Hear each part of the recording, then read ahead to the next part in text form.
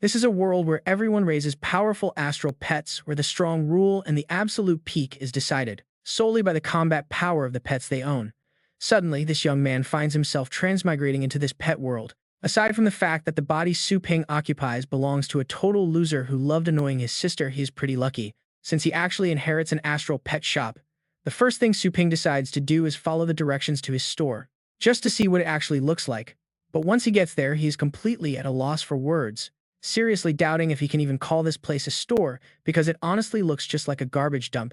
The outside is decrepit, and inside pets have left a total mess everywhere with a terrible smell. Su Ping looks at this feeling utterly depressed, thinking he inherited some amazing assets from the original owner, but it turns out he is just cleaning up a massive heap of trash. Just as Su Ping is rolling up his sleeves to get to work, someone kicks him hard in the back, sending him sprawling forward and rolling across the dusty floor. Who the hell is that? Su Ping snaps, looking up at a very shady thug. Well, did you already forget your latest customer? I have been waiting right here for you for an entire week. Su Ping has absolutely no memory of this guy, so he naturally assumes he is an enemy. But before he can even open his mouth, the guy starts screaming again, telling him that for 3 whole days he left his dark tempest in his care, and yet he locked it up with 10 lions for 3 whole days. Do you have any idea how brutal those beasts were? Do you know what kind of hell my pet went through? Hearing this, Su Ping immediately realizes what happened, and then he looks at the miserable, sickly beasts, silently cursing the original owner of his body for being so incredibly wicked. Trying to calm the angry man down, Su Ping offers to care for the pet free of charge to make up for it. Like, I need your lousy money, the guy snarls, grinding his teeth together in absolute fury before taking action. He immediately orders his pet to attack. This creature looked completely exhausted and sickly just a moment ago. But the moment it hears the command, it turns incredibly fierce. Before Su Ping can even process what is happening, the beast has already lunged behind him. Its tail, tipped with a razor-sharp, icy blade, wraps tightly around his neck. Feeling the cold steel against his skin, Su Ping breaks out in a cold sweat. He silently curses the original owner for being stupid enough to provoke someone this dangerous. Can we please talk this out? He pleads. Let's sit down and find a compromise. I will pay you back 3 times the amount. But the thug just scoffs, asking him what he could possibly compensate. You turned my battle pet into a complete joke. How can you ever pay for that? The thug snaps, but then his expression changes. I just thought of a brilliant idea, he says, ordering his Dark Tempest to use a powerful new move to completely demolish this trashy pet shop, restoring the pride of his beast, carrying the prestigious White Dragon bloodline. Su Ping is filled with sheer panic and helplessness. Seeing the dark beast preparing to unleash its strike, he is completely lost. Is he really about to lose everything the very second he transmigrates here? As a proud transmigrator, he hopes not. It makes no sense for him to be so weak that he doesn't even own a pet. Just then, a blinding flash of light descends from the sky like lightning, striking Su Ping directly. Both the thug and his beast are instantly frozen in place. At the exact same moment, a virtual screen pops up in front of him. Suitable host scanned, initiating binding process. Su Ping feels his racing heart finally settle down. Thank goodness he is a transmigrator after all, so of course he gets a premium system. But then more text appears on the virtual screen stating that the system is actually binding to the Roju Pet Store. Now it is Su Ping's turn to freeze.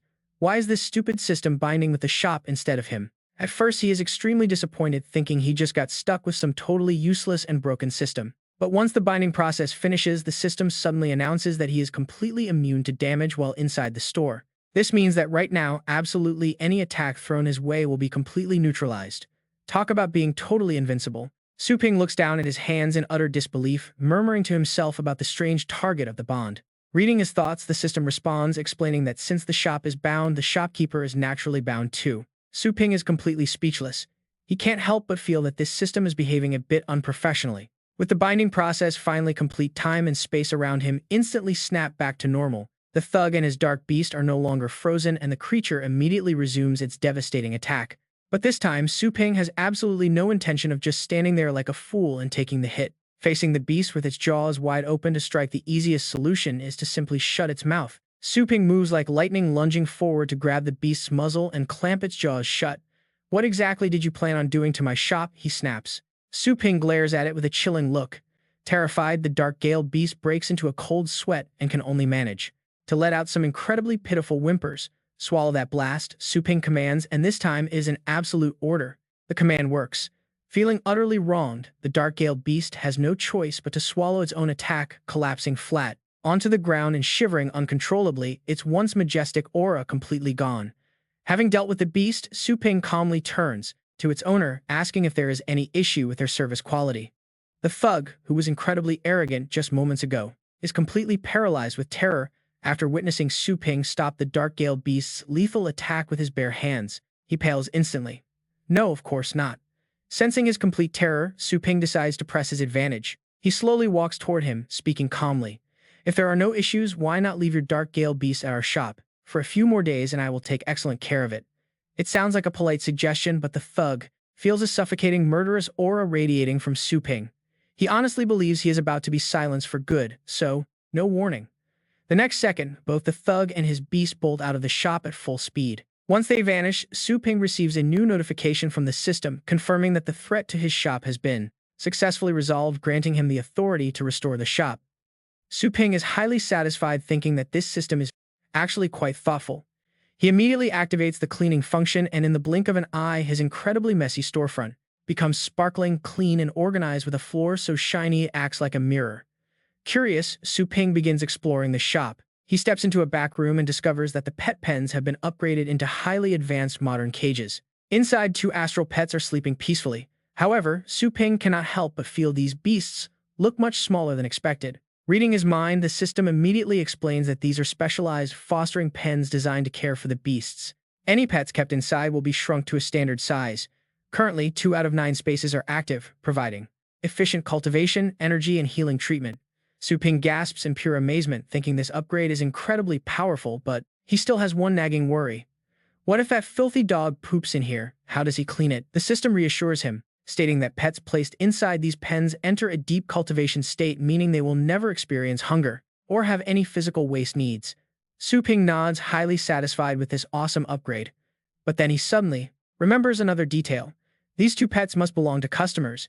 He asks the system how he should handle future troublemakers. The system does not answer directly. Instead, with a soft electronic chime, it instantly delivers a brand new main quest. The objective is to select a pet and train it up to level 3. Su Ping looks at the 2 choices before him and decides to go with the lightning rat. After all, he is not much of a dog person. The lightning rat is a thunder element beast currently at rank 1, and its only available skill is seduction. Su Ping feels like he just got slapped in the face.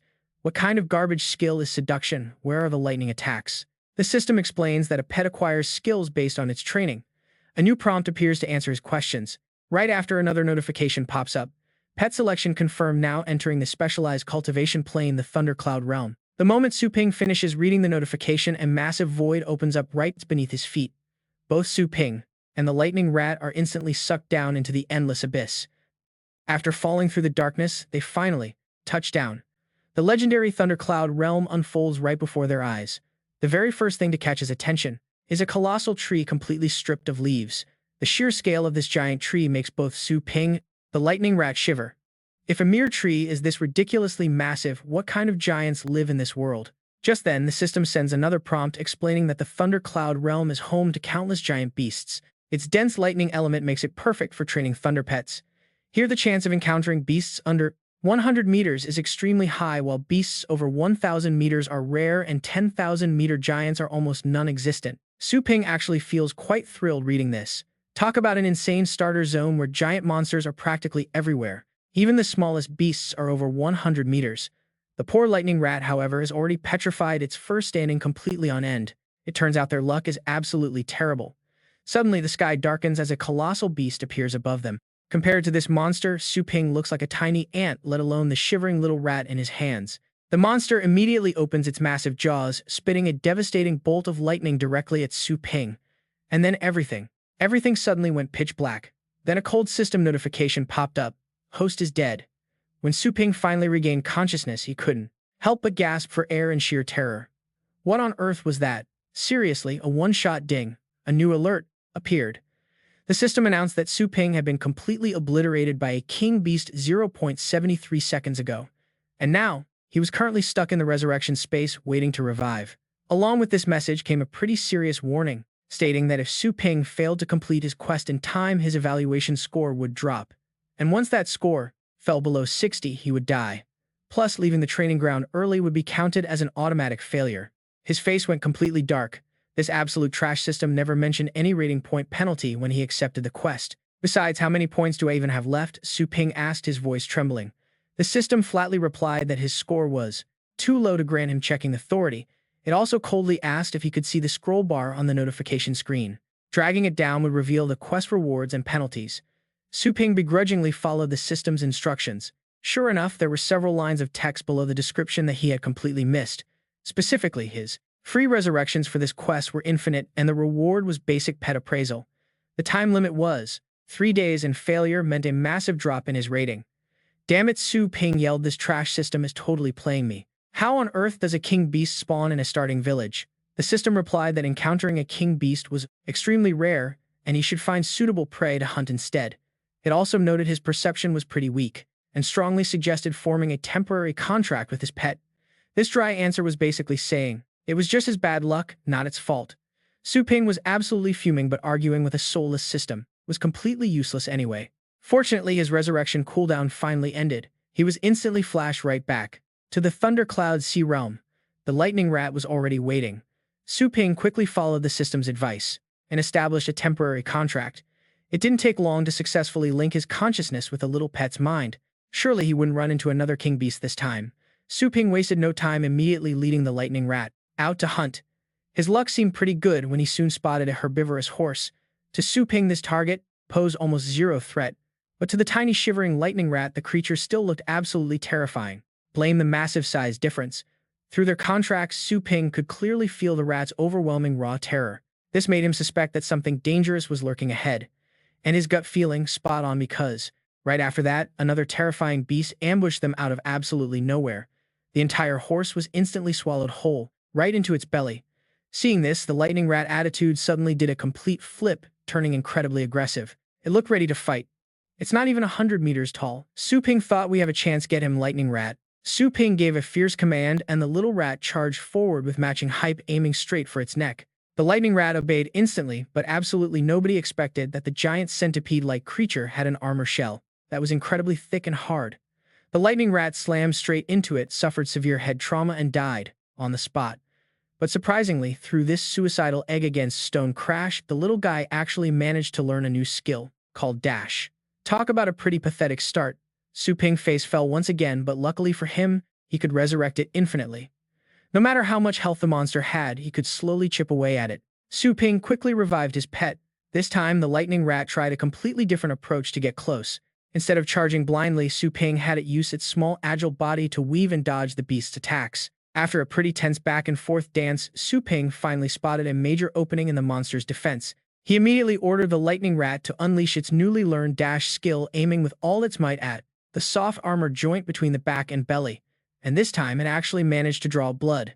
Too bad that, right after the centipede bit the rat again, sending it straight back to the grave for round 2. Su Ping refused to quit and revived his pet once more. After countless attempts in this lightning-rich environment, the lightning rat finally grasped the lightning element. It could now channel raw lightning to boost its basic dash, successfully evolving the attack into a powerful, thunderous dash. Su Ping was incredibly excited. Even though his pet had been getting absolutely wrecked, he never expected its skill to level up this fast. Armed with this new move, the little rat should definitely be able to pierce right through that beast's thick armor defense. Su Ping eagerly ordered the lightning rat to charge up and initiate the attack, ready to see some real payback. The Thunder Rush skill clashes with incredible force, and the giant centipede is finally pushed to its absolute limit. Even though they successfully defeated their target, the lightning rat looks completely exhausted with barely any stamina left. Its energy reserves are pretty low, meaning it can only use Thunder Rush one more time. Su Ping has to let it rest, recover before they can find new prey. But right at that moment, the ground suddenly begins to shake violently, catching him off guard. Su Ping loses his balance and tumbles backward. He initially thinks it is just an earthquake, but something far worse is happening. Dozens of monstrous beasts suddenly burst from the ground. Oh great, they are all allies of that centipede he just killed. As soon as they appear, they launch a vicious attack. Both Su Ping and the lightning rat get absolutely whipped by heavy tails. Su Ping gets launched into the air and slams hard onto the dirt, feeling like he just broke 5 or 6 bones. These fully grown centipedes are way more terrifying than that larva from earlier. Even though they can both revive infinitely, this is rough. Fighting such an unfair match over and over is incredibly exhausting. It is especially bad for the poor lightning rat right now. The little creature is heavily injured and did not even get a chance to recover its stamina. Su Ping feels completely helpless. He decides to stop resisting. There are just too many enemies, and even instant revival won't help them survive for very long. He figures it is much smarter to choose a random respawn point and keep leveling up elsewhere. But things do not go as planned. Just as a giant centipede lunges at Su Ping with its hideous jaws wide open, the lightning rat leaps forward to protect him. Trembling in sheer pain, it still forces itself to strike using Thunder Rush to slice right through the enemy's massive body. Su Ping is stunned.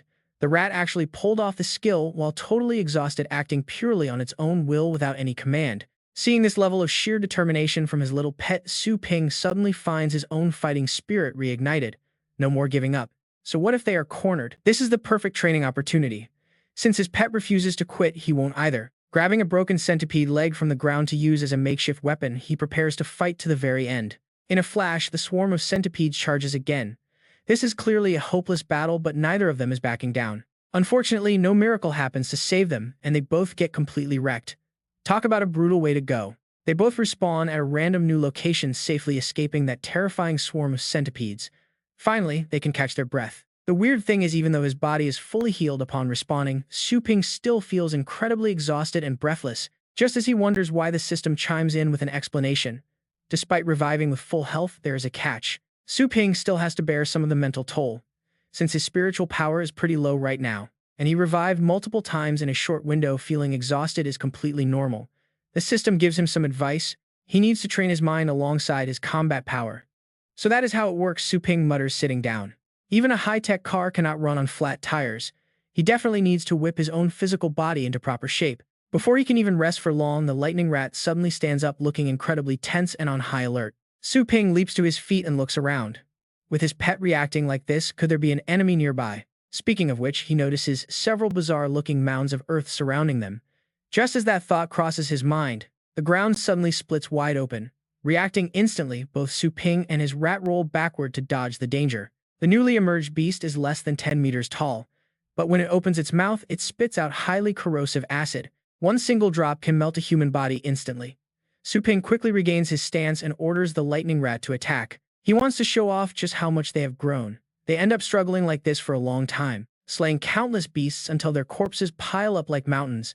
Finally, Su Ping completes his training mission. He collapses alongside the lightning rat on top of the pile of monster corpses, completely out of breath. But what truly blows Su Ping away is that his pet just learned one of the 10 legendary lightning skills. It is called the Thunder Flash Afterimage. Skills are divided into 6 distinct ranks based on power and effectiveness. Among them are ancient secret techniques. Legend says these secrets were lost long ago, leaving only true geniuses to learn them. Who would have thought this tiny, ordinary-looking lightning rat would possess such an incredible stroke of luck? The Thundercloud Sea realm contains highly pure lightning elements which help trigger the rat's hidden potential. A helpful new system notification pops up to explain everything, clearing up all of Su Ping's confusion. He nods in understanding. All right, send me back now, Su Ping mutters weakly, completely drained of all physical energy. The system quickly initiates the shutdown process and closes the training interface, preparing to teleport Su Ping home. As the connection to the Thundercloud Sea realm begins to fade, the temporary bond between him and the lightning rat is quietly severed. Su Ping closes his eyes. He is totally drained. Meanwhile, the real world is hosting the final selection rounds. The final selection round for the Battle Pet team is underway. It is an annual competition held right at Fengshan Academy. Located in Longjiang City, every student competing here holds a burning hope of becoming a powerful Battle Pet master one day. They also dream of joining the Pioneer team as soon as possible. And just like before, some highly anticipated names are drawing attention. Top talents like Yihao Jiang, Xuehan, and Zhang Xiao are leading the pack. Meanwhile, a red-haired girl in the crowd sighs repeatedly. Her name is Su Yanying, a third-year student at Fengshan Academy. Just like everyone else, she really wants to achieve great things. Unfortunately, luck was not on her side. During the previous 2 rounds, she had to face the toughest opponents in the tournament. She kept running into champion-level top seeds. She had to fight Jiang Xuehan first, and then it only got worse from there. Facing Yihao right after led to another defeat. 2 in a row, and the bad luck does not stop there. Her final match is against Zhang Xiao, another top seed, and all she has left is her injured evil fox. However, the tournament rules are strict. Every single competitor must have at least 2 battle pets ready to step onto the arena. Out of options, she rushes back to Su Ping Pet Shop to retrieve her lightning rat. Stepping inside, she is met with complete silence. The shop is completely empty, making her panic. Boss, she shouts, I am here to pick up my battle pet. Hearing her loud shout, Su Ping opens the door and steps out. She quickly explains that she left her pet here 2 weeks ago. She asks if the little guy is doing fine and says she needs to pick him up a bit earlier than planned. He is doing great, healthier than ever, Su Ping replies coldly before turning away. Go ahead and pay first. Su Yannying is quite confused by his cold attitude. She assumes he is worried about not getting fully paid for the early checkout. She quickly assures him not to worry, promising to pay the exact amount they agreed on without missing a single penny. She promises to pay every single coin of the original fee, ensuring he will not lose out on a single dime. Trying her absolute best to remain polite, she is met with Su Ping's terrible and completely quiet attitude. He walks straight into the back room, gently picking up the soundly sleeping lightning rat, staring at it with deep reluctance. Wake up, buddy. It is time to go back to your owner. Just do not forget about me, okay? He grew incredibly attached to the little guy after surviving so much together. But he has to let go now. There is simply no other choice. Once she finishes paying, the system immediately processes the energy transaction. The money is automatically converted into energy points. Right on cue, a brand new quest notification pops up on his screen. This new task is called Chaos Breeding Pool, requiring Su Ping to breed a unique battle pet of his very own. He has only 7 days to complete it, with a random battle pet warrior skill book waiting as his reward. But failure means losing major points. If his rating drops too low, he will be permanently logged out of life. Fortunately, the system drops a helpful tip suggesting he buy an awakening elixir to officially become a battle pet warrior. Su Ping's heart skips a beat. Actually becoming a real battle pet warrior, the thought gets him incredibly excited. He quickly pulls up the system shop menu. This shop exists directly inside his mind, ready to open at any moment. All he needs to do is think of an item and it appears. The awakening elixir sits right in the first slot. It costs 100 energy, so Su Ping immediately hits buy. But a warning message pops up on his screen. He simply does not have enough energy points. The system explains that his energy is converted directly from regular currency. With a strict conversion rate of 100 to 1, he has only earned a single energy point today. That is because Su Yanying's total bill only came out to a measly 108 coins. Su Ping is absolutely furious. What a complete joke.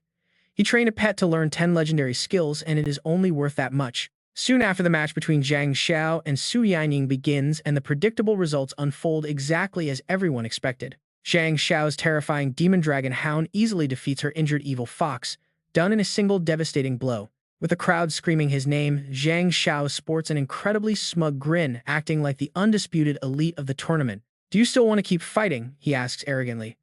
This guy is a powerful third-year force in the academy. Even though he poses the question, the audience already knows this fight has lost all its real excitement. During the previous rounds, Su Yannying was actually considered a strong contender, but her luck had been absolutely terrible. Running straight into the academy's 2 strongest aces left most of her combat-ready pets heavily injured and unable to fight, severely wounded. Honestly, there was practically no hope of winning right from the start. Too weak to salvage this guaranteed defeat. She did not even think about saving her strength. She just threw her life away. Truly, a brainless move. A commentator remarked that spectators are always clear-headed. But this match, it determines absolutely everything for her future. It decides whether she qualifies for the Pioneer team. Of course, even with zero hope left, she must try. You have got to risk it, someone else chimed in. Down in the arena, the battle was not over yet. Even though Su Yanying's astral pet lay completely beaten on the ground, the audience still waited for her final decision. Would she concede defeat or fight to the bitter end?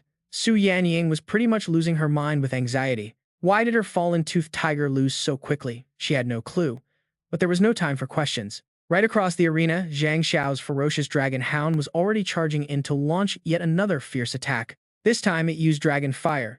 It was not at full strength, but easily enough to crush her recovering tiger. Staring at the blazing torrent of fire rushing toward her, Su Yannying squeezed her eyes shut and screamed. I surrender, she screamed. A massive explosion suddenly shook the entire stadium from Zhang Xiao's devastating fiery attack. The referee blocked the roaring fire just in time, declaring her surrender. Yet something felt pretty off. Despite winning, Zhang Xiao looked incredibly frustrated.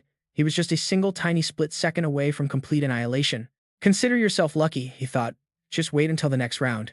Meanwhile, Su Yannying was feeling completely devastated. She only had her lightning rat left to send out, but that tiny useless creature had just eaten trash food since returning. This made her seriously suspect that Su Ping had somehow completely ruined the poor little pet during his training process. In its current poor state, she really did not want to send it out. Her fallen-toothed tiger was already crushed. How could a tiny rat survive out there? According to the tournament rules, Su Yannying only has 1 battle pet left. The announcer's voice boomed again. Su Yannying bit her lip hard, wondering if she really had to send it out. Even though she mastered the rank 3 strength augmentation technique, it could only temporarily boost its low combat power. The rank 1 lightning rat would only reach rank 3, while Zhang Xiao's dragon hound was already rank 3. Zhang Xiao's dragon hound was long at rank 3. Seriously, who would not expect a total brutal slaughter here? Go for it, Su Yangying, do not be afraid, the crowd mocked. Zhang Xiao's dog might just eat your little rat. Taunts and jeering echoed from the stands mocking Su Yangying. Yet she managed to keep her cool. She wanted to protect her lightning rat and avoid useless sacrifice, so she slowly raised her hand. But before she could even utter the words of surrender, the little creature decided to take charge instead. Its fur bristled as it charged forward, forcing everyone to assume the match had officially begun. Without any command from its master, the tiny lightning rat acted entirely on its own stubborn pride. It refused to let its master be humiliated like this. She stood dazed while Zhang Xiao sneered in delight. He absolutely loved crushing weaker opponents, seeking cheap satisfaction by humiliating Su Yangying in front of everyone. He immediately ordered his dragon hound to incinerate the rat, but the tiny opponent was already prepared. Lightning rat, use your extreme speed to dodge the attack. Su Yangying suddenly cried out in panic. Her sudden frantic command completely interrupted the powerful offensive skill the pet was preparing to unleash. She had no idea Su Ping had trained it to awaken the 10 secret skills, accidentally hindering her own pet. With its counterattack suddenly ruined, the rat was a step too slow and took a direct hit. The dragon hound's blast sent the little rodent flying flat onto its back. Surely this was the end. But Zhang Xiao did not want to end it so quickly, ordering his pet to slowly tear it apart. Following that brutal order, the massive dragon hound lunged forward to execute a vicious close-range strike. Fearing the absolute worst, Su Yangying quickly activated her rank 3 strength augmentation to boost her pet's power. Then she commanded it to use thunder speed to evade the strike, and this time it actually successfully dodged. Landing quite gracefully on the arena, the lightning rat quickly found the perfect opening to launch its counterattack. The red-haired girl who was scoffing in the stands suddenly sat straight, her eyes glued to the little creature. If her eyes were not playing tricks on her, the attack it was channeling was a rank 7 thunder spell. This devastating blast was so incredibly powerful, it even shattered the referee's barrier, leaving the demon dog. Zhang Xiao's demon dragon hound couldn't avoid the blast either. Up in the VIP stands, the big shots lean forward, completely hooked. They can't hide their excitement. A level 1 lightning rat actually pulling off a level 7 lightning skill is just unheard of. Talk about a terrifying new generation. Once the shockwaves finally clear, the mighty demon dragon hound is left face down on the dirt. Zhang Xiao falls flat on his back, pale as a ghost, muttering to himself that there's no way this is real. The entire arena goes dead silent until the host suddenly screams out in pure disbelief. Su Yangying lightning rat actually did it. It mastered a level 7 skill. This is absolutely insane. Let us hear it for the winner of this match, Su Yangying. The crowd freezes in silence for a second before the entire stadium absolutely erupts. A tiny lightning rat doing this. Mastering a level 7 skill is a total game changer. Frankly, even Su Yangying has no idea what just happened. How could her pet suddenly become this powerful? Just a few days ago, the little guy was practically useless. It was just a cute fluffy ball with zero combat ability.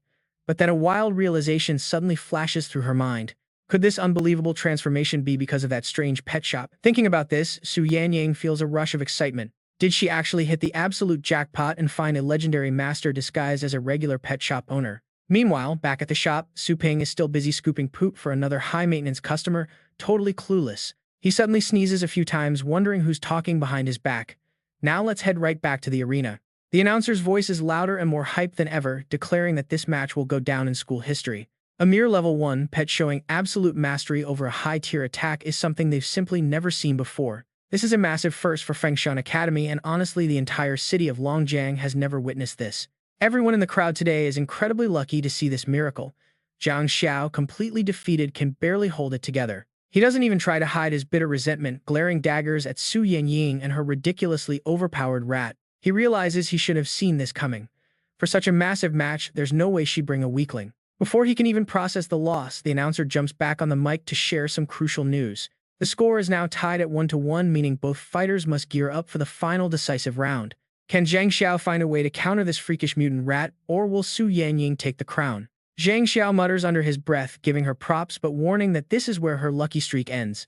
Gritting his teeth, he recalls his defeated hound and prepares to summon something far more terrifying to the arena. Out comes his ultimate ace, the massive rock rhino. Just looking at this beast makes Su Yangying break out in cold sweat. This is bad. It's an Earth-type beast he has kept hidden this entire time, his actual secret weapon. The announcer screams that it's a level 4 Earth beast. There's a massive 3-level gap between them now. Plus, the elements completely counter each other. Things are looking incredibly bleak for the little lightning rat. Su Yangying is still holding her pet, but the moment it spots the rhino, it leaps down completely fearless. The crowd goes wild, seeing its sheer confidence. Honestly, talk about a little guy with some serious attitude.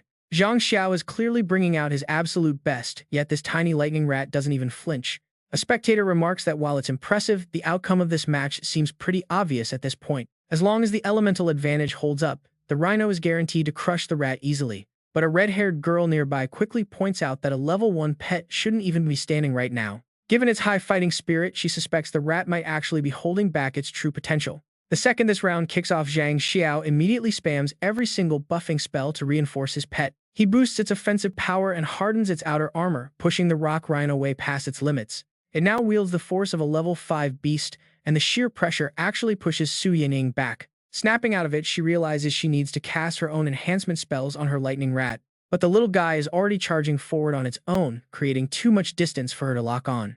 She can't apply her buffs in time, and her heart leaps into her throat as it draws closer to the rhino. The spectators groan, thinking she made a rookie mistake by letting her pet charge without any magical support. Zhang Xiao smirks, telling his beast to step forward and crush the tiny unbuffed opponent into paste. Under his command, the massive rock rhino slowly raises its heavy leg, aiming straight for the rat. It raised its right leg and slammed it down. Everyone thought this single stomp would turn the lightning rat into a flat patty squeezed between two slices of bread. Yet the impossible happened once more when the lightning rat transformed into two lightning streaks, dodging sideways to avoid the stone rhino's heavy stomp. A lightning afterimage. The crowd in the stands stared in absolute disbelief. How was this even possible? They were completely stunned because lightning afterimage is another 7th rank skill. This time, they no longer assumed Su Yanning was just getting lucky. Instead, they immediately started plotting how to recruit her into their own battle teams. Down on the field, after using the lightning afterimage to dodge the lightning, rat did not rush to counter the stone rhino.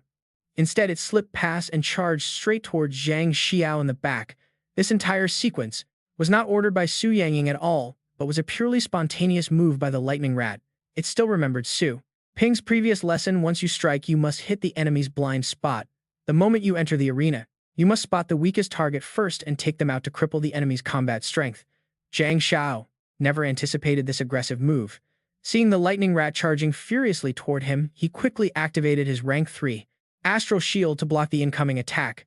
But how could a mere level 3 shield ever withstand the level 7 Thunder Slash? Zhang Xiao's Astral Shield was shattered before it could even fully form. The impact was massive, making the entire arena shake from the lightning rat's devastating strike as a massive crater ripped open. Everyone held their breath, hoping Zhang Xiao could somehow make a safe escape, but spoiler alert, there was zero chance of that. The referee's airless falcon intervened. The majestic bird grabbed Zhang Xiao with its talons and soared high, while Zhang Xiao himself seemed to have already lost consciousness. Naturally, under these circumstances, Su Yanning won the match, officially eliminating the tournament's #1 seed to advance past the qualifiers. The crowd that was cheering for Zhang Xiao earlier now chanted Su Yanning's name in perfect unison. This overwhelming burst of praise made her feel quite uncomfortable. Even though she had won, Su Yanning still felt like she was living in a dream. Her ordinary lightning rat had somehow mastered 2 high-tier level 7 skills. After seeing it perform the lightning afterimage, she was absolutely sure that this unbelievable growth was the work of that pet shop. The store owner was truly a deeply hidden, peerless master. Meanwhile, back at Su Ping home, he had no clue about the earth-shattering battle fought by the lightning rat he had trained. His mind was currently consumed by a massive headache: how to earn 10,000 astral coins within 7 days to complete his system quest. Relying purely on boarding fees made this goal absolutely impossible. He wanted to search for other ways to earn cash. But the system currently restricted the shop to only 3 business models: boarding, pet rental, and selling pet food. For boarding, the shop only had 2 low-tier pets that were completely useless, allowing him to charge just only 10 energy points hourly. The pet rental business was totally unviable because Su Ping currently owned no pets to lease out. This left selling pet food as the only realistic option he could choose to make quick money. However, Su Ping had to personally enter a cultivation plane to harvest it, with pricing determined by the food's quality. He asked the system if pet food could be harvested in any cultivation plane or only in dangerous ones like the Thundercloud Sea realm. The system replied that food grows everywhere, and the Thundercloud Sea is just one of many high-tier planes.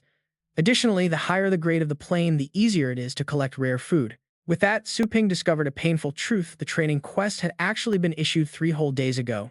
But because he spent all that time busy training the lightning rat, he had completely wasted his chance to gather rare food from those high-tier planes for 3 days straight. This could not continue. Su Ping made up his mind. Within the next 3 days, he had to become a battle pet warrior. Eager to start, he immediately asked the system to show him the list of cultivation planes. A vast list of options materialized before him, categorized by tiers, from ultimate planes requiring 1,000 energy points down to high, intermediate, and elementary tiers, which cost just only 1 energy point. Although he had countless choices, Su Ping's remaining energy balance was a measly 1 point, forcing him to settle for the absolute lowest tier cultivation plane. Su Ping could not help but feel deep regret. If he had just plucked some random herbs during his last training trip with the lightning rat, he wouldn't be stuck in such a miserable situation right now. A qualified host must have the initiative to gather everything useful, especially when it comes to pets. The system coldly mocked him. It then quickly recommended the perfect destination, named Out of Bounds Nebula Area 1002. Despite the system's sharp criticism, Su Ping did not feel discouraged at all. That sudden realization changes everything for him. He vows never to miss another chance to level up his astral pets. Soon he connects to Astral Nebula Area 1002. The moment he touches down, the system hands him a starter package. Su Ping gets a novice spatial cube containing 3 temporary scrolls for the ancient plant identification skill activated by simple thought. He has 1 full day to hunt for items, and the system graciously grants him 30 free resurrections. Driven by curiosity, he immediately uses his mind to pull out the first identification scroll, eager to test it out. The skill scroll vanishes the second it touches his palm, turning into a beam of light that shoots directly into his left eye. Instantly, information on every herb before him becomes crystal clear. Stone flowers with low rarity show basic healing properties. He identifies thistle grass, perfect for low-level pet bedding, and phoenix wood, which offers a minor stamina boost. These are just common low-tier recovery plants, and the lack of valuable finds quickly leaves Su Ping feeling a bit discouraged. He keeps walking through the rugged terrain, hoping for something better until a glimmer of luck finally catches his eye. He spots a rare rock scarlet fruit, a highly sought-after treat for fire-type astral beasts that directly boosts their elemental skill damage. But there is a catch.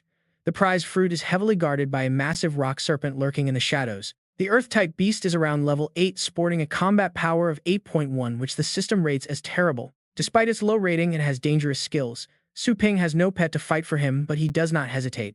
He charges straight in, and let's be honest, the most valuable herbs always grow in the deadliest zones. He cannot afford to waste space on cheap weeds. It is time to go for the most expensive loot. Darting past the massive serpent, he snatches the fruit right out of its jaw just as it prepares to swallow. He stashes the prize safely in his inventory, only to get instantly crushed by the furious beast, costing him 1 life. Honestly, dying is a small price to pay. If he can secure these rare treasures, he will gladly die 30 times over. Su Ping spends the day raiding the dangerous map, empty-handed, dying and reviving over and over until his lives run out. With his 30 lives completely exhausted, the trial ends and the system teleports him back to his shop. Gasping for air on his shop floor, he realizes dying 30 times in a single day takes a serious mental toll. But staring at the mountain of rare herbs from Area 1002, he knows the excruciating pain was entirely worth it. Now it is time to cash in.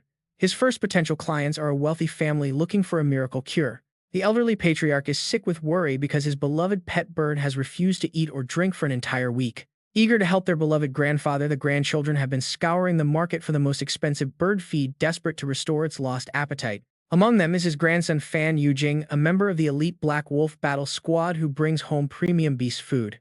But the moment the sick bird catches a whiff of the food, it violently knocks the bowl away and turns hostile. When they force-feed it a single bite, the creature screeches in pain and vomits thick black blood, sending everyone into a panic. His younger sister cries out in panic, asking what they should do since Xiao Huo will not even touch the premium centipedes. Fan Yujing yells to contact the city's top beast hospital, immediately realizing his pet's condition is deteriorating rapidly. He fears a deadly heart-eating parasite has infected Xiao Huo, and any further delay could result in the bird's death. Their grandfather cradles the dying bird, frantically begging them to call a doctor when Grandma Fan suddenly rushes into the room. She looks ecstatic, waving a small medicinal pill and announcing to old Fan that their precious Xiao Huo is finally saved. But before she can explain, her granddaughter cuts her off, insisting they need to head to the city hospital right away. Grandma Fan looks completely confused, asking what illness they are talking about, but she does not get a chance to answer. Before the girl can explain, the dying bird in old Fan's arms suddenly shrieks and lunges forward with unexpected strength. It snatches the pill right out of Grandma Fan's hand and swallows it whole, surprising everyone in the room. Instead of vomiting blood, the bird stands tall, its eyes bright and full of energy, leaving the grandparents absolutely thrilled. Grandma Fan whispers that the young shop owner Su Ping was right, remembering his exact advice about the vermilion bird's diet. He warned them that vermilion birds possess a pure, intense fire attribute, and feeding them complex food leads to severe sickness. He told her to feed it rock scarlet fruits regularly, and if it does not recover, she could bring it back. Hearing this, the granddaughter looks skeptically at the expensive centipede container in her hands and questions her brother about their mistake. Fan Yujing scoffs, telling her not to believe that shop owner's nonsense, completely refusing to admit he made a mistake. He mutters that food attributes are a myth, though he cannot ignore the healthy bird standing right in front of him. He asks his grandmother how much she paid for that scarlet stone fruit. 130 coins a piece, Grandma Fan answers.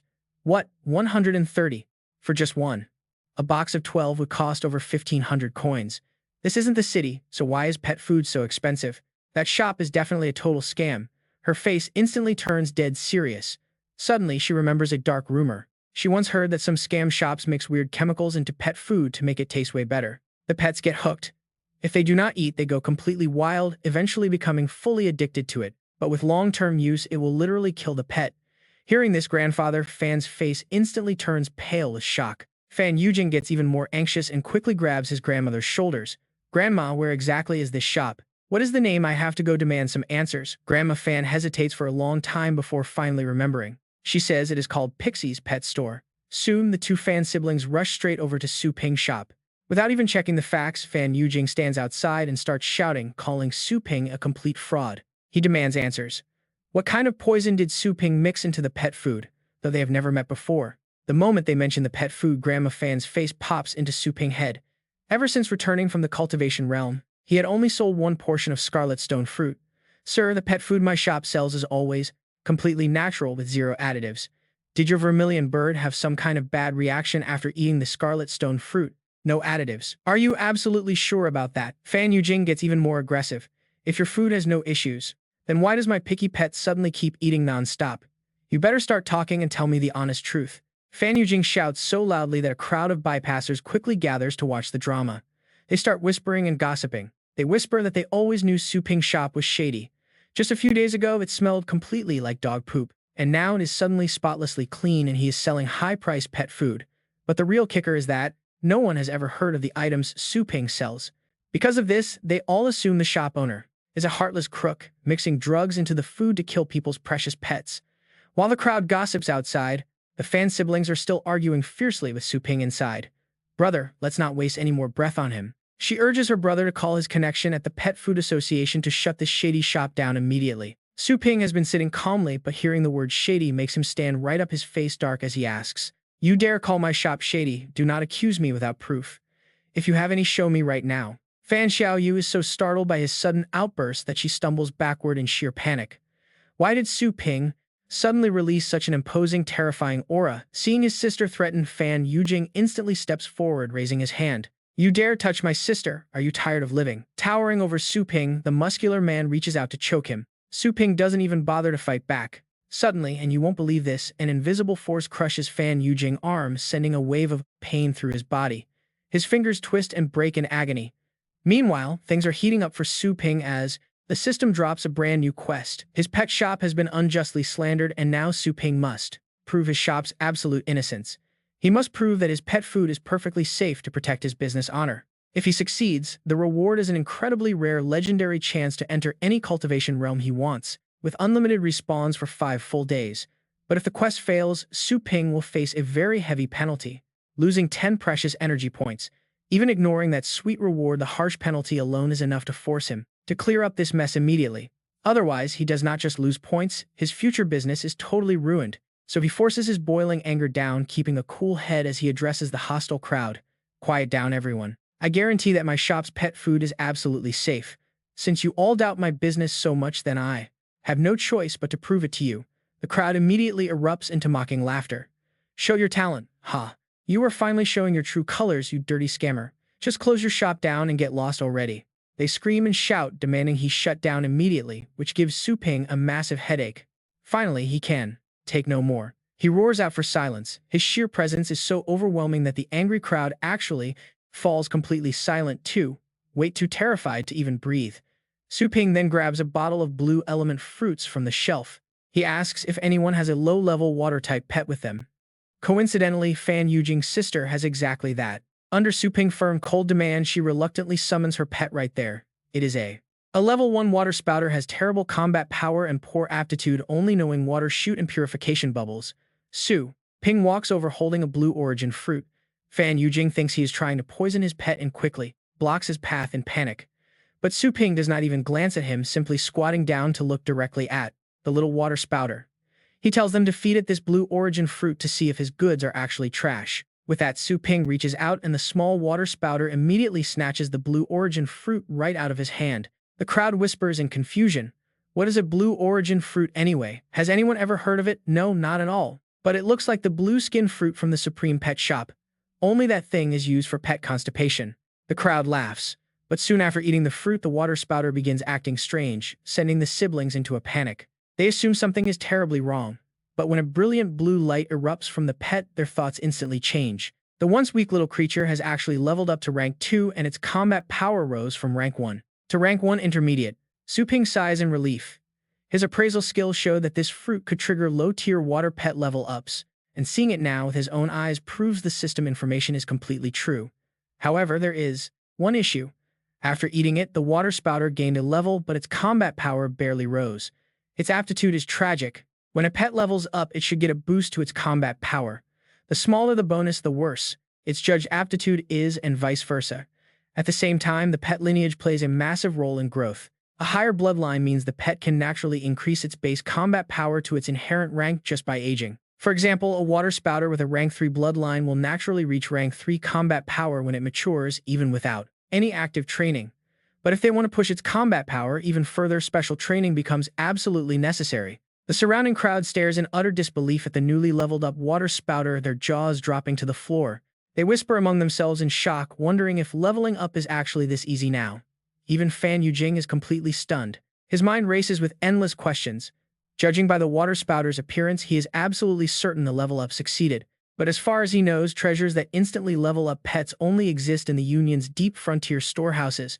If Su Ping truly possesses such legendary treasures, then his background must be incredibly powerful, if not downright terrifying. Has it really leveled up? His little sister squats down and scoops up her pet, still staring with absolute doubt. She directly questions Su Ping, asking if he somehow secretly switched her beloved pet when they were not looking. Su Ping pulls a dark face, but before he can even reply, Fan Yujing rushes over and pushes his sister's head down. He bows 90 degrees and frantically apologizes, begging Su Ping to forgive their blind ignorance. Su Ping remains quiet for a few seconds before coldly replying that it is $8,700 a piece, fixed price. Fan Yujing quickly agrees. He urges his sister to pay up immediately. A treasure that can level up pets for only $8,700 is an absolute steal.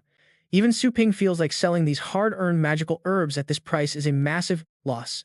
But despite trying to convince the system to raise the price, he was rejected every single time, being told the price is perfectly reasonable and cannot be changed.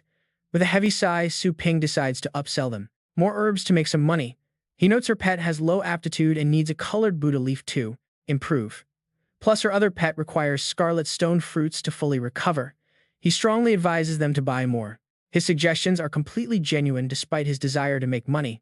Since his advice sounds incredibly logical, Fan Yujing nods in agreement and tells his sister to pay up. Witnessing this insane scene, the onlookers behind them suddenly scramble to buy as well. After all, if these products can truly level up pets, this price is incredibly cheap. Just like that, Su Ping's controversial shop suddenly becomes a massive hit. By the end of this busy day, he earns $31,560, which the system converts to 315 energy points. Plus, for clearing his shop's name in this quest, he gains a free ticket to enter any cultivation plane within 5 days. But Su Ping does not focus on that just yet. He finally has enough funds for the awakening potion. He immediately opens the system shop, spending 100 energy points to buy that tiny bottle and downs it instantly. It tastes just like plain water.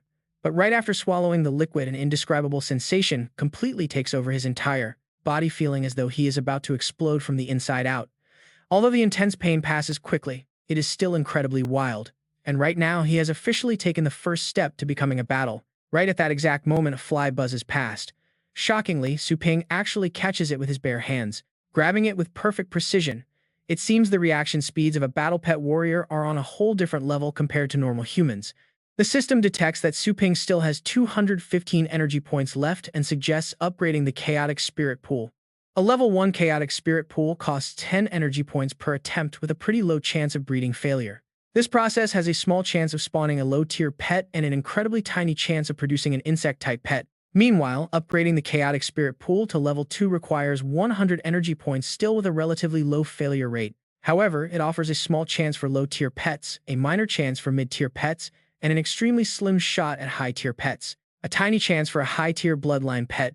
Reading this over, Su Ping immediately knows which option he has to choose. Why save 90 points just to stick with a level 1 pool? Honestly, what is the point of settling for a basic mid-tier pet? No way. Su Ping spends 100 energy points asking the system to create a level 2 pool for him. It is make or break time. He takes a deep breath and immediately presses the button right in front of him. He quietly prays that his very first try will somehow land him an elite high-tier pet. Boom! A massive pillar of light shoots straight down from the sky, completely burying the pool in thick, heavy smoke. With his senses temporarily blocked, Su Ping is incredibly curious. What kind of beast did he actually summon? He holds his breath in suspense. But waiting for him is just a little skeleton, a demon-type pet with terrible potential. It is the absolute lowest-tier demon possible. Honestly, only complete losers would ever carry this trash around. Su Ping is so furious, he is speechless. He spent 100 energy points just to get this garbage. Talk about terrible luck. Either way, the first summoning quest is done, rewarding him with a random Battle Pet Warrior skill book. He opens it to find the basic killing intent skill. By consuming some mental energy, it triggers a pet's inner bloodlust. This sends them into a berserk state, letting the pet maintain an aggressive attack even when they are severely injured. Su Ping falls into deep thought. With so many high-level masters around, basic skills get crushed easily. He is worried that simple basic attribute skills would just get them instantly wiped out in a single hit. But this killing intent skill is perfect for punch-above-your-weight fights. Maybe it is not a total loss. Time to stop hating on the little skeleton. Right after that, the system detects he has met the conditions to unlock the next main quest. This time, the goal is to train his own pet until its aptitude reaches the upper middle grade. The time limit is 7 days. The reward is chaotic star power, and the penalty for failure is losing 10 points. Upper middle grade aptitude, Su Ping is completely stunned, barely able to believe his own eyes right now. Even that monstrous lightning rat was incredibly overpowered, yet its aptitude only barely reached the lower middle grade. And this little skeleton's talent is even worse than bottom tier. This quest is basically an impossible task. It is like asking him to turn a pile of trash into solid gold. But unlike its stressed owner, the little skeleton seems totally happy. At least the little skeleton is quite entertaining to watch, which is basically the only good thing about it. Just then, Su Ping hears someone calling out to him, and the voice sounds pretty familiar. "Hey boss, are you in there?" It is Su Yangying back at the shop with her lightning rat and another girl right by her side. Su Ping opens the door and walks out. Seeing Su Yangying, his face falls with clear disappointment. "Oh, it is you again, 108 yuan. Do you need something?" "Hey, my name is Su Yangying, not 108 yuan," she snaps suddenly, stepping right up to him. She demands answers. But more importantly, the lightning rat behaved completely differently yesterday. What did you do to it? Is that all? Su Ping breaks into a cold sweat. He thought something went wrong with the pet and she came to complain. So he immediately shakes his head, claiming he did absolutely nothing, other than taking it out for a brief walk and some exercise. Of course, he glosses over the fact that the walk was actually through a dangerous cultivation zone. "Right, buddy." Su Ping turns to glare at the lightning rat. Even though his voice is soft, it sends a massive shiver down its spine. The little creature is absolutely terrified. Su Yangying watches this interaction closely, scanning both Su Ping and her pet. He claims he just gave it some light exercise, which is basically admitting he did some real training. And yet, this very rat did not even fear a level 4 demonic dragon hound in the arena yesterday, but right now is trembling like crazy in front of Su Ping. This makes her even more suspicious of his true power. Her friend whispers that this boss looks completely ordinary, the shop is tiny and totally dead, asking if she is really sure about him. Did we get the wrong place? The girl walking right next to Su Yangying suddenly whispers into her ear. Su Yangying quickly signals her to be quiet, lowering her voice even more to whisper back. I cannot explain it right now, but basically, this shop owner is highly likely a rank 7 powerhouse. Do not make him angry or we might not survive this. How on earth did you figure that out? Her friend is completely puzzled, but she listens and keeps quiet. Meanwhile, Su Ping, the guy Su Yangying thinks is a powerhouse of at least rank 7 or higher, actually just became a rank 1 battle pet warrior just a few minutes ago. He gently pets the lightning rat, waiting for a system quest, but nothing pops up. Seeing the two girls whispering suspiciously, he loses his patience and decides to speak first. "What is wrong? Are you here to complain about my high prices?" It was supposed to be a completely normal question, but through Su Yangying's terrified perspective of seeing him as a master, this casual question from Su Ping sounds incredibly menacing, turning into an intimidating threat to them. Honestly, it makes sense considering her lightning rat became so ridiculously powerful, yet she only paid a measly 108 yuan yesterday, which was way too cheap. Su Yangying overthinks this and immediately believes that Su Ping is definitely testing her sincerity, so she quickly tries to transfer him another 1,000 yuan on the spot as a token of her appreciation, begging him not to refuse. But Su Ping rejects the transfer and cold sweat begins to pour down Su Yanying's forehead. Thinking 1,000 is way too little, she boldly sends 5,000 more right away. Yuan, but she is shut down by him once again. Her face darkens in absolute panic, unable to hold back, and blurts out asking if it is still not enough. What are you doing sending money repeatedly? Her friend is deeply confused, but Su Yanying begs her to help, saying this is extremely important to her. Her friend immediately agrees, gets the hint, and transfers her more cash. For Su Yanying, getting close to a hidden boss like Su Ping is an once-in-a-lifetime chance. You have to give a little to get a lot, so she does not mind spending heavily right here. After borrowing some cash, Su Yanying transfers 10,000 yuan straight to Su Ping, but he still rejects the money. Worse, Su Ping looks increasingly annoyed. Refusing to give up on clinging to this giant powerhouse, she decides to go all out and transfers 100,000 yuan. Su Ping sees this massive fortune dropping on him and is absolutely thrilled. He desperately wants to take the cash, but the system blocks him, stating he cannot accept unauthorized tips or overcharges. All store prices are strictly bound to system regulations and absolutely cannot be changed. This leaves poor Su Yanying rejected for the fourth time, and she is honestly about to cry. We were blind, please just name your price. Su Ping is secretly crying inside over the lost fortune, but he still has to act like a noble saint as he tells her to stop sending money because it is completely unnecessary. Su Yanying is deeply moved by his words. She never expected him to want absolutely nothing in return.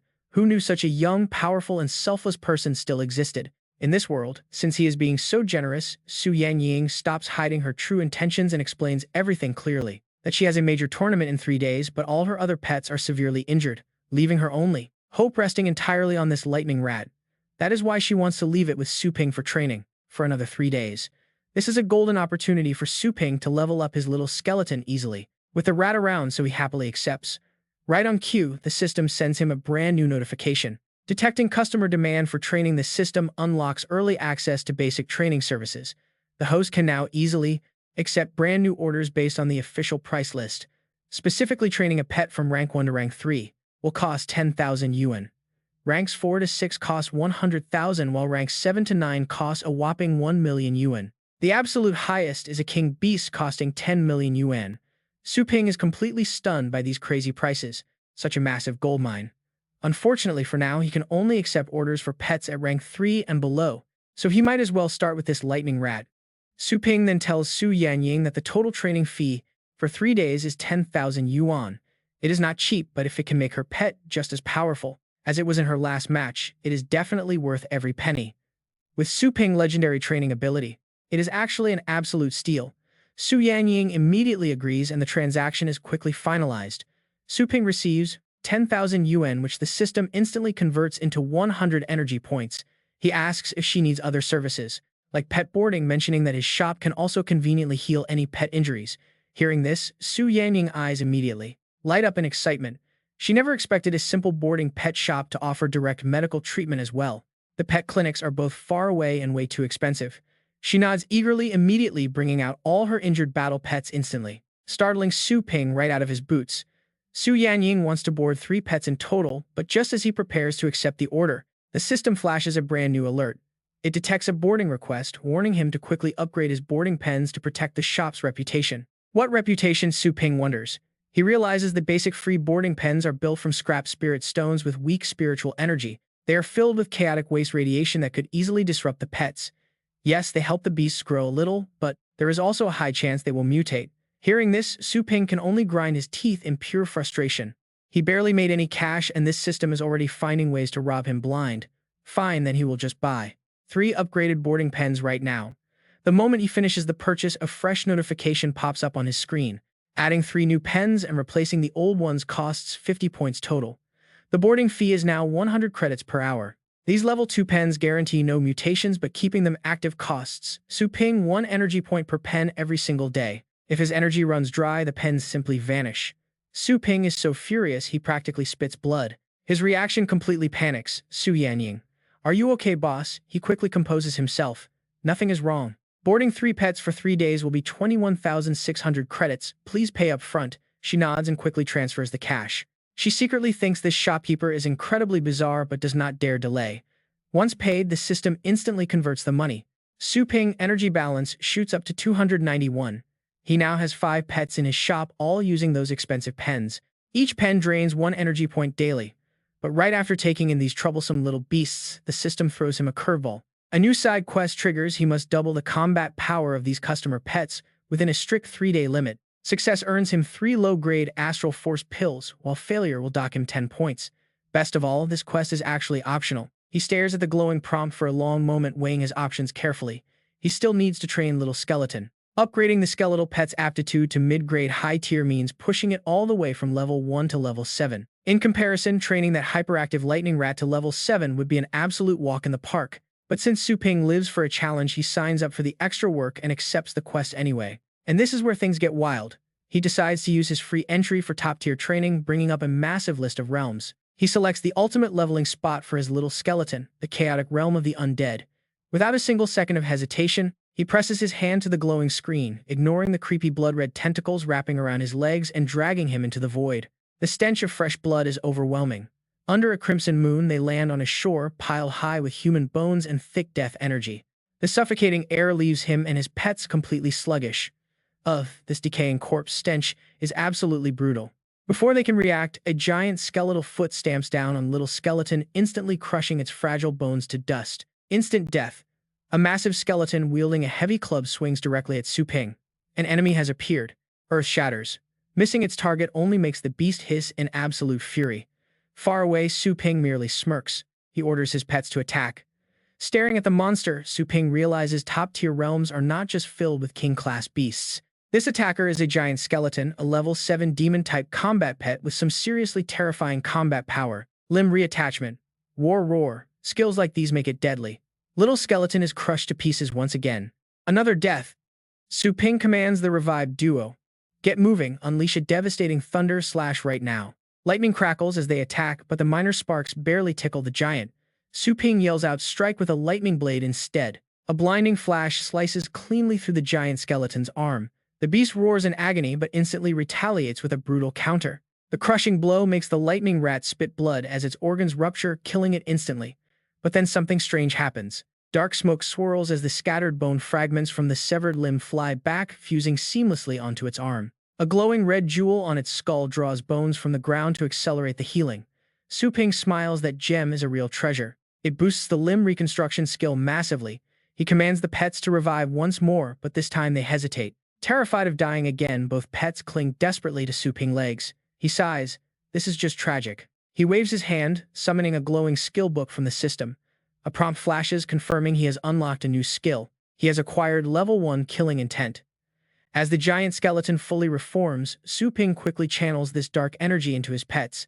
Instantly buffed with level 1 killing intent, Little Skeleton charges forward like a maniac, straight toward the towering monster. The massive beast swings wildly, completely shattering the ground beneath them. Once again, the Little Skeleton is crushed to pieces. The lightning rat dies and the host dies right after. But how could these basic attacks kill Su Ping? His casual attitude is driving the monster absolutely crazy. Reviving on the spot, Su Ping realizes he has figured out the giant skeleton's weakness.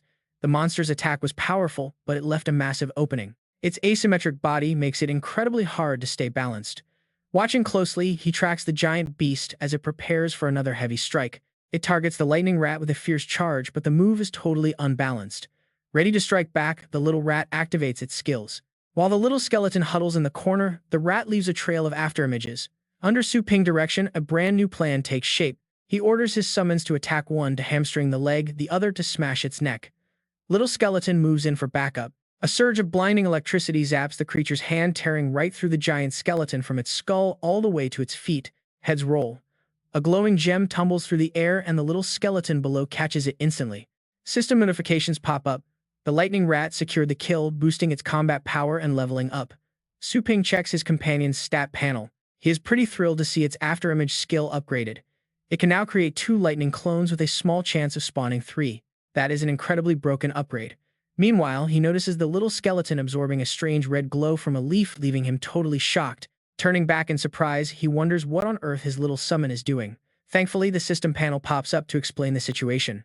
This is a unique undead absorption skill exclusive to demon-type pets. It allows them to level up by consuming the energy of similar creatures.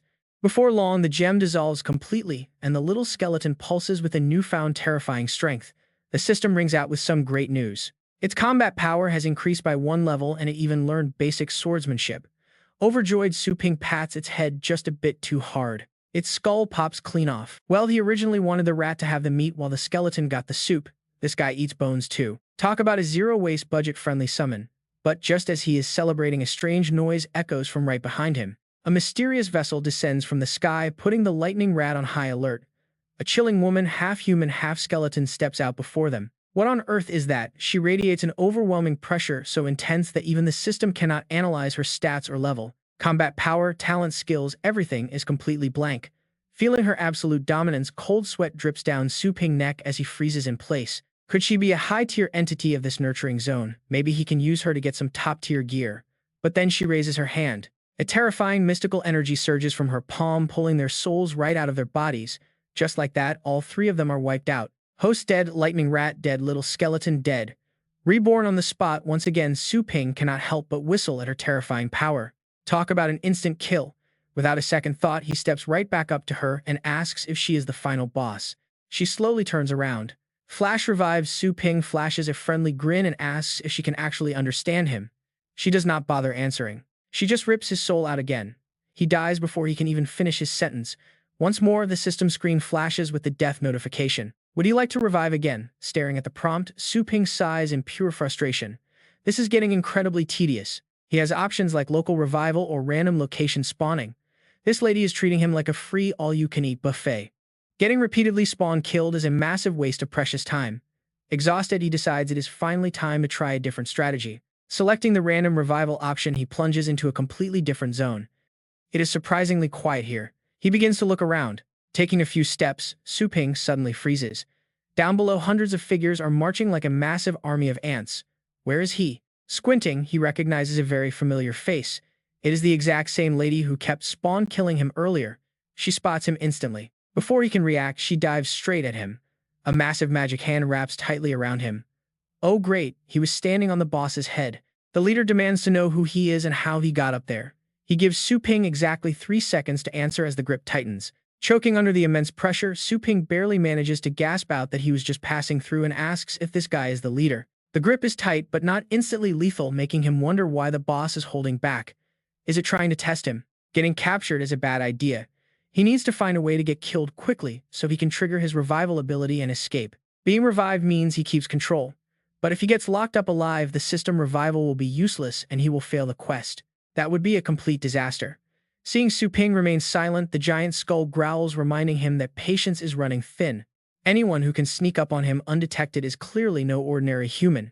He demands an answer before he has to ask a third time. Hearing the boss's tone, Su Ping has a sudden realization. The giant leader is actually wary of his power. He needs to play this cool. These monsters have probably never seen a human before and have absolutely no clue about the system. He can totally use this to his advantage. It is time to bluff his way out. Su Ping immediately acts the part, claiming to be the clone of humanity's strongest warrior. He explains he is here to assess their threat level, and if they prove too dangerous, his main body will wipe them out completely. The surrounding monsters stir in shock, whispering about protecting their lord. Meanwhile, a cold, calculating light flickers deep inside the leader's dark eye sockets. A bright light casually blows a crowd of soldiers away. Watching him slaughter his own men, Su Ping chuckles at the sight. The loyal subordinates of Lord Archie. Killing them off like that doesn't his conscience hurt at all, or is bullying the weak his specialty? With a brutal squeeze, he pops Su Ping like a balloon, triggering the host has died message. He glares at his furious soldiers, roaring that nobody can threaten him.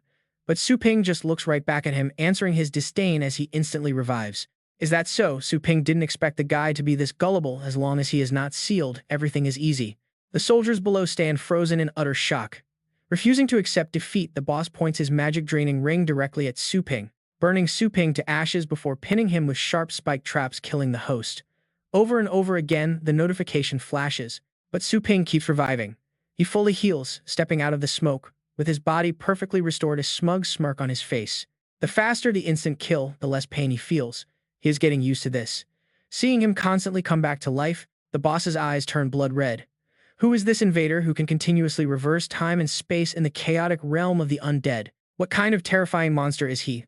The host dies again, but upon reviving, Su Ping targets the gemstone on that ring. That gem looks incredibly valuable, he thinks. Reaching out for the ring, he decides he wants it before he vanishes completely again. Su Ping grabs the gem at lightning speed. It vanishes in a flash, leaving the ring completely empty. The boss gasps in shock, realizing it was another space-time teleportation. Outraged, he leaps down from his high throne and screams in utter disbelief that someone could simultaneously wield two of the highest laws. To think he would lose to this kid. He searches the teleportation range, howling to know who this kid really is. Meanwhile, the system announces a random resurrection. Back at the starting point, Su Ping sighs in relief. Did that idiot really think he would just stand there and take it? How naive. Escaping after showing off feels amazing. He raises his hand to revive the little skeleton. Placing the gem down, he proudly shows off his newly stolen treasure. Watching the little skeleton celebrate, Su Ping grins. Do you like it? My pets deserve better than chewing on dry leftovers. Go ahead and absorb it, he commands. You're up next. Suddenly, a vicious monster leaps out of nowhere, launching a surprise attack. But before the beast can even lay a claw on them, the little skeleton is already one step ahead, moving like wind. Using lightning speed, it slices right through the monster with basic swordplay. The system interface flashes with a new notification, confirming a successful kill. Combat power upgraded to level 4, quest progress 46% with 1 day remaining. The monster's severed head rolls across the dusty ground, stopping right in front of another massive beast. It looks down in pure rage, stomping on the severed head, crushing it into tiny pieces with a heavy, angry stomp of its foot, completely destroying it. This time, an entire army of monsters arrives. Covered in deep purple with bat-like wings, their eyes gleam with cruelty. Su Ping simply smiles at the threat, casually telling his pet that this is a total goldmine of free experience. I will leave them to you, he says. Right on cue, the little skeleton charges quickly, tearing them all to shreds. The system pings as the little skeleton secures the kills, upgrading its combat power to level 6. The lightning rat also levels up to 6. Quest progress is at 94% with 14 minutes left. After non-stop fighting, Su Ping is exhausted. These weak mobs really couldn't take a hit, yet he still needs more. But just as his guard drops, a fallen monster on the ground suddenly opens its eyes. Its cells begin to multiply rapidly. Letting out a deafening roar, the beast's body rapidly regenerates, forming a massive black vortex that sucks in nearby corpses. The terrifying creature grows larger by the second, rapidly replacing its missing limbs with the absorbed flesh of its fallen allies. It lets out a thunderous screech. Su Ping realizes he missed one, muttering that some beasts just don't know when to die. But he just smiles confidently as the little skeleton and his loyal pets immediately slide into their battle stances. Unleashing their killing intent, Su Ping orders them to finish it off, knowing this final kill will complete the quest. The mutated giant hurls a massive scythe directly at them. Seeing the giant blade spinning closer, Su Ping barks an order. He calls out to his loyal pet, commanding the little skeleton to unleash basic swordplay to block the incoming attack. The little skeleton swings its blade, blocking the heavy scythe. With the combat experience gathered from the previous battles, the creature slices the scythe cleanly in half at blinding speed. The monster grows even more furious, glaring with rage. Roaring at the top of its lungs, the giant beast slams both of its massive hands onto the cracked ground. The earth instantly shatters as creepy blue hands sprout from the deep cracks, writhing and reaching up towards them. The phantom hands try to bind Su Ping and his battle pets, completely locking down their movements in an instant. What is this? He gasps. The system screen flashes again, quest progress 94%, 7 minutes remaining. Time is ticking away. Su Ping frowns in frustration, muttering that he does not need any reminders while cursing another stubborn binding spell. Still trapped by the magic, he shouts his sudden command, ordering the lightning rat to strike the monster right in its center. The lightning rat squeaks in response, immediately unleashing a surge of crackling blue electricity all around its body. The current erupts into a massive pillar of light, bursting with immense power as it surges straight toward the monster's core. Yet the beast remains completely unharmed, surrounded by strange, ghostly hands that slowly dissolve after taking the brunt of the deadly impact.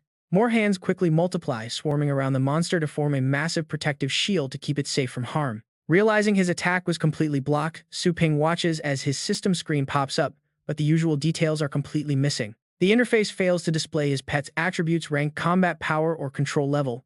Su Ping frowns and mutters to himself. He cannot appraise the creature, but he has already confirmed two things: those blocking hands are entirely immune to damage skills, and second, that central core is definitely its weak spot.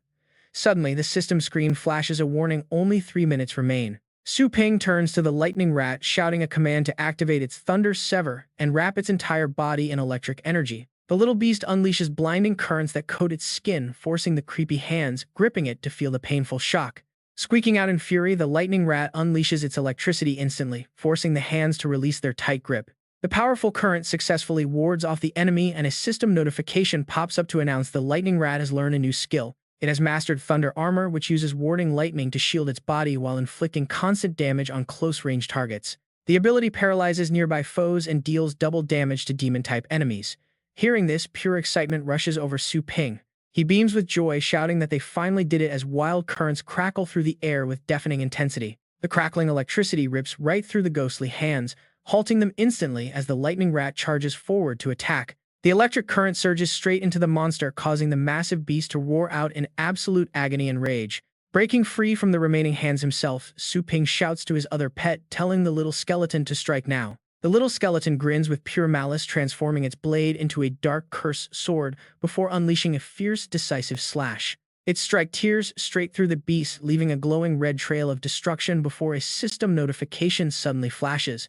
The little skeleton secures the kill, rising to level 7 combat power, with the lightning rat reaching the exact same level. Reflecting on their quick growth, Su Ping smiles, noting the little skeleton only absorbed a small portion of that blood jade. Yet its power has already skyrocketed.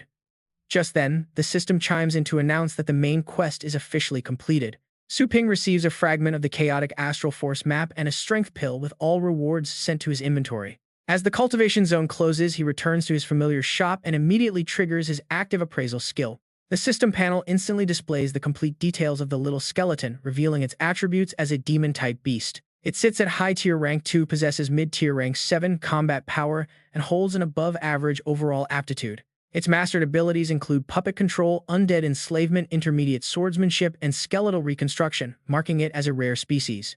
Even with the king's talent beginning to awaken, Su Ping stares at the screen, unable to hide his frustration. Its combat power is rank 7 despite only being rank 2, yet the system only rates its aptitude as above average. Asking if the system made a mistake, the database clarifies that the evaluation considers all data since the endless chaos. It advises him not to doubt the calculations.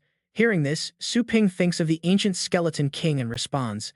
A smirk plays on his lips as he wonders what has changed since the dawn of the endless chaos. The screen shifts to reveal the status of the Shadow Lightning Rat, a Thunder attribute pet at mid-tier rank 3. Boasting low-tier rank 7 combat power, its above-average aptitude allows it to master devastating moves like the 10-direction Thunder Prison.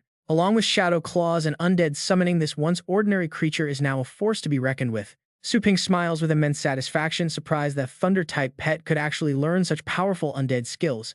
He wonders how opponents in the arena will react when they see a lightning beast summoning the dead. Looking over at his resting pets, a sense of hope washes over him. The future is looking incredibly bright.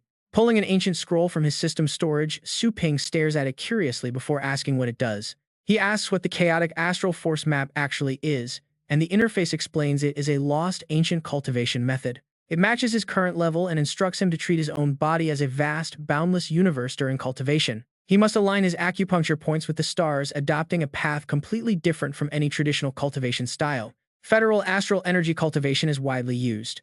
Recognizing the sheer miracle of this item, Su Ping grins and wonders if this means he can finally cultivate too. With that exciting realization, he shuts his eyes and sits cross-legged to begin his meditation instantly, drifting deep into a completely different dimension. A soft, radiant glow envelops his entire body as he enters a vast universe of chaotic astral energy, starting to sense and comprehend its flow. He guides the energy to condense inside his core, gradually expanding its capacity. When unleashing a skill, he simply needs to spin it, forming a powerful vortex to release the inner energy and manipulate the physical world around him. This is the foundation of his first step, the Tier 1 Chaos Astral Map, the Astral Spring State. Su Ping observes the glowing sphere of light condensing directly in front of him. Condensing the vortex simply means drawing in other energy right. He quickly reaches out to seize the tiny shimmering particles floating nearby. With the sharp vision of a pet warrior, catching these tiny lights should be a total walk in the park. But the elusive energy flows right through his fingers, dissolving into nothingness.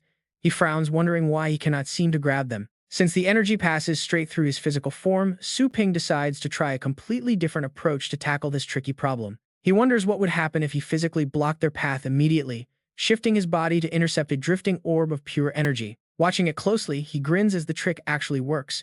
It turns out he must rely on his own energy to absorb external forces. Suddenly, remembering his inventory, Su Ping accesses his system's space and retrieves a small bottle containing some powerful strength-boosting pills. Curious about their actual effects, he does not hesitate to pour 3 glowing red pills directly into the palm of his hand. Without a second thought, Su Ping tosses all 3 pills into his mouth and swallows them. A massive wave of power immediately explodes inside him. The glowing energy orb in front of him shines with brilliant intensity as his internal core rapidly expands, absorbing the surge of power. System alerts begin popping up one after another, congratulating the host for breaking through to the astral spring state and unlocking the character panel. Staring at the floating screen, he is stunned to see his combat strength has instantly skyrocketed by 3 whole ranks in one go. His profile displays his name as Su Ping, race human, rank as minor, astral spring, combat power at mid-tier rank 3, and killing intent capability. But Su Ping quickly frowns in annoyance, complaining to the system that while his profile photo looks great, his actual combat rating is a question mark. The system coldly replies that his current strength is simply too low to grant him authorization, urging him to level up as quickly as possible. He chuckles to himself, absolutely thrilled that taking just 3 of those pills pushed his combat power straight to mid-tier rank 3. Normal cultivation would have taken him 4 or 5 years. This is insane. He eagerly asks if there are any more strength pill quests, but the system chimes in with a cold reminder. Those strength pills only work for rank 1 warriors. Now that he has reached rank 3, he must explore and train on his own. Furthermore, although this pocket dimension is formed by the Chaos Astral Map, it perfectly mimics the real universe. The system issues another warning, advising him to stay alert while absorbing energy to avoid a massive, unforeseen disaster. He must watch out for stars larger than himself to avoid getting sucked in. Su Ping eyebrows furrowed deeply as he listens to this. With a serious tone, he asks if getting pulled in will simply interrupt his cultivation. The system's answer is brutally honest. It will destroy his soul. Shocked by the extreme danger, he curses out loud, instantly triggering a first warning from the system. The system also notes that time inside this chaotic universe flows at the exact same rate as the real world, urging him to manage it well. Su Ping wipes the sweat from his forehead, realizing that high risks indeed come with high rewards in this brutal training space. It is a classic case of the big fish eating the small fish. He figures he just needs to dodge the giant stars while absorbing the smaller ones. He murmurs that this is actually less troublesome than the regular training grounds. But suddenly, a memory flashes across his mind. Taking him back to a moment from his past, he mutters to himself that things are getting a little lonely. He remembers his sister is also a rank 3 pet warrior.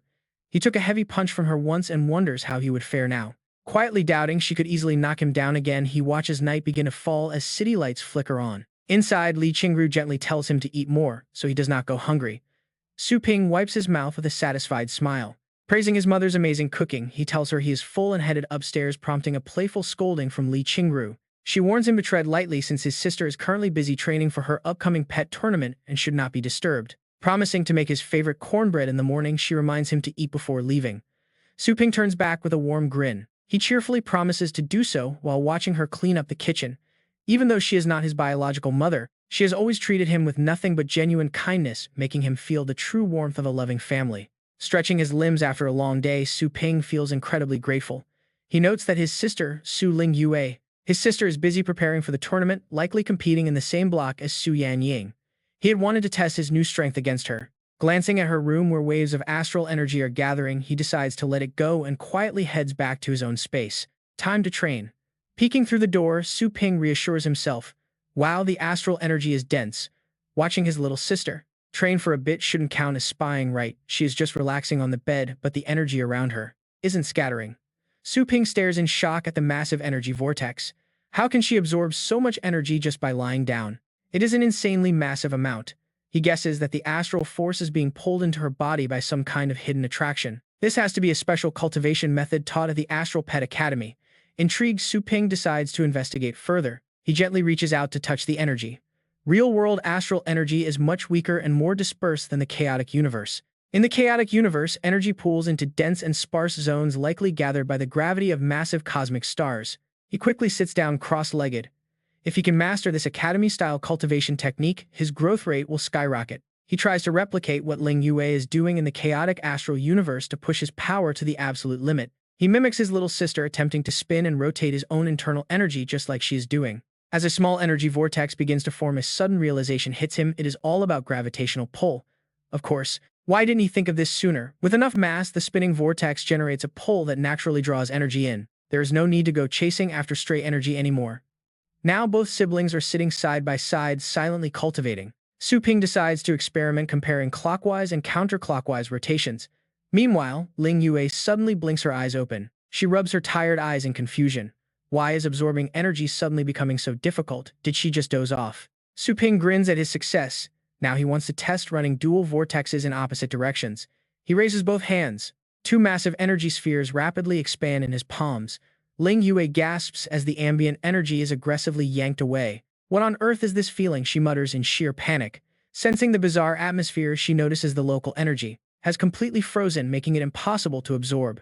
Why did her cultivation suddenly go completely out of control? Wait, could some master-level powerhouse be passing nearby? Little does she know the real mastermind is right next door, flowing directly towards Su Ping's bedroom.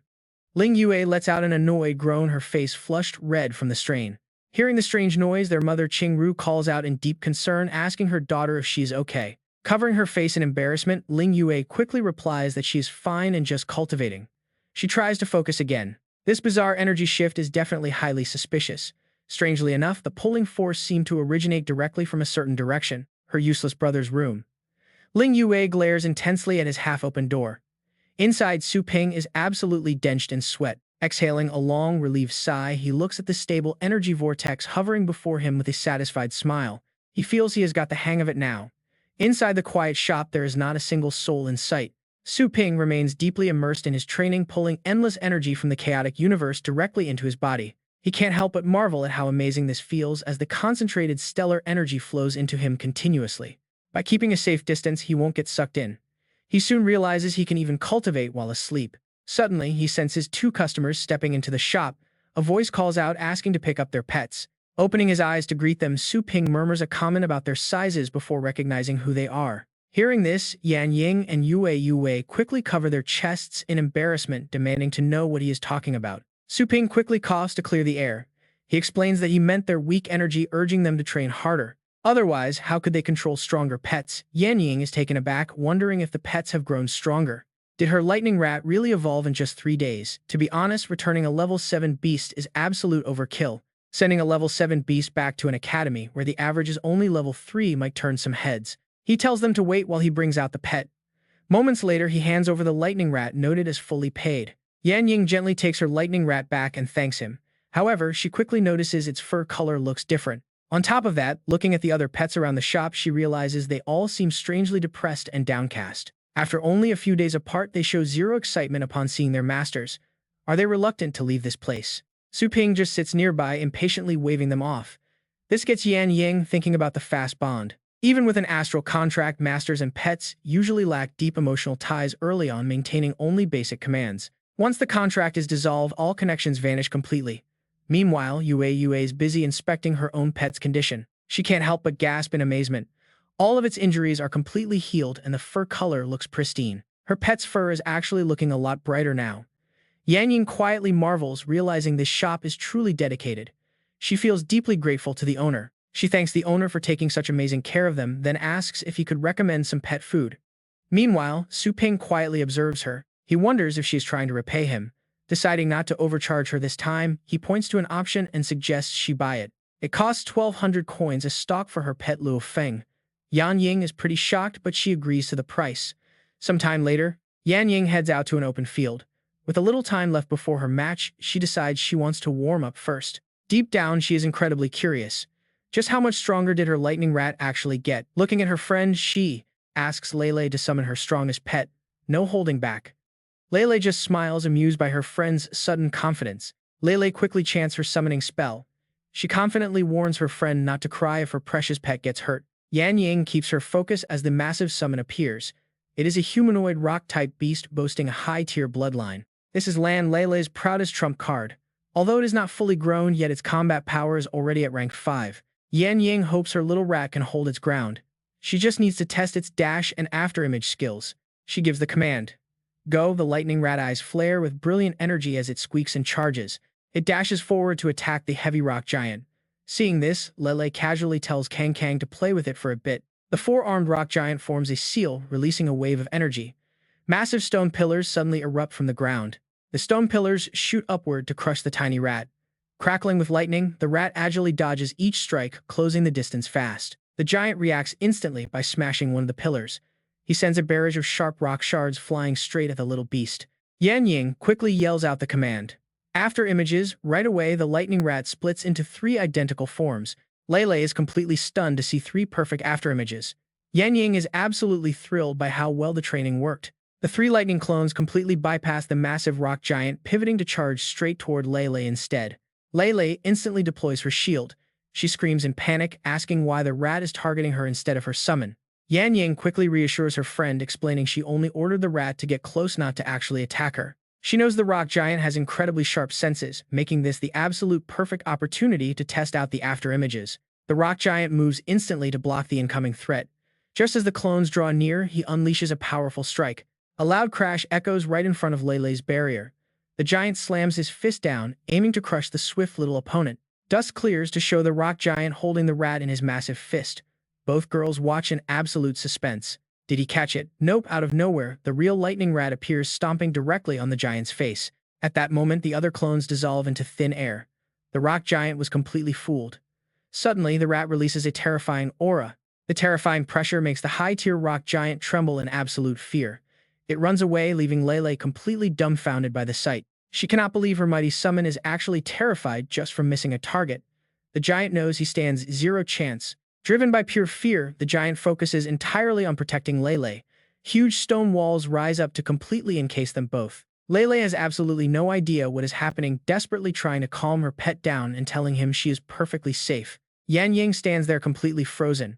She watched it happen, but her brain is refusing to believe her own eyes. A high-tier rock giant with an elemental advantage, absolutely terrified by a low-class lightning rat. Talk about a total upset. Yan Ying clenches her fists in pure excitement. This insane level of power is just unreal. Meanwhile, at the Academy arena, the commentator fires up the crowd as the voting ends. The annual Fengshan Academy tournament is finally officially underway. The announcer introduces the competitors. Stepping onto the left side is the rising dark horse of the Academy, Su Yan Ying. On the right side stands a seasoned veteran who secured a spot in the top 10 last year. His opponent is Li Ji, wearing a confident smirk. The commentator quickly goes over the standard rules of the match. Both trainers will summon up to 3 beasts, and the first to knock out all opposing pets wins the duel. Before the announcer can even finish speaking, Li Ji preemptively summons his pet, calling it forward with a wave of his hand. A sleek stealth water beast steps out behind him instantly, causing a massive stir among the gossiping crowd in the stands. People wonder why he would reveal his starter beast so early. Aren't they worried about getting hard countered by their opponent? It seems like a pretty amateur mistake for a top 10 veteran. Many in the crowd assume Li Ji is just being overconfident. Yan Ying quietly analyzes the opponent. It is a mid-tier water beast specialized in stealth and surprise attacks. Without missing a beat, she summons her own pet. The mighty Luo Feng emerges from the spatial rift, ready for battle. He says since the attributes counter each other, it all comes down to raw combat strength. The commentator remains fired up. The enthusiastic host shouts that contestant Su sent out her high bloodline Fallen Phoenix first, which is a massive threat to the mid-tier water beast. How will Li Ji respond to this? Suddenly, a hand shoots up in the air, catching everyone completely off guard. It is Li Ji calmly declaring that he admits defeat, leaving the commentators absolutely stunned by this sudden turn of events. Did contestant Li just forfeit, or did we hear wrong? With a cold, dangerous smirk, Li Ji confirms the news. He confirms his surrender for this round. The professional commentator quickly continues despite being utterly confused by the sudden decision. But with Li giving up, Su Yangying takes the first round. Despite her quick victory, she remains on high alert. She wonders why he is smiling and what he is up to when suddenly a dark spatial rift tears open, appearing right behind Li Ji. He grins wickedly, muttering that a good bait is always necessary to make sure the prey bites. Sensing the danger, Yan Ying gasps as massive, sticky webs begin to spread rapidly out of the spatial rift. The webs cover the arena as the giant earth sizer emerges. Li Ji smugly analyzes that Fallen Phoenix is her trickiest pet. Adjusting his glasses, he notes her lightning rat, ugly stone beast, and fanged tiger are all strictly ground combatants. With them limited to the ground, he can easily crush them by simply deploying a pet with superior raw power. His main concern is Fallen Phoenix because of its aerial mastery. Even a rank 5 pet would struggle to hit it. Opponents would eventually drop dead from exhaustion. Trying so, he absolutely has to eliminate the flying beast first. Smiling arrogantly, he mocks Su Yanying, saying he studied all her battle data and her defeat is guaranteed. Suddenly, fire erupts. A blast of fire heads his way. He casually raises his shield, scoffing at its weak force, but it instantly incinerates. The heat blasts him, making him shriek in pain. Su Yanying smirks, asking if he is finally done talking. Li Ji gnashes his teeth in fury and commands his Earth Caesar to use spiking spells, launching jagged stone spikes. Reacting in a split second, Yan Ying yells for Fallen Phoenix to dodge. The speed of the attack is absolutely blinding. She commands a strength boost, telling her pet to break free and go all out. The bird swiftly flies upward. Escaping the ground assault, it quickly gathers energy mid-air to launch a devastating counterattack using 2 consecutive moves. Blazing Bird and Flame Breath / Li Ji calmly orders his Earth Caesar to deploy Earth Guardian defense immediately. A massive shield rises, completely absorbing the fiery strike. Yan Ying watches in utter disbelief as her pet's attack fails. Earth pets have fire resistance, but she notes that this earthen wall seems way too tough for its level. As the smoke clears, the wall is left without a single scratch. Li Ji mocks her, asking if she finally understands the gap. A mere rank 3 Fallen Phoenix dare challenge a mature rank 4 Earth Caesar. He commands it to use Earth Prison. The commentator highlights that Earth Prison is the signature, most devastating technique of the Earth Caesar species. It can effortlessly crush any beast of a lower rank, and its absolute brutality makes even higher-ranked pets wary. Watching the cage close, and Yan Ying desperately tries to counter as the rocky trap tightens around her bird. She urges her pet to tear a hole through the tightening trap while activating her rank 3 Strength Enhancement skill. Despite throwing everything it has into the struggle, the Fallen Phoenix is trapped as the rocky cage keeps constricting. The commentator notes that even under intense attacks, the Earth Caesar's cage shows absolutely no signs of breaking. This looks incredibly grim. The prison is so tight that even the pet master herself is in imminent danger. Forfeiting right now would be completely understandable, but Su Yan Ying refuses to back down, desperately calling out to her pet. Fallen Phoenix struggles wildly, but the movement only inflicts more painful wounds as it lets out a sharp shriek. Seeing her companion covered in blood, she screams for it to stop struggling before the injuries become fatal. Li Ji smugly tells her that everything is going according to plan, advising her to yield so the pain can end. Heartbroken and unwilling to see her beloved pet suffer any longer, she prepares to say those painful words of surrender. But before she can speak, the Fallen Phoenix lets out a defiant screech, gathering a massive surge of energy inside its beak. With a violent blast, the energy fires straight forward. It completely tears through the dense earthen barrier. The strike obliterates the shield and directly hits the Earth Caesar, knocking it completely out of commission. Both trainers stand frozen. One of the judges leaps up in total shock, recognizing the skill. Could that really be the Blazing Ray? Su Yanying Fallen Phoenix actually mastered an advanced 8th rank skill, taking down the Earth Caesar in a single shot. Nanfeng watches the scene unfold in absolute terror, barely able to find his words after witnessing such raw power. No way, right? The Fallen Phoenix might technically be classified under an advanced bloodline, but among all top-tier species, its actual talent is ranked at the absolute bottom. Plus, the Blazing Ray is not even part of its legacy skills. Watching with a knowing smile, Huoji can't help but offer her praise. No matter what, this Fallen Phoenix actually pulled it off. Best of all, it's not even fully grown yet. Talk about limitless potential. Standing behind them, Vice Principal Dawn of Phoenix Peak Academy suddenly speaks up. Don't forget that this girl's lightning rat also pulled off thunder. / Intrigued, Nanfeng turns to ask him, Vice Principal Dawn, what's her name and what year is she? Suddenly, Huoji's powerful hand grabs his collar, lifting Nanfeng right off the ground with a cold, murderous stare. Her name is Su Yanying, and she's mine. You trying to steal her? Her deadly warning makes Nanfeng's eyes tremble as he frantically explains, Haha, I was just asking. Meanwhile, the vice principal completely ignores their drama. He can't help but marvel at how such an incredible elite genius has actually emerged this year. If she joins the pioneers and earns massive glory, she'll become a giant pillar of support for their academy. Up in the stands among the thousands of roaring spectators, a few people suddenly recognize exactly who she is. That's the girl with the freakish lightning rat. Right beside them, another jealous student mutters out in frustration, My own pet hasn't even learned a high-level skill yet. Meanwhile, down in the arena, the Fallen Phoenix is engulfed in blazing flames as it lets out a massive cry, shocking Su Yanying.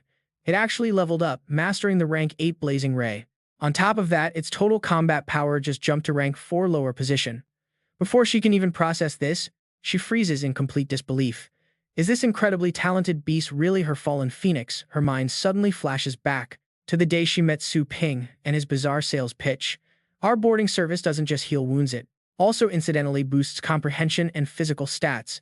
Standing there completely stunned, she realizes that this incidental buff is just too insane. Right then, the announcer booms over the speakers, declaring Su Yanying the winner of round 2. Gritting his teeth, Li Ji struggles to his feet in absolute fury. What kind of garbage luck is this? He was literally one hair away from winning. Losing his temper, he growls that this damn bird is way too troublesome. Fine, he'll show her what real terror looks like. Consumed by sheer embarrassment and rage, Li Ji screams out and summons his Wind Warcraft. The moment the massive beast emerges on stage, Su Yanying freezes in pure shock. It's a fully matured 4-winged Wind Warcraft boasting a combat power at rank 5 upper position. Up in the stands, even Huoji is absolutely stunned. Wait, aren't students banned from bringing untamed savage beasts here? What if something goes horribly wrong with a beast that has absolutely zero human restraint? Hearing this, Nan Feng just sneers back. Huoji, your mindset is way too soft. Out in the barren lands, those monsters won't wait for a referee's signal. Calming them down, the vice principal behind them chimes in and says there's no need to worry about it. Stroking his beard, he calmly explains that their school faculty is incredibly strong and the referee is a high-level expert. Nothing bad is going to happen. But as the match heats up, the vice principal narrows his eyes. That Win Warcraft was clearly rented through some shady deal and he will definitely discipline that kid after this. Down below, a desperate Li Ji uses every ounce of his energy to scream out his command. Wind Warcraft use wind blades. But the Wind Warcraft completely ignores him, staring coldly. Enraged Li Ji curses the stubborn beast in frustration. Is the rank difference too massive for it to obey? Forcibly summoning a beast of this level is proving too much. Su Yanying seizes this exact window to channel massive energy into her fallen phoenix, buffing its strength and speed. She keeps pushing more power into it, upgrading its senses and defense. This is her perfect chance. The fallen phoenix dives straight for the summoner to end the match, but the Wind Warcraft's chilling gaze locks on. It teleports across the arena with terrifying speed. Standing right beneath the giant monster, Su Yanying freezes. Her face turns completely pale as the beast looms over. It is way too fast. The MC gasps in absolute shock. Su Yanying fallen phoenix has been swatted down in a single second.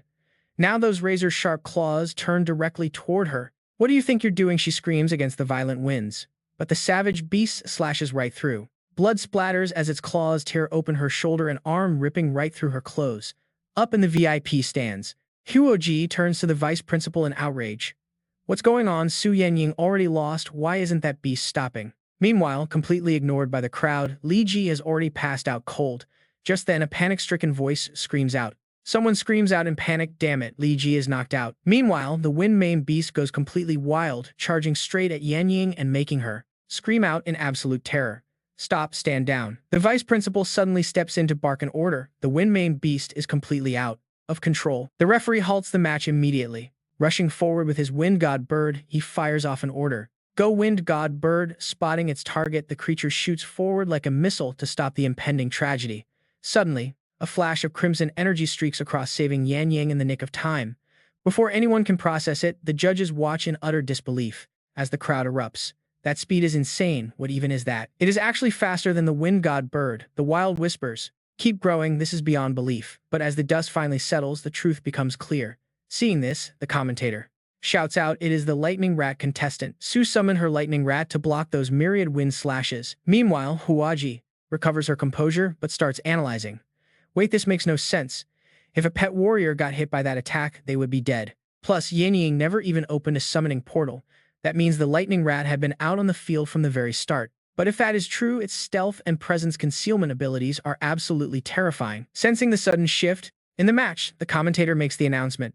Let the third round begin. Instantly, the wind-mane beast makes its move. Yanying carefully analyzes the wind blades are multiplying. How can they possibly dodge this? But the lightning rat reacts with lightning speed, deploying an undead summoning skill. The sudden spectral apparition leaves the entire crowd gasping in pure shock. The spectators in the stands go absolutely wild. Undead summoning. How can a lightning rat use demon-type skills? This is unreal. It is completely unbelievable. Man, I need to train a lightning rat of my own. Suddenly, Yanying feels herself floating mid-air, pulled backward behind a defensive barrier just in time to escape the wind-mane beast's devastating strike. The battle has escalated to an absolute fever pitch. The commentator cannot believe his eyes. You live long enough, you see everything. A lightning rat that pulls off a demon summoning skill. Not only that, but it actually countered the myriad wind slashes. Now the lightning rat is gathering insane power, radiating a terrifying dark bloodlust. Squeak, facing it down, is the wind-mane beast, oozing equal amounts of deadly intent. It roars, tearing up the battlefield and ripping the ground apart with ease. Two opposing forces collide, neither side yielding an inch. Seeing her, Lightning Rat face the beast head-on. Yanying is consumed with worry. Lightning Rat. The commentator is completely flabbergasted by the insane events unfolding right before him. He shouts out, how can she let a lightning rat face a fully grown high-rank 5th-tier wind-mane beast contestant? Su is being too reckless. Suddenly, a heavy silence envelops the arena. The lightning rat flashes past the wind-mane beast with brutal ferocity, leaving everyone breathless. The result of this supposedly reckless move, the wind-mane beast has its entire left side completely ripped apart by the tiny rat. Spectators go absolutely wild. Absolute eradication. In the blink of an eye, the lightning rat actually obliterates The out-of-control wind mane beast completely drained of life, the massive beast collapses. The arena erupts in a deafening frenzy, as everyone whispers. How did it carve such a massive wound in that beast? The thick bloodlust rolling off the rat is incredibly intense, making the spectators scream out in fear. That was Thunder Slash. The lightning rat, true power is terrifying. The referee watches with wide eyes, completely stunned. What an insane level of bloodlust. Is it really going to kill the Windmane beast? Shifting his gaze to Yang Ying, he wonders if this ruthless execution is actually her command. But Yang Ying is internally panicking, her mind racing. Why is she feeling so terrified even though they won? Could her lightning rat be losing control too? Meanwhile, the referee's thoughts keep swirling. These rookies this year are playing way too dangerously. He immediately commands his wind god bird to move in. Go wind god bird. As the bird leaps into action, the referee worries that deliberately killing a battle pet during a match is a serious offense that can get a competitor disqualified. He cannot just stand by and watch a rising star ruin her entire future like this. But sensing the threat, the lightning rat suddenly turns its chilling, bloodthirsty gaze toward them, and without a second thought unleashes a brutal counterattack straight at the wind god bird. It activates 10 Directions Thunder Prison. Realizing the massive danger, the referee screams at the top of his lungs, "Wind god bird, retreat right now." But it is too late. Hit by a devastating shockwave, the bird crashes to the ground with a painful screech. The referee's heart sinks. How could a mere rat actually injure my wind god bird? Staring in shock, the referee's face begins to tremble, as he realizes only a handful of 7th-tier battle pets can match his bird's speed, let alone a lowly lightning rat. Meanwhile, the spectators in the stands are absolutely losing their minds, watching this legendary visual, witnessing the majestic 10 Directions Thunder Prison. Rumor has it that once locked inside, 10,000 lightning bolts pierce you, leaving even Earth-type pets helpless. Observing this madness, the vice principal is left completely baffled, wondering how a simple lightning rat could possibly master. Nanfang is absolutely stunned to think a level 8 10 Directions Thunder Prison would show up right after a level 7 Thunder Slash. He clicks his tongue in disbelief. Why waste such a god-tier skill on a lowly lightning rat of all things? Even a mid-tier bloodline pet with this skill would fetch an astronomical price. Huoji watches from the side, utterly fascinated. She notes how the little lightning rat shows zero fear against a level 7 wind falcon. Absolute guts on this thing. I am really starting to like this rookie, she says. Meanwhile, Fengshen slowly struggles back up, absolute fury in its eyes. The referee watches anxiously from above. The wind falcon is utterly enraged, now its fury hitting a boiling point. Gathering wild winds, the beast conjures a massive tornado.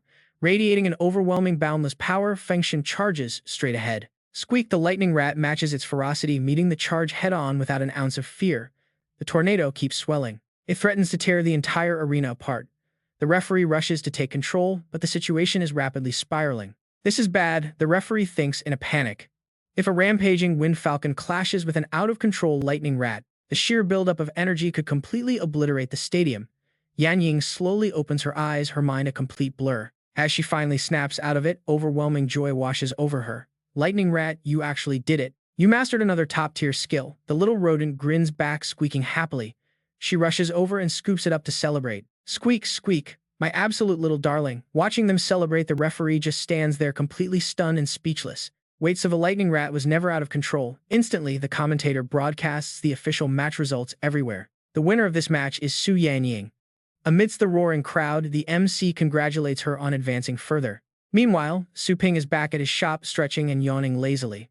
Is that really considered impressive? He mutters. On his screen, a tutorial host explains how to inject energy into a muscat to strengthen its limbs.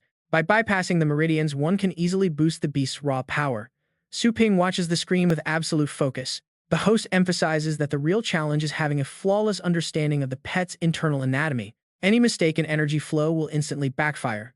The presenter on screen then takes out a ruler to measure. Look at the results. The front leg actually grew by 2 centimeters, now measuring 12 centimeters.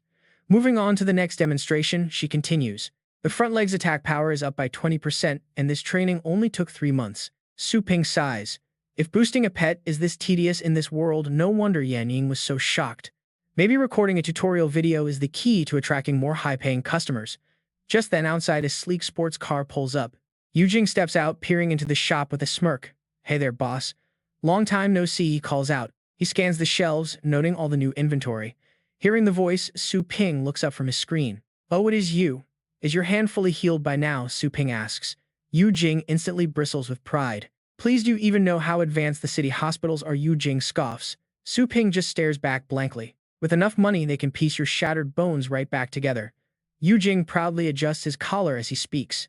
So you are loaded then, Su Ping muses, his eyes sliding over to his expensive inventory with a sly grin. Why not support my business? I will even give you a special discount on this premium undead pet food. Yu Jing looks at the price tag and freezes. 100 times more expensive than before. His sister is equally shocked. Brother, one single piece of food costs almost as much as your entire surgery. The rejected sale instantly kills Su Ping's mood. If you are not buying, please leave. I need to train. Caught off guard, Yu Jing quickly lowers his posture. My bad, I was just showing off earlier. You are clearly superior. Honestly, I came here to ask a favor. I want to invite you on an expedition. Any interest in joining the Wasteland Pioneers? Hearing this, memories of the past resurface. Long ago, the blue planet was starved of resources.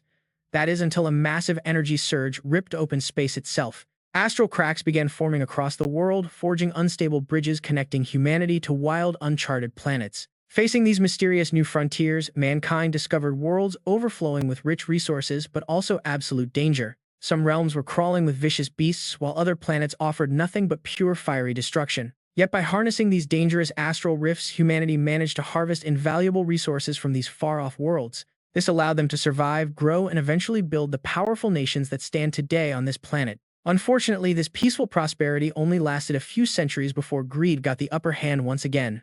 Desperate to control the prime astral rifts, humanity plunged into relentless, brutal civil wars for many years. Humanity was pushed to the brink, their numbers cut in half. Even the world itself seemed drained of energy. Nearly 70% of the blue planet turned into a barren wasteland completely uninhabitable. Seizing their chance, the survivors finally united to form a global federation. They migrated to safer zones where space fractures rarely appeared.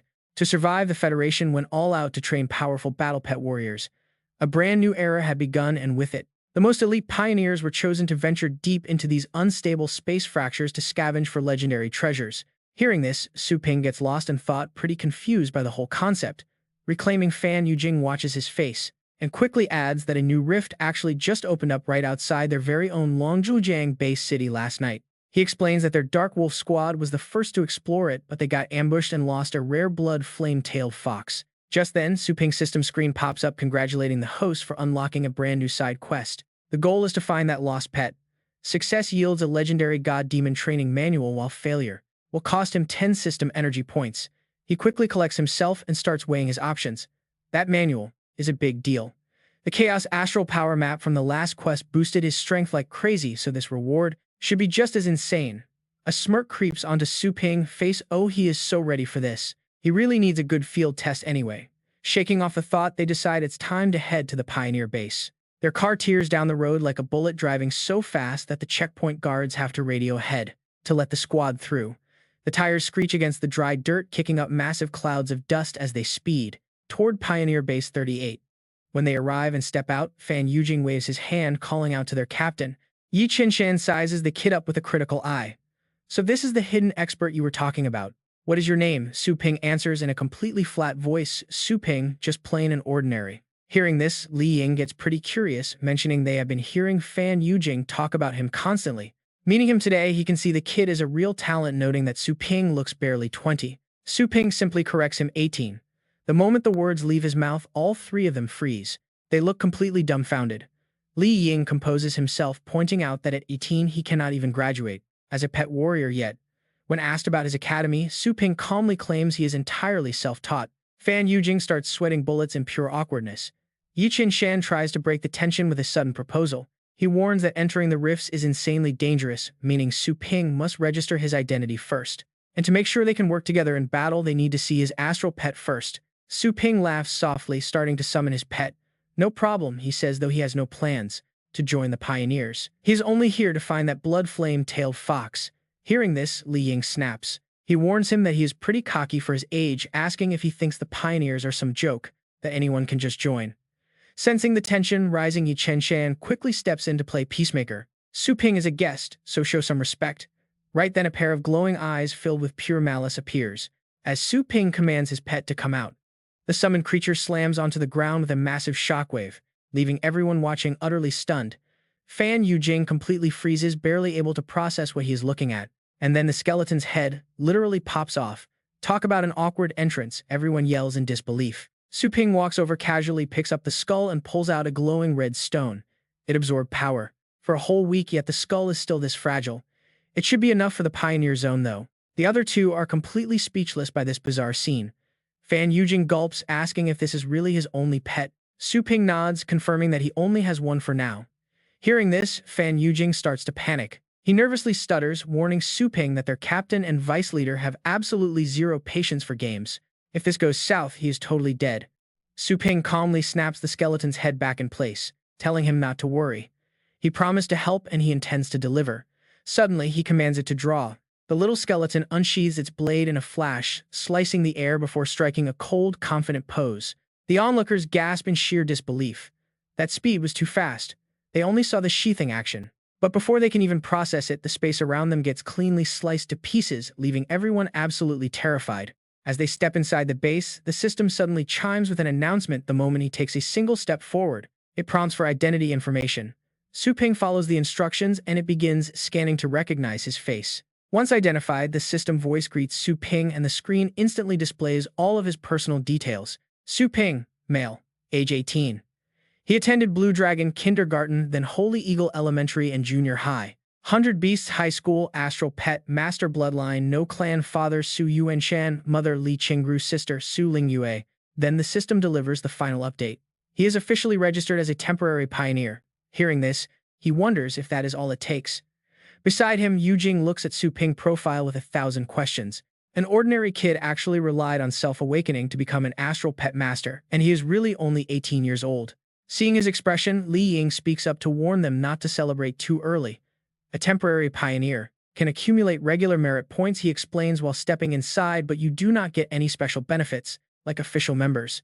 If you commit any crimes out there, you will still be punished like an ordinary person. Seeing Su Ping standing there, Yujing tells him to follow him this way.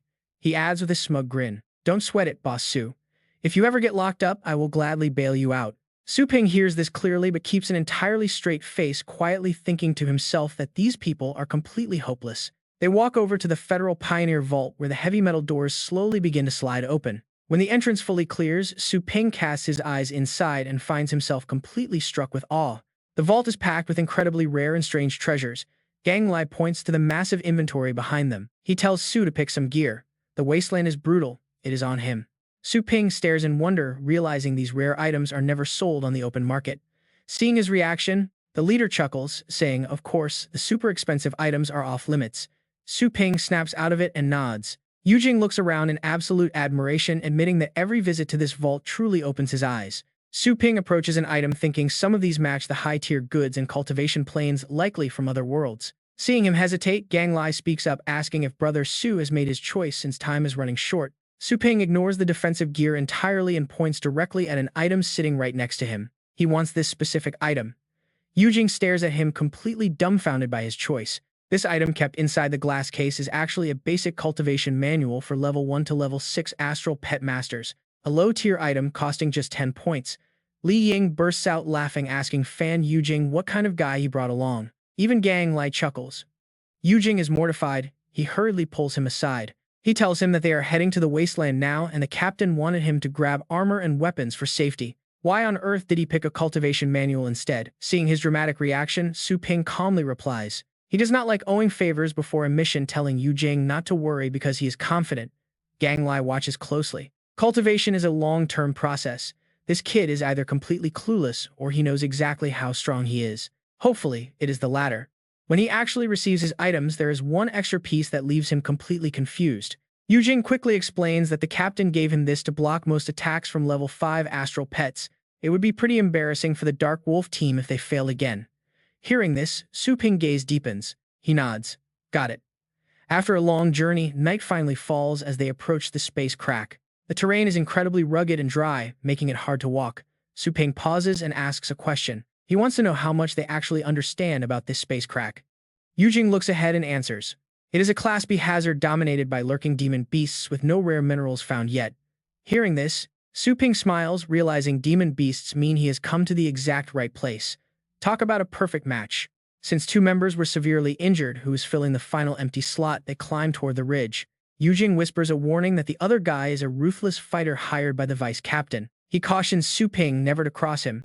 Suddenly, a massive bird leg crashes down from above. It crashes right in front of their mounts.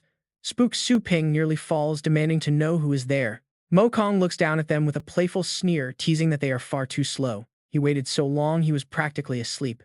Suddenly, the entire landscape goes dead silent, swallowed by the dark. Su Ping manages to catch Yu Jing, and finally speaks up. Gotcha. He looks at Su Ping, still talking tough, bragging that his sheer willpower saved him because falling down there would shatter anyone's bones even if they were level 6. Su Ping rolls his eyes. All right, stop bragging.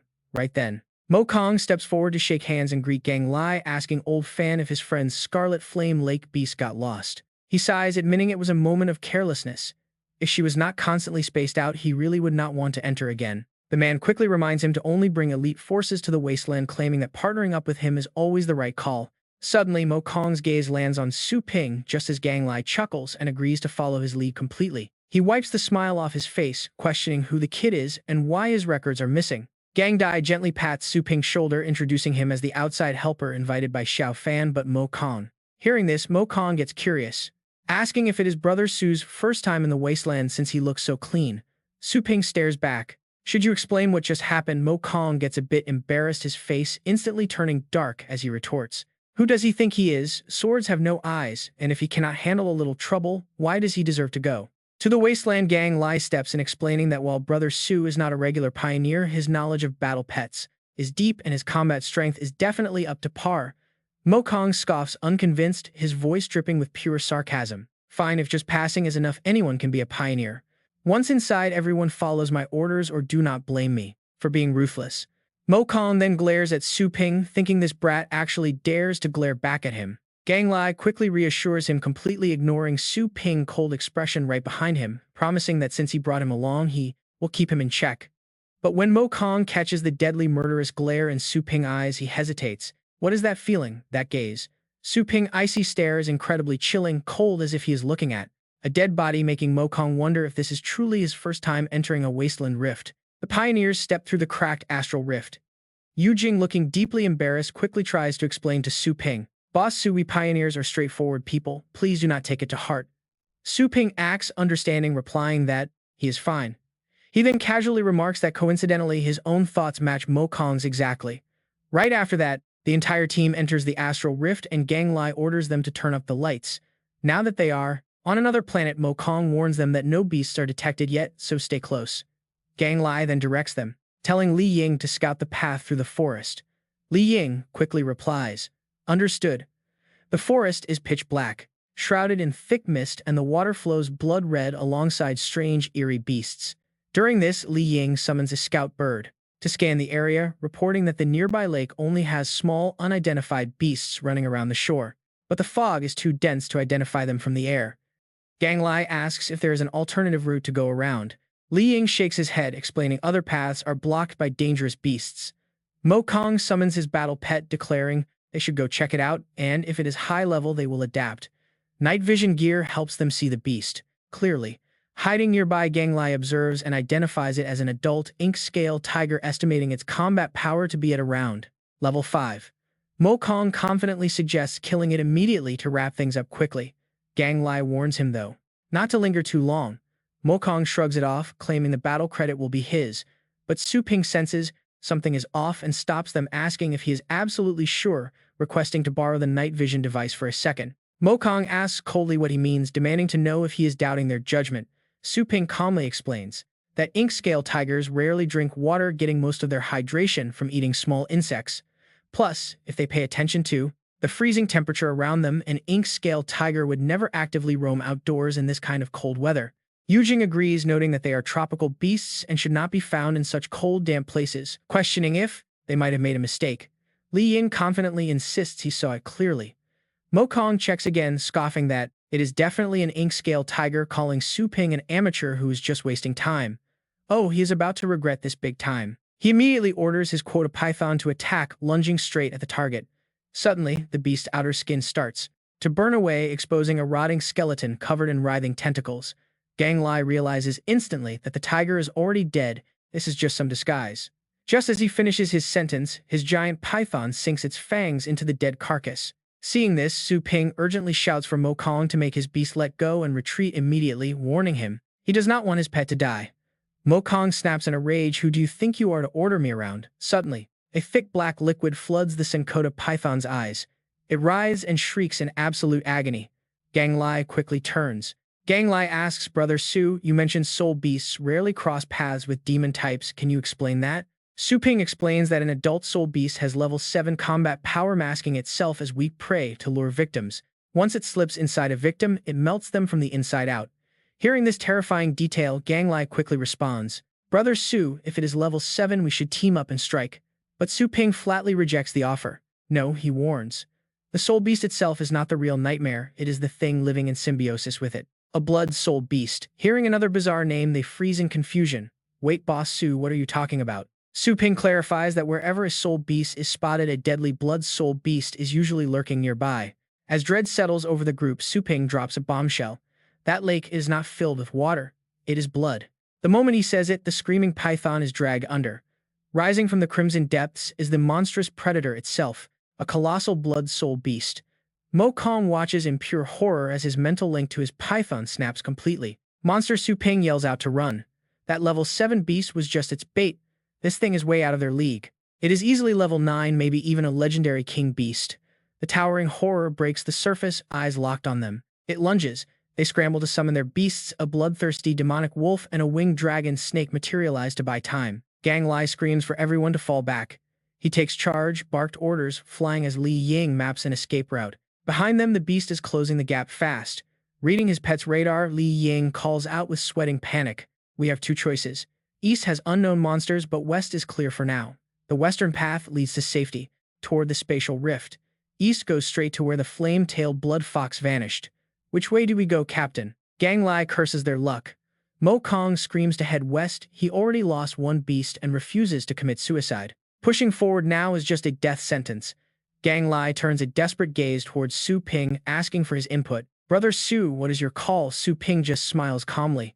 My advice, we go straight east into the danger. Mo Kong nearly loses his mind. Are you insane? We can barely handle one of these monsters and you want more. Li Ying chimes in, completely agreeing with the retreat. They cannot survive another hit. Gang Lai looks back at Su Ping, pleading for reassurance. Is this a joke, brother? One wrong move and we are dead. Su Ping looks him dead in the eye, dead serious. If you want to rescue your flame-tailed blood fox, trust me, we are running out of seconds here.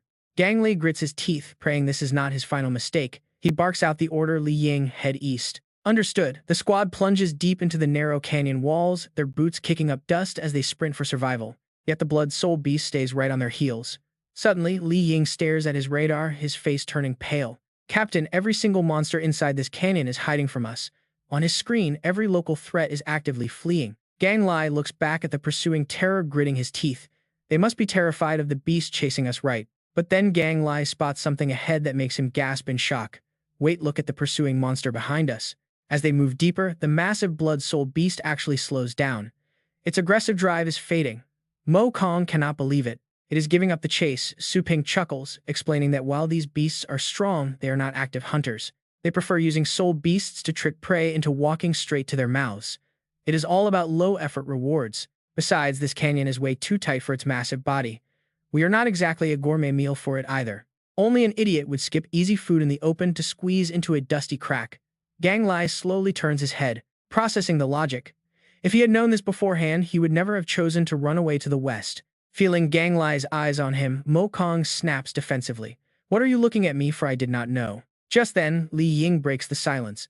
Captain, we are close to the blood fox's signal, but a beast is guarding the exit. It is blocking our way out.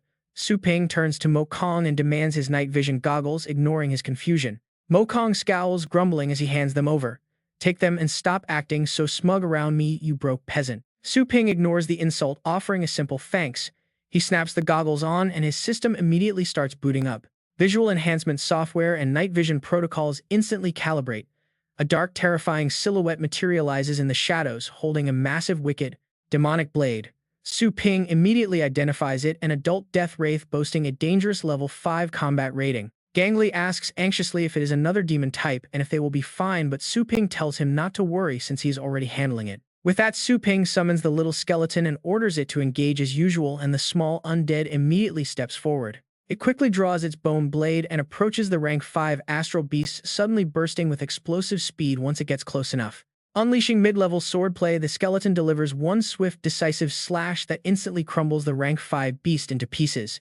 The beast dissolves into two wisps of dark energy that slowly fade, leaving everyone shocked as Gang Li praises the clean, effortless kill. Yi Jing sighs in awe at how easily the threat is resolved, wishing she had listened to Boss Su from the very beginning. Mo Kong acts completely unimpressed on the outside, muttering that it is just pure luck and that he could easily crush such weak trash himself. Yet inside he burns with deep jealousy over Su Ping showing off. Soon the group exits the canyon and a massive mountain comes into view. It is a majestic peak, piercing straight into the sky, and seeing it, Gang Li warns them with a very serious expression. This place is incredibly dangerous as they previously encountered an unidentified high-level beast here and lost track of the pyro-tailed blood fox. Su Ping nods and urges everyone to make good use of their time, telling them to start searching for clues down below. They immediately summon all their scouting pets and fan out, and before long, one of the pets detects something and calls out. The sharp squeak catches everyone's attention, prompting them to rush over to investigate, and Yi Jing asks what has been found. She questions the many-eared monkey about its discovery, while Mo Kong is surprised to see the beast retrieve something with its tail. Looking at the severed arm held by the pet, Mo Kong explains with a grim expression that it is wearing a dark cloud gold glove. He adds that only veteran wasteland explorers of captain rank or higher would have the wealth to buy such high-quality gear. This news instantly turns Li Ying and Yi Jing pale, and she anxiously wonders what kind of horrific monster could kill a captain. Su Ping walks over and asks to see the find, but Mo Kong scoffs in complete contempt, questioning if he even knows anything about gear. Ignoring the blatant disrespect, Su Ping simply demands that the other man hand over the severed arm for closer inspection. Mo Kong glares directly into Su Ping's eyes, sneeringly asking if ordering people around twice has gone straight to his head. He warns Su Ping that as a titled explorer, even if he accidentally kills an unnamed battle pet warrior, he will only get a slap on the wrist. The tension instantly skyrockets and Mo Kong lets go of the arm, mockingly saying that his hand slipped and Su Ping can pick it up. Su Ping's face darkens as a dangerous glint flashes in his eyes, but Mo Kong simply smirks and tells him to pick it up. Suppressing his growing rage, Su Ping bends down to retrieve the severed limb, while Yi Jing watches the silent standoff with deep worry. Examining the severed limb closely, Su Ping notes that the blood is completely dry, meaning the victim has been dead for several days. He notices trace amounts of dense demonic energy lingering on the wound, indicating a powerful demon-type astral beast might be lurking nearby. Seeing Su Ping's grim expression, Gang Li asks if he has uncovered any clues related to the pyro-tailed blood fox.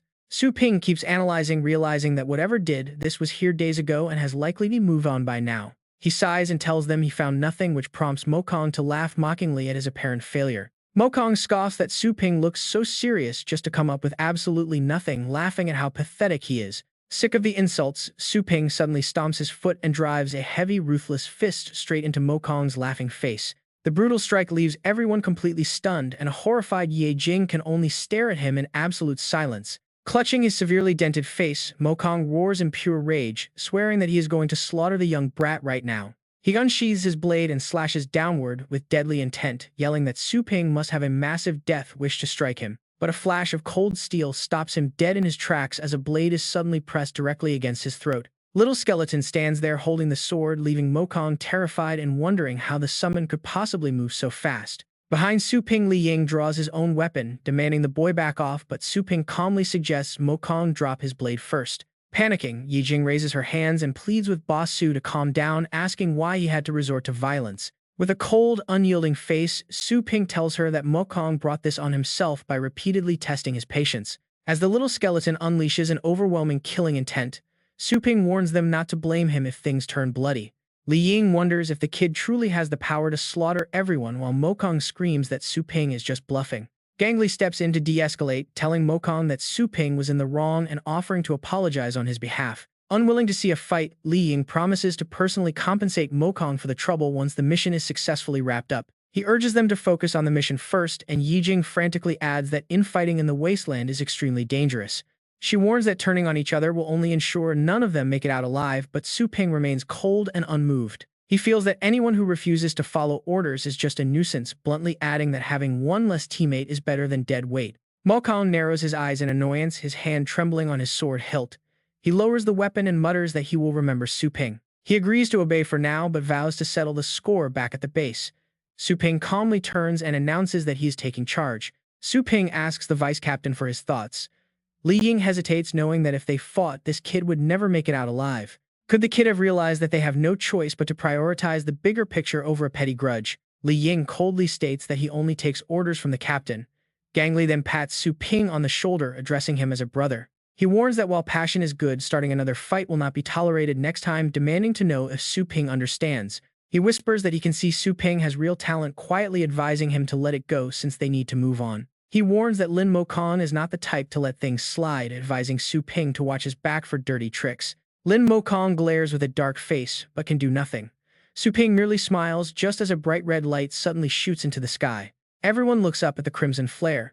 Gang Li realizes it is a distress signal, urging the team to go check it out immediately. Nearby, Ye Chen helps Luo Guxue stand up with difficulty. She weakly urges him to leave her behind and run for his life. Look at that thing. The towering magical corpse beast looms over them with a deafening roar, forcing Ye Chen to block his ears in pure panic. Spiritual shock. Within seconds, the beast shoots sharp spikes that easily impale the surrounding lower-level monsters, and those deadly spikes fly straight toward Ye Chen. Paralyzed by the attack, his body completely refuses to move. But wait, the spikes are suddenly sliced in half, leaving him looking up in shock at the newcomers. Gang Li introduces them as the Black Wolf Squad, explaining they rushed over the moment they picked up the distress signal. He warns them to be extremely careful.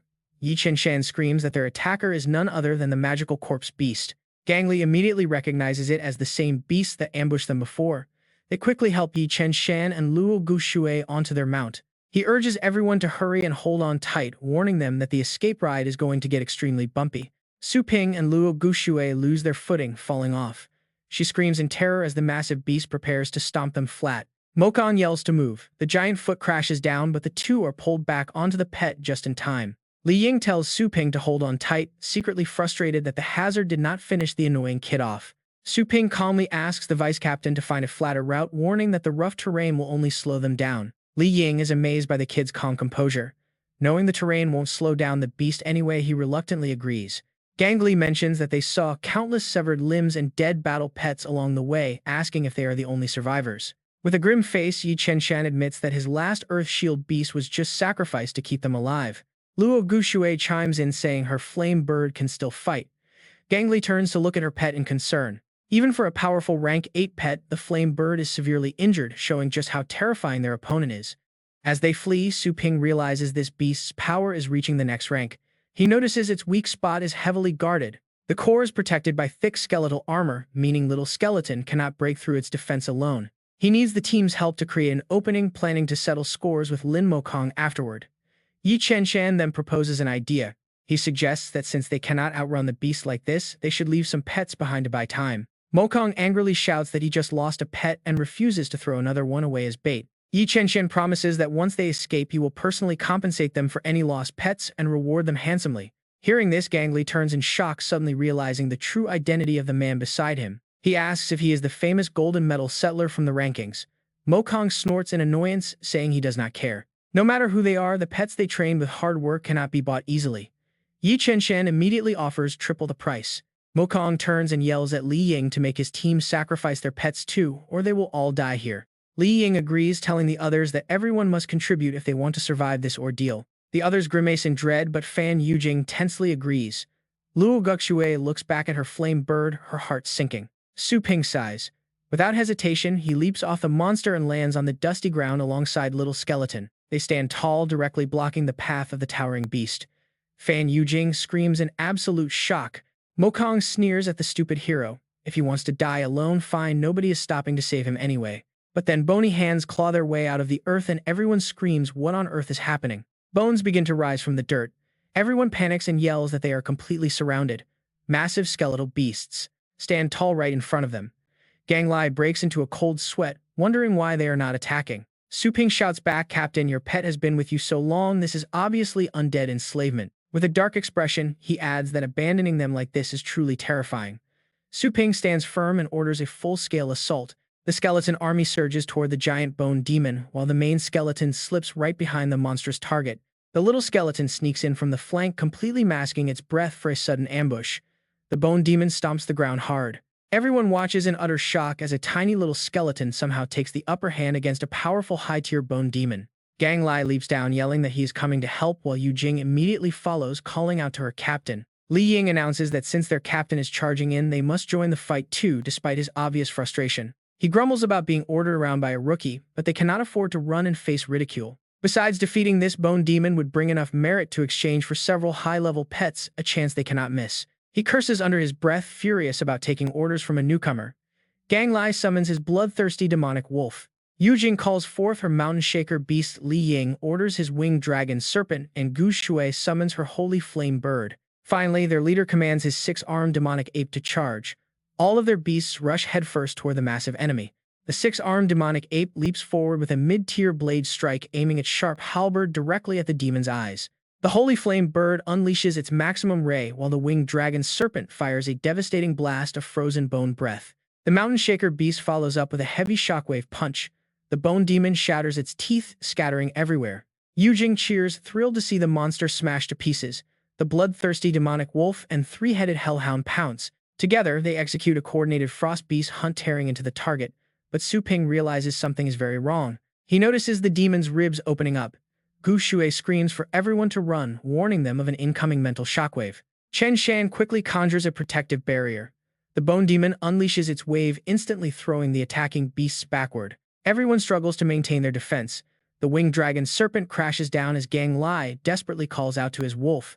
They try to rally their beasts, but only the bone demon rises instantly, reassembling its broken limbs with terrifying ease. Chen Shan struggles to his feet, realizing their joint assault did nothing and their lower-level beasts cannot match a level 8 monster. The bone demon prepares its final strike, firing deadly spikes at the remaining beasts. Gang Li screams in pure panic. He yells that the distance is too great to recall their pets, blaming the rookie's reckless command for this disaster. Suddenly, Su Ping's calm voice cuts through the chaos, ordering his little skeleton to unleash mid-level swordsmanship. The skeleton stands back up, leaving everyone stunned.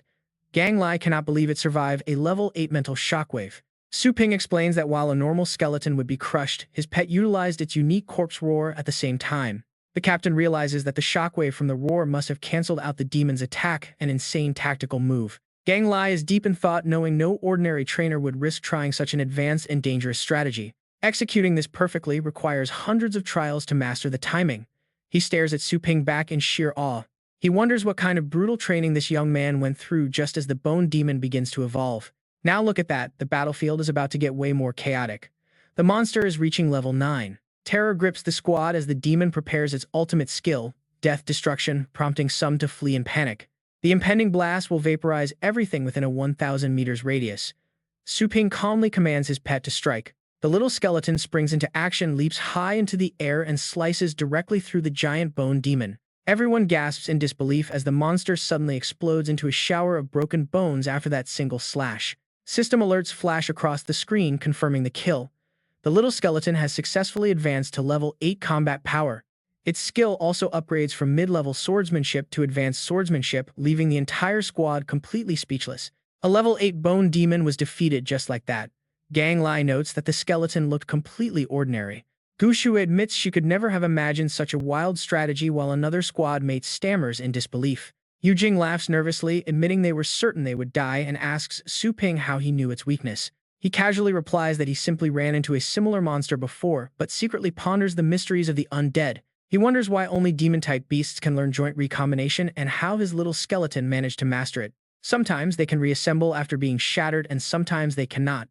Su Ping realizes there is only one logical answer: the body is merely the surface, while the soul core is the true origin of demon-type pets. He remembers his little skeleton. As long as the core is fine, it can always trigger its fusion skill. On the flip side, as long as you exploit this weakness, any demon-type pet becomes nothing more than a paper tiger. Su Ping smirks because this battle just proved his theory. Meanwhile, a strange power swirls around the little skeleton, and the bones of the fallen corpse demon suddenly piece themselves back together. Everyone is completely shocked. Li Ying yells out, asking if this monster is still alive, but Chen Shan notices something off. Its movements look incredibly stiff. It behaves as if someone is pulling its strings. Yujing wonders if this is puppetry, turning his gaze toward boss Su Ping. He asks if Su Ping is controlling the beast.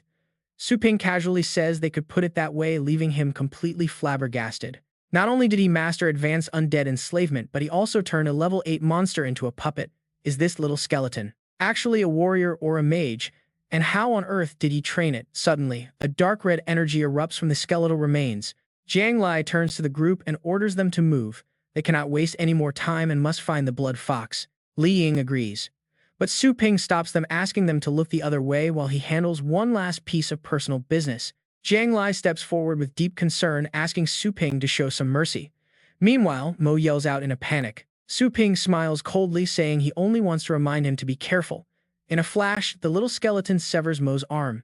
He calmly reminds him that the wasteland is dangerous.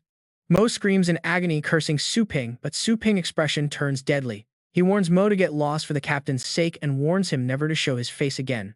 Mo clutches his bleeding arm. Su Ping glares with terrifying, murderous intent. He adds that if Mo refuses to disappear on his own, he would gladly help him. Mo turns pale as a ghost, trembling from head to toe. He grabs his severed arm and flees in terror. Jiang Li sighs helplessly. Yu Jing raises his voice, telling Su Ping that he went too far. But Gu Sui disagrees. She argues that Mo was corrupt and leaving him behind would have put the entire team in danger. Li Ying then speaks up. He asks if they have any clues about the flame-tailed blood fox. Chen Shan shakes his head, admitting he has no idea. Gu Shu ponders for a moment before remembering she once came across its tracks. Hearing this, Su Ping looks at them with delight. He eagerly asks where she saw them. Under the purple glow of the night moon, Su Ping and his skeleton sit atop the corpse demon. Suddenly, the little skeleton spots something in the distance, leaping down and running off. Su Ping wonders what is drawing its attention. He looks down and asks Gu Shui to lend him her flare gun for a quick second. She willingly hands it over. Su Ping fires a shot into the sky and the bright flash completely illuminates the cavern. There, they spot a resting beast. Jiang Li beams with pure excitement at the sight. They have finally found it, and the team quickly slides down the ledge. He gently pats the beast, saying it made things quite easy. He declares the mission accomplished and prepares to head back. But Su Ping raises his hand and asks them to wait.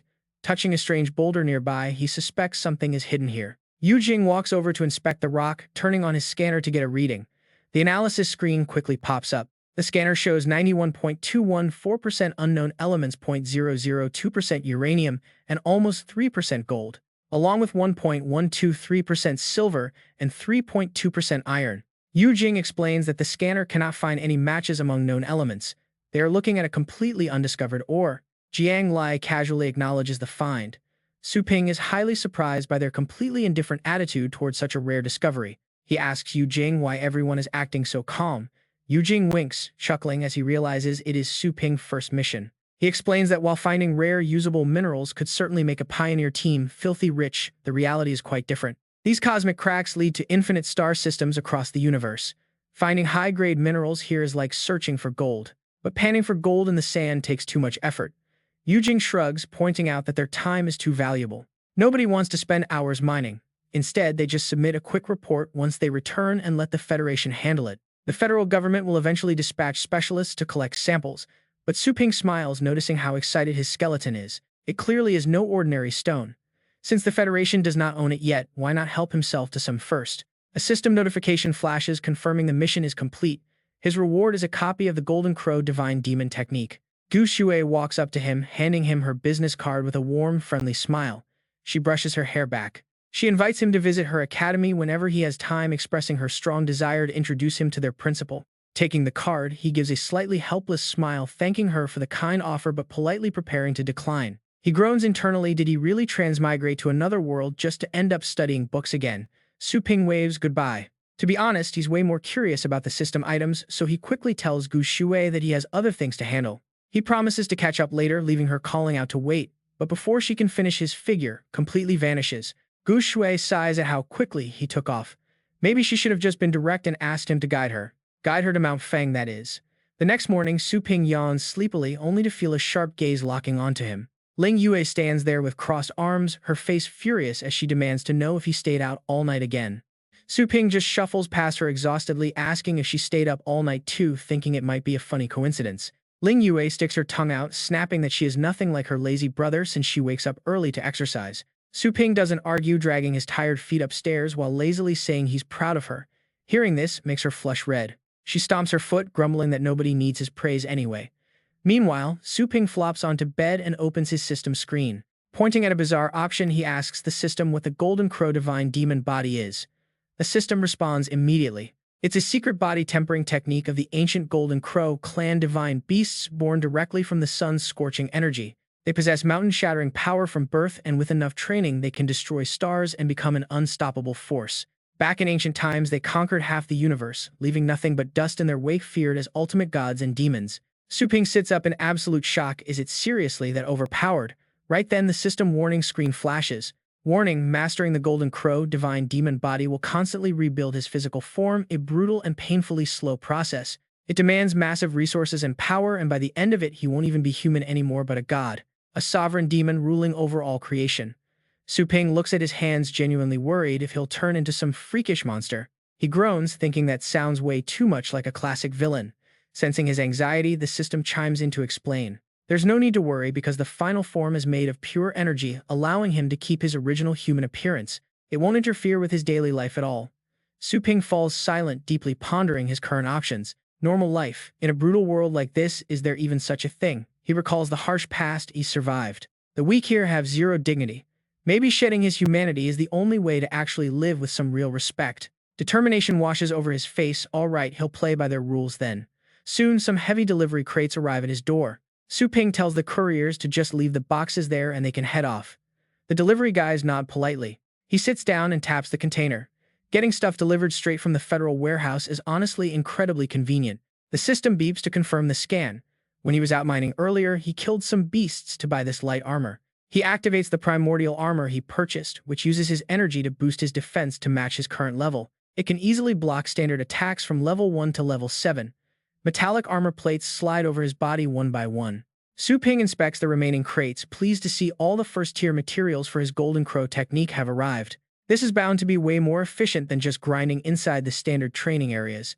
He starts planning his next moves. Most of the resources and energy he needs can be sourced from the Wasteland warehouse and his Chaos energy maps. Once his body is upgraded, he will finally be strong enough to explore the truly dangerous zones on those maps. The perfect loop is complete.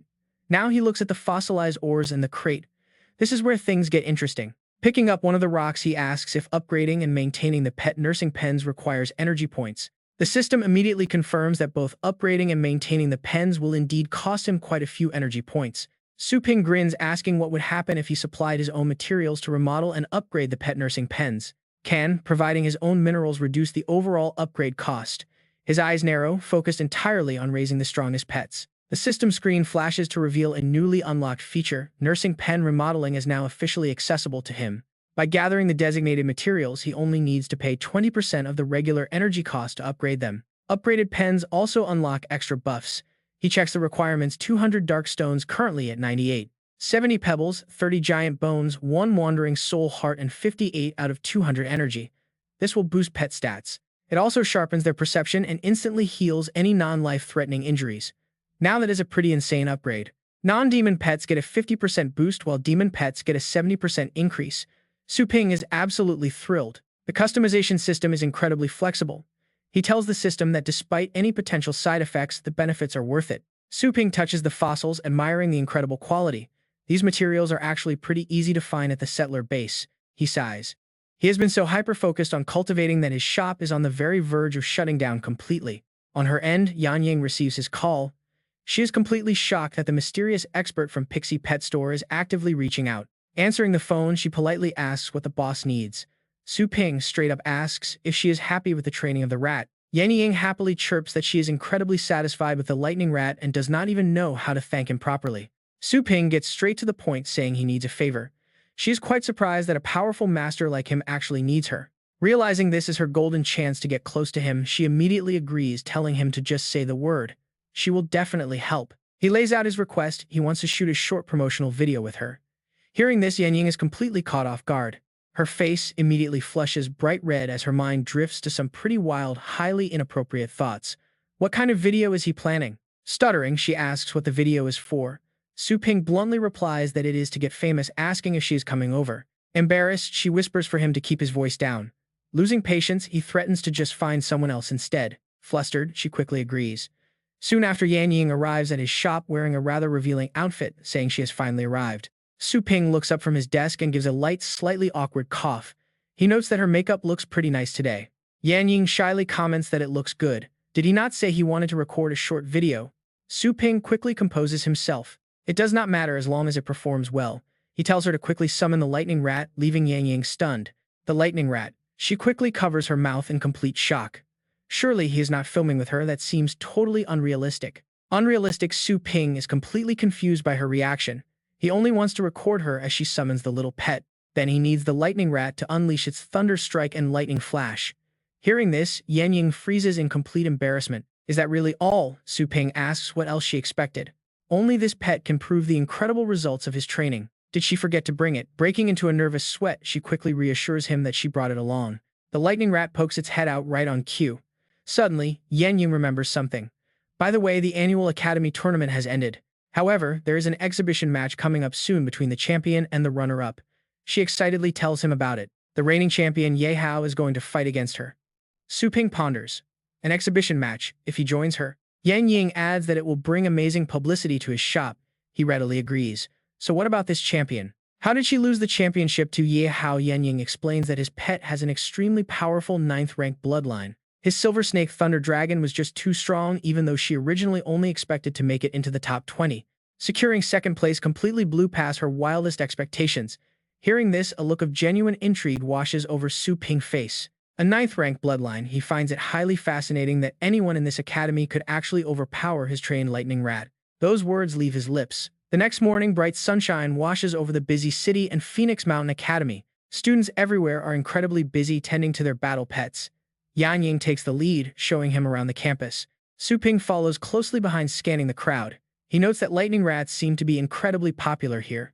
Yan Ying turns back. She clenches her right fist in excitement.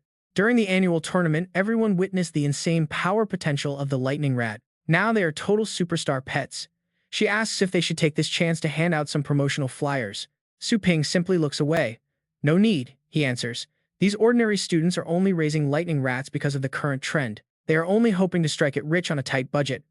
Walking right past Yan Ying, Su Ping calmly closes his eyes. Even if the hype fades, the steep price still scares people away. Hearing him say that, she suddenly feels incredibly small. She points a finger at herself, muttering that she still hasn't paid back the money she borrowed from Lele. The two then walk on. They pass a crowd of excited schoolgirls surrounding Ye Hao with endless praise. Is Ye Hao joining the Royal Academy after graduation? What a silly question to ask. Rumor has it the top professional battle teams have already sent him official invitation letters. They are so incredibly jealous. Ye Hao, however, remains completely unfazed, calmly looking around as the endless praise rings out. With his sheer power, he will easily make the main team in less than half a year. Others think he might even bypass the trials. Suddenly, Ye Hao breaks away from his adoring crowd and walks straight towards Su Yan Ying, calling out to grab her attention. Classmate Su, wait a second, he says. He has a quick question. Seeing him call out to her, Su Yan Ying stops and asks what is on his mind. It is nothing major, he replies. He just wants to thank her for their match the other day. The battle apparently did wonders. His Silver Snake Thunder Dragon beast broke its limits during that intense match, finally advancing to rank 7. Su Yan Ying is stunned. Hearing those words, Yan Ying closed her eyes and smiled. Oh, is that so? Congratulations then.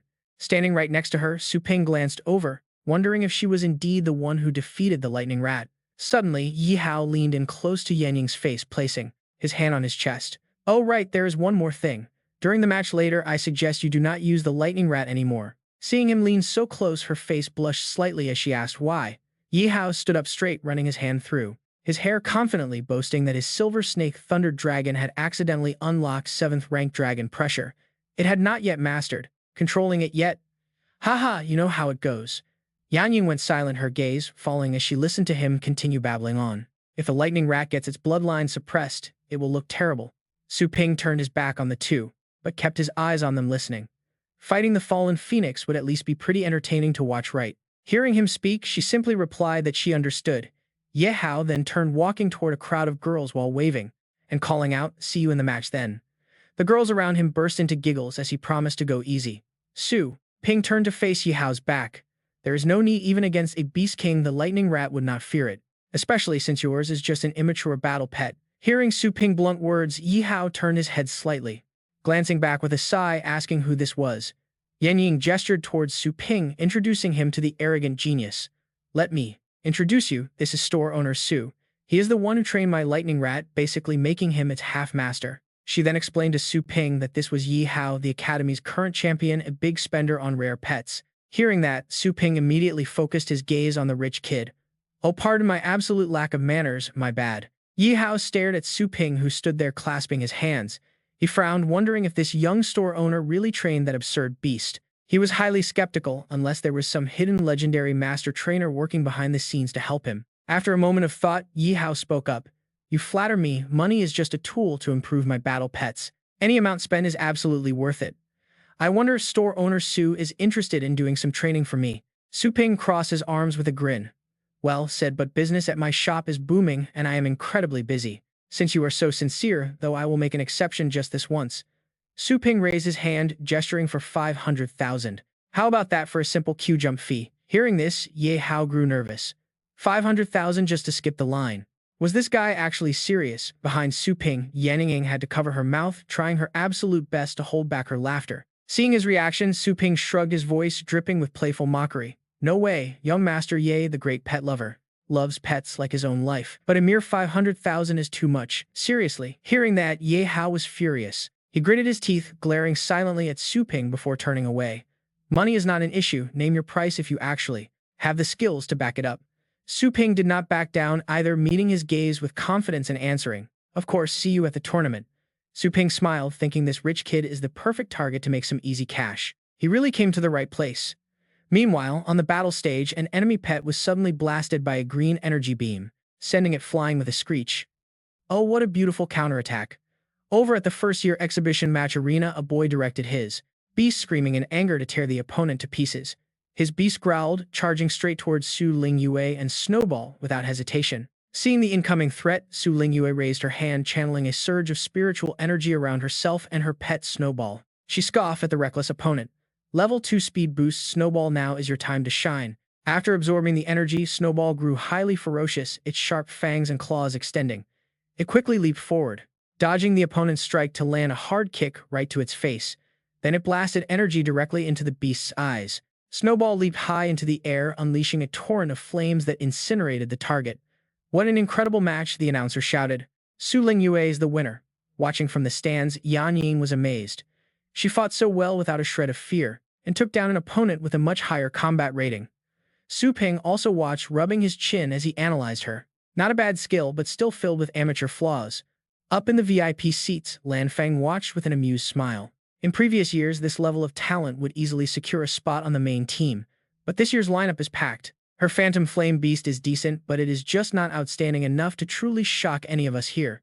Jing Liang agreed excitedly, noting that this year's top finalists are absolute monsters, one of whom wields a legendary 9th-rank bloodline, while the other rode a low-rank lightning rat all the way to the finals. It is basically a battle of gods. Dong Mingsong relaxed, leaning back. If this young girl had a true master guiding her, she could easily become an elite, into a rising star. However, actually crossing paths with such a grand master again is all down to luck. But little do they know that master is already here, none other than our main character. The announcer bellows that the final thrilling match of the night has arrived. Yan Ying opens her summon gate, and the lightning rat instantly appears, floating beside the annual runner-up, Su Yanying. Facing them stands Yi Hao and the massive dragon, looming behind him the reigning annual champion Yi Hao. Up in the stands, Su Lingyue sits in utter disbelief as she stares at her brother. That useless brother of hers. Why on earth is he going down there? Su Ping squats down and playfully smacks the lightning rat on its rear, making the creature jump. Hey kid, do you miss me? It has been a while since we fought together. Terrified, the rat dodges him and bolts behind Yan Ying, squeaking in panic. She gasps in surprise. Nearby, a student rubs his chin, deeply puzzled. What is wrong with that beast? Why is it suddenly hiding? Is it actually scared of the dragon aura? Hearing this, Lingyue gets a massive headache. Her brother is not even a pet warrior. Going up there is just asking for trouble. Watching this unfold, Yi Hao laughs out loud. If you had just surrendered earlier, you wouldn't be humiliating yourself like this. Furious, Yan Ying waves her hand and commands her fallen phoenix to summon. The blazing bird immediately takes to the skies, charging straight toward Yi Hao with its signature move, Blazing Ray. The announcer eagerly yells, "Wow!" Su Yanying has suddenly switched her strategy to deploy her bird's strongest attack right out of the gate. Seeing this, Yi Hao confidently orders his beast. Go on, Thunder Basilisk, play with it. The massive dragon charges forward, bearing its claws toward the fallen phoenix. The fallen phoenix fires a massive beam of energy, but the dragon simply bellows, sending a shockwave right back at her. The sheer force tears through the beam and sends the phoenix crashing down. The announcer gasps, what a single roar completely dispelled. An 8th-rank pet skill. That is the absolute power of a 9th-rank bloodline dragon. Yan Ying watches on in absolute dread, desperately urging her bird to stand back up and fight. The fallen phoenix begins gathering its elemental energy once more. On the other side, Yi Hao raises his hand in a mocking gesture. Perfect, he sneers now, you will see the massive gap that lies between us. Thunder Basilisk defend. Having fully charged, the phoenix unleashes another fiery beam. The dragon stands its ground, prepared to meet the attack head-on. Is it absolute arrogance or just the confidence of a true peak warrior under this terrifying impact? The dragon barely takes a scratch. It slowly lowers its giant wings that shielded its body. Seeing this, Yang Ying's hope instantly crumbles. Her eyes widen in horror. Her pet's ultimate all-out attack failed to leave a single real mark on the beast. Desperate and broken, she covers her head as the crowd's comments echo around her. It is absolute despair.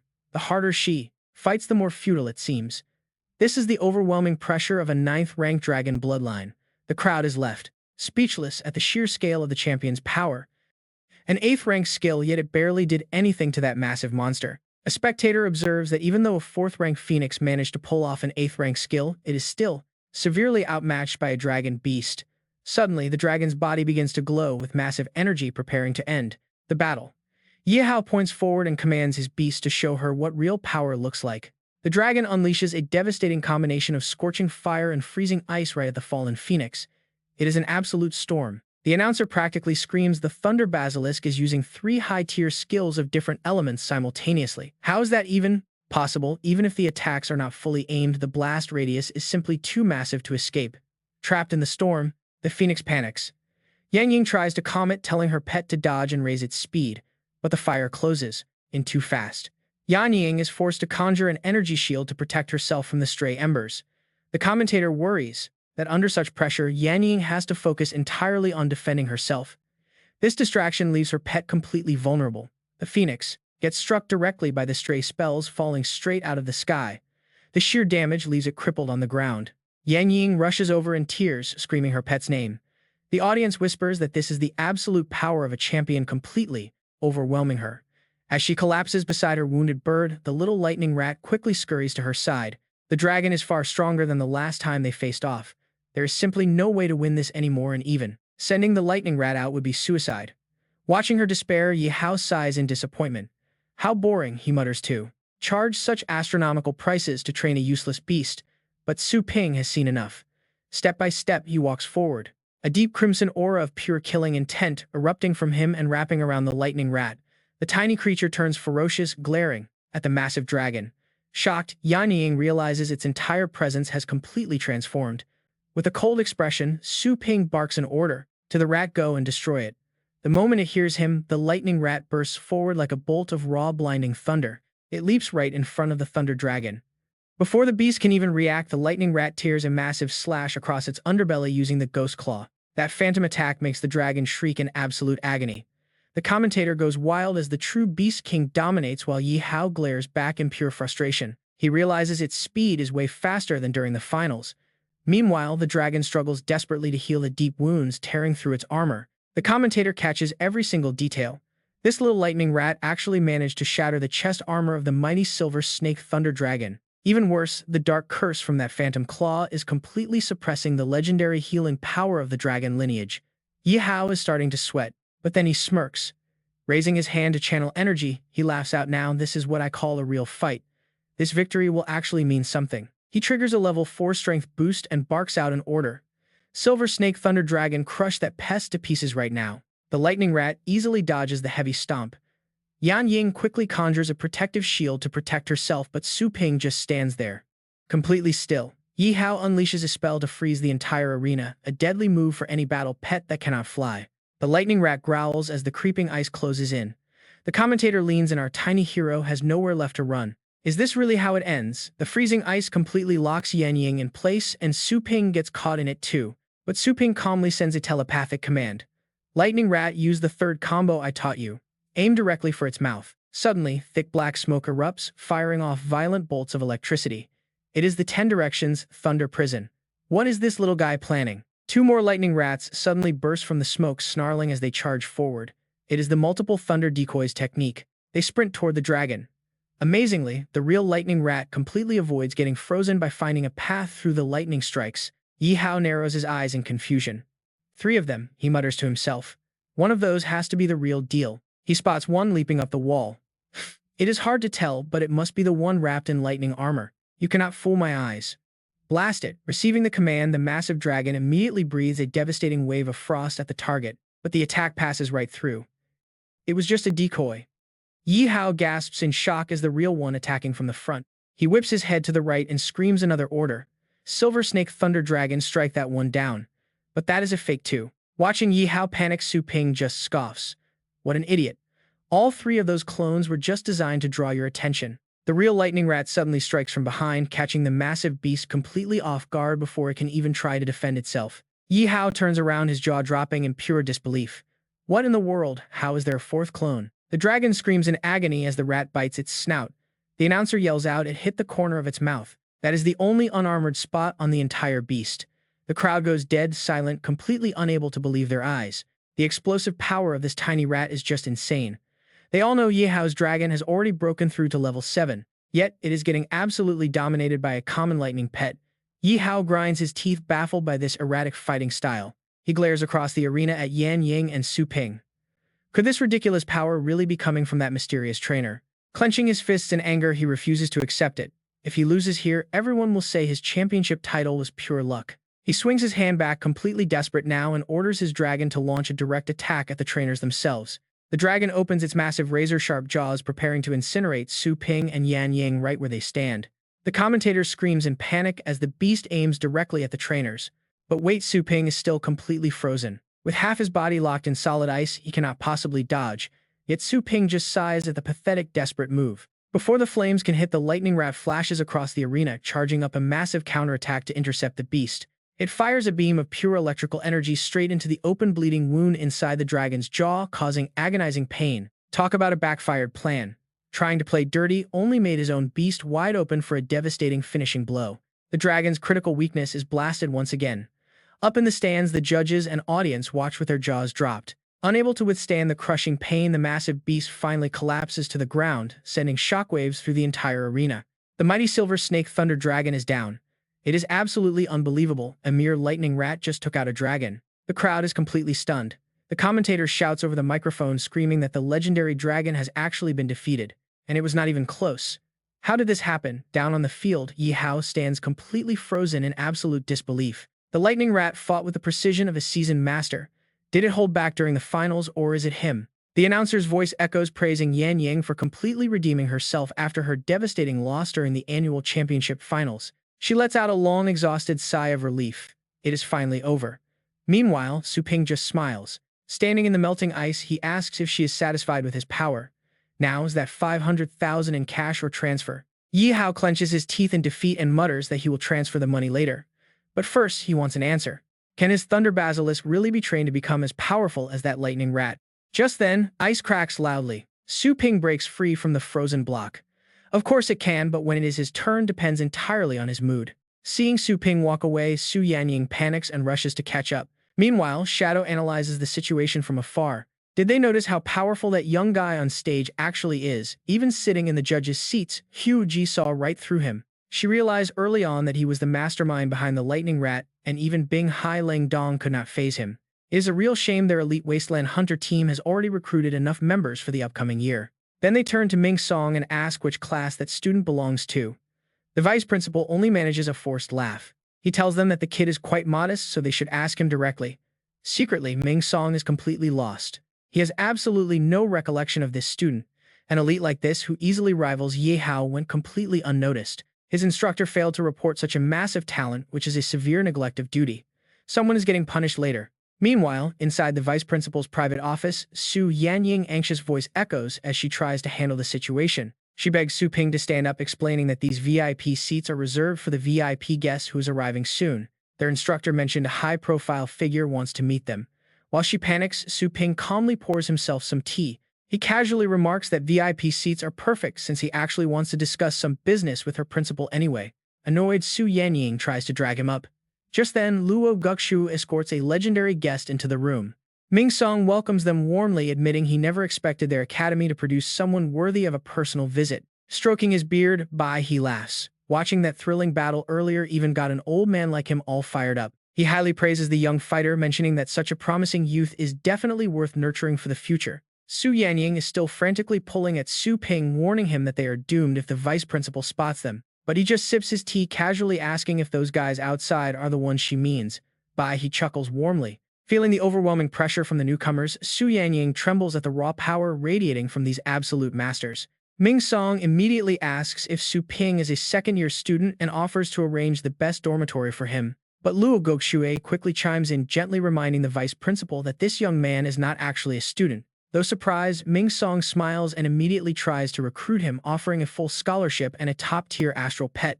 He asks if Su Ping wants to join their academy, promising waived tuition and a high-lineage pet upon graduation. Su Yanying is completely blown away by the generous offer, having never heard of such crazy benefits before. She wonders how anyone could possibly refuse. Meanwhile, Shadow quietly notes how hypocritical the old fox is being. Despite the massive offer, Su Ping calmly takes another sip of his tea and simply says he is not interested. Ming Song is stunned, wondering how anyone could reject this. He immediately plans to offer a massive monthly allowance instead. Before he can speak, Luo Gushu smiles and steps in to introduce the mysterious guest properly. She asks the vice principal if he remembers her getting rescued in the wasteland by a powerful young warrior, the hero who decapitated a rank 8 magical corpse beast, saving her and Yi Chenshin. Ming Song nods in awe. It was a legendary feat that shook their entire city. Suddenly, his eyes widen as the truth hits him. This young man sitting right in front of them is that very savior. Su Ping just casually asks if they also want some tea. Slaying a rank 8 beast and rescuing gold medal wasteland hunters, everyone is left completely speechless by his insane power. They whisper among themselves, wondering if he is some hidden heir from a legendary family out to experience commoner life. None of the 4 great families have ever seen him. He is incredibly low-key. Could he be the Yi family heir? Su Ping shuts down the rumors, telling them his surname is Su and asking them to stop giving him random names. Su Yanying trembles, worried his blunt attitude might offend these powerhouses and get them both killed on the spot. Meanwhile, Iron Hand is highly impressed, thinking this guy should skip school and directly join their elite pioneer team instead. He offers him an immediate spot on the first team with double the usual benefits and resources. Su Yanying is frozen in shock. Joining the first team directly as an official wasteland hunter with double benefits is unheard of. Her own contract only placed her in the low-tier 4th team with absolutely zero benefits to speak of. She got nothing while he is handed everything on a silver platter. Su Ping, however, remains completely unfazed. He has no interest in joining a squad, saying it is worse than reading a book. Tai Shou is shocked. What? Seeing this, Shadow speaks up. Shadow says those cheap offers would only drive away beggars, inviting Su Ping to join their squad for 100,000 points. Pioneer points, that is. On top of that, Bai he offers that the master will personally teach him martial arts and custom craft a powerful suit of armor. Hearing about these amazing benefits, Su Yanying eyes light up as she asks if he wants to go. Su Ping just looks completely helpless. He is not even looking at her, so why is she so excited? He has to train pets and watch the shop, leaving no time to be a pioneer. Just then, Luo Gukshu steps in to suggest that Mr. Su should consider becoming a specially recruited instructor at their prestigious academy. Both Su Yanying and Su Ping are surprised by the offer. And instructor Yanying is totally dumbfounded and gasps in shock, thinking to herself, only warriors with at least rank 7 combat power are qualified, and they still have to pass numerous grueling assessments just to get in. On top of that, an instructor holds the power to shape the future of hundreds of elite students under their direct guidance. Countless people dream of reaching that position, yet he can secure it with a simple yes. Luo Gushue continues to explain the perks. He would only need to teach 1 class a week, leaving his remaining time completely free, while the generous benefits are absolutely top tier. He can freely access and use any school resources as he pleases. Hearing this, Su Ping is slightly tempted and asks for confirmation. He can really use any resources he wants. He silently calculates that cultivating the Golden Crow Divine Demon requires countless rare materials. If he can source them from the academy, it will save him massive effort. Plus, with the prestigious status of an instructor, his pet shop will finally be safe from random troublemakers.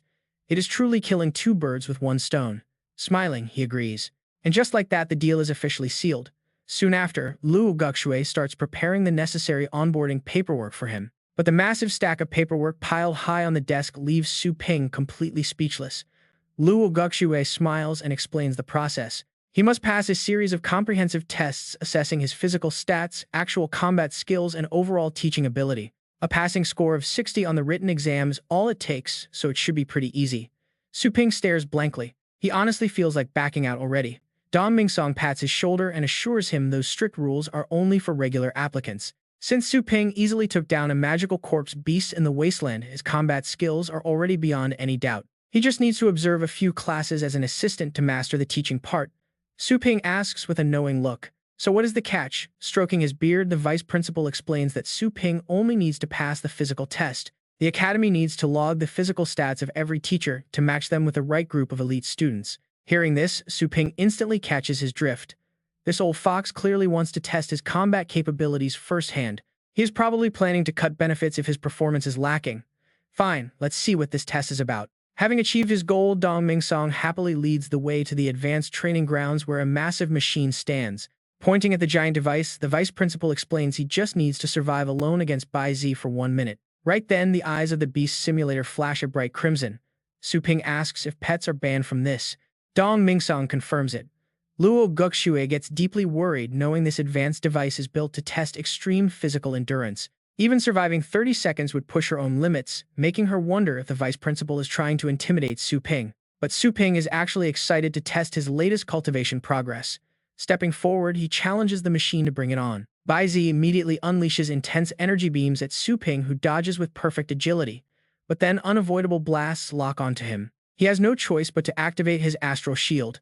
Instantly, a glowing barrier forms as the orb charges with raw power. The attack intensifies rapidly, completely shattering Su Ping's astral shield under the heavy pressure. A massive wave of energy directly blasts him. Dong Mingsong tracks the time, noting that Bai Zi failed to land a hit for the first 10 seconds. His reaction time is solid, but his shield is quite weak.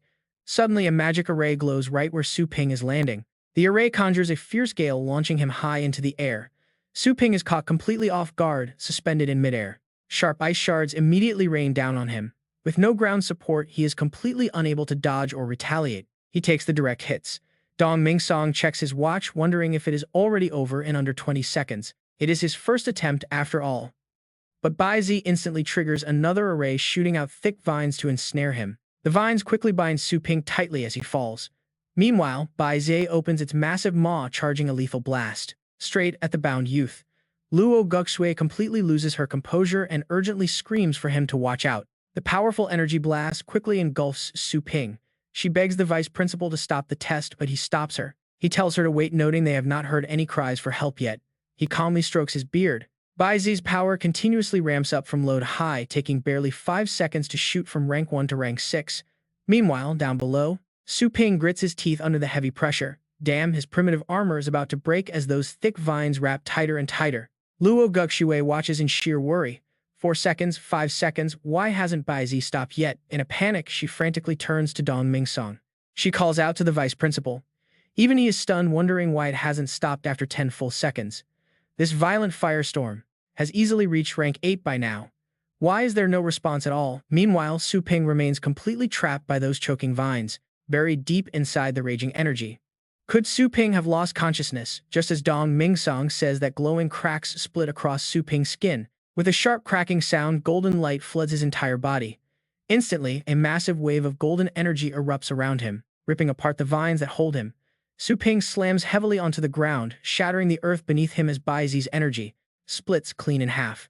He tightens his fist and roars out, "What an annoying machine!" In an instant, Su Ping charges straight toward Bai Zi, tearing straight through the unleashed energy. A streak of golden light cuts through the air as he swings his fist, unleashing a heavy strike that shatters Bai Zi's face.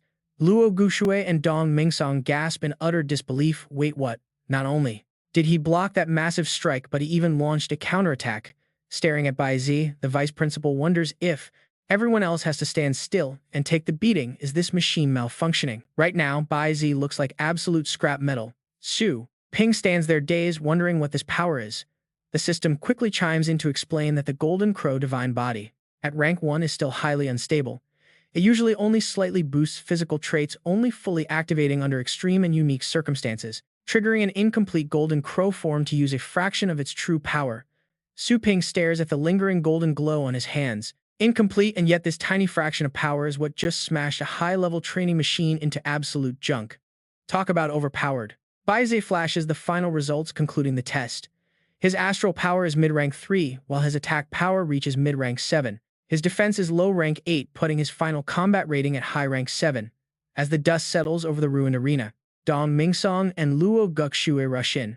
Su Ping spots them and casually asks if this is enough to qualify as a teacher. Dong Mingsong applauds warmly, praising him. He says that Su Ping's incredible skills are more than enough for a high-ranking mentor position. Luo Guxue is absolutely stunned. A high-ranking mentor, Dong Mingsong, quickly adds that Su Ping's digital credentials will be updated online tomorrow, welcoming him to the Phoenix Mountain Academy. Su Ping just stares back at him with a pretty cold look on his face. He knows that Bai Zi's raw power is something no ordinary warrior could survive. Honestly, if he did not have his divine body, he would have been completely torn to shreds by that machine. What an old fox! Dong Mingsong notices his unhappy expression and asks if something is wrong. He asks if Teacher Su is feeling down simply because his clothes got ruined during the fight. Su Ping decides to play dumb since he got the job anyway. Too lazy to argue, he simply turns around to head out and politely says he is heading out. But right as he starts to walk away, Dong Mingsong quickly chimes in, offering to have a private car drive him home. Su Ping does not even hesitate, flatly turning down the offer. The old man just smiles and waves, reminding him to teach at least one class a week. Meanwhile, Luo Guxu is still completely lost in disbelief. How can his offense and defense reach rank 7 or 8 while his astral power remains at rank 3? Dong Mingsong thoughtfully points out that there is only one real explanation. He must have mastered some incredibly powerful secret technique, even if he has not trained with it for long. Narrowing his eyes, he adds that some legendary master must be guiding him. He tells her to get close to Su Ping so they can meet this hidden master. His pet store likely holds some clues about this expert, so finding his shop's address is their top priority. Luo Guxue nods in agreement, ready to assist. But wait, Su Ping actually hasn't left yet. He pokes his head back and calmly telling them there is no need to struggle, since he can just send them his location. He only asks that they introduce some rich students to his pet shop. His sudden voice scares the life out of the vice principal. Once he finally gets home, his mother gasps at his torn clothes, asking in a panic how he ended up like this and if he is hurt. Su Ping immediately reassures her, saying that he is perfectly fine. Seeing that he is unhurt, she playfully teases him about his newly built muscles.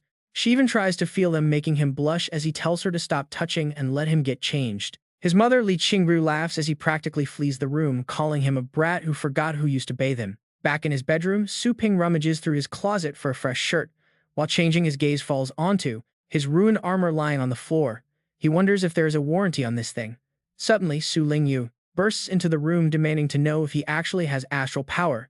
Su Ping instantly freezes up, completely speechless. Before she can even process the situation, Ling Yue catches sight of him and immediately blushes. She calls him a total pervert and demands to know when he awakened, forcing Su Ping to quickly protest who is the pervert here since she barged in.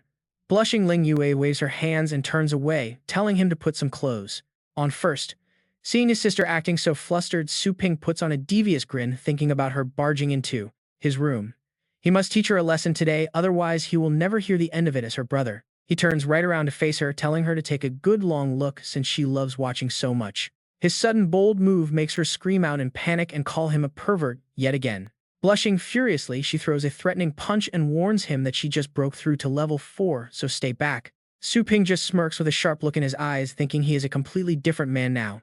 Suddenly, a painful cracking sound echoes out as Su Ping gets hit right in the groin and desperately clutches himself. He wonders how this is possible when his defense is at rank 8.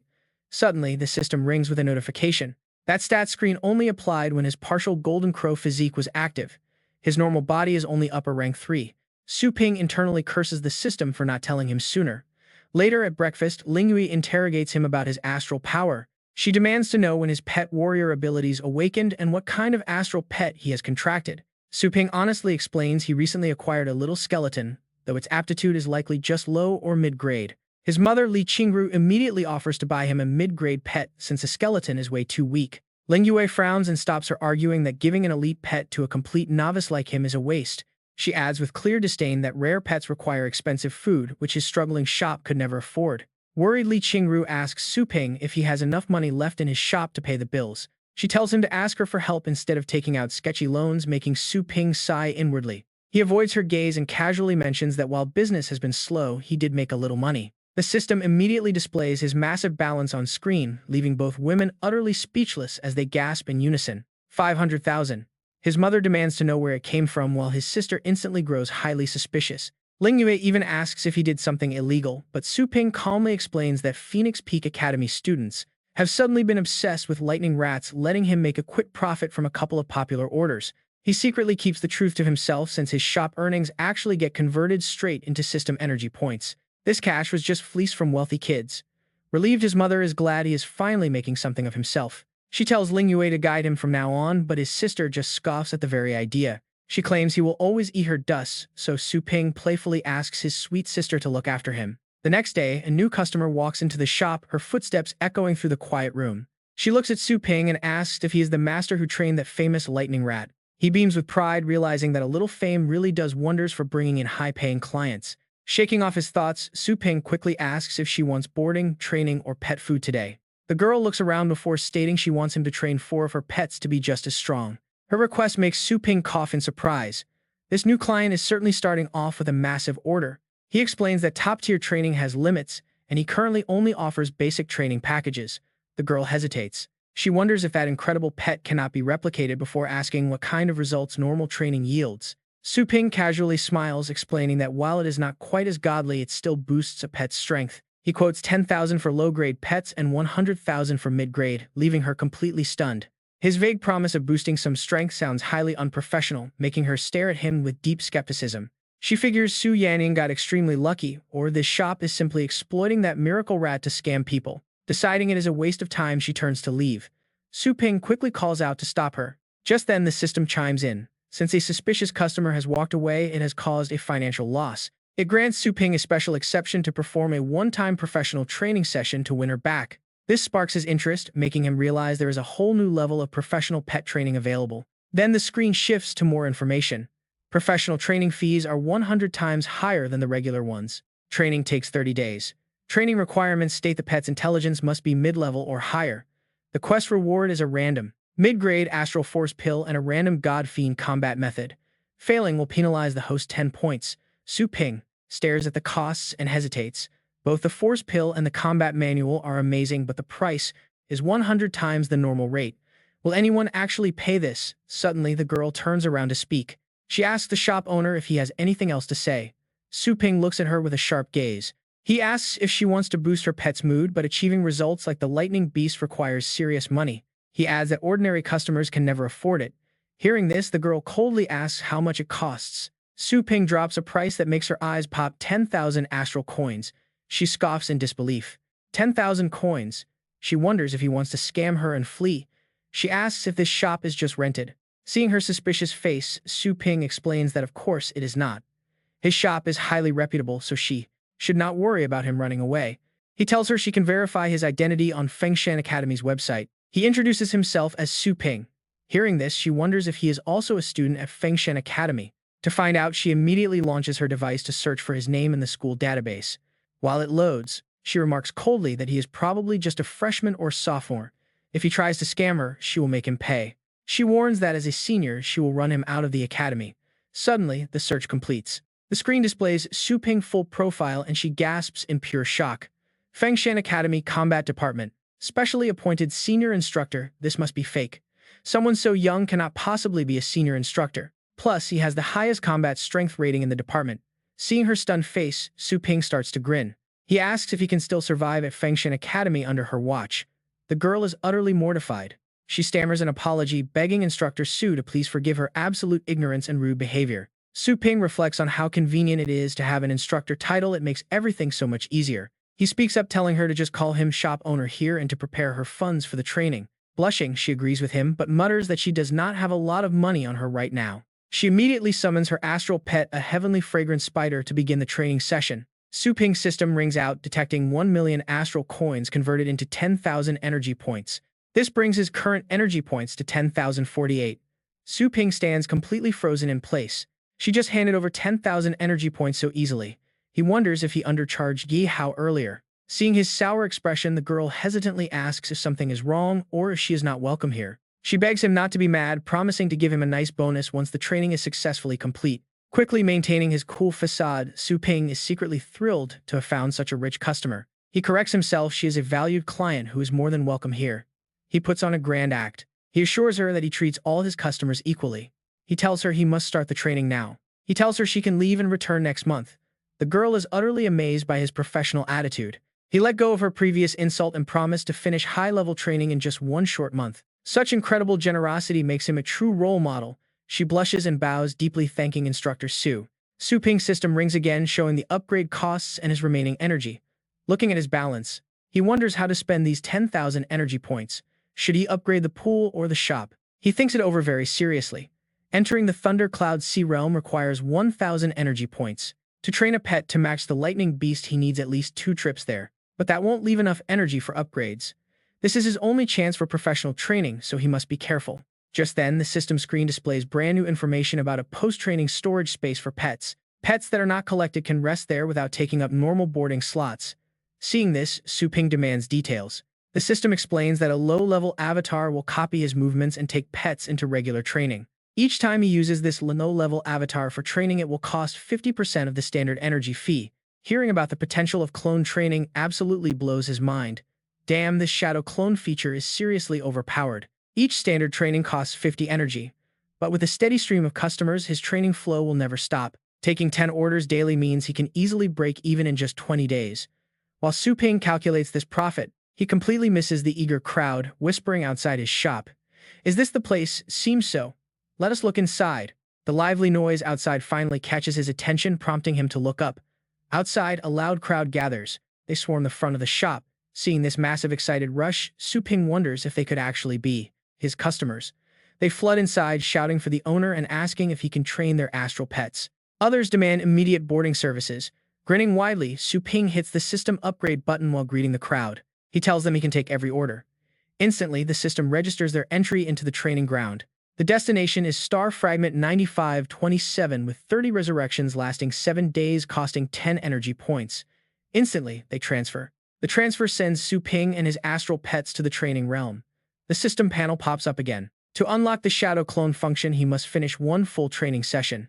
Immediately, he triggers the process. The clone costs 200 energy. His duplicate immediately draws the curious and confused gazes of his pets. They crowd around. Su Ping inspects his identical clone with half-closed eyes, wondering if this copy is actually real. The clone stares right back at the pets as if they are bizarre creatures. He wonders if something is off. Soon they approach a massive lava pool to observe. Successful pet training requires matching the correct elemental environment. A richer fire element provides the ultimate training ground for mastering advanced fire-type pet skills much faster. Molten rock flows everywhere. Seeing the lava burning at 2,000 degrees, Su Ping nods in quiet approval. This spot is perfect. Suddenly, Su Ping slides right down, ordering his terrified beasts to follow him. His pets panic instantly. But as Su Ping touches a nearby rock, he is stunned. It is not hot. Recalling his dangerous battle with Bai Zhe, he remembers surviving extreme heat without suffering a single burn. That extreme environment even triggered his golden crow state. Meanwhile, his pets are screaming in absolute panic now. They shriek as they get closer to the lava. Su Ping closely analyzes the situation with deep interest. This must be the passive heat resistance of his golden crow divine demon body. He hovers his hand closely. Since infinite resurrection is guaranteed, he decides to test it, plunging his right hand directly into the lava. The molten rock wraps around his hand. His golden crow bloodline is absolutely insane, fully taming the fire element. The clone awkwardly tries to copy his movements, but the entire attempt ends up looking incredibly foolish indeed. Su Ping sighs at the silly double, telling it to stop before using his power to heal its arm. Diving completely into the boiling lava, his clothes instantly vaporize. He immediately barks out a crucial training command. Time is precious, so he orders the clone to throw all the pets down into the pool to train. The terrified beasts shriek in panic as the clone grabs them. Meanwhile, Su Ping simply relaxes in the magma. He treats the lava like a refreshing bath. One by one, the struggling pets are tossed straight into it. They instantly turn to ash. The system registers multiple deaths, including the scarlet flame hound and purple flame cat. The flame armor toad and little flame lion are vaporized too. He sighs at their weak fire resistance levels. He orders the system to quickly revive them, then tosses them right back into the lava once again. Unable to handle the 2,000-degree heat, they panic. But Su Ping completely ignores their suffering. He continues to revive and dunk them. Soon he hears a loud splash. Progress. He revives them again. They suddenly explode with raw power, mastering flame tread, flame armor, blazing tail whip, and flame roar. Soon they return to the shop. The waiting customers are absolutely shocked by their incredible progress, indeed. Learning mid-level skills in a single day is absolute sorcery. They wonder what kind of magic this is. This is the power of a master trainer. An even larger crowd rushes the shop, desperately shouting now. Everyone desperately demands training, food, and boarding. Su Ping quickly tries his best to restore order now. He tells them to form a neat line. After processing this massive wave of eager clients today, the system panel updates. 25,860 astral coins become 258.6 energy. His total energy reaches 11,650. Staring at his screen, he grins. Su Ping thought it would take 20 days to gather enough energy, but he finished in just a few days. Now, even the nursing pens are not enough. So Su Ping decisively decided to invest in more nursing pens, but suddenly a system notification popped up to warn him. The number of pens had reached the limit of 25 and could not be bought. It asked if he wanted to upgrade them to level 2. The cost was 1,000 energy. His face fell, but he quickly decided to pass. He needed to focus on his customer's pet first. Training that Tianxiang pig was his absolute priority. However, the ticket to that high-level cultivation ground was just too expensive. Training just one beast would be a total waste of money. Suddenly, a brilliant idea hit him. System, I want to upgrade. He decided to upgrade the Chaos Spirit Pool. The system immediately processed his request and deducted 10,000 energy points. This left him with only 1,650 energy. A blinding legendary green light flashed, and then the system updated. The Chaos Aura had been boosted to 1 in a million, giving him a small chance to breed a legendary king beast. Each breeding attempt now cost 1,000 energy. Seeing this crazy price, Su Ping could only pray for good luck. One pull cost 100,000 astral coins, so expensive. He could only hope for better luck as he pressed the button. He tried to comfort himself. He did not even need a king beast, just a decent mid-level pet to raise would be enough. As Su Ping opened the summoning space, dark clouds began to swallow the light. The sky turned pitch black with pure rage. People looked up, complaining about how quickly the weather had shifted. Suddenly, violent streaks of lightning began to strike the city. Out of the storm, a terrifyingly fierce dragon emerged.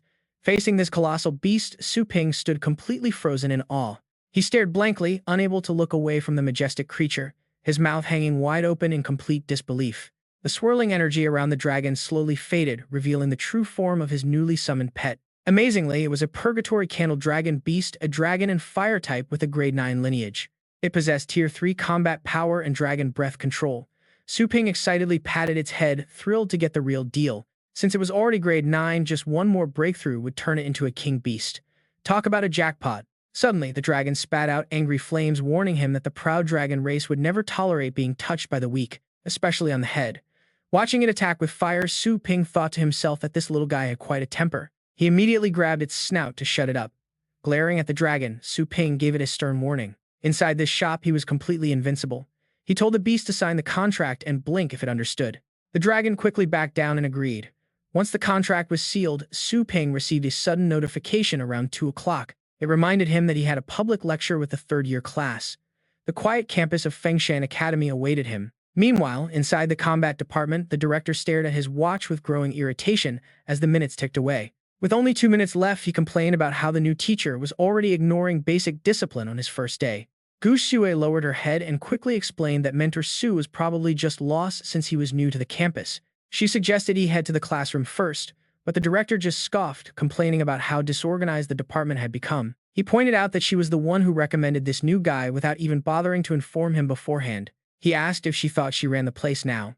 Terrified of getting into trouble, Gu Xue quickly denied it. She desperately prayed for Su Ping to show up soon before the angry director completely lost his mind. She nervously offered to take full responsibility if Su Ping was late, but right as she finished speaking, he appeared. His sudden entrance startled both of them. Gu Xue let out a sigh of relief as the director sized up the newcomer. The older man silently evaluated Su Ping. Meanwhile, our hero let out a sigh of relief, glad he made it on time. Riding that dragon here was an absolute blast, even if the poor beast looked ready to explode with rage. Inside the classroom, Ling Yue tried to focus while the other students gossiped about the rumors of a young new instructor. They wondered how someone so young could get hired, with some suggesting he must have some serious family connections. His online profile was completely blank, which seemed highly suspicious to them. Another student immediately chimed in to agree. They joked that he was probably the principal's spoiled son or had simply paid his way into the academy. Annoyed by the noise, Ling Yue snapped at them, defending the new teacher's strength regardless of his age. She told them to focus on training instead of gossiping, but they just ignored her warning and laughed. They mocked her for being naive, asking if she seriously thought hard work alone could make someone a top-tier instructor. While the classroom was still filled with loud whispers, the 3 instructors finally walked through the main doors. Luo Guxue is the first to speak, telling everyone to quiet down as class is starting. She strictly introduces the lesson. This is a public lecture led by her and the head of the combat department, covering the dangerous wasteland territories and practical combat training. Mentor Su is here to assist. The moment the students see Su Ping, the entire classroom immediately erupts. Wow, his age is almost the same as ours, right? Yet he is already an instructor. Two other students look on with deep doubt. That guy is really an instructor. So what? With our Yihao's strength, he can easily become one in 2 years if he wants to. Shoo. Okay, shut up. Absolutely shocked, Su Lingyue suddenly cannot believe her own eyes and screams out loud. Su Ping, what on earth is he doing up there? The two guys from earlier notice Lan Leilei's reaction and start mocking her. Just a moment ago, she was defending him, telling us that if we have time to gossip, we should practice more. Psh. Hearing this, her face turns bright red. It's not him. Suddenly, a boy stands up, raises his hand and speaks up. Instructor Su, is it true you decapitated an abyss sea beast? Could you tell us the details? The classroom erupts into chatter once again. An abyss sea beast. What's that? They say it's a rare high-level monster that almost no one has ever survived seeing. Anyone who saw it ended up dead. I don't believe it's that strong. Su Ping waves his hand with a calm smile. Of course I can, but that is not the main focus of today's class. I will share the details when we have time. The combat department director standing nearby scoffs silently. He thinks Su Ping is just putting on a show before even teaching a single day. The students eagerly cheer, demanding to see some real skills. How else is he going to prove he's qualified to teach them? Exactly. Show us what you have got.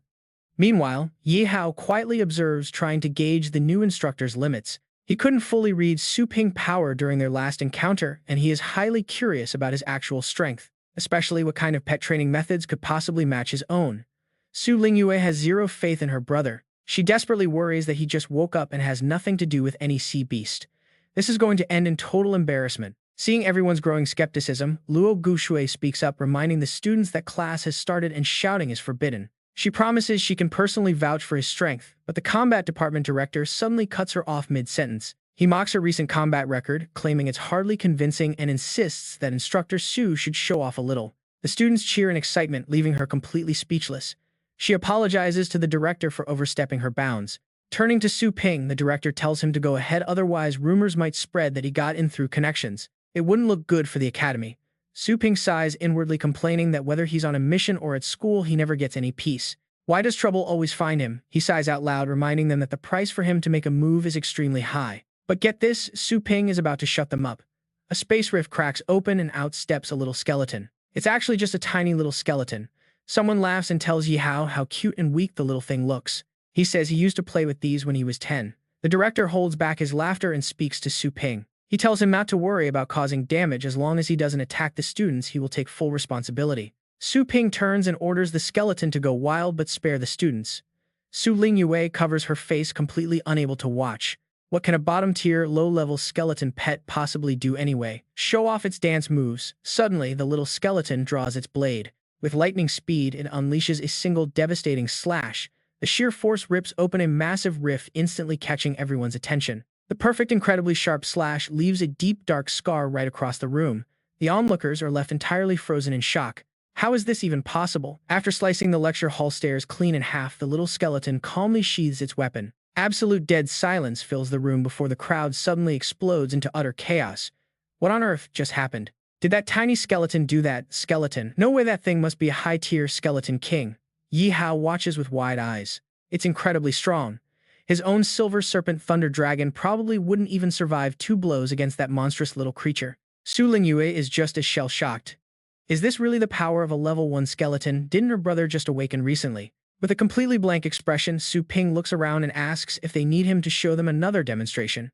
Cold sweat drips down the director's face. Luo Gushui lets out a soft chuckle nearby as the terrified director mutters. This entire classroom is made of special, reinforced materials worth tens of millions, built to withstand level 8 attacks, yet it was sliced effortlessly. Blue energy begins to gather around the little skeleton once more. Su Ping speaks up, raising his voice to the crowd. If anyone else still has doubts, feel free to raise your hand and come up here to test me. The students look at each other. No one dares to say a single word, their earlier arrogance completely washed away by absolute dread. As Su Ping glares at them, they look down. Seeing that no one has any questions, Luo Gushui asks if they can finally begin. Every student in the lecture hall nods in unison. They desperately want this suffocating, invisible pressure to end as soon as possible. Luo Gushui finally speaks up, telling them to open their textbooks. She instructs them to open to page 45, explaining that these materials were discovered in the Class A Space Rift back in 2020. Later on, a student would marvel that this was the quietest class they had ever attended, so silent that you could hear a hair drop. But absolutely no one is taking notes or even letting their minds drift. Talk about a tense environment. One terrified student glances over. Everyone's attention is entirely locked onto that deep slash on the floor. It was a clear warning, like killing a chicken to scare the monkeys. Once the lecture wraps up, Dong Ming Song drives Su Ping back home. As Su Ping steps out of the car, he turns to the vice principal. He notes that an esteemed vice principal driving an instructor home is far too polite. Dong Ming Song simply chuckles warmly in response. Not at all, he says, noting how Su Ping kept the students completely silent during his very first class. Instructor Su is a top-tier asset. He calls him a top-tier genius of Fengshan Academy. As Su Ping scans his fingerprint to unlock the door, he silently sizes the old man up. What is this sly old fox plotting now? Hopefully he is not here just to follow him inside. Suddenly, Yi Chenshin spots them from afar. He quickly walks over and waves. With a warm smile, he greets Su Ping, saying it has been quite a while since they last met. It takes Su Ping a moment to recognize him as Yi Chenshin. Soon the three of them head inside to find a quieter place to talk. Inside, 3 cups of hot tea are poured, ready for them to enjoy. But Su Ping quickly notices that the entire area is strangely deserted. It is completely different from the usual hustle and bustle. Sensing something is off, Su Ping wonders why this afternoon is so incredibly quiet. Yi Chenshan speaks up, explaining he has a private matter to discuss. He even had the street cleared, promising to compensate everyone for their business losses. With a knowing smile, Su Ping looks at Dong Ming Song and tells the vice principal that his friend has a secret matter to discuss. The vice principal lets out a slightly awkward laugh and admits that he actually came to find instructor Su for some business as well. His gaze suddenly grows incredibly sharp as he reveals that the prestigious Global Elite League is about to kick off in the near future. Dong Mingsong explains that this grand tournament only happens once every 3 years and is strictly limited to battle pet warriors under rank 7. Only those under rank 7 can enter. Aside from winning a massive cash prize, the champion of the league also gets a special opportunity. They get direct personal guidance from a legendary battle pet warrior. He adds that almost all past champions easily advance to the titled rank. A few of those exceptionally gifted geniuses have even reached the legendary rank, becoming incredibly powerful figures revered by tens of thousands. They are heroes protecting the safety of entire continents. As he speaks, his tone is clearly filled with excitement and deep pride. Dong Mingsong then makes an incredibly enticing offer, promising that if instructor Su agrees to participate, he will approve a full 1-year leave. All his salary and benefits will still be paid, plus extra bonuses after the tournament. But Su Ping rejects the offer on the spot. He has no plans to compete. Dong Mingsong is completely stunned, wondering how any battle pet warrior could ignore such an event. Su Ping narrows his eyes. Honestly, who can blame him? He is not foolish enough to invite that attention. Winning means the world's eyes are on him. He is already making plenty of money with his current level of fame. Becoming any more famous might only attract dangerous attention from unwanted people. He thinks it is far safer to just rely on his system to level up.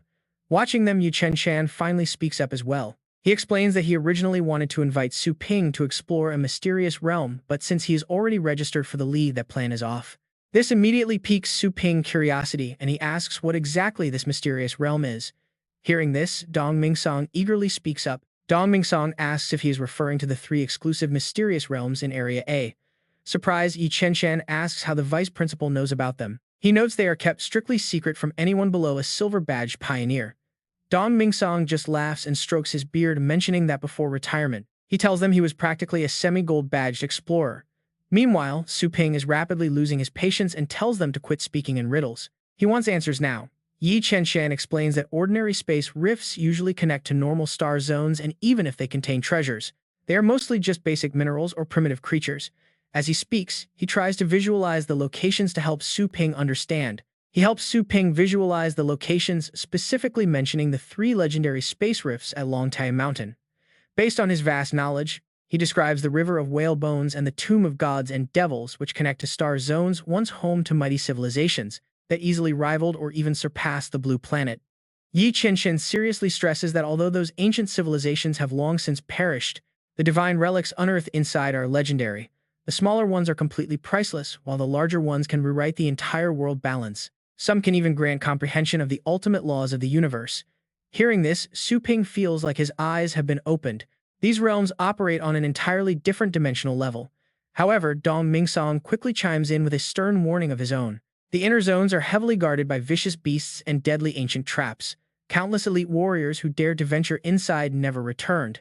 While the inner core remains strictly off-limits, the outer areas only open for brief periods, kept under tight government control. The lockdown will only lift right before the global tournament, opening up a relatively safe outer zone for top pioneers. Chen Shan looks completely vexed, explaining that Yi Mu was lucky enough to secure a spot to explore the outer area of Longtai Mountain's secret realm. He is looking for a teammate, specifically Brother Su. Su Ping rests his chin, thinking deeply. He cuts him off, stating that although he has zero interest in the elite tournament, he might consider the secret realm itself. The two turn to look deeply curious about his response. Meanwhile, Su Ping quietly ponders how the system encompasses literally everything. Maybe this secret realm is already in his database. With infinite revives, dealing with those unknown beasts would be a piece of cake. A sly, slightly devious grin sweeps across his face. Oh, he definitely has a plan brewing for this secret realm. Night falls and a gentle crescent moon casts its soft light over the streets. Su Ping gets ready to close up shop, but the crowd of eager customers outside shows absolutely no signs of leaving. They yell out for him to train their pets, begging for just one more slot. But Su Ping simply smiles and shakes his head. He tells them that the shop is officially closed for the night, advising those still waiting in line to return early tomorrow morning. One customer practically wails, cursing his luck and swearing he will camp right at the door until dawn to be first in line. Others also start reacting dramatically, grumbling about having to book a nearby hotel just to secure a spot for the next day. Su Ping stretches his tired limbs, a hint of exhaustion in his voice. He is definitely not used to this sudden explosion of business. It leaves him with zero time to cultivate during the day. Suddenly, his expression grows serious as he issues a quiet command. He tells the system to open the special cultivation interface, and in a flash, he is warped to another dimension entirely. Once there, he searches for the Longtai Mountain's secret realm. The system quickly chimes in, reporting that no such results exist. He frowns, asking if there is really nothing, then requests to search for any high-level realms containing the word dragon. The screen flashes again, showing an inheritance realm called the Dragon King Palace. It costs 2,000 energy points to enter. An inheritance realm, he mutters, analyzing the dragon bone structure on screen. He then asks the system for details. He wants to know how this specific domain differs from the regular training grounds. The holographic screen immediately updates. It explains that as an illusion, everything inside is unreal. Aside from combat experience, the host cannot bring anything back. He stares at the screen, shocked that a purely illusory realm costs twice as much as the Thundercloud Sea. He demands an explanation, wondering where the logic is, and honestly, who wouldn't be annoyed at that price? First, every inheritance ground houses the remnant soul of a fallen kingly god, waiting for a worthy champion to pass the trial. A king's soul is sacred and cannot be duplicated. These trials are meant exclusively for the absolute strongest of cultivators. There is simply no room for the weak to train alongside the strong in a place like this. Su Ping sighs, staring blankly at the screen. Fine, the king's soul is irreplaceable, but surely some other treasures can be copied. Giving up, he returns to the real world and pushes open a door, greeted by a brilliant, mysterious purple glow. He murmurs to himself, noting that taking only his little skeleton into a realm this expensive would be a massive waste. Around him, numerous magical beasts lie silently inside glass incubation cages, all sleeping peacefully in a deep, quiet slumber. He walks over to his sleeping hound, sighing that its owner is long overdue to pick up the poor beast. Unless they completely forgot, something bad must have happened. Su Ping reaches out and gently touches his hand to its forehead. A bright crimson sigil flares on its brow, and the hound instantly snaps awake, locking its gaze onto him. A prompt pops up, confirming the contract is signed. The system screen instantly displays the beast's full stat profile. It's a Moonhound level 1 combat type, low-grade aptitude, possessing only basic skills like roar and bite. Its loyal nature makes it a perfect starter pet. Su Ping ponders for a moment, realizing the owner likely met a tragic end. He opens a spatial rift to the trial grounds, then looks back at the beast, telling it to make itself useful. Since it got free boarding for so long, it has to work hard now. The hound barks in eager agreement. The rest of the chosen beasts quickly file in behind him, ready to cross over into the unknown. They emerge in the Baron's secret realm. Right away, a system alert flashes, deducting 2,000 energy points. He is now officially connected to the Dragon King Palace. The trial is set for 7 days with 10 allowed deaths. The system leaves him to explore alone. He quietly scans his surroundings, finding a completely dead, barren wasteland. Only massive dragon fossils and withered roots remain.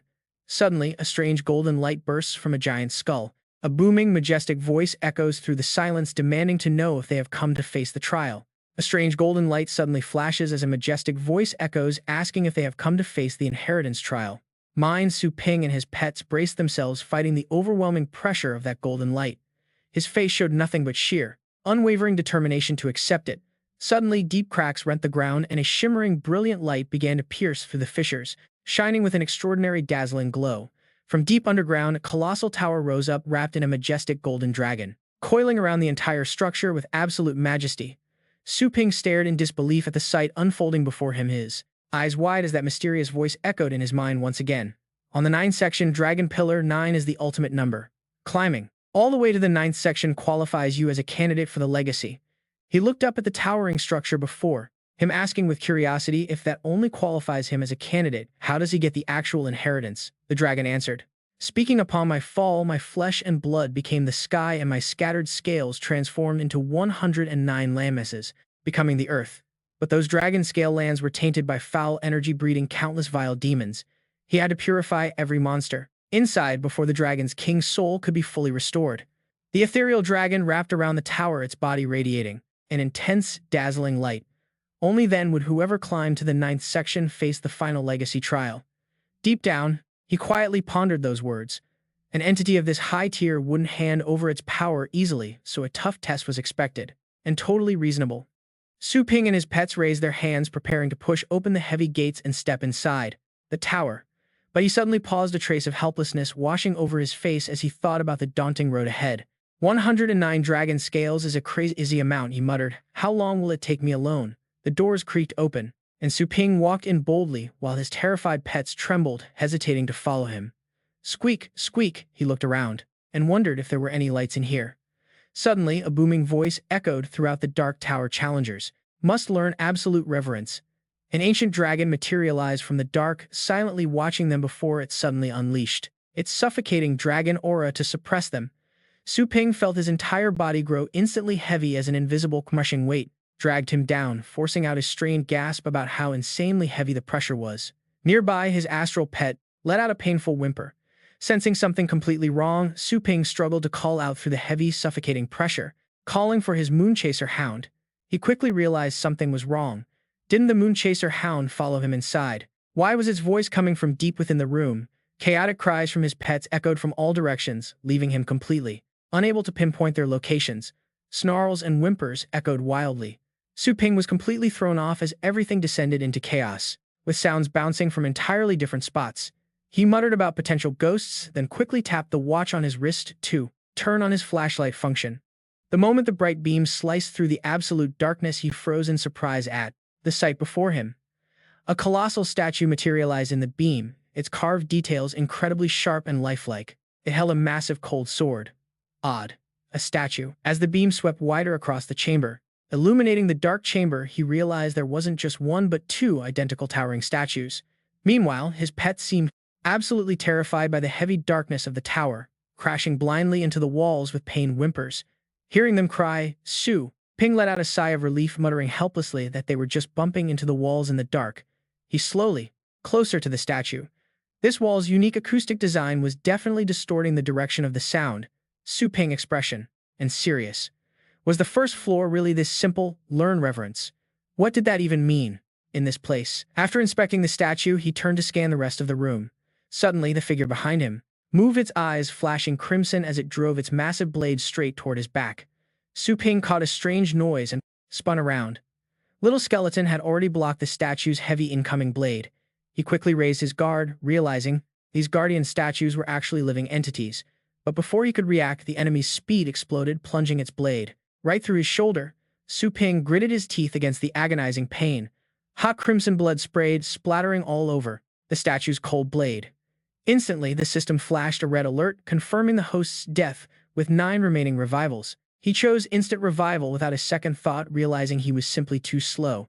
If he had only reacted a bit, channeled all his astral energy to activate the primal armor, he could have blocked that blow. Resurrecting on the spot was ridiculously fast. Thankfully, Little Skeleton held the line, otherwise he wouldn't even know how he died. The bodies of Su Ping and his pets were rapidly reconstructed, fully restoring their physical forms. He stared warily at the 2 giant statues before him, keeping absolute silence and not daring to make a move. Soon, the statue returned to its original, passive state as if nothing had ever happened. Su Ping once again cranked up his flashlight's brightness, carefully scanning, shining straight at the 2 statues ahead. Suddenly, both statues charged directly at him, their hands gripping sharp swords pointed in his direction. Su Ping's eyes instantly sharpen as the blades point at him. Little Skeleton quickly steps in front of him to block the path, raising its tiny bone sword to deflect the incoming strikes. But Su Ping suddenly gets an idea and calls out to his summon. He tells Little Skeleton not to move and immediately switches off the flashlight on his watch. Just as he predicted, the moment the light fades, The two statues freeze in place. He gently pushes the cold blade away from his face, realizing his theory was entirely correct. Learning to fear simply means never looking directly at the dragon face. Su Ping turns and explains the rule to his pets behind him. They all follow closely, holding each other's tails to form an incredibly cute line. Su Ping leads them deeper into the darkness. A battle pet warrior's senses far exceed normal people, letting him feel energy flows so he won't be blindsided even without sight. He maps out a massive maze in his mind, but tracking such a huge area while enduring the crushing pressure is incredibly taxing. The dragon's aura demands absolute focus and drains immense mental energy, which would easily break any ordinary battle pet warrior. Fortunately, Su Ping easily cracked the rules of this first floor, allowing him to focus all his attention on navigating the path. He has already trained to endure severe mental pressure during other cultivation sessions, making this trial feel like second nature. Finding the exit seems completely effortless to him. But get this, a massive creature is quietly waiting right there. A majestic golden dragon stands guard at the exit, refusing to let anyone pass. The moment it detects someone approaching, the beast immediately lunges at Su Ping. Yet he continues walking forward with complete composure, completely ignoring the threat. His pets are already terrified to tears, whimpering in fear. Suddenly, Su Ping stops in his tracks as he senses a sudden surge of danger. He stands there quietly, analyzing the sensation.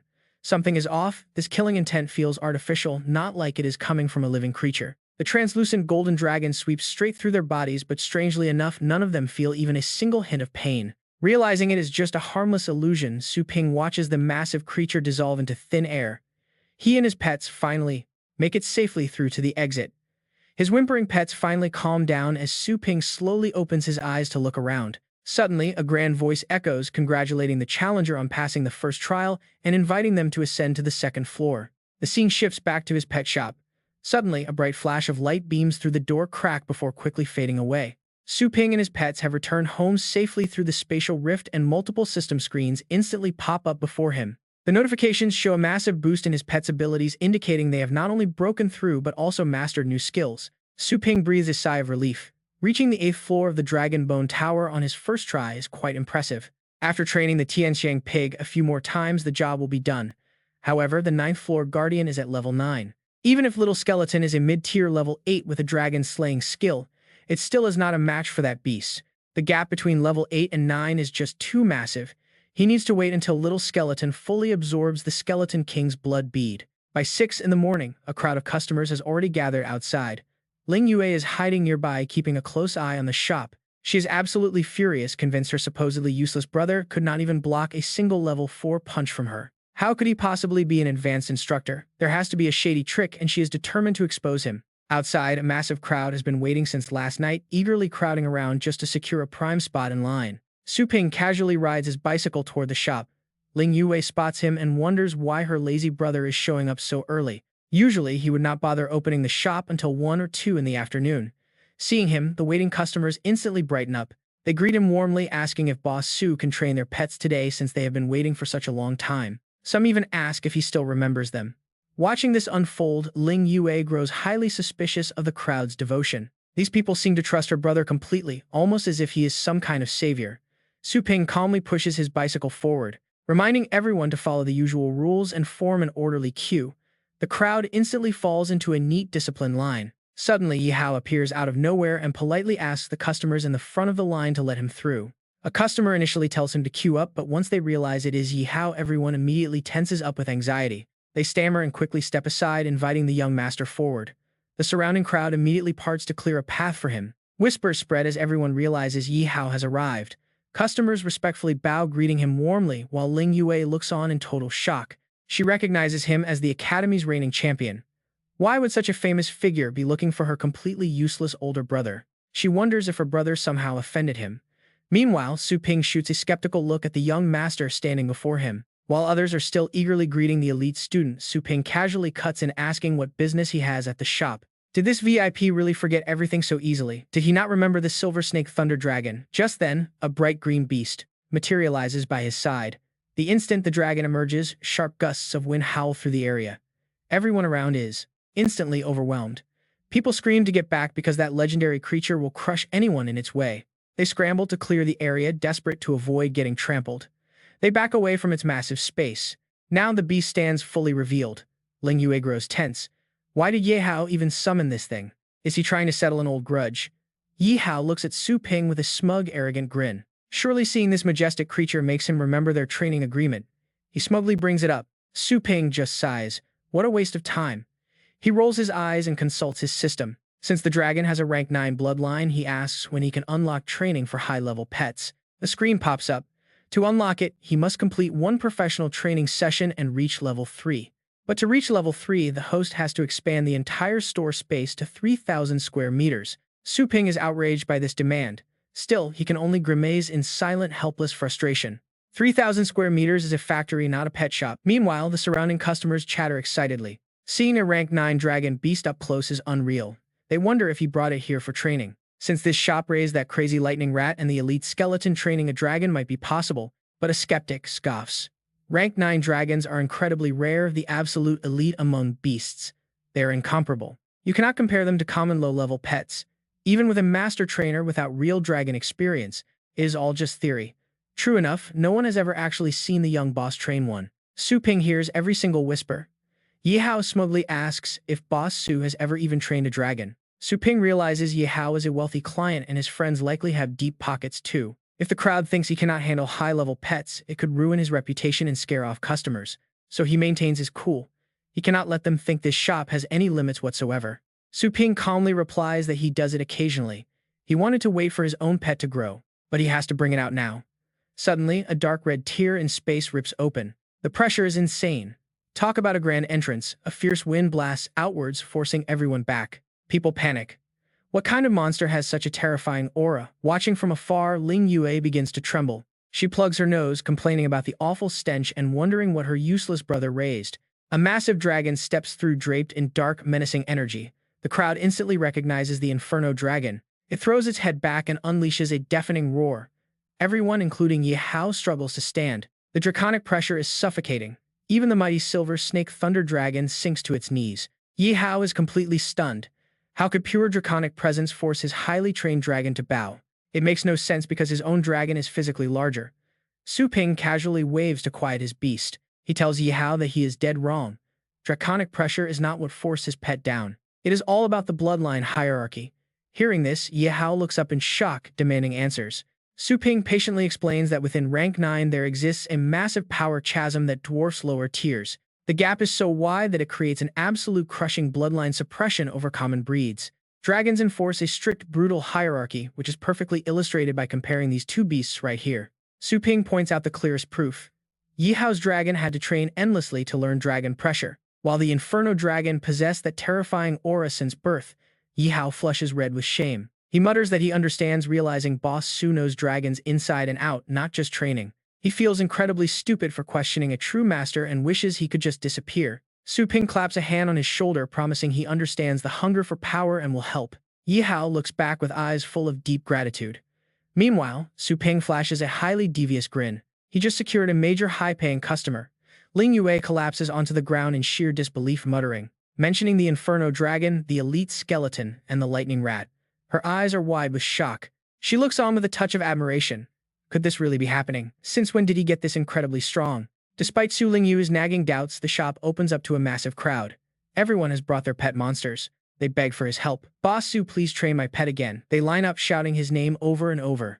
Boss Su, do mine too. Me, next please. Su Ping flashes a sly grin, eyeing the 4 beasts brought in by the clients. No problem, he says, line up and pay first. Hey, you 4 again, missed me. The creatures look right at him. Absolute terror hits them. They immediately tear open their dimensional spaces, desperately scrambling inside to hide. Night falls.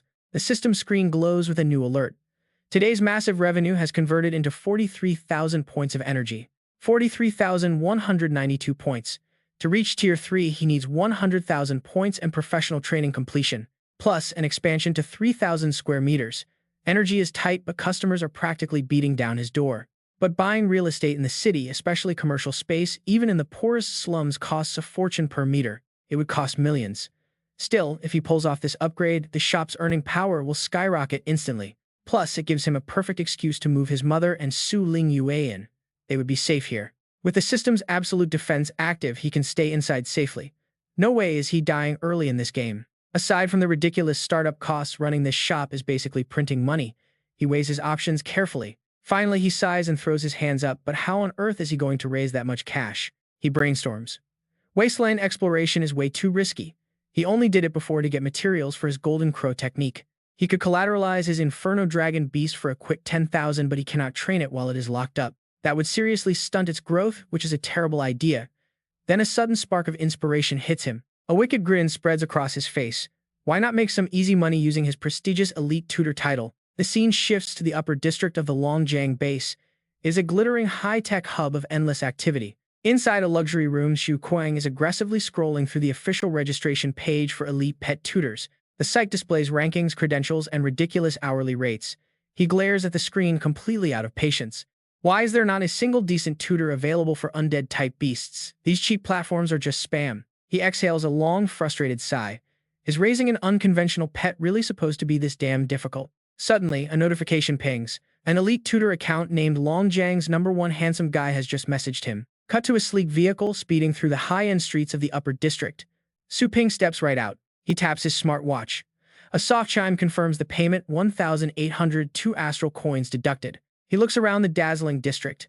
People earn big money here, but the cost of living is equally insane. As he approaches the inner gates, 2 guards suddenly step out to block his path, raising their batons. One guard taps his baton, sizing up his cheap clothes, warning him that loiterers are strictly banned here. Su Ping ignores them entirely, checking his watch. He is a dedicated professional, working a midnight shift, not some loiterer. The virtual screen floats before him, displaying their chat history. His client is waiting for him tonight. The texts guide him to the location, instructing him to drop the client's name at the gate and head to the training field. Reading the overly polite texts makes him cringe. He shrugs and tells the guards he is here to see Xu Kuang. The guards instantly freeze. Recognizing the name of the young master, their tough attitude vanishes, and they quickly guide him inside. Inside, Xu Kuang is deep in combat training. An automated alert rings out, adjusting the simulation defense to Tier 3. Xu Kuang pants, complaining that it is still too easy. The system obediently raises the difficulty to Tier 4. Executing Wolf Claw Fist. The training robot hums to life, its combat power spiking as it lunges directly at him. As the machine charges, Xu Kuang winds back, his right-hand eyes close, channeling raw energy into his fist. Timing it to the exact millisecond, he unleashes a devastating punch, shattering the robot and tearing it completely apart. System alerts blare as the machine registers critical damage over 80%. The guard chooses this exact moment to enter. He announces the guest has arrived. Sweat drenching his shirt, it is clear Xu Kuang has been training like absolute hell. Wiping his brow, he beams at Su Ping, welcoming him. Su Ping glances around the high-tech massive training facility. This is a textbook playground for the ultra-rich, leagues ahead of the rundown facilities back at Fengshan. The guard bows and takes his leave, while Xu Kuang waves him off, eager to get down to business. Looking Su Ping up and down, Xu Kuang grumbles silently, why is this guy so young? He fires off a cold question. Are you the assistant or the student of Longjiang's #1 handsome? Su Ping calmly replies that he is indeed that very person. Suspicion clouds Xu Kuang's face, his expression instantly darkening as he stammers, you are actually that legendary senior. Su Ping flashes a calm smile and confirms, yes, and you must be Xu Kuang, the undead pet specialist. The file says you specialize in the undead type, which is perfect since I know a thing or two and can give you some guidance. Xu Kuang mutters under his breath, releasing a wave of hostility. Guide me. This guy's presence is totally ordinary. Sure, he has some astral energy, but it is definitely weaker than mine, yet he is putting on airs to teach me. Rage twists his face, damn it, he is so basic. Yet I actually called him senior and sent him cute emojis. The young master of the great Xu family acting cute to a nobody, how humiliating. Su Ping notices his weird expression. Are you okay, he asks, and Xu Kuang grinds his teeth, muttering that he wants to kill someone. Su Ping calmly slips his hands into his pockets and asks if he was just trying to probe his astral energy. The question catches Xu Kuang completely off guard.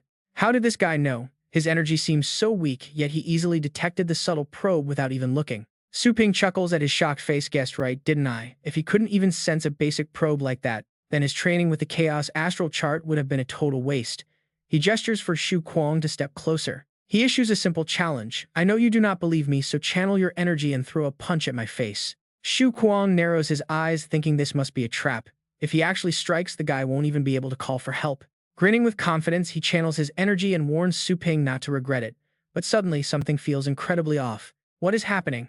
Why is his energy refusing to pool in his fist? Did he just overuse it during his warm-up? Right across from him, Su Ping wears a sly, wicked grin, and honestly, things are about to get pretty wild here. Out of sight, Su Ping is secretly siphoning all the surrounding energy to himself.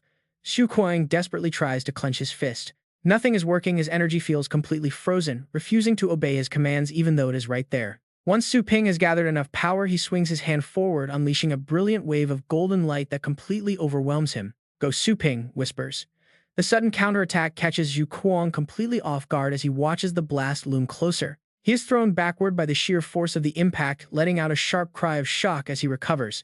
He stares at Su Ping in utter disbelief. Only true masters should have the ability to interfere with surrounding energy. Titled experts of the 9th rank can control it to such an extreme that they can levitate objects and even fly. Wasn't this guy's energy supposedly weaker than his? Yet the bizarre lock on his physical energy was definitely his doing. Standing completely frozen in place, Shu Kuang realizes this mysterious senior must be hiding his true power levels. Is it even possible for a titled expert on the level of Yuan Jiangan to be so ridiculously young? In his mind, Su Ping suddenly transforms into a terrifying monster. It is a complete mystery because only 9th rank experts have the right to claim a spot on the titled leaderboard, with each title representing absolute dominance. Gulping down his pride, Zhu Kuang humbly asks for his official title. Su Ping secretly praises his quick wits. It is a smart question, but to avoid giving himself away, Su Ping simply flashes a mysterious grin. "You are not worthy of knowing my title yet," he says, "but we can always go another round." Shu Kuang instantly accepts. He asks the senior for guidance as two spatial tears suddenly rip open beside him, summoning his combat beasts. Two terrifying creatures emerge from the void and charge forward as Shu Kuang roars out his command to strike. "Go," he shouts. Su Ping takes a quick step back, identifying them as a Swamp 3 corpse beast and a soul-devouring beast. The soul-devouring beast spews out a thick screen of black mist, completely blinding his path and slowing his movements. Su Ping covers his face, realizing it is a gas screen. Meanwhile, the Swamp 3 corpse beast charges in with brutal force. Su Ping agilely sidesteps the frontal assault, quickly analyzing his opponent. This beast relies heavily on its muddy environment. On this dry, rocky battlefield, the creature's actual combat effectiveness drops from rank 6 down to rank 5. Gritting his teeth, he flexes every fiber of his muscles to lock his hands directly onto the enemy beast. Thanks to his brutal training with the Golden Crow Divine Demon Body and the Dragon King heritage, his raw power is insane. He can comfortably tap into 70% of that godlike strength, boosting his current combat ability to mid-rank 6. With a massive grunt, Su Ping hurls the giant beast away, leaving Shu Kuang utterly speechless with his mouth wide open. With a swift motion, Su Ping hurls the swamp corpse beast with his bare hands, sending the pet flying through the air and crashing straight into the lake. Water splashes everywhere as the creature lets out a painful cry. Hearing this, Shu Kuang frowns and mutters in frustration that he had originally planned to use the swamp corpse beast's soft body to silence his own footsteps. Su Ping merely smiles, taking the opportunity to point out his student's flaw. It is not a bad theory, but if he cannot cleverly avoid the side effects, then such strategic planning is nothing more than useless talk on paper. Meanwhile, the soul-devouring beast hides within a thick shroud of dark mist, waiting for the perfect opportunity to launch an attack on him. His eyes flash with a brilliant golden light as his voice turns incredibly cold, telling the beast to watch closely as he drags it out of hiding. Su Ping raises his hand to channel his astral power. Recalling the dragon roars from the Dragon King's heritage, he decides to reinforce his vocal cords. Suddenly, a massive golden dragon phantom erupts from deep within his body, letting out a thunderous roar that shakes the very ground. The immense pressure instantly suppresses the remaining pets. The soul-devouring beast shrieks in agony, clearly suffering a devastating mental blow. Shu Kuang covers his ears with his hands, coughing uncomfortably as he gasps in sheer terror at the overwhelming display of power. Both of his battle pets are completely knocked out in an instant, falling unconscious onto the ground. Su Ping calmly pulls back his hand. He knows these two pets usually fight weaker opponents accustomed to easy wins, which made their master completely forget about basic battlefield tactics. Even though he used his full strength to unleash the roar, it was not even 20% of the original Dragon King's true power, but it is still more than enough to terrify these sheltered academy students. Shu Kuang looks on with complete bewilderment and shock. He stammers, asking how a dragon's roar, which is a high-tier dragon pet skill, can be mastered and cast by a human. How can a human body produce such a majestic sound? Su Ping calmly explains that it is merely reinforcing the physical body with energy. It is nothing unusual. While the combat techniques of these two little cuties are a total mess, their physical conditioning has been raised quite well. Hearing Su Ping refer to his fearsome undead pets as little cuties leaves Shu Kuang completely speechless and frozen in place. He stammers out, "Little cuties." The senior's sense of aesthetics is truly on another level compared to normal people. Then he flashes a bright grin, knowing that using undead pets is incredibly cool, especially when watching opponents get completely blindsided by them.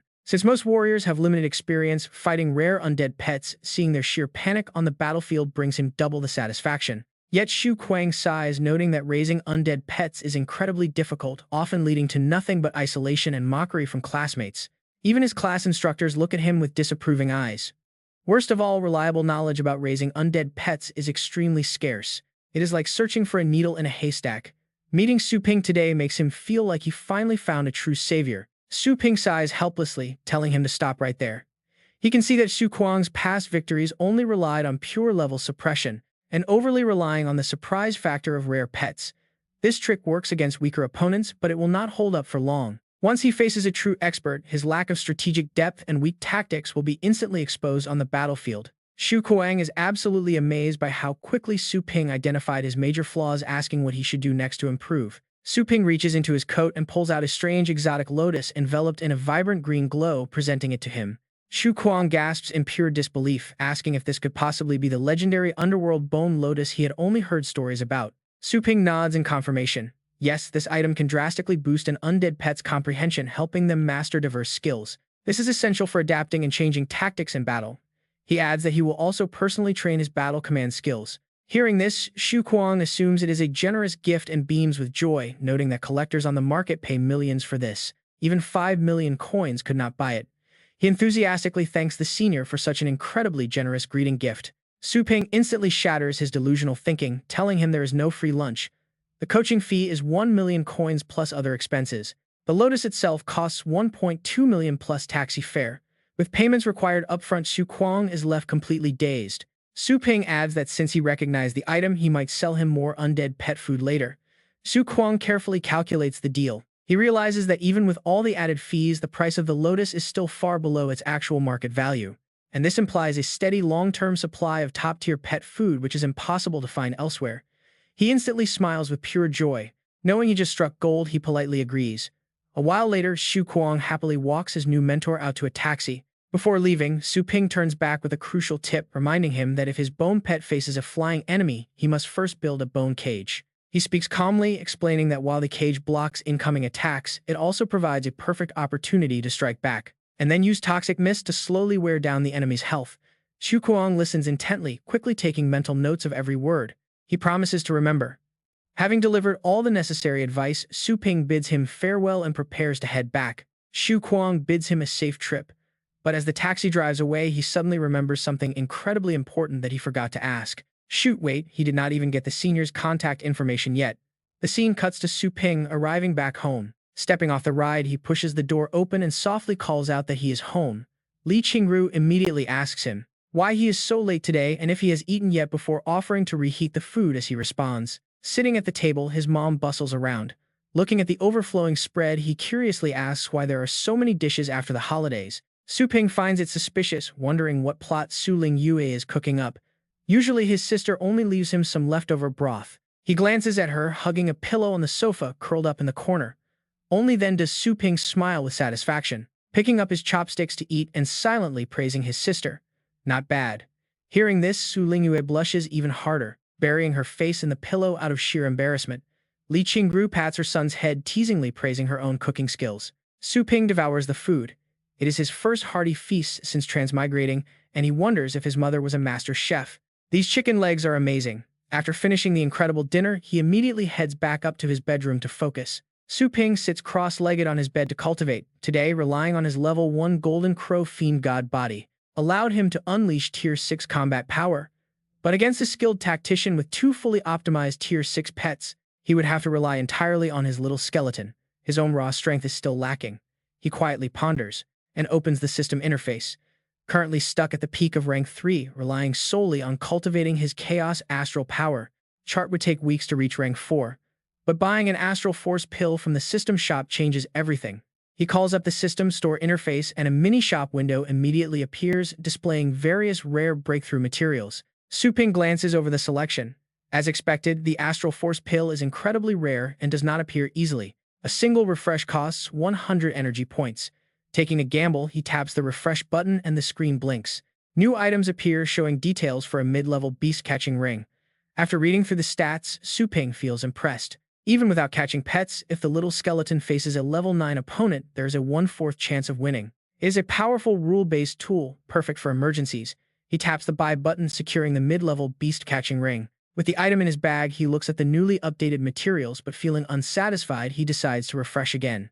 Scanning the shop interface, his eyes lock onto an insanely expensive item, 50,000 energy points for astral telekinesis. What on earth is that? He struggles internally. This skill is incredibly expensive despite being only at the basic level. If it is a scam, he will be broke overnight. The basic astral telekinesis skill book costs 50,000 points. What if the skill is insanely overpowered? But what if the next refresh drops the astral force pill? Su Ping hesitates, his finger hovering over the purchase button, debating whether to spend this absolute fortune on a gamble. Is this really going to be worth it? Stealing his resolve, he firmly presses buy, and the screen instantly dissolves. The data turns into streams of code flowing straight into him. Su Ping slowly opens his eyes, sensing the new skill. Focusing the astral power in his hands, he commands it. Instantly, the glass on the desk begins to float midair. Su Ping reaches out, catching the flying glass easily.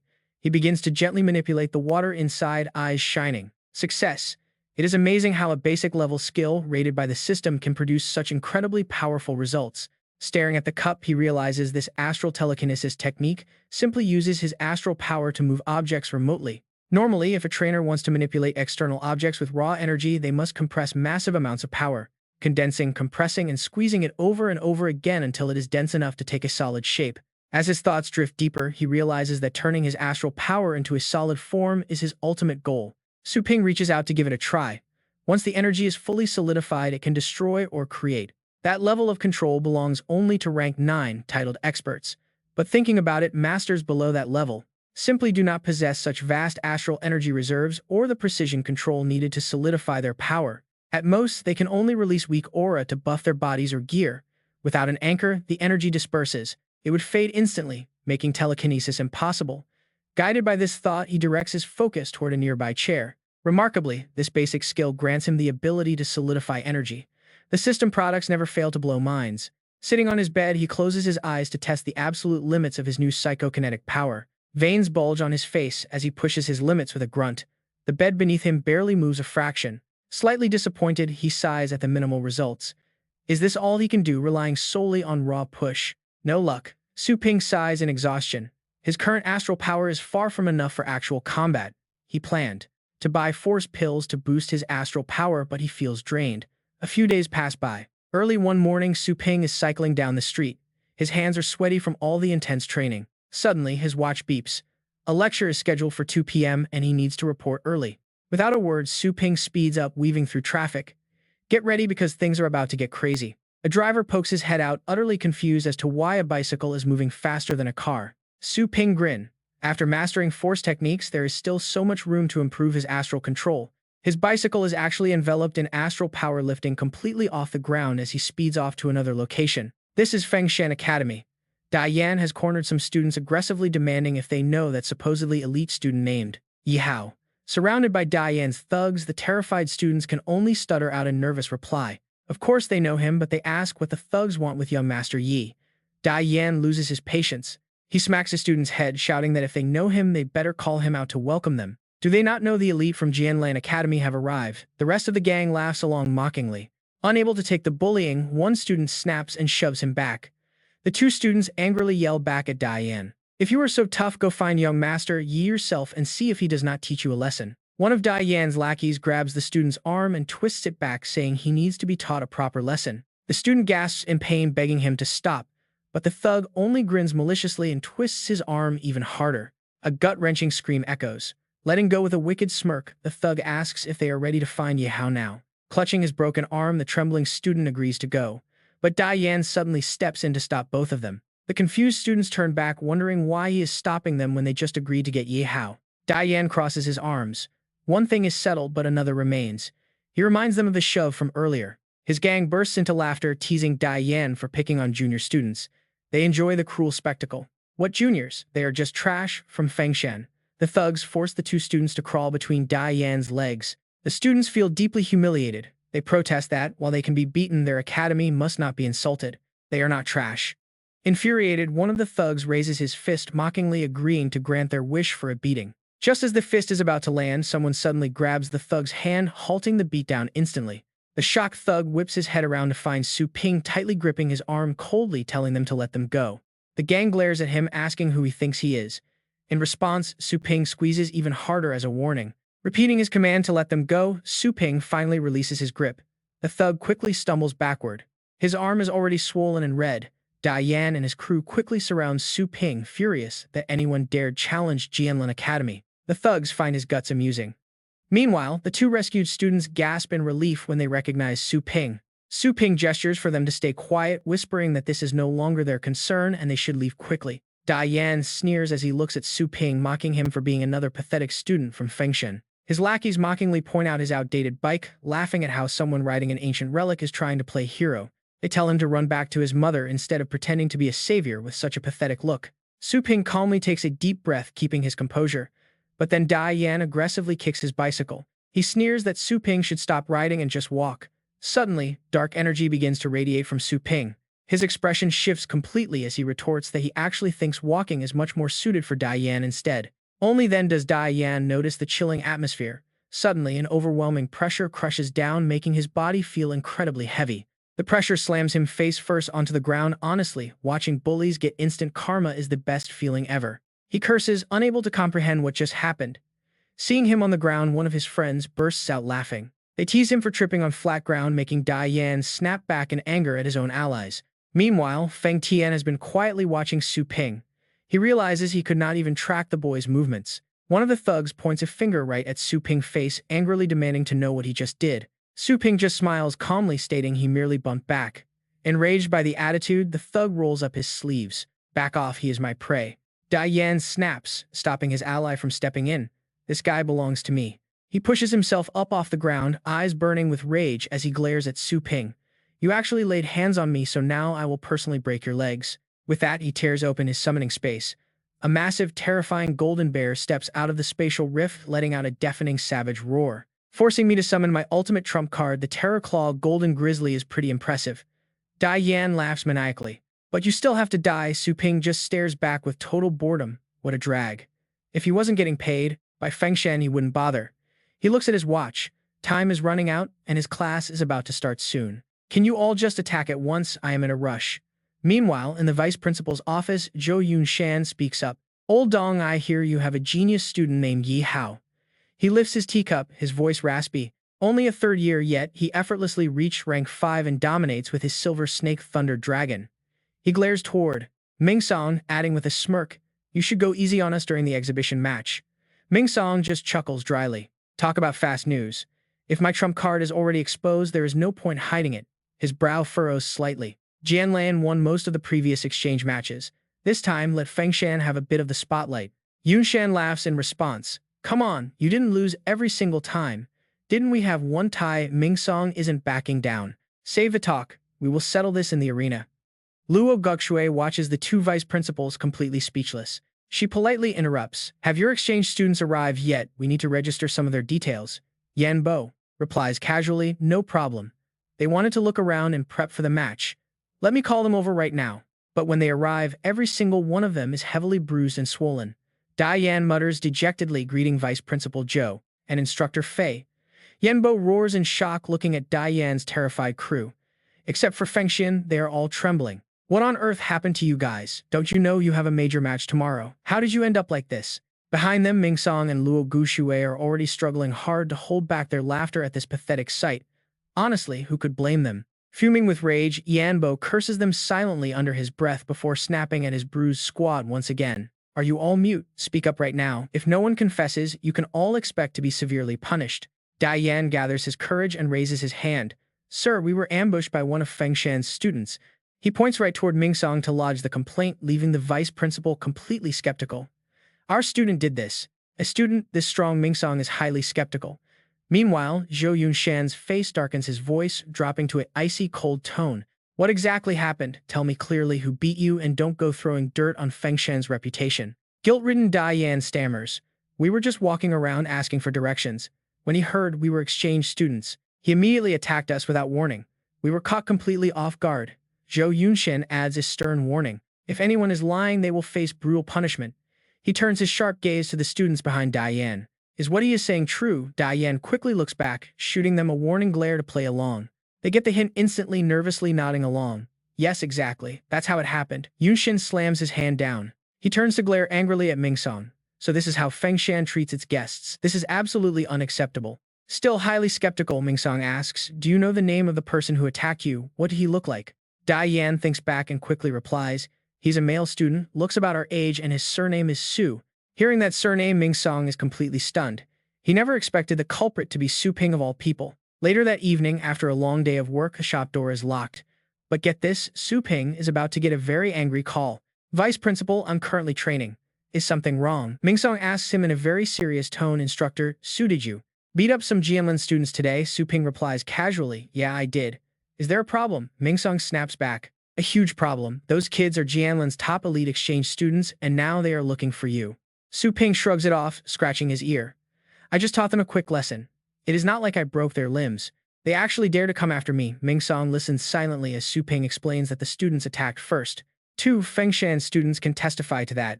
With your influence, you should easily be able to find them, right? Mingsong sighs over the phone. I already found those 2. But unfortunately, they won't be testifying to help you out. Su Ping is confused. Why? Mingsong replies helplessly. Because someone wanted to keep things quiet and paid them off first. Su Ping's face darkens as his eyes narrow. He asks coldly, so do you want me to give you an explanation? Mingsong gets serious, saying he believes Su Ping wouldn't just attack without a reason, but the Jianlin crowd won't let this slide, so he will handle it. He warns the young man to stay away from the academy for now, because if they retaliate even he won't be able to protect him. Su Ping stays quiet. He taps his wrist device and a notification instantly pops up from the Longjiang base online instructor network. A message from a day ago shows up asking when he will have time to visit again and mentioning that Xu Kuang needs a favor. The announcer calls out loudly to grab everyone's attention, announcing that the annual pet battle exchange between Jianlan and Fengshan is finally kicking off. Over the last 9 years, Jianlan Academy has maintained an incredible undefeated record. Can Fengshan finally break the legend today? Let's wait and see how this plays out. The announcer gestures toward the right side of the arena to introduce the contenders.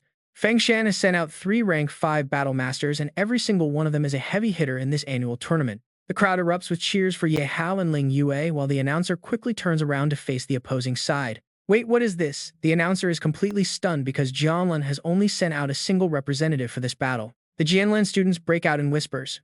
Weren't they supposed to have 5 representatives? Why is only one person up there, and where is Dai Yan? Everyone was waiting for Dai Yan's titled gold-bristled bear to dominate the field, but suddenly they turn and yell at the Fengshan side.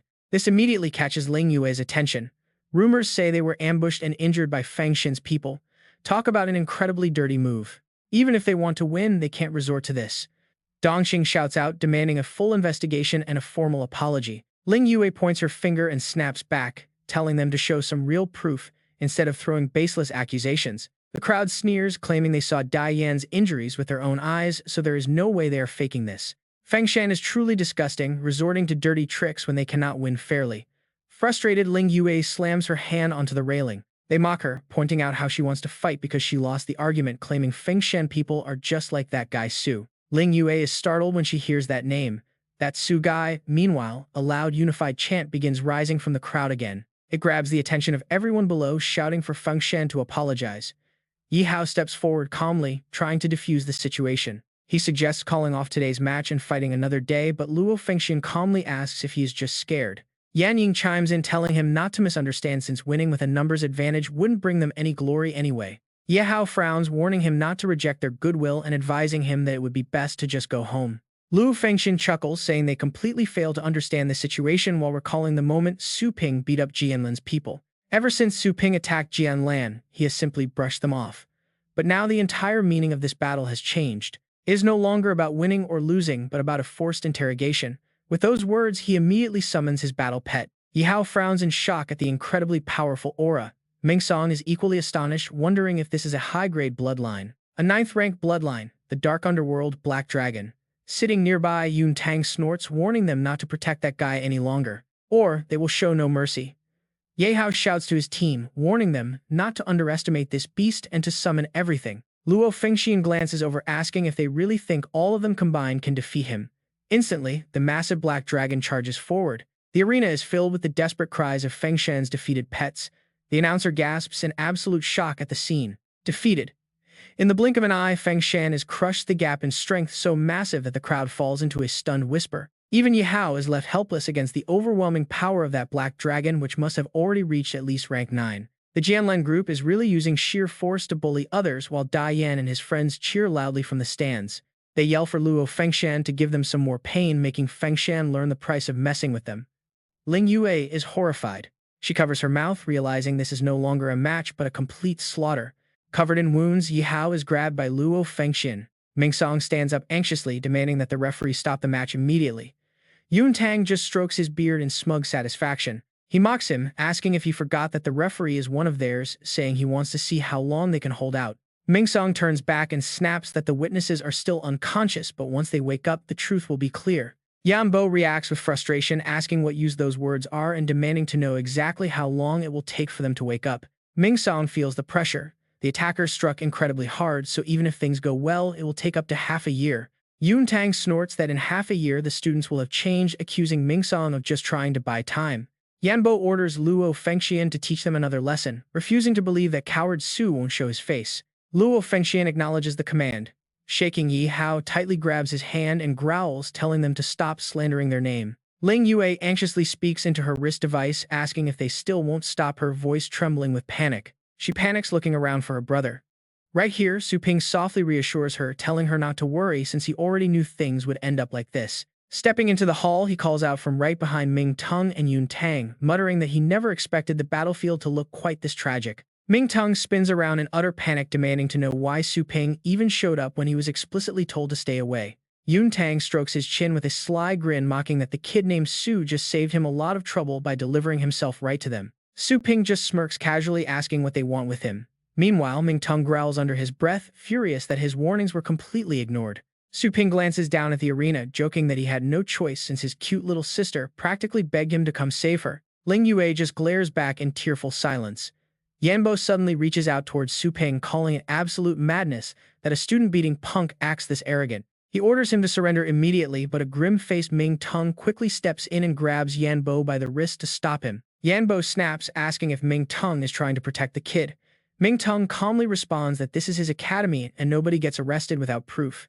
Yanbo scowls and yanks his hand back, warning the old man to hand the boy over quietly if he wants to make it out of here in one piece. But Su Ping just raises his hand with a casual shrug.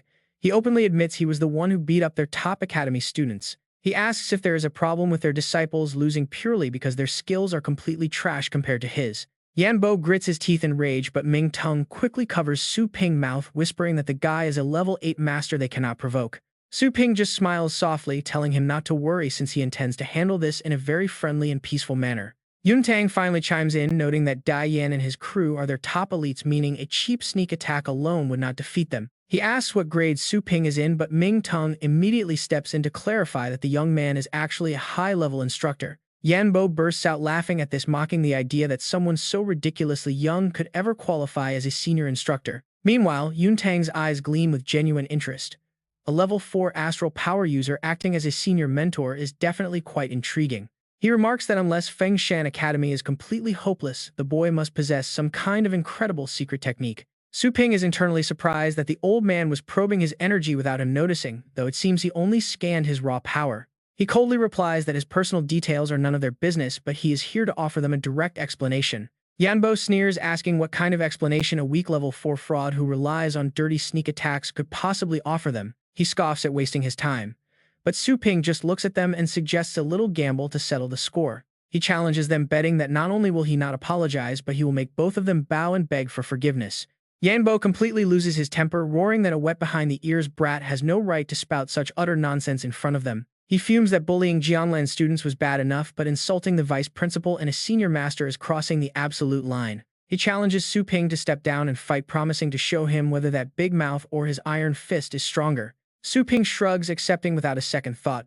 Seeing this, Ming Tong desperately tries to stop him from taking the bait. He warns that a duel between academy instructors has massive consequences, especially if he loses in front of all these watching students. But Su Ping's eyes remain dead set. He knows that if a Fengshan mentor loses, the academy publicly admits they are inferior to Jianlan.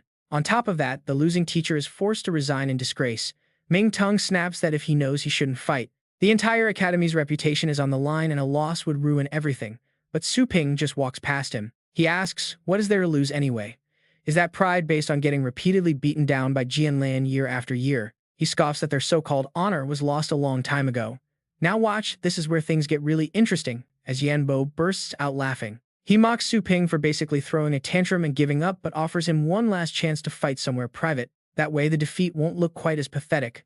Suddenly, an overwhelming heavy aura begins to erupt from Su Ping's body. He declines the offer, fully accepting the duel right here. The commentator watches the tense standoff in absolute shock. He hypes up the crowd, announcing an emergency change of plans to a direct duel between high-ranking academy instructors. Feng Tian sneers with utter disdain, calling Su Ping a reckless fool who is about to learn the brutal gap between their levels. Over on Dai Yan's side, they laugh maliciously, knowing the kid is completely doomed for challenging the terrifying instructor Fei. The arrogant Jianlen students cross their arms, whispering that the young instructor looks way too green to stand a real chance. He looks about their age, and there is no way a veteran with decades of battlefield experience loses to some cocky kid. Meanwhile, Ling Yue clutches her head in utter despair, realizing things have completely spiraled out of control. It is over. The injured Feng Shan students are quickly carried off the field, clearing the stage for the highly anticipated main event. The announcer calls for all remaining participants to clear the arena as the crowd gears up for the ultimate showdown. The announcer calls out the next match, featuring Jianlan Academy's advanced mentor Fei Yanbo going head-to-head with Phoenix Mountain's own. Advanced mentor Su Ping is called up to the stage. Fei Yanbo smirks and leaps forward to take the arena first. He launches himself like a massive frog, landing with a heavy thud. The crowd goes wild for this majestic display. That's the sheer power of an 8th rank master. Next, the host scans the arena for Su Ping, wondering where he is. Suddenly, everyone looks up in absolute shock. Su Ping is literally floating high above the arena, riding the wind. This is unbelievable. Standing midair like that requires incredible control. Could this young mentor actually be at the 9th rank? Is he really a titled rank master? Yun Tang and Ming Song both gasp in sheer disbelief at the sight. As Su Ping touches down gently, Fei Yanbo is left sweating. How could a titled rank master be this incredibly young? He supposedly only had 4th rank astral power. Over on the sidelines, Luo Fengxian's expression looks just as stunned. Now they realize Dai Yan didn't fall to a rapid physical strike. Su Ping astral attacks don't even require movement. Ling Yue pinches her cheek to see if she's dreaming. Ouch, it's real. Her brother is a titled master. Yi Hao begs Su Ping to take charge. Meanwhile, Dai Yan and his buddies are completely frozen in total disbelief. How could Phoenix Mountain hide an absolute monster like this? Su Ping calmly waves his hand and tells his opponent to begin. The announcer hypes the crowd as the match against 8th rank master Fei Yanbo officially gets underway. Both mentors prepare to summon their first pets. Fei Yanbo calculates his chances against this 20-year-old kid. He thinks Su Ping must have focused purely on astral flying, leaving him with only a decade of real training. That means actual combat skills should be his weakness, no match for decades of hard-earned experience. Crouching low, he dares Su Ping to bring it on while summoning his dread beast, the purple shadow evil fox. The beast roars loudly, and he commands it to attack. The Phoenix Mountain students instantly panic at the sight. That is an 8th rank lineage beast. Based on its tail count, its power tier is exceptionally high. Luo Fengxian's 7th rank dragon was already incredibly tough. Now they are dealing with a full 8th rank beast. Another student holds his head in despair. Even if it's only a single rank difference, the gap is massive. Besides, the purple shadow, evil fox is known as the most brutal element of the entire lightning system. Dai Yan and his buddies laugh arrogantly, shouting that their academy is not a force to be taken lightly. Su Ping just smirks with a cold stare. 8th rank power, what a fantastic coincidence. He reaches out to summon. Fei Yanbo freezes at the creature appearing before him. Su Ping casually says he also has an 8th rank pet. Fei Yanbo gasps out the Purgatory Candle Dragon beast. Instantly, the dragon lets out a deafening roar of dragon might. The thunderous roar leaves the opposing students completely stunned. Even behind the heavy barrier, the pressure is real. Ming Song strokes his beard, realizing Su Ping's main pet is indeed this beast. No wonder he has been so arrogant. This species is legendary among dragon types. Realizing he worried for nothing, the master commands the barrier to be raised. Set the energy shield to maximum and deploy a secondary defense. The massive energy wall quickly rises. Su Ping smiles, saying he will not hold back. Fei Yanbo scowls, warning him not to celebrate too early. Your dragon is rare, but its current power appears to be only around the low-tier 8th rank. A low tier matching up against a high tier means the outcome is still highly unpredictable. Suddenly, he unleashes a massive power boost. An 8th rank boost surges into his pet. The announcer shouts as the fox successfully resists the dragon might. Backed by this 8th rank energy boost, the fox might have just temporarily crossed into the 9th rank territory. Noting Su Ping's casual stance, the announcer is stunned.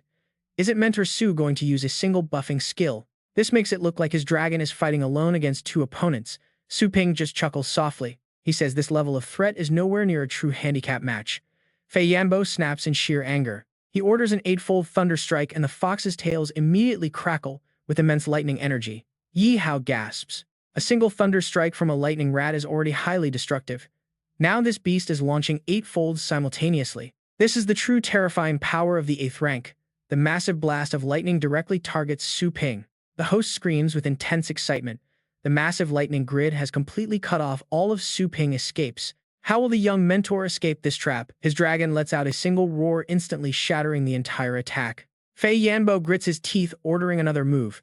Instantly, the purple shadow evil fox splits into multiple clones. Countless illusions appear. The host's eyes go wide at this rank 7 lightning technique. Shadow clones charge straight towards Su Ping. Su Ping. Each illusion perfectly executes a rank 8 thunder bite. It is completely impossible to tell which is real, but the fox's main target is still the pet warrior body. Instructor Fei Yanbo is showing absolutely no mercy. A massive collision shakes the arena. The host yells out, "Can Su Ping dodge this? If this hits, it's over." Even a top-tier dragon's body might not survive. Amidst the rising smoke, Su Ping softly smiles. Shadow clones, how nostalgic. But he mutters that this level of cloning is far too weak. Suddenly, a massive roar echoes. The battle pivots. The Inferno Dragon has pinned the fox by its neck. Its real body is exposed instantly. Fei Yanbo waves his hands. How is this possible? Break free now. The fox immediately fires back with a massive thunder cannon, but Su Ping smiles. As the Inferno Dragon gets blasted, the host grows frantic. A rank 7 thunder cannon at close range is absolutely devastating. Diane's group gloats. Blow the dragon's mouth to pieces. He thinks he can challenge Instructor Fei. He's too green. Ming Song slams the table in anger. The combat experience gap is just too wide. Su Ping should never have fought. Yun Duo glances over. All those thunder cannon blasts landed dead on. She scoffs that the match is already over. There is no need to watch. But suddenly, Su Ping's calm voice cuts through. Wait, who said it was over? Fei Yanbo gasps. What, the purple shadow fox is still pinned tight by the Inferno Dragon. The host screams in shock. This is unbelievable. Despite taking those massive blasts, the Inferno Dragon only has a few scratches on its body. Instead, the purple shadow fox is left barely breathing. A thick, cracking defensive armor layer surrounds the dragon. Fei Yanbo is speechless. He recognizes the high-level rock and plant defensive spells, rock armor and vine armor. The armor shatters. The host stares wide-eyed at the arena. The Inferno Dragon is completely unharmed. Not a single scratch on its scales. Its naturally tough body combined with both defensive armors makes it impenetrable. Fei Yanbo clenches his fists in pure rage. You shameless kid. You made a legendary dragon learn cheap defense skills. Where is the pride of the dragon clan? Su Ping laughs out loud. Dragon pride. He points to the projection showing the dragon's brutal past in the wild. It was constantly hunted and crushed by its own stronger species. Even a proud dragon must learn to adapt and survive. It learned to defend just to stay alive. Now it holds the fox's neck. After all, nobody wants to die. The host immediately declares Su Ping the winner of the first round. Talk about a blowout, the Fengshan students go wild. Su Ping is way too strong, I love him. Meanwhile, Diane grinds his teeth in rage and Ming Song sighs. He pats his chest in relief. Yun Duo remains silent. Fei Yanbo warns Su Ping not to celebrate too early. That was only my secondary pet. If your main pet is a rank 9 dragon, I will not hold back anymore. He immediately summons his main pet, the massive Abyss Serpent, commanding it to tear the dragon's territory apart. The Fengshan students gasp. That's the legendary rank 9 bloodline, the Abyss Serpent. Diane smirks with ultimate confidence. He laughs, boasting that the Serpent has rank 9 combat power. Even the Inferno Dragon is no match for this beast. His buddy nods. The Inferno Dragon is already exhausted from the last fight, so this match is a guaranteed win. The Jianlin students cheer, calling for Instructor Fei to crush Su Ping and show him the power of their academy. They think Su Ping is cornered, but Su Ping just smiles and asks them who said the dragon was his main. He reaches out to summon. The host rubs his chin in thought, trying to guess what crazy pet is coming next. Is it an agile-type pet? Suddenly, a small bony skeletal leg slowly steps out from the dark rift. The Jianlin students look closely and tremble in disbelief. It is just a little skeleton. Why summon a weak pet? Is this a mistake? A strange chill sweeps over the arena. Su Linyue stands completely frozen in pure confusion. That skeleton looks bizarre. I have never seen a species like that. Fei Yanbo bursts out into arrogant laughter. He mocks Su Ping, claiming he has seen plenty of mutated trash pets. Go ahead, I will let you summon again. But suddenly he notices a weird change in his serpent. He freezes, realizing something is terribly wrong with his beast. For decades he has only felt the serpent's thirst for blood. Why is it suddenly trembling in pure terror? Where is this fear coming from? He looks at the little skeleton. In a flash, it blurs past him. He is too stunned to react. He looks up and gasps as a blade slashes through the serpent's neck. Blood pours down on Fei Yanbo's head. He stands frozen while the host's jaw drops in absolute breathless shock. The rank 9 abyss serpent was instantly killed in a single strike. What kind of monster is this little skeleton? What kind of skeleton is this? Blood from the abyssal snake splashes everywhere, landing right near Diane, who stands frozen in sheer disbelief. Su Ping quickly summons a shield to block the splattering blood. Su Ping turns to Yan Bo, who is collapsed on the ground, and warns him to quickly recall his injured pet for immediate treatment. Yan Bo clenches his fists, utterly unwilling to accept this reality. How is this even possible? His rank 9 abyssal snake, a beast he worked so hard to obtain, was just brutally defeated by a low-level skeleton. He refuses to believe it. He stares up at Su Ping with fierce determination, demanding to know what that creature really is. Su Ping merely curls his lips into a smirk. You want to know? Su Ping turns back with a playful grin, telling him he has absolutely no obligation to share that secret. Over on the Fengshan Academy side, the crowd erupts into wild cheers. Su Ping won, breaking a 10-year losing streak with an absolute masterpiece of a victory. Meanwhile, the Jianlin Academy members grind their teeth in frustration, listening to the opponent's side praise how incredible Su Ping is. Diane suddenly leaps up, pointing a finger, shouting not to let Su Ping leave because he is the one who injured their exchange team members. On top of that, he just heavily wounded their instructor's astral pet without giving any explanation, so he is not going anywhere. The rest of Jianlin Academy immediately backs him up, demanding an apology and a clear explanation from the cowardly attacker. Su Ping calmly looks up at the stands. As the crowd chants for an apology, Su Ping quietly opens a video call on his wrist device, ready to give them the exact explanation they want. Su Ping turns to the MC calmly, asking to have his screen connected to the main display. The MC smiles slightly, calling it a simple task. Xu Kuang's face pops up on the screen, grinning ear to ear, thrilled that his master finally called him. Diane and his crew stare in confusion, wondering who this newcomer is and what he wants. Su Ping rolls his eyes, telling him to stop calling him master. Su Ping commands him to step aside and show the two people behind him. Xu Kuang instantly obeys, revealing two figures lying with their eyes closed. One of Diane's lackeys points in panic, realizing those are the two victims. He whispers in fear that Diane might be exposed. Diane just laughs it off, confidently thinking he has nothing to fear. He secretly gloats, knowing he hit them so hard they should be in a permanent vegetative state. He is absolutely sure they cannot testify against him. But just then the two people on the screen slowly open their eyes. Su Ping notes that the Uptown Hospital is indeed highly capable, seeing how well they recovered. He asks them if they can speak now. The two weakly greet Su Ping on camera. Diane's jaw drops in pure terror, unable to comprehend how they are awake. Yun Duo watches in deep thought as Diane and his group try to sneak away, only to be blocked by Fengshan Academy students. Su Ping calmly tells the two on the screen to briefly explain what actually happened that day. One of them rubs his head and explains they were cornered by Jianlin students who demanded info on young Master Ye and then beat them when they refused to speak. Diane's face turns pale. The victim adds that instructor Su Ping saved them, but the Jianlin students ambushed them again after school, leaving them hospitalized. The Jianlin crowd falls into absolute chaos. Diane and his friends realize they are completely trapped in their own lies. Lan Yue steps up, pointing accusingly at them for starting the fight and then playing the victim. Diane frantically waves his hands, claiming it is all a setup. Vice Principal Zhou slams his hand down in pure rage, terrifying Diane and his lackeys, so much they fall to the floor. Zhou demands to know if Diane remembers the consequences of lying to him. Diane trembles, whispering the punishment, expulsion, revocation of his pet warrior bloodline, and a lifetime ban from ever touching astral pets again. Zhou turns to Vice Principal Dong, bowing sincerely to take full responsibility, promising to cover all medical expenses for the two injured students. He hopes they can put this animosity behind them, declaring that Jianlan and Fengshan will always remain close allies. Dong smiles and strokes his beard, agreeing to the peace offering. But Su Ping steps forward, asking if they forgot something. Zhou looks at him, asking what he wants, offering rare treasures or high-level pets as compensation. Su Ping chuckles, waving his hands, saying he does not want much. He just wants them to kneel down and apologize. Yan Bo roars in anger, accusing Su Ping of pushing things way too far. Su Ping looks down coldly, reminding Yan Bo that he lost the fight and is no longer an instructor, meaning he has no right to speak. Yan Bo gnashes his teeth in sheer hatred. Dong tries to play peacemaker, suggesting Su Ping does not need to go this far. Su Ping cuts him off mid-sentence, stating it is absolutely necessary. He wants to make it crystal clear to everyone present that anyone who dares target Fengshan Academy will pay a devastating price. The Jianlin students look absolutely terrified.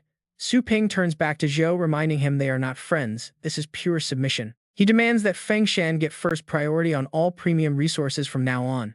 Zhou is furious but powerless to refuse.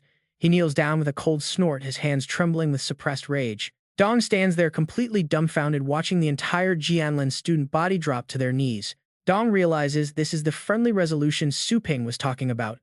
Sometime later, Su Ping Pet Shop is completely packed with eager customers. Excited pet owners crowd the counter, shouting that it is finally their turn to buy some legendary pet food. Owner, someone gasped in disbelief.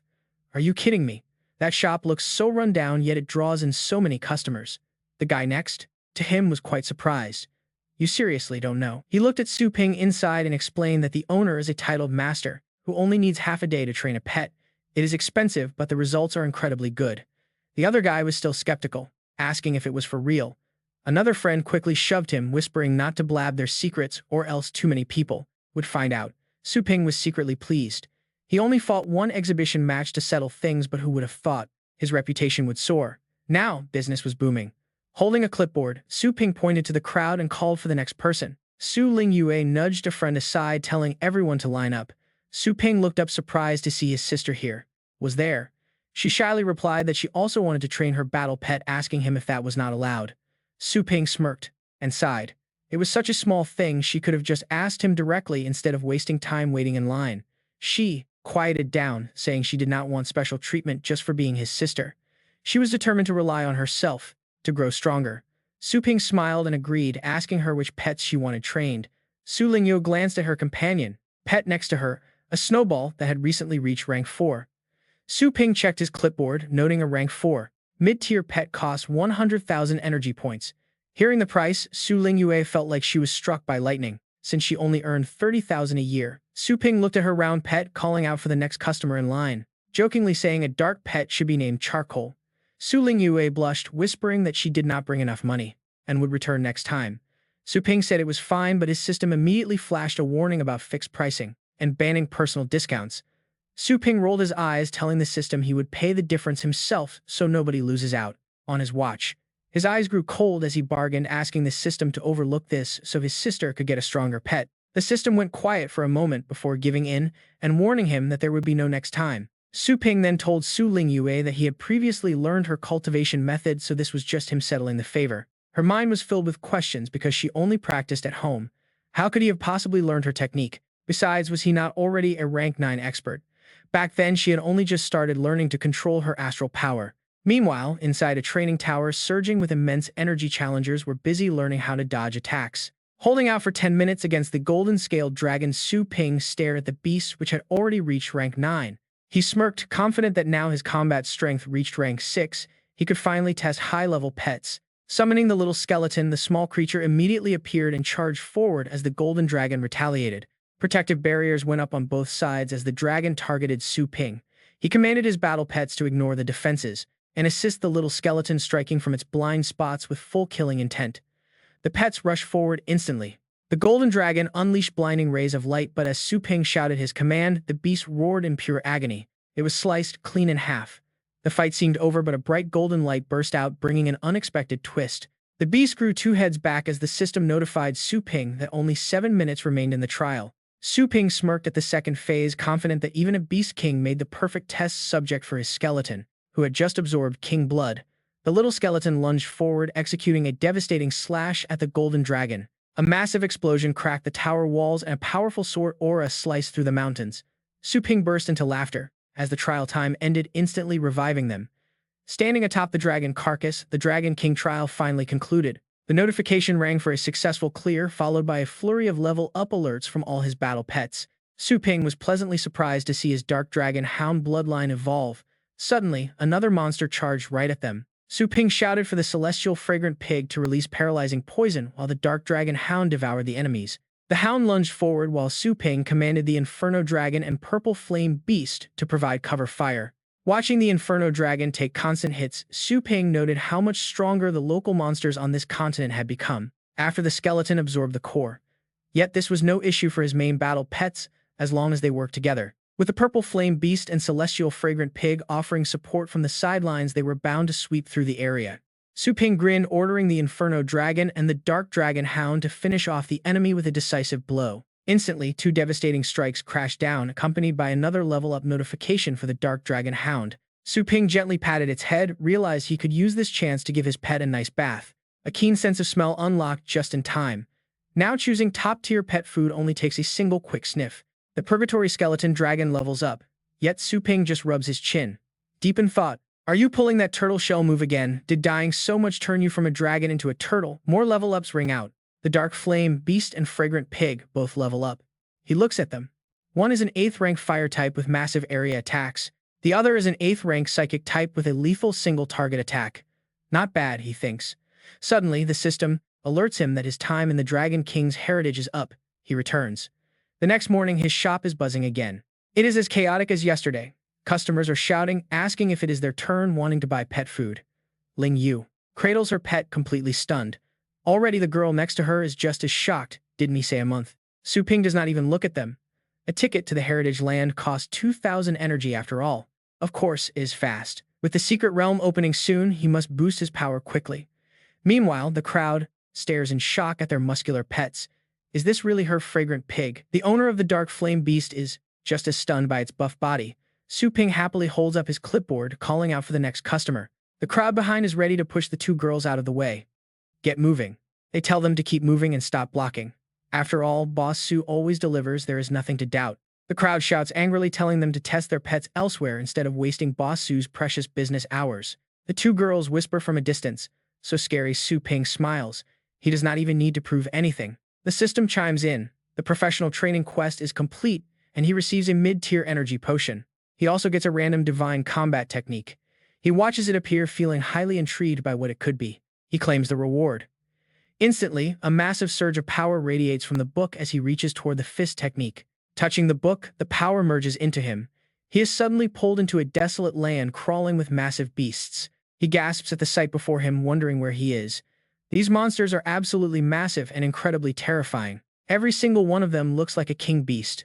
Suddenly, a golden light appears and a massive fist emerges. It punches straight down, completely shattering the ground. The surrounding monsters freeze in absolute shock at the sheer power. Su Ping marvels at that terrifyingly powerful strike. A figure stands proudly before him, explaining in a deep voice. The Fist of Exorcism has 5 forms. Master the first form, and it can obliterate a 9th rank enemy. However, it is an all-out attack with extreme backlash. Ordinary people can only manage the first form at most. By the second form, their bodies will fail under the recoil, resulting in broken bones or even complete destruction. Only those with a pure Golden Crow bloodline can withstand the backlashes of all 5 forms. He stares in surprise. He is asked if he wants to practice. Staring at the prompt, a wide smile spreads across his face. Why not?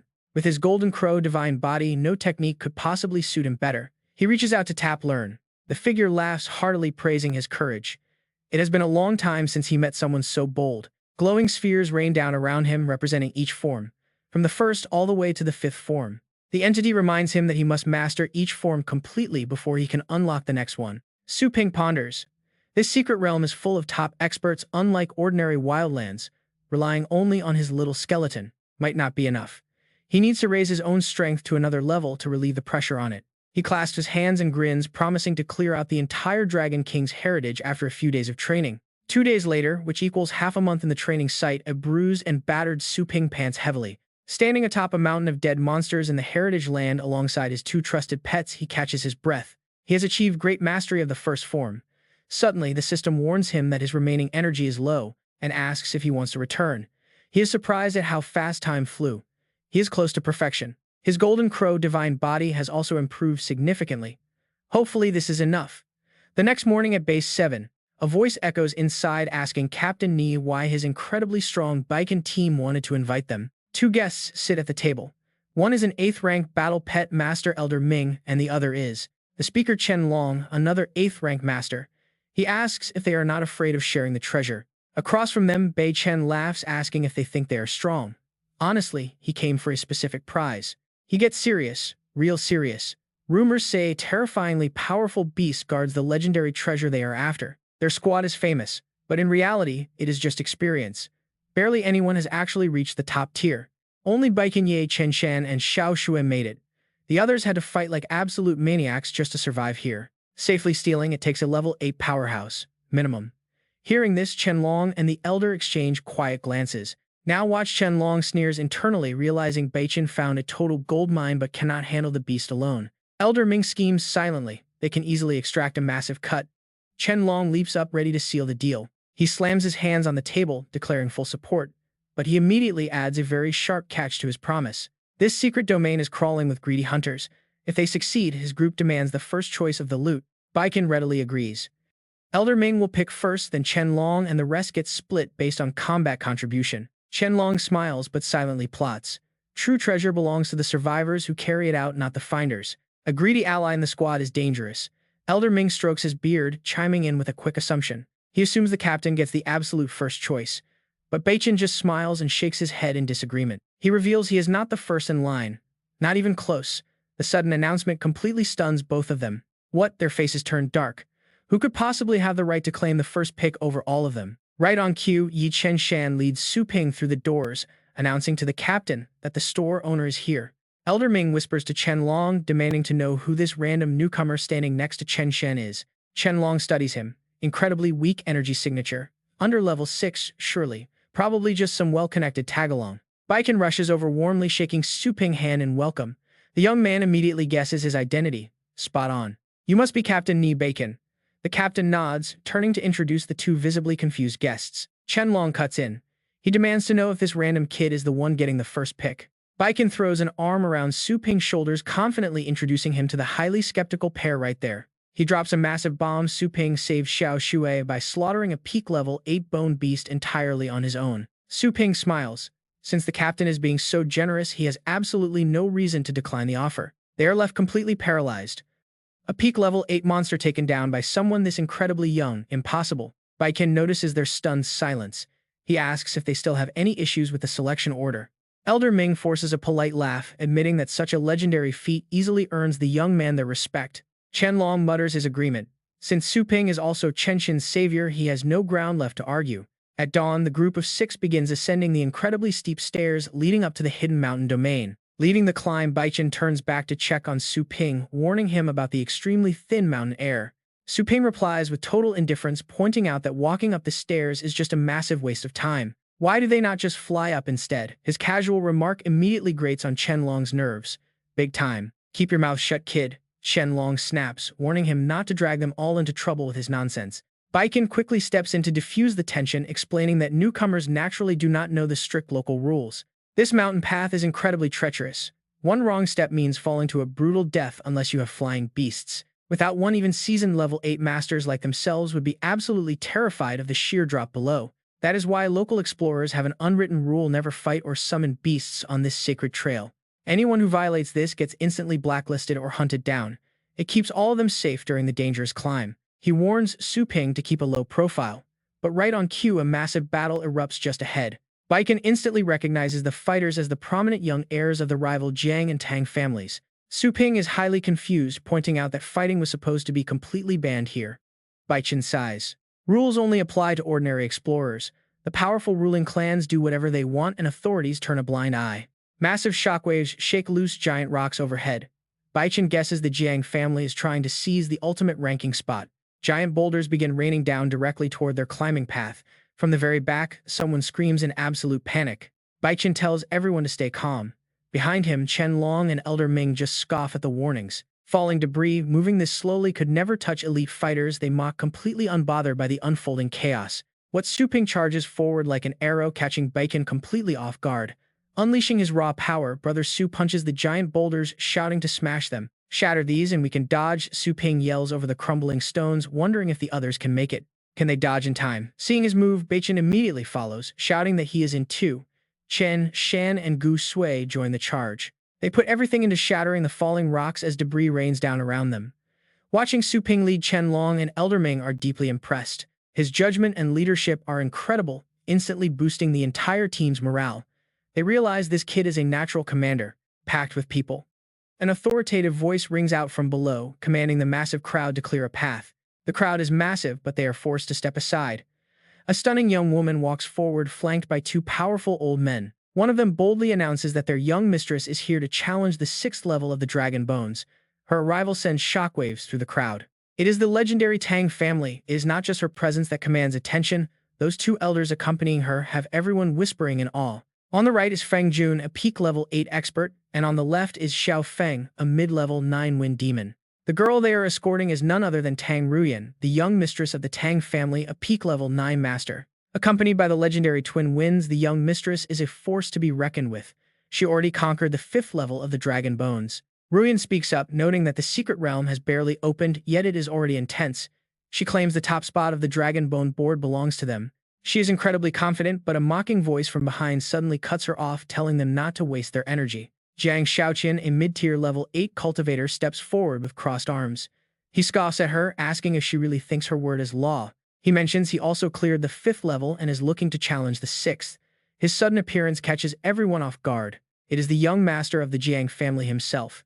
Facing his challenge, Ruyan flares her energy with a cold smile. The crowd gets hyped. Only the Jiang family could dare to challenge the Tangs like this. Xiaoqian is not about to back down either. He provokes her further, saying their brief clash on the mountain was just a warm-up.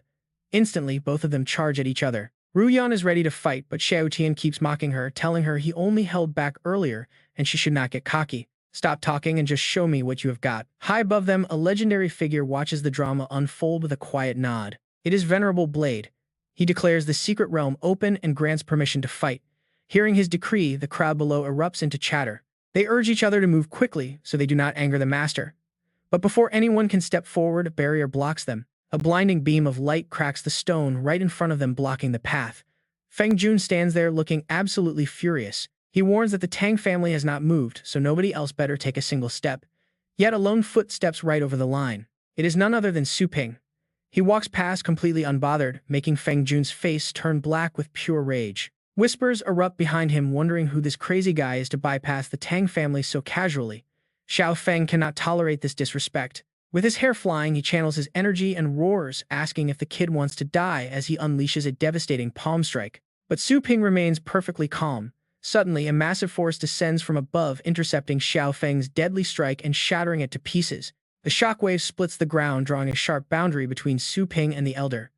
Everyone watches in sheer disbelief. Panic spreads as they realize Venerable Blade has intervened. Floating in the sky, he calmly warns them to settle their grudges elsewhere. He tells them not to cause trouble here. Su Ping respectfully bows, thanking the senior, while marveling at his incredible blade aura. He did not even summon a pet, yet his raw combat power is absolutely mind-blowing. But Venerable Blade just brushes off the gratitude. He coldly states that he does not care about ants stepping on each other, he only punishes those who dare break the rules. Besides, he adds, there is no way a weak ant like that could actually hurt Su Ping anyway. Hearing this, Su Ping simply turns around. The path is open and streaks of light begin darting up the massive steps. It is the enraged Feng Jun and Xiao Feng charging ahead. They are furious that someone dared to disrespect the Tang family, shouting for him to stop as they squeeze through the narrow gap. Those blocked by the barrier can only watch in awe. They whisper about how that young kid did not care about the Tangs at all. They figure if Venerable Blade had not stepped in, the kid would have been crushed to dust. Offending the Tangs is practically a death wish. They wonder if he even knows how to spell the word death. Everyone is desperate to find out which squad he belongs to. Some even scheme to capture his teammates for a reward from the Tangs. But with no time to lose, they quickly push forward. Since the Twin Winds have already gone ahead, the remaining cultivators rush in after them, murmuring among themselves. Among them is Bacon's group. Chen Long covers his face in dread, muttering that this crazy kid is going to get them all killed. Baichen can only offer a wry smile. He does not know if Su Ping is incredibly brave or just completely reckless. Gu Shui chimes in, noting that his stubborn defiance of authority never changes. A moment later, Su Ping finally reaches his destination. With dragon pillars and flying dragons atop the tower, the inheritance trial asks for his acceptance. Su Ping strokes his chin, eager to explore. Since nobody is around, he wants to see if this is different from the system's cultivation sites while testing his limits. He accepts the challenge to see how far he can climb. Meanwhile, Tang Ruyan enters the dragon realm and the two elders quickly bow. They address her as young lady, reporting that another team has entered the realm. Cupping his hands, Feng Jun bows deeply to apologize. He begs her forgiveness for not finding that kid, though he has already sent scouts to look into his background. Feeling guilty, he admits letting the boy live is his fault and awaits punishment. Tang Ruyan gently places her hand on his shoulder. To reassure him, she mentions that for 4 years only the Tang and Jiang families have cleared the tower's 5th floor. This makes them the top rankers on the leaderboard, while the second-place Liu and Ye families only reached the 3rd floor. This leaderboard is the symbol of their family's power. Looking into the distance, Tang Ruyan feels completely calm. A nobody with no strength or background probably cannot even pass the second floor, so letting him enter is harmless. Their main goal is keeping their top spot on the leaderboard, so she does not care about anything else. They understand and vow to do their best to help her clear the sixth floor. Suddenly, the tower ahead starts lighting up. The glowing lights stun the crowd as whispers fill the air. The light of the sixth floor has suddenly turned on. What? 1, 2, 3, 4, 5, 6. That means someone has actually passed the fifth floor and it is still going. The lights keep rising to higher levels. Another floor glows. The seventh floor is conquered, leaving only 2 floors left. Just 2 more floors until the tower is completely cleared. The eighth floor lights up as Tang Ruyan and her guides arrive. The trio stands frozen in absolute shock.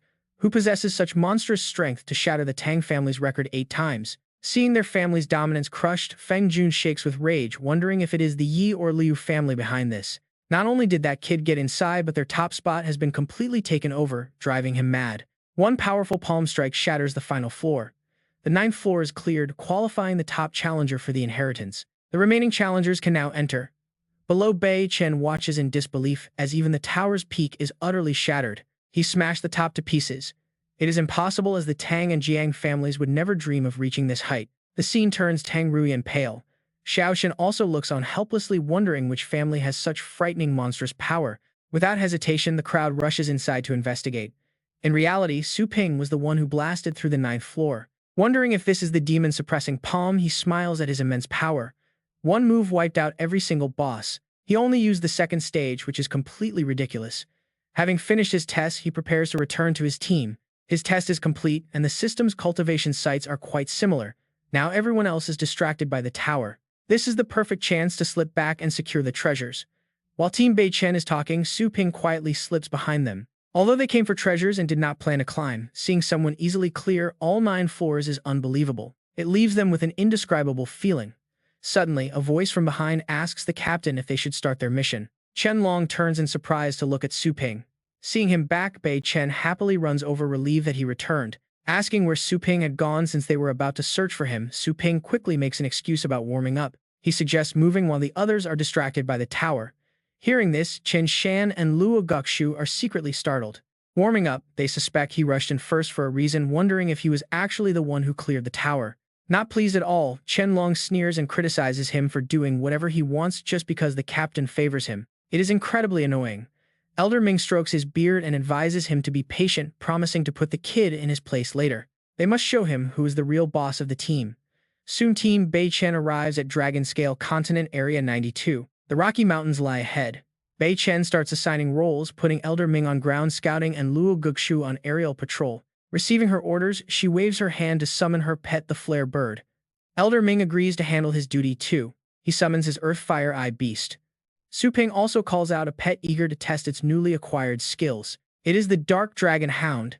Seeing this, the Elder gets irritated, questioning why he would summon a Dark Dragon Hound. Why bring out a 7th rank hound when they already have a superior 9th rank Earthfire Eye beast scouting the ground? Is he still worried? Ignoring Elder Ming, Su Ping gently pats the Dark Dragon Hound, telling it to sniff out nearby threats. Chen Long sneers at him, advising him to recall the beast because its massive size is totally unfit for a scouting mission. He points out that this secret realm is far more dangerous than a standard barren zone, and bringing such a pet is foolish. The Dark Dragon dog growls a sudden warning. Hearing its message, Su Ping reports, "I knew there was something here." He warns the captain about incoming enemies. Bei Chen is startled that Elder Ming does not believe them. The Elder orders his ground Fire Eye Dark Beast to use Earth Listening, prompting Bei Chen to ask for updates. Elder Ming scowls, claiming there are absolutely no enemies and it is all nonsense. Behind them, Gu Shu approaches. Her Holy Flame bird has detected absolutely nothing unusual. Chen Long sneers at Su Ping, looking down on him once again. He accuses Su Ping of trying to show off, but his warnings prove true as snake-like beasts suddenly attack. Sensing the danger, the 2 scout pets shriek in panic, their sudden cries sending a chill straight through Gu Shui. A massive swarm, like a cloud of insects, flies right toward them, a terrifying army of wind-winged fierce bats. The team freezes in horror. How did they get so close? Bei Chen yells out that this swarm is dangerous. With easily a level 9 threat level, they cannot run anymore, they have to stand and fight. Bei Chen summons his evil demon beast, a level 9 bloodline fighter with lower tier level 9 combat power. He orders Chen Long to use the Earth Giant Dragon to shield the pet masters while directing other beasts to charge. The team complies immediately and several powerful battle pets materialize one after another, ready to face the overwhelming horde. Gu Shui releases her Holy Flame Bird, a level 8 bloodline monster boasting mid-tier level 8 combat power. Alongside them stands Qianlong's Earth Giant Dragon and Elder Ming's Yan Guardian, a truly formidable level 9 combatant. Chen Shan summons his Withered Scale Spear Beast, a level 8 elite. At once, the Earth Giant Dragon lifts a boulder. They create a fourfold Earth Vault Guard. As Su Ping group retreats inside, the outer defense begins. Gu Shu suddenly realizes something is wrong. Wait, Instructor Su's Dark Dragon dog is still outside. Qianlong sneers, saying 2 level 9 beasts are out there, so the dog will be fine if it has any sense. Gu Shui is still extremely worried because the flock is simply too massive. She urges them to recall the pet immediately. He grows frustrated and explains that if they open the shield, the chaotic bats might breach their defense. Besides, is a common level 7 pet really worth risking all of their lives in this dangerous situation? Chen Shan speaks up in defense. The Dark Dragon dog was actually the very first to detect the incoming threat. He adds that Boss Su is their benefactor and his own Withered Scale Spear Beast will guard the entrance if they open it. Su Ping looks at them with genuine gratitude and politely declines their offer, telling them there is no need. He calmly assures them not to worry, as his dog is just a common mixed breed with limited strength. Smiling faintly at Qianlong, he suggests that if they can take down the leader, the rest will scatter. They might as well go all out and take a gamble, a bold statement that makes Qianlong frown deeply. Elder Ming pats Qianlong on the shoulder, whispering that Su Ping is merely talking big with his low-level pet. A level 7 beast facing a level 9 horde will be torn to shreds in an instant. Qianlong agrees, hoping a painful loss teaches him humility. Elder Ming then commands his ground fire-eyed dark beast. The pet growls softly as it activates an invisibility skill, which Gu Shui instantly recognizes from her position. A transparent layer forms over their shield, and Elder Ming explains that he has made the barrier invisible. This allows them to safely observe the battlefield where Bei Chen's demon beast is already engaging the chaotic swarm. The other pets launch fierce counterattacks. Inside the shield, Gu Shui desperately searches for Su Ping dog. She fears the pet is already dead, but Chen Shan suddenly points outside to the raging battlefield. He asks her to look closely at a strange faint light glowing amidst the dark swarm of bats. Gu Shui clears her vision and gasps in shock. It is indeed the dark dragon dog, alive and fighting. She wonders if that glowing light is a protective barrier, leaving all 5 of them completely stunned. Gu Shui stands frozen, unable to believe a level 7 pet is running wild inside a level 9 flock. Qianlong mutters in disbelief that Su Ping claimed it only had a little combat power. Suddenly, the bat leader arrives. The high-tier level 8 Wind-Wing Green Fierce Lord sweeps in, aiming its deadly tail claws directly at the dog. A powerful impact shatters the ground, but the dark dragon dog remains completely unharmed inside its barrier. Elder Ming and Qianlong are deeply shocked by its absurd defensive capability, which looks practically unbreakable. Qianlong notes it seems even tougher than his own Earth Giant Dragon, just as the beast prepares to spring forward. Its sharp claws swipe, leaving only a minor scratch on the leading Wind-Wing Green Raptor. Watching this, Qianlong looked on. He underestimated its power, seeing the strike barely scratch the surface. It seemed the Dark Dragon Hound's only talent was defense. No wonder its hide is so tough. My Earth Dragon at least has offensive skills. Suddenly, the Wind-Wing Raptor's eyes bulged as it shrieked. It crashed straight to the ground, foaming green liquid body shivering and turning purple, shuddering and growling weakly. Elder Ming cried out in shock. It was poison. Qianlong was stunned by its thick armor and lethal poison combination. Both gasped at how overpowered this hound was. Meanwhile, the Dark Dragon Hound charged ahead swiftly and ripped through the Wind-Wing Green Raptor, causing blood to spray everywhere. Watching his beast's performance, Su Ping smiled. Secretly, after surviving far worse horrors in the Dragon King's realm, these weaklings were nothing. The Dark Dragon Hound could handle them alone. Time to end this quickly. With a deafening dragon roar, the hound struck fear. Leaderless, the beasts fled. Like headless chickens, the team cheered instantly.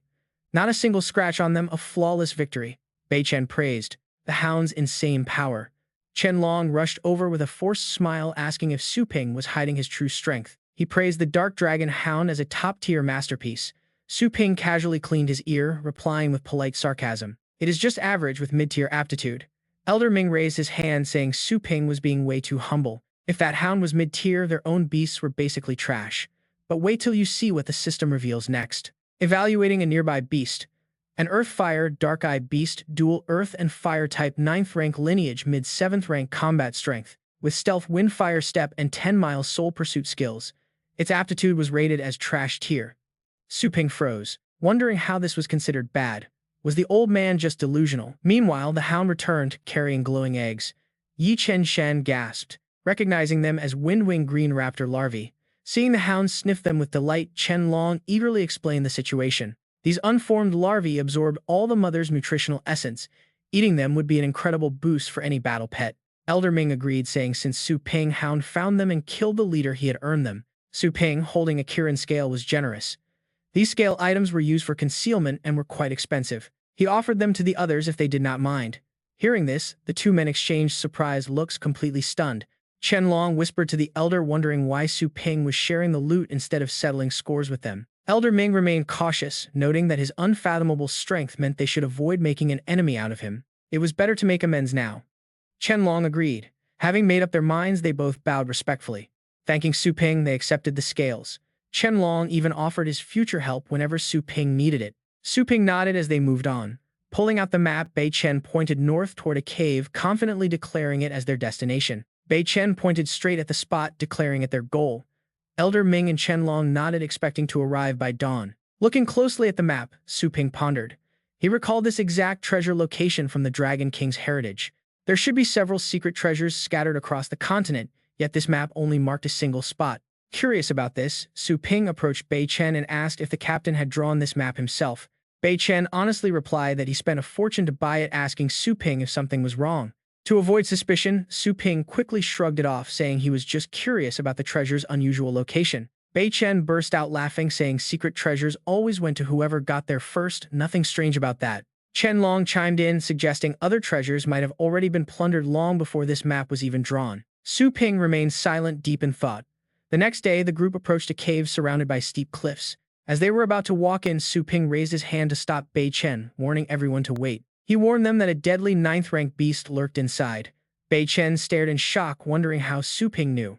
Su Ping smiled and said it was just a hunch, though he actually remembered the spawn points from the tower. Even though he had not spent much time inside the Dragon Bone Tower, he knew exactly where the monsters nested. Looking at his hesitant companions, he asked if they still doubted his Dark Dragon Hound's keen senses. Bei Chen rubbed his chin thoughtfully, admitting they only spotted the Windwing pack earlier thanks to his hound. He was glad to have Su Ping along. Behind them, Yi Chen grumbled, deeply annoyed by another 9th-rank beast. Luo Guxue broke into a cold sweat. Though the Windwing pack combined was 9th rank, they could be fought individually. But this cave housed a true standalone 9th-rank monster, and they knew absolutely nothing about the dark terrain inside. It is tough. Elder Ming is acting just like her, basically jacking up the difficulty level by 10. Even with Brother Su's overpowered pet, they are in trouble. Cutting off the snake's head is not going to be easy. Bei Chen steps up with a confident plan to smash the beast. They have to lure it out. Chen Shan quickly agrees. It makes total sense to set a trap right at the entrance, so the moment the beast shows its head, they strike hard. Chen Long jumps on board. Sounds good, let us do this. He immediately summons his powerful Earth Extreme Dragon to the battlefield. The dragon uses its earth magic to mold massive boulders. Within moments, huge spheres of rock take shape.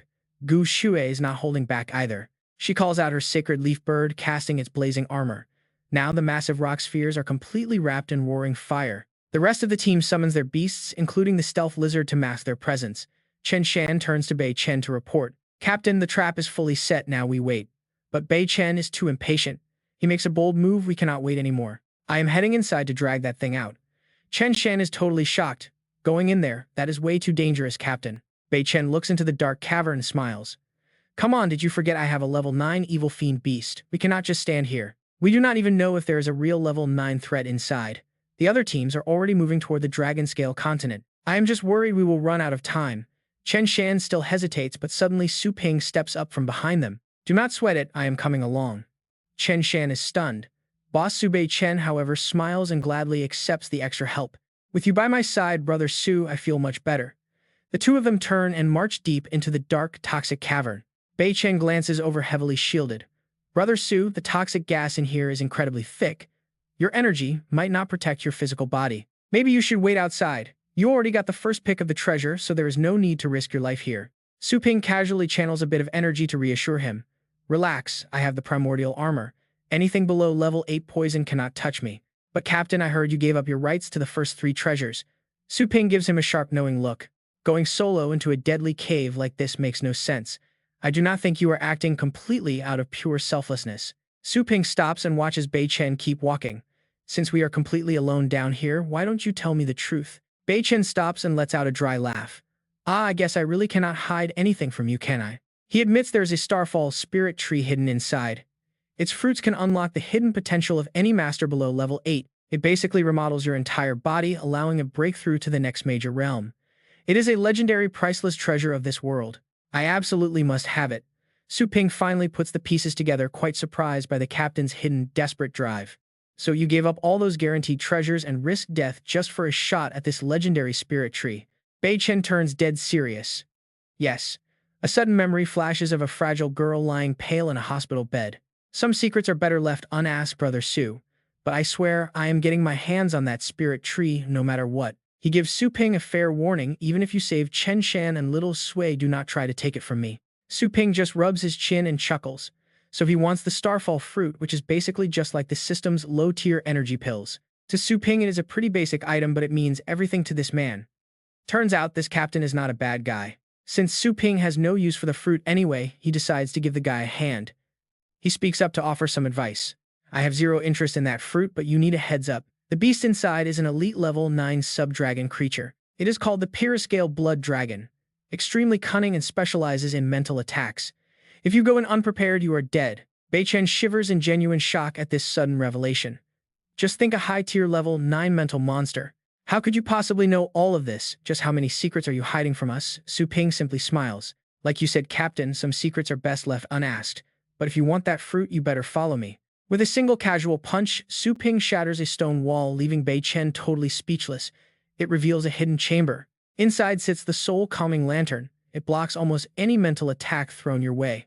Bei Chen can only stare in absolute awe. How did you know this relic was hidden here? Su Ping looks at the lantern.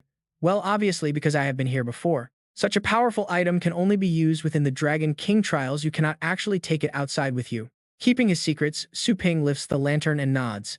Let us go with this in hand. We can grab your fruit safely. Suddenly, the ground violently shakes, catching them both off guard.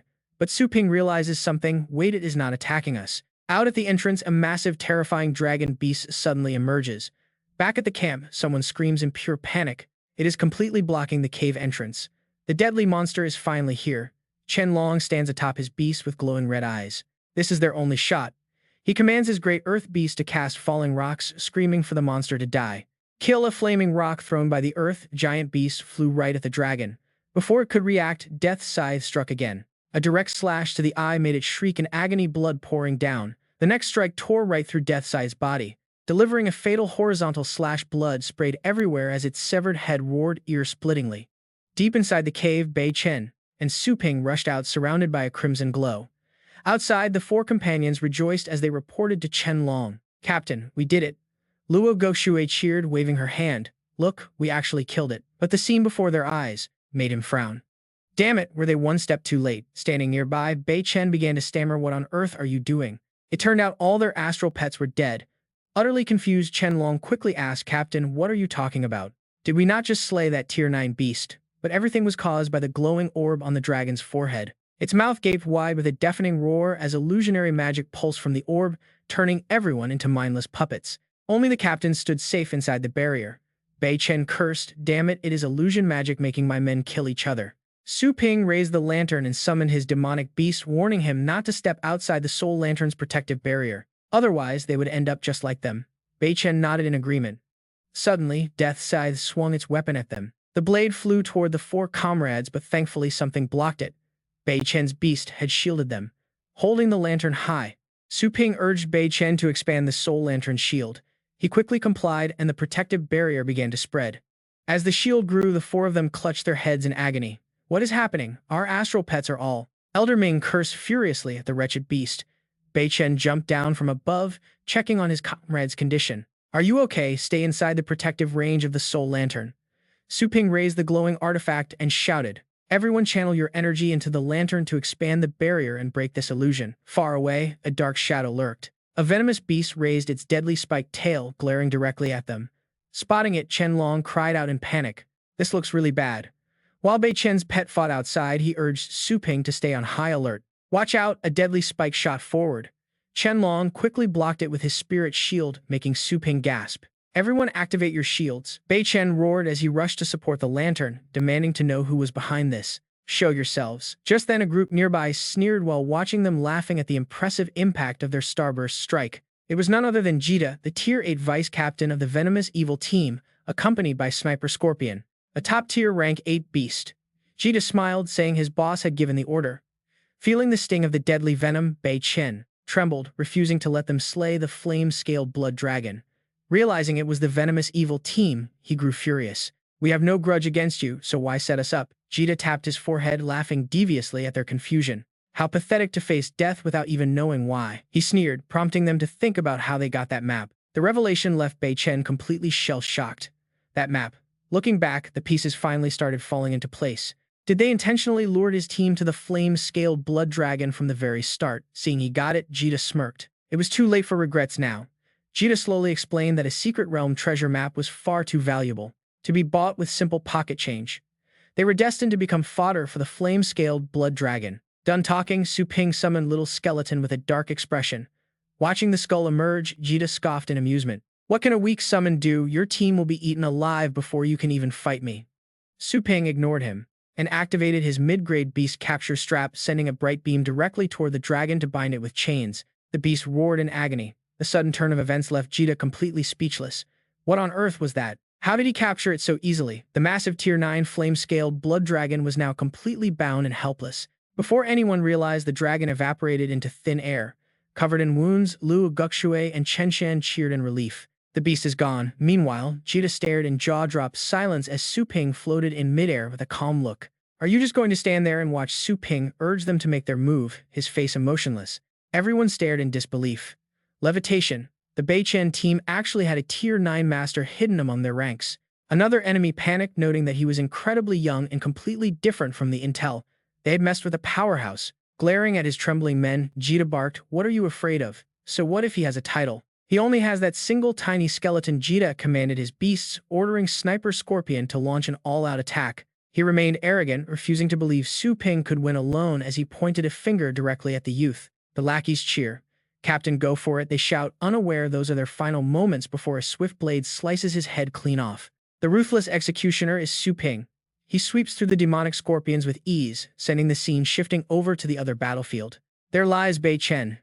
Heavily injured and bloody on the dirt, he barely whispers to ask how the others are holding up. His voice trembles. Chen Shan quickly checks on Elder Ming and Chen Long, only to report that their grim situation has not improved. Spitting out fresh blood, the fading captain desperately calls for Su Ping, who immediately responds and rushes over to help him. "I am here." With those words, Su Ping leaps down toward the battered team and stares at Bei Chen's darkening face. Death is looming. A quick flashback reveals the moment they ran from the cave together, with the captain nervously admitting his dark premonitions. He had begged Su Ping to deliver the starfall fruit back to his home if he did not make it out alive. Su Ping was confused. "Captain, is that not just a rare medicine used for boosting cultivation?" he asked in surprise. "Why would a dead man need it?" The captain sighed, admitting the spiritual fruit was actually meant for his young daughter. It could unlock hidden potential. He hoped the legendary medicine would somehow help her overcome her chronic, debilitating illness. His gaze was resolute. He had spent his entire life fighting on battlefields, leaving him absolutely no time to care for her. He spoke with deep sorrow.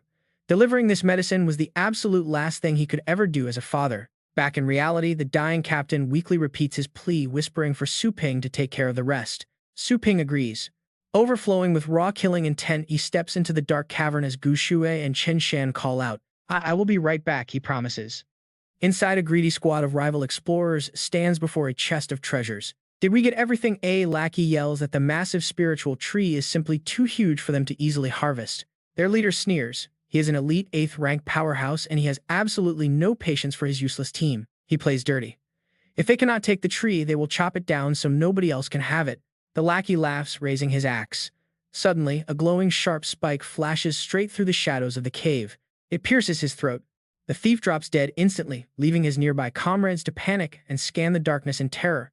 Who is there? They freeze, wondering if Bei Chen's squad arrived, but Luo Fan examines the body and shakes his head. Impossible. The rank 9 beast outside and his second in command should have wiped them out unless they had gods helping them. Panic sets in. Looking at the wound, Luo Fan realizes this level of damage could only come from a rank 9 master. He yells into the dark, offering to split the cave's treasure evenly with whichever mysterious powerhouse is hiding nearby. It fails. 2 more lackeys silently drop dead, forcing the terrified survivors to huddle close together in sheer panic. Show yourself, they scream.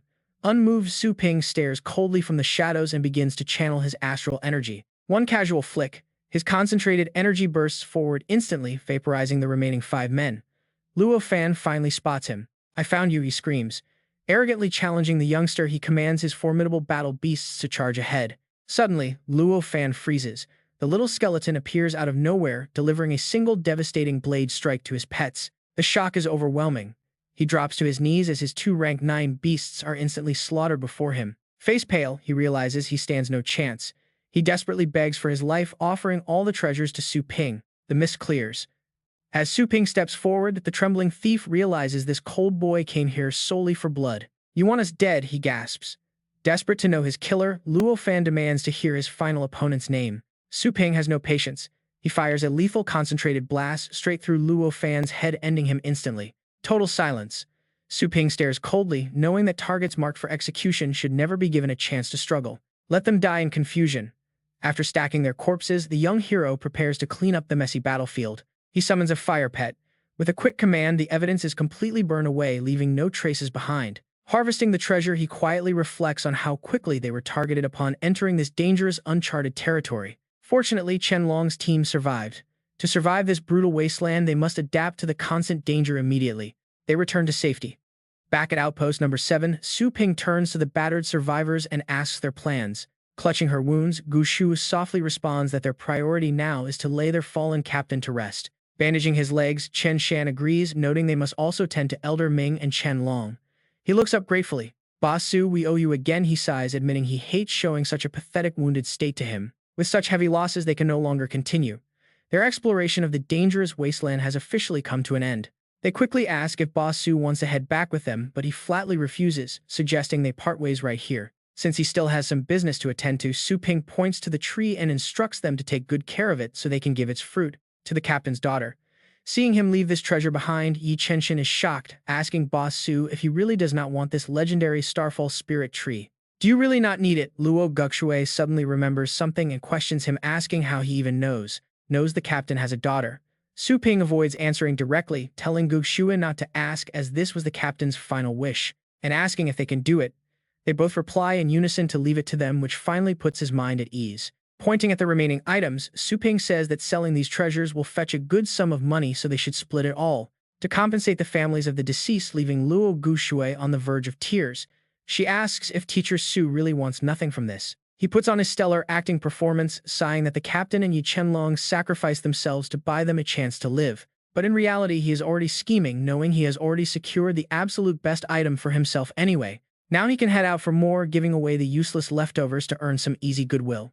Suddenly, the system starts, announcing that those wishing to leave must bring their treasures to the security check room, as unchecked items cannot be taken out. Seeing Yi Chenshan looking a bit exhausted, she quickly asks if he is all right. Sensing they are about to part ways, he offers to walk them out. At the security checkpoint, a group of inspectors begins evaluating the treasures on the conveyor belt. A beast crystal registers successfully as a level 6 treasure, followed by the Heavenly Fist battle art logging in as a level 8 treasure. Then the Profound East Saber registers as level 7, and the Demon Suppressing Talisman logs in as a level 6 treasure. Lastly, the Windwing Azure Scale registers at level 7. Over in the distance, 3 inspectors, including Chen Ying, Huo Lan, and Sui Feng, are lazily listening to the system. A Poison Blood Rock is recorded as level 5, followed by a Dark Knight Beast Core at level 6, and a Rainbow Stone also at level 6. One of the inspectors even lets out a massive yawn. Su Ping finds it odd and asks where they came from. Yi Chenshan signals him to quiet down, explaining that they are supervisors sent from the inspection team and hold major authority. The middle one is a level 9 master flanked by 2 peak level 8s. As another item finishes, scanning the system announces the Starfall Spirit Tree has successfully registered as a level 9 treasure. Sui Feng is dumbfounded to see the legendary tree, while Chen Ying's eyes light up, calling it an insanely lucky find as Huo Lan tells them to keep quiet. Brushing it off with a laugh, Chen Ying wears a sneaky expression and tries to strike a deal, saying it is a great item, and asking for a price. Yi Chenshan quickly steps in front of the tree, politely declining and stating this particular item is not for sale, but Sui Feng loses patience with his stubborn refusal and instantly kicks him aside, yelling at him to get out of the way. Offering 5 million, they both reach out to pluck the fruit, gloating that eating just one will guarantee their next breakthrough. Suddenly, a firm grip stops Sui Feng right in his tracks. Clutched tightly by Su Ping, he flares up in anger, wondering who this punk is to easily overpower him like this. He barks out, demanding to know what he wants, but Su Ping calmly responds with a cold glare. He simply says they are not leaving anymore. Inside, Su Ping is absolutely cursing this pathetic joke of a safety inspection. They are nothing but glorified bandits, and even the higher-ups are trying to steal their hard-earned loot. He should have just hidden everything before they could even scan it. But as they turn to leave, they are blocked. Chen Ying sneers, asking where they think they are going. Sui Feng barks along, asking who the hell he thinks he is, before they both unleash a sudden punch that sends Su Ping flying. The heavy impact shatters a nearby wall. Yi Chenshen rushes forward in sheer panic, calling out to Boss Su, while Luo Guxue gasps in horror. The onlookers murmur in confusion, wondering if a fight just broke out, but Su Ping simply stands up and dusts himself off, telling them not to worry. Chen Ying smugly cites Section 72 of the Management Code, and Sui Feng chimes in to justify their actions, arguing that obstructing inspectors allows for force and they can even execute troublemakers on the spot if the situation is deemed severe. With a level 9 breakthrough right in front of them, there is no way they are letting this golden opportunity slip away. The onlookers mock Su Ping for foolishly challenging the inspectors when the last guy who tried was beaten to a pulp. Laughing that he is completely done for, one person suddenly realizes this kid looks incredibly familiar, and another chimes in, recalling he is the one who offended the Tang family, suggesting they all team up to capture him for a bounty. Suddenly, a mysterious voice echoes, amusedly calling him a bit too much, prompting everyone to look up in confusion to trace the source as the voice continues, warning that blindly hiding one's power only invites endless petty annoyances. Up above, a man is lazily lounging on the rafters, sipping wine while advising Su Ping that if he wants to step into a wider world, he must boldly show his claws. Suddenly, someone gasps in shock, recognizing the legendary figure as Venerable the Blade, who chuckles with a wine gourd in hand, will automatically clear the way for him. Su Ping seems to understand, asking if the world is really that much bigger. He says thank you for the guidance. Seeing Su Ping standing still, his enemies can't wait and rush forward. But with both hands, he unleashes 2 brutal palm strikes straight to their faces.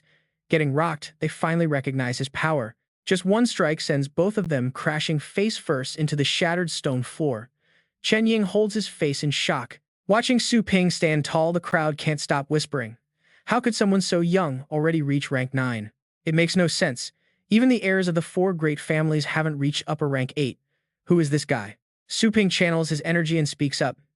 Turns out he is using his magic power to lift the treasure tree. Right in front of them, he absorbs the treasure and pulls back his energy, leaving everyone completely stunned. Sui Feng's eyes widen in disbelief. It's gone. He wonders if it's a spatial-type treasure, casting a glance at Chen Ying. Spatial treasures are priceless items money can't buy, leaving them wondering what kind of powerhouse family he comes from. With no other choice, they admit defeat. Damn it, they thought they found a bargain, only to provoke a major powerhouse. They scramble up and rush to Su Ping. Chen Ying smiles awkwardly, apologizing that they failed to recognize greatness. Sui Feng quickly chimes in, admitting they were disrespectful and deserved the slaps, begging the master to forgive them. Su Ping's eyes glow red as he smiles. Forgiveness? He says that slap was just revenge. Now it's time to settle the bill. Terrified, Sui Feng offers 20 million astral coins as compensation, but Huo Lan steps through the broken wall and rejects it. 20 million isn't nearly enough, he says, make it 30 million each. If word gets out, your security positions are history. Both of them stand completely frozen, realizing the security chief's threat to their careers is very real. The chief scolds them, saying he gave them freedom as long as they kept quiet, ordering them to go back and reflect. Hearing this, Su Ping acts like he's above hush money. But then he remembers his pet store upgrade needs a massive amount of cash. 60 million astral coins is actually a sweet deal. Pulling out his payment code, he agrees to take the money. His sudden change of heart completely catches the duo off guard. Turning to Chen Shan and Zhu Shui, Su Ping suggests keeping the tree. Chen Shan speaks up, feeling guilty that his own lack of strength let these thugs bully them in the first place. Zhu Shui blames herself too, wishing she were stronger so they wouldn't have to keep troubling Teacher Su to save them. Su Ping comforts them, saying it's not their fault. He didn't expect this spirit tree to be such a hot commodity. With a warm smile, he decides to take it back to plant. Once the captain's daughter is cured, they can use it as pet food. He promises that once they both hit rank 8, he'll give them a tree to help them break through to rank 9. His generous offer leaves them stunned. Chen Shan is incredibly grateful, thanking Boss Su for being so kind. Soon they arrive at Dragon Scale Realm 98, a peaceful land of mountains and rivers. Su Ping surveys the area. He orders his dark dragon hound to scout the area while he goes underwater, telling it to call him if anything goes wrong. The hound barks in response. Splitting up, the beast guards the shore while Su Ping dives deep toward an ancient underwater palace. Swimming inside, Su Ping remembers a legendary treasure hidden here. Its power is said to be capable of moving mountains. He opens the tower doors, amazed at how well hidden it is. If not for the Dragon King inheritance, he would never have found it. Spotting the skeleton of an ancient master in deep meditation, Su Ping's face lights up with pure excitement. There it is. He grabs the treasure box and pops it open, revealing the legendary Qiang Kun painting scroll inside. This incredible scroll can use astral energy to create a pocket dimension very similar to a spatial storage ring. While it doesn't hold as much as the system, it can store living things and its size expands with the user's power. At rank 5, Su Ping can easily create a space 4 times the size of a basketball court to plant the tree. Suddenly, back on the surface, the Dark Dragon Hound spots an enemy beast and quickly barks out a warning. Hearing the signal, Su Ping immediately knows trouble is brewing. A scouting bird is flying high above, scanning the area. Hiding underwater, Su Ping realizes someone is using a shared vision skill through their pet, meaning others are targeting this place. He remembers a top-tier treasure nearby called the Dragon Soul Fruit, which grants undead and demon pets a massive survival buff. It is the perfect match for his offensive-focused little skeleton. Su Ping quickly sends a mental command to start the search. He tells the Dark Dragon Hound to track down the bird's master, wanting to find out if they have already taken the fruit. The hound immediately gets to work. Meanwhile, in another part of the realm, a group of cultivators is darting through the treetops. Moving at lightning speed, one of them complains that the bird keeps losing track of its target. Their pursuer is relentless. He is a formidable 8th-rank battle pet master. The thief clutching the treasure box realizes they are targeted.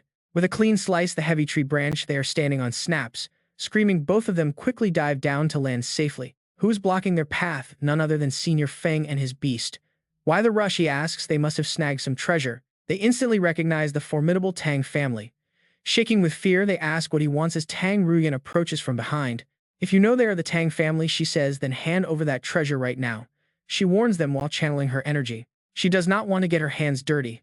Xiao Feng stands by her side, demanding they surrender the undead demon fruit immediately. If they had not been busy climbing the elite leaderboard, there is no way this rare fruit would have ever fallen into their hands. Having more courage than brains, the two completely ignore her and bolt. One shouts that they claim the prize first. The other agrees that running is their best option. Suddenly, a massive magical hand manifests out of nowhere, trapping them both. This sudden magic panics the thieves as they desperately try to focus their energy. Xiao Feng glares mockingly, asking if they dare run from him. Trying to show off in front of an expert is a bad idea. The magical hand slams down completely, crushing them both into the dirt. Coughing up blood, the thief asks if they care about the Tang family name.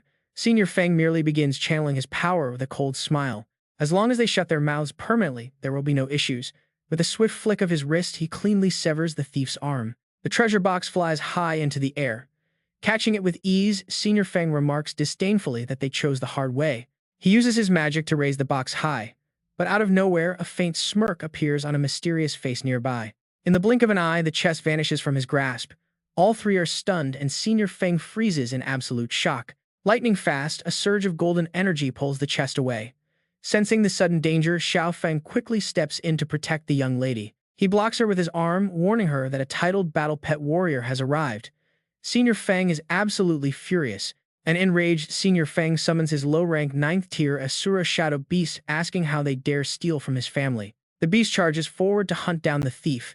Su Ping flashes a dangerous welcoming grin, inviting them to bring it on. He commands his Dark Dragon Hound to cast dragon armor onto his Inferno Dragon. The massive dragon instantly unleashes its power. Hardened lava armor, ice bone shields, and a blazing fire coat erupt. Its defenses instantly double as its raw damage surges. The two mighty beasts collide. Seeing the perfect opening, Su Ping commands a deafening dragon roar, catching the enemy completely off guard. His beast screams as it is easily defeated. Seeing his summon knocked down, Senior Feng is frozen in disbelief. Refusing to lose face, he prepares to summon again.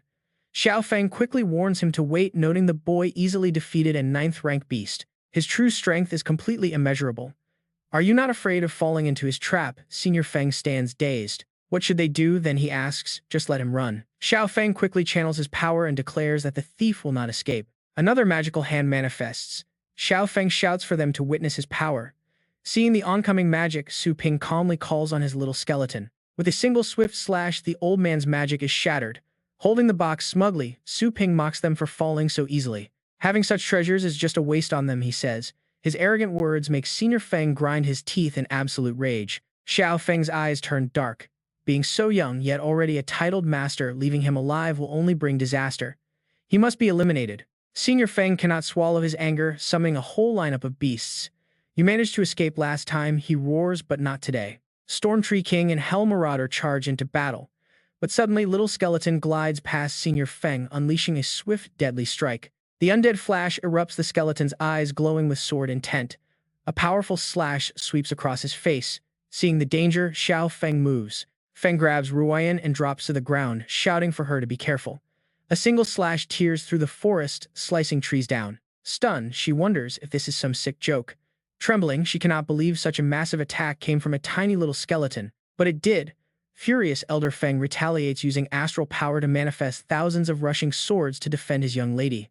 Die, Elder Feng screams as he unleashes his ultimate technique. 10,000 swords return to Ancestor, sending the astral blades straight at Su Ping. He channels power into his fist with a sneer. He did not get to face that move at the Dragon Rise stage, so now he wants to test it.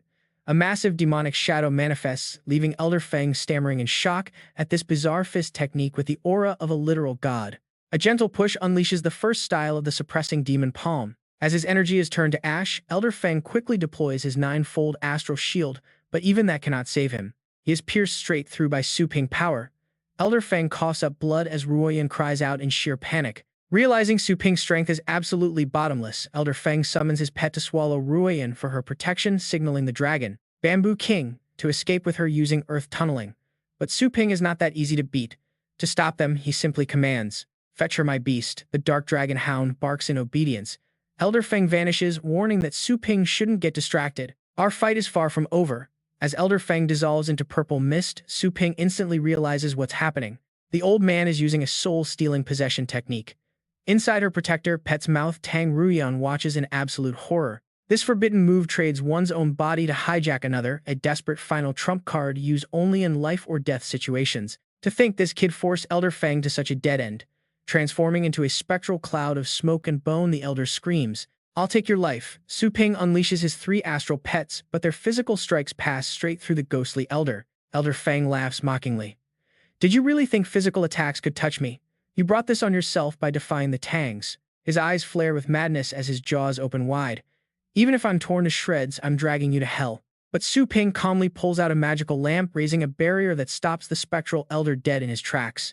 "Why can't I pass through?" The ghost elder panics, staring in disbelief at the strange treasure glowing in the kid's hand. Recognizing it as a soul defense treasure, he flies into a rage, swearing to kill the boy as magic flares nearby. But Elder Feng's own pet goes wild, spitting Tang Ruyan out. She stumbles onto the ground, sensing that something is terribly wrong. "Why is the worm trying to digest me?" She screams to be let out right before a purple flash erupts. Dust and rocks scatter as a massive force tears through. Su Ping sneers mockingly, welcoming the young lady back to reality. She sits atop her rank 9 fallen angel pet, which grips the severed tail of the worm, ruining fumes with anger. "Don't call me young mistress, you aren't worthy." But she suddenly freezes, cold sweat breaking out on her face. She can no longer feel Elder Feng's aura. A cold wave of dread washes over her as she looks around. Even a rank 9 Grandmaster was defeated. Channeling her energy, she desperately demands to know who this monster really is. "Why are you targeting the Tang family?" Before she can say another word, Su Ping coldly cuts her off. "What about the people your family slaughtered?" He points to the bodies nearby. Tang Ruyan falters, searching for words. "It is just the law of the jungle," she argues. "Or are you saying we are no different than common killers?" Su Ping doesn't hesitate for a second, his face twisting into a cold, mocking smirk as he answers. "Exactly. You're just prey waiting to be torn apart." Suddenly, her own rank 9 pet screams in sheer agony. She whips her head back, shocked that he easily pinned down her mighty fallen angel. Desperate, she shouts a plea. "What do you want? My family will pay any price if you let me go." Su Ping smiles, finding this amusing. "If you want to buy your life, you need to show some real sincerity." She looks up at him, utterly bewildered. "What are you planning?" Su Ping chuckles coldly, ordering her to sever her contract with the fallen angel immediately. Severing the contract would leave her completely vulnerable and weakened. Does he really intend to execute her right now? Taking a cautious step back, she hardens her gaze and pretends to comply, agreeing to release the contract. But behind her back, her fingers are already gathering energy. Suddenly, she screams a desperate command to attack. She summons her pets and orders them to kill him, but before they can move, Little Skeleton strikes. With one clean slash, the skeleton severs her beast's arm. Furious, she curses as Su Ping unfurls a mystical painting scroll. "Since you've made your choice, let me assist you." Little Skeleton's blade flashes again, completely neutralizing both of her pets. Unrolling the magic scroll, Su Ping commands it to seal her away, sucking Tang Ruyan into a completely different dimension. Looking around this strange void, she realizes it's a spatial treasure as Su Ping's giant face appears in the sky. The space inside this scroll is pretty vast. Collapsing onto her knees, she demands to know why he spared her. He smirks. Dying is easy, but everything has a price, and I intend to get my money's worth first. Staring up, her eyes widen as she spots a familiar glowing symbol on his forehead, the legacy mark. So you're the genius who cleared all 9 floors, she laughs bitterly, while Su Ping quickly covers his forehead, embarrassed. Is it really that ugly? Tang Ruyan wipes a tear away, whispering that he has no idea what's coming. You're about to be hunted down by legends and sacrificed. Annoyed by her cryptic warning, he tells her to speak clearly. With a pale smile, she whispers that since she's going to die anyway, there's no reason to tell him. Locked in my scroll and still trying to threaten me, tell me or I'll make sure your death is highly embarrassing. Then I'll plaster pictures of your final moments across the globe. You strike me as a sensible girl after all. Blushing furiously, she screams that he's a complete pervert. Su Ping just grins, reminding her she forced his hand. She warns him that the legendary warrior Yuan Tianqin will hunt him down for the Dragon Bone inheritance. He wanted that tower slot for his granddaughter, which is why every other previous heir was ruthlessly wiped out. Hearing this, Su Ping asks why her family and the other 3 still dared to climb up, risking being silenced. Tang Ruyan warns him that clearing the 9th floor is no joke, and they all made a strict promise beforehand. Even if they luckily cleared the test, they would willingly surrender the legacy rather than face certain death. He traps her back in his scroll. Now he realizes this entire secret realm is in the palm of that legendary warrior. He recalls the vice principal once mentioning that the Federation blocked the inner area due to supposed safety concerns.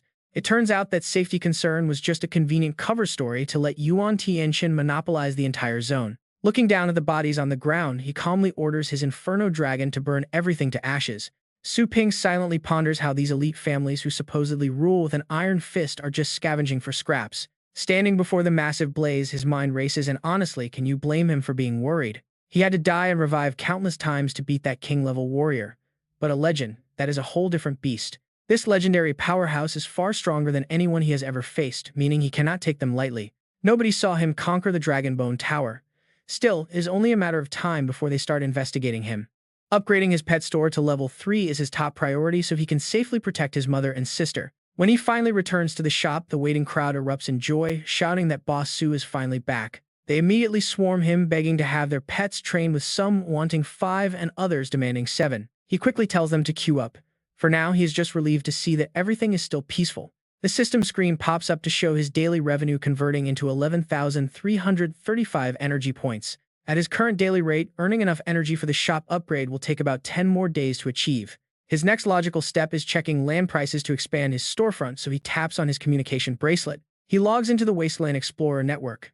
It is a private system that provides premium services if the cash is right. As long as the customer has enough cash, this exclusive network will fulfill literally any request imaginable. A customer service representative instantly pops up on the screen, politely greeting him and asking how she can help. Su Ping directly explains to her that he wants to purchase adjacent land to significantly expand his current pet store. The representative notes down the request, quickly confirming his store address before asking for the desired plot size. He requests 3,000 square meters, prompting the representative to immediately run a search through the database. The current price requires a down payment of 200 million astral coins, with the rest paid upon delivery. Su Ping is completely shocked by the hefty total price of 300 million coins, wondering why it doubled. The representative quickly explains that because the Global Elite League has just started, commercial property values are skyrocketing. Hearing the reason, Su Ping thinks it over. Leaving this purchase for later is a bad idea, so he decides to buy. Then a sudden realization hits him. He still has that valuable flame-scaled blood-saber beast in his possession. He directly asks the customer representative how much a top-tier 9th-rank beast would fetch on the current open market. Completely stunned by the sudden question, she asks him to wait while she runs a quick check on the system. She soon informs him that a top-tier 9th-rank astral pet normally sells for 400 million astral coins. Since beasts of this caliber are incredibly rare, his particular specimen is a highly coveted commodity in the city. In fact, she mentions that a buyer has already put down an immediate offer of 250 million. She asks if he wants to finalize the sale now or wait a few days for a higher bid. He agrees to the deal without hesitation. Every single cent of that money will go directly toward upgrading his shop. The representative is absolutely thrilled and eagerly promises to draft the paperwork and complete the transaction right away. Combining that massive sum with his own 60 million, he now has just enough money to purchase the land. He asks the system to find a cultivation site that is even more challenging than the Dragon King's legacy. The system immediately displays several dangerous training sites, including a god-tier realm costing 10,000 energy points. These auctions include the Supreme Divine Realm and a cheaper Demigod tier realm costing 1,000 energy points. Having graduated from the rookie stage, Su Ping realizes his passive recovery rate has now increased by 10%. That is way too much energy to pay back. Su Ping rests his hand on the demigod burial, deep in thought, though this place is quite promising. His golden crow divine body needs the heart of a divine flame beast as a core material to train up to its second level. The creature is a dual attribute flame type. Who knows, maybe he can actually find exactly what he needs right here in this realm. He reconsiders. If his golden crow body successfully reaches the second level, his physical defense will peak at rank 9. His survival rate will skyrocket. Su Ping makes his decision and steps inside. Time to go. He enters the demigod burial. The moment he lands, he immediately scans his surroundings. It is quite different from any previous cultivation site he has ever visited. It feels like comparing a completely wild jungle to a civilized society. Were these structures really built by true gods? Suddenly, the system screen flashes in front of him with a new alert. The host has arrived at the God Realm. It asks if he wants to buy the Divine Language Translator for 500 energy points. Buy or cancel, Su Ping is surprised. He had no idea the system even offered a translation function. This place really is on a completely different level. Realizing that communication will save him from countless meaningless deaths during his exploration, he agrees to make the purchase. The system immediately processes his request. The Divine Language pack is now installing. Please wait. Just then, a lake behind him ripples. A figure suddenly emerges, walking right across the surface of the water while muttering a completely unrecognizable language. Hearing the noise, Su Ping turns around to look. Right on cue, the system alerts him that the translation setup is complete. He can now communicate seamlessly with the gods. It is a goddess named Anna who is currently manipulating the water. She hums a sweet melody. But as Su Ping catches sight of the highly awkward scene ahead, his face instantly goes completely dark. Oh boy, what is he supposed to say now? Meanwhile, Anna senses a sudden fluctuation of energy. She wonders if it is an insect. Turning around, she realizes it is not an insect at all, but a human. Shook, she quickly covers herself with a cloth. She immediately launches a rapid, furious attack toward him, screaming at him to die. Facing the sudden onslaught, Su Ping gets defensive. He summons his little skeleton and his inferno dragon. The massive dragon roars as it materializes, ready for battle. Su Ping orders an advanced sword technique. The little skeleton lunges forward with blazing flames, but things do not go as planned. The moment his pets clash with Anna's strike, they are violently thrown backward.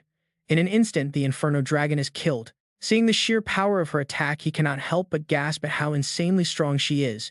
He quickly uses an undead spirit fruit. The raw effect grants absolute damage immunity. His quick move allows his little skeleton and the inferno dragon to recover right on the spot. The reborn little skeleton immediately rushes to block Anna's next strike. Meanwhile, Su Ping remains calm, analyzing the situation. The inferno dragon revives right where it fell. He realizes he does not have enough energy to keep resurrecting them. Fighting is a bad idea. His only option is to talk things out peacefully. He calls out, telling her he has no bad intentions. But Anna completely rejects his plea.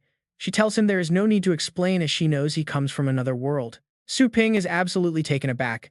He looks at her in surprise, asking how on earth she could possibly know that. Anna looks at him, noting his physical appearance matches the lower human race. This place is the sacred territory of the gods. Without someone highly powerful teleporting him here, how could a lowly human like him ever set foot in this realm? Su Ping is curious. Is she not surprised to see a human? Anna is completely speechless at his lack of understanding. With the gods and humans coexisting, having a servant here is normal. She demands to know which stellar sector he came from. Su Ping experiences a sudden moment of clarity. He laughs, realizing humans have actually managed to reach this realm before. But then he wonders why he has never once heard about this. Meanwhile, Anna stares closely at Su Ping. Although this guy is merely an apprentice, the pets he uses are already at the ocean state, and he can instantly resurrect them. The little skeleton thinks she is staring at it, its eyes flashing with a highly glittering, oddly affectionate look. His overall aura is incredibly strange and terrifying. It makes her wonder if he is even human or if a powerful force backs him. Ultimately, Anna decides she has had enough. She is ready to deliver a final absolute blow to end it. This is as far as he goes. She demands to know his purpose for coming all the way to Central Divinity. Suddenly, her form begins to change. Draped in pure white with angelic wings, she looks like an executioner descending from heaven. She demands to know who is backing him, ordering him to summon them immediately. Su Ping, however, remains completely unfazed. He calmly asks if this place is Central Divinity, then double-checks if it is actually known as the Demigod Burial. Anna is completely stunned by his question. She never expected him to know this. Then, without a single warning, she unleashes a fatal strike that completely vaporizes Su Ping and his little skeleton. The system immediately alerts him. After dying, Su Ping exits the secret realm, clutching his aching chest.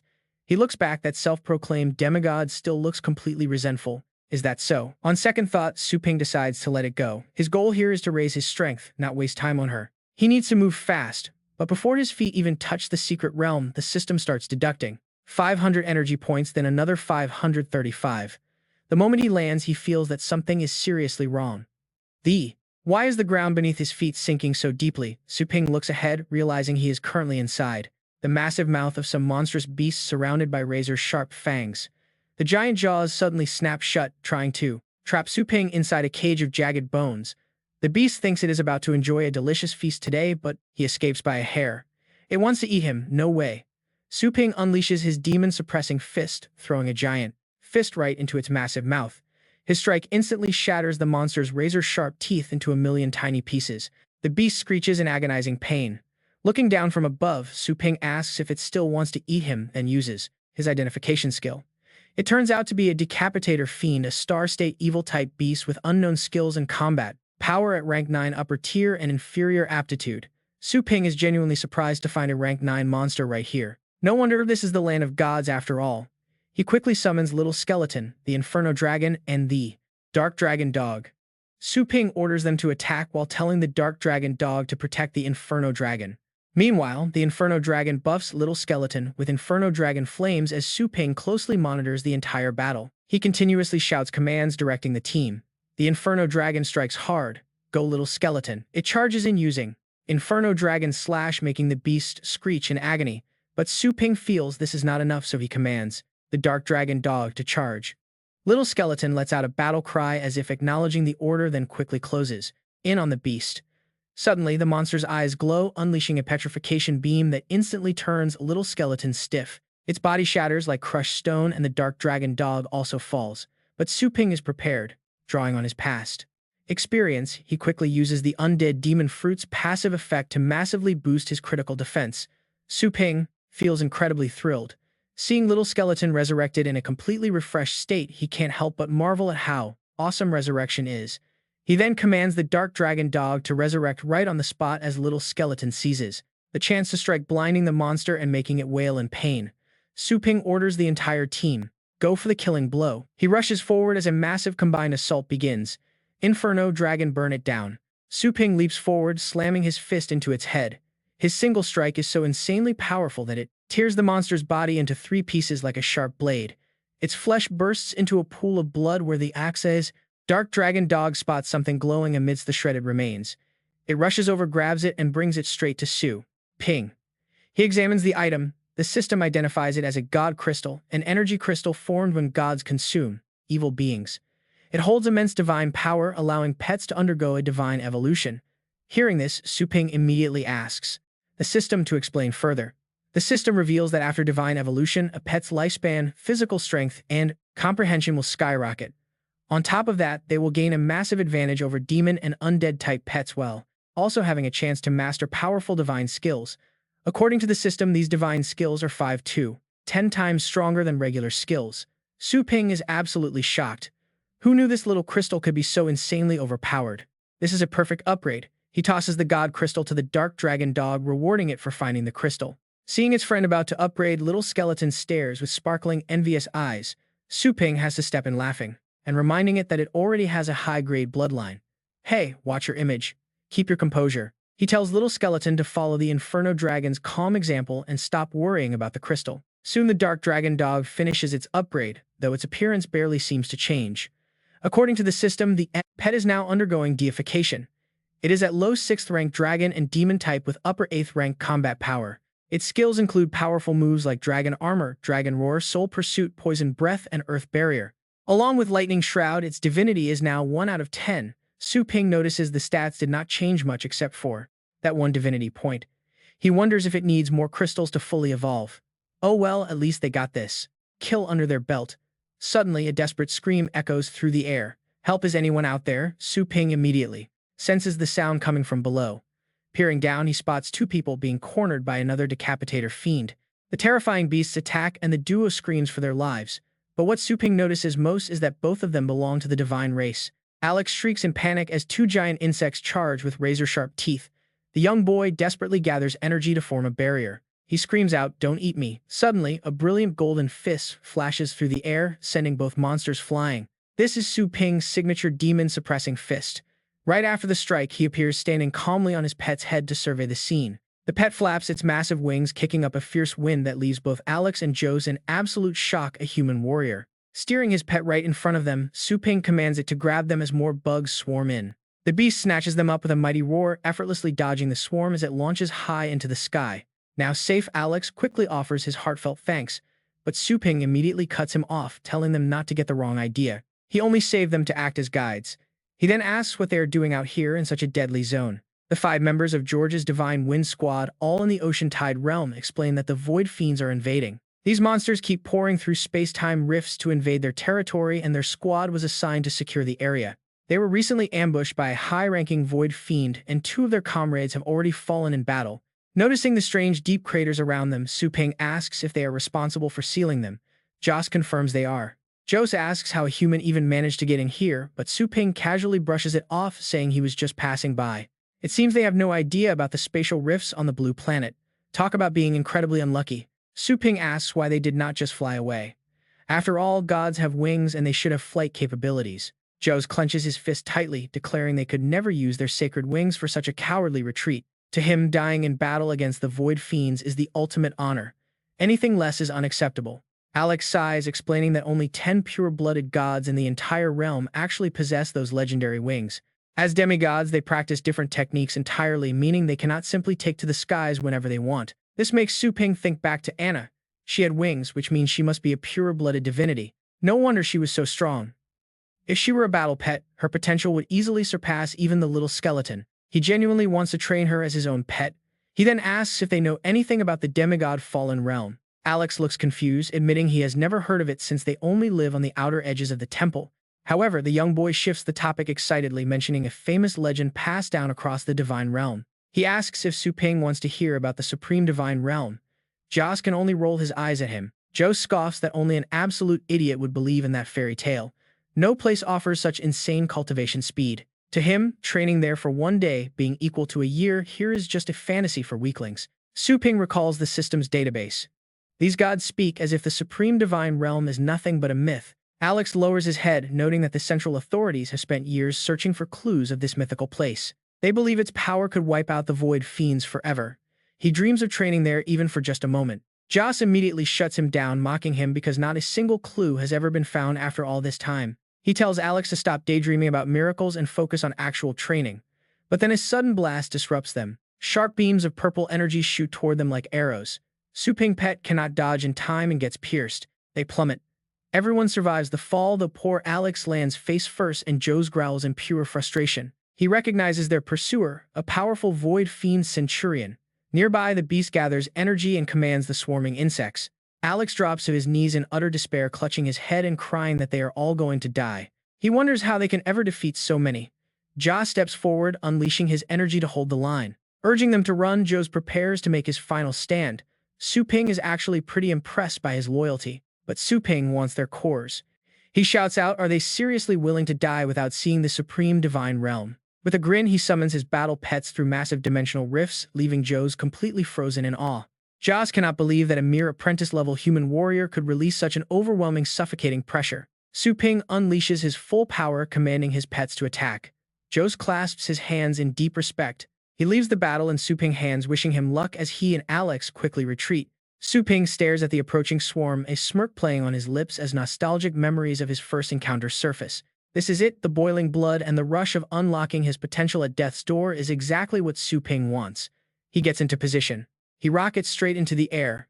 With a sharp command from Su Ping, his loyal battle pets soar right up with him. Su Ping glows alongside his beasts as they prepare for absolute chaos. But a moment later, he is lying flat on his back. Panting heavily in the system space, he hears the alert deducting 535 energy. He realizes his options are running thin. He has only 1 resurrection left after burning through 9 of them against those monsters.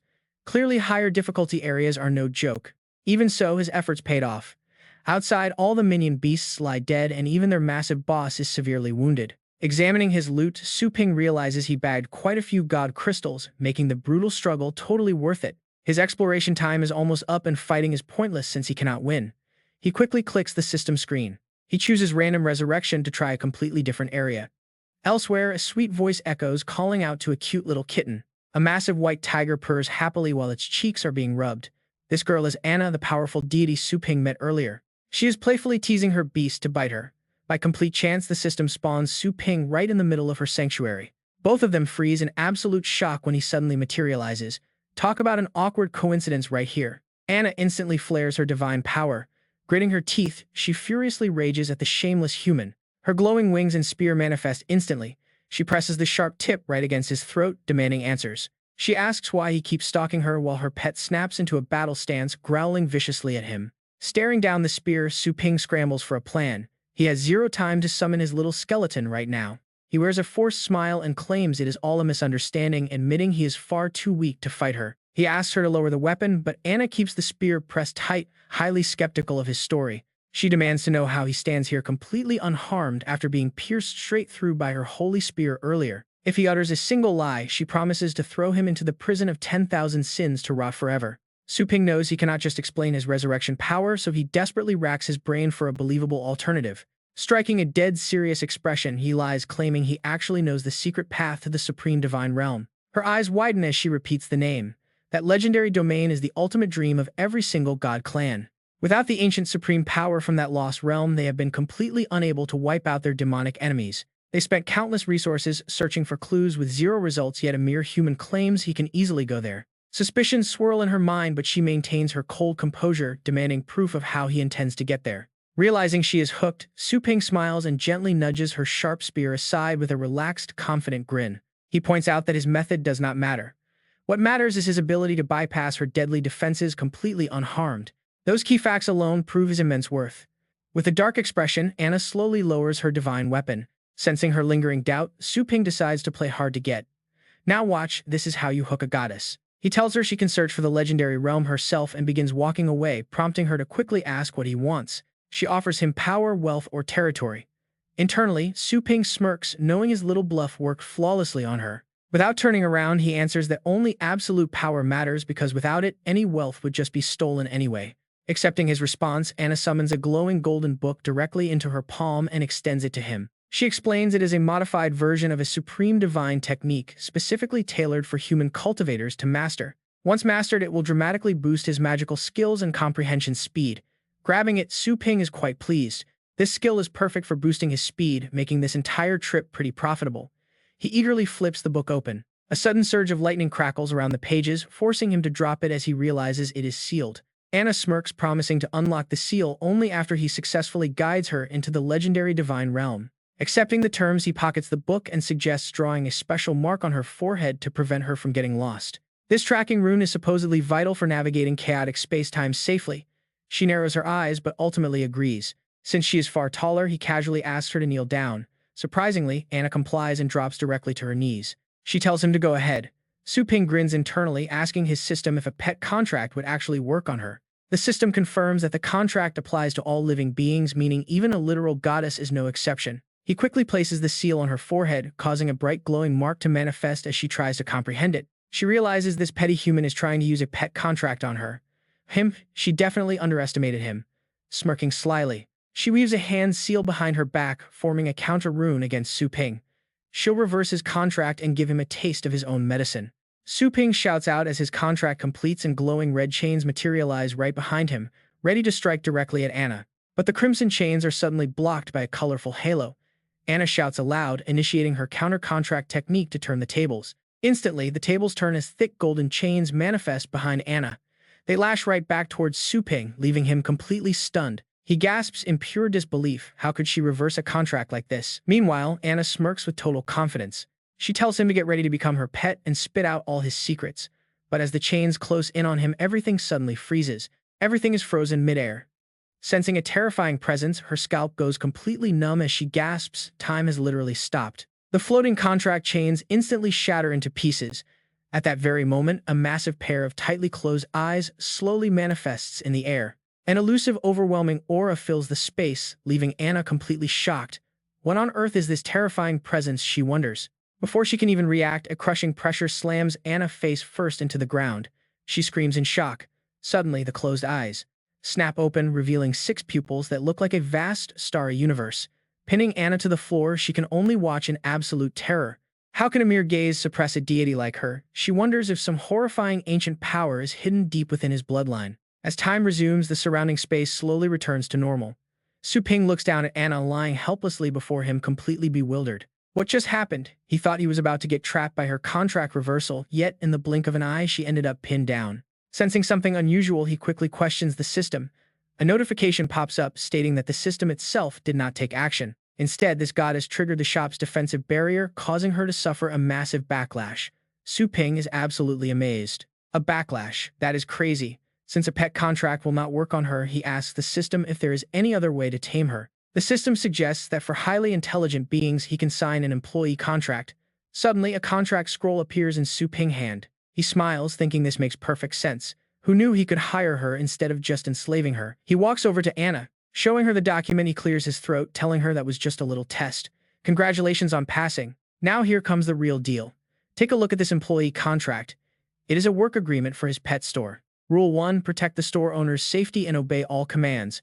Rule 2. Actively maintain the shop's reputation at all times. Rule 3. Help expand the business. Benefits include a 7-day vacation package with a contract term of 1 year. Su Ping adds with a grin, see that outstanding employees even get a 7-day trip. He is definitely not trying to trick her. Looking at the contract terms, Anna is stunned. She can sense an incredibly overbearing aura radiating from the paper. Once signed, both sides will be bound, leaving absolutely no room for disobedience. Glaring at him with utter disgust, she demands to know why she must be his slave for 1 year. Su Ping shrugs, saying if she refuses, he is leaving. No second chances. Anna carefully weighs her options. This human is extremely cunning and untrustworthy, but the terrifying power backing him is very real. Making her choice, she declares that for the future of her clan, she will take this gamble. But if he backstabs her, she will make him pay. With that, she uses her own divine blood to sign the agreement. The contract immediately registers her as a new employee under him. Once Anna signs, her detailed profile pops up. Employee named Anna. Attributes list her as a pure-blooded goddess with a divine rank. Her combat power is at the god state, with starting points set at 100. Reaching 200 makes her elite, but falling below 60 turns her into a pet. Su Ping is amazed that he can view someone else's stats, realizing the store grants him incredible authority. He wonders what exactly are these god state and divine ranks.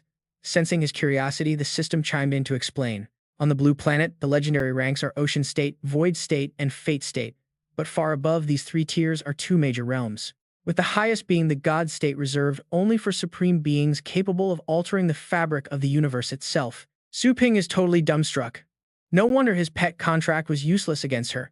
The gap in their power was just too massive. Still, since the system easily suppressed such an almighty powerhouse, its true strength must be unfathomably deep. What exactly is this system? The system immediately mocks him for only realizing this now, telling him he should start showing a lot more respect from here on. As their time in the demigod burial draws to a close, Su Ping can only sigh. Since when did this system start using modern slang? With a familiar warping sensation, they are instantly teleported right back into his pet store. Looking around, Anna asks, "Is this your domain?" Su Ping nods, saying you could call it that. But as he glances at her shrunk stature, he cannot help but ask about her body. Anna replies with pure disdain, stating that her divine form is not suited for this low-tier world, so she simply changed it. Su Ping makes a weird face, replying that he was just wondering why she chose to look like a little girl. People might accuse him of exploitation. Employing kids is illegal. But Anna couldn't care less, telling him she's already lived for 10,000 years. Su Ping just turns his back and tells her to get ready. The shop is opening soon. Anna asks in utter surprise what guests. Sensing her surroundings, she detects several suspicious people lurking outside. Su Ping turns around in surprise. Could it be? Could they be Yuan Tianxin's people already? He immediately calls Li Qingru while quickly calculating his next move. Damn it. He thought he could wait for the shop upgrade, but he clearly underestimated the efficiency of a legendary warrior. While calling Li Qingru, he realizes he needs to bring his mom and sister here right away. It might complicate training, but he has no choice. He can't worry about that now. Suddenly, an unfamiliar face picks up the call, catching Su Ping completely off guard. "Who is this?" Su Ping asks. But the man ignores him, muttering his file. Su Ping, a once ordinary boy turned battle pet warrior, an elite instructor at Fengshan Academy and owner of a pet store, right? Hearing this and seeing the screen, Su Ping starts to panic. The background in the video is definitely his house. He dreads to think what has happened to his mother and sister. "What do you want?" he demands. Suddenly, the feed switches to show Li Qingru and Su Lingwei lying unconscious against the wall. The man's chilling voice continues, Mother Li Qingru, a normal primary school teacher, and father Su Yuanshan, an ordinary low-level sailor, and sister Su Lingyue, a battle pet warrior currently in her first year at Fengshan Academy. Losing his mind, Su Ping roars through the phone, what do you want? Finally, the man gives his answer. Lord Yuan wants to see you. Just turn yourself in, and they won't harm them. Su Ping forces himself to calm down. The enemy only wants him. Gritting his teeth, he responds, I am right outside my shop. If you want me, come here. But you must bring them with you. I want to see them first. The kidnapper easily agrees. He flashes a sinister smirk, go ahead and meet.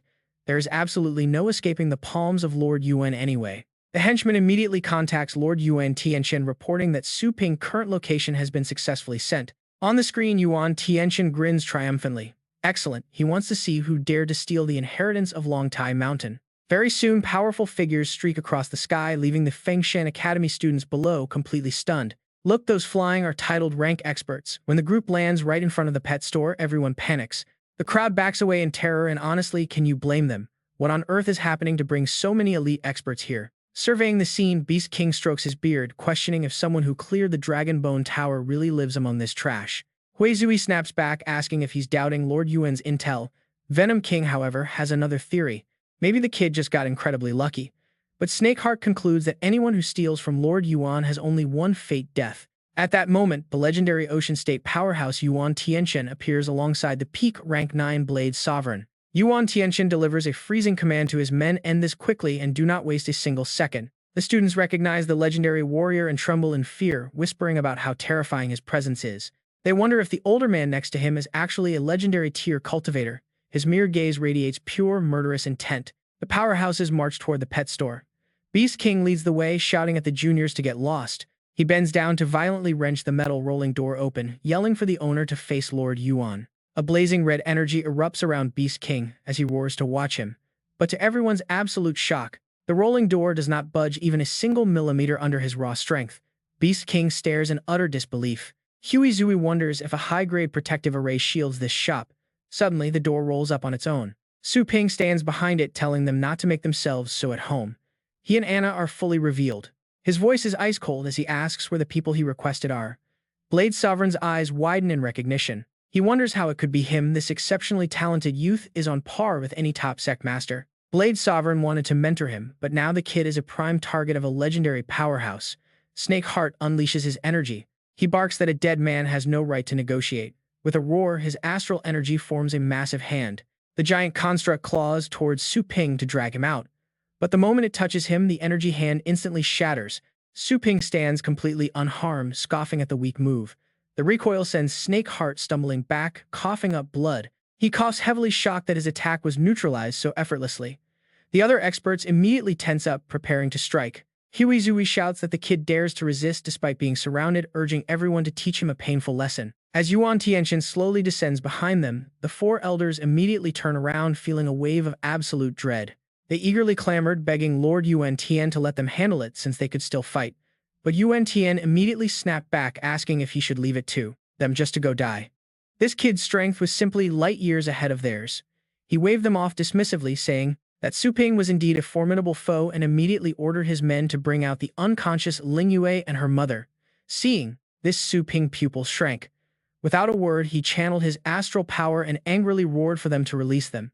His energy transformed into a giant hand, pinning the two lackeys while pulling the mother and daughter safely inside his shop. Feeling their pulses, they seemed okay, but remained completely unresponsive.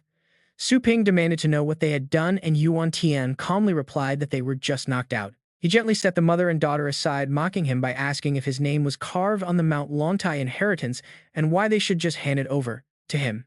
Just because they wanted it, did everyone else have to submit? His words dripped with sheer defiance, completely unfazed by the legendary expert. The Beast King pointed a finger, barking in rage, demanding how Su Ping dared speak to Lord Yuan Tian with such attitude. But Yuan Tian just stroked his beard, smiling calmly. He asked if Su Ping meant only the strong deserved the inheritance. It was amusing, like a newborn calf facing a tiger. As Yuan Tian stepped toward the shop, the Beast King warned him that they couldn't enter the store to probe their strength. The place was incredibly bizarre, so he urged caution. Warning him of a hidden expert, Yuan Tian's eyes flashed with cold confidence as he scoffed, declaring himself a legendary battle pet warrior. No backwater-based city could ever hope to stop him. He casually strolled inside the shop, stopping right in front of Su Ping and sneered that this tiny shop was useless against a legend. He reached out his hand before the crowd, telling him that if he cooperated like the four great families, he would not make things difficult for him. He even offered to take him in to cultivate his talent, leaving the surrounding old elders utterly speechless. They couldn't believe the Lord wanted to recruit this kid who was already a titled warrior at such a young age. Blade Sovereign watched silently, recognizing Yuan Tian's classic style of using polite words before resorting to absolute brute force. While maintaining a polite facade, his overwhelming pressure was suffocating a force even the four great families couldn't resist. Yuan Tian intensified his crushing aura, speaking as if he were giving Su Ping the chance of a lifetime. He declared that leaving precious resources in the secret realm was a waste and they should only belong to the truly elite. Su Ping sneered inwardly, knowing the old man's idea of elite just meant himself. Looking at him coldly, he replied that he despised people who claimed ownership over everything and hunted down anyone who dared touch their loot. Yuan Tian unleashed his heavy astral energy, countering that it was only natural to eliminate those without power. Believing a bunch of kids standing on equal footing with a legend was the real joke, he drew his power. His energy condensed into a colossal sword as he bellowed, giving Su Ping one final choice to submit or die. Su Ping stood completely unfazed, telling him the answer would never change. Angered, Yuan Tian swung his hand down. The massive sword surged forward to crush Su Ping, but Joanna stepped right in front of him, totally calm. Raising a single hand against the giant blade, an invisible force erupted, shattering Yuan Tian's astral attack into pieces. The onlookers outside gasped in utter disbelief, their jaws dropping at the effortless block of a legendary-level attack. That strike would have easily crushed any rank 9 expert, yet this young girl stopped it with a single casual hand. The only possible explanation was that she was a legend too. Had a legendary expert really appeared in a tiny base city? Inside, Yuan Tian reeled back in shock, realizing she had successfully hidden her massive pool of power from him. He demanded to know if she was Su Ping master, but the duo completely ignored his panicked questioning as they spoke. Su Ping complained that he hadn't ordered her to attack, but Joanna simply cited rule number 1 about protecting the shop. She insisted she deserved performance points to earn an employee promotion, warning him not to violate their agreement. Otherwise, she would face a penalty. Yuan Tian's face twisted with rage as he stood there, being completely ignored. Cold light flashed around the room, but Joanna just glared at the intruder, accusing him of trying to ruin her record. Su Ping sighed helplessly at her childishness, but chuckled nonetheless. Meanwhile, Yuan Tian's anger had finally reached its ultimate boiling point. Unleashing a powerful hand seal, the legend roared at them for ignoring him, but before he could even finish, he was blasted clean out of the store by a blinding flash of golden light. He had absolutely zero time to react, as he crashed hard into the wall across the street, pinned down like a bug, and leaving Blade Sovereign completely speechless. The surrounding elders finally snapped out of their shock, crying out for Lord Yuan Tian as Joanna slowly stepped outside. Her gaze was freezing as she warned him never to interrupt her conversation again, while Su Ping quickly called out, "This is not the Wildlands, so do not kill anyone. Those kids are my acquaintances, so leave them alone. Do what you want with the rest." She channels her energy and asks if losing an arm or a leg is fine. Suddenly glowing golden lights swirl around her. She unleashes her massive judgment power while promising to hold back. Not killing them is going to be incredibly tough. The crowd panics as the two transform like descending demons. They are absolute monsters. Even the store employees possess such terrifying power. If the mere employees are this monstrous, then the store owner must be beyond godlike. Nobody expected the blue planet to hide such power. On the other side, Yuan Tian chants a spell as dark energy condenses into a heavy axe. Suddenly, a massive spatial portal opens. Yuan Tian commands his strongest pet servant to step forward. A massive beast emerges from the portal right behind him. It is the Shadow Underworld King Beast.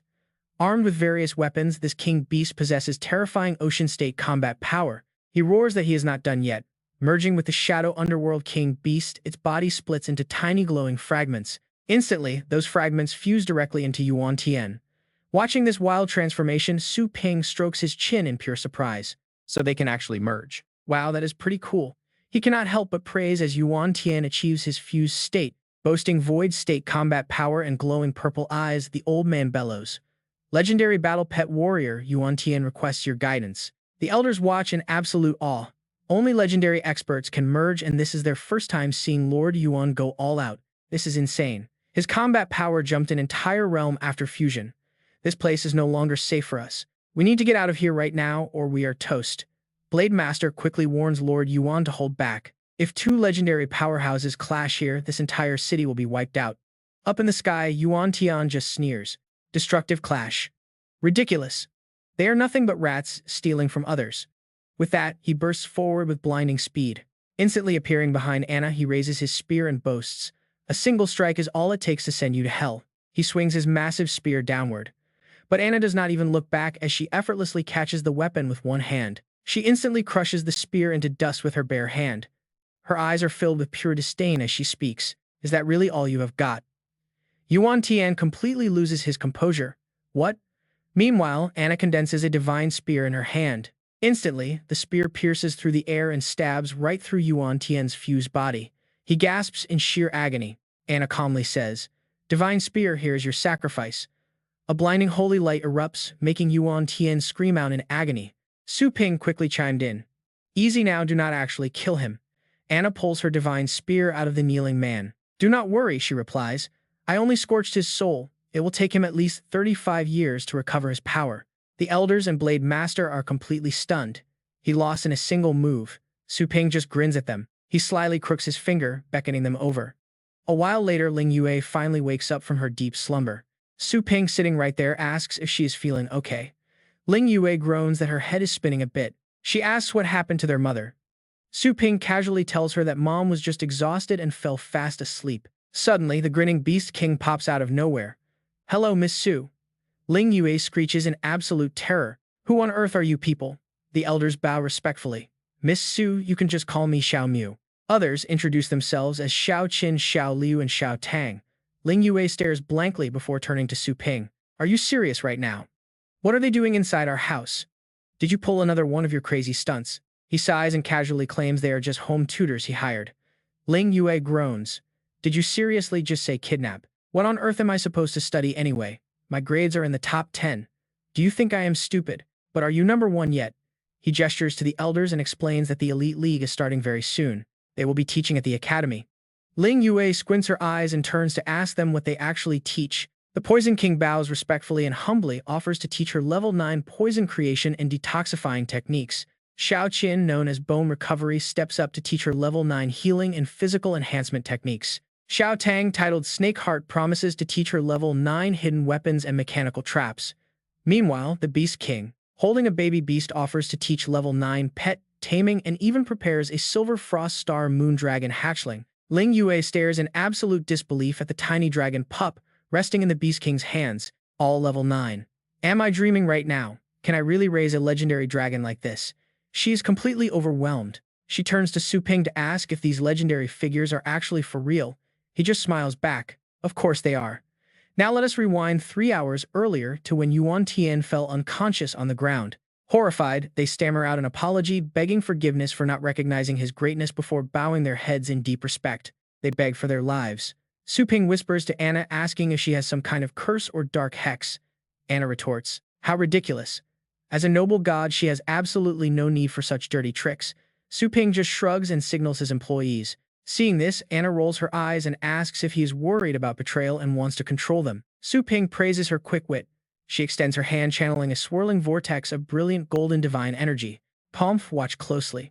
She is bestowing a divine miracle upon these mere ants. The elders gasp instantly, recognizing the holy presence. They cry out that they can see the shadow of a true god. Standing nearby, Blade's sovereign is completely stunned.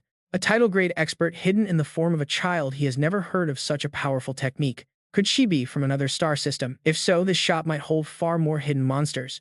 Su Ping then asks, "What did she just do to them?" Anna explains that it is a divine blessing seal, marking their souls with divine aura. Once the seal takes hold, they will be bound to obey his every command. She casually adds a chilling detail, that anyone betraying the seal will burn in divine flames for 10 days and 10 nights before turning to ash. Su Ping admits that is pretty brutal.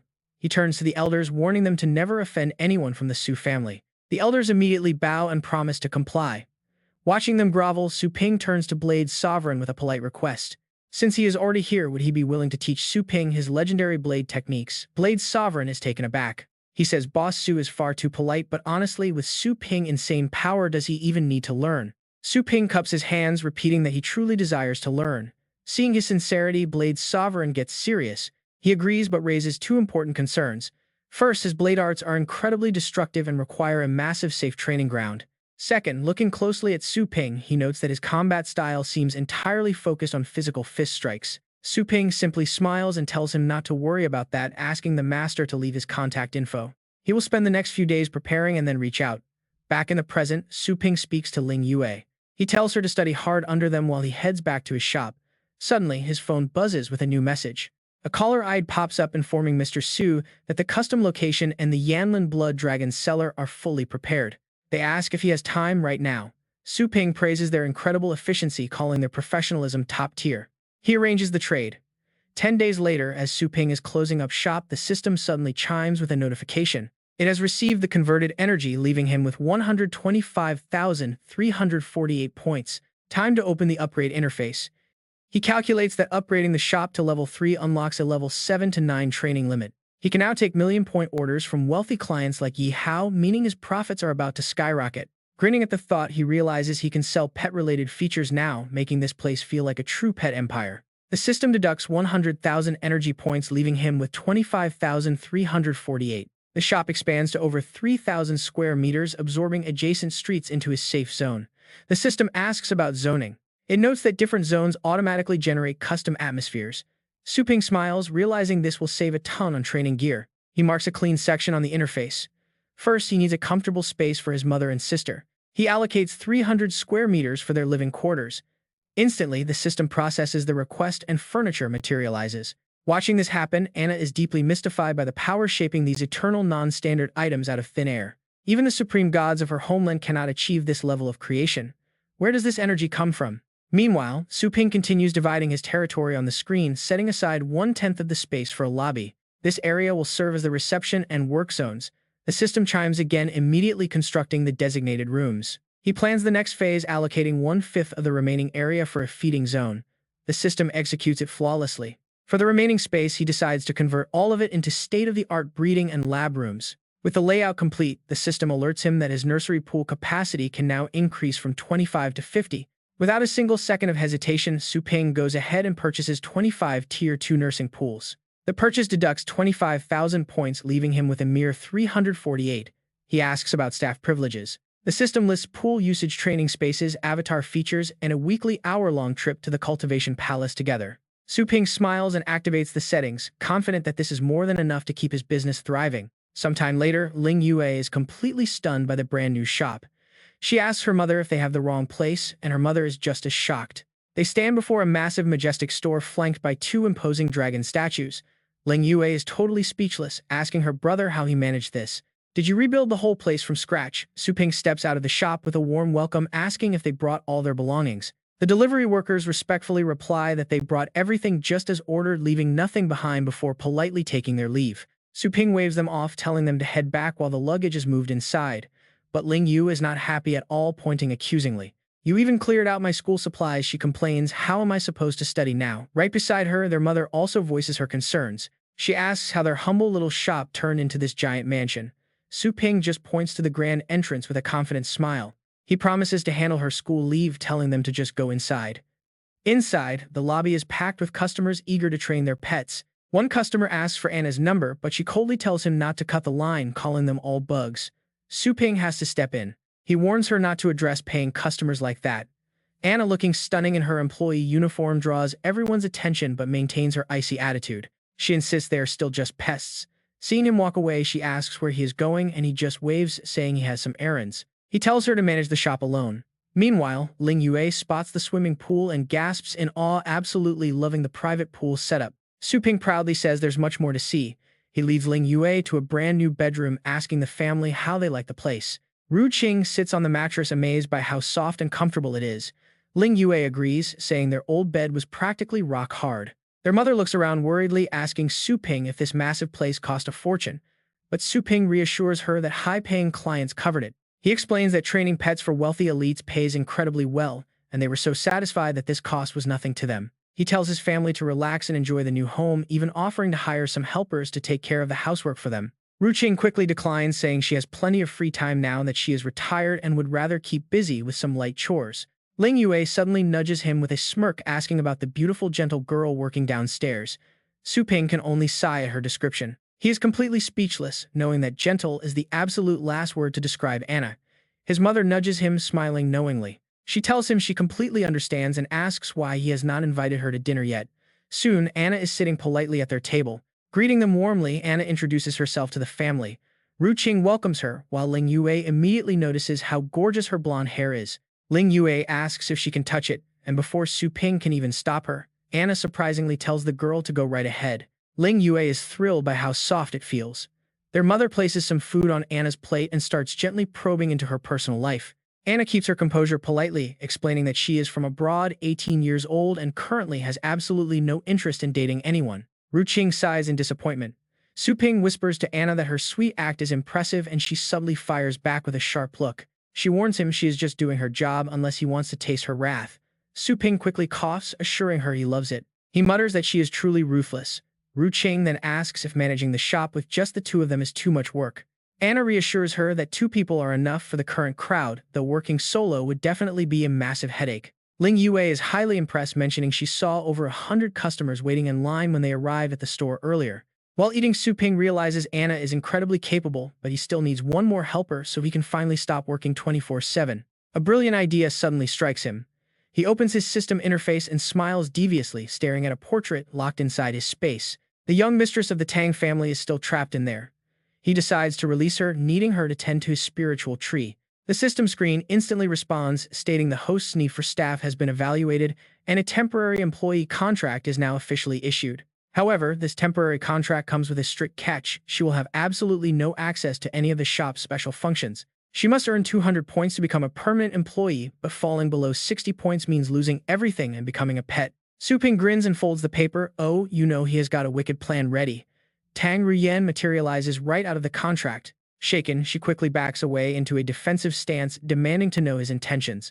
Su Ping just tells her to take off her shoes first. He warns her she is on cleaning duty now. Tang Ruyan looks around, realizing she is standing in what appears to be a normal bedroom. She realizes she is in his home, noting he is completely alone without any pets nearby. Her mind quickly starts racing for an escape. She cannot sense any powerful guards around either, making him look totally defenseless. One quick jump through the window is all she needs. She prepares to make a run for it, planning to return with the full elite force of the Tang family to wipe him out. She wants to teach him a painful lesson for imprisoning a young mistress of her stature. With a sudden burst of speed, she charges. But she ends up slamming her forehead straight into the glass, crying out in pain. She rubs her head, wondering how it is so hard. She curses her weakened state, blaming her lack of food and long confinement. Behind her, Su Ping's eyes narrow with an icy glare. Blushing with anger, Tang Ruyan stomps forward. She demands to know what the scoundrel wants, but Su Ping just chuckles. Of course he is thinking of how to squeeze every bit of value out of her. Terrified, she begs him to stop playing games. Su Ping raises his large hand. She immediately shields her face, screaming that she will never submit to him. But Su Ping just holds out a fresh steaming bun in front of her face. Tang Ruyan stares at it, completely confused. She asks if this is a trick to humiliate her, claiming the Tang family has too much pride to yield even if she starves. Yet hunger wins. She snatches the bun, rips it in half, and eats it while trying to look tough. She mutters that she has absolutely no value anyway, but he simply grins and holds up a temporary employment contract. The very next day, customers are buzzing. The shop has somehow managed to add yet another gorgeous girl to the staff. Joanna calmly welcomes the crowd, directing them into neat lines for boarding and training, while Tang Ruyan stands there practically fuming. Blushing with rage, she hates that random men are staring at her. This is not her idea of value. She complains about serving peasants, but Joanna sighs, explaining they are actually serving insects. Tang Ruyan eyes the open exit. The doorway is wide open right in front of her, but Su Ping quickly blocks her path with a signed contract in hand. He reminds her she signed the agreement which legally binds her to stay inside this pet shop for a whole year. Furious, she charges forward anyway, yelling that he forced her signature last night when she was weak and vulnerable. She leaps toward the exit, refusing to be bound by a simple paper, only to slam hard into an invisible magical barrier. Thrown violently back inside, she struggles to her feet, cursing the powerful magic trapping her behind the doors and windows. Su Ping turns and tells Joanna to show the newcomer the ropes, promising to award her a store point for her trouble. Joanna agrees easily, but just then two strangers with cameras arrive at the door and start taking photos of the place. They ask for Mr. Su, and Su Ping immediately steps forward calmly, introducing himself to the unexpected guests. They ask about his video shoot and subway ad order, and Su Ping quickly confirms that he scheduled the campaign. He wants to attract elite clients with high-level pets since his regular customer base is already stable and secure. His goal is to find new owners looking to train battle pets that are above rank 7 to boost his reputation. Suddenly, a massive, terrifying dragon materializes on the street, and Su Ping tells them that this is their subject. The crowd gasps in shock, completely overwhelmed by the beast's bloody scent and terrifying presence right outside the shop. One of the cameramen steps forward, shaking in absolute fear, to ask Su Ping for the commercial's main slogan. Su Ping replies that he does not need one as long as they capture the dragon and the shop name clearly. After all, the Inferno Dragon is highly ranked and will easily catch the attention of any powerful battle master. Just then, his younger sister, Su Lingyou, walks up to the store and her sudden arrival catches him off guard. He asks why she is not in class today, and she immediately starts complaining about the powerful guards following her. She tells him they follow her everywhere, even waiting outside the school restroom, which is terrifying all her classmates. Su Ping simply bursts into laughter, which only makes Su Lingyue pout and complain even more about her situation. She demands to know what is going on, but he quickly reassures her that they are only there to protect her. Meanwhile, Tang Ruyan watches them from inside the shop and gasps when she recognizes the face of one of the guards. She recognizes the famous Elder Snake Heart, realizing this might be her golden opportunity to contact her powerful family. She tells herself that Snake Heart is far superior to any of the lower-ranked elders Su Ping has defeated so far. His lethal hidden weapons are legendary for taking out targets from miles away, making him an incredibly dangerous expert. Tang Ruyan immediately uses secret telepathy to call out to him, introducing herself as Ruyan and pleading for rescue. Snakeheart is stunned to hear her voice and telepathically asks his young mistress why she is at this ordinary shop. She quickly explains that a villain has captured and imprisoned her here, begging him to save her as soon as possible. Hearing this, Snakeheart points a trembling finger at Su Ping, asking in disbelief if she was also captured by him. Su Ping suddenly turns around with a dangerous, chilling glare, forcing Tang Ruyan to quickly hide behind the counter in panic. She peeks out nervously, utterly confused about what the elder meant when he asked if she was also captured. Su Ping instructs the guards to keep a close watch at the academy, but warns them not to disturb his sister. He tells them to take turns working. The fearsome Poison King and Snakeheart nod like obedient puppies. Seeing these legendary experts acting so submissively sends a massive shiver down Tang Ruyan's spine, leaving her completely speechless. Senior Wang of the Lu clan. He is one of the city's top powerhouses, yet Su Ping has him completely under control. What happened? A screen pops up. Joanna earned another point, bringing her total to 104. Su Ping is secretly thrilled. She is fully monitored. No slacking off. Honestly, spending 1 point on such a well-trained employee is a total steal. He summons a massive tree. Roots dig deep. Even he is impressed by how well it adapts to this soil. A screen flashes. Through spirit enlightenment, the tree has unlocked its basic instinct to feed and evolve. Too bad its potential is low. 10,000 years and it hasn't even unlocked 20% of its spirit. Its true consciousness is completely asleep. 10,000 years for barely 20%. Su Ping is indeed deeply puzzled. If fully enlightened, he could feed it directly to his battle pets. He smiles at the thought. Normally, this spiritual tree takes centuries to bear fruit, making it extremely tough to turn into a profitable business. But with his nursing pens, it might bear fruit every year. That is a brilliant solution. System warning: host has not learned spirit enlightenment yet. He must become a pet trainer first. That makes perfect sense. After becoming a battle pet warrior, mastering pet training is the next logical step. He runs a pet shop and knows a lot about beasts, but his actual training experience is still quite lacking. Up until now, he has mostly relied on the system. He definitely needs to study and change that. He wants to go all in and learn, but right now there is no time to overthink things. The situation with Yuan Tianqin seems calm, but unexpected trouble could pop up at any moment. Boosting his combat power and reputation is urgent, so he immediately opens the training bay to begin. He places his hand on the console, his mind still wandering.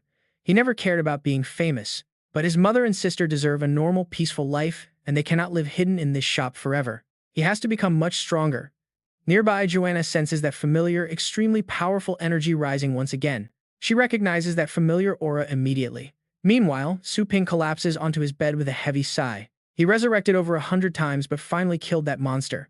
Without free resurrections, he must be careful. He cannot afford to waste precious energy anymore. A quick shower and then he is back to the grind. Just then, Joanna walks in carrying a food tray, mentioning his mother ordered this meal for him. He is slightly suspicious of her sudden helpfulness, but inside his own shop, even deadly poison is completely useless. He gulps down the soup while Joanna hesitantly asks if he used the laws to visit the demigod burial. Her senses are incredibly sharp to detect that. Since she already knows, he sees no point in lying to her. He tells her to spit out whatever she wants.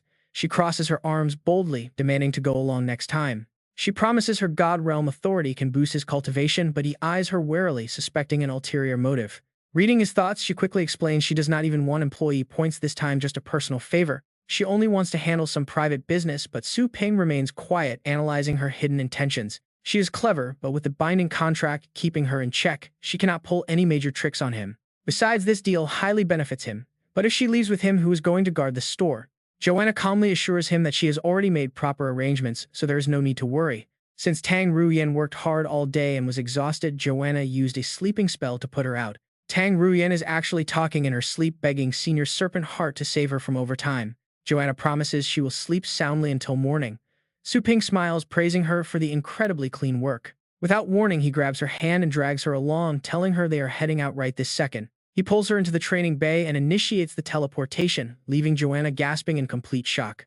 They have officially returned to the demigod burial, and she is stunned by his completely effortless space teleportation. His power is truly terrifying. She wonders if she can use this chance to reach the Archean divinity. He snaps her out of it, teasing her to stop daydreaming until she becomes an outstanding employee. He asks her to lead the way since he is unfamiliar with the area, making her pout. She grumbles that he doesn't understand her clan's situation, but notes a God King is coming to fetch them. Su Ping asks about this God King rank and how power levels are structured in her world. She looks at him with pure disdain. What a basic question. Natural-born pureblood gods will always reach the true god tier, just like spiders. He realized the enemy he beat had similar strength, meaning pureblood gods are basically on par with mythic tier battle pets. Anna explains that their great divine domain is not nearly as complicated as his world. It only has 6 tiers, she says, with a sad sigh. But with the supreme god gone, fewer people can actually break through to that peak level, leaving them with only 5 tiers now. That means their power limits have shrunk, opening the door for hostile forces to eye them. No wonder Anna is so incredibly desperate. Just then, a winged warrior flies down and kneels, respectfully greeting her as Your Highness and announcing he is here to escort them. Anna introduces Su Ping as her honored guest who must come along. The guard reaches out, hold on tight, and guides them, leaping down the floating islands. The view here is absolutely stunning, like a painted masterpiece. Once they arrive, Anna dismisses the guard, telling him he can leave now. He bows and departs.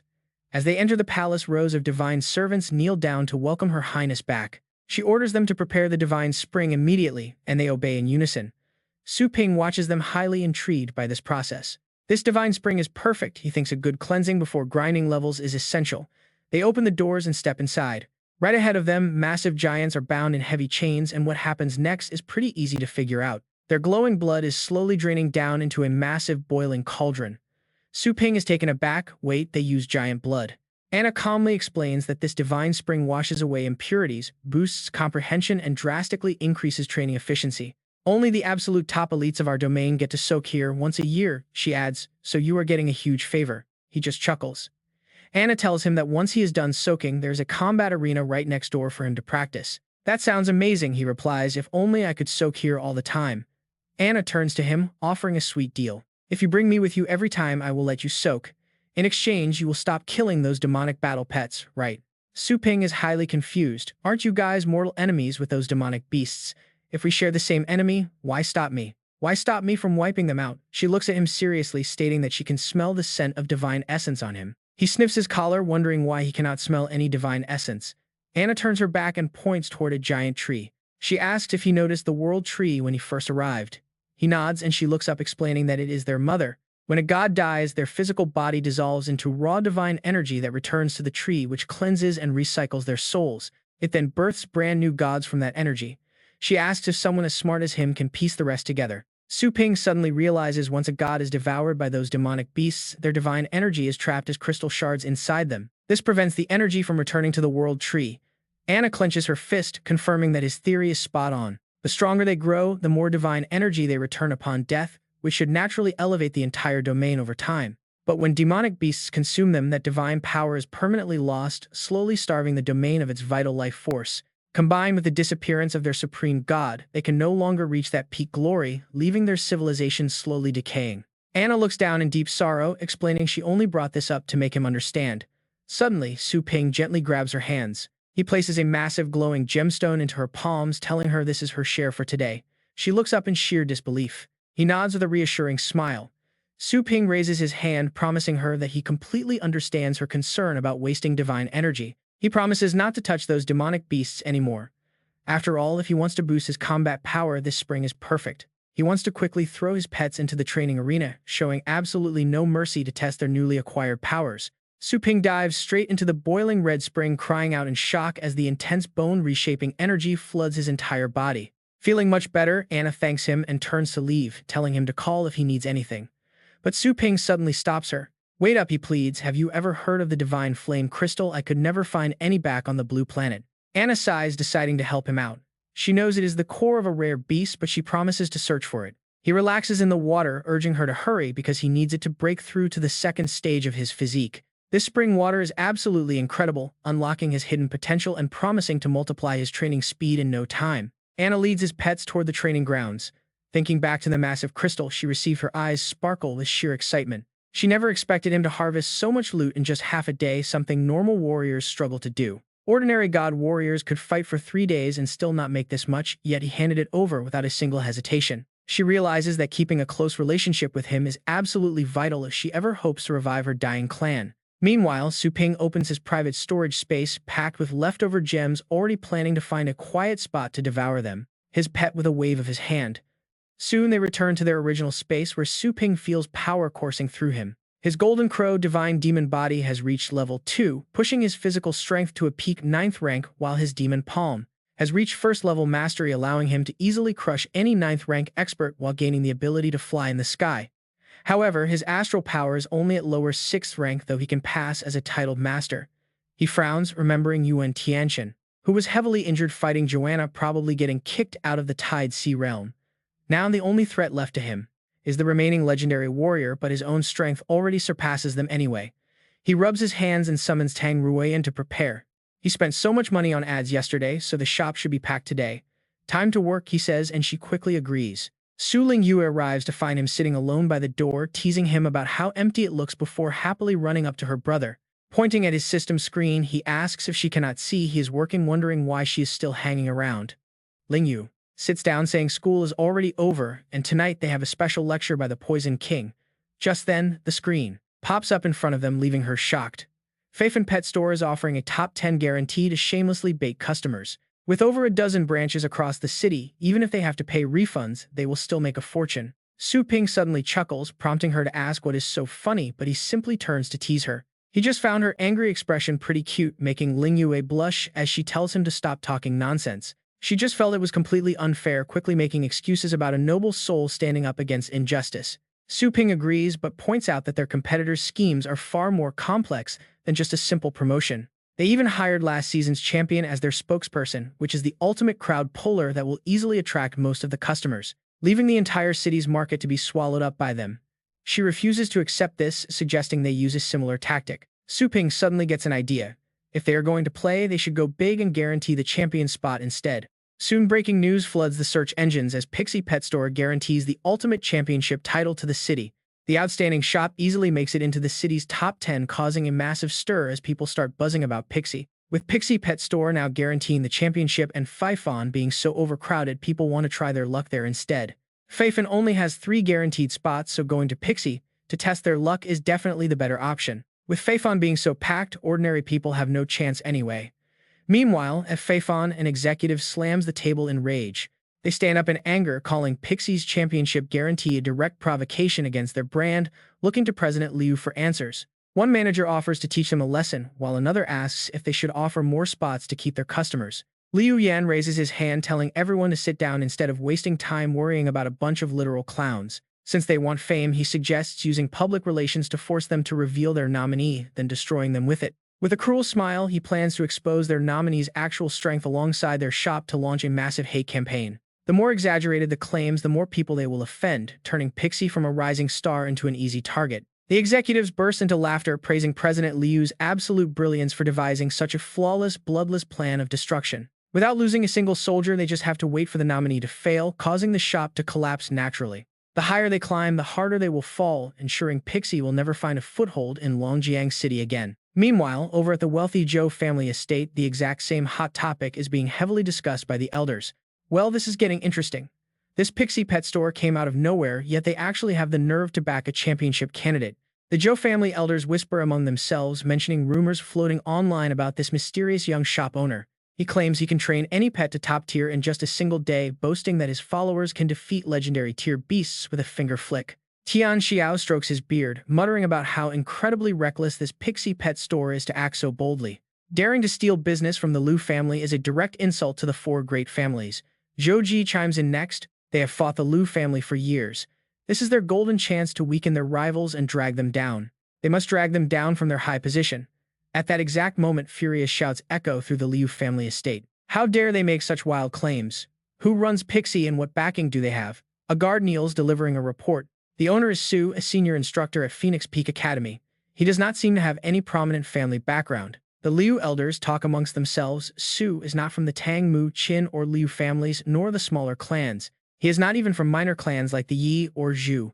A servant approaches Liu Tianzong, whispering something very intriguing. Lord Yuan paid a visit there only to be carried back. Since then, he has not managed to take a single step out of the Yuan estate. He asks if they are seriously talking about the legendary Lord Yuan and if this insane rumor is actually true. The informant whispers back that because it affects a legend's reputation, all bystanders were quietly taken care of. If the Poison King had not personally admitted to carrying him home, nobody would have ever known. Tianzong frowns deeply. He orders that this must stay a secret and warns against provoking the Pixie Pet Store until they uncover its secrets. For now, they will just watch from the sidelines. A few days later, a massive screen lights up outside the shop. It announces a champion nomination for the upcoming elite tournament, but the criteria shocks the crowd to their very core. The top spender gets the nomination.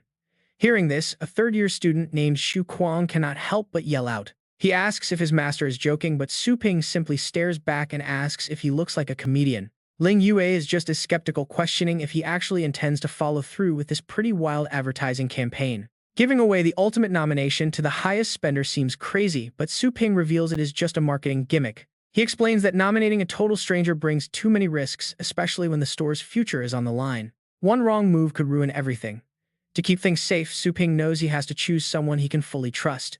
Xu Kuang is still worried, asking if pulling a bait-and-switch like this might end up blowing up in their faces. Su Ping sighs and explains that it is simple. If he nominates Xu Kuang, the kid just has to spend the most.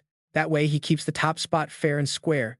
Hearing this, Xu Kuang scratches his nose with a smug grin. He boasts that the task is incredibly easy, but Ling Yue steps up too, determined to claim that #1 spot. She promises she can handle whatever brutal training he throws her way, begging him to help her grow stronger.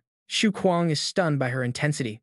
Su Ping quickly tells them to calm down because winning a championship is no joke. Even with Elder Shu's teachings and her Silver Moon Dragon, she needs to take things one careful step at a time. Landing in the top 10 is a sure thing, but she shakes her head. Just placing high is not enough anymore. She wants to catch up to him. She knows that behind the scenes he has put in an insane amount of work. He did not get this strong overnight. If she keeps taking the easy route, she will never stand by his side. She is terrified of being left behind. Looking at her like a protective older brother, Su Ping tries to reason with her. He points out that she is just a first-year student. Reaching the top 10 of the elites is already a massive achievement. There is no need to rush. Besides, aiming for the absolute top spot means making an enemy of the entire city. He stands up, warning her that rival pet stores and the 4 great families will stop at nothing to tear her down. They will play dirty, and even her closest friends might start looking at her with envy and hostility. The pressure will be immense, and more importantly, the matches are highly dangerous. He reminds her of the risks. Participants must sign a death waiver. But Ling Yue stands tall, saying she prepared for this the day she chose this path. Ever since she and her mother were left unconscious in that incident, she realized danger was already knocking on their door. Her intuition as a warrior is sharp, and she knows Su Ping has been quietly shielding them from the shadows. She refuses to be a helpless child who needs constant protection, and this opportunity is too important to pass up. She wants to protect her loved ones too. Seeing her fierce resolve, Su Ping realizes he cannot change her mind. And of course, drama finds them. A loud scream for a refund suddenly triggers a sharp system alert. A quest pops up to restore the shop's tarnished reputation by permanently eliminating the malicious culprit. The reward is a legendary pet skill book, but failure will cost him 5 precious system points. He has exactly 24 hours to comply. Su Ping is stunned by the system's sudden cold-blooded demand for blood. It has never reacted this violently before. Stepping outside to investigate, he finds a furious man named Sun Q. The angry customer slams a table, screaming that the shop ruined his pet, draining its power and lifespan. He waves a contract in his hand, yelling that the shop cannot possibly worm their way out of this disaster. Bystanders start muttering, wondering if the shop rushed the training process and fed the beasts some experimental and dangerous drugs. Everyone knows Boss Su trains pets incredibly fast, but some admit they have always found that speed pretty suspicious. Whispers of illegal stimulants fill the crowd. If true, it is an absolute outrage, and loyal customers feel completely betrayed. While a few loyal customers try to defend the store, the angry crowd demands that the owner show his face immediately. The crowd keeps shouting, making a massive scene. How could they ruin a customer pet and refuse to give any explanation? Are they planning to run away? No way. I spent a fortune to get a shot at the championship. You better pay up. Sun Qiu laughs like he just won. But then Anna steps forward, stomping her foot hard. Her terrifying power suddenly bursts out. Shut up, she roars. The shockwave knocks everyone to the ground. Sun Qiu points a trembling finger, demanding if she is trying to bully them. He threatens to call the police and shut down the shop. Su Ping steps in and tells Anna to stand down. She respectfully obeys. Su Ping introduces himself as the owner and asks for details. The man summons his beast to show him, revealing a badly injured monster. Look at what you did, Sun Qiu sneers. Su Ping calmly looks at him and asks if his name is Sun Qiu. You brought your pet here for training 2 days ago and picked it up yesterday, Su Ping says, holding up a receipt. We still have your signed acceptance right here, so this is definitely you. Right? Sun Qiu shrugs it off, asking, so what? He warns them not to play tricks, claiming his Aurora spirit fox only started acting sick after he got back home. Su Ping kneels down to inspect the creature, telling the man to calm down while he checks the pet condition. Do whatever you want, the man grumbles. Su Ping activates his appraisal skill, pulling up the fox status screen. It is a level 6 ice and thunder elemental pet with low level 4 combat power, poor aptitude, and several mastered skills. These include Aurora Beam, Lightning Bullet, Thunder Coat, and Ice Drill. It is naturally gentle, loyal, and highly protective of its master. Su Ping realizes that the fox combat power has indeed dropped significantly, just as the angry customer claimed. However, these spots on its body do not look like illness, they look like the clear signs of poisoning. Su Ping asks Anna if she knows any healing magic and she nods. Meanwhile, Sun Qiu keeps screaming about his hospital visits. He claims the downtown doctors diagnosed it as a bad mutation caused by reckless training and drug abuse. He says there is no hope for treatment, but before he can finish, Anna slaps him right across his face. Anna tells him to shut up. Clutching his cheek, he yells, how dare she slap him, while she begins casting her magic. The Aurora Spirit Fox wakes up and happily lets her pet its head. The crowd gasps at the sudden transformation. It is a miracle. A second ago, the fox was on the verge of death, and now it is fully healed. The system immediately updates its status. The Aurora Spirit Fox is still a level 6 ice and thunder elemental pet, but its combat power has reached mid-level 7, with a slightly improved aptitude and all its previous skills. Su Ping is highly impressed. Not only did she cure the poison, but she actually upgraded its base aptitude. The happy fox licks Sun Qiu's face. Su Ping stares coldly at the man who tries to brush it off. He mutters that since the pet is healed, he will let it go and apologizes for making a scene. He tells his fox to leave, but Su Ping suddenly grabs him by the shoulder with a dark look. Su Ping invites him upstairs for a complimentary follow-up service. The next thing he knows, he is sent flying. He crashes into the wall with a loud scream. Su Ping demands to know why he looks so nervous when his pet recovered. That means this whole setup was never about the pet. Su Ping looks down on him and demands who sent him. Sun Qiu panics, stammering that he has no idea what Su Ping is talking about and threatening to call the cops. Su Ping uses his powerful telekinetic force to lift both the trembling man and his fox high into the air. Since he refuses to talk, Su Ping decides to apply some pressure. Terrified, Sun Qiu confesses that the mastermind is a titled expert. Su Ping smiles coldly, mentioning that titled experts have the legal right to execute anyone who offends them. He asks if the guy wants to test that theory. Sun Qiu shakes with absolute terror and begs to speak. He blabs that it is the Liu family. Su Ping asks if he means the powerful family behind the extraordinary pet store. Demanded to explain clearly, Sun Qiu quickly folds like a lawn chair and explains how his pet was injured in a fight. He needed a massive amount of money for treatment before the Elite League, but could not afford it himself. That was when the Liu family approached him, offering to cover all medical expenses if he blamed Su Ping's shop. Su Ping asks for the name and appearance of the mastermind, but the man gasps that he does not know. The mysterious contact wore a mask. Su Ping whispers to Anna, asking if she has any mind-reading magic to verify this. Anna proudly declines, stating her divine clan never uses such cheap tricks. Su Ping counters by offering her 2 points. She wonders why he is worried since the man already confessed, but Su Ping suspects things are a bit too convenient. The confession came way too fast, with a perfectly prepared story that feels completely staged by their rival shop. If they really resort to such cheap tricks, it will only backfire and ruin them in the end. Right then, Anna steps right in front of him. He covers his face in terror, begging his Aurora Spirit Fox to save him. The beast instantly spits out a burst of magic, but she easily blocks it. Unleashing her power to probe his soul, Anna starts reading his memories directly from his mind. The cultivation results are incredible, guaranteed to secure a top rank. But then a memory surfaces of Sun Qiu, being cornered by the Zhu family, demanding their debt. He begs them for a 1-month extension until he can win the tournament, prize money. But they cut him off, handing him a syringe of level 9 Hellfire Venom to inject into his pet. and frame the Liu family to clear his debt. Looking at the needle, Sun Q trembles, whispering that this is a lethal poison with no cure that will rot his pet from the inside out. But the Zhou family enforcer coaxes him, brushing it off as just a level 6 beast. If he succeeds, they promise him a rare level 8 bloodline beast. Tempted by the offer, Sun Q approaches his pet, trembling as he apologizes to his loyal Aurora, Spirit Fox. Back in reality, an enraged Su Ping grabs him by the throat, roaring that he deserves to die while Sun Chu begs for mercy. Coughing for air, the coward claims he was forced into it with no other choice, begging to be spared. Meanwhile, the Aurora, Spirit Fox, sees its master in danger and lunges forward, biting down on Su Ping's arm. Sun Chu pleads for mercy for the pet's sake, swearing he will treat it right from now on because the poor beast cannot live without him. But Su Ping has seen enough. Calling over Joanna, Su Ping orders her to sever their master pet contract immediately for 2 points. She summons her weapon and complies. The Aurora Spirit Fox, still biting Su Ping's arm, suddenly freezes as the bond snaps.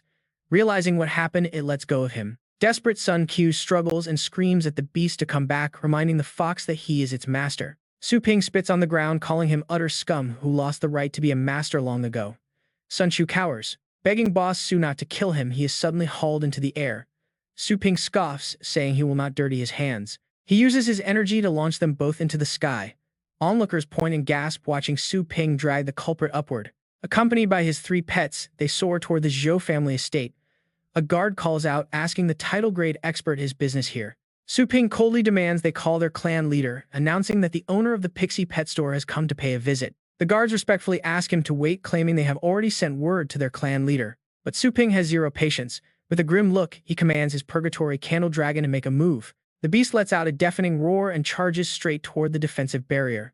This is the Zhou family's signature defense.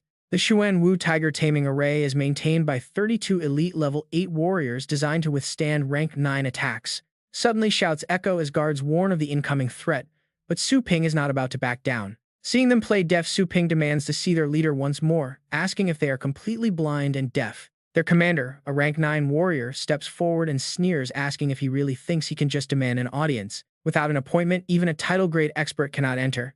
This blatant disrespect only makes Su Ping even more annoyed. Since they refuse to open the door, he decides to break it down, unleashing his devastating demon-suppressing fist. The golden energy radiates sheer lethal force, transforming into a massive ghostly projection that storms toward the barrier. The guards panic at the sight, wondering what kind of insane fist technique could harbor such terrifying godlike pressure. This is way beyond any ordinary title-grade power.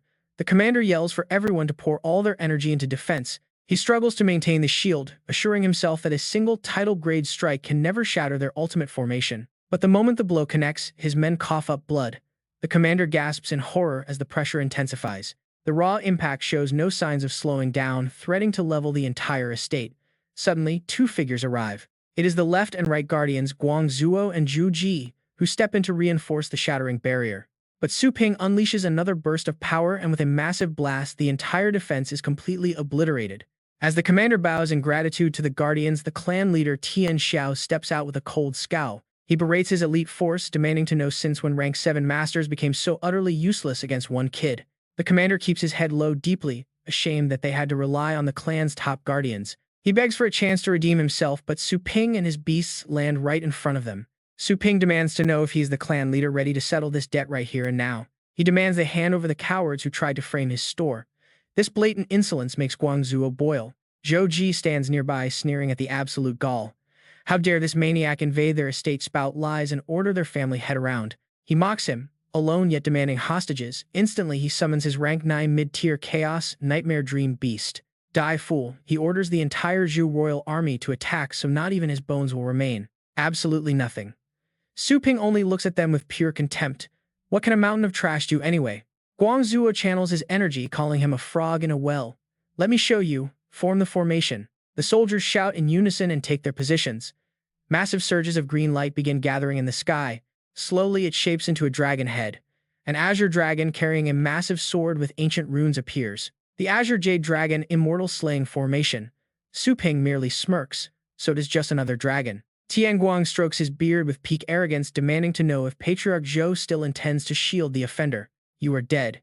He sneers that begging won't save him now, though the old man secretly calculates his odds.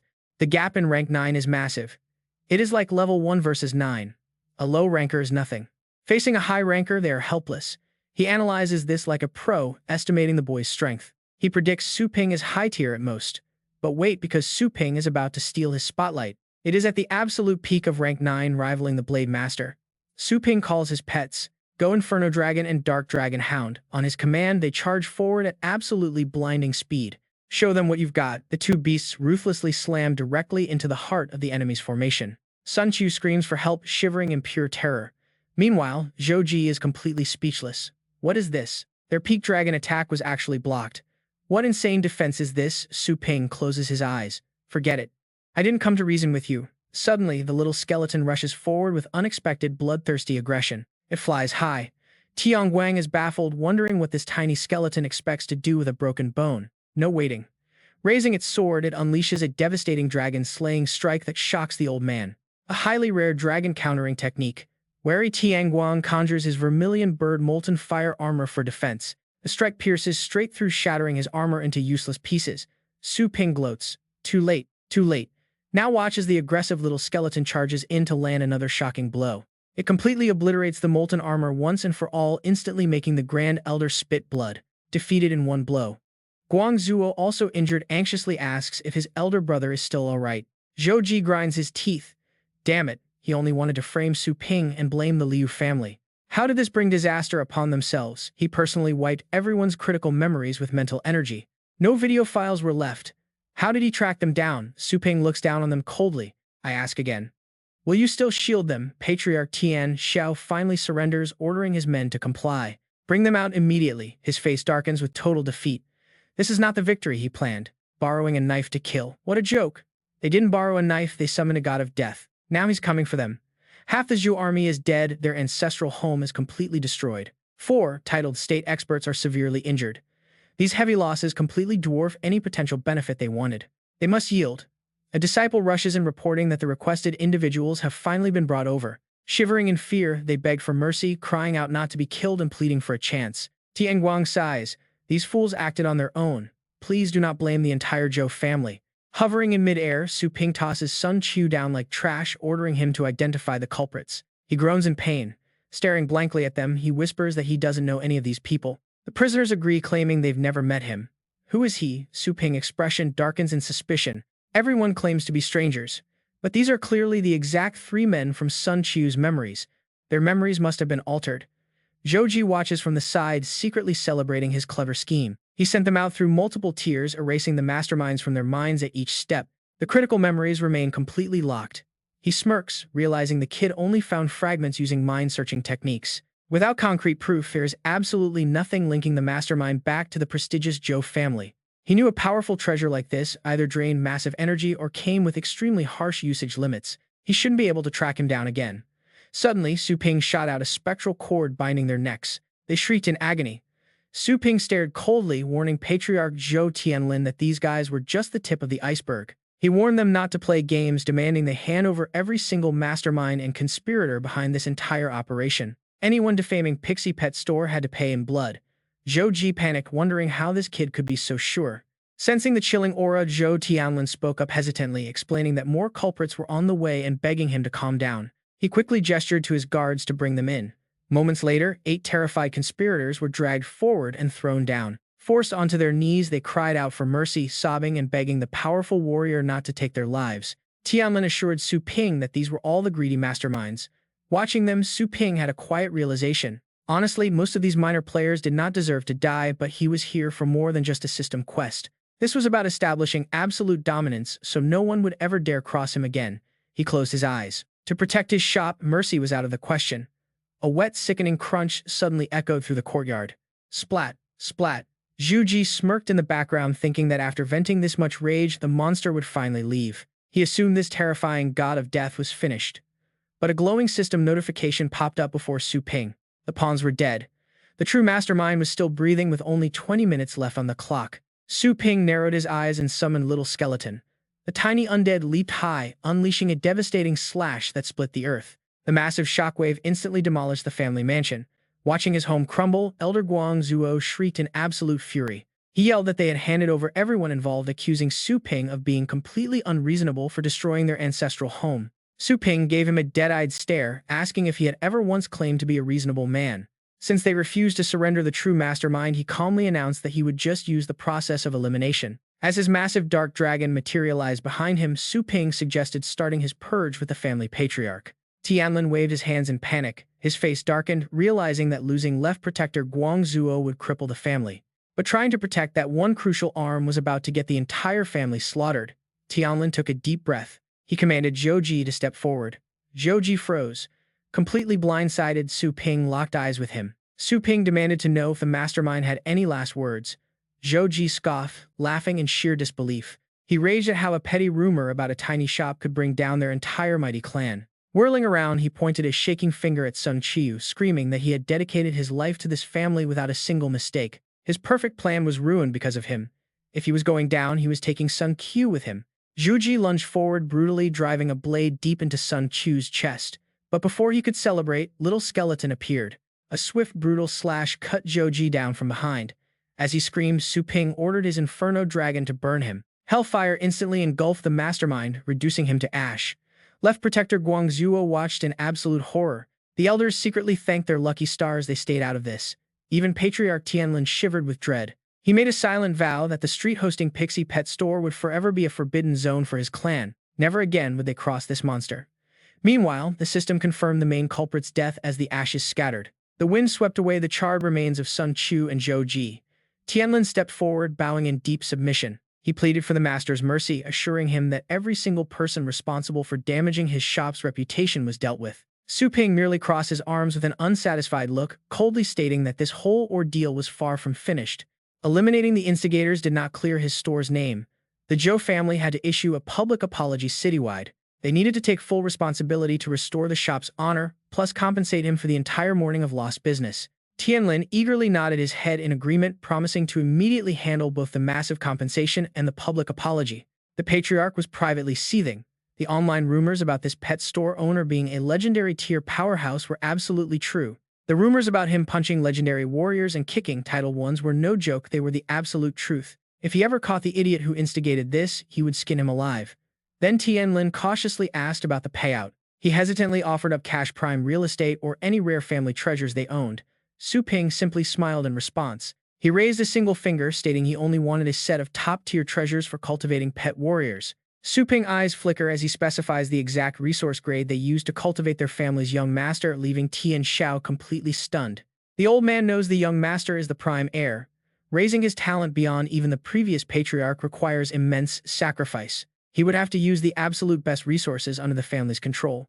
There's no way Tian Xiao can agree.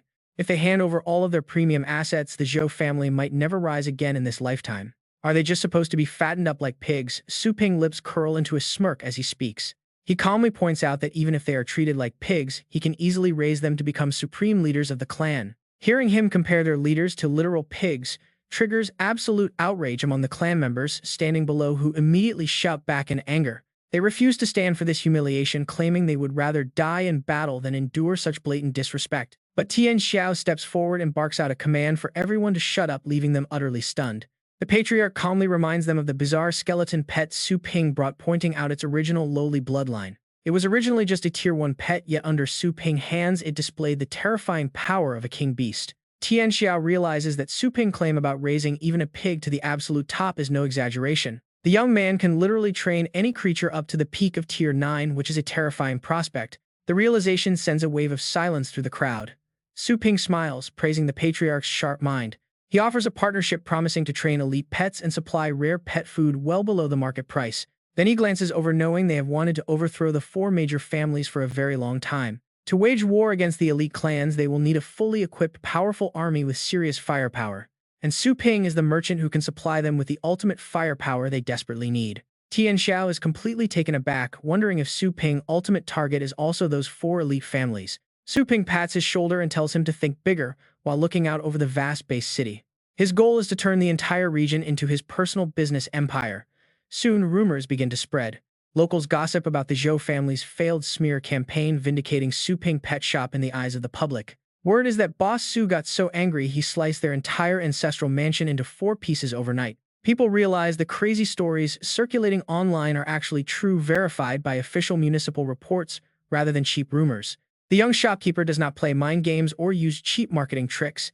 He only delivers pure raw power. With his reputation fully restored, the system rewards Su Ping with a rare legendary grade pet skill book. Pressing the virtual screen to claim his reward, a blinding sphere of light appears, making him wonder what lies inside. It is the beast's soul possession technique, allowing a pet to temporarily fuse its entire being with its master. The user temporarily inherits the pet's entire combat capacity along with one of its unique signature combat abilities. Su Ping holds the skill book with trembling hands, shocked that a master can access legendary-level fusion.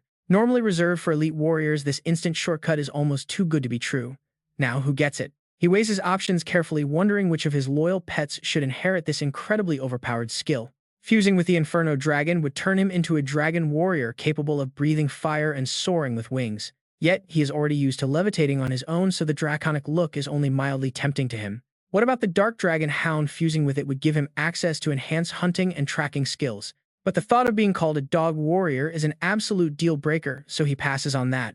Opening a summoning rift, Su Ping makes his final decision on who deserves the legendary skill book. The candidate who fits this power-up the best is clearly his primary companion.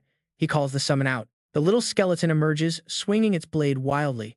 Su Ping sighs, telling him they are not fighting today. He presses the valuable book into its small bony hands, prompting the cute creature to stare back in confusion. Su Ping urges his skeleton companion to consume it quickly, and the little summon immediately absorbs the magical tome. The system confirms a flawless integration, bringing a massive smile to Su Ping's face as the stats rise. He pats its smooth skull, remembering how its combat power jumped after absorbing that mysterious blood orb earlier. Its appearance changed completely back then, pushing its combat power up to 10 points. But there is a catch. Ever since that massive evolution, the little skeleton has been unable to level up through standard combat methods. On the top floor of the Dragonbone stage, the Phase 2 battle of King Beast level combat strength was neck and neck, only won by constantly resurrecting. That victory pushed the main combat strength to 10.1. After stepping into the demigod domain, fighting repeatedly against the spatial insectoid race, and with Joanna's help, it finally broke through to 11.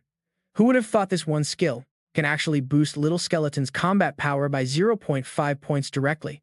Su Ping happily tells his summon that it is indeed worthy of a legendary tier skill, absolutely too powerful. Checking his watch, Su Ping decides the drama in his shop has finally run its course. Next, he shoots a quick message to Brother Ye, asking for help to find a suitable wild zone to train 2 rank 5 rookies. Su Ping then mutters that it is time to secure the championship. The scene shifts to the very next day. Xu Kuang watches in awe, wondering about the mighty expert talking with Boss Su. Could the man standing next to Su Ping really be the legendary figure whose swordplay is unmatched, the one who slaughtered countless rank 9 beasts single-handedly and stands tall at the absolute peak of the titled state, none other than the legendary Blade Master? Su Ping respectfully welcomes him inside, inviting the senior Blade Master this way. Following closely, the Blade Master looks around the shop and comments that in just a few days, this place has completely transformed, making it almost unrecognizable. He asks if this sudden invitation means Su Ping is finally. Sure enough, he is prepared to teach. Su Ping asks what kind of training arena would best suit his legendary style. The Blade Master prefers mountains and rivers to fully unleash his sweeping moves, so they walk over to the system panel. Su Ping says that is no problem at all and hits confirm. A massive portal opens up, revealing a breathtaking view of peaks and roaring waters. Mighty waves crash relentlessly against the rocky cliffs. Stepping inside, the Blade Master is stunned by the sheer realism. How can this holographic? It can feel so genuine, even carrying the salty smell of the ocean. Su Ping humbly chuckles that it is just a small trick. He reassures him that this training arena can be used without holding back, as any damage will be restored instantly. The master immediately unsheaths his blade. Not bad at all, he says, noting that while many have sought his teachings, they either lacked a solid foundation or had terrible comprehension. Boss Su, if you can handle this, then go ahead and draw your weapon. Respectfully accepting the challenge, Su Ping immediately summons the little skeleton. The system prompts that a wild skeleton monster has entered the field. The Blade Master stares in complete bewilderment, asking if Su Ping seriously expects this tiny skeleton to learn his supreme blade techniques. The combat interface pops up. The level 11 little skeleton stands with a fully charged energy bar facing off against the level 9 Blade Master at 100% energy. Su Ping eagerly explains that he has to head out for a while and cannot train his pet personally. While he is gone, he wants the master to guide it. To make the deal sweeter, Su Ping pulls out an astral spirit fruit as a reward for the training session. He promises not to let the master work for free, politely offering the fruit as a formal teaching fee. As the astral spirit fruit floats over, the Blade Master reaches out to catch it, his face filled with absolute disbelief. He gasps, realizing this is a rare fruit capable of instantly boosting the astral power of any pet warrior under rank 9 by a whole realm. Holding it, he realizes that while it cannot help a peak rank 9 master like himself break through to the legendary tier directly, saving 2 full years of hard cultivation is still incredibly precious. More importantly, this item is an absolute treasure for pet warriors, something that money simply cannot buy. Without the right connections, spending hundreds of millions would not guarantee finding one. The Blade Master raises his weapon, his gaze sharpening as he tells Boss Su that it is not about the payment. His Chaotic Star Reincarnation Saber technique requires at least a rank 9 foundation to even begin to perceive the movements. Su Ping calmly commands his pet to show its stuff, and the little skeleton immediately leaps high into the air.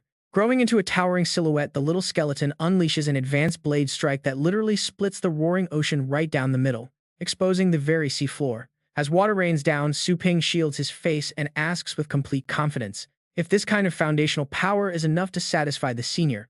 The Blade Master stands frozen in shock. This advanced technique is a masterclass pet skill, boosting basic attack power by 60%. It means the skeleton has already crossed the threshold. The Master is deeply shaken. To think a mere skeleton could unleash such devastating power with just basic mastery of the blade. The Master is deeply shaken, realizing a mere skeleton could unleash such devastating power with just basic mastery of the blade.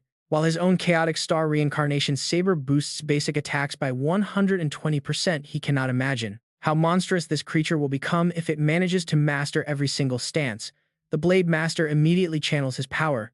A brilliant golden aura erupts around him as his eyes glow and his hair stands on end, ready to pass down his legacy. Deciding this kid is worthy, he roars that the skeleton's foundation is plenty. He will give his absolute best to teach it. The Blade Sovereign is determined to pass his legendary saber techniques to this top-tier little skeleton. Failing to teach it today would literally ruin his sleep. He tosses his weapon into the air. It would be a complete waste not to capture such rare promotional material. The Blade Sovereign and the little skeleton immediately clash. Violent energy erupts, sending black lightning crackling in all directions. Glowing sabers swirl around them in a dazzling dance. Spotting this golden opportunity, Su Ping quickly grabs a camera. He calls out to Tang Ru to take some action shots. These will make perfect promotional posters to hang in the shop. Tang Ru jumps in surprise at his shout. Meanwhile, Su Kuang and Ling Yue announce that shop preparations are finally complete. Time to head out for wasteland exploration. Su Ping takes the wheel of his heavily spiked armored vehicle. Inside, Su Kuang is busy marveling at the ride, telling Ling Yue that this is a legit war chariot. His sister once mentioned that average pioneers can never afford this. You need at least a silver badge to even buy one. As expected of his master, rolling up to the wildlands in this beast definitely commands serious respect. Su Ping casually chats while driving, explaining he had a friend recommend an exploration zone perfectly suited for their level. His friend was extremely thoughtful, prepping the vehicle and securing all of their official wasteland exploration permits in advance. Next, they will head to the base warehouse to pick out battle armor. Su Kuang's eyes immediately light up with excitement. Battle armor, he repeats eagerly. Meanwhile, Ling Yue turns to Su Ping, asking where he went yesterday with a worried expression. She read rumors online about a massive conflict and asks if he is hurt. Su Ping calmly shakes his head. It was just a powerful clan called the Zhou family trying to trick them into fighting the Liu family for their benefit. So he visited them to talk sense. Su Ping casually adds that he ended up wiping out their entire leadership. Both Su Kuang and Ling Yue break into a cold sweat, and honestly, who wouldn't be terrified after hearing that? Ling Yue nervously asks if this brutal clash happened because of her nomination, wondering if she caused all this trouble. Su Ping reassures her, calling her silly. He explains that growing stronger naturally triggers conflict with the established powers. It was completely bound to happen sooner or later, so she should not carry any of that heavy guilt. He had his own agenda and never wanted her dragged down. Su Kuang then chimes in with a clueless expression. Su Kuang asks if his master originally planned to claim the first-place title for himself, rubbing his forehead. Su Ping chuckles. As a shop owner, winning the title himself is way less exciting than training the actual champion. Besides, the top prize is merely some training guidance to help a battle pet master reach the legendary tier. While that might seem like an absolute dream to normal people, to Su Ping it is barely worth his time. Su Kuang scratches his head sheepishly. That makes sense given his master is already powerful enough to easily enter the elite leagues. They arrive at a B-rank wasteland with only 4.3% explored.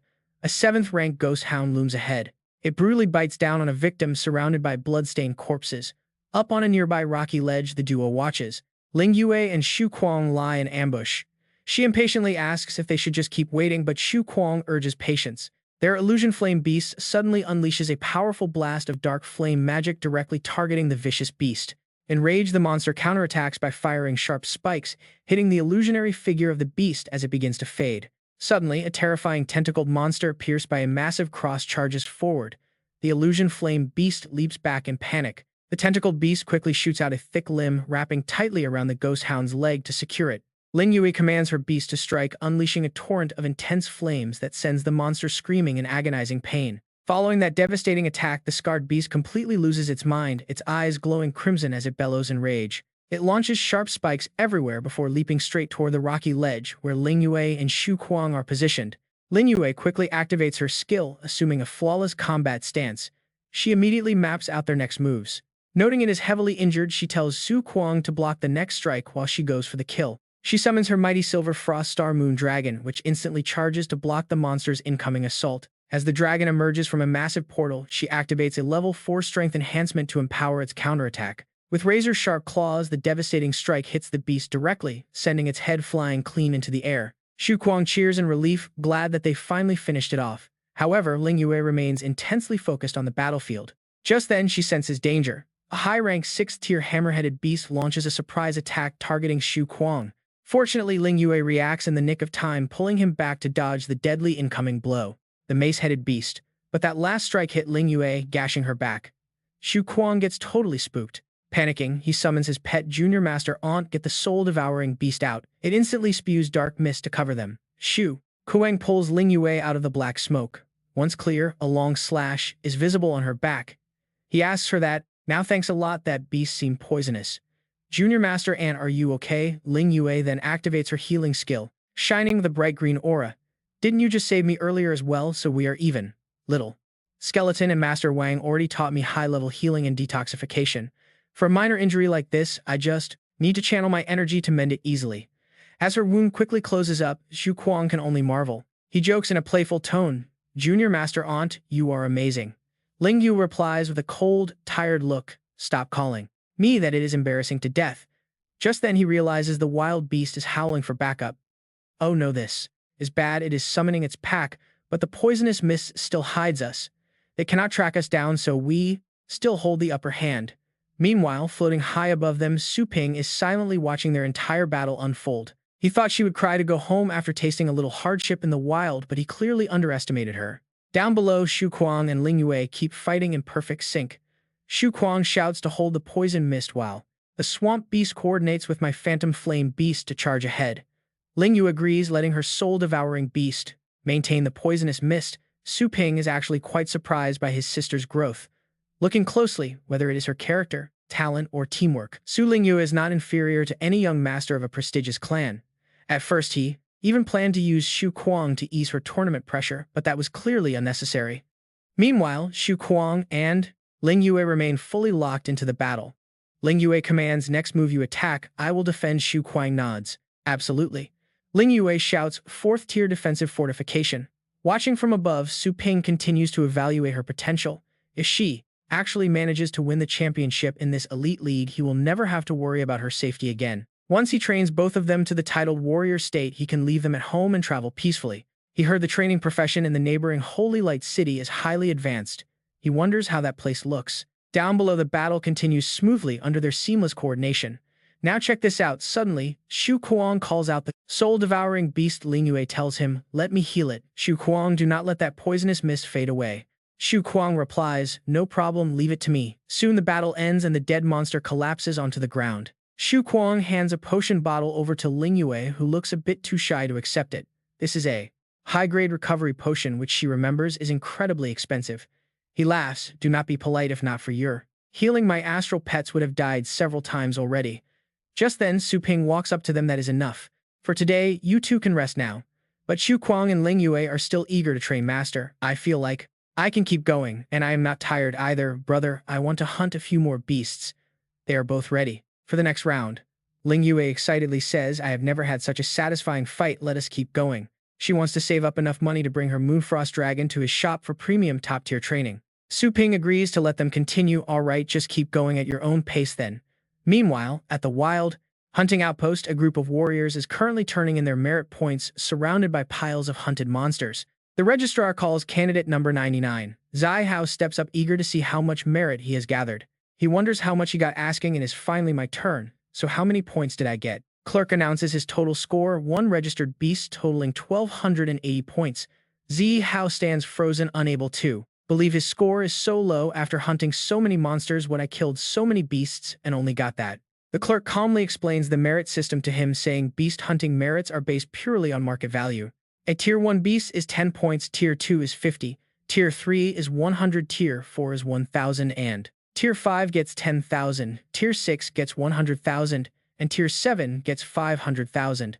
The clerks chuckle, teasing him. Your strongest beast was barely Tier 4, but coming back alive makes you stronger than most. Enjoy your youth, kid. The next group is called up. The Night Wolf Squad, with 64 registered members, has accumulated a massive total of 1,725,400 points. The crowd gasps, completely shocked by such an astronomical score. Over 1 million merit points is that even a number a single guild can achieve. The clerk then asks He asks how they want to divide the merit points they gathered. How do you want to split them, he asks. Team 1 gets 100,000 each, while Team 2 gets 80,000 and interns only get 5,000. Zai Hao is absolutely furious, thinking how he risked his life alone just to get a measly 1,000 merits. Meanwhile, a mixed team with random weaklings easily walks away with 5,000. Yeah, only an idiot would go in solo. He decides he needs to join a squad too. Next, the registrar calls up the subsequent group to calculate the beasts they took down. Up next are registration numbers 091092 and 093.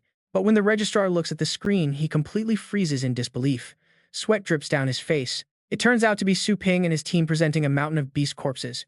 With just 3 people, they scored 256,720 points. Everyone is stunned. Over 2 million points split 3 ways means nearly 700,000 points each. The registrar is practically shaking as he asks Su Ping how they want to divide the score. He just casually points at Ling Yue and says to give it all to them because he did not fight. Shu Kuang chuckles and suggests they split it right down the middle. He scratches his head, admitting that Ling Yue should get more since she saved him quite a few times. But Ling Yue insists on an even split, saying she only did her duty. At that exact moment, a crowd of bitter trainees starts shouting in protest. Why did they only get a handful of points? They angrily object to the registrar's calculations. They killed so many beasts they should have hit 1 million points easily.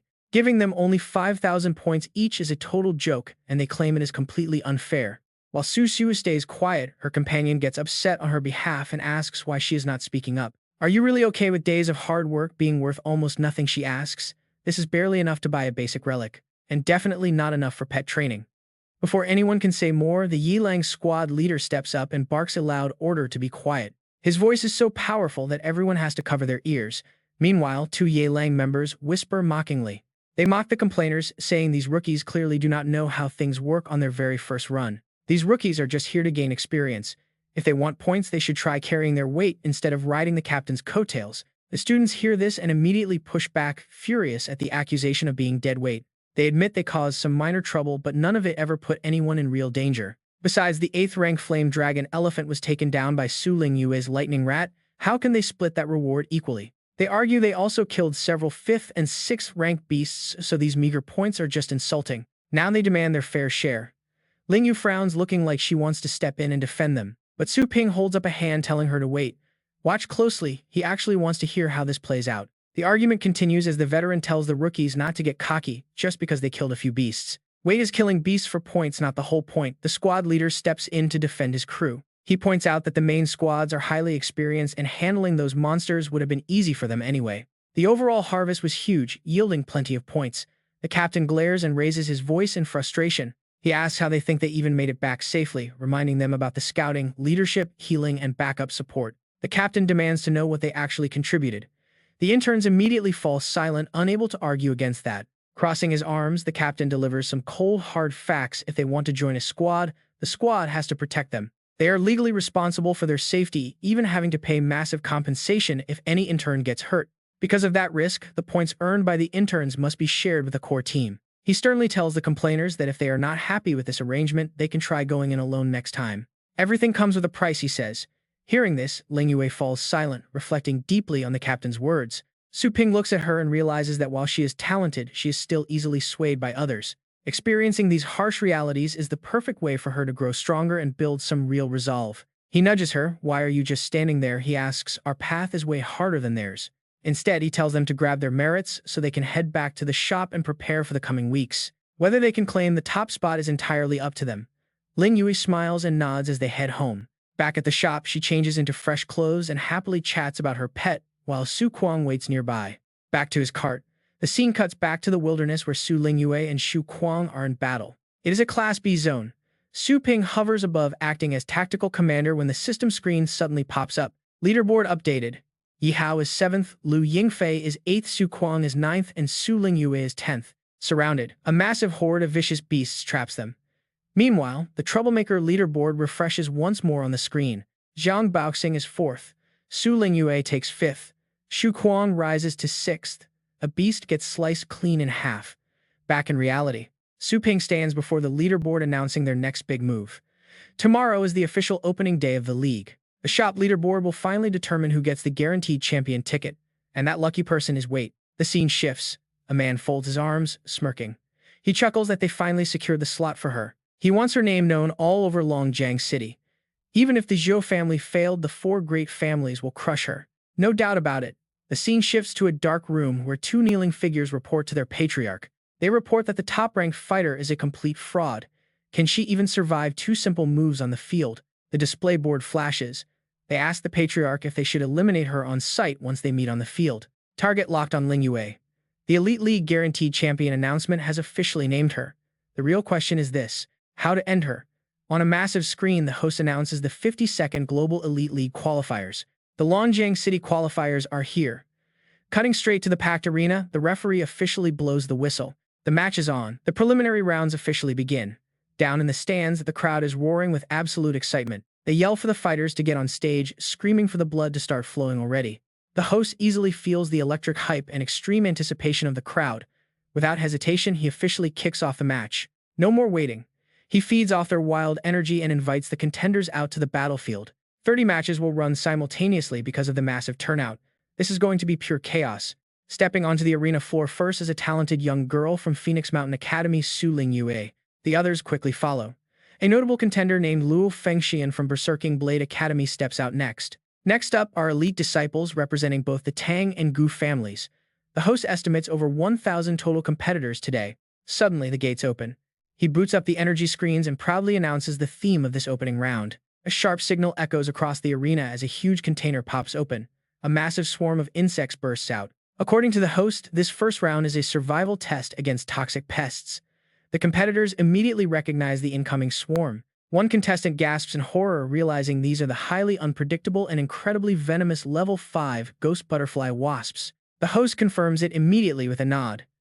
Yes, the ultimate goal of this round is to survive inside that deadly swarm. Since their venom causes instant paralysis, the danger is real. With a 6-hour time limit, panic sets in immediately among the crowd. People run screaming. One contestant cries that 6 hours is way too long to survive against level 5 monsters. Others yell and protest loudly, arguing that even with a signed death waiver, this is a sick joke. Total panic sets in. One guy screams that this is just a slaughterhouse where only one lucky soul will survive. He even starts crying for his mother. Watching them flee in massive packs, the host urges them to summon their beasts. Meanwhile, Dong Mingsong, the vice principal of Phoenix Mountain Academy, watches the chaos unfold with a highly confident grin. He confidently strokes his beard as he watches. Sure, this test is tough, but it is absolutely nothing to his star student. Luo Fengxian will breeze right through this easily. The vice principal sitting next to him cannot help but speak up. Sitting in the same row, Zhou Yunchan, the vice principal of Berserking Blade Academy, chimes in with admiration. He praises Yi Hao, whom Dong Mingsong carefully nurtured. Dong Mingsong is pleased but tries hard to hide his smugness. Just decent, he says.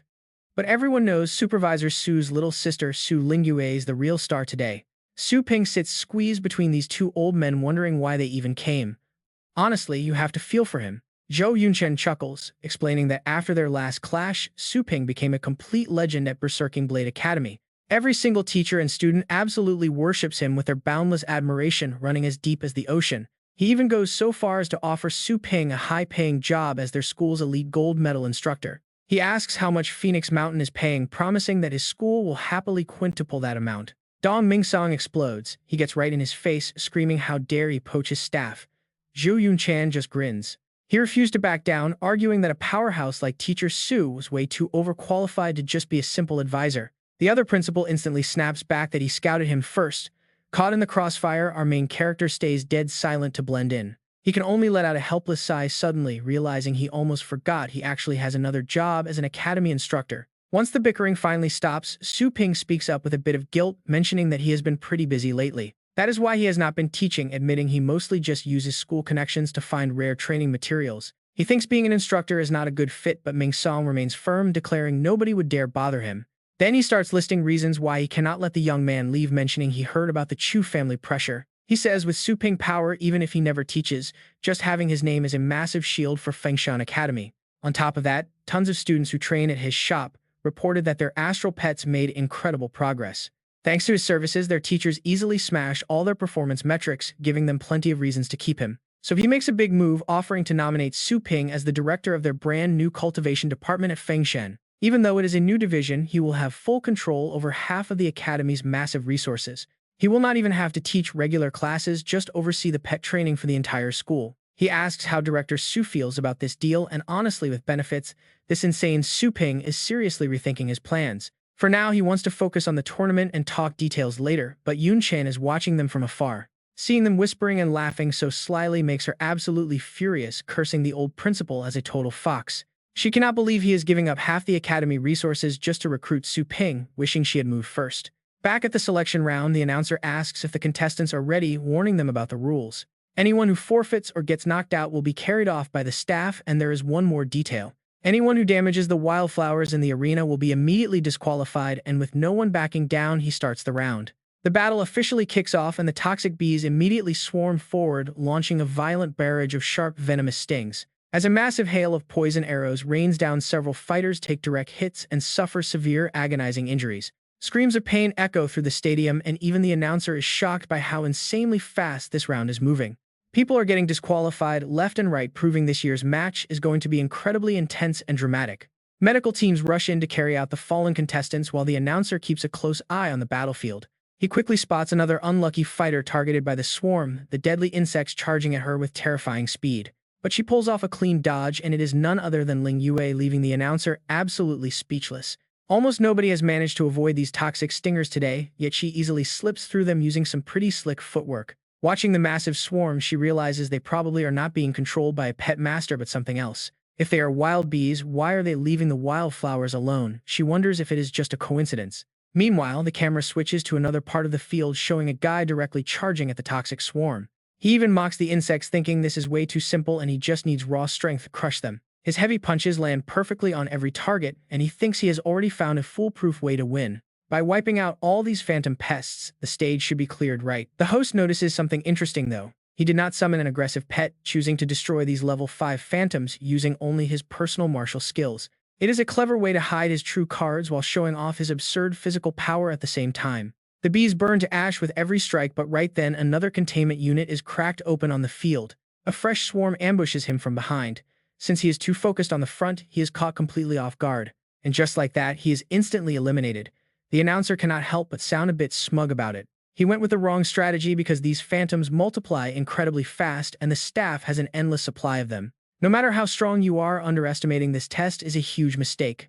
Meanwhile, Ling Yue keeps on moving. She analyzes the competition, noting most players are level 4 with only a small handful reaching level 5. Level 6s are extremely rare, but even if a level 7 powerhouse showed up, surviving this relentless onslaught is highly unlikely. Going all out for 6 hours is impossible, especially since the swarm's numbers never drop. She quickly catches on. This round is not designed to test raw combat power at all, but rather something else entirely, like survival. Before long, Ling Yue is locked in the crosshairs of 3 other contestants. These fighters are descendants of the Tang family. Recognizing her as the main rival threatening their young master's championship title, they immediately begin to mock and belittle her. Talk about overestimating herself, they sneer. These 3 Tang family fighters are eager to show Su Ling Yue her place. Ling Yue slips past the medics. She wants to run a little test and see what happens if she lures the phantom bees near these wild flowers. Sure enough, the bees completely ignore the medics. These wild flowers are clearly not recognized as enemies by the swarm. With the secret exposed, Ling Yue realizes there are only 2 possibilities that can explain this highly selective targeting. For them to distinguish friend from foe so accurately, either someone is using an area control astral pet to command the swarm, or the medics are carrying some kind of repellent treasure. In her mind, if it is the first scenario, she should be able to sense a powerful presence using her astral energy, but she detects absolutely nothing nearby. While Ling Yue is deeply lost in thought about the second option, the three Tang family fighters seize their chance to ambush her. They hurl hidden weapons straight at her back, completely catching her off guard. But she has just realized a crucial truth. It connects directly to the rule forbidding any harm to the wild flowers. Meanwhile, elders Yun Chan and Ming Song grow anxious. This is bad. Those are the Tang family's signature hidden weapons, the blue sapphire needle, the silver scorpion, and the soul-binding chain. Ming Song knows these three weapons are highly toxic. Anyone below rank 6 would drop dead on the spot from a single scratch. Yet Su Ping remains completely calm. Even without turning her head, Ling Yue easily evades the lethal surprise attack. She spins around to assess the situation, ready to launch a devastating counterattack against her cowardly assailants. Stepping into her stance, Ling Yu raises her leg high. It is time to pay them back in their own coin. She uses her leg to reflect their very own secret technique, the Tang family's legendary snake heart strike. Redirecting the lethal projectiles with flawless precision, she leaves her attackers with absolutely no time to react. As their own weapons pierce them, they gasp in disbelief, wondering how she could possibly know their secret technique. Desperate to survive, they scramble for the antidote. The announcer updates the crowd. 3 of the Tang family's top seeds are down. It seems they were stung by the phantom bees and eliminated early. Such an unexpected, disappointing exit. Ling Yue remains convinced that a repellent treasure is hidden somewhere on the field. Finding it is her ticket to passing the trial. As the aggressive, poisonous bees swarm toward their prey, one of the contestants finally decides to summon his pet. The flame-armored toad instantly conjures a massive wall of fire, shielding its master from the deadly insects. The bees are instantly incinerated, falling to the ground in charred heaps. Other nearby contestants notice the protective barrier. They quickly flock toward the fire, recognizing the incredible Tier 6 pet skill, the flame wall. Desperate, they beg the contestant to let them inside, crying that the outside world is way too dangerous. Naturally, the contestant refuses, asking if they take him for a fool. This is a survival tournament after all. If he helps them, they might just push him down to save themselves. The panicking outsiders keep pleading for their lives. They promise to pay him handsomely after the exam and swear they will never stab him in the back. Safe inside his fiery shield, the guy smiles. He is incredibly glad he trained his pet at Su Ping's shop. Otherwise, he would be suffering out there too. Meanwhile, watch closely. Lin Yue's sharp eyes spot a glowing bee tail. Connecting the dots, she realizes that despite searching the entire arena, she found no insect-repellent treasure on the ground. Could the secret be hidden right inside the swarm itself, perhaps masked by an illusion skill? She concentrates her astral energy. Ling Yue begins scanning for anomalies among the bees. One of them stands out. It is slightly larger and heavier. Finally, she spots her target. Channeling all her strength into her feet, she prepares to make her move. Boosting her speed with rank 5 physical enhancement, she launches herself straight at the giant poisonous bee. Moving at a terrifying speed, she grabs the insect's wing with her bare hands, whispering that she finally got it. She rips the wing off, revealing a glowing golden object embedded between its tail and torso. This is the key. The commentator immediately zooms in on Ling Yue, totally amazed. Within just 1 hour, someone has figured out the true solution. The rest of the contestants can only watch in absolute shock while they are still busy running from the swarm. How could she pull this off? The commentator announces the results to the stunned audience and players alike. Congratulations to this incredible competitor, the very first to secure a spot in the next round of the tournament. While others were busy struggling with the bees, she used her head. Now they are left wallowing in deep regret. Regret washes over them. So that was how you clear this stage. Damn it, in that swarm of bees he just killed, did he accidentally destroy? Did he destroy those secret rings? Up in the stands, Ming Song breathes easy. What a massive relief. He feared Feng Shan would lose another star, but Yun Chan simply marvels at her exceptional talent. Ling Yue's counterattack using hidden weapons was incredibly smooth and precise. Yun Chan turns to Su Ping with a look of pure curiosity. He asks Director Su where his younger sister learned this technique, but Su Ping only offers a mysterious smile. He gives a highly vague, mysterious reply. Yun Chan figures she must have trained under the Tang family elders. To be able to employ someone from the legendary Tang family implies an insane level of connection and deep influence. Back in the arena, the host makes another announcement. Other fighters are already copying Ling Yue's clever method. They secure their spots for the next round. The host reminds everyone that only 100 command tokens are up for grabs. He urges the remaining contestants to keep pushing. There are still plenty of opportunities left for everyone. Those who qualified are dismissed to rest and prepare. The arena battles will begin in just 3 days. Ling Yue feels incredibly lucky to have found the secret early, saving everyone from a complete bloodbath on the field. Humming happily, she prepares to leave the stadium, eager to let her mother know that she is completely safe. But another competitor is already locking his eyes onto her. With those annoying Tang weaklings gone, it is his turn. He summons his beast, a terrifying four-eyed demon claw beast. The creature materializes instantly and lets out a ferocious, earth-shaking roar. Hearing the terrifying roar, Lingyue spins around. The attacker and his beast have clearly been waiting for her this whole time. He fires his bloodlust mark, triggering a storm of poison stingers, but Lingyue manages to dodge them with ease. She recognizes this technique instantly. It is the secret bloodlust mark, a highly dangerous ability from the Mew family. It drives any nearby low-willpower pets into a total frenzy, forcing them to launch a reckless suicidal attack on her. But the spiritual strain is massive, requiring the beast to absorb half of the mental pressure just to launch it. The attacker is shocked. She knows his family's secret. But even if she does, it will not save her. Up in the booth, the host realizes things have gone horribly wrong. The massive beast swarm is acting strange. The massive angry swarm is now charging directly at Lingyue. Down in the stands, the crowd grows absolutely furious. This is a dirty targeted attack on a single player. They vow to downvote this despicable coward's popularity. Host Li Zong tries to explain the situation over the microphone. Even though attacking other players is not forbidden, it is still highly unethical and the audience has every right to condemn it. But the attacker only sneers. Who cares about being honorable? Honor does not buy you dinner. In this arena, winning is the only thing that matters. He is absolutely certain his swarm will crush her. The championship of this tournament belongs to the Mew family. No more holding back. Cornered by the venomous swarm, Lingyue decides she has had enough. She is officially done. She finally opens her summoning rift. Watch this. This is where she stops playing nice with her enemies. Her battle pet emerges. The Mew family fighter forced her hand, leaving her completely surrounded by the deadly swarm. With absolutely no room to move, how can she survive this? Suddenly, a massive fire dragon erupts into existence. It is the devastating fire dragon storm. Lingyue pushes forward alongside her beast, shocking everyone in the entire stadium. The host is completely stunned. It is an 8th rank fire-type area of effect skill, the legendary and devastating Fire Dragon Storm. Her Phantom Flame beast has only a 3rd rank bloodline, yet it mastered an 8th rank skill. Truly an absolute masterpiece. The opponent finally realizes why she kept her power hidden for so long. She had an absolute monster of a pet. Even so, his confidence remains unshaken, believing his own monster can easily endure the massive heat of her attack. He bets she cannot maintain this massive firestorm for very long. He orders his Demon Claw beast to strike.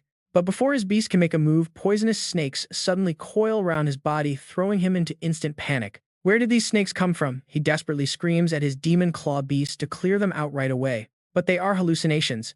The nightmare projection from Lingyue's pet has completely broken his mind, leaving him utterly confused. He cannot move.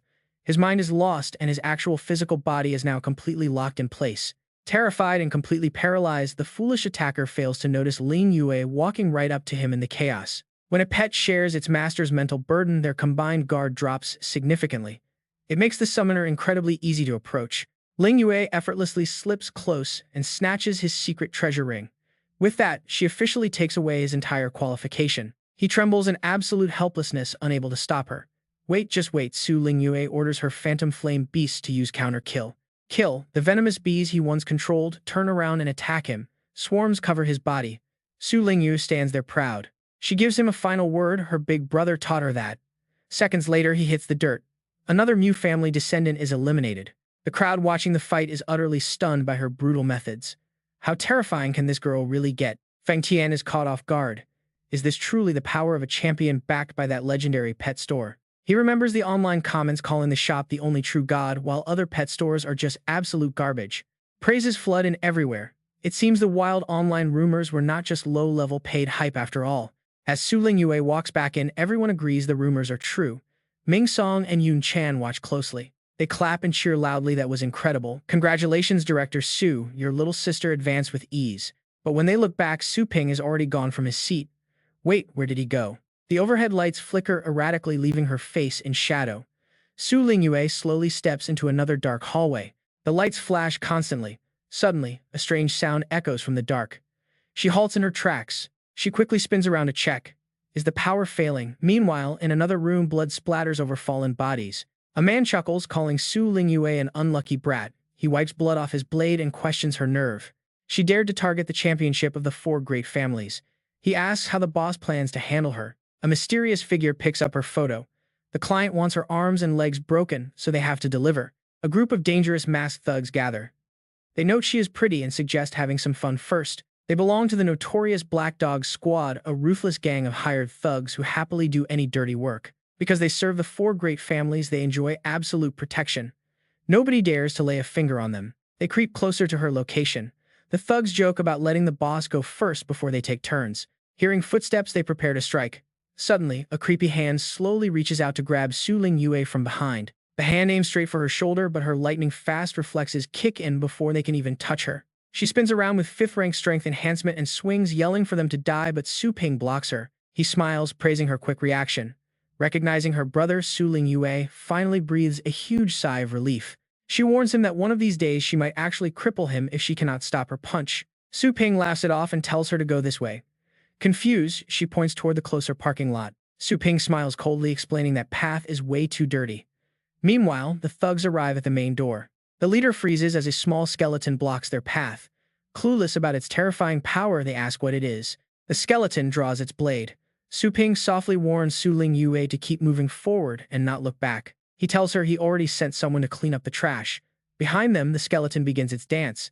It slaughters the thugs in seconds and leaves behind a pool of blood using its brutal star-cleaving slash. Back at the main venue, a sleek car is parked.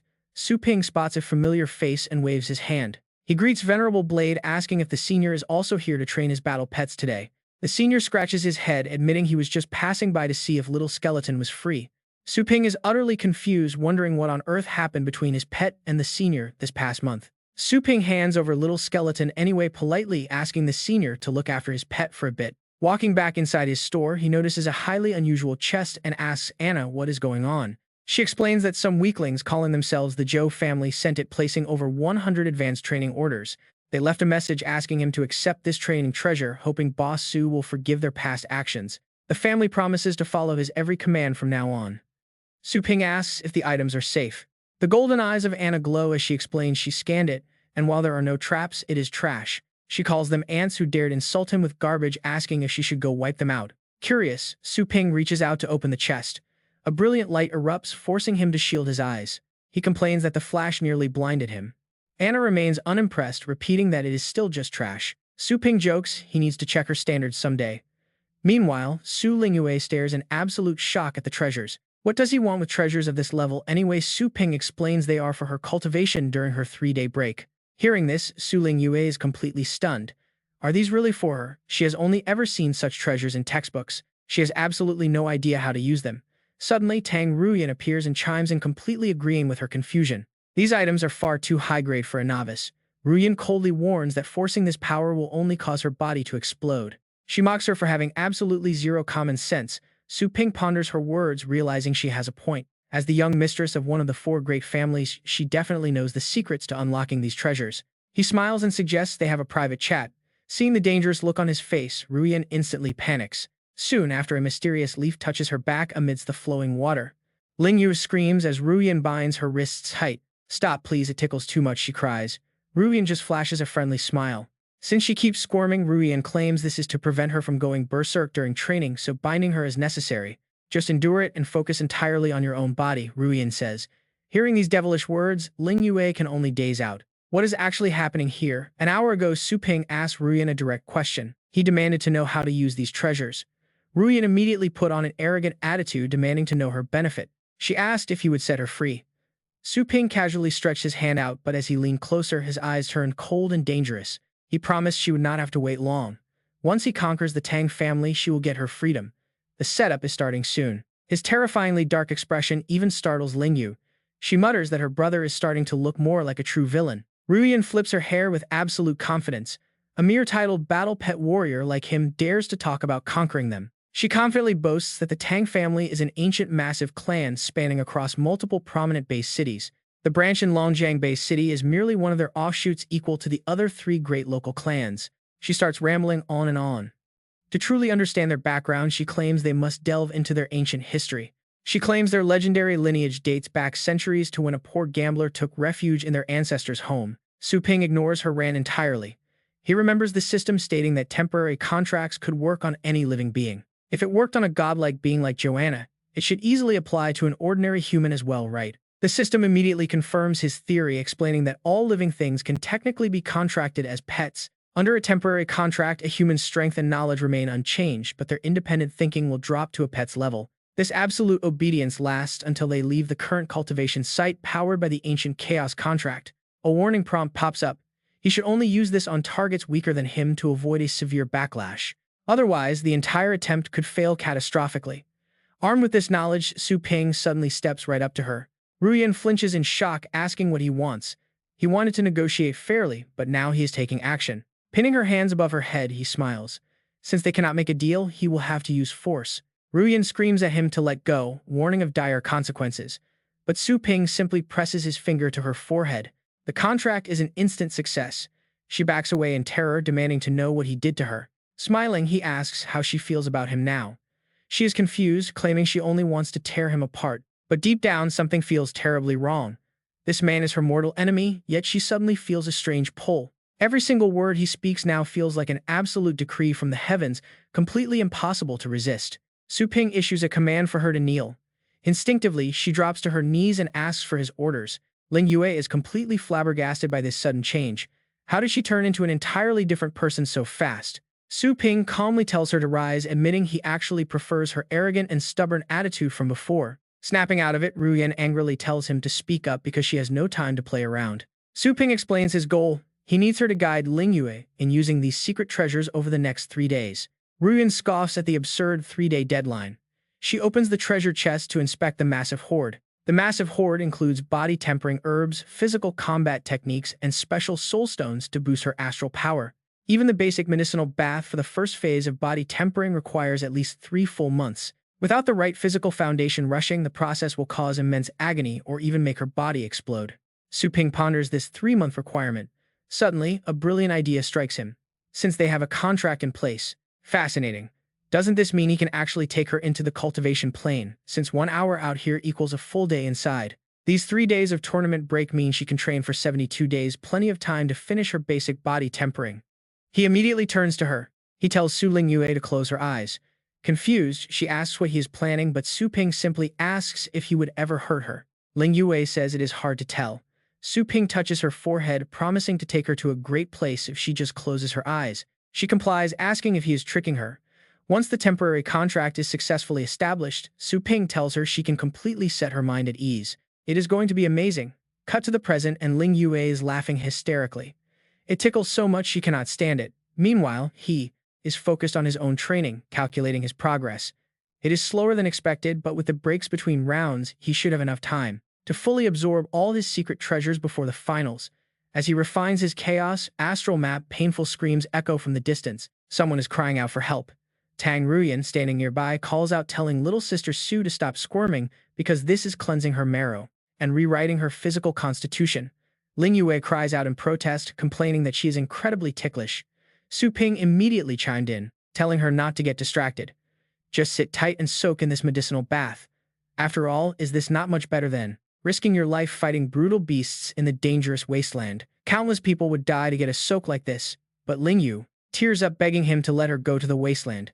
Sometime later, back at the Mu estate, a report arrives about the Black Dog Squad. The elite squad was ambushed. The patriarch, seated at the head of the room, asks for the results, and the messenger admits the entire team was wiped out, while their target, Su Ling Yue, remains completely unharmed.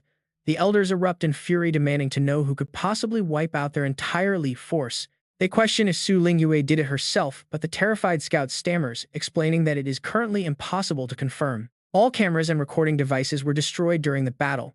The family patriarch then asks with a dark face, demanding to know where the bodies are and if they can analyze the wounds to identify the enemy's weapons or techniques. The subordinate immediately begins to sweat, nervously explaining that absolutely no bodies were recovered. It is as if the entire squad fell into a giant juicer, leaving nothing behind but a massive pool of blood. Mu Beihai is utterly stunned, while a stout elder nearby is the first to speak up. An entity capable of erasing a full squad of rank 8 experts into mere blood must be a powerful, titled master working from the shadows. Beihai agrees, realizing if they cannot touch her outside, they must eliminate her during the tournament itself.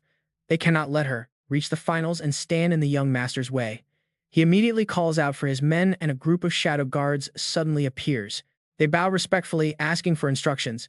With eyes flashing a cold golden light, the patriarch announces he's granting them an adult, Inferno, Dragon, and 2 rank 7 secret treasures. His booming voice demands that they use these gifts to secure victory in 3 days.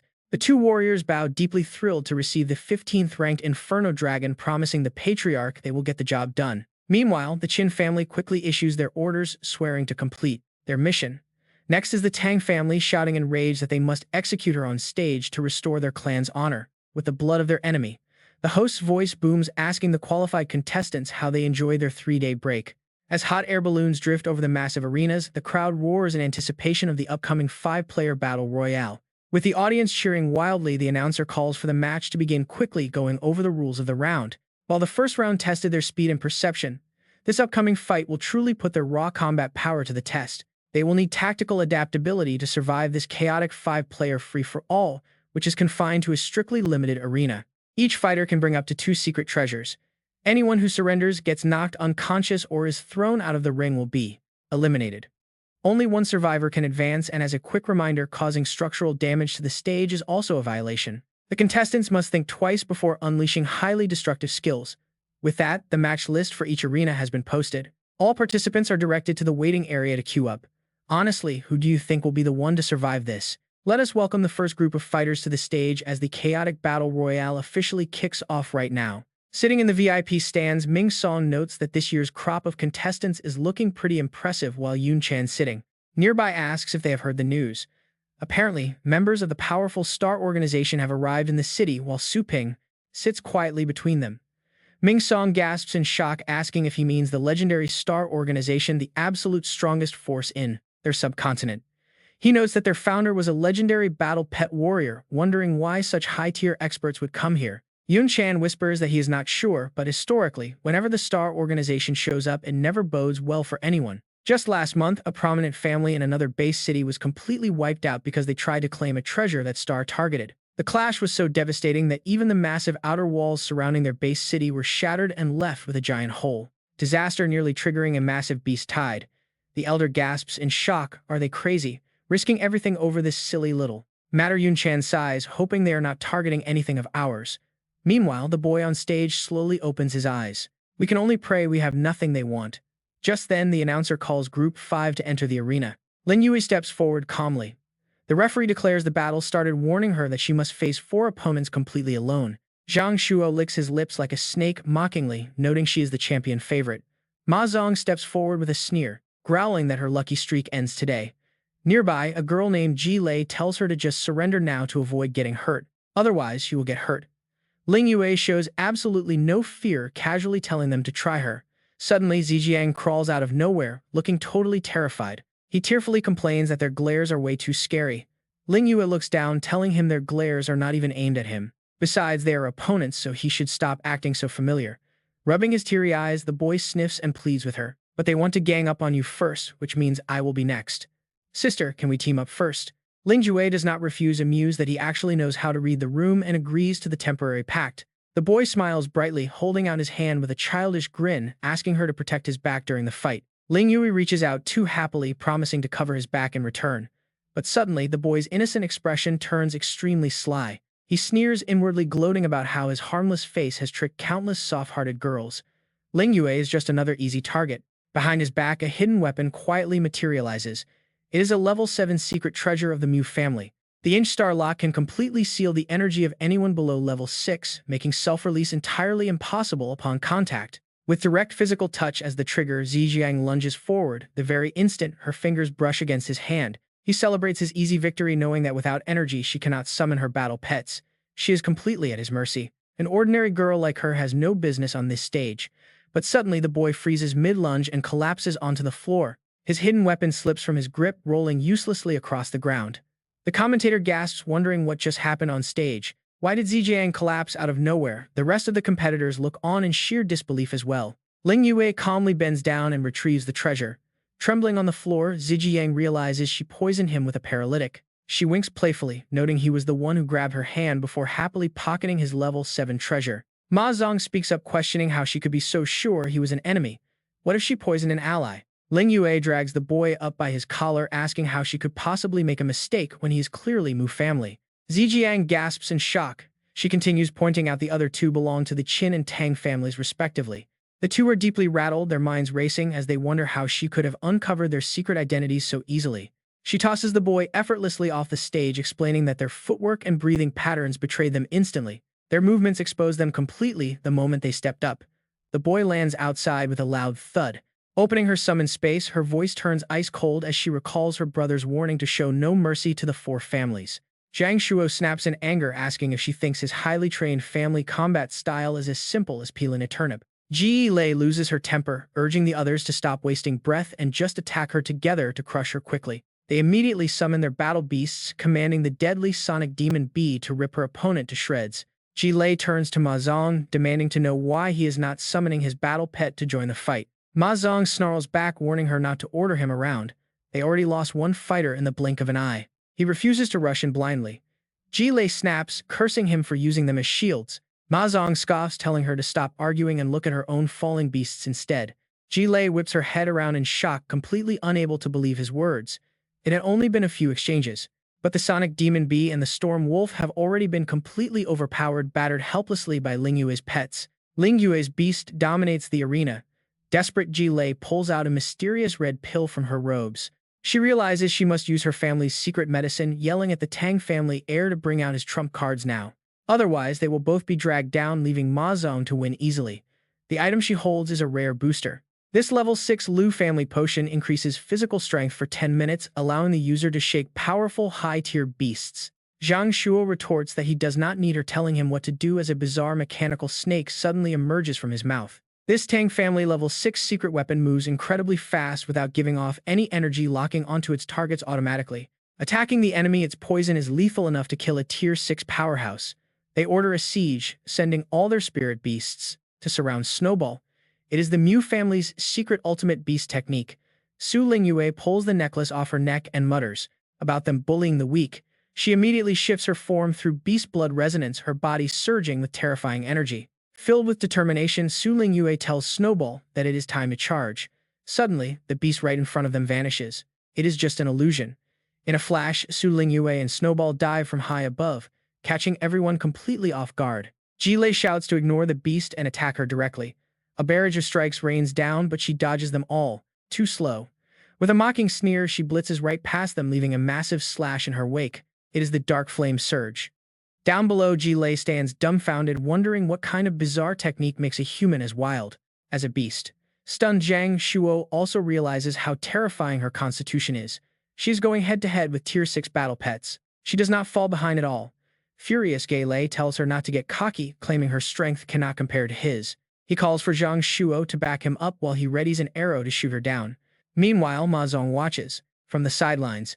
He recognizes that the combat style the girl is using is definitely not some random ordinary technique. If his eyes do not deceive him, it is an advanced pet taming technique reserved only for the elite members of the Mu family. Zhang Shuo orders his beast to unleash Sonic Demon Wind, targeting her blind spot. Usually, ordinary battle pet masters rely on vocal commands, achieving a synchronization rate of around 40 to 60%. But with years of deep training and unspoken trust, a master and their pet can understand each other with just a single glance or a fleeting thought. Up in the VIP stands, Yun Chan remarks to Su Ping that his sister is easily handling 5 opponents at once. She really is a powerhouse. Their synchronization rate is currently hovering near 90%. Yet no matter how good they are, verbal commanding still has its limits. Theoretically, standard methods peak at 100%. Only the Mu family's exclusive technique allows the master and pet to share one consciousness, understanding each other's thoughts completely. With this legendary skill, their synchronization rate can actually reach an insane 200%. Su Lingyue instructs Snowball to keep throwing dark projectiles from afar to annoy them, and then she locks onto her next target. She lunges directly at Zhang Shuo, intending to finish him. Suddenly, a massive claw materializes in front of her. She leaps back. A close call. That is a legendary dragon beast, and Ma Zong is finally making his move. This is the Flamestar Hell Dragon, ranked 15th on the dragon list, wielding an incredible Tier 8 lower stage battle power. Standing beside his massive pet, Ma Zong praises her decent speed before ordering his dragon to unleash its terrifying dragon pressure. The dragon roars, forcing Su Lingyue to her knees with a painful gasp. Yet Ma Zong is surprised to see Snowball standing tall. It seems the training shop behind this beast has some real skills, but her own mind is already buckled under the dragon pressure. With her focus shattered, she can no longer maintain her beast blood resonance. Up in the stadium stands Yun Chan's size. She notes that Su Lingyue could have easily beaten the Tang family contestants if the Mu family had not interfered. Ming Song agrees, adding that letting an outer family member summon a Tier 8 dragon beast shows the insane wealth of the Mu family. Only the previous champion family could afford such a pet. Ji Lei mocks her, saying she can no longer act tough. Zhang Shuo, covered in bruises, is absolutely furious. He swears to make her pay for injuring him so badly. The arena announcer booms that both Zhang Shuo and Ge Lei are closing in on the suppressed Su Lingyue. It looks like a wrap. Is she really about to become the next contestant eliminated from this tournament? Su Lingyue sighs, mocking how someone with such an overpowered dragon beast would still play so cowardly by hiding until the end. Ma Zong laughs, telling her that at least she is smart enough to realize that her defeat is completely inevitable. But Su Lingyue just smiles, expressing pity for the contestants from the Tang and Qin families who worked so hard. They wasted all their precious treasures just for someone else to steal their victory. Hearing this, the two behind her freeze. Ma Zong demands to know what she is babbling about. She slowly stands back up and calmly addresses the other two. She points out that her stamina is mostly depleted. If the three of them team up right now to defeat the Mu family, any victory they claim afterward will be completely fair. Su Lingyue is playing a clever game of division. She warns that if they stay loyal to Ma Zong, they will never beat his dragon beast once she is out. Their hard-earned promotion spot will be stolen right out from under them. Hearing this, Zhang Shuo begins to hesitate. He realizes that staying on this path means doing all the heavy lifting just to hand Ma Zong an easy victory. He suggests teaming up to weaken the Mu family first, but Ji Lei quickly raises a hand, telling him to wait. Sitting down, they scheme to let that Su girl fight the Mu family alone, suspecting she still has a secret trump card up her sleeve. They would recover here and wait for the Mu family to finish her, then strike to make them their own stepping stone. Hearing this, Ma Zong fumes with rage. What did you just say? Do you think I won't crush you first? Ji Ling and Zhang Shuo sit down to use low-level recovery skills as she snaps back with a threat. If you dare try to attack us, we will immediately team up with that Su girl to crush you, so you had better deal with her first. Zhang Shuo agrees with a smirk, noting this guarantees that Su girl will fail, keeping their own path to victory open. Ma Zong fumes, telling them to wipe those smug grins off their faces while secretly plotting his next move. His Inferno Dragon's destructive attack skills easily trash the arena with its lava breath and meteor storm. He knows he could wipe all of them out, but a prolonged battle only lets his rivals recover more. Now watch Ma Zong and his beast charge at Lingyue, who is relieved she is no longer surrounded. Though her plan to turn them against each other failed, she orders Snowball to launch a Nightmare Beam. Snowball fires its energy, but the dragon instantly bats it away with a brutal, crushing dragon claw. As Snowball cries out in pain, Lingyue screams its name, only for Ma Zong to suddenly rush in with a punch. He mockingly tells her to worry about herself first, sending her crashing down to the arena with a brutal blow. Luckily, Snowball rushes in to catch her. Lingyue clenches her teeth, frustrated by their hopeless situation. The oppressive dragon aura is making her movements incredibly sluggish, but thankfully her trained pet remains completely unaffected. Ma Zong and his beast step forward, telling her not to waste time because his Inferno Dragon is invincible. She desperately wonders why her Nightmare Beam failed, knowing finding the answer is her only chance to turn things around. Meanwhile, Ji Lei and Zhang Shuo sit quietly on the sidelines, absorbing pure healing energy to recover their lost strength. Ma Zong stands firm with glowing red eyes, clenching his fist as he issues a final warning. He coldly demands she surrender immediately if she wants a decent and painless exit from this arena. With Snowball growling fiercely beside her, she worries that its rank 7 power might not be enough. Her pet has controlled rank 8 beasts before, so having zero effect on the Inferno Dragon makes no sense. She highly suspects Ma Zong is using a secret treasure or specialized technique to block out all mental attacks. Dashing to the left, she decides to test her theory, prompting an annoyed scowl from her opponent. Calling her foolish, Ma Zong and his massive dragon charge forward as he barks out quick orders. He commands his dragon to go destroy her Phantom Flame beast while he personally steps in to intercept Lingyue. Declaring he will handle her himself, he closes in, forcing Lingyue to leap back and call for Snowball. On command, Snowball leaps right in front of the dragon and targets its eyes with a blast of energy. Ma Zong suddenly lunges right at her, calling her efforts useless while her pet gets pushed back by the dragon. The dragon counters, forcing Snowball to dodge while Ma Zong drops low to deliver a heavy sweeping strike. Evading his sharp bone claw, she realizes his secret treasure is indeed the key to his defense. He keeps attacking a muse that she noticed before standing tall to boast about his rare rank 7 secret treasure. Infused with astral power, this bone makes his dragon completely immune to any debuff below rank 8. And honestly, you can feel the sheer malice in his eyes as he sneers and glares her way. In a flash, he circles around her using his sharp claw to leave a nasty gash. Caught completely off guard, she clutches her bleeding side as she struggles to track his insanely fast movements. Pressing his advantage, he moves so fast he creates a flurry of afterimages, closing in with a mocking sneer. Calling her a fool, he mocks her for stepping out of her pet's protective range while suppressed. He activates his rank 6 footwork, mimicking a rank 8 pet to turn his body into a complete blur. Moving at high speeds without leaving a single trace, he relentlessly strikes her down from all directions. He mocks her as a helpless lamb, leaving her with no choice but to curl up defensively. She screams as his attacks connect, unable to fight back. Finally, she crashes hard onto the ground. Even the commentator is completely amazed, hyping up Ma Zong's absolute dominance in this brutal matchup. With Su Lingyue left utterly defenseless, Ma Zong proves why he was trained by the Mu family. Seeing her collapse, Ma Zong exhales deeply and wipes the sweat from his face with a dismissive smirk. That phantom step really drained him. He figures she has to be completely finished after losing so much blood.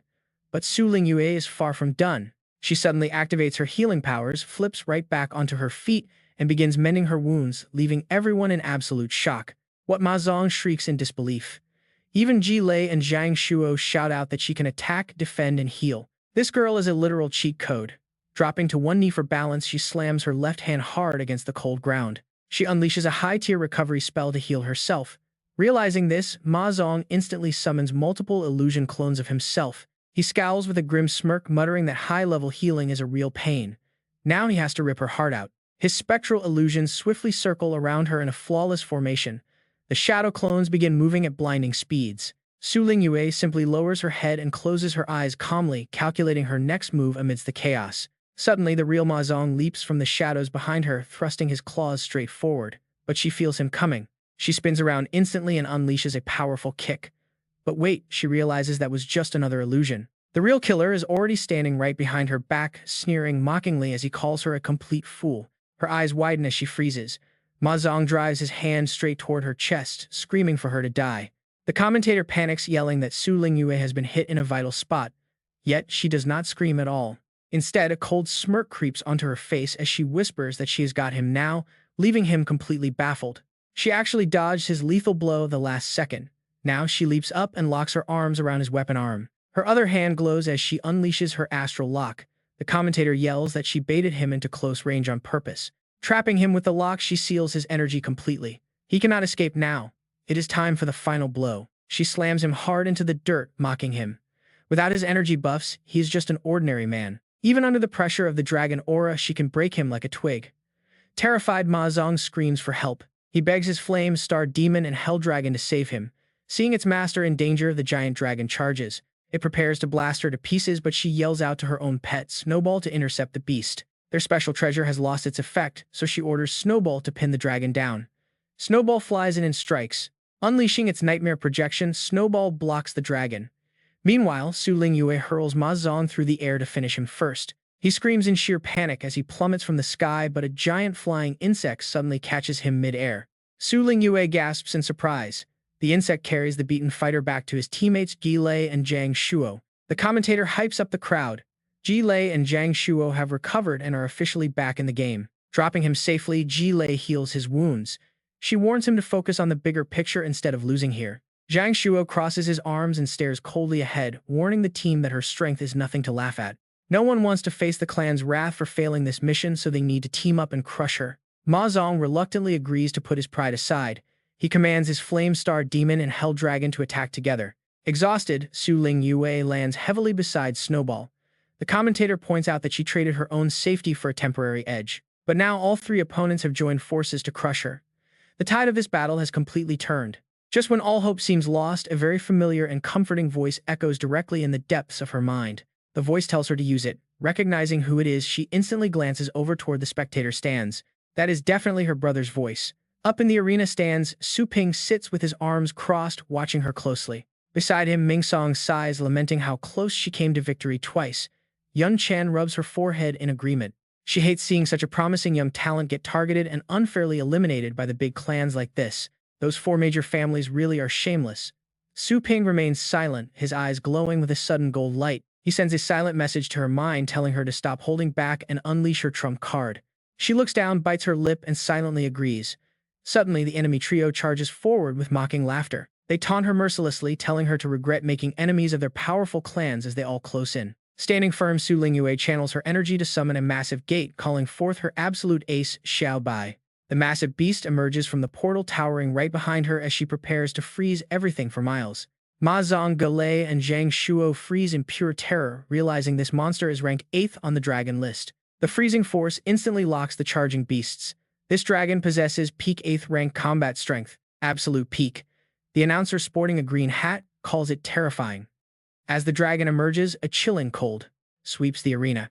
Contestant Su Ling Yue relies on a 9th rank skill, 1,000 miles of ice to dominate her 3 opponents. Ling Yue stands tall before her frozen rivals as the announcer praises her incredible power. What a brilliant skill. They say a legendary dragon once used this to freeze an entire country. Seeing it today proves the legend, but please be careful not to completely smash up the fighting arena. She bows her head to command Little White, release them. The opponents break free, but their eyes are blank. Complete blackout. They have completely lost consciousness.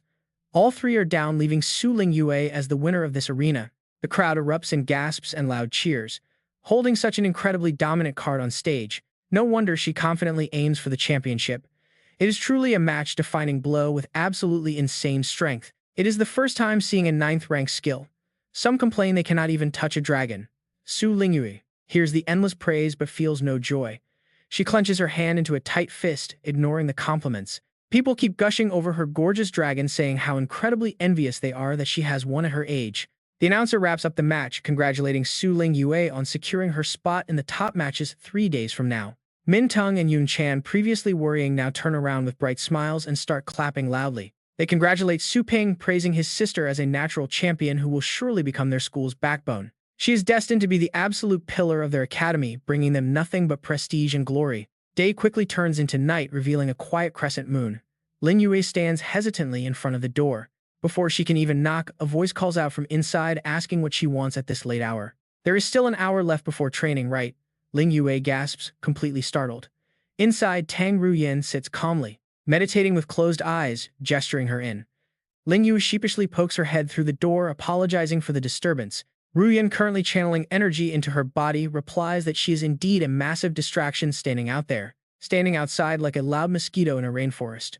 Ruyan presses her hands down, exhaling slowly to calm her energy. She complains about losing focus on her cultivation. She tells Ling Yue to speak up quickly and get going. Ling Yue steps inside, offering a box of delicious pastries as a very polite peace offering. Bowing deeply, she presents the tray, explaining that she wants to increase her daily training from now on. Ruyan sits cross-legged on her chair, giving Ling Yue a sharp, knowing look before letting out a soft laugh. Covering her mouth, she asks why she is suddenly so eager after complaining so much during their last session. Perhaps she actually grew fond of her harsh teaching methods. Hearing this, Ling Yue looks down, her face turning red. She stammers a denial, admitting that her recent match made her realize the championship is still far out of reach. Ruyan stands up, picking up a small pastry while resting her other hand casually on her hip. She deduces that the opponent's strength must have crushed her confidence. Still blushing, Ling Yue tries to compose herself. Little White became incredibly strong after staying with her brother, yet she keeps falling behind in battles. If she stays this way, she will lose the right to even stand beside her dragon, let alone win. She wants to get stronger. Ruyan quietly realizes that Ling Yue is terrified of losing control of her own beast. Taking a big bite of the delicious pastry, Ruyan asks what specific skills she is hoping to learn. With determined eyes, Ling Yue explains she was completely suppressed by the 8th rank bone dragon's pressure. It disrupted her coordination, so she wants to strengthen her mental force. Hearing this, Ruyan puts her pastry down. Closing her eyes, she calls it wishful thinking. Mental force is the hardest attribute for any pet warrior to train. Few training methods can enhance it directly, as most warriors rely on rare secret treasures for a boost. Otherwise, 8th rank warriors would be able to contract far more than just 4 or 5 pets. Brushing the crumbs off her hands, Ruyan mentions her family possesses a secret technique only passed down to women. She tells Ling Yue to summon her dragon to test it out. Ling Yue hesitates, questioning if this room is too cramped. Leaning on the table, Ruyan sighs at her foolishness, explaining she only needs to summon its head to unleash pressure. Don't tell me your elite academy failed to even teach you the basic technique of partial summoning. Ruyan warns her not to hold back her spiritual energy like she is holding in a fart, making Ling Yue blush as she swings her hand back. She tears open a spatial portal, promising to give it her best shot as she summons the massive dragon Xiaobai to the field. Standing before Ruoyan, the beast draws a calm look. Brushing her hair back confidently, she asks if it is indeed a silver-scale star moon dragon. She mutters that being cooped up in the shop has made her deeply miss this nostalgic thrill of a real fight. A deafening roar. The beast charges with sharp claws, prompting a panicked Ling Yue to warn her sister to watch out. Ling Yue fears Xiao Bai is truly angry, but Ruoyan merely raises one hand and leg, gathering raw force to block the oncoming strike. She dismisses the 8th-tier beast as nothing, and in a flash, Xiao Bai is deflected away while Ling Yue clenches her hands in utter shock. Looking on with pure admiration, she gasps at how easily her sister managed to withstand such a heavy blow from her beast. Ruoyan puts her hands behind her back and explains that this secret technique offers massive physical protection for elite cultivators. Mental defense is matched too.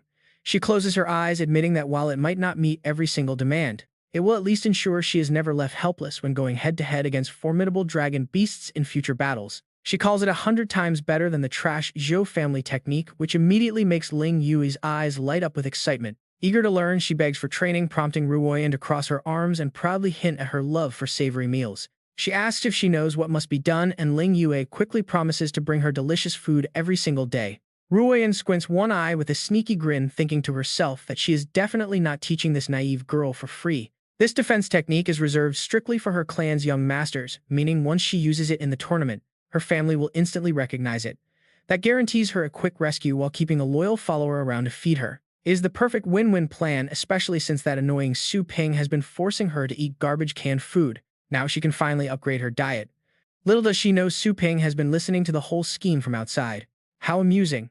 He casts his soundproof barrier around himself and the waiting elders to begin their meeting. He tells them the area is completely secure and orders them to report, prompting the elders to bow respectfully in agreement. Beast King reveals his clan chief is furious over the arena results, having already punished 2 of their outer disciples. They now view Ling Yue as their 4th greatest threat, right behind the young masters of the other 3 great families.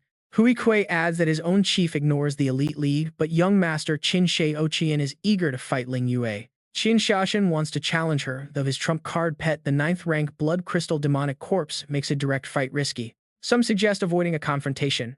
Meanwhile, Xiaoshan reports that his patriarch is primarily focused on their missing young master. He does not know Su Ping holds him captive, so he is sending search parties into the Dragon 2 mountain realm.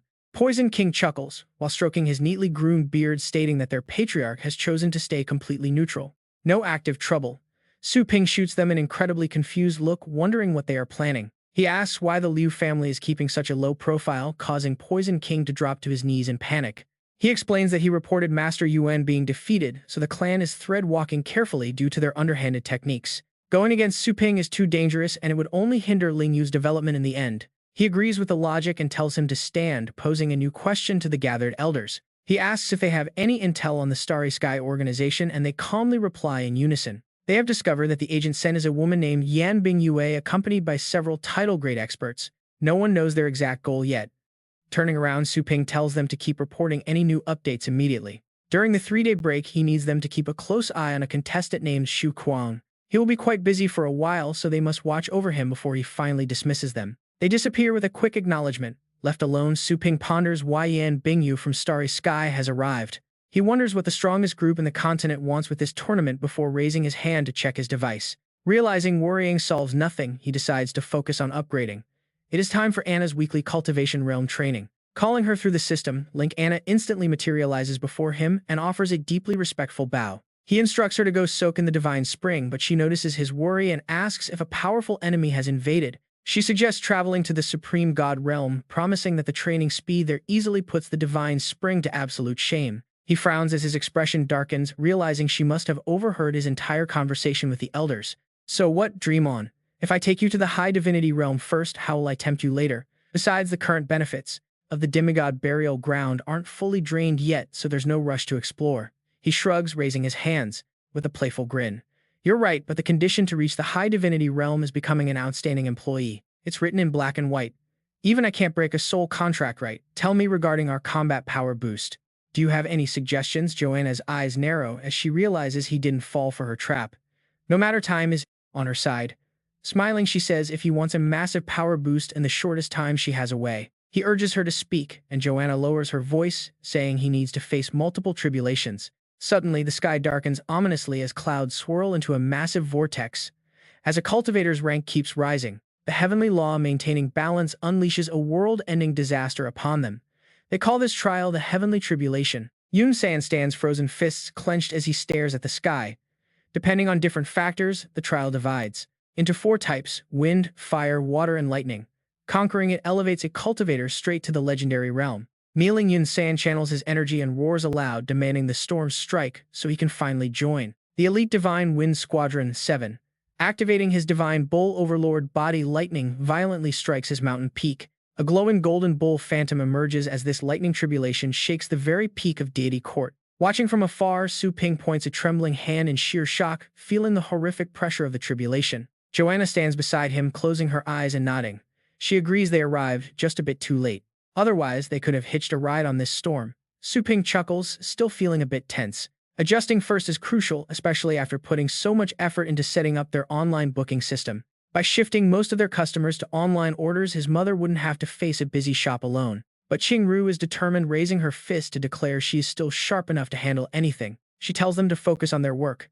Joanna then glances at him, asking about their two companions. Calling them ants leaves Su Ping speechless. He realizes she must be referring to Ling Yue and Ruyan. Back inside her palace, those two are still busy training, practicing the legendary immovable glass body together. Su Ping tells Joanna that catching a tribulation ride is too early for them, so they stay behind. Nearby onlookers watch the spectacle unfold around Yun San.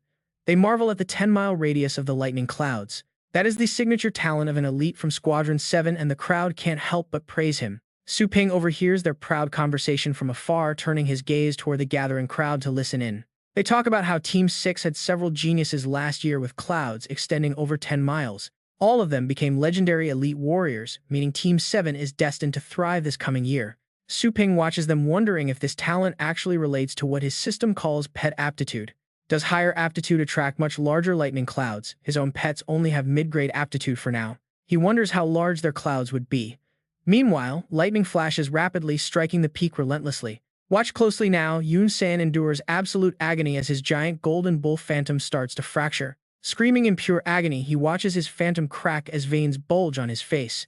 His eyes glow with brilliant gold energy as he clenches his fists, crying out to his mother to witness. Suddenly, a colossal bolt of thunder strikes his exact position, completely obliterating the golden bull phantom. With his horns shattered and his strength entirely depleted, he collapses as a green light surrounds him.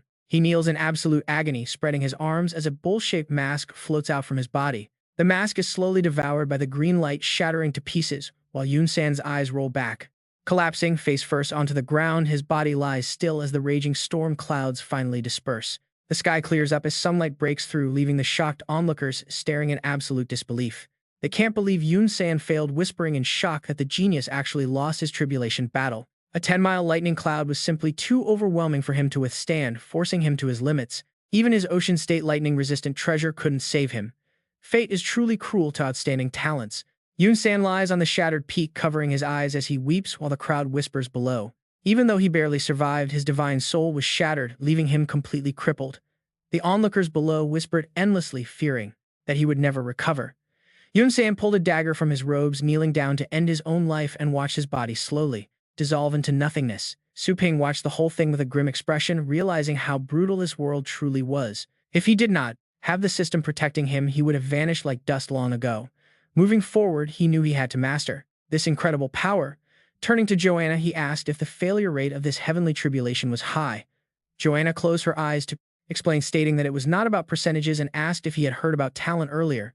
She raised her eyes, looking upward. Besides affecting the intensity of the tribulation, talent represents the upper limit of one's future power, but whether they can successfully survive the tribulation depends entirely on their current combat strength.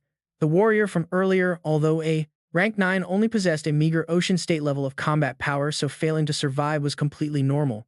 Joanna put her hands on her hips and glanced at him, asking why he had that look on his face, wondering if he felt pity for the fallen warrior. Su Ping folded his arms and looked away quickly, denying that he felt anything at all. She leaned in closer, telling him that even if a god's physical body dies, it can easily return to life through the embrace of Mother Goddess. She warned him to focus on himself instead. Su Ping opened his eyes wide in surprise, falling deep into a thought. Although his strongest little skeleton only had Ocean State combat power, the energy his pet shop generated was massive. At worst, he would just throw lives at the challenge. Suddenly, Sin Ping landed right in front of them, kneeling on one knee and bowing respectfully, declaring it was his turn to face the trial. Joanna clasped her hands behind her back and nodded, signaling him to proceed. The shield spirit Atticus offered to lend his strength, telling him to take the treasure. Xin Ping picked it up with wide eyes, amazed that Her Highness would bestow such an incredible treasure upon him. Meanwhile, after being sealed for ages, Atticus burst into loud laughter, declaring how great it felt to see the outside world again. The Atticus shield was a star-state artifact, forged from the physical body of a powerful god clan warrior, granting absolute defense that could keep its wielder completely safe, completely untouched. Joanna reminded them that in theory, no one else should be present while facing a heavenly tribulation. She stood quietly with one hand raised patiently, explaining that the tribulation's power would multiply based on the talent of anyone standing nearby. Since this human soldier was tagging along with Su Ping's trial, it would create too many unpredictable variables, forcing her to step in. She declared she had to ensure Su Ping's survival. Hearing this, Su Ping cast a sideways glance before floating up into the air, calling out to Xin Ping that they had to move immediately. Wiping away his emotional tears, the soldier flew right after him, crying out his endless thanks to Joanna, swearing to protect this brave young man with his life. Seeing him sob, the ancient shield laughed and teased the emotional soldier. The two of them ascended rapidly to the rocky summit, from earlier landing right onto the divine peak thunder stage. Xin Ping raised his hand, confidently telling Su Ping to just hide behind him when the lightning struck, assuring him that this legendary shield could easily withstand 50 miles of thunderclouds. Atticus, resting in his grip, chimed in, telling them not to insult his power because even 100 miles of lightning was nothing. Su Ping shrugged and told him to go ahead and face the lightning first. Soon the sky darkened heavily and massive clouds began spiraling into a colossal vortex. Below them, Joanna stood watching the peak intently as a group of gods approached. They questioned her, asking why she allowed a mere human of the rank 6 realm to participate in their sacred trial. With 9 full waves of deadly heavenly lightning, they doubted a weak mortal body could survive even a single mile of the very first lightning strike.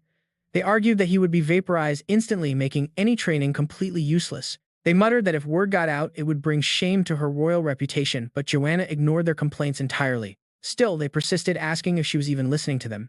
Suddenly, her eyes shone with a brilliant light as she spoke, telling them to look up because the sky was shifting. The deep blue clouds suddenly flared into a fiery orange and crackling lightning began to emerge. Xin Ping watched in absolute horror, wondering if this was the legendary colored lightning tribulation. Su Ping turned to him, utterly confused, asking what made this colored sky so special and if it was a bad sign. Xin Ping was trembling so hard he could barely stammer a response. Seeing his panic, Atticus lost patience and spoke up, explaining that this rare phenomenon had only occurred a handful of times over the past century. This incredibly rare tribulation packed 3 times the strength of a normal trial, leaving the onlookers below watching in absolute panic. With only a rank 9 and a rank 6 up there, they wondered how such a terrifying storm could trigger. They speculated it was due to the legendary shield Joanna had provided. Joanna kept her eyes glued to the summit, whispering anxiously that if the shield was not the cause, then someone up there must have committed a grave sin against the heavens in a past life. The onlookers held their breath, watching the storm unfold. 3 miles, 5 miles, then 7, nearly matching the force of a 21-mile standard storm. Xin Ping readied Atticus. Xin Ping blocks with Articus, making the weapon yell in frustration. Xin Ping, does this tiny talent really require my presence? This is seriously weak as a chicken. No surprises here. He closes his eyes and sighs, saying Senior Articus can easily defend against this low-level tribulation. Xin Ping is thrilled. Su Ping, however, just looks helpless. Why are you so happy about having low talent, he asks. Xin Ping is absolutely ecstatic. He looks up and shouts that the first wave of the lightning tribulation is coming. Get over here now, he yells. Su Ping calmly nods, waving his hand to open a summoning gate as his dark dragon hound steps out. Go on, buddy. You go first. Above them, the sky turns blood red as a massive vortex swirls with wild lightning. Lightning crackles from the eye of the storm. Down below, the crowd watches in pure awe. The thunderclouds just keep growing. 8 miles, 9 miles. Suddenly, it breaks 10, then 11. It keeps growing, and Xin Ping looks up in absolute shock. 27 miles. Articus squints, completely amused. That is mid-tier genius level, he says. Keep going or I will fall asleep. Otherwise, I will fall asleep. Su Ping opens another gate. He wonders if the dark dragon hound only has a talent range of 20 miles. He waves his hand behind him. The silver star moon dragon steps forward. Go on, he tells his pet. The crowd watches in disbelief. The storm rapidly expands to 30, 40, and then 50 miles wide. The silver star moon dragon hits 23 miles as it emerges. Su Ping crosses his arms, lost in deep thought. Its combat power is lower than the hound, but its innate talent is superior. It deserves its top 10 ranking. He smiles. This is getting interesting. Next up, the Inferno Dragon. Above, the sky glows an even deeper red. Lightning flashes. Xin Ping stares in absolute awe at the lineup. How on earth does Su Ping have all these pets? Even Articus laughs out loud. Hey rookie, even I am starting to feel like something is a bit off here. Below, the crowd keeps staring. 70 miles. 90. Finally, 100. What is going on up there? What kind of monstrous talent is this? The sky turns blood red, crackling with energy under a 100-mile tribulation cloud. The crowd senses the extreme danger. They run straight to Anna, desperately urging her to leave the mountain immediately. Let us go down the mountain, they plead.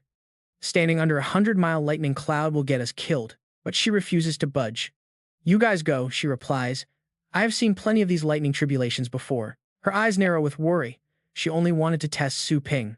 How did it turn into this massive battle? She wanted his secrets, not a natural disaster. Suddenly, she raises her hand, creating a small glowing vortex. A golden object appears from the vortex. To protect the boy during his breakthrough, she must sacrifice her true divine artifact. She launches the artifact and its golden energy toward the peak. Take this treasure, she screams to the men above. Xin Ping quickly catches it out of the air. This is Her Highness's ultimate treasure, he shouts in shock. Su Ping steps forward, holding the gate open. He smiles. Anna really did leave a backup plan for them. No need to worry then. It is time to go, he smiles, calling out his little skeleton to join the fight. Down below, the fleeing crowd looks back. What is happening? Who is actually undergoing this terrifying tribulation? Run faster, they scream. The sky turns a deeper crimson and the first devastating lightning bolts begin to strike down. The tribulation radius is 200 miles. This entire 100-mile mountain range is no longer safe for anyone. Xin Ping is completely terrified, his eyes wide and jaw dropped. 200 miles is insane, but this is a colored tribulation. I have never seen such a disaster in my life, he cries. He looks to Articus for any sign of hope. Articus breaks into a cold sweat but laughs. Honestly, I have never seen this either.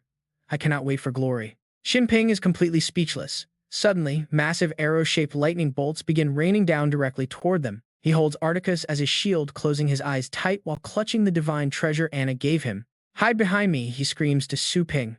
Great Mother Tree, please witness my final moment of glory. Instead, Su Ping 4 beasts rush forward. They create a massive defensive shield to absorb the brutal lightning strikes. The blast shatters their barrier, obliterating them one by one. The little skeleton barely survives a fatal hit. But it takes another hit and its soul is completely wiped out. The Inferno Dragon's soul is also instantly destroyed. The Silver Star Moon Dragon is destroyed next. Instantly, the Dark Dragon Hound's soul is completely wiped out too. Xin Ping panics behind his shield. Hero, your beasts are all gone, he screams back to Su Ping. But Su Ping remains completely calm. A slight smirk plays on his lips. It is just a temporary death, he smiles. He immediately orders them to resurrect right on the spot. Slowly, the 4 beasts rise, their power surging back. He stands with his hands in his pockets, telling him to hang back and take the hits. These guys are professionals, so just focus on staying alive. And leave the rest to me. Xin Ping gapes in utter disbelief, amazed at how he reversed life and death in a heartbeat. He turns his head and warns Su Ping not to underestimate this. There are 9 levels of tribulations, and that last bolt was only into the first tier, with each subsequent wave growing vastly more destructive. This time, it is no ordinary lightning storm anymore. The lightning has morphed into crimson serpents racing down the tribulation cloud. On this second wave, Su Ping and his battle beasts, eyes glowing red, charge forward. With pure killing intent, little skeleton leaps up and swings its scythe down on an approaching serpent. The serpent is sliced clean in half and explodes instantly. Little skeleton absorbs the power black mist rising from its small body, triggering the undead fruit to evade a fatal strike. Meanwhile, the infernal dragon unleashes a torrent of fire upon the remaining snakes. Su Ping, hovering mid-air amidst the flames, shouts out a warning. These damn things explode when they are killed, so keep your distance. Xin Ping spots danger, yelling in panic. Watch out, the next tribulation wave is already crashing down, and the strikes will only get faster from here on. In the third wave, spectral wolves materialize and plunge downward. Facing this third wave, Su Ping throws a punch and bellows out perfect timing, demon-suppressing fist. The pack of wolves is completely obliterated by his fist. But in the fourth wave, the silver bone moon dragon is completely vaporized. Its entire soul is shattered during this brutal fourth wave. Xin Ping cannot help but scream out, cheering the warrior on. Urging him to keep going as Su Ping musters all his strength, throws a punch, and commands his pets to resurrect on the spot. But the lightning is too overwhelming. The silver bone dragon, the infernal dragon, the dark dragon dog, and little skeleton are all obliterated. Their souls are shattered. Su Ping swings his fist at the incoming storm, roaring to revive them once more. The fifth wave brings a colossal lightning elephant that strikes Su Ping directly. The system warns that the host's soul has been completely wiped out. He frantically commands immediate resurrection, but every single pet he brings back is instantly slaughtered again by the endless lightning. They die repeatedly through the 6th, 7th, and 8th waves. Honestly, this endless cycle of death is painful to watch. Su Ping's raspy commands keep echoing as his loyal beasts are continuously revived, only to be vaporized over and over. Exhausted, Su Ping pushes through the pain, ordering another resurrection. Witnessing this, Sin Ping turns to him in deep concern, asking if the warrior is all right. Su Ping collapses to one knee, panting heavily as his mental energy reaches its limit. He asks what wave they are on, and Xin Ping replies that this is finally the absolute last one. A towering horned entity emerges for the final wave. A colossal hand slowly descends to crush Su Ping to dust. He mutters through gritted teeth that he has no mental power left to trigger another resurrection. Is this where it ends? Suddenly, Sin Ping yells out, "Don't give up, we are almost there." He tosses a mysterious treasure to him. Su Ping catches it midair. This is the God State treasure Anna sent earlier, which begins to pump endless energy into his body. The Prism Star Core, a God State treasure forged from an ancient demon, drastically boosts the user's maximum energy reserves, while flooding them with non-stop power. Feeling a massive wave of raw mental energy surging back into him, Su Ping roars. Feeling boundless astral and mental energy gushing through his veins, now he screams, "Let the battle begin." Unleashing a massive aura of power, Su Ping's expression hardens with sheer determination. This treasure is truly terrifying. With this energy, his golden crow body and demon-suppressing fist can easily break through to a whole new level. He calls out to Little Skeleton for a beast's soul possession, and its bone body instantly dissolves into dark mist. The mist is completely absorbed by Su Ping in a spectacular display of raw fusion power. Once merged, the system interface pops up displaying Little Skeleton's 9 unique combat skills, including Beast, Soul Possession, and Puppetry. Then a system alert chimes. He can temporarily inherit one of his merged pet's skills, boosting its power to make it twice as potent as the original. Hearing this notification, Su Ping grins with sheer excitement, knowing that in a chaotic kill or be killed struggle, his actual combat insights have been quite limited. But with the Prism Star Core supplying endless energy, his golden crow body could achieve something truly legendary. If combined with limb regeneration, he would basically become an unkillable monster. He decisively taps the system screen. To truly survive this terrifying heavenly baptism, he needs to ensure every single life counts. He immediately triggers limb regeneration. Instantly, the beast's soul possession takes effect, transforming his body into a massive, heavily armored juggernaut. Suddenly, the massive hand of the lightning entity lunges forward. Su Ping, 2 battle beasts by his side, react instantly with the infernal dragon stacking layers of lava armor, dragon scales hardening, and protective ice shells over him. Bones flaming coat and the dark dragon hound equipping Su Ping with wind shield, earth shield, and a hardened outer shell. Pure pressure. The giant hand pushes him back, but he still holds his ground. He manages to control that giant hand before it vanishes, breathing a sigh of relief. That was a pretty close call. It almost broke his soul directly. Sin Ping peeks out to watch the battle and is completely left in awe. It is terrifying. To think he would actively clash with the heavenly tribulation. Seeing this spectacular fight, Articus cannot hold back. Just watching makes his hands itch for a good fight. Suddenly, he takes to the sky, flying straight towards Su Ping. He tells Sin Ping to stay behind as he rushes into action.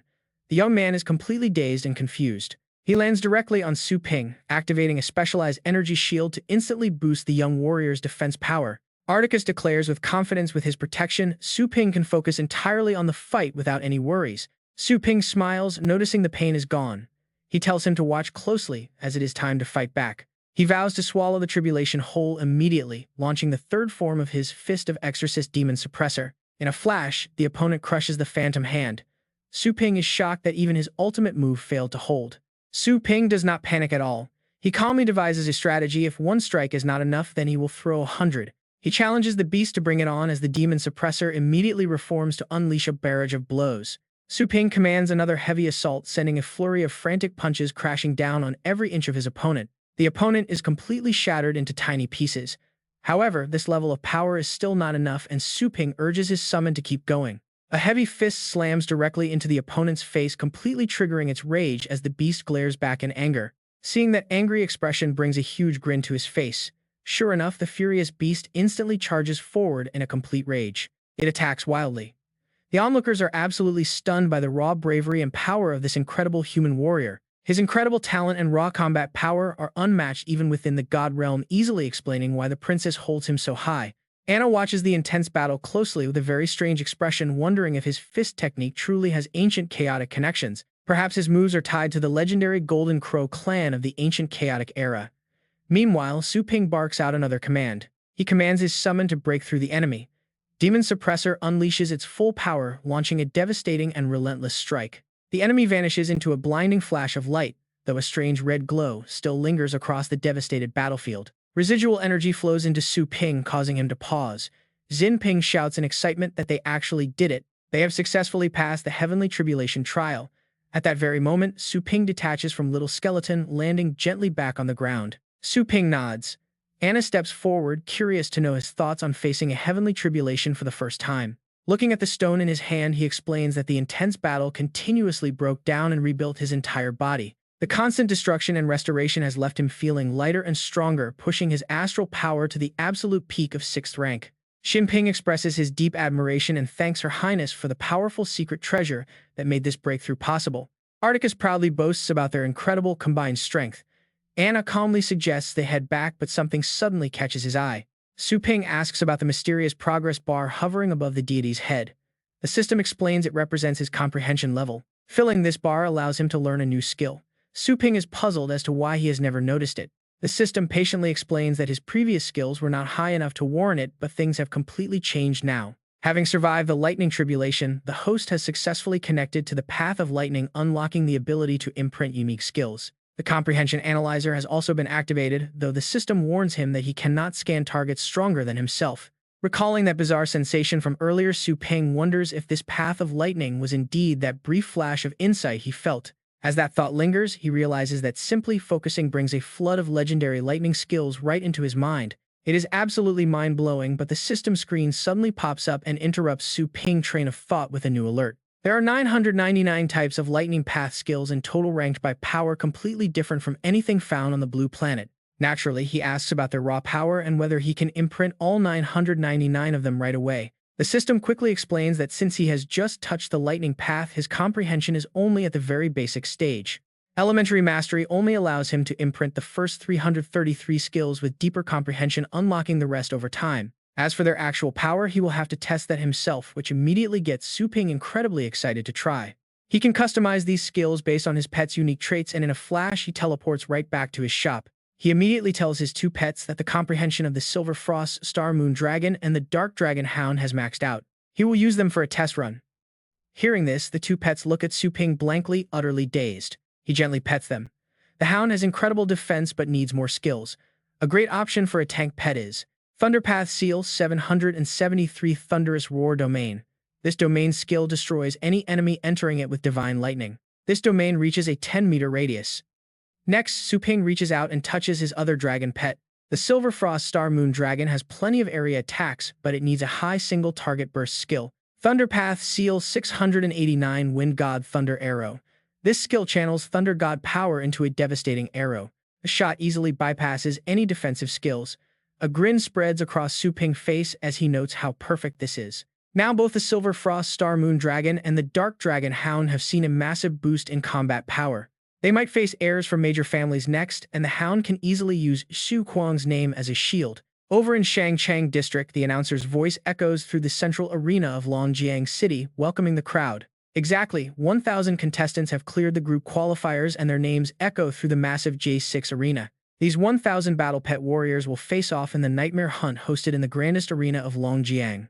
They must battle each other to determine the final 5 survivors, causing the massive crowd to erupt in excitement. Whittling down 1,000 contestants to just 5 is incredibly brutal, making it the perfect show for the fans. Using a modified Level 9 Nightmare Abyss Beast, the announcer explains how the upcoming trial will actually work. Contestants will enter a deep sleep inside special pods, allowing the beast to pull their minds into the dreamscape. Inside this dreamscape arena, a strict point system will be used to track everyone's performance during the hunt. Defeating a player earns points or steals theirs. Hearing the rules, Su Lingyu remarks that the dream beast is terrifying. Unlike her, Xu Kuang looks completely fascinated by the creature, finding the setup absolutely brilliant and exciting. As they prepare for the upcoming trial, the announcer warns that any contestant who dies inside the dream will instantly wake up. Those who get eliminated will wake up immediately, and only the top 5 scorers will advance to the finals. Su Lingyue gives a confident thumbs up as the announcer reveals the 5-hour time limit for this virtual battle. Each fighter can only bring 1 treasure matching their level. Meanwhile, Su Ping watches with a relaxed smile. To prevent contestants from simply camping out and ambushing others, a special rule is announced for high scorers. Anyone passing 100 points will be marked on the map. Su Lingyue closes her eyes to focus. The sleeping gas is released, sending thousands of sleeping contestants drifting down into their dream destinations. As the trial begins, Ming Song notices Su Ping standing there empty-handed and decides to approach him. He offers a special visor explaining that they need these devices to observe the match inside the dream. Su Ping turns around, surprised by the happy coincidence of meeting the elder right here in the spectator stands. These biotech glasses let viewers freely spectate any part of the vast dream world with absolute clarity. Ming Song chuckles and heartily agrees, acting like their close seating arrangement is just a happy accident. In reality, the elder spent a fortune just to secure a seat right next to the powerful young man. The moment Su Lingyue touches down, the announcement rings out that the hunt has officially begun. Scanning the incredibly dense forest terrain around her, she decides to secure her vision first before moving. She summons a level 6 owl puppet, a secret stealth treasure that is completely undetectable by spirit energy. It can scan a 20-mile radius around her. Su Lingyue immediately commands the puppet to scout ahead. The mechanical owl immediately takes flight to scan the area and quickly spots a battle unfolding nearby. Receiving the feed, Su Lingyue smiles, having easily located her very first targets of the match. A fierce fight is raging between a steel-toothed beast and a flaming bear, both tearing at each other. But they are not alone in the forest, as a sniper scope from afar locks onto the chaotic fight. Another contestant with a level 6 biotech sniper rifle watches them, calling them fools for drawing so much attention. Little does he know he is the real prey, as Su Lingyue drops down right behind him. She calmly asks him who he is, aiming at catching him completely off guard and leaving him terrified. Before he can react, she drops him instantly with a clean neck snap, securing another easy kill. Having finished the job, Su Lingyue leaps back onto a tree branch. Her total score is rising fast. Lingyue can't help but marvel, did that guy really take down 5 people this fast? Insane. Then a loud voice echoes. It is full of raw energy, it is not over yet, take this, prepare to die. She climbs higher to observe. Instantly, Su Lingyue realizes that their non-stop fighting will keep drawing more people, in which is perfect for her. She can just play it safe, wait for them to weaken and clean up. Once she hits 100 points, she is golden. Her brother's carefully trained pet will do the heavy lifting. But then 5 massive pillars of light shoot up. She looks up, shocked. Right now, Mu Chen's score is sitting at 104 points. The commentator is completely stunned. Too wild, especially since the match literally started just an hour ago. Qin Shaoqian is right behind him at 105. The announcer keeps shouting in disbelief at these scores. Liu Qingfeng is hunting with pure bloodlust at 101, while Ye Longtian has reached 102. Over half of the contestants are already wiped out. And now Zhou Wen just hit exactly 100 points. Announcers are shocked he really lives up to his legendary family name. Those 5 massive pillars of light dominate the sky.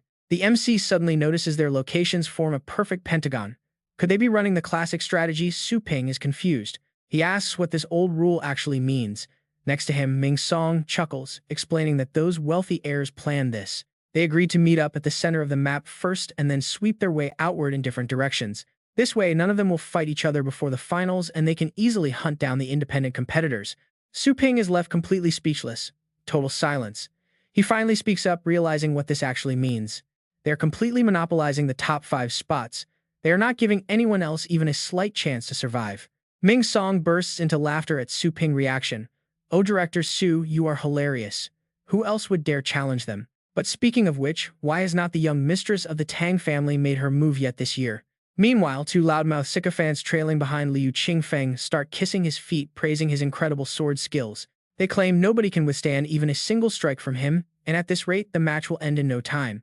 Annoyed by their constant flattery, he coldly tells them to shut up and keep their empty praise to themselves. As his score climbs again, he turns back to promise them a spot in the top 10, but with one condition. He reminds them that without his family's backing, they are absolutely nothing, even with those premium battle pets they bought. The 2 sidekicks quickly nod in agreement, swearing they will absolutely repay the clan's kindness in the future. But right at that moment, a 6th pillar of light suddenly erupts into the sky, instantly grabbing everyone's attention. Su Lingyue spots the new beam of golden light too. Right on cue, the excited commentator makes a massive announcement. A 6th contestant has officially hit 100 points. At this crazy speed, could it be the Tang family's heir? Actually, it is Su Kuang casually riding his battle pet and laughing at the weaklings below like they are pure garbage. His score climbs. He happily orders his dark dragon hound to wipe them out. Su Lingyue instantly recognizes him. She whispers that it is Su Kuang, wondering why he acts like a total villain. Hearing the nearby commotion, the others notice. Realizing he is nearby, they decide to teach this newcomer a lesson about what happens to people who stand out too much. Meanwhile, Su Lingyue secures another instant kill to boost her score before scanning the area to see what is happening. She spots both Qin Shaoqian and Liu Qingfeng heading straight for Su Kuang. This is bad, she cannot just stand by. Urgency floods her chest. She has to go help him right away. Suddenly, a blinding flash of light. A lightning-fast strike slices through the trees, sending them crashing down and revealing three figures standing in the clearing. Liu Qingfeng steps forward with his sword alongside his lackeys, mocking the opponent for standing his ground instead of running. He looks up at Xu Kuang riding high on his beast, highly amused by his sheer boldness. A gutsy move. Xu Kuang watches him, secretly impressed by how easily he sliced all those massive trees. His swordplay is incredibly sharp. Shaking off his surprise, Xu Kuang boldly answers that he is aiming for the top 5. Since they were bound to fight eventually, there was absolutely no reason to hide. Hearing this, the two lackeys burst out laughing. They mock him for thinking he could ever compete with young Master Liu, warning him to know his place. They advise him to surrender immediately before the Master's blade teaches him a painful lesson about real strength. But Xu Kuang does not hesitate to fire back casually, mocking them as nothing but barking stray dogs. Xu Kuang laughs, saying maybe he is just barking for fun, but soon he will show them a real gap in power. Hearing this makes them completely furious. Liu Qingfeng suddenly lifts his sword with a freezing cold glare. Lifting his blade, he slashes a sharp green wave of his autumn wind skill straight at Xu Kuang. Xu Kuang and his battle pet do not even bother to dodge. Yet, as the flash fades, he is completely fine. He sits there with a smug grin. Liu Qingfeng can only stare in complete shock, unable to understand what happened. This bizarre outcome makes him pause. Not a single scratch on the guy. Then Liu Qingfeng immediately speaks up. He tells Xu Kuang he has skill, introducing himself as Liu Qingfeng and demanding to know his name. Xu Kuang grins and proudly starts shouting his name. But before he can finish, his opponent strikes again. Liu Qingfeng is already fuming with anger. He instantly unleashes his stormy rain skill with perfect mastery. Sharp air blades fly towards Xu Kuang. Lu Lan and Tu Lan watch the fight, laughing mockingly like it is a show. They jeer at his stupidity for provoking the young master, calling this his end. But things do not go as planned. Once the wild wind dies down, Xu Kuang's voice still echoes clearly. He calmly announces his surname is Xu, first name Kuang. Their smiles instantly vanish. Xu Kuang stands there with folded arms, casually looking down at the two of them. He asks if they can at least let him finish speaking, wondering if cheap sneak attacks are their only trick. Seeing his two attacks fail to leave a single scratch, Liu Qingfeng stares at his sword, questioning reality itself. Outside, the crowd erupts. The Liu family heir's legendary sword could not even touch this random kid. They wonder where this Xu Kuang came from. Normally, a dark dragon hound is only 2 to 3 meters tall, but that one looks at least 5 meters tall. They wonder what kind of insane training could raise such a beast. Did they feed it growth hormones? Meanwhile, Ming Song watches the match as a sudden thought flashes through his mind. Wait, does this Xu Kuang guy look incredibly familiar? His brain starts working fast as old memories resurface. An image of a smiling young man appears in his head. Then Ming Song gasps in realization as the truth hits. He was actually Su Ping's disciple. Over on the side, Su Ping watches the match with a very proud grin. Back in the arena, Liu Qingfeng begins summoning his battle pet, warning Xu Kuang that he will remember this. Suddenly, a majestic dragon emerges from a spatial rift. Liu Qingfeng rides the wave of raw pressure, boasting proudly. He tells Xu Kuang to feel honored as the very first opponent to witness this beast. Tu Lan stares in awe. The pressure is incredibly heavy. They wonder if this is the young master's king pet. Lu Lan immediately recognizes it. It is the dark underworld dragon, ranked 5th among all dragons. Outside, the vice principal grows extremely tense. During a past exchange, Luo Fengxin had used a similar dragon pet to wipe out 5 of their top students. However, this dark underworld dragon summoned by Liu Qingfeng is on a completely different level of terror. It is a massive roaring beast that easily surpasses the other, existing as a terrifying creature of a far higher tier. Under this suffocating pressure, Xu Kuang struggles to hold his ground, grunting as he resists the dragon's intense aura. Liu Qingfeng swings his sword and points it at him, asking how it feels to have his pet's bloodline completely suppressed. The opponent challenges him to survive a single sword strike, but suddenly a foot appears out of thin air. Instead of landing, it strikes Liu Qingfeng straight in the face, sending him back as she and her pet retreat. Shaken, Liu Qingfeng quickly recognizes his attacker, asking if she is Su Lingyue. She lands gracefully. She calmly confirms it, announcing she is here to be his opponent. The sudden turn of events leaves everyone stunned. Remember the girl who claimed she would take the city's top spot? It seems she is completely unaffected by the pressure. How is she immune to the dragon's aura? Suddenly, another voice echoes, asking if she just used the unmoving glazed body. Both Liu Qingfeng and Su Lingyue turn around. Surprised, she asks how he could possibly recognize that specific technique. Qin Xiaodian steps forward, explaining that he has fought the Tang family's young master before, so he obviously knows it. This revelation leaves Liu Qingfeng in deep thought. He knows that technique is exclusive to the Tang family heir. How could Su Lingyue possibly learn it? Oddly enough, the Tang family heir has not even shown up to this tournament. Unless Liu Qingfeng smirks as a fascinating realization dawns on him. This puzzle is starting to make sense. No wonder his father was so cautious of the Pixie Pet Store, and no wonder they dared to call themselves number one. It is absolutely insane. The Tang family heir is actually captured by them. This is going to turn the city upside down. Seeing that smug smirk, Xiaoxing coldly demands to know what he is laughing at. Qingfeng slowly looks up. He says it is nothing but asks if Brother Qin wants to test his strength against Su Lingyu. He offers to help make that happen secretly, hoping the Qin family ruins themselves by clashing with the Pixie Pet Store. That way, the Liu family can easily trample the Qins underfoot. Suddenly, Xu Kuang shouts out from the sidelines. He dares Liu Qingfeng to a fight, calling himself Qingfeng's grandpa. Hearing this, Ling Yue turns to him. She tells Xu Kuang that she will handle Qin Xiaoqian, warning him to be careful. Meanwhile, Xiaoqian unleashes his power. He mockingly says he wants to see just how strong this self-proclaimed future champion really is. With a loud roar, he summons two massive beasts from a rift, calling for his Earth Giant Dragon. He summons the Thunderfire Fierce Dragon as well. Both beasts appear beside him, sending the audience into wild excitement. Everyone is loudly buzzing about the legendary Earth Giant Dragon and the extremely powerful Thunderfire Fierce Dragon. It is ranked 7th on the dragon list. Owning two dragon beasts is incredibly rare and expensive for normal people. Talk about an absolute flex. It is like having a private jet and a yacht at the same time. He glares at Ling Yue and tells her he knows she has a dragon pet, urging her to summon it. She frowns, knowing her Phantom Flame beast cannot handle these massive dragons all on its own. Ling Yue decides to stop hiding her trump card, calling out Xiao Bai to join the fight. The four beasts face off and roar, unleashing massive pressure. The incredible scene leaves Tu Lan and Lu Lan speechless. They stammer about how their fathers would never buy them a single dragon beast, let alone four. On the other side, Qingfeng focuses and unleashes an 8th-tier dragon skill called Underworld Flame Breath, charging up his power. He asks Xu Kuang if he has the guts to take the attack. Xu Kuang and his beast step forward. Xu Kuang commands his Dark Dragon Hound to charge as the two opposing forces clash violently in midair. Qingfeng grits his teeth in disbelief, wondering how this reckless kid is holding his own against his ultimate skill. He wonders if this crazy defense is even possible. Then Xu Kuang begins to mock his opponent. He laughs and says this weak attack is not even enough to scratch his Dark Dragon Hound. This insult completely triggers Qingfeng, who roars in anger and commands his Dark Nether Black Dragon to move. The dragon keeps the hound busy while Qingfeng flies through the air, targeting Xu Kuang directly. He mocks Xu Kuang, saying he cannot escape the dragon pressure. But Xu Kuang does not even flinch. He stands his ground and proudly declares that if he blinks, he will change his name to Coward. An intense burst of energy erupts from his body, shattering Qingfeng's incoming sword right in half. Qingfeng is completely stunned and frozen in shock. Meanwhile, their pets are still locked in combat. The Dark Dragon Hound has already buffed Xu Kuang with incredibly heavy shields and lightning armor. Protected by the legendary Dragon Blood armor, Xu Kuang delivers a brutal lightning-fast punch right to Qingfeng's face. Honestly, you just have to love how fast that backfired on him, leaving Qingfeng completely defenseless. With another heavy strike, Xu Kuang punches him through the air, sending him crashing hard into the dirt. Qingfeng looks absolutely wrecked, barely holding onto his consciousness. Xu Kuang just looks down and chuckles. He tells him to bring out whatever else he has got. Qingfeng slowly sits up in pain. He mutters that the tournament rules restricted him to a tier 6 sword or his opponent would be dead. He claims he would have taken Xu Kuang's head otherwise.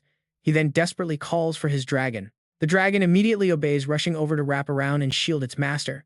In an instant, Qingfeng escapes. Xu Kuang laughs and asks if he is running away already. Qingfeng ignores him and flies up. He warns Xu Kuang not to celebrate too early, channeling all his remaining energy into his beast. He activates his ultimate skill, screaming in pure rage for Xu Kuang to try and block this. Ling Yue pauses in absolute shock immediately, recognizing the devastating Tier 9 skill known as Death Destruction. Seeing her distracted, Xiaoqing lunges forward to attack, but she narrowly dodges with quick reflexes. He mocks her, asking if she is scared, but she ignores the taunts and counters with a barrage. She coldly tells him to worry about his own beasts, which are already on the verge of collapsing. Turn into ice sculptures. She lunges forward to attack Xiaoxian, who effortlessly blocks her with a smirk, saying that her dragon beast will probably end up as a chew toy for his first. Listening to this, the spectators erupt in excited chatter. Everyone is calling it insanely impressive. Su Lingyu and Qin Xiaoqian are locked in a stalemate and holding her own against. A major family heir proves how outstanding she really is. Most ordinary people would probably be dead in under 2 moves. Look over there. That massive death energy is fully charged, and it looks ready to vaporize a third of the island as Qingfeng. aims a massive purple energy sphere straight at Shu Kuang and screams for them all to die. In a flash, Shu Kuang leaps onto his battle pet to counter, ordering his dark dragon hound to take it head-on. The beast immediately roars in obedience. It leaps into the air to clash with the purple energy, and right on cue, Shu Kuang yells out to deploy the domain. Unleashing the thunderous murder domain, a terrifying wave of pressure suddenly floods the battlefield. These two opposing forces clash with sheer violence, causing the entire area to shake.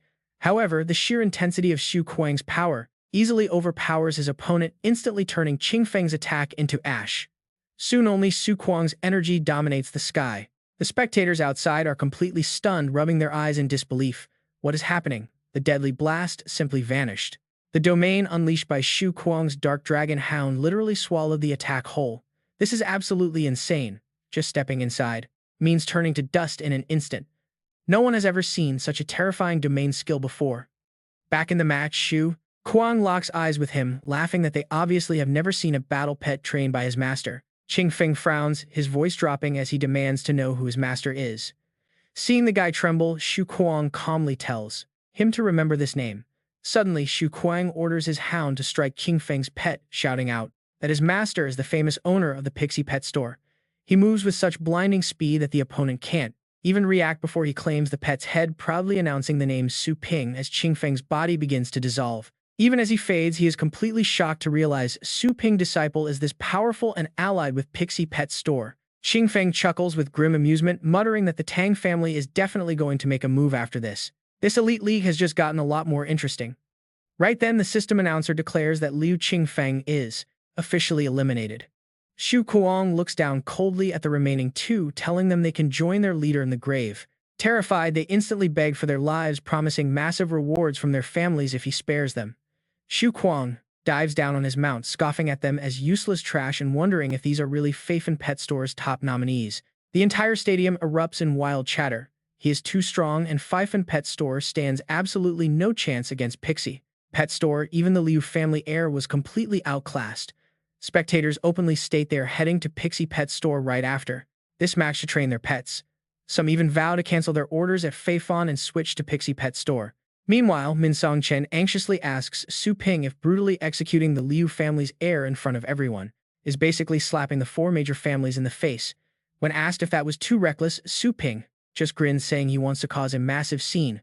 Before the match, Su Ping had lent him the Dark Dragon hound as temporary protection, leaving Shu Kuang completely thrilled to have another chance to use his master's ultimate battle pet. He asked if he was dreaming, but Su Ping calmly assured him it was just a standard rental service from the shop. Of course, temporary contracts cost money, but Shu Kuang agreed immediately, claiming that money is absolutely not an issue. However, he worried the pet was too powerful for him to handle. Su Ping pointed to the beast and smiled reassuringly. He explained that the contract only required a basic tier connection.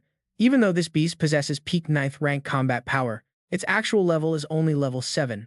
With Shu Kuang's level 6 energy, binding with it is incredibly easy. Hearing this, Shu Kuang excitedly thanked his master before politely asking the senior Dark Dragon hound to guide him. Su Ping grinned, telling him not to call it senior.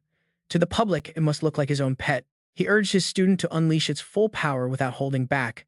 Su Ping's eyes narrowed, capitalizing on this advertising opportunity at the Elite League to completely wipe out any lingering doubts about their shop. Down on the stage, the other competitors are utterly shocked. Right before their eyes, a massive green creature resembling an ancient divine beast appears. This giant dragon boasts massive wings, calling down a hand of pure spiritual energy to trigger its devastating thunder seal. The balance of power controlled by the four major families is officially about to change. The referee quickly pipes up to evaluate, commenting that Xiao Qian's pet has unleashed yet another thunder attribute skill that nobody has ever seen before. Qin Shaoshan cannot help but sweat under this massive, suffocating pressure. He braces himself. Bring it on. Suddenly, a massive creature looms right before them. It is the Nature's Guardian, a lower 9th rank beast. Right behind it, the terrifying bloody demon eye emerges. Seeing this, the commentator immediately begins to yell. He shouts that it is indeed the legendary bloody demon eye. This beast is known to be the most vicious and hardest demon pet to tame. Despite its overwhelming strength, its feral nature makes it prone to turning on its own master, a nightmare for any battle pet warrior. It is just like the vicious Inferno Dragon. Up in the sky, a figure resembling a divine angel suddenly draws a bow and fires. Down below, Qin Shaotian immediately commands his beasts to intercept the attack. The Thunder Fire Dragon beast roars into action. Along with the nature's guardian and earth giant dragon, he activates the dragon blood armor and the goddess of protection skills. The commentator goes wild.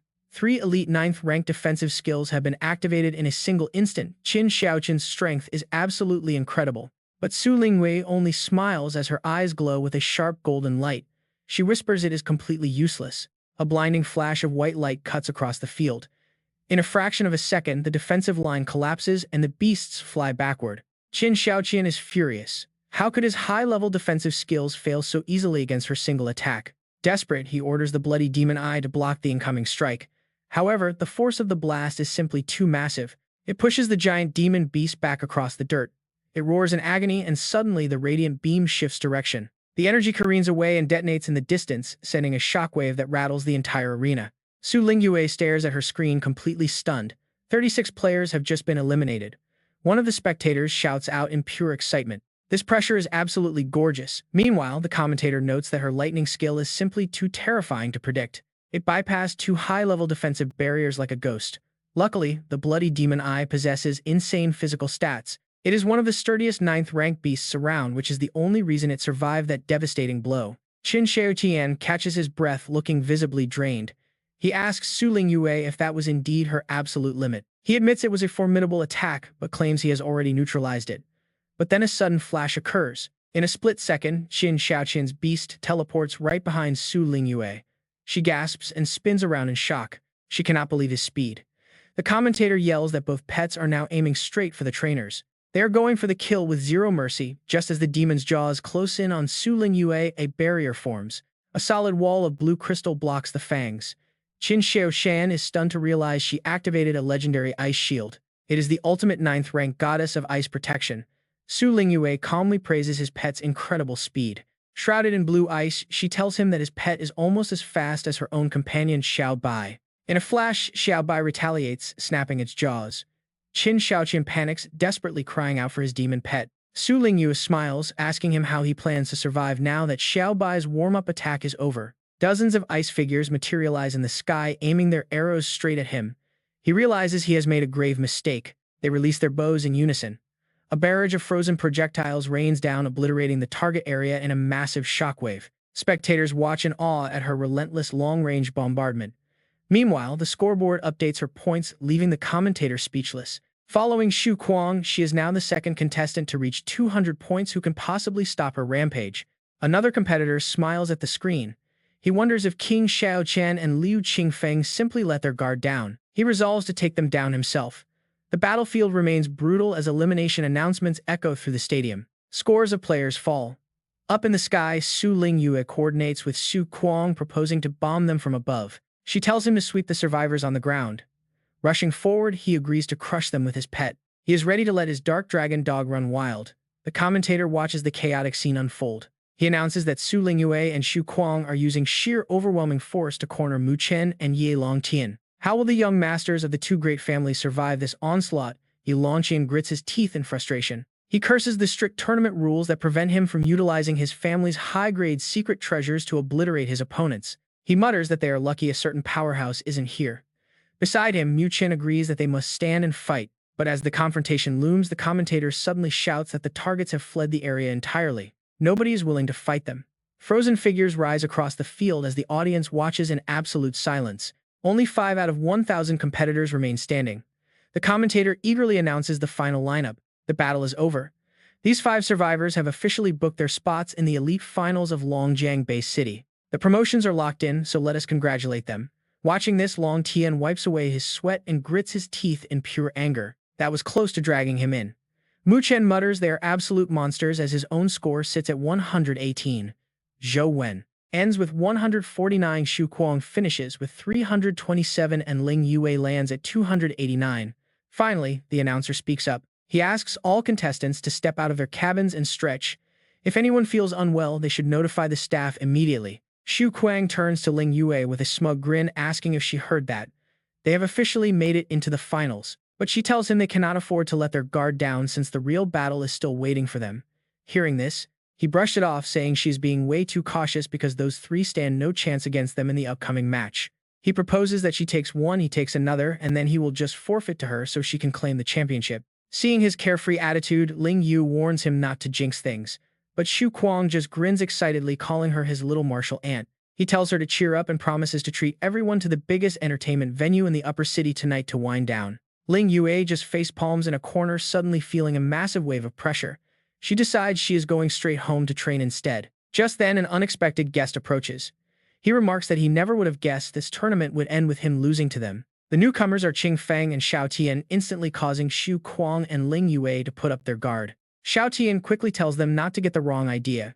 He only came over to offer his congratulations and make some friends. Ling Yue asks coldly if this friendship is just a cover for wanting revenge later. He quickly chuckles to diffuse the tension. He laughs, saying she is definitely overthinking things. He never actually planned on taking the crown in this elite tournament anyway. After all, his ultimate goal is the Zhenwu Academy. Hearing this, she is stunned. Zhenwu is the top academy in the region. Meanwhile, Xu Kuang casually throws an arm around Qing Feng, telling him that their battle earlier was an absolute blast. He even invites Qing Feng to spar again sometime. Qing Feng can only grit his teeth, wondering who would want to fight a monster. Not only is his battle pet insanely tough, but the guy's skin is unbelievably thick.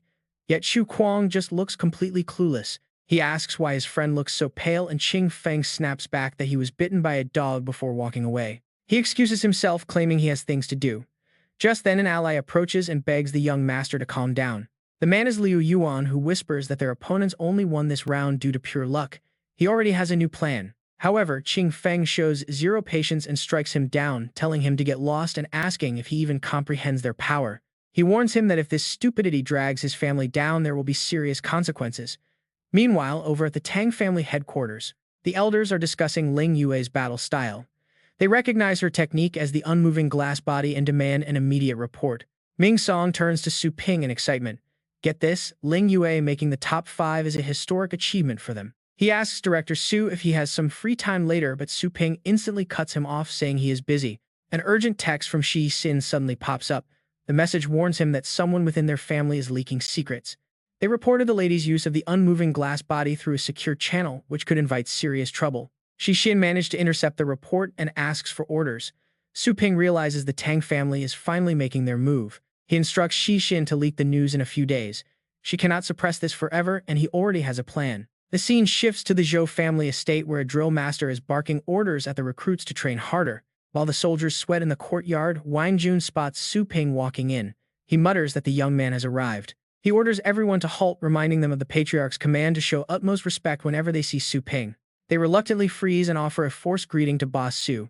Sensing their obvious resentment, Su Ping realizes something. Even though their patriarch swore loyalty out of pure self-interest, these soldiers clearly only respect him on the surface. Their loyalty is practically non-existent, which means he needs to whip them into shape. So Su Ping speaks up directly. He tells them they do not have to greet him if they hate it, and simply asks to see the patriarch. Wang Jun summons a nearby guide and orders him to escort Su Ping to the patriarch. The guide obeys immediately. Soon Su Ping is offered a warm cup of tea as the two sit down.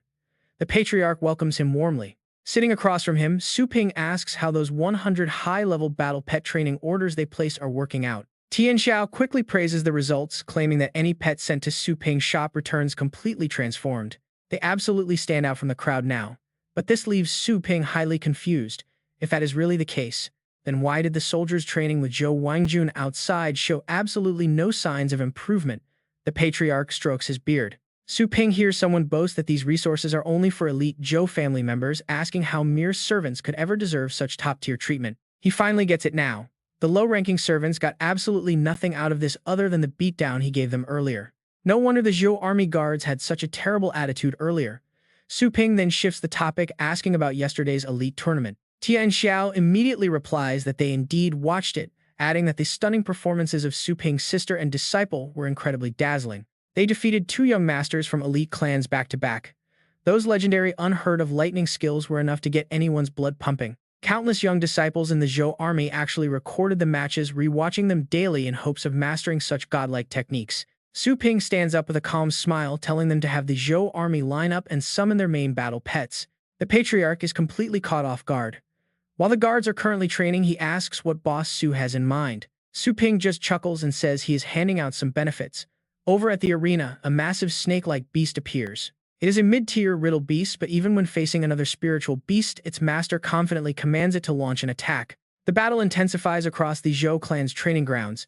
The Riddle Beast collides with a burst of fierce flames forced to defend. It conjures a defensive barrier as its tail glows green. Onlookers immediately start sucking up praising the pet's performance. They cheer as the seven-layered green light shines, proving the flame beast has finally reached the 7th rank.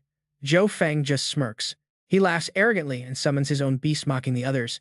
7th rank is nothing, he brags, telling them to watch him. A magnificent thundercloud beast materializes beside him, crackling with dark lightning. Instantly, a massive surge of energy explodes forward. The blast slams violently into the Riddle Beast's barrier, forcing its tail's glow to change from green to a bright orange. The crowd gasps in sheer amazement. An 8-layered orange glow means it boasts high-tier 8th rank power, which is incredibly strong. Just last month, it was only a low-tier 8th rank beast that nearly blew up the target, making this rapid leveling speed absolutely insane. Zhou Feng smirks, highly proud of his superior strength. As a high-ranking heir of the Zhou family, even the army leaders respect him. Having a high-tier 8th rank battle pet at his young age means he will easily become a family guardian in just a few years.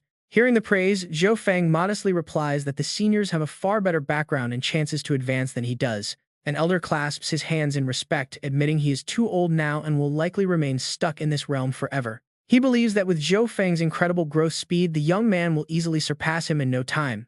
Zhou Feng is thrilled. His ego soars to the heavens, quietly thanking the training service of that pixie pet store for making this process so ridiculously easy. He laughs, telling the elder that it is good he has some self-awareness and that he should probably just retire early now. Suddenly, a cold voice cuts through the air, mocking him for only visiting the pet shop a couple of times to train. Su Ping steps forward, asking if climbing a few minor ranks is really something to brag about. Everyone freezes as he speaks. Standing right behind Su Ping is Elder Tian Xiao, who orders the entire Zhou army to line up and present their main battle pets. The soldiers shout in unison, immediately summoning their spiritual beasts. A massive array of diverse creatures begins to appear on the field. The elder asks proudly if the aura of their Zhou army is impressive. Su Ping merely hums, observing the massive beasts before him. They all look fierce, but Su Ping secretly sighs, wondering if these beasts just have terrible luck or extremely low comprehension talent. He cannot find a single beast with high potential. Deciding to scan the rest, he suddenly locks his gaze on a peculiar creature. Stepping forward, Su Ping kneels down to carefully inspect the pet. He identifies it as an ancient vine beast with unique traits. He notes that it is a rank 7 plant type specializing in healing, which might lack offensive power as a main battle pet. The owner eagerly agrees, explaining he wants to train it as a hybrid pet that can fight on the front lines and heal. It would protect allies while holding its own. Seeing his pet finally get some attention, the young trainer speaks up with excitement. Zhou Feng scoffs, arrogantly mocking the plant beast for being useless in combat compared to pure offensive or dedicated healing pets.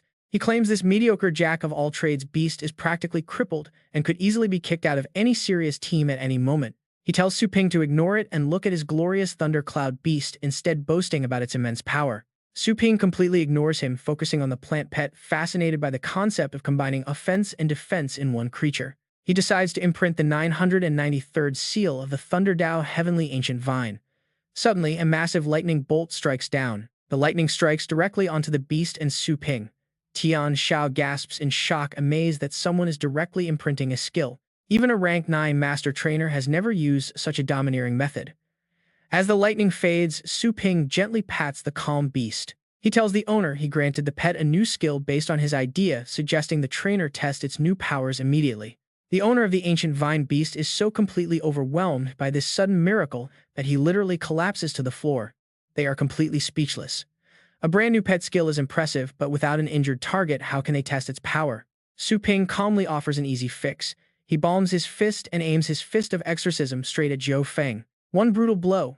He ignores Zhou Feng, screaming in absolute agony over his newly severed arm. Now they are ready. With an injured target prepped, the young tamer immediately orders his ancient vine beast to unleash its magic. He commands the beast to use its 1000-year vine dragon skill, sending a massive draconic. Zhou Feng panics. He screams that this is just trying to destroy the evidence, but the spiritual energy blasts through anyway. A blood-curdling scream echoes through the hall. Seeing his severed, deformed arm, he shrieks in pure terror over his lost limb. But out of nowhere, a bizarre little hand begins sprouting right from the open wound. Surprisingly, it does not even hurt. Absolute disbelief. Even Elder Tian Xiao cannot trust his eyes as a severed arm literally regenerates in seconds. Wang Jun and the others stare in shock. Regeneration like this is supposed to be restricted to peak rank 8 healing. The energy does not dissipate. It targets the testing statue next, completely shattering the massive stone figure with one hit. The target is completely destroyed. Everyone is struck with absolute disbelief as the attack power also reaches peak rank 8. A dual-purpose skill that heals and attacks simultaneously actually exists, and Su Ping handed it over like it was nothing. Combat power skyrocketed. With a mere flick of a finger, the pet leaps multiple minor realms. The young tamer celebrates. He wonders how his pet became this monstrously strong while nearby Su Ping just smiles quietly to himself. The job is not fully done. He intentionally leaves the arms slightly incomplete before reminding them of the beast's potential. He advises that with more practice, the ancient vine beast will grow stronger. The entire room falls dead silent. Deep calculation begins. Teaching such a legendary broken skill on a whim shows insane generosity. They definitely want in on this. They bitterly regret doubting him. Can they still make amends, or is Su Ping the type of guy to hold a grudge? No more hesitation. Every single contestant drops to their knees in unison, shouting their loyalty at the top of their lungs. The entire Zhou Wang military swears to follow Boss Su to the death. Su Ping remains completely unbothered by their dramatic oaths. He accepts their pledge with a nod. But in his mind, he knows simple loyalty alone will not protect them. He tells them to drop by his shop for a training discount so they can boost their combat power immediately. Elder Qiang Xiao frowns deeply. Is Su Ping trying to completely hijack his entire military defense force right under his nose? A tense silence falls. He asks if there is really a need to rush things. Su Ping gazes into the distance. He calmly warns clan head Zhu that the winds of change are blowing and Longjiang will never be the same. Suddenly, his watch buzzes. A loyal informant sends an urgent warning about the true goal of the upcoming competition. They want Yan Bingyue to secure the local championship while the Mu and Tang clans plot to destroy Su Ping. Watch your back. Meanwhile, tens of thousands of hyped fans pack the massive arena to its absolute limits. The host hypes up the crowd, announcing that the grand finale of the Longjiang Elite League has officially kicked off. A global ticket is on the line. Today, they will crown the ultimate champion to represent their base city. Suddenly, whispering spreads. Fans point toward the sky, urging everyone around them to look up at the high tower. High above the arena on a balcony overlooking the entire battlefield, 6 powerful figures sit quietly in 7 grand chairs. An elite lineup. One glance tells the crowd they are VIPs, leaving everyone wondering who the empty chair is for. Sitting on the left is Tang Jian, the Tang family's regional branch head. He looks completely annoyed to be there.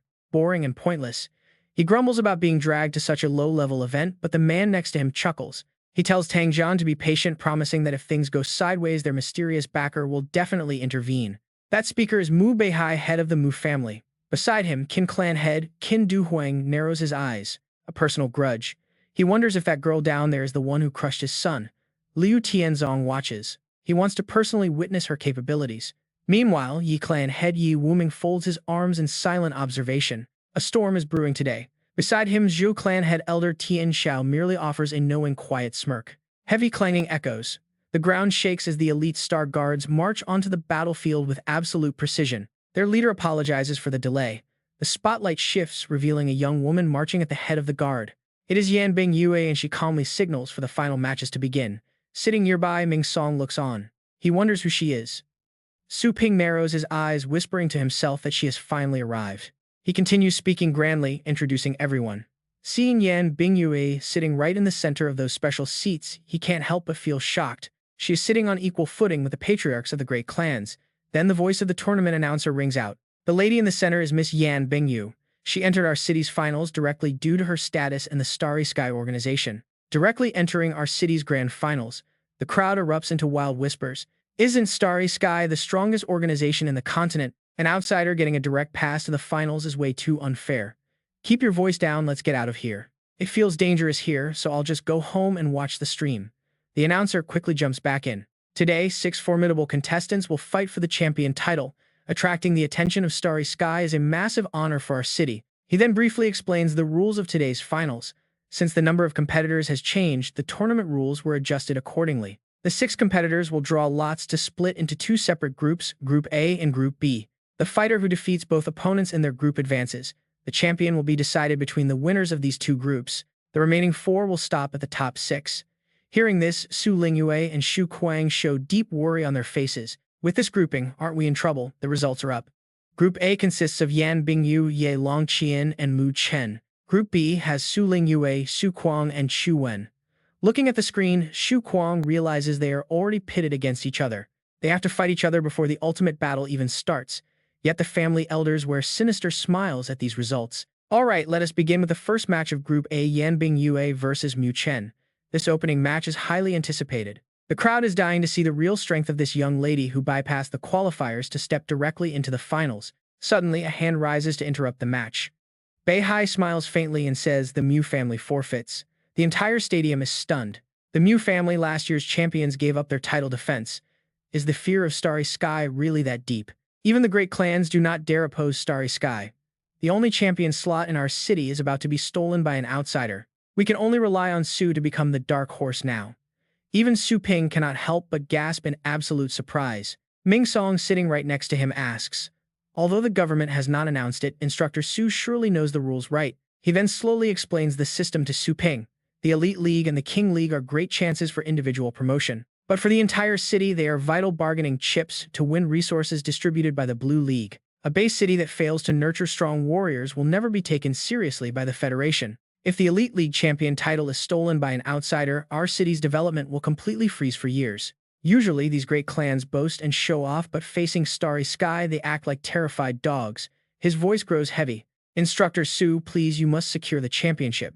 Hearing this, Su Ping falls into deep, silent contemplation. He turns his gaze back to the arena. Since the Mu family surrendered, Yan Bingyu naturally wins the first match. In the second match, she is set to fight Ye Longqian. Watching this, Wu Ming finally realizes what is happening. Those old foxes from the Mu family plan to use Starry Sky to eliminate Su. Our Ye family is also part of this scheme. Though the price is quite heavy, as long as we stop it in time and secure victories later, it is acceptable. Wu Ming raises his hand to forfeit next. Unbelievably, two massive clans have now surrendered back-to-back. Miss Yan advances directly to the finals. He then turns to whisper to the patriarch sitting right next to him. Old Chu, let me give you some advice. If you still want to stay in Longjiang, have your young master injure Su Lingyue. Moving on to Group B, the very first match is between Su Lingyue and Chu Wen. Let's see what happens next.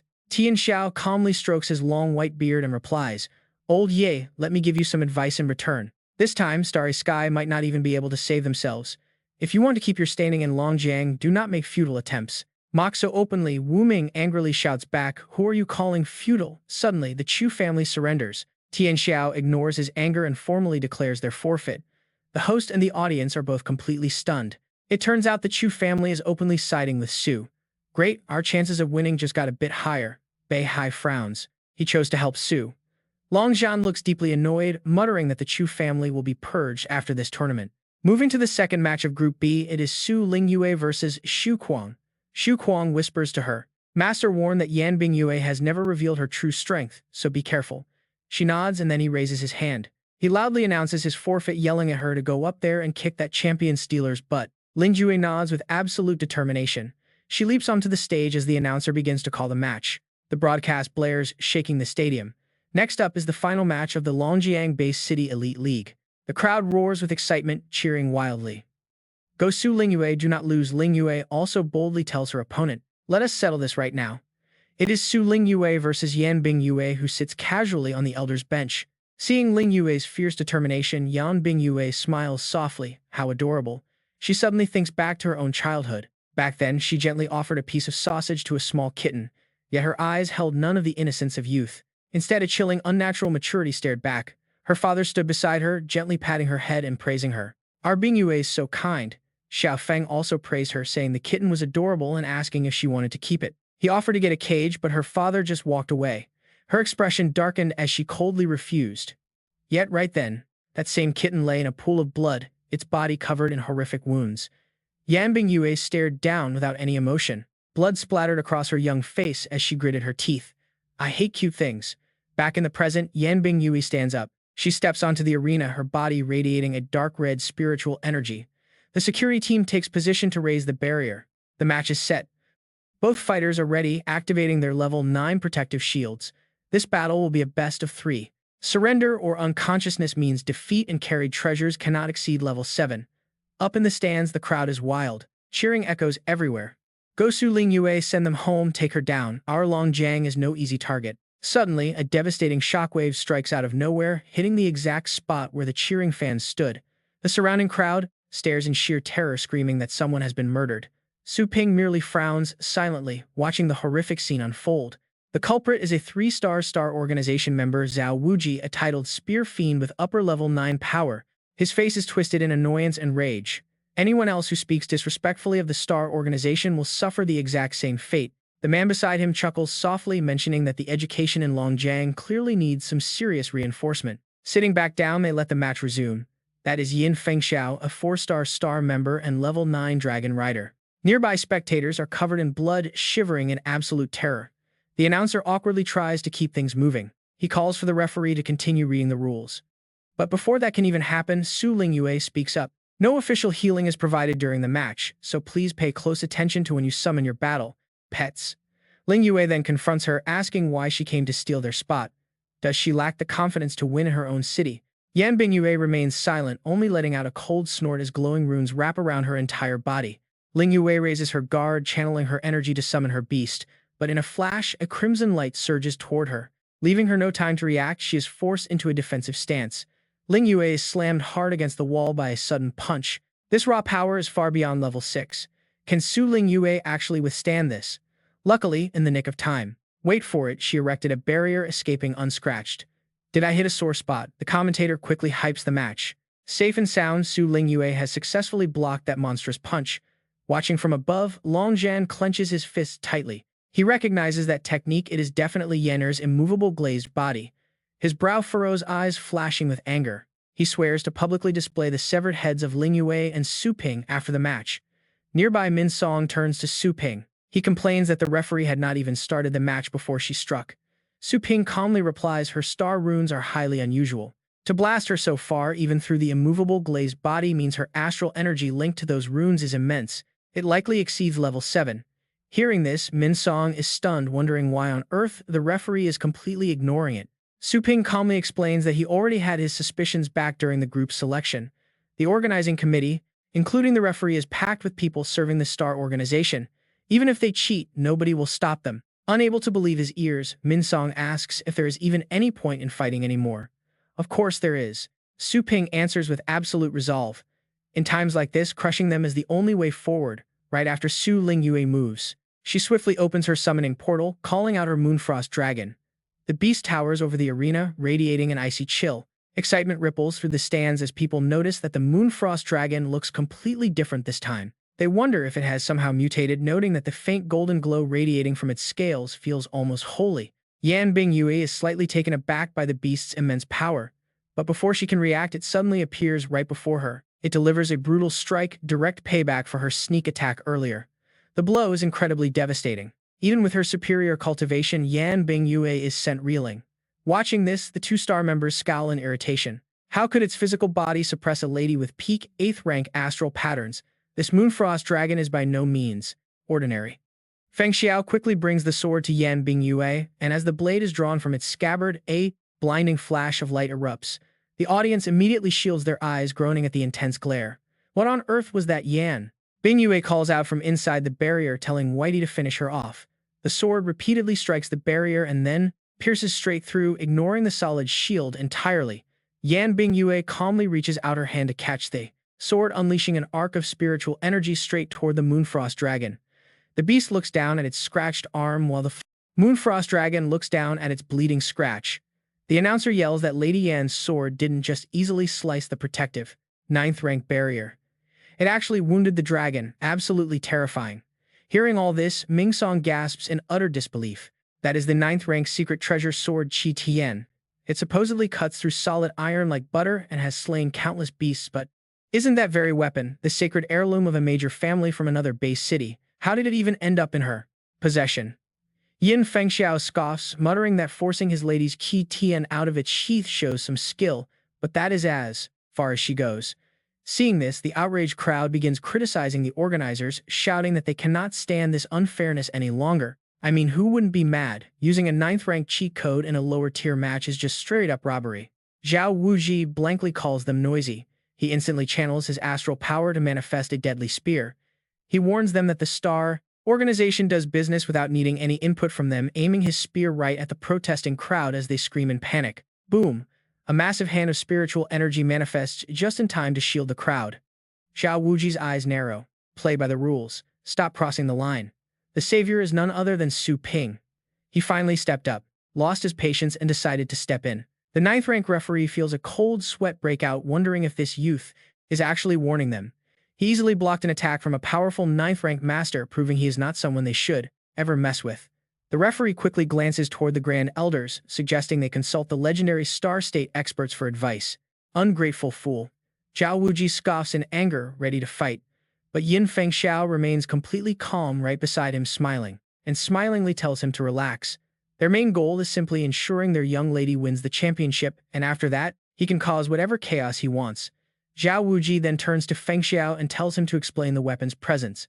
Fengxiao steps up, explaining that the sword Qi Tian has undergone soul enlightenment and signed a contract, technically making it an astral pet. The referees look at one another, admitting there is a precedent where top-tier pet masters grant awareness to weapons. Since Lady Yan's sword meets all the criteria of a battle pet, it is not bound by standard equipment tier restrictions. The match resumes, and the hosts can only marvel at the immense resources of the strongest organization in the continent. Having top-tier battle pet masters working under them proves how powerful they really are. But the crowd is still furious. They whisper among themselves, complaining that treating a sword as a pet is a total joke and blatant cheating. Fighting against such a legendary weapon will be a nightmare. Ignoring their complaints, Yan Bingyue fuses with her sword spirit, as her astral power begins to skyrocket to terrifying new heights. Now she is ready to summon her full force. Cracks rip open in the space behind her, revealing glowing savage eyes as she summons three massive pets at once. First is a mid-9th rank morning snail beast, followed by a mid-9th rank evil eye deity. Both possess peak battle power. Finally, she summons a high 9th rank Shura demon dragon, an elite beast ranked second on the legendary dragon charts. Honestly, you can feel the insane tension through the screen as the ultimate showdown finally begins. The terrifying pressure bears down on Su Lingyue, who calmly reaches up to touch the necklace around her neck. Time to go. Pulling her neck seal, Su Lingyue's appearance undergoes a terrifying mutation, sclera turning black. Her sclera turns pitch black with glowing green dragon pupils, and horns sprout as the Shura demon dragon charges up a dark energy blast. The Moonfrost dragon counters, instantly breathing out a massive wave of absolute zero frost magic. Both beasts clash fiercely. The morning snail and evil eye also charge forward together, but Su Lingyue shows absolutely no fear, showing only pure contempt for their opening. Without hesitation, she unleashes her lunar claws strike on the two mid-9th rank beasts, making them shriek in agony. That is the exclusive fusion technique of the Mu family, completely synchronizing their minds. She quickly follows up with the Wind God Thunder Pierce arrow, manifesting 4 phantoms aiming directly at her targets. She knows that breaking one finger is better than scratching 5. Su Lingyue is clearly going all out with her ultimate move, firing lightning-fast arrows. But a sudden red light crashes down from above, completely shattering her attack. Lingyue's arrow gets blocked, surprising even herself, while the announcer screams in absolute shock at her ultimate move being stopped. The silent Bingyue finally speaks up, explaining that this lightning arrow has a bizarre attribute that ignores typical defensive skills. The more energy the opponent channels into defense, the weaker their guard actually gets against this highly unusual projectile. Since Lingyue had already revealed it in a previous match, Bingyue knew exactly how to use a counter-offensive to destroy the arrow. Flaunting a murderous glare, Bingyue sneers that surprise attacks only work once and she should not expect to get lucky again. With those words, Bingyue and her demon beast launch themselves forward, initiating a fierce direct assault right at her. Miss Yan attacks relentlessly, but Lingyue remains highly alert after that early hit and manages to block the strike just in time. Amazingly, Su Lingyue is holding her own against Miss Yan while their massive battle pets clash in a brutal melee below. Both sides are evenly matched, but Bingyue swings her sword down with deadly force, which Lingyue barely manages to dodge. Unfazed by her opponent's grunt of frustration, Lingyue keeps her distance as the intense close-quarters combat continues on stage. Su Lingyue is steadily forced back by the sword, widening the gap between her and her trusted battle pet. If this continues, the powerful resonance between them will be completely severed, rendering her combo attacks entirely useless. Driven to the edge by Miss Yan's relentless pressure, she is forced to focus entirely on dodging while searching for an opening. An idea flashes in Lingyue's mind, especially since her silver-winged dragon is currently overwhelmed by enemies on all sides. Without a moment of hesitation, she unleashes the Tier 8 skill Divine Wing Slash, illuminating the entire arena. Golden beams of light erupt, engulfing both their battle pets in a dazzling display that leaves the crowd utterly speechless. This brand new pet skill delivers a devastating blow, heavily damaging 3 Tier 9 battle pets in a single strike. Is this the end of the match? Watching from the sidelines, Wu Ji only smirks, confident in the young lady's victory. Her pets are on a completely different level compared to the trash she fought before, and Bingyue's eyes glow with bloodlust. Suddenly, her three demon beasts lose control, growling ferociously as they charge toward the silver-winged dragon with insane brutality. She is completely ignoring her pets' lives just to crush the silver-winged dragon, causing Ling Yue to panic slightly. Realizing the match is being decided right now, she immediately summons another companion to turn the tide. Now get ready because she calls out Snowball to defend, knowing that holding the line is her only path to victory. Clashing once again, she unleashes the Fire Dragon Tempest, throwing both sides into a heated tactical battle. But Bingyu coldly warns her that she already saw right through this strategy. The Phantom Beast is merely an illusion. It will not deal any damage to her, leaving Lin Yue's eyes wide in absolute shock at being completely red. The real Phantom Beast was likely sneaking behind for a surprise attack, but she has walked straight into a trap. Snowball is currently trapped inside a magic array with no escape as Bingyu whispers that she is returning the favor. Instantly, the binding threads choke her pet, forcing Ling Yue to scream out for Snowball in pure desperation. Watching her opponent's agony with sadistic satisfaction, Bing Yue sneers that she finally gets to see that beautiful look of despair. Now there is no one left to save her as Bing Yue's crimson figure suddenly vanishes without a single trace. Appearing right next to Ling Yue, she swings her sword down, but the girl's constant vigilance allows her to barely evade. The announcer screams that it was a teleport, praising her insane speed, and questioning if Su Ling Yue can survive this. A massive explosion rocks the arena, kicking up thick dust, as Ling Yue is forced to deploy a defensive skill to survive. Down to the absolute minimum. The announcer notes that her Frost Guardian goddess once blocked a fatal blow from the bloody demon. That's absolutely right. Ling Yue grits her teeth in frustration. Being separated like this is extremely bad. She stares ahead, her tension rising as she faces Bing Yue's strength. Only Xiao Bai can stand a chance against her now. Suddenly, Ling Yue's battle pet lets out a deafening roar that shakes the arena. It charges forward to tear into the enemy, buying precious time for its master. She can't let this golden opportunity slip away. Of her two battle pets, one has already been taken down by Bing Yue. But hearing its master's resolve, the silver-boned Star Moon Dragon turns back, ignoring its opponent. The Windstorm Thunder Arrow charges ahead with it, hurling straight at Bing Yue. Glancing back at Ling Yue, Bing Yue uses a flash step to teleport right behind her in an instant. She tells her rival that although the Frost Guardian Goddess is solid as a fortress, each Windstorm Thunder Arrow can pierce through any defense. Her voice is dripping with sheer contempt. Talk about a complete taste of your own medicine. Well, how's that feel? Seeing its master suddenly held hostage, the silver-boned Star Moon Dragon hesitates. The other beast sees this perfect moment to strike, lunging and tearing at its flesh. The announcer gasps as Lady Yan's battle pet sinks its teeth into the silver dragon's neck. Cornered and surrounded, the Moonfrost Dragon has no choice but to unleash its ice-sealing technique. Yan Bing Yue leaps forward with her sword, unleashing a lethal strike that slashes right through Ling Yue's battle pet. The beast roars in agony, its cry echoing across the arena as its powerful thunder attack dissolves into nothing. Ling Yue screams in absolute helplessness. Suddenly, a mass of slimy tentacles shoots out from the white beast, targeting her directly. She tries to yell her surrender, but the tentacles muzzle her shut. The host announces Ling Yue's pets are down. With her pets heavily injured and her body completely restrained, everyone wonders if this is the end for her. The referee ignores her plight and looks up at the VIP seats, where Zhao Wuji signals them to hold back. Taking the cue, the security team declares that since she has not officially surrendered, the match must go on. The crowd goes wild with anger, shouting that she obviously tried to surrender but was forcefully gagged by them. They call out the dirty play, but Zhao Wuji just stands there with his arms crossed, showing no remorse. He arrogantly asks what is wrong with bullying, claiming the strong must humiliate the weak to keep fools in line. He asks his young mistress to begin the punishment. Ling Yue can only tremble, bound and gagged by the tentacles. In the stands, terrified spectators look away in horror, wondering how they can commit such cruelty in broad daylight. Even the family heads whisper among themselves that the Star Organization is pushing things way too far this time, but anyone who challenges them will hit a brick wall. Up above, Su Ping watches silently with an unreadable expression.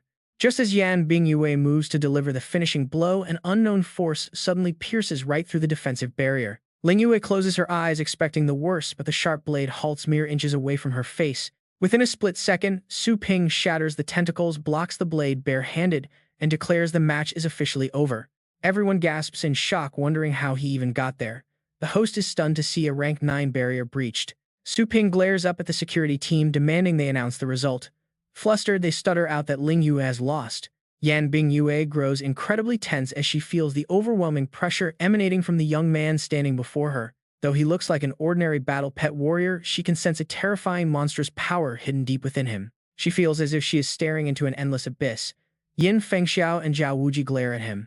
They glare at the uninvited guest, recognizing Su Ping as the mysterious owner behind the famous Pixie Pet Store. They snap that while his presence is impressive, he has illegally interfered with the match and injured their mistress's pet.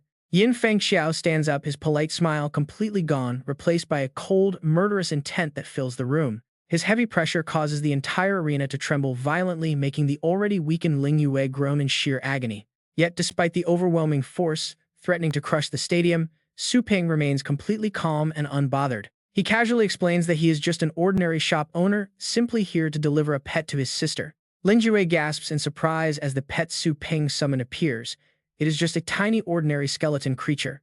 Frowning Zhao Wuji snaps that interrupting the referee was bad enough, but bringing in a new pet is outright cheating. His furious voice echoes across the arena, warning them not to think they will just sit back and watch. The three powerful figures loom menacingly over the stage, but Su Ping merely responds with a cold, calm look. He calmly explains his shop offers pet rentals, and this skeleton was officially rented to Ling Yue before the match started. He was just delivering it. Quietly, Su Ping hands her a glowing talisman with a cold, determined stare. He asks if their team did not do the exact same thing while Ling Yue tightly grasps the glowing charm. Zhao Wuji growls at the absurd excuse, but Yin Fengxiao remains calm, demanding an explanation for their injured pet. Su Ping simply points at the opponent's exhausted beasts, suggesting that since they can no longer fight, they should withdraw. His expression suddenly turns dark as he challenges them to summon their backup pets, saying he does not mind the numbers. He wants to make sure they are thoroughly defeated. In the VIP seats, the elders tense up at his audacity. They wonder if this kid has lost his mind, attempting to challenge the elite pets of the Star Organization single-handedly. They mock his arrogance, thinking a tiny victory has made him forget his place. They believe he is doomed. Scoffing at Su Ping, warning they laugh off his threats as mere empty bluster from a dead man walking. Suddenly, the two powerhouses summon a massive swarm of formidable battle beasts, sending a wave of panic through the crowd. The atmosphere turns terrifyingly heavy as monstrous creatures pour out of spatial rifts, ready to tear everything apart. Each creature carries a fierce, menacing aura, leaving the spectators gasping as they easily shatter the defensive shields. Could every single one of them possess combat power nearing the peak of the 9th rank? They glare at Su Ping like he's nothing but easy prey. It feels like the entire nature of this competition has shifted, turning into a blatant display of raw power. Bing Yu expresses her gratitude, thanking Uncle Yin and Uncle Zhao for stepping in. She promises to meet their expectations, vowing to spill the thief's blood and grind his bones to dust. Seeing this unfold, Ling Yue feels pretty anxious. How could there be 5 battle pets that are all stronger than the Asura demonic dragon? Su Ping is completely unfazed. He says this is what makes it a real fight, telling her to sign the temporary contract with Little Skeleton. Hearing this, she is utterly bewildered. The gap between her and Little Skeleton is massive, and forcing a bond might cause serious backlash. But then the Little Skeleton suddenly kneels. Su Ping does not explain much, telling her to trust him as the creature gently helps Ling Yue up. Her eyes suddenly light up with newfound confidence. Ling Yue holds its tiny hand, which is covered in battle scars. She can feel that even though the little skeleton's hand lacks any warmth, it does not feel cold either. Soon, Ling Yue enters a completely different mental space. She finds the conscious minds of her silver-boned star moon dragon and phantom flame beast. They are incredibly weak, but at least they are still alive. She vows to heal them when she gets the chance. But looking into the quiet void, she wonders why she cannot see the little skeleton's consciousness. Suddenly, the little skeleton manifests in a massive, towering form. Ling Yue looks back in awe, realizing this is the true battle pet fighting by her brother's side. She realizes the sheer terrifying scale of the little skeleton's power. The announcer then raises his voice to address the crowd. He announces the start of the second final match. If Su Lingyou loses this round, Miss Yan will claim the city championship title immediately. Even with everything on the line, Ling Yue remains anxious, knowing that every single one of Yan Bingyui's battle pets is an absolute powerhouse. Staring down such formidable opponents, Ling Yue's anxiety grows. She quietly wonders if they really stand any chance of winning against them. But Su Ping reassures her, telling her not to worry. All she needs to do is give the order and the little skeleton will handle the rest. The signal to begin the match echoes through the arena. Bing Yue cannot wait any longer, ordering her pets to charge and tear them apart. At her command, the horde of beasts unleashes a relentless barrage of attacks. Driven by her brother's encouragement, Ling Yue gets ready to fight. She calls out to the little skeleton, placing all her trust in it. It might look small, but its power is anything but tiny. It executes a devastating undead flash, instantly piercing right through an opponent's skull, sending broken fangs flying everywhere. Clutching its short blade with a cold, piercing gaze, it delivers a flawless surgical strike that cleanly separates the target's head from its neck. Bingju's brow furrows as panic sets in. It is simply too fast for her to track. On the sidelines, Fang and Wuji watch in absolute disbelief. A battle pet nearing the peak of the ninth rank was just decapitated in a single strike. Furious at their teammate's death, the remaining beasts swarm. They launch a coordinated assault, swinging their weapons at the little skeleton. But with one lightning-fast, spectacular slash, the skeleton cleanly disarms them all. Red lightning crackles in the little skeleton's eyes, its resolve cold and unyielding. It prepares to unleash its ultimate technique, the Star Samsara Slash. They counter by activating a ninth-rank illusion skill, Eternal Purgatory. In response, the little skeleton begins drawing in a deep breath. It unleashes a terrifying roar, a soul-shaking shockwave that literally strips the flesh right off its opponents. The announcer goes absolutely wild. A ninth-rank battle pet was just obliterated by a single roar. Who or what on earth is this little skeleton? Bingyu stands frozen in sheer shock. Before she can even begin to formulate a counter-strategy, the little skeleton suddenly appears right behind her, sending cold sweat pouring down her face. Watching from the side, Feng and Wuji scream out in panic, begging it to stop. But despite her desperate, weak attempt to defend herself, the little skeleton easily shatters her sword and slashes her shoulder. Bingyu's eyes widen in pure terror as she realizes the danger she is in. In nature, there are two types of deadly threats. The first uses vibrant bright colors as an obvious warning to stay away. But the second, far more dangerous type completely hides its presence, blending seamlessly into the environment. Su Ping looks on, knowing she has finally realized. Bingyu anxiously glances around, but the little skeleton standing before her does not fit either of those categories. It is something else entirely. She cannot comprehend why she is unable to sense its movements, as if a pitch-black shadow has suddenly swallowed her whole, leaving her helpless. Moving with blinding speed despite its small frame, the little skeleton closes the distance in a flash. Before anyone can react, it appears right in front of Bingyu, taking her down with a single decisive strike. The force of the impact shatters her defenses, leaving her looking like cracked glass. Ling Yue watches the spectacle with wide eyes, completely captivated. She realizes that Yan Bingyu had a high-level protective treasure active. The same opponent who had driven her beloved white dragon to the absolute brink now stands entirely powerless.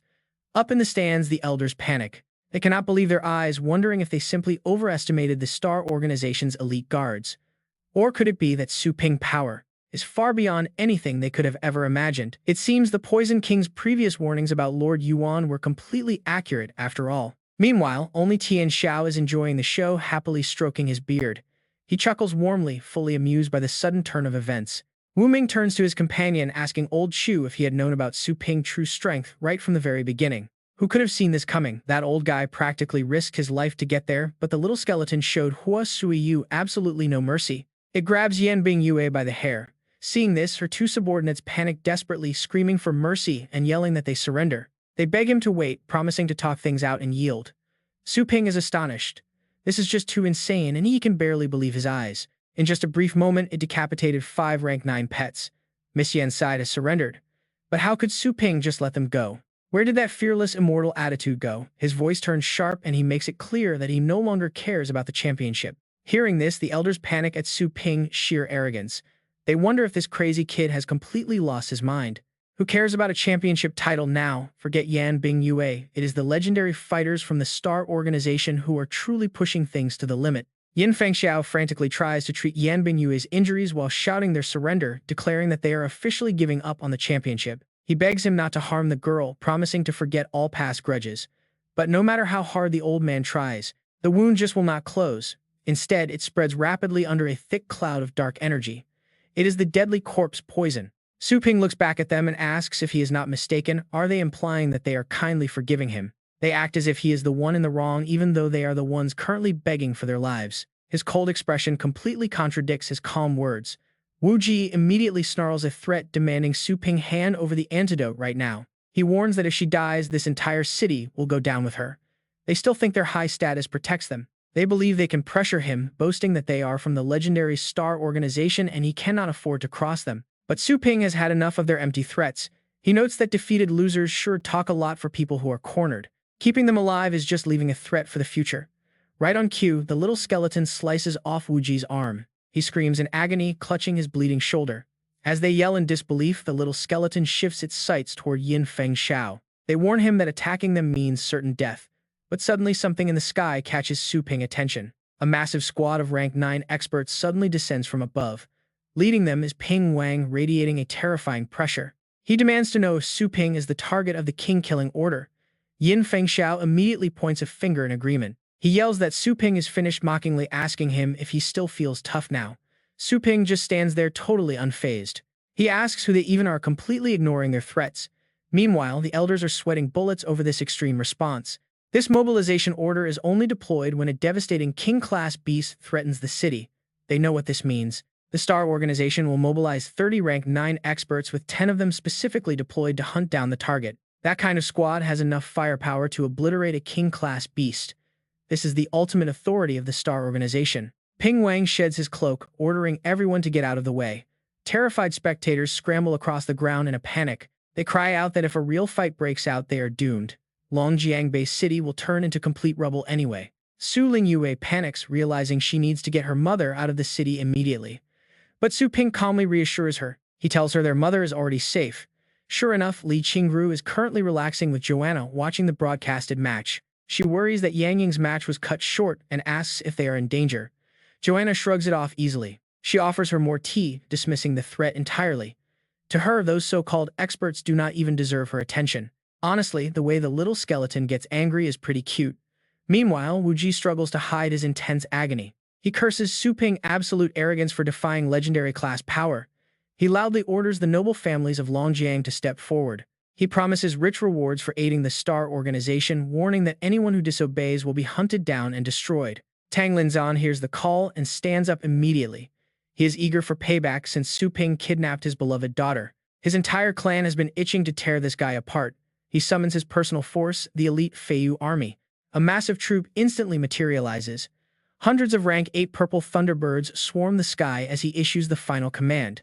They are ordered to help capture Su Ping. The army moves out instantly, raining a barrage of glowing arrows from above. The heavy bombardment tears through the massive roof.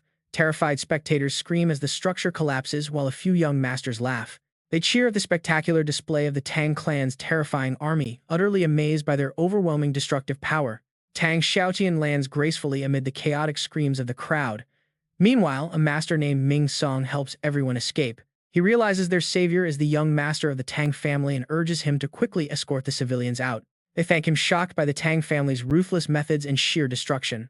Above them, Tang Linzan floats in the sky. He warns Su Ping that he is completely surrounded by the Feiyu army and orders him to surrender. Yin Fengxiao watches closely. As for the rest of the family heads, what is your stance? Tang Huang used neutrality to deceive everyone, and even keeping to oneself is seen as rebelling against the starry sky. Mu Xiaoqian quickly stands up. Of course he is choosing Su Ping's side, leaving the others to think. Meanwhile, the 4 remaining elders face a massive dilemma, completely torn between backing Su Ping or supporting the starry sky. Neither faction is a force they can afford to offend, and if they make the wrong move and side with the losers, the victors will surely eliminate them. This is no longer a small personal grudge, but a massive crisis concerning the survival of their entire clans. However, the recent display of power definitely shakes their resolve. The strength Su Ping just revealed easily suppresses 5 peak 9th rank battle pets, and though his power seems unfathomable, their enemy is the formidable Starry Sky, a legendary force that has wiped out countless Beast King threats across the base cities. With 40 elite fighters summoned by the King-slaying order, their actual combat power is at least 20 times greater. It is an undeniable fact. Besides, they previously tried to sabotage Su Ping, meaning they are already on hostile terms with him. Even if they changed sides to help Su Ping, now they would gain nothing, especially since the Starry Sky promised massive rewards. It is a clear-cut choice. The 4 family heads stand up together, having reached an immediate consensus on where to align. Down below, Qin Xiaodian calls out to his father. Hearing his son's familiar voice, Qin Duhuang looks down to find him. He quickly warns him, Xiaoqian, this place is far too dangerous. You need to get away right now. We are about to join forces with the Starry Sky to destroy Su Ping. But his son desperately pleads with him. Father, please change your mind, he begs. When asked why, Qin Xiaoqian explains that the Starry Sky does not care about their survival. Even if they win, they are just tools. But Du Huang replies, do you seriously want to side with Su Ping? This is no game. Xiaoqian stands firm, pleading with his father to look closely at how the Starry Sky demands more resources every year. Giving up 5 cities today and 10 tomorrow will never buy peace. Trying to please them only fuels their greed. But Qin Duhuang does not see it that way. The absolute authority of the King-slaying order is completely unstoppable to him. This is no time to act like a hero. Only those who have faced the Starry Sky directly understand how terrifying they really are. Yet with absolute determination in his eyes, Xiaoqian begs his father to trust his judgment just this once. It seems Xiao Qian is betting the entire family's future on the young shop owner. Maybe Su Ping can truly overthrow their rule. Overthrowing the starry sky, Qin Du Huang freezes in shock. Meanwhile, the other family heads look around whereas Qin Du Huang. Realizing the Qin family has abandoned them, Wu Ji scowls. He sneers that it is one thing for a brainless kid to talk foolishly, but has a seasoned clan leader lost his mind too? Yet Qin Du Huang calmly walks over to join Su Ping's side. Long Zhan scoffs at him, acting so impulsively at this age. Do not ruin my plans, old man. Qin Du Huang slowly removes his heavy outer coat, admitting that he is indeed old and worn down by endless family duties. That is why he stayed silent for so long about their tyranny. But they seem to have forgotten his title. His title is the Wrath God. In an instant, his hidden power erupts completely, shattering the incoming projectile attacks into dust. He declares he will never bow to anyone. The old veteran proves that years only make his combat power more terrifying, sending the elite Feiyu troops flying backward. Wu Ming and Liu Tianzong are utterly shocked at how domineering the old man still is. Despite keeping a low profile for years, the Wrath God has only grown stronger. Furious Long Zhan immediately commands his troops to regroup, shouting that no one escapes the elites of the Tang family. Not even the legendary Wrath God himself. Du Huang is ready to fight, but Su Ping steps in, telling the senior that there is no need to waste his energy. He orders the Zhou King army to advance. Suddenly, a massive discharge of lightning strikes, sending the Feiyu troops crashing down. Long Zhan looks back in utter disbelief at the sudden strike. The Zhou King army has arrived, charging forward with immense pressure. Xu Kuang leads the charge, surrounding the entire arena to block all escape routes. He smirks, thrilled that his moment has finally come. He asks Su Ping if his squad can take care of the annoying flies hovering in the sky. Long Zhan sneers, dismissing them as a useless, disorganized mob from the Zhou family who could never match his elite squad. But he has no idea that Su Ping has put these soldiers through hellish training to push their limits. Under Su Ping's guidance, their comprehension skyrocketed. He smirks, asking if Long Zhan forgot what his pet store actually does. Xu Kuang does not intend to leave a single survivor, immediately commanding his anti-aircraft squad to lock onto the targets. They unleash the Chain Lightning Blast, a high-ranking thunder technique that automatically jumps from one target to the next. It deals equal damage, chaining up to 12 enemies simultaneously, sending the elite Feiyu soldiers crashing down like flies. Tianzong and Wu Ming can't believe their eyes. This makes absolutely no sense. The Tang family dragged their defenses across several base cities, only to get crushed by the Zhou family, who were recently defeated by Su Ping. The Feiyu Legion cries out in panic. Spread out, do not bunch up, there is absolutely nowhere to hide. Our numbers are too small, but their lightning strikes are endless. Xu Kuang commands his forces exceptionally well, keeping the front line secure while the anti-air units keep firing. The enemies are just sitting ducks in the sky. Long Zhan is absolutely furious. Damn it, their famous Feiyu Legion is known for being stealthy, agile, yet this Zhou family army is using lightning skills that automatically seek out targets. How is the counter matchup this incredibly perfect? He grits his teeth and glares at Su Ping. Could this kid have known about his hidden Feiyu Legion before the battle even started? Damn it, if this keeps up, they will be completely wiped out before they can even scratch Su Ping. Their proud Feiyu Legion has never suffered such a humiliating loss. As the Feiyu Legion begins to retreat, Xu Kuang immediately notices their movement. They want to run, their morale is completely shattered. He yells to his men, wipe them out, do not leave a single feather behind, and save their eggs to hatch. Meanwhile, King Ping contacts the space weapon, ordering the hunter cannon to target 31 degrees north and longitude 120 degrees 16 minutes 24 seconds east. The spaceship in outer space instantly receives the signal. Fuel is fully charged and they prepare to fire. Even from such an insane distance, Su Ping can already feel a blinding beam of light tearing through the sky and plunging down to the earth. It is aimed directly at the Zhou family army. The pets and warriors desperately try to flee, but there is no escaping. Luckily, Xu Kuang quickly activates the defensive barrier just in time. His face turns completely pale as he stares at the massive object in the sky. What on earth is that? Qin Du Huang urgently screams for everyone to run. That is the Star Organization's ultimate weapon, a 10,000-ton heavy particle cannon. The smug elder thinks he made the right choice, sneering that there is no way they can escape the blue planet. Aligning with the Star Organization was definitely the right call. Wipe them out. Out in space, the warship prepares to fire again. The Zhou family army scatters in pure terror. They are completely finished this time. But then out of nowhere, a massive pair of wings spreads wide.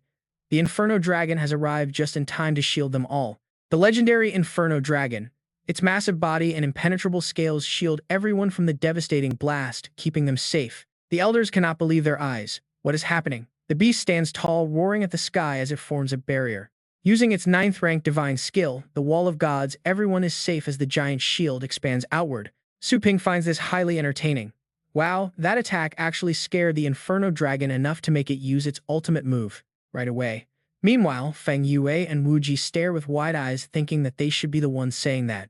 Usually, no matter how wild a ninth-rank beast is, they are turned to ash under the power of the Hunter Cannon. How could a battle pet actually withstand a direct hit like this? King Ping watches the whole thing with growing interest. He notes that the warm-up is over and Su Ping has highly impressed him. He thought he was just a lucky kid, but his actual strength is far deeper than it appears. Unleashing his full power, he commands the entire army to summon their pets. The soldiers immediately obey the command, and the elders quickly follow suit with their tails tucked between their legs. Countless summoning rifts tear open across the sky. Su Lingyue and Qin Shaotian watch in utter dread as hundreds of rifts from ninth-rank experts unleash an overwhelming pressure. The Star Organization is going completely all out, sending forth a massive swarm of bizarre, terrifying beasts. The Zhu family army is shaken to its core by this absolutely brutal, nightmarish sight. Is this the terrifying might of the Star Organization? King Ping leads the charge, telling Su Ping to show him his real strength. The entire army charges forward like an unstoppable wave of destruction. But despite the overwhelming numbers, Su Ping does not flinch. He recalls the little skeleton to his side, telling the others to keep an eye on Su Lingyue while he handles this. Qin Duhuang asks if he is really just going to step out and be right back. Su Ping reassures him not to worry. But they are facing a king-slaying threat here. How could it be that simple? Suddenly, Su Ping prepares his skill, the Chaotic Star Reincarnation Blade. The body of the little skeleton dissolves, merging directly with Su Ping. This stunning fusion leaves the soldiers completely speechless. Can a legendary warrior this young really pull off a true fusion? King Ping warns his forces not to let their guard down. With the Reincarnation Blade, our combined strength also reaches the legendary rank. This is the perfect moment to take him down. Seriously, Su Ping's new fused look is absolutely badass.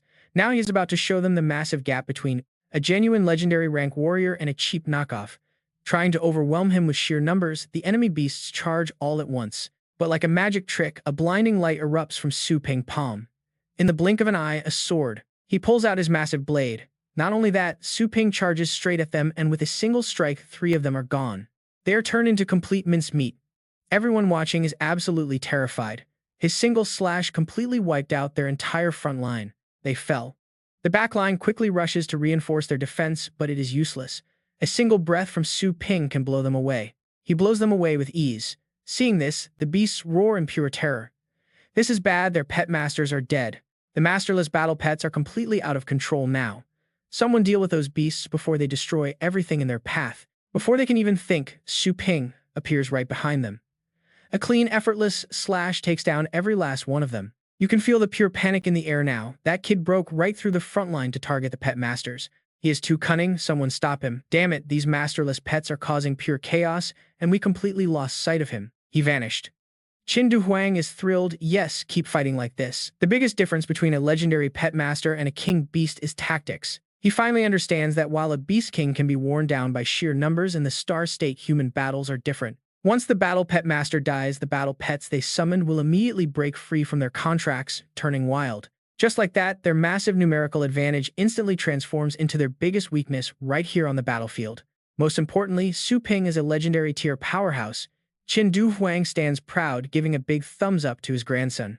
Qin Shaoqian, you did great. Although looking at the battlefield, the young master does not quite understand what just happened. Seeing they cannot touch Su Ping, the enemies quickly change their target. Damn it, his bones are too tough to chew. They target the weak ones first. What a bunch of absolute cowards who only bully the weak. Su Lingyue retreats in worry. This is bad. Those 9th rank experts are charging right at her. But before they can touch her, Qin Duhuang blows them away. He roars, get through us. First, you will not interfere with Su Ping. Meanwhile, Tian Xiao and Qin Shaoqian hold the line. Watch the flank, there are too many of them. Just then, the Inferno Dragon steps in, using its massive claws to crush them. He is completely stunned by its terrifying power.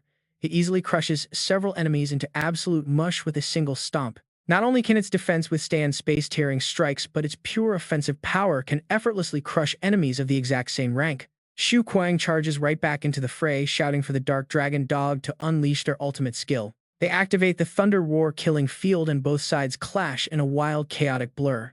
Combined with the Inferno Dragon, they slaughter everyone. The Elder finally realizes how foolish their choices were. In both quantity and quality, they are absolutely no match. It is bad enough that the young kid is legendary tier, but even his subordinates are completely broken and overpowered. This is totally unfair. Damn it, I almost want to defect. Meanwhile, the King of Arms refuses to back down, summoning his ultimate pet. He shouts, "This battlefield is your feast. Consume the blood, grow, and crush them." The demon pet begins to grow massive. Qin Duhuang and Qin Xiaoqian watch in utter shock as the beast swells, growing even larger than the Inferno Dragon. That monster absorbs power from nearby corpses. With so many dead 9th rank experts around, its power is skyrocketing to insane levels. Talk about a dark trump card. But Su Ping only sneers. No wonder you did not care about your army being decimated. You were waiting to pull this cheap trick. The King of Arms thinks he has won, laughing that it is too late now. But size means absolutely nothing to Su Ping. He smirks, claiming he has never feared anyone in a battle of scales. He leaps into the air, unleashing the Fist of Demon Suppression. Second form, a massive golden giant manifests right behind him. The King of Arms is utterly shocked by this technique. With one brutal punch, the giant rips his pet's arm clean off. Meanwhile, Xiao Feng heals Yan Bingyue and helps her wake up. He gasps, "My lady, the ultimate blood demon is defeated." Su Ping is still calmly shredding the giant beast to pieces. Realizing they are completely outmatched, Yan Bingyu panics. She urgently orders Xiao Feng to get her out of there. The King of Arms cannot win this fight, and they need to run. She tells him they must endure and bide their time. Once they gather enough power, they will return for absolute revenge. They swear to make Su Ping pay 1,000 times over, but as they turn to flee, they realize they are trapped. It will not open. Xiao Feng warns her that the defensive barrier behaves like an inescapable cage, locking them right inside. To their horror, Su Ping hears every single word. He smiles, confirming his divine wall of gods blocks everything. It seals off all sound and messages from escaping. Nobody on the outside can even see what is happening in here. None of you are getting out alive. He casually finishes off his giant opponent and turns his gaze toward the fleeing pair. Yin Fengxiao and Zhao Wuji scream a desperate warning to Yan Bingyue, but their cries are far too late. Yan Bingyue watches in absolute horror as a colossal shadow looms over them, falling straight toward their exact position. Orbiting the blue planet in space, the Star Organization's capital floats while the council room buzzes with chatter. Inside the High Council Hall, the leader and all councilors have gathered except for Soldier King Si Gange. Excellent.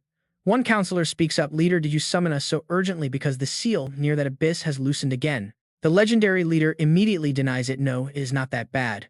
Dragon Knight and Grey Demon were escorting a rising star to Longjiang for training when someone far stronger tried to kill them, forcing them to send out an urgent distress signal." Another counselor scoffs, "Longjiang is just a tiny border city, so how could there be someone whom Dragon Knight and Grey Demon cannot beat?" The leader agrees, explaining that he approved the Soldier King command for Xie Gange to handle it. True nurturing. A qualified rising star takes massive resources, but it still shouldn't require summoning the entire council. Another member confidently agrees, saying there is absolutely no mistake with Xie Gange leading this operation. With Xie Gange's power, 39 veteran elites, and the Void Hunter array mobilized by the Kingslayer command, any enemy is easily suppressed. The legendary leader points at the screen, talking is easy, but you will understand once you see this. The footage on screen is absolutely blood-drenched and terrifying. Xie Gange and his elders have already been completely captured. Dead astral beasts are piled up into a giant mountain with a familiar calm figure sitting right on top of them. Seeing this horrifying scene, the counselors jump out of their seats. What Xie Gange was captured alive, and his entire army is practically wiped out. Who on earth did this? The culprit is named Su Ping. Zooming in on the screen, the leader points to a youth. This is the guy. His profile has been sent to everyone. One counselor pulls up his file. Su Ping, 18 years old, a postnatal awakened who displayed titled rank strength in Ye City. He runs an Astral Pet Store. But wait, achieving titled rank at such a young age, the leader shares their disbelief. Yes, I found it bizarre too, but when I tried to inspect him, some secret technique completely blocked my senses. They look at each other in complete confusion, meaning this kid is deliberately concealing his true power from us. The legendary leader goes quiet. "No, I suspect he has a legendary rank powerhouse backing him up." The others immediately object. "A legendary powerhouse is impossible. Why would one ever protect a tiny border city? Honestly, unless we were harvesting resources, I wouldn't even visit that place once, let alone guard it." But the leader reveals, according to my intel, Yuan Tianxin's right-hand man, Blade Supreme, is incredibly close to Su Ping. The kid even goes as far as boldly hanging a photo of himself with Blade Supreme right inside his pet shop. The counselors are stunned. Isn't Blade Supreme known as the absolute #1 warrior below the legendary rank? Exactly. If they weren't close, using his name to make money would get the kid killed overnight. That makes absolute sense. This strongly implies a deep, unusual connection between Yuan Tianxin and Su Ping. If we assume Yuan Tianxian is indeed backing him, there is still a far more pressing issue at hand. Leader, now that Xie Gange has fallen into Su Ping's hands, should we mobilize an army from elsewhere? The leader objects, there is no need. Even if our star organization's force lost, we still hold massive political weight. With our connections in the Kingslayer command, we can negotiate a balance with legendaries like Yuan Tianxian. Infighting among legendary ranks only benefits rival continents, which is a massive taboo we must avoid. Surely Yuan Tianxian understands this, which is why Xie Gange is still alive as a bargaining chip. The leader deeply considers this. Since our own rising star caused the trouble, first dragging this out is risky. If the government intervenes, the humiliation would be unbearable. We cannot ruin our reputation over a petty junior. He orders a media blackout, declaring that a beast tide struck during the tournament, and we stepped in to save them. We will announce that despite our timely rescue, some officials and civilians unfortunately perished in the chaos. The counselors immediately comply, understood, but should we apologize to Yuan Tianxian or Su Ping to get Xie Gange back? The leaders scoff in annoyance, apologize. They wiped out an entire main force which has completely crossed the line. Why should we act so pathetic? I will handle this personally. Our star organization remains the supreme power in this region. Let alone Su Ping, even Yuan Tianxian must give us face.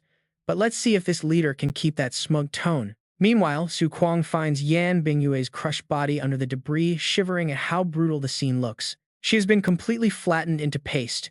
He reports to his master that no other survivors were found nearby. Su Ping spots the incoming spaceships of their new guests, time to welcome them. Su Kuang immediately prepares to surround them. The orders are instantly carried out. The majestic legend steps down, warning the ignorant juniors to back off before a true powerhouse. Stroking his long white beard, he calmly states he is here to negotiate. Seeing this, Legend King Ping and several elders rejoice immediately. They yell that the council chief from the starry sky has arrived to save them, but Su Ping only casts a cold glance. Tian Xiao and Du Huang instantly use their astral energy to seal their throats, silencing the talkative fools once and for all.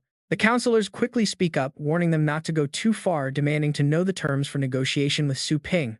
He says their subordinates were foolish and offended him, then asks if a little brother can show some mercy here. Down below, Su Kuang gets furious, asking who the old man is calling little brother, coming here to cause trouble so proudly. He threatens to knock the old man's dentures out. A counselor snarls, asking how a brat dares speak to the chief. The chief tells him to let it go, hiding his true dark thoughts behind a deceptively calm and gentle exterior. He realizes Yuan Tianxian and Dao Zun are not around, wondering if all of Su Ping's backings have left. The legend demands to know how they will pay for wiping out his entire squad of elite titled battle experts. He demands they hand over King Ping to spare their lives. Hearing this, Su Ping can't help but burst out laughing. He mocks the sidekicks, warning them not to act so bold just because they have a legendary expert backing them up. Even if Yuan Tianxian met their star lord, he would show respect. They advise the kid to stop riding on coattails. Su Ping sneers, asking if they are really that confident in their strength, and proposes a simple bet. Below them, King Ping struggles but cannot make a sound. The chief reassures him that he will personally get justice. Falling right into Su Ping's trap, the legend asks about the wager. Su Ping replies that it is quite simple. If the old man can survive 3 of his attacks for 3 seconds, they can leave. Otherwise, they must submit. The chief finds it ridiculous that a young titled expert thinks he can defeat a legend in just 3 seconds. Calling it a complete daydream, he readily accepts. Below them, King Ping tries desperately to warn his leader. He screams internally that the kid is actually a legend. Meanwhile, the chief wastes no time calling him arrogant. He challenges Su Ping to show what he has got. Once a legend goes all out on defense. Su Ping looks at the summoned pets and casually asks if that is really all he has got, freezing the chief. The chief snaps back, bragging that these 5 are peak 9th rank dragon beasts capable of shattering mountains and seas. Yet the kid shows absolutely no fear, looking almost bored. While the legend prepares, Su Ping merely smiles. He opens a single summon space with a dismissive smirk, making the chief boil with absolute rage at the disrespect. Furious, the chief slams down like a meteor, shattering the ground and kicking up a massive shockwave. Showing off a massive buff physique, he intends to teach the brat a lesson using his prime 70-year-old form. He warns that if this is a trick, the kid will face the ultimate wrath of the starry sky. The counselors cheer, recognizing the forbidden technique that trades lifespan for massive physical power. The chief is getting serious. King Ping desperately tries to warn him, but his mouth remains tightly bound. Meanwhile, Su Ping initiates fusion with Little Skeleton. He promises to make the old man submit completely through beast soul possession, leaving the legend staring in absolute shock. The system lists out various powerful options from puppet manipulation to undead slavery and even the chaotic star reincarnation blade. The system presents 2 distinct options. First, he can temporarily inherit a specific skill from his fused battle pet. Second, he can double the skill's original power. Su Ping hesitates, wondering which choice would work best this time. He focuses on Beast's soul possession, realizing that choosing this could allow him to fuse with yet another battle pet. Thinking it through, doubling the effect of Beast's soul possession means he can gain the power of another pet. On top of Little Skeleton's combat strength, he can literally double the power borrowed from a second pet. Conveniently, a perfect punching bag is standing right in front of him. It would be rude not to test it. Su Ping decisively locked in his choice. The system immediately prompts him to initiate fusion with his second battle pet. Flashing a grin that makes him look like an absolute villain, he summons the secondary pet. It actually worked. Obsidian scales from the Purgatory Candle Dragon fly over, merging perfectly with Su Ping's skin in a stunning armored transformation. This unique fusion looks incredibly epic. The spectating counselors gasp in sheer disbelief, staring at the double fusion. This level of technique should be impossible for someone who has just barely stepped into the first rank of legend. Both ally and foe are left speechless, wondering if his cultivation has already reached the legendary second rank. Bone wing yet towering. Su Ping prepared to leave, but the legend's mighty dragons immediately block his path. They form a massive 9-layer shield. Too late. The old man realized something was terribly wrong. Is Su Ping really unrelated to Yuan Tianqian? No way. Su Ping is already a legend. Even crazier, he has fully mastered the second fusion of the void state. The kid's moves are a wild mix. Suddenly, the legendary Fuma found himself completely frozen, unable to take a step. One punch. That was all it took to reduce those massive dragons to dry skeletons. He crashed hard, completely bewildered. How is this possible? Realizing he was outmatched, he desperately yelled out, "Legend, Su, I admit defeat, please spare me." Over already, Su Ping disappointedly pulled back his fist, sighing at the quick victory. But looking at the wreckage on the ground, it was horrific. Lord Ping anxiously cried out, "Chairman." The legend lay motionless on the cold dirt as his hair turned white, his body rapidly aging before their eyes. Su Ping muttered, "Only 1.83 seconds, I barely even warmed up." Want to try again? The defeated legend had lost all his former pride, thinking if I had not surrendered, I would be ash. Dust. That would be all that remained. No one can survive 3 seconds against a void state monster. So he refused. Absolutely not. He accepted his defeat. You are now the master of the Star Organization, the absolute strongest force in the continent. Hearing this, Xu Kuang and Su Lingyue cheered in pure joy. That is my master. Welcome the new Star Lord. The elders stood frozen, having no clue how to face him now. Meanwhile, crowds began gathering outside Su Ping's shop. This was the place. Rumors said it was the best training shop in town. People eagerly checked today's major news. Yan Bingyue forfeited. Su Lingyue claimed the champion title. But during the match, a terrifying monster wave suddenly attacked. Chaos erupted. Many staff members, including Yan Bingyue, got caught in the disaster before the Star Organization pushed the beasts back. Unstoppable hype. The shop that trained the champion saw its reputation skyrocket, instantly becoming the most popular spot in Longjiang. Inside, Tang, Ruyan, and Joanna greeted a massive line asking what they needed. One customer wanted to board 3 beasts and train. 6 others even boldly asking for her number. Tang Ruyan snapped, "Get lost, find the pet food down the hall to the left." She wiped the sweat from her face, exhausted by the endless crowd.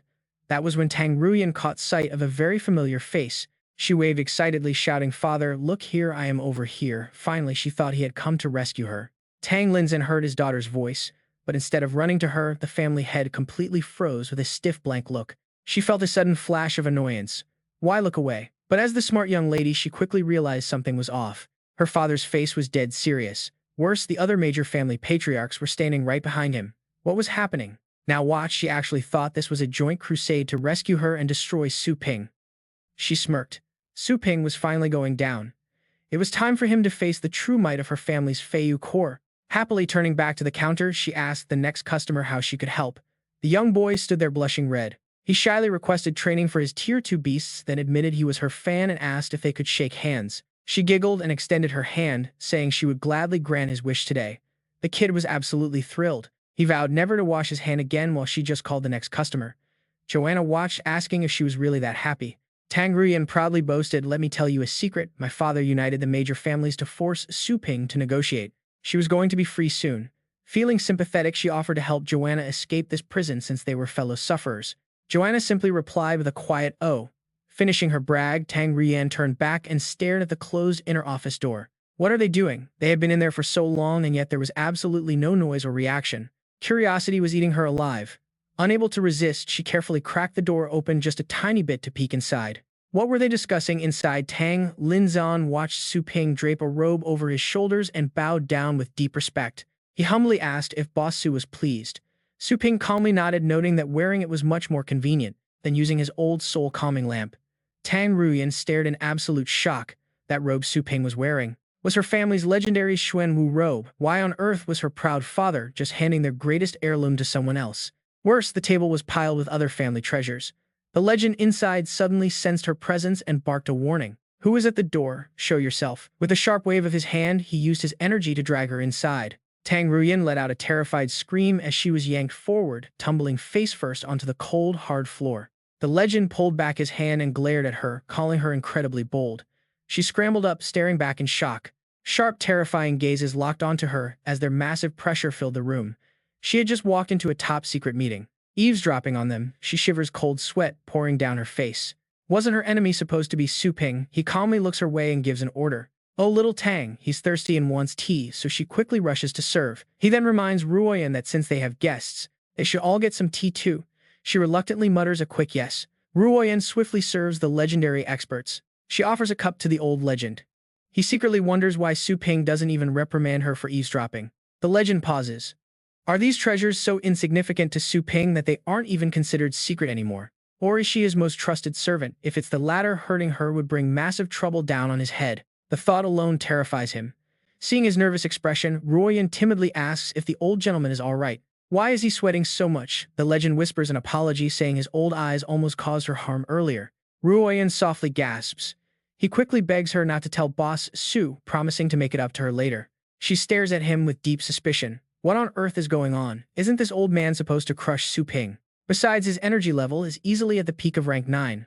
Why on earth is he acting so incredibly pathetic? Beihai sends a private message to Linzan, teasing that the Tang family always complained about their missing young master. Isn't this maid your precious daughter? Turns out you secretly sent her here for training. Linzan replies coldly. She was actually kidnapped by Su Ping. Wuming chimes in, scoffing at him for playing the victim. Tiantong ponders, noticing a sacred aura on her. Her cultivation has also improved significantly compared to before. Wuming agrees wholeheartedly with this observation. Exactly. Since when do kidnappers actually help their hostages level up? Linzan quietly curses under his breath. If he sent her here himself, why would he personally come looking for her?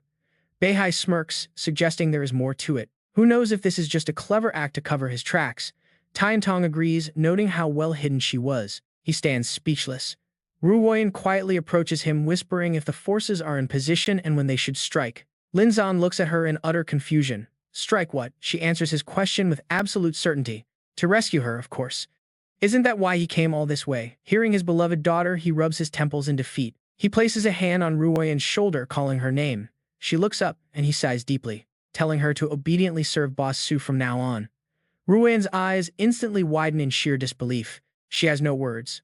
Linzan explains that their family has run into some serious trouble with the Qin and Zhou families. They've been swallowed up and now serve under Boss Su. Whether they can regain their sovereignty depends entirely on her performance. She gasps in absolute shock. Beihai laughs, suggesting Boss Su shouldn't just have one servant from the Tang family. He should send their own sons to serve too. The three old men instantly bicker over the opportunity. Send my son Long Tian is incredibly fast at sweeping floors. Qing Feng is the absolute best at massaging shoulders. Your boy is nothing compared to mine. Chen Shan's foot massaging skills were personally trained by a titled battle pet master. Su Ping cuts them off immediately. Stop, he has more than enough staff. They sigh in pure disappointment. What a missed opportunity, they grumble. Linzan just glares at them in annoyance. Su Ping grins at their antics. He clarifies that his main pet store is fully staffed. Hearing this, Beihai and the others look extremely curious. He explains his new plan. Since their families own so much real estate, leaving it completely idle is a huge waste. It's the perfect time to open branch stores. He boldly declares that the young masters will manage them. This regional branch store. If your performance meets the standard, you will be promoted to a temporary employee on the same level as Tang Ruyan, but fail to deliver or start forming factions for personal gain and the lives of your entire clan will be on your own heads. Do you understand? If you do, start clapping.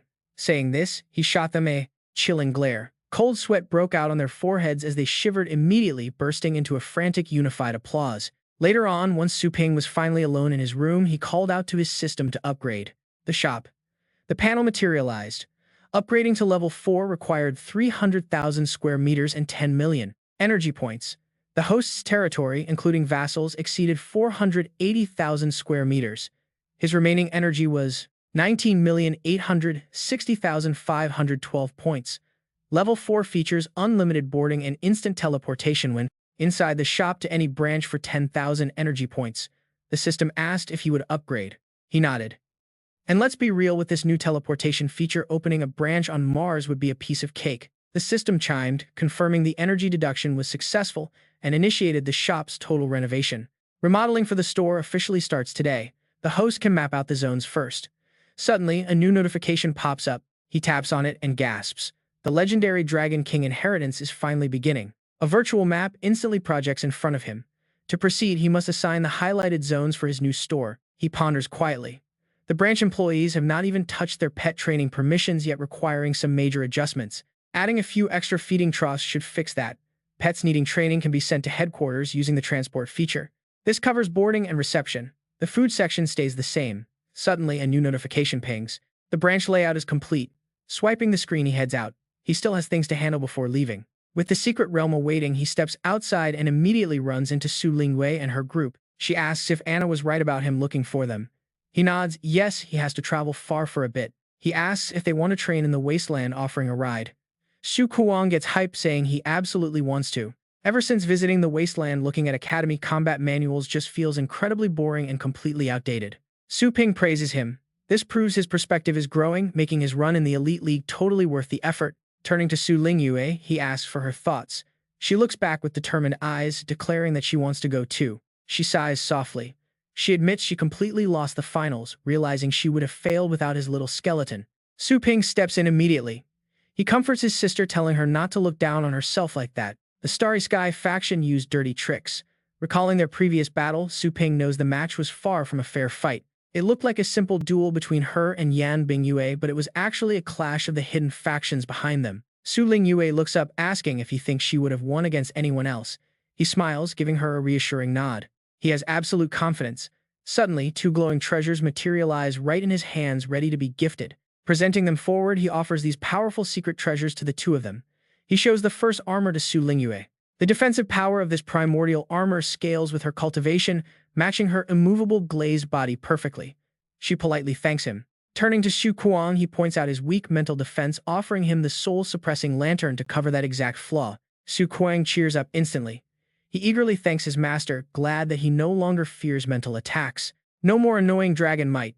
Still, Su Ping warns them that treasures are just tools, they cannot slack off. He then turns to Anna with instructions. He will be away for a few days, so she must handle things. She must transport pets from the branch to headquarters daily while keeping a close eye on the local clans. Any slackers must be disciplined under her new permissions. She nods silently, fully understanding the entire plan. Meanwhile, over at Wasteland Base Number 7, workers are busy processing a massive beast they managed to hunt down. Workers shout loud commands to secure the heavy claws, harvest the valuable fur, and saw down the bones. Yi Chenshan barks orders to bring over a heavier drill. This high-tier beast cannot be wasted at all. Upon arrival, Su Lingyue is immediately impressed. It is an incredibly professional operation, completely organized from top to bottom. Su Kuang agrees, admitting he has never seen a monster this massive. Su Ping smiles, calling to Yi Chenshan. Yi Chenshan wipes the blood off his hands, welcoming Boss Su and asking if these are the two juniors. Su Ping quickly confirms it, introducing them to Yi Chenshan, the active leader of the highly renowned Baichen team. He explains they will train under his squad from now on. Su Lingyue is instantly taken aback by this. She remembers hearing about Baichen team back at school. They only recruit elite graduates from the absolute top academies. Su Kuang gets excited.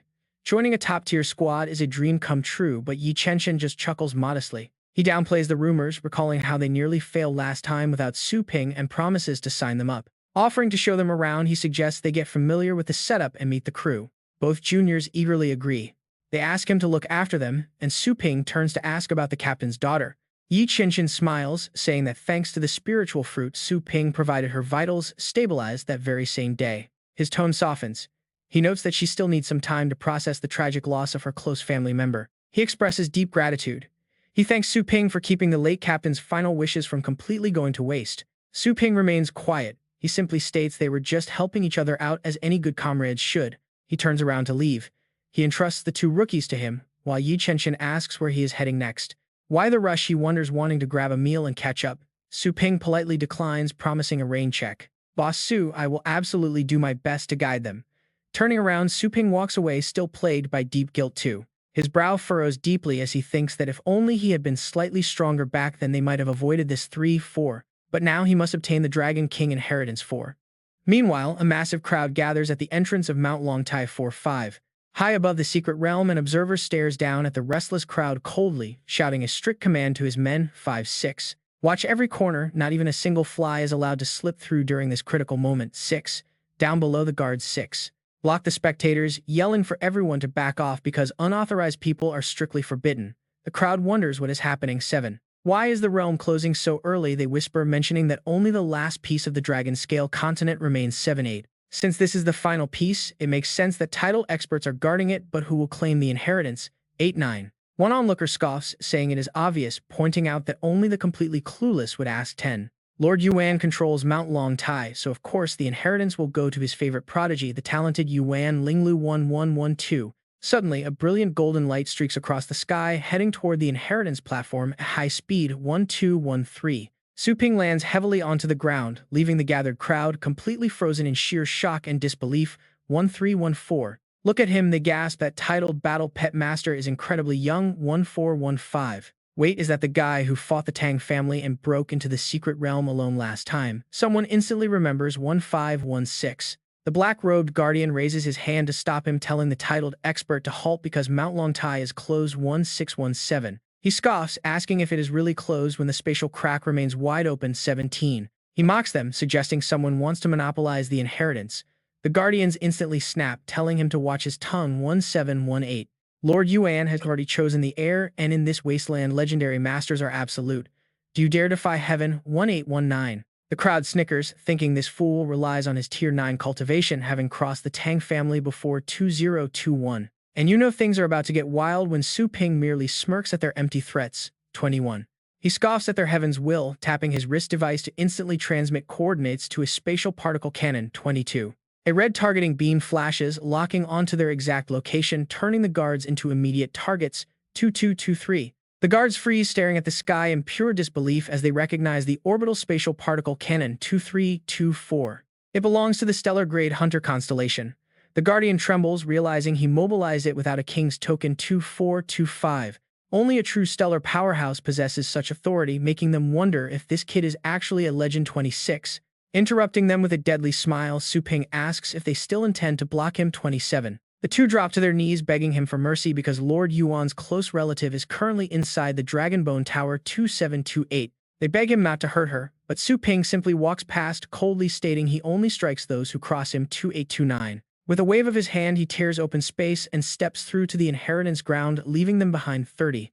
The panicked guardians realize this is the mysterious figure causing chaos in the city, immediately ordering to contact Lord Yuan. 3031.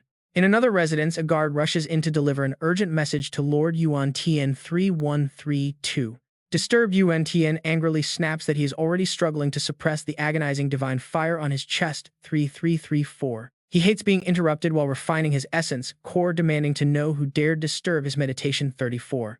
The terrified female guard bows, apologizing deeply, but Lord Yuan yells that if it is trivial, she will pay dearly. 35. Terrified of his wrath, she quickly connects the call as another guard reports in a panic. 3536. He reports that Su Ping has forcefully breached the secret realm, shocking Yuan Tian to his core. 3637. Spitting out his tea, he coughs violently in sheer disbelief and demands to know what they just said. 38. The worried subordinate asks if he is alright, but Yuan Tian immediately demands status on the Vanguard team. 3839.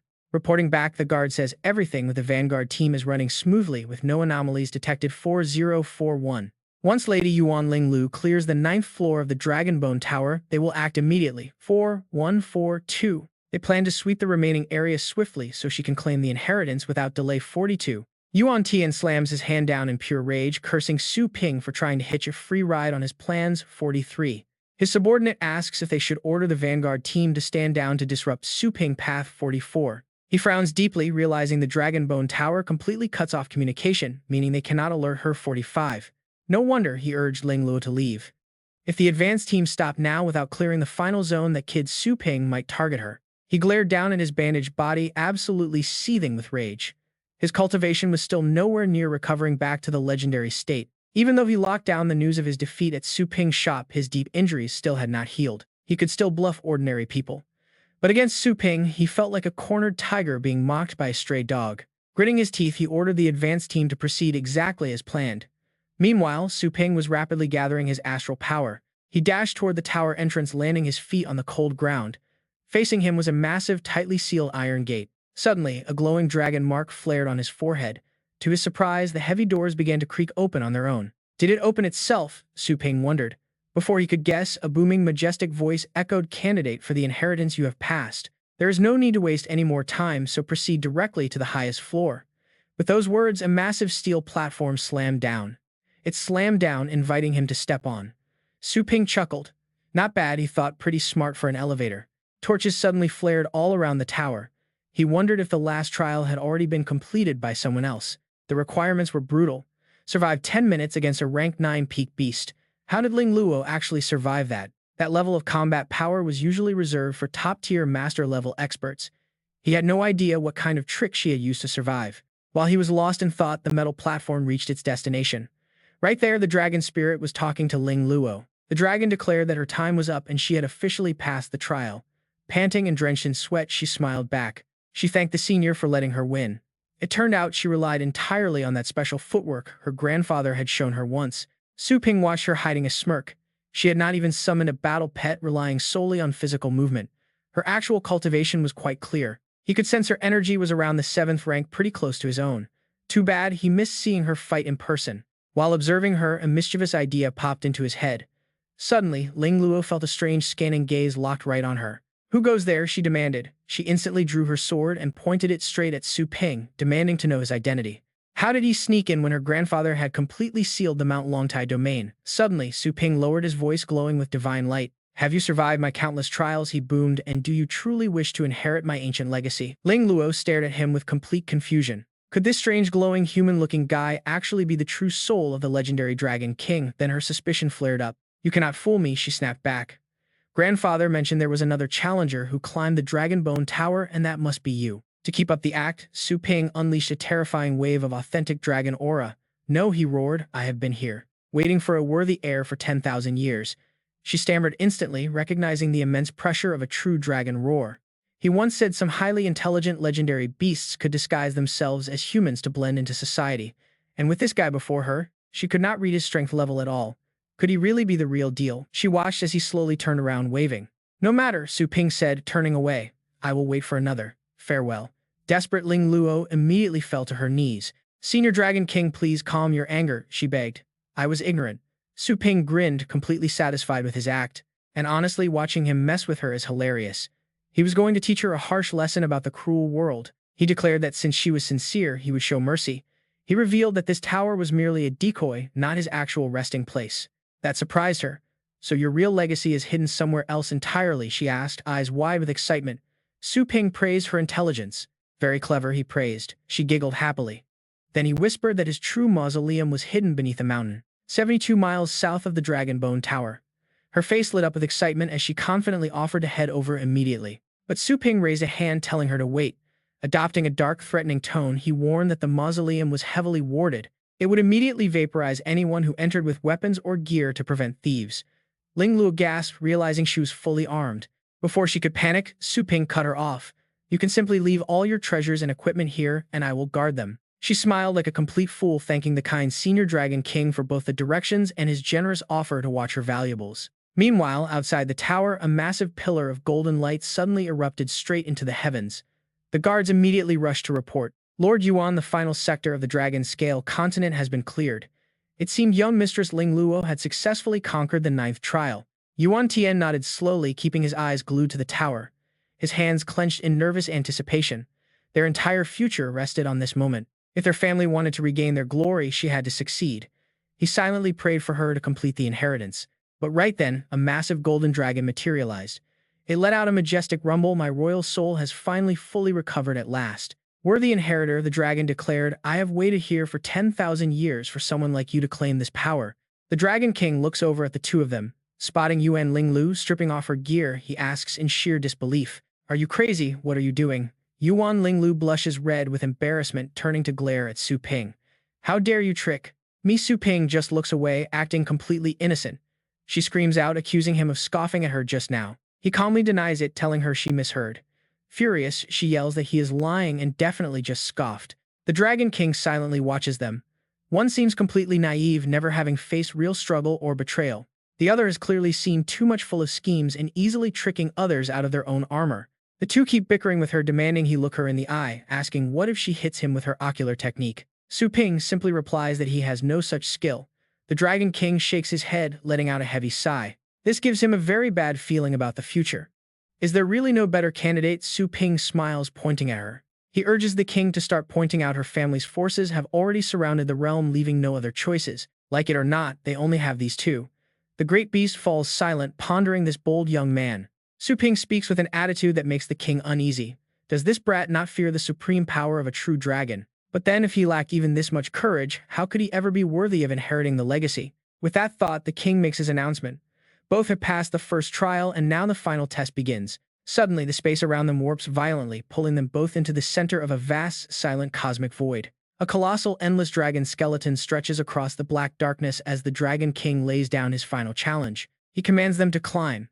Yuan Linglu stares in awe, whispering if this massive thing is truly their last trial. Su Ping looks down at his hand, realizing the astral power in this space is heavily suppressed by an overwhelming pressure. He cannot gather energy on a large scale, fly, or even tear open space. Summoning skills are completely locked out. He cannot even summon his Inferno Dragon to fly up. Yuan Linglu suddenly dashes forward, determined to beat him. She is set on climbing higher, telling the sly jerk to enjoy eating her dust while he tries to play tricks from behind. She leaps swiftly across the massive bones, leaving Su Ping behind. He crouches down, muttering that he has to climb manually. Suddenly, he unleashes his maximum speed, launching himself upward like a bullet. He slides across a massive bone. He balances his energy carefully to avoid falling off. Suddenly, countless skeletal hands burst out beneath his feet. They grab at him, trying to stop his advance. With a decisive punch, he shatters them all to pieces. More bones keep rising from the surface, attacking relentlessly. He quickly notices something odd about the assault. Against this endless onslaught of bones, his dark silk armor's automatic evasion ability fails to trigger at all. He sighs and closes his eyes, letting his internal astral energy surge in violent waves. Reopening them, his massive presence explodes. He roars out, "Step back," but expecting them to retreat from a simple shout is just a fool's hope. It is definitely an illusion, but the realism here is 10 times more intense than the Dragon Bone Tower. He watches the endlessly rising bones. Since the illusion is so vivid, it constantly triggers his defensive instincts. This causes him to attack purely on impulse. But get this, fighting illusions is just a massive waste of stamina. Suppressing those defensive urges requires a massive amount of mental energy. It is a grueling test of mind and body. Su Ping takes a slow step forward, a grin forming as a sudden rush of excitement takes over. Let us play a little game of endurance, he thinks. The skeletal hands grab him tighter, but his face remains totally stone-faced. Meanwhile, Yuan Linglu charges onto the 9th level of the Dragon Bone stage, facing a massive phantom dragon. Its claws pass right through her body. She scoffs coldly, comparing this joke of an illusion to her grandfather's brutal training. She looks up at the dragon, memories of her painful past flooding her mind. She has been slaying beasts since childhood. Since the young age of 10, she fought to win. As long as her grandfather demanded victory, she would crush everyone in her path. No second-guessing, no hesitation. She only had to follow his strict orders to achieve absolute and perfect success. A hint of suppressed pain slips into her voice, but she quickly hides it behind a mask of confidence. Her grandfather was always right, and she is convinced she will be the one to claim the legacy. Suddenly, an illusion of Yuan Tianqian appears, softly praising her. Linglu gasps in shock, staring at her grandfather. But the phantom's face warps into a hideous, terrifying grin, and his gentle voice turns into a harsh, mocking growl. He screams, asking if she thought this was enough, calling her a worthless orphan before lunging forward to destroy her. The illusion lunges, squeezing her neck tight. But Linglu is no pushover. She draws her sword and slashes the phantom to pieces. Her grandfather would never do that. He was a fake. Stumbling, she props her sword against the ground, dropping to one knee just to catch her breath. She frowns, touching the fresh cut on her neck. An illusion, yet it left a real wound. Right now, Linglu is standing on step 17 of the Dragon Bone staircase. She looks around, wondering how many floors that guy has climbed. But just as she finishes her thought, Su Ping suddenly appears right beside her. Startled that he caught up so fast, she glares at him with gritted teeth. No way, she thinks, how could he pass me like this? Just then, a pack of wild beasts spots Su Ping and charges. He moves like a ghost, weaving right through them and tearing them apart with his bare hands. "Get lost," he growls. His eyes show a hint of exhaustion, but compared to the brutal life and death training he survived before, these illusions are practically nothing. He has spent so much time sharpening his mental strength and enduring the absolute worst of those phantom strikes. Now he is actually pretty curious to see just how high he can go. He immediately unleashes his full power, shattering floor 30, floor 50, then floor 90. Suddenly, a strange heavy voice echoes deep inside his mind. The trial is over, it says, and the candidate may stop. Su Ping catches his breath, frowning. Why is it over already? The Dragon King answers that the candidate below passed out at floor 33. Su Ping looks ahead, completely dazed. A legendary tier talent only made it to floor 33. Then what floor am I on, he asks. The Dragon King reveals he reached floor 143. He then announces he has healed all their wounds. Ling Lu pushes herself up, groaning as she rubs her head. Did I seriously just faint, she mutters. Correct, the Dragon King replies. Su Ping wins the first trial. Whoever gets 2 wins first becomes my successor. Ling Lu glares at Su Ping, absolutely furious. Damn it, he stole her head, start, and now she lost this trial too. But the Dragon King tells her not to worry just yet. The pressure on this staircase increases every 10 floors. For a normal human, reaching just 10 floors is impressive enough to prove they are worthy of the legacy. He looks at Ling Lu with praise. Even after losing consciousness, she kept pushing all the way to floor 30. She's a rare genius, so no matter who wins, he promises to give her a special parting gift. Su Ping points to himself, feeling completely left out. What about me, he asks. But the Dragon King coldly dismisses him. You do not need one, the king says. Ling Lu secretly gloats. Since only she gets a gift, maybe the king favors her. She gets excited, asking the old Dragon King to start the next trial immediately, since there is still a chance. The Dragon King quietly sighs to himself. It would be a tragedy to let a good seed like her perish. A consolation prize is safer. A terrifying, once-in-a-millennium monstrous talent like Su Ping is constantly at risk of heavenly destruction. He needs a backup plan just in case. He turns to them, declaring the second trial is a straight-up battle. Whoever beats the other in combat takes the victory. Ling Lu instantly locks in, ready to show him her true power. Come on out, she calls. Let us show this guy what we are made of. 3 summoning portals burst open behind her. 3 beasts step through, but only one catches Su Ping's eye. A magnificent bird-like creature enveloped in blinding red light. He silently studies the glowing beast. It is an undead, divine phoenix possessing the bloodline of a formidable king beast. The statue at the entrance of Phoenix Mountain Academy looks just like it, which is why it seems so familiar.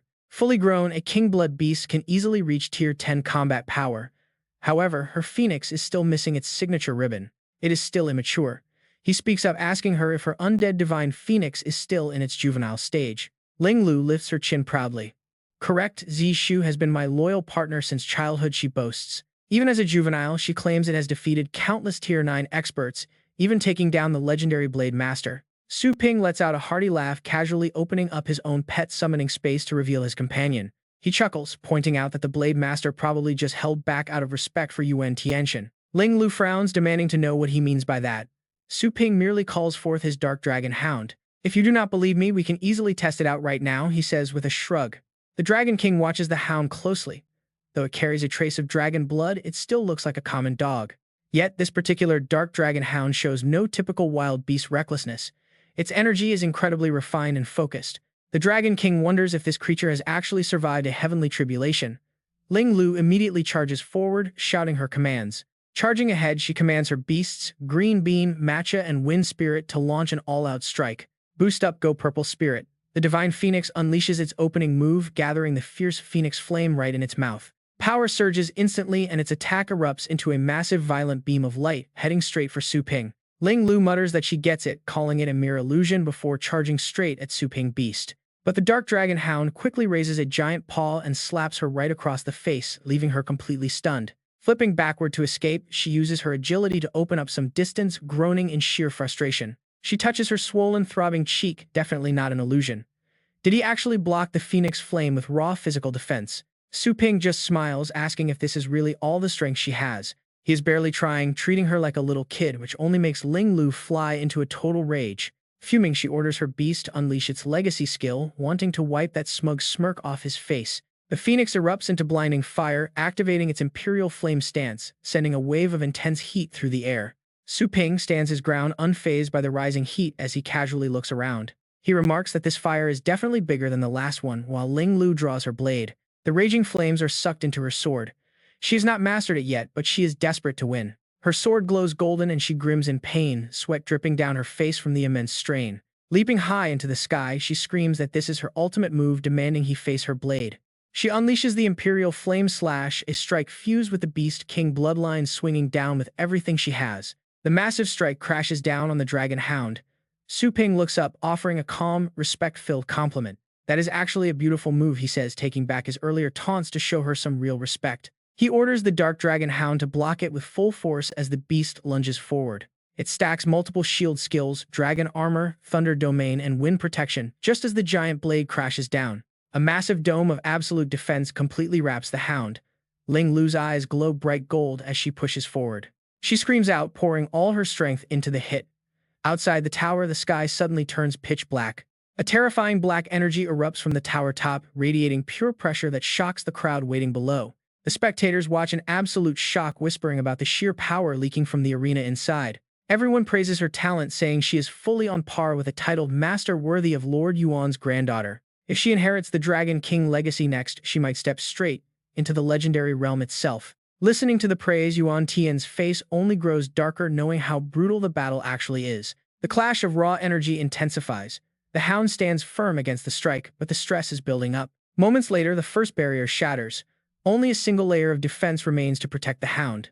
Determined to break through, Ling Lu pours every ounce of her remaining power into the final blow. She screams as the final barrier fails, cracking under her immense pressure before completely shattering. But right as it breaks, Ling Lu's sword suddenly shatters too, leaving her completely stunned. She was so close, yet it was still too much. Su Ping watches her calmly, showing no emotion. The Dragon King declares Su Ping the winner of the second trial. Ling Lu collapses, her pets rushing over. The Dragon King asks if she accepts defeat now that Su Ping has officially won both rounds. Using his divine power, the Dragon King heals all her injuries, restoring her strength instantly. Tears stream down her face, soaking her dress as the bitter taste of defeat truly sinks in. She sobs, completely humiliated that she couldn't even land a single proper hit on him. Su Ping watches silently, offering no sympathy. Her despair only deepens as she spirals into dark thoughts. With a choked voice, she apologizes to her grandfather before raising her broken sword to her own neck. Su Ping's face darkens with cold disgust, silently mocking her weak-minded reaction to a simple loss. Her desperate act instantly reminds him of Yun San, who once made a similar foolish choice out of pure despair. He closes his eyes and sighs, frustrated that she would throw away her life over nothing. He lunges forward, delivering a swift kick right to her stomach to stop her from doing something stupid. Caught completely off guard, she flies backward and rolls across the floor, clutching her aching side. She kicked him in frustration, grunting, "What are you doing?" The Dragon King could only watch helplessly, explaining he just healed her. Su Ping calmly replied that it was fine, he just swore to always make full use of his power. She glared, asking what? "You are a hard one to figure out," she muttered. He calmly replied, "Look, I run a pet store, and seeing you abandon your pet makes me sick. Your sudden death would be a minor issue, but if the undead divine phoenix's spirit breaks and it becomes a feral beast attacking other territories, that would be a major disaster." Yuan Linglu gritted her teeth, asking what he just said. He shrugged. "If you are not satisfied, just go back and cultivate. By the way, the training service at my pet store is absolute top tier. You are always welcome." The Dragon King felt totally helpless, seeing them fight like cats and dogs. Yuan Linglu remained stubborn, snapping that he was dreaming and only a dog would go to him for training. The Dragon Lord interrupted their bickering, stating that enough was enough. Presenting 3 drops of true dragon condensate on his claws, he pushed the crimson drops toward Yuan Linglu and told her he was bestowing them upon her. He explained the blood had 3 functions. First, it could intimidate Wang Tuo and help her escape. Second, it improves physical constitution. Third, it replaces rare cultivation materials. Yuan Linglu clasped her hands, promising to remember and thanking the senior Dragon King, swearing she would not let him down. He waved his hand, telling her to leave because the true inheritance was about to begin. She cast a sharp, determined look at Su Ping, telling him to just wait. Not 5 years, but in just 3, she would surpass him. He smiled, replying that she was welcome to try any time. The Dragon King then warned Su Ping to prepare himself to receive the inheritance. Instantly, the surrounding space shattered into pieces. Su Ping's face turned serious. Even the small gift from the dragon had shown. "You have to admit that is incredible, so how epic would the actual inheritance be?" The space shifted instantly, wrapping everything in a brilliant golden light. The dragon explained this was his origin, Dragon Soul World. Looking around, Su Ping gasped. They say dragons love hoarding treasures, and this inheritance definitely proved it. He eyed the glittering artifacts, sensing the power of 8th rank and even king beast levels radiating from them. There were items for offense, defense, stealth, cultivation mounts, and plenty with unknown uses. Everything was right here. He never expected to find such a massive hoard. The Dragon King chimed in, saying these treasures were minor details. If he wanted them, he could take them since leaving them here after the inheritance would only turn them to dust. Amazed by this casual attitude, Su Ping asked if all these treasures were not even the main prize. He declared he would not be polite. Summoning his Qiankun scroll from his system inventory, he let out a loud shout commanding the scroll to gather every single treasure around them. The scroll swept through the chamber, instantly sucking in every priceless artifact in its path.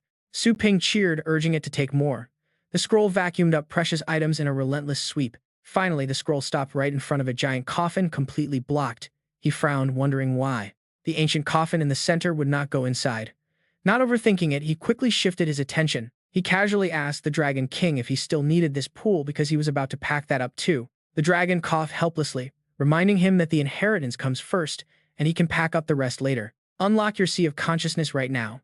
With those words, a massive flame erupts, burning away the chains wrapping around the coffin. The coffin lid slowly slides open, revealing a statue of the Dragon King inside. He tells Su Ping to accept his legacy. The statue transforms into a grand phantom, declaring that he is the great Yan true Dragon King, who only tasted defeat once. Now that his protective dragon coffin is shattered, his entire life force is about to fade away in the blink of an eye. He tells Su Ping to step forward and become a descendant of the great Yan true dragon, flying straight toward him. Su Ping is taken aback. Wait, what? He is completely confused by the Dragon King's sudden words about receiving this legacy. He is told his body will transform into a true dragon bloodline. The dragon asks if he is dissatisfied. Then a massive hand appears. Out of nowhere, a giant golden hand grabs the Dragon King. A massive golden crow towers over him, making the dragon look tiny. The Dragon King is left utterly stunned, jaw-dropping in absolute shock as he stammers out if that is really a golden crow. He stares in disbelief, asking Su Ping how he could possibly be a descendant of the ancient golden crow divine demon. Suddenly, the giant hand tightens.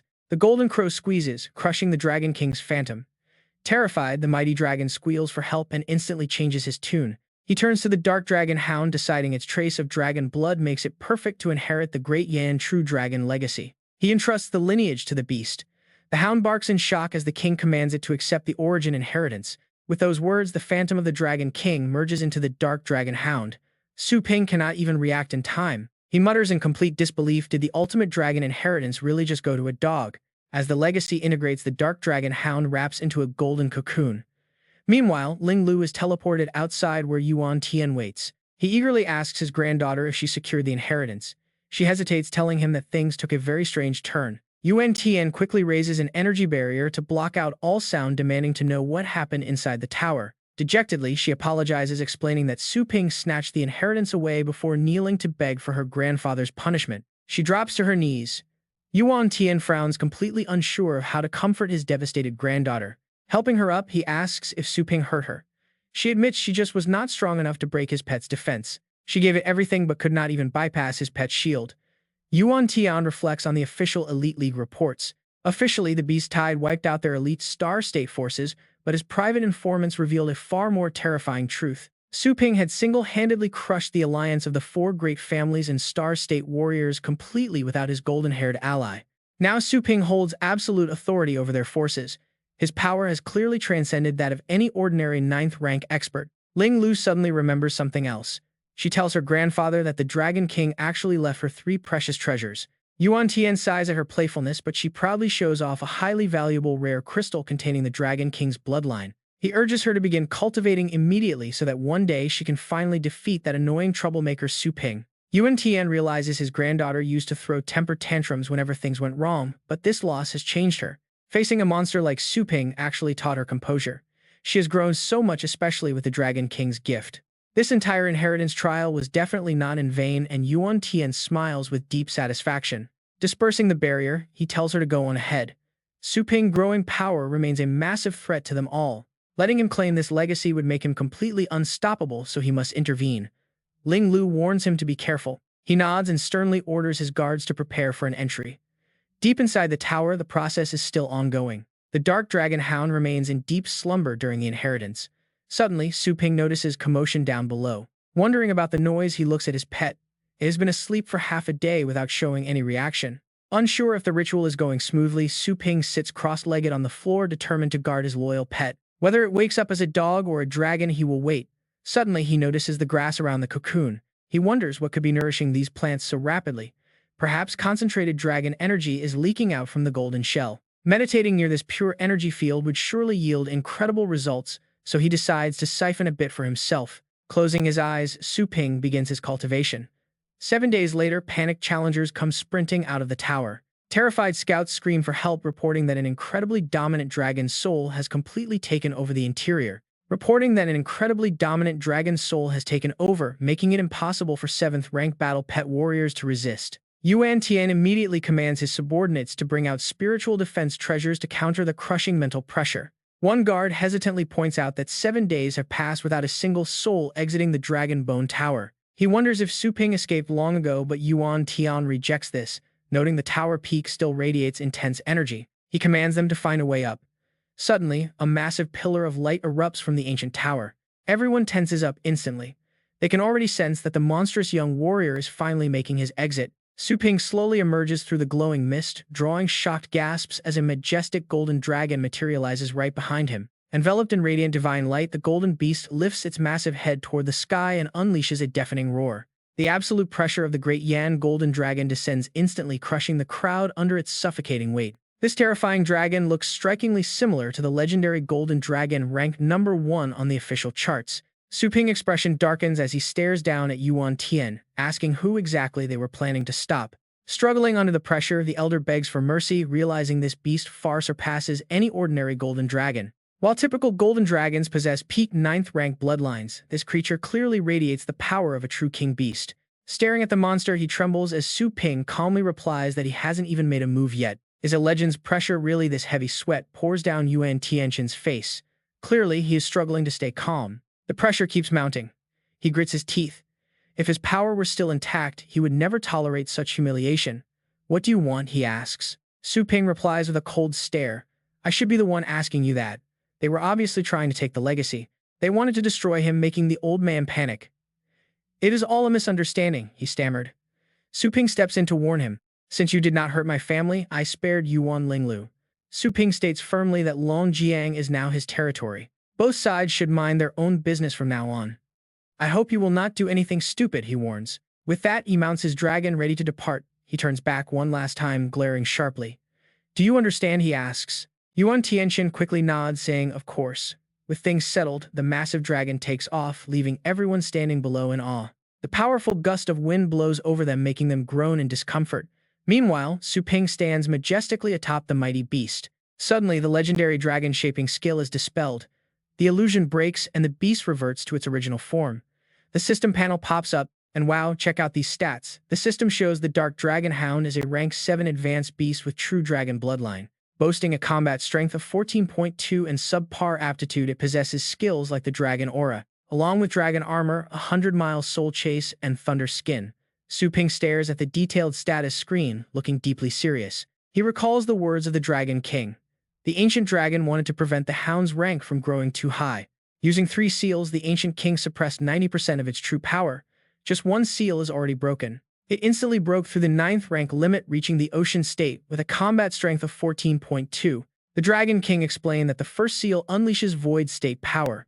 Breaking the second seal will reach the fate state, and the final seal will push it past the legendary stage. It will finally step into the cosmic star state. Su Ping finally understands why the seals are necessary. They can only be released once he can fully control the hound. Bowing deeply, the young man expresses his gratitude. Thank you, senior, he says, showing his absolute profound respect. The Dragon King speaks his final words before fading away. Go now, my time is running out. Take care. These memories bring a wave of nostalgia. Soon after, Su Ping returns to his shop. Tang Ruyan greets him with a sudden report. She says he is finally back and mentions that other mainland divisions have sent a letter. Su Ping asks what it is. It is an invitation from the Trainer Association of Holy Light-based City. With that, he reaches out to take the letter. Peering at the envelope, he realizes he knows very little about Holy Light except for its prestigious trainers. He decides to seek advice from an expert. He pulls out his communicator and messages the chairman, asking if he has time. Suddenly, a massive aircraft appears in the sky. It plunges down rapidly, heading straight toward the ground at high speed. It decelerates quickly, landing smoothly on the ground. Onlookers are completely amazed by this advanced high-tech flying vehicle. Watching the dramatic entrance, Su Ping sighs. The pilot, a legend-rank warrior, bows respectfully, asking for his orders. He asks him for detailed information. "What do you know about Holy Light-based city and the trainer system?" he inquires. The warrior happily complies. He explains that base cities are classified into 3 tiers based on their scale and safety factors. Class C cities are the smallest and least secure. They can only defend against beast waves led by 9th-rank monsters. These low-tier cities are few in number, typically located on the outer rims to serve as frontline warning outposts. Medium-sized Class B cities are the most common. They are capable of holding out against waves with several beast kings. Longjiang is one such Class B city. Meanwhile, Class A cities are the absolute peak in terms of defense and resources. They lead in every category with defenses so strong that even beast kings find them nearly impossible to breach. Each continent has only 7 of them, and Holy Light-based city is one of those legendary secure sanctuaries. Trainers are like blacksmiths who forge weapons, while battle pet warriors are the soldiers who wield those weapons in battle. Holy Light-based city is the birthplace of pet training, gathering the most advanced and diverse techniques in the world. It is a true sacred ground. During its golden age, several legendary Holy Spirit trainers emerged from its halls. These masters are equal in status to legend-rank warriors. They possess the unique ability to awaken all living things. They can easily train mighty beast kings directly, boosting the overall quality and strength of legendary warriors worldwide. The pilot strokes his beard, noting that since those legendary trainers passed away, the number of top experts has dwindled. Only a handful remain in each region. That is likely why the Holy Light Association sent you an invitation. Perhaps they heard about your outstanding performance in the Elite League and want to recruit a talent like you. Su Ping thinks to himself that even though his combat power has reached the legendary rank, his pet training still relies entirely on the system. If the system ever fails, his shop will completely freeze up, so he absolutely has to seize this chance to stand on his own feet. Su Ping asks the legend how he is supposed to get there. The legend replies that he will arrange a low-orbit drop. It will only take an hour. Su Ping wonders if that is a bit too flashy, but the older man remains calm. He points out that as a legend, Su Ping deserves the absolute highest treatment, and the entire city will turn out to welcome him. Su Ping feels completely helpless. He is going there to train, not to be put on display like some rare zoo animal. Why do so many people need to watch him? He asks if they can keep it low-key, making the legend chuckle. If he wants low-key, he can take the Underground Express train like regular people, though it takes 2 full days and nights. The legend offers to book the ticket for him. Su Ping smiles with satisfaction and gladly accepts the offer. A loud ding echoes as the booking is confirmed, but Su Ping instantly freezes up when he looks at the ticket. Is this really what they call low-key? It is a luxury business class ticket costing 199,000 astral coins. Suddenly, a fiery red pet hound starts barking violently, looking ready to tear apart anyone in its path. Terrified passengers scramble backward. People scream out in panic who let this crazy beast run wild. The owner Lin points angrily at a young girl, snapping at her for calling his precious pet a wild dog. Su Ping watches closely. He knows this breed of shadow drake hound is highly prone to extreme aggression when consuming too much sugar. Summoning such an unstable pet in public is just sheer stupidity. The beast suddenly lunges at a terrified passenger. Su Ping cannot just sit by. He darts forward and locks his hand around its neck, tightening his grip to force it to sleep. The hound gasps for air, foaming at the mouth, when a young girl named Ling Dong rushes out from the crowd. She shouts for him to stop, warning that choking a rampaging drake hound will only kill it rather than knocking it out. She looks at him seriously and explains that she is a professional trainer who can calm the beast down. After putting on her specialized gloves, she gently asks him to release his grip and places her palm on the hound's forehead. A soft green light radiates from her hand, and the beast instantly drifts off to sleep, feeling completely safe. Ling Dong strokes it gently, whispering for the good boy to sleep. Su Ping is genuinely impressed by her skills. Putting such a wild monster to sleep so quickly is no small feat. Ling Dong smiles proudly at his reaction. She explains these are professional trainer gloves that channel astral energy to amplify the soothing effect, thanking him for his help. Suddenly, the owner Lin Xianghu storms over, demanding to know what she did to his precious beast. She calmly explains she used a taming technique to put it to sleep for a few hours, but he snaps back furiously. He rants that his pet is completely motionless, demanding to know how she will compensate him if anything goes wrong. Ling Dong gets flustered, trying to reassure him that the hound simply had too much sugar, but he refuses to listen. He demands she wake it up immediately, but she explains that is impossible right now. Su Ping notices his aggressive stance. Stepping in to protect her, Su Ping grabs the man's arm, twisting it back while coldly ordering him to recall his pet. Lin begs for mercy as his arm bends painfully. Su Ping stares down at him with an icy, terrifying glare. "Apologize and get lost," he commands. Trembling with sweat, Lin collapses to the floor, completely terrified by those eyes. He stammers out an apology, completely humbled, while onlookers murmur about how irresponsible it is to let a wild dog loose. The train's intercom system chimes, announcing that the express is accelerating and advising all passengers to return to their rooms. Su Ping finds his room number on the door, confirms it is the correct cabin, and steps inside. His identity is verified with a polite goodnight message. Suddenly, an attendant approaches him holding a plate of cake. She offers him a strawberry cake, but Su Ping is confused, telling her he never ordered any dessert. The attendant smiles and points to a nearby cabin, explaining that Miss Zhang ordered it. Ling Dong pokes her head out. She waves and thanks him for earlier. Su Ping nods politely, accepting the treat. Suddenly, a massive blast shakes the entire train. The impact is incredibly violent, knocking the attendant off balance. She looks up at the ceiling in absolute terror. She stammers that the metal is warping, wondering what on earth is outside. Panic erupts as passengers scream about monsters. Despite her own fear, the attendant tries to calm them, mentioning they have a squad of level 8 battle pet masters on board. She reassures them the armed guards will handle it. Su Ping ignores the chaos, keeping his cool as he enters his cabin. He sighs, thinking he cannot even enjoy a quiet meal in peace, wondering what kind of terrible luck he has. Su Ping senses it immediately. Massive energy signals are rushing toward the train. It is a pack of rock-armored beasts. These things have rank 7 bloodlines, making this an incredibly dangerous fight for the humans. They are already tearing through the train walls. Watching the chaos unfold outside, Su Ping spots a massive rank 9 black poison 100-clawed dragon in the mix. One battle pet master curses, asking why a rank 9 beast is here. He volunteers to lure it away. He tells the others to save the injured and reinforce the cabins. They quickly agree. Just then, Su Ping leaps out. Jumping straight out of his compartment, he joins the fight on top of the moving train. Everyone notices him. The captain waves him off, shouting that it is too dangerous and telling him to get back inside. But before he can even finish, our hero obliterates the beast right in front of them. The pet masters gasp in absolute shock at the sight. A total one shot. Su Ping turns his icy glare toward the remaining beasts, releasing pure, suffocating, killing intent. The beasts freeze, sweating in sheer terror. They dare not move. In an instant, the remaining monsters completely panic. They scatter instantly, fleeing the train in absolute panic. The pet masters are left completely stunned. He offers his deepest thanks to the master for saving them. Su Ping casually waves it off, saying it was no big deal. Su Ping asks if this trip is always this dangerous. The guard lets out a pretty awkward laugh. He says it is usually quite safe with only rank 6 or 7 rock monsters appearing. But that rank 9 dragon, that thing is absolutely not supposed to be roaming around this deep underground. Su Ping finds this pretty strange. The trainer explains that the deeper you go, the scarcer the prey. Since that dragon has rank 9 power, it should be ruling the surface. If even a beast like that got chased down here, there must be something terrifying up there. Something worse is up there. Su Ping heads back to his room to finish the cake Ling Tong gave him. He starts thinking about that hidden threat. Clearly, Longjiang Base City does not have enough security to handle dangers like this. Once he gets back, he needs to contact the government to secure a training contract. It would protect the city and grow his business. His eyes narrow as he weighs his options. If something out there can terrify a rank 9 beast, things are getting serious. Longjiang must reach A-class status to survive what is coming. There is no other way. Ling Tong looks at him with wide, surprised eyes. What a coincidence. Are you also from the Holy Light Base City? Su Ping casually replies that he is just here on business. He then asks if she knows the way to the Trainer Association. She laughs, telling him he is hilarious. What kind of trainer does not know where the association is? They head to Tianlong Academy next. The pair finally arrives at the massive gates.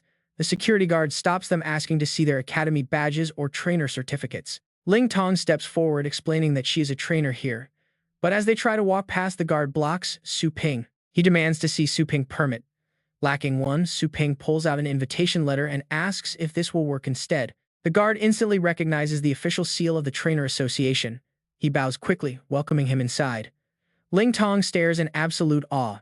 Anyone holding that invitation has massive influence in the training community. She wonders if he is actually some hidden legendary master. She asks if he is secretly a master trainer. Su Ping tells her to talk less and watch more, feeling pretty amused. He claims he barely knows the basics of training, pointing out that he does not even have a real license to show. She puffs her cheeks completely, refusing to buy his excuse.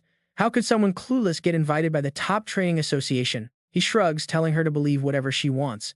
Ling Tong then points out an ongoing exhibition match and asks if he wants to see. Su Ping agrees, wanting to see how trainers handle things here. Down on the field, the announcer's voice echoes through the speakers. He announces that the trainers have selected their pets. It is the forest ape versus the gray wind sparrow. The match begins. This is pretty interesting to him. He asks if trainers always fight like this, as it looks standard. Ling Tong explains that those are actually uncontracted wild beasts. The first test is to see who can tame them the fastest. This phase tests their raw taming skills. They have to see who can gain control over their assigned beast first. They even have to make the beast hold food in its mouth for 5 minutes without swallowing it. She looks down below. She adds that the next part tests their temporary enhancement abilities. They must use specific resources provided on the field. They have to boost any single part of the beast. Just look at the match going on down there right now. Once the buffs are applied, it is time to fight. The two beasts immediately charge at each other. He shouts that the sparrow is incredibly fast. The poor ape cannot keep up with its relentless lightning-quick attacks. Boosting the sparrow's wings was brilliant. The ape is stuck on the defensive, taking hit after hit. The beast is covered in wounds from the bird's relentless assault, and the commentator's voice peaks with tension. This deadly strike is aiming directly at its vital spot. Is this the end? Suddenly, sharp spikes emerge from the forest ape's back. It turns out that its hardened body part is actually its back. It thrusts directly into the incoming bird. Beautiful. The referee shouts in pure excitement. Rock spikes burst from the ape's spine, effortlessly piercing the gray-winged sparrow's soft belly. Watching this, Su-ping quietly realizes how it works. A pet trainer's battle looks like a beast duel on the surface, but it is actually a test of who can fully tap into their pet's hidden potential, analyze the strengths and weaknesses of the situation, and apply the most optimal enhancement. Xuan Feng spots her and asks when she got back.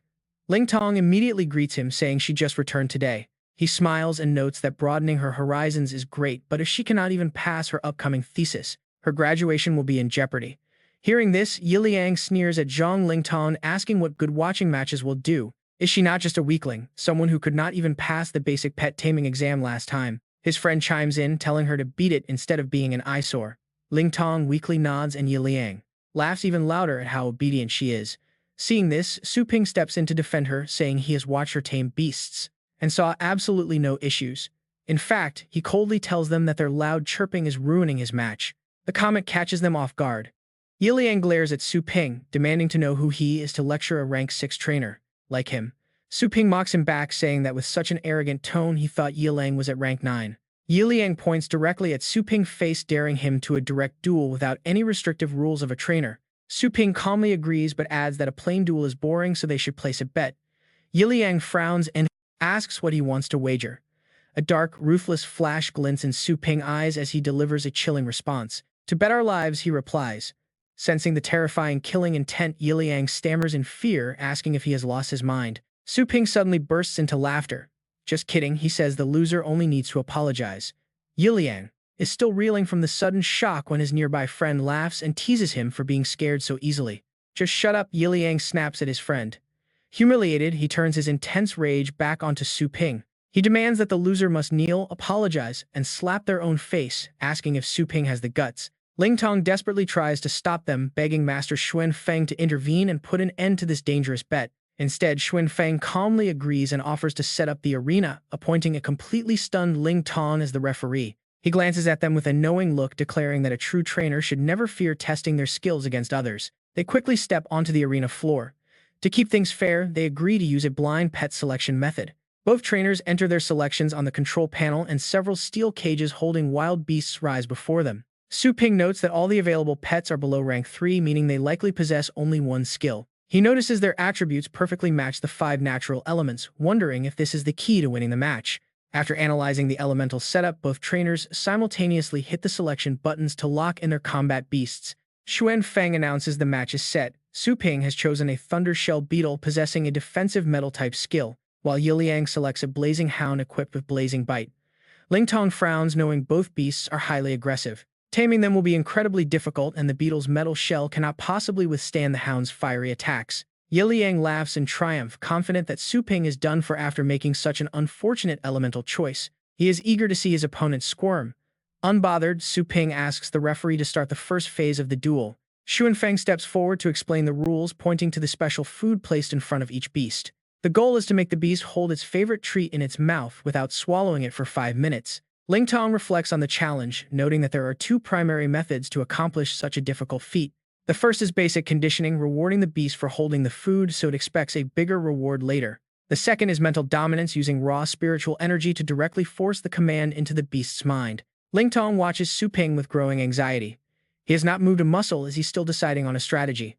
Meanwhile, Yiliang wears a highly confident smirk, mocking Su-ping in his head for being an arrogant amateur. Using his precise spiritual control, Yilang is already very close to completing the mental imprint on his hound. Shuin Feng suddenly announces that the Thundershell beetle has already taken the bait, officially starting the countdown. Instantly killing intent radiates from Su Ping, terrifying the beast. Feng Yiliang files a complaint the lightning storm beetle was suppressed. He asks the instructor if that counts as cheating. The referee points out that the rules do not explicitly forbid using sheer presence to suppress and tame a pet, though normally nobody would ever try it. He warns him that time is up. The lightning storm beetle has officially passed the taming phase. If Su Ping loses the upcoming combat phase, he faces total defeat. Feng Yiliang mutters in sheer frustration, unable to believe this madman bypassed him with such a bizarre taming method while silently cursing him. He swears he will absolutely dominate the combat phase just as Xiao Fengshu announces that the next stage is the combat round. Both competitors must now choose resources to strengthen their pets within a 3-hour time limit. Feng Yuliang quickly grabs some dragon breath grass, believing that no matter how hard metal is in front of a blazing fire, it will only melt into flat iron. He hoards a large batch of the grass, determined to max out his pet's fire attributes. He glares at Su Ping, knowing that although the lightning storm beetle can metallize its body to greatly increase defense, there is absolutely no way it can defeat him. Su Ping, completely unfazed, starts choosing his own strengthening materials. He browses the selection before grabbing an item without a single moment of hesitation. Ling Tong watches him with deep anxiety. What if he really is just an amateur? Feng Yilang's training skills are ranked among the very best in the class, and he even has the elemental advantage. So how can Su Ping possibly win? Xiao Fengshu soon announces that the prep time is up and the battle has officially begun. The moment the words leave his mouth, Feng Yilang's pyrohound charges in, unleashing a blazing flame bite. It clamps down hard on the lightning storm beetle's leg, trying to pin it down completely. A spectator chuckles, noting that Feng Yilang's energy control has improved yet again. In just 3 short hours, he has already infused the pyrohound's limbs with searing flames. Overflowing with pride, Feng Yiliang scoffs that he is nothing like that bluffing amateur, demanding Su Ping just admit defeat already. But Xiao Fengshu's cold voice suddenly cuts him off. He tells Feng Yiliang that he needs to go back and train harder. Startled, Feng Yiliang asks what he means. The referee replies that the pyrohound is being completely suppressed. Shocked, Feng Yiliang finally realizes that it's ice armor. Su Ping has actually altered the pet skills element, transforming the beetle's hard metallic shell into a frozen ice carapace. He stares wide-eyed at the spectacle. Normally, ice is weak to fire, but because the pyrohound is so close, the water melting from the ice carapace drips onto its hot body, putting the pyrohound at a severe elemental disadvantage. But to pull off an elemental transformation in a mere 3 hours is insane, he mutters, staring at his suppressed beast. He is terrified, knowing this requires an incredibly deep understanding of astral flow and an astral power level of at least rank 7. Could this guy be some kind of legendary master trainer in disguise? Su Ping's eyes flash with a sharp, golden light as he coldly tells him that he lost and asks if he is ready to pay up. Feng Yiling trembles in sheer panic. The guy clearly possesses rank 7 power, yet he cannot feel a single trace of astral energy coming from his body. He immediately bolts in an attempt to cheat his way out of the bet. But right as he tries to flee, a hand rises from the ground, grabbing his ankle. Feng Yiliang gets tripped up and goes crashing face first onto the floor, groaning in pain. He pushes himself up in confusion, wondering what on earth just hit him. But every time he tries to stand, he falls right back down. His friend yells at him, asking how he can trip on flat ground. Su Ping simply watches them with a flat look, telling them to take care on their way out. Ling Tong covers her mouth, giggling. She curiously asks how he managed to pull off such a perfect and thorough elemental transition on the shell. Su Ping explains that he simply tossed it a profound ice crystal, which the lightning storm beetle absorbed to transform its shell. Stunned, she looks at the beetle, wondering if the sheer fear of death triggered its absolute hidden potential. According to the famous research papers on fusion training for fire and lightning elements written by the top rank 9 grandmasters, both Elder Hu and Elder Bai noted that precise suppression and harsh environments can trigger incredible breakthroughs during training. Ling Tong gets incredibly excited thinking about it, but she knows these precise conditions are almost impossible to calculate properly. Even the slightest mistake could easily end up ruining the pet, since nobody wanted to waste years researching it. She is shocked that Su Ping successfully pulled it off. She quickly takes notes, completely thrilled by this breakthrough. After a brief moment of thought, she eagerly asks Su Ping if this revolutionary training method has a specific name. She points out that even after battling the pyrohound, the melted icebone carapace immediately regenerated to its original form. This clearly is not just a cheap surface-level elemental enhancement. Su Ping thinks it over for a brief moment. To master it in 3 hours requires a method called death training. She wonders if death training sounds like something earned only after surviving countless near-death experiences. Ding Fengchun gives Su Ping a devious smile, making the young man quite suspicious.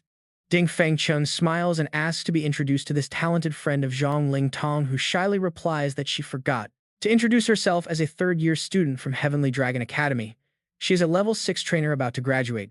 Ding Fengchun smiles and apologizes for the trouble his disciples caused.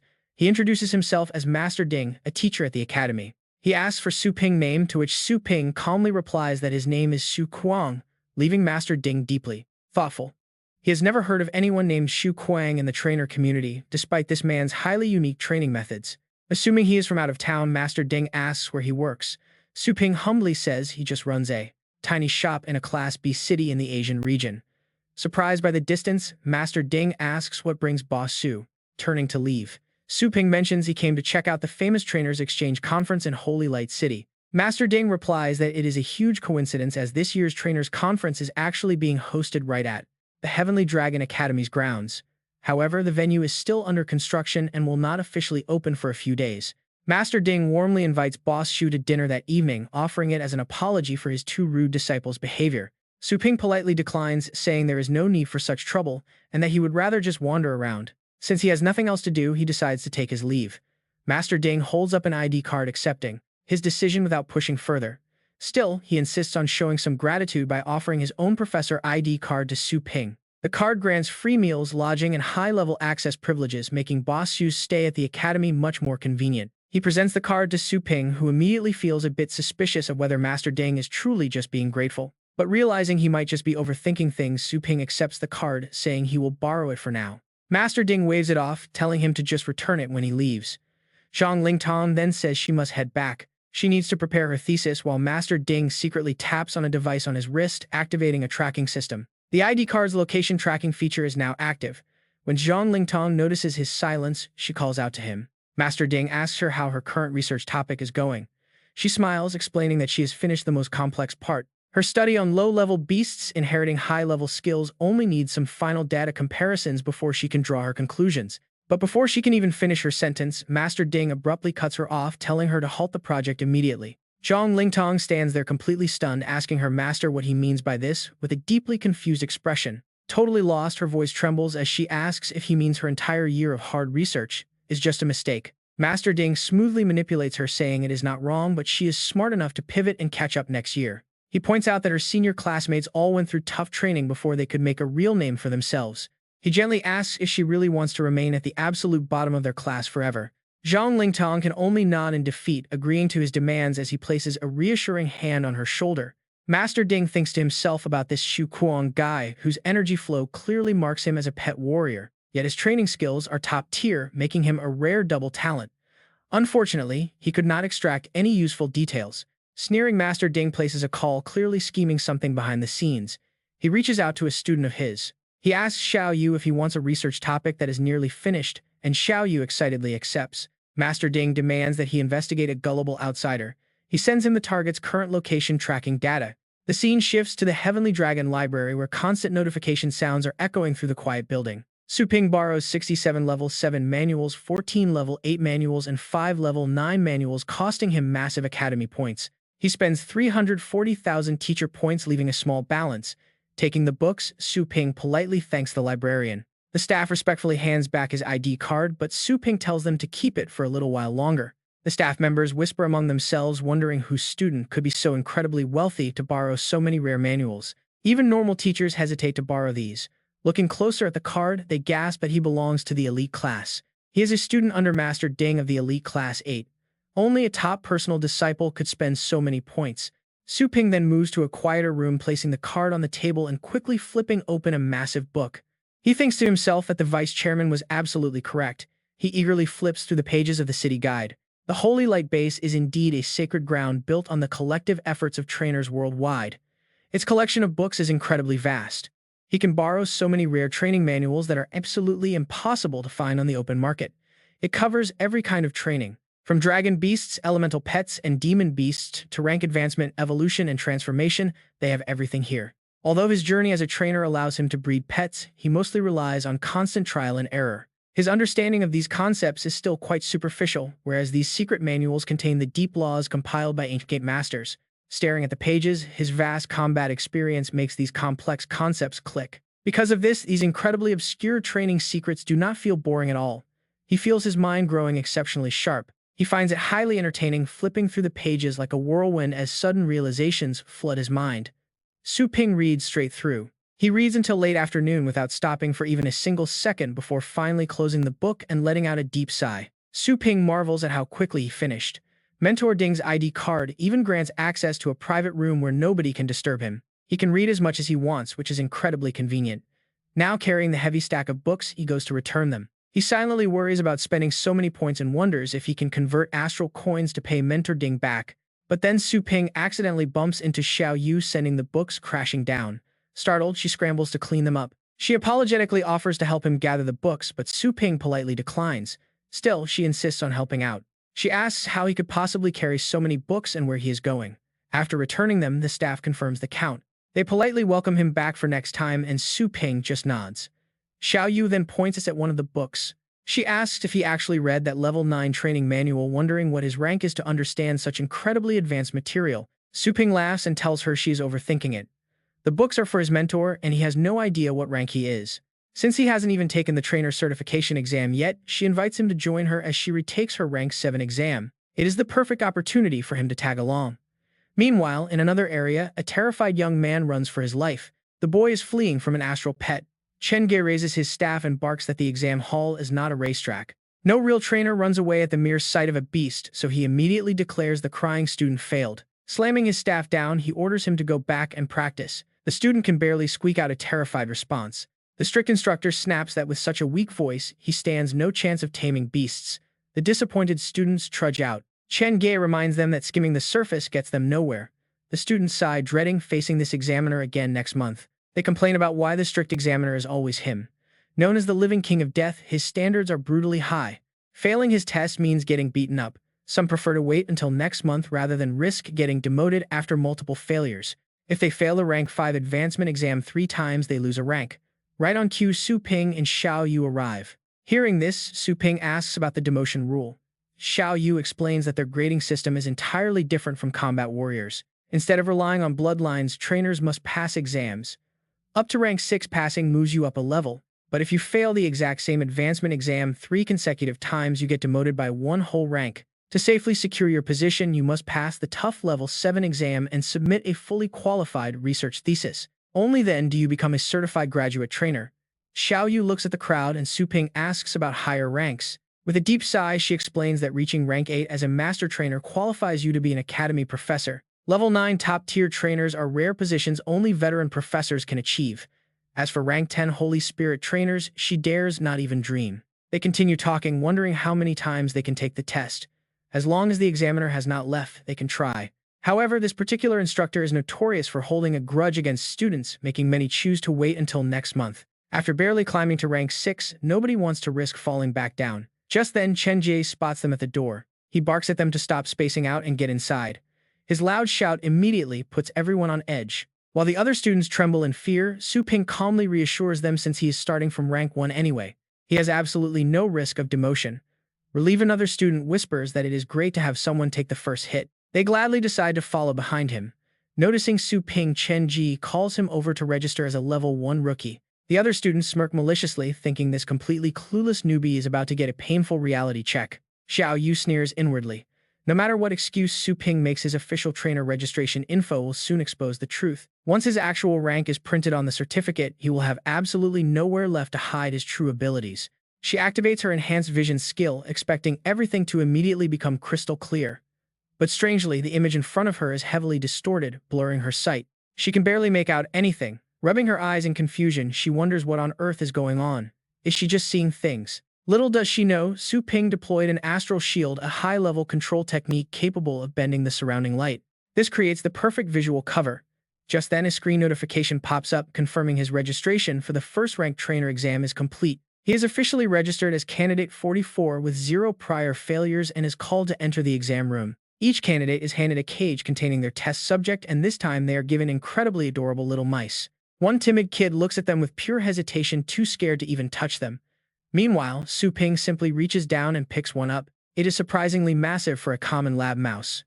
Right on cue, Vice President Chen Gay announces that the 30-minute timer starts now. The goal of this test is to use their astral force to dye the mouse's fur completely black. The pressure is on. The students brace themselves, trying to calm their nerves as they push out their astral power with intense focus. Master Chen Gay glares coldly at one struggling kid.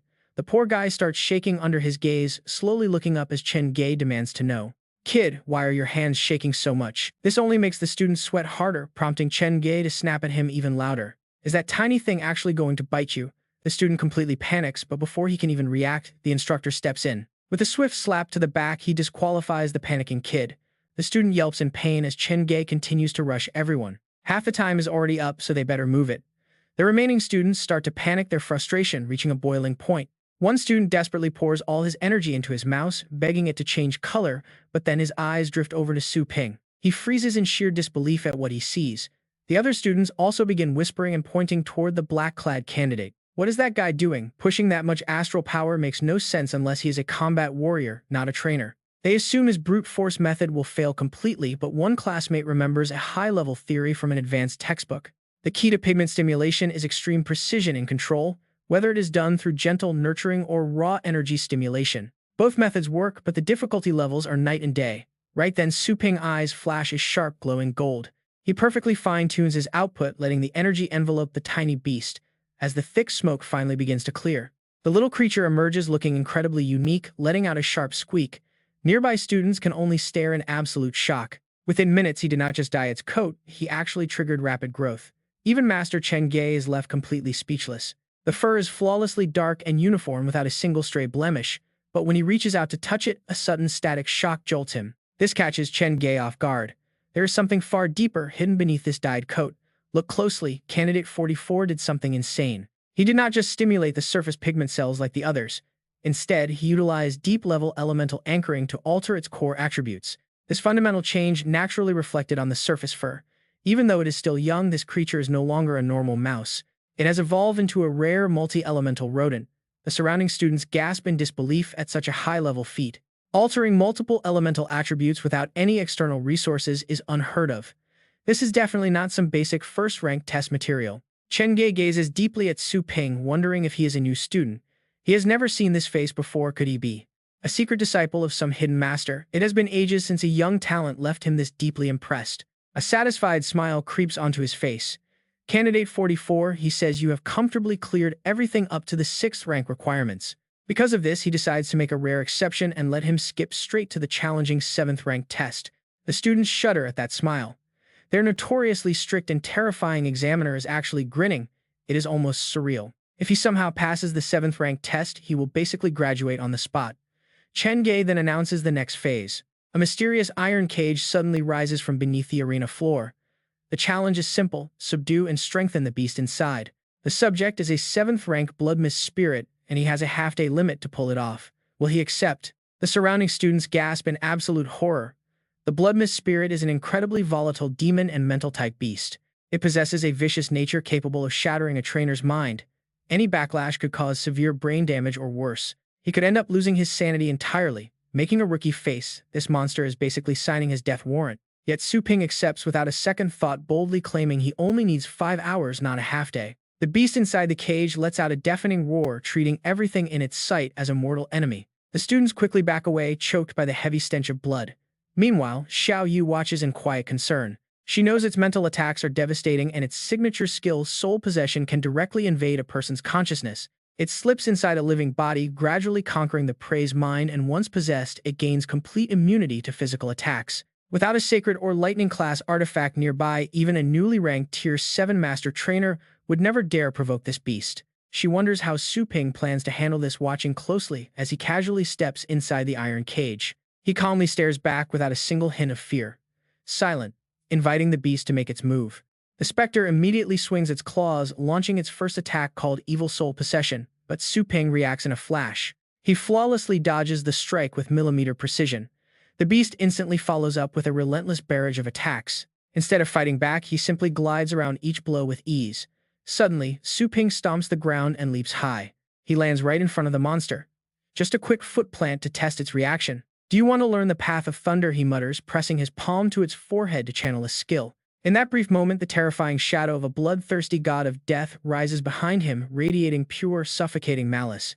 The specter stares at Su Ping as cold sweat pours down its face, absolutely terrified of what is about to happen to it. The specter instantly flees in panic, grabbing the bars and wailing.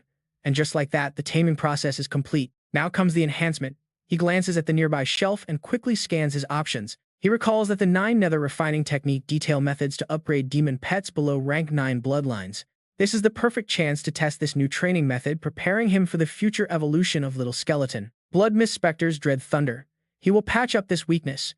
With a wave of his hand, he acts. He refines the soul-gathering grass and thunder orchid using astral power, merging the two ingredients together in an instant. The herbs fuse perfectly under his touch, releasing crackling currents of mysterious golden lightning from the center. Su Ping throws the fused mixture directly into the specter, commanding it to absorb the energy as the beast screams. As the essence merges with its body, plumes of purple and blue mist erupt, triggering a sudden mutation.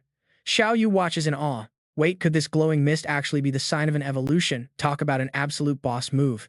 Its figure blurs within the thick smoke as Su Ping raises his hand, carefully guiding the astral energy to control the process. Chen Jie observes him silently, amazed by his calm composure and fluid, seamless movements that point to an incredible background. Having a grandmaster backing him truly makes him extraordinary. Now the beast reaches the final stage of its evolution. Its new form slowly materializes, completely reborn as a thunder giant spirit specter with deep blue skin and gold patterns. The original blood-red color is entirely gone. The surrounding students can hardly believe what they are seeing. The specter has completely changed. What kind of evolutionary path is this, turning a wild monster into a majestic beast? Su Ping points at the creature and explains that he integrated lightning principles to suppress its demonic bloodline during the process. The beast now possesses a strong resistance to both sacred and thunder attacks, though there is a slight side effect. It will be much more short-tempered than before.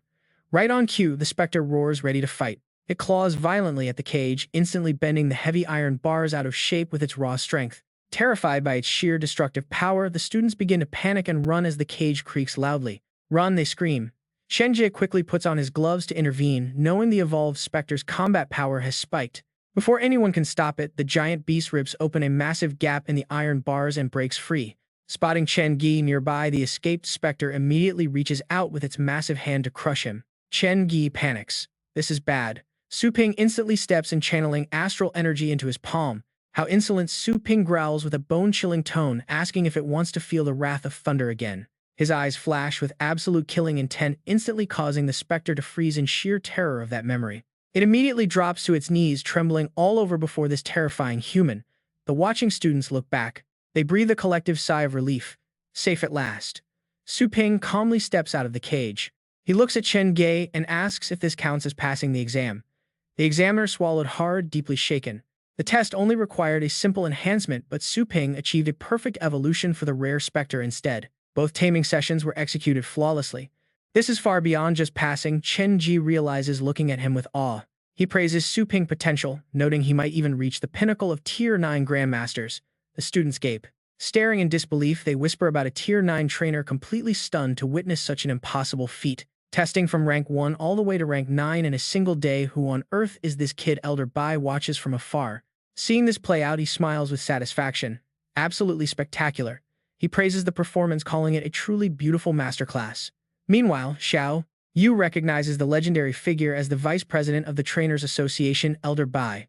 Seeing him approach, Chen Ge immediately bows respectfully to welcome the vice president. But Elder Bai ignores him, looking straight at Su Ping and telling him to follow. Chen Ge looks up, his eyes filled with pure curiosity. Is this young kid actually the vice president's personal disciple? Meanwhile, moving to a quieter spot, Elder Bai finally speaks. Please take off your mask, esteemed guest of the Zilong River, he requests with a soft chuckle. There's no need to be surprised. A talented young stranger with skills like yours can be counted on one hand. You are incredibly easy to spot. The trainer of the Little Skeleton, the Dark Dragon Hound, the Silver Starlight Dragon, the shop owner. Su Ping. Su Ping asks coldly how he got such detailed info and why he brought him here. Instantly, Elder Bai's face turns completely serious. He asks if Su Ping has ever heard of the Four Kings before starting to explain the dark legend. The Four Kings are the 4 legendary beast kings, the deadliest monsters in the blue planet's history, named Good and Evil Abyss, 7 Sins, and Bai-On. Highly intelligent and insanely cunning, they have wiped out countless base cities, leveling massive protective walls with a single stomp. The blood they have spilled could submerge mountains, making them the absolute greatest enemy of humanity on the blue planet. Elder Bai stares at him, noting that each king has power, at least in the Fate State. Su Ping mutters the words the Fate State, the absolute highest tier among the 3 legendary ranks. It is hard to believe the blue planet harbors such terrifying monsters, Su Ping realizes. Even at his current best, he has only just stepped into the Ocean State legendary rank. Curious, he asks for more details. If these beasts are so incredibly dangerous, why hasn't anyone heard any news about them attacking human territories lately? Elder Bai explains that long ago, a powerful human emperor severely wounded the 4 kings' sacrifice, sealing them beneath the deep abyss. Currently, legendary experts from the 4 major regions are guarding the seal, meaning these monsters should not be able to escape. But hearing all of this only makes Su Ping highly suspicious. Has the seal on the deep abyss already fallen? Elder Bai shakes his head. If it fell, every single base city on the planet would have entered a level 1 emergency state. Lowering his voice, he explains that the abyss itself seems completely normal, but scouts have detected strange beast movements. This wild migration pattern immediately reminds Su Ping of his own journey here. He almost got killed in a massive train attack. He tells Elder Bai that the entire train was nearly destroyed by wild beasts. This instantly causes Elder Bai's face to darken. So the threat is already reaching the citizens, he mutters. It seems security around the base cities must be upgraded immediately. There must be a darker force behind these migrations. That is why he is using this trainer exhibition to recruit top talent. He sent out hero invitations to assemble powerful fighters and brainstorm a solution. Su Ping is highly amused by this. Your association sure likes to meddle in a lot of business, Su Ping notes. Elder Bai replies with pride, of course, they do. Surely you felt it during the exam. Trainers focus on the grand strategy of beast control rather than just fighting head-on. It is about decision-making and using absolute authority. At the end of the day, trainers are the ones who grant real power. Su Ping remains pretty skeptical about this. If it is so serious, why not just send investigators straight into the wilderness? Elder Bai sighs, explaining he has already ordered scout teams from major base cities, but the wilderness is just too vast. With monsters roaming everywhere, getting quick results is impossible. He then asks if Su Ping has uncovered any clues himself. Su Ping looks back, admitting there are too few leads to work with. Rather than sitting here, overthinking, he wants to focus on rapidly boosting his own combat power. He mentions his desire to learn the legendary soul awakening technique, but cannot find it anywhere. Even after searching the entire Heavenly Dragon library, it was missing. Elder Bai bursts out laughing at his youthful ambition. Soul awakening is a top-tier secret technique. Only peak rank 9 master trainers have the right to access it at headquarters. Naturally, a local academy library wouldn't have it. Su Ping looks at him totally helpless, wondering what his point is. He asks if Elder Bai thinks he has what it takes. Elder Bai highly praises him, noting that based on pure strength, he absolutely qualifies. In fact, he could become only the 2nd dual-class, legendary warrior and holy trainer in history. This makes Su Ping pause in surprise. Intrigued by this sudden history lesson, he asks who the first person was. Elder Bai smiles. The only person in history to achieve both legendary warrior and holy trainer status was the ancient human emperor, who single-handedly fought off all 4 kings. Hearing this legend makes Su Ping's heart beat faster with pure excitement. Standing against those monsters alone, he eagerly urges Elder Bai, saying there is no time to waste and to teach him now. But Elder Bai immediately raises a hand to refuse.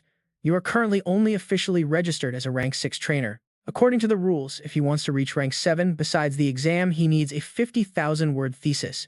Reaching rank 8 requires 2 papers, and rank 9 needs 3. Just hearing this exhausted Su Ping, he forced a weak smile at the old man. Since you think so highly of me, can we just use the back door? Once I become the light of humanity, writing these would be effortless. Elder Bai immediately shut him down. Absolutely not, he said. The more critical the moment, the more they must strictly follow the rules. If those at the top only rule by raw power, the weak will have no place to survive, and the entire world will fall into utter chaos. Forget about being the light of humanity then. Su Ping had to back down. This stubborn old man was way too rigid with his rules. Throwing punches was fine, but sitting down to write 7 massive papers would take him forever.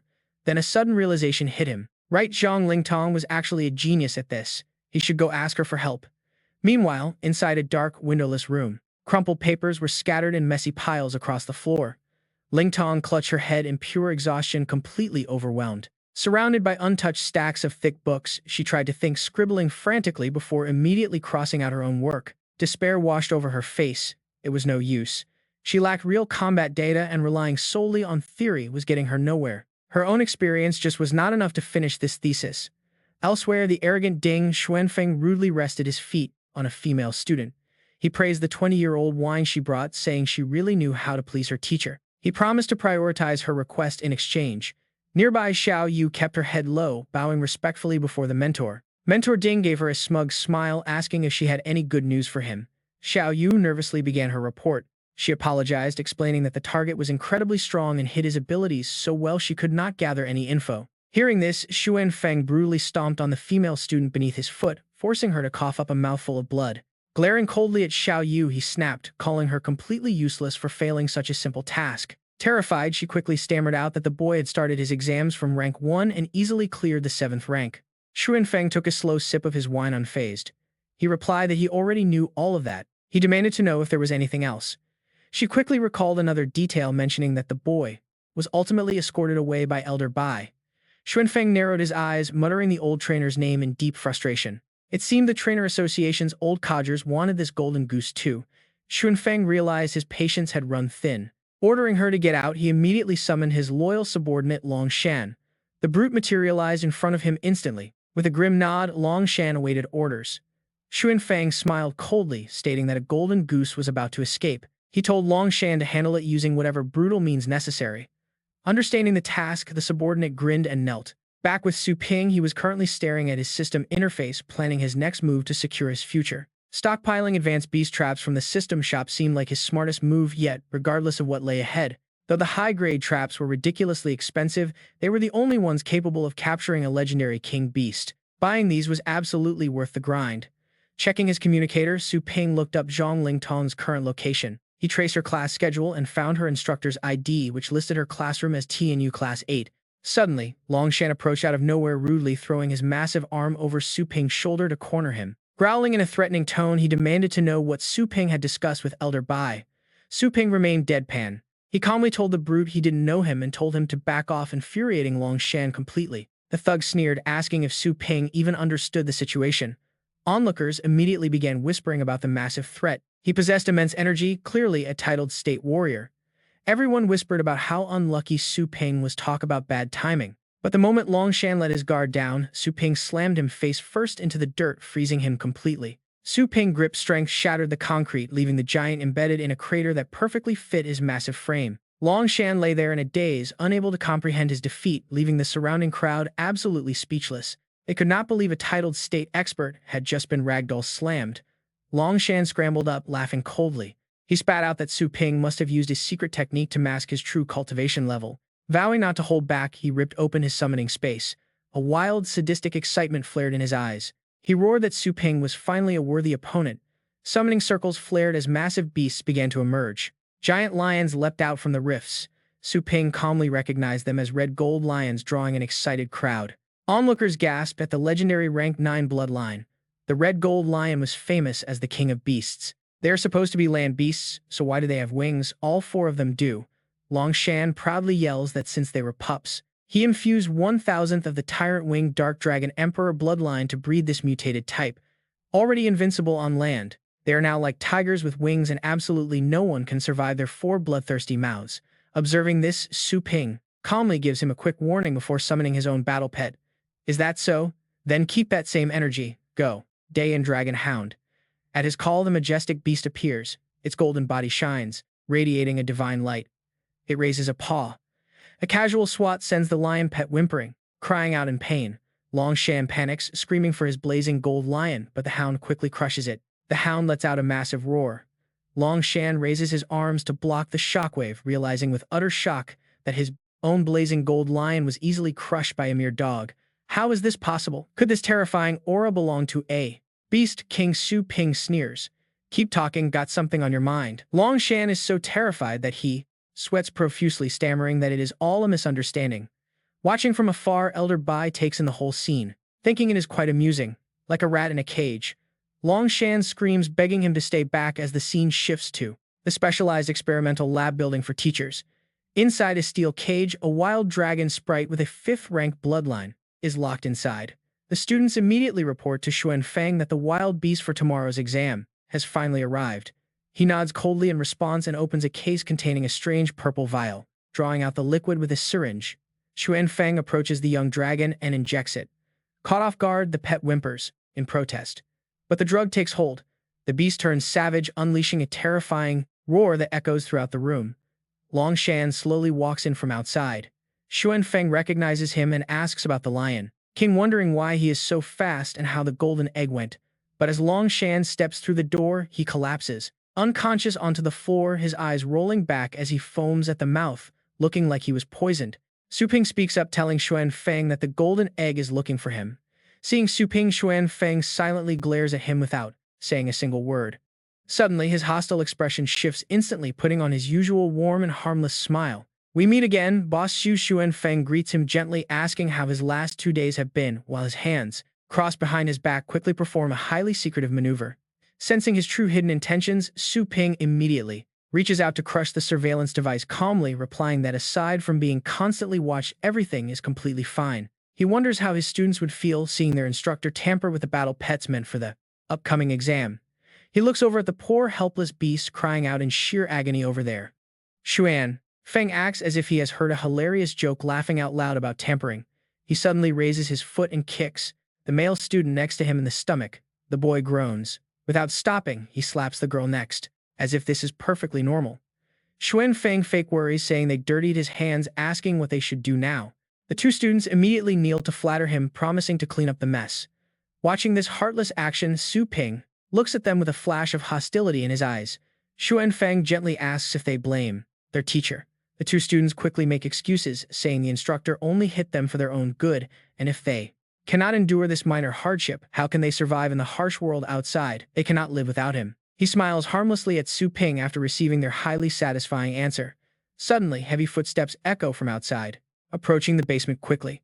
Su Ping is soon surrounded by a large crowd of people, and their strength is clearly not to be underestimated. Sighing deeply, Su Ping tells him that seeing his dark side makes that old conservative guy look much better. He asks if calling so many people means he wants to silence him. Xuan Feng calmly replies that he does not need to silence him because no matter what Su Ping says, everyone will believe a peak 9th rank master trainer like himself.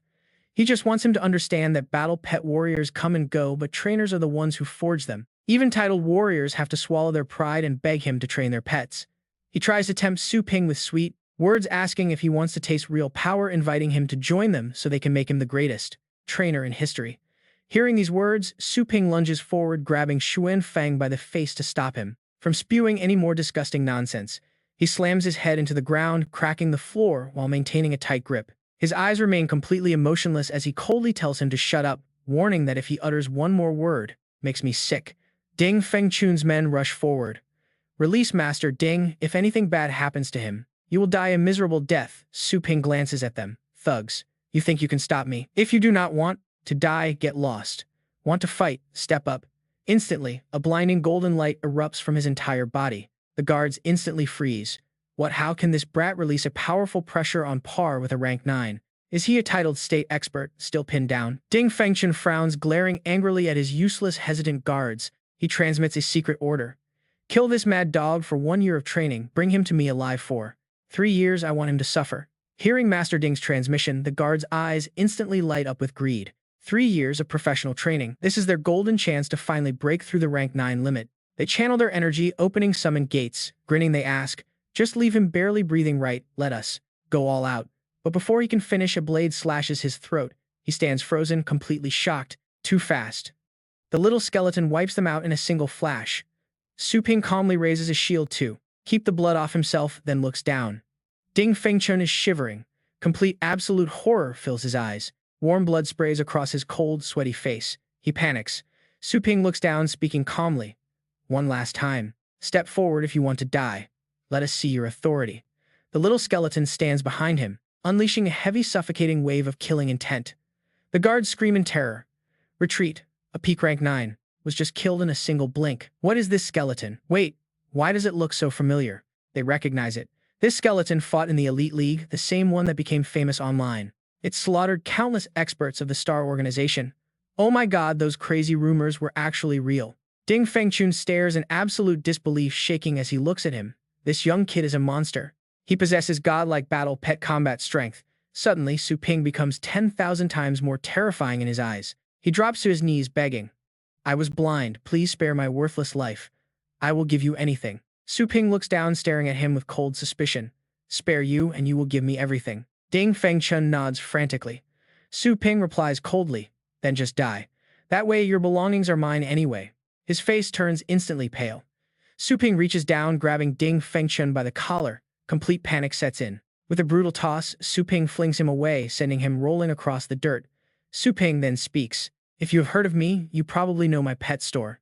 This little skeleton right here is a pet I trained myself. He flashes a chilling grin, leaving the guards completely speechless. A skeleton rivaling a perfect beast king. He trained that even Master Ding could never do such a thing. Honestly, not a single trainer in the Heavenly Dragon Academy has such heaven-defying miraculous skills. Terrified, Ding Fengchun wonders what he wants. Meanwhile, Su Ping pulls a mysterious scroll from his storage space. If you want to own pets this powerful, well, I will let you figure out the rest. He reaches into the scroll, pulling out dozens of sharp daggers, tossing them onto the ground before them. Those who do not want to get involved can leave. Su Ping turns around, preparing to walk away. If you want to follow me, show me what you can do. Do not keep me waiting, they whisper. Betray Master Ding. Honestly, what has he actually done for us? His promises are always completely empty. The training he promised me is still nowhere to be seen. He just dumps our pets onto clueless students. He barely cares. Unless it is a rare pet from a rank 9 expert, he looks down on everyone. Overhearing them, Ding Fengchun roars. Shut up, you ungrateful backstabbers. Is this how you repay my kindness? Are you really planning to turn on me? Instead of backing down, the guards pick up the daggers. You old bastard, you hit us whenever you got annoyed. We have been sick of you for years. You make us do all the hard work while you take the credit, blaming us for mistakes. Everyone agrees. Panic-stricken, Ding Fengchun commands them. Get back, are you all deaf? I said fall back right now. One guard steps forward, his face twisted in pure rage as he raises his sharp blade. Go to hell, you trash! Ding Fengchun screams in sheer agony as they begin stabbing him repeatedly. They vent their long-buried rage until he goes silent. Respectfully, a guard hands the master token to Master Su. This identity token is something Xu and Feng always kept on him. With this card, one can easily command the full authority of a level 9 instructor. Su Ping immediately turns it down. He cannot accept the master title, reminding them of something else. Just call me Boss Su. Since their hands are stained with the trainer's blood, they know what to do. They look at each other, instantly catching his drift. The guards bow, answering respectfully. We were never here today, they quickly say, and we know absolutely nothing about any of this. Su Ping smiles in satisfaction, waving his hand to summon his pet. A massive dragon slowly emerges from the space rift. The beast unleashes hot flames, burning Xu Enfeng's body to ash. This inferno dragon leaves nothing behind. Meanwhile, morning arrives at the dorms. Inside the Heaven Class 8 student dorms, morning has arrived. Mimi stares at the untouched food tray and sighs deeply. She knocks on Ling Dong's door, worried that her friend has not eaten in 2 days. If this keeps up, her body will give out. But inside the room, Ling Dong simply ignores her and tiredly clutches her head. She blames herself in silence, having made zero progress. What is she supposed to do when her thesis report is due tomorrow? If she fails, Instructor Ding will surely punish her. Elsewhere, the principal slams his desk in absolute rage. He scolds them furiously, stating that he warned everyone not to miss the meeting. Is Class 8 completely deaf? The principal glares at Xuanfeng's empty seat. The secretary checks the computer screen and quickly delivers a report. Instructor Ding's communicator is completely dead. His emergency contact says no one has seen him since yesterday. Frowning, he demands to know his location, ordering the secretary to use his master authority to track him immediately. After a while, the principal grows increasingly impatient. The secretary searches but struggles to find anything. The tracking is completely unclear, meaning Instructor Ding might actually be missing. The principal stares back in disbelief. As a high-ranking level 9 instructor, he must report before leaving campus. How could he just vanish for no reason? Other instructors whisper, wondering if the old bully finally met his karma, but some tell them to stop joking. A level 9 instructor is always guarded by a powerful titled Battle Pet Master. Making a move on him would be suicide. Any offender showing disrespect would be instantly suppressed or killed on the spot. Who would dare lay a hand on him? The principal immediately channels his spiritual energy, casting a massive search spell. A glowing trigram matrix appears before him. He uses his fingers to guide the magic, but the compass spins wildly, completely unable to lock onto a direction. The principal snaps, his eyes open in shock. Even across millions of miles, he cannot sense any trace of his aura. He immediately calls for his men. A group of dark-clothed guards quickly kneels before him, waiting for orders. In broad daylight, someone actually dared to abduct level 9 instructor Ding Xuanfeng. He orders them to find the culprit. They must track down everyone who contacted him recently. Opposing our Tianlong Academy like this is completely unforgivable. Kill anyone who gets in your way. As the guards salute and leave, his communicator suddenly starts to ring. It is Elder Bai, the vice president of the Trainer Association. He answers quickly, silencing his room for the call. The principal bows and greets him respectfully, asking what brings such an esteemed elder to call him today. The elder gives a direct warning, advising him to let the sudden disappearance of the instructor go completely. The principal is completely stunned. What kind of terrifying figure did Ding Xuanfeng actually mess with this time? To think it is someone powerful enough to influence a heavyweight like Elder Bai. The principal immediately bows, accepting the advice.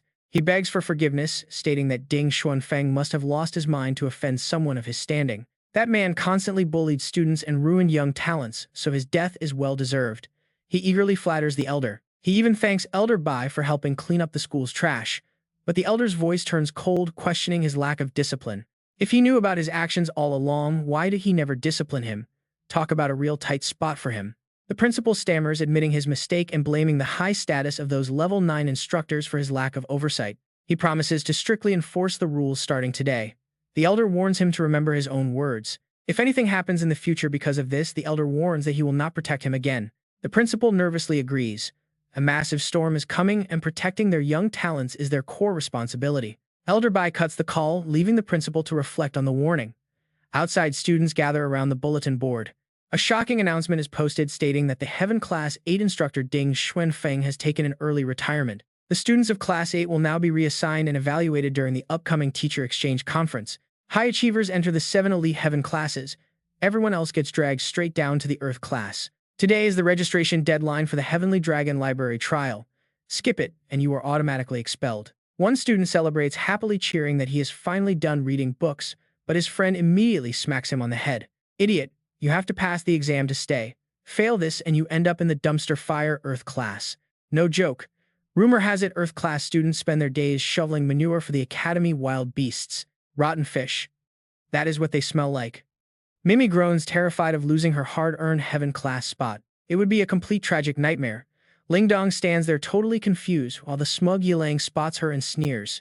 Why is this little coward showing her face here? I heard your precious thesis got completely and utterly trashed. His lackey chimes in, telling her to beat it to the Earth class because she does not belong here. Mimi instantly steps up, snapping at them to shut their mouths. Yiliang just laughs and mockingly asks if he said anything wrong. The girl cannot even tame a basic pet. She is a total embarrassment to the entire Heaven class. The bullies walk away laughing that they will never have to see these two pathetic failures again anyway. Just wait. Mimi shouts that they might be the ones getting kicked out. Lingdong just sighs, looking utterly exhausted. Thanks for sticking up for me, Lingdong whispers softly, but we should split up so you do not get targeted too. Mimi refuses. Do not listen to those jerks. You are the genius who practically taught me everything about taming. They are just incredibly bitter that you used to top the class. Lingdong merely looks away, her spirit broken. That was a long time ago. Now she honestly feels like she cannot do anything right. She just needs some quiet. Suddenly, Mimi grabs her, dragging her to the registration counter anyway. Meanwhile, over at the quiet school library, Suping places a heavy stack of books on the desk, asking the receptionist if he can check them out. Mimi literally pushes Lingdong past him. The girl pleads to be let go, but Mimi is not having it. I have to see you register with my own eyes. Suddenly, Suping and Lingdong lock eyes, completely frozen in surprise. Suping spots them, and honestly, you can tell right away that something is seriously wrong with these two. Mimi lets out a massive, frustrated sigh. Do not even ask.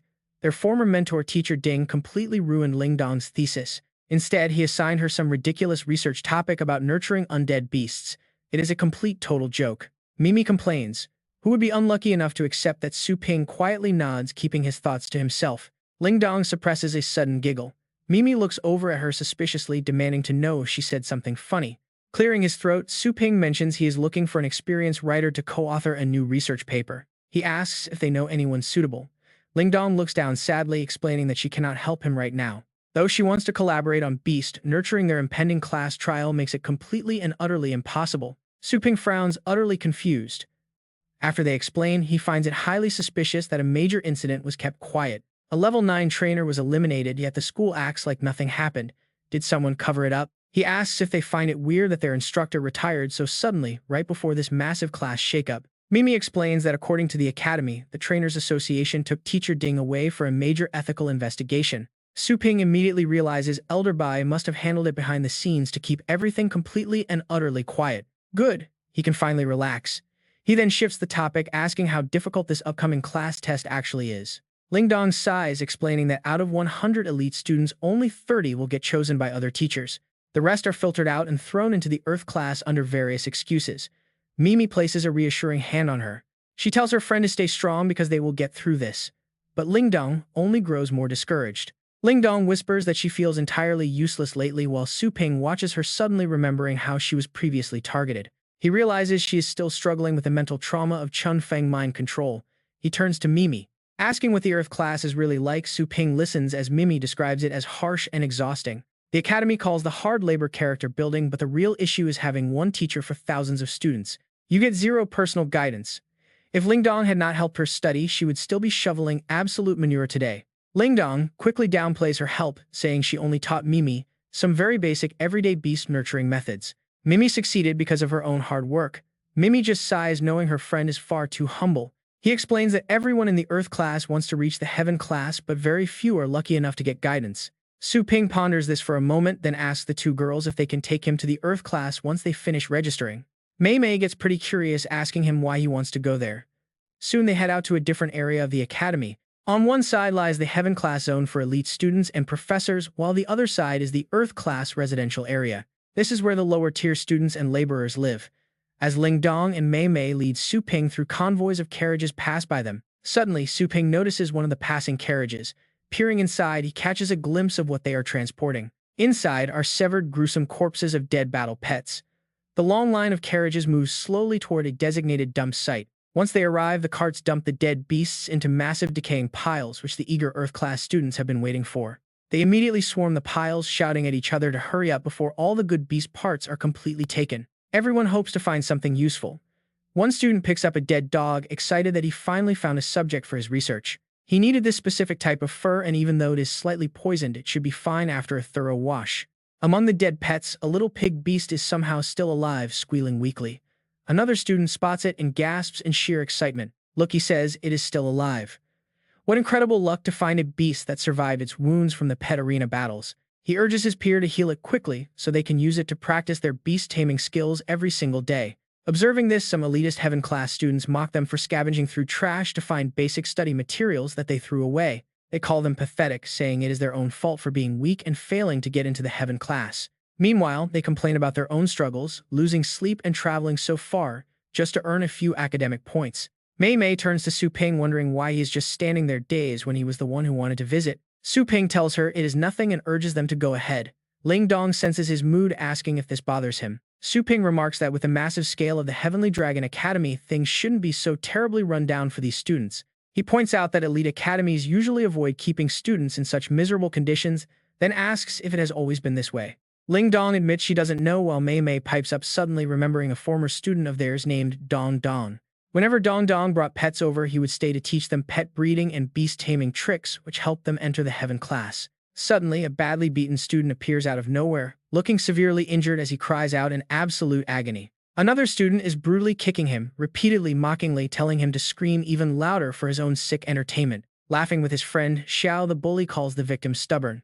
Just then, Feng Shu approaches with a raised wooden club. Feng Shu tells the others to step aside, claiming basic kicking is boring. Watching in sheer horror, Ling Dong and Mei Mei gasp.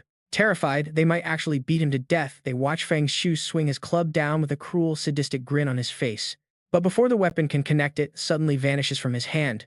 Stunned, Feng Shu looks up to confront Su Ping. He demands to know who Su Ping is to ruin his fun. Su Ping calmly replies that he is just a passing bystander. Su Ping asks if bullying an unarmed person is really that fun. Hearing this, the two bullies burst into mocking, hysterical laughter. Feng Shu grabs the victim by his hair, calling Su Ping an idiot and claiming that the guy is totally doing this voluntarily. The beaten student desperately begs Su Ping to leave, explaining that the bullies promised to teach him breeding techniques and exam secrets. He claims he is only one step away from joining the Heaven class. Hearing this, Feng Shu smirks smugly at Su Ping. Having a few resources lets you act like a king in the Earth class area. You guys have never experienced that, have you? Ling Dong is stunned. This is too much, completely impossible. Mei Mei curses inwardly, wondering if this scumbag has absolutely no fear. Are they actually coming to seek revenge? Su Ping tosses his stick aside, confident that the arrogant man cannot teach anyone anything useful. He asks her opinion. If she thinks it is too harsh, she can teach real nurturing instead. Ling Dong is completely flustered by his words. The smug student snaps back with a threat, warning them that Senior Xiao Feng Shu represents their elite nurturing class. He represents the nurturing department of Heaven class, Class 4, warning Su Ping to know his place. But Su Ping just smiles with quiet confidence. He challenges them to a bet. If his side wins, they get the kid.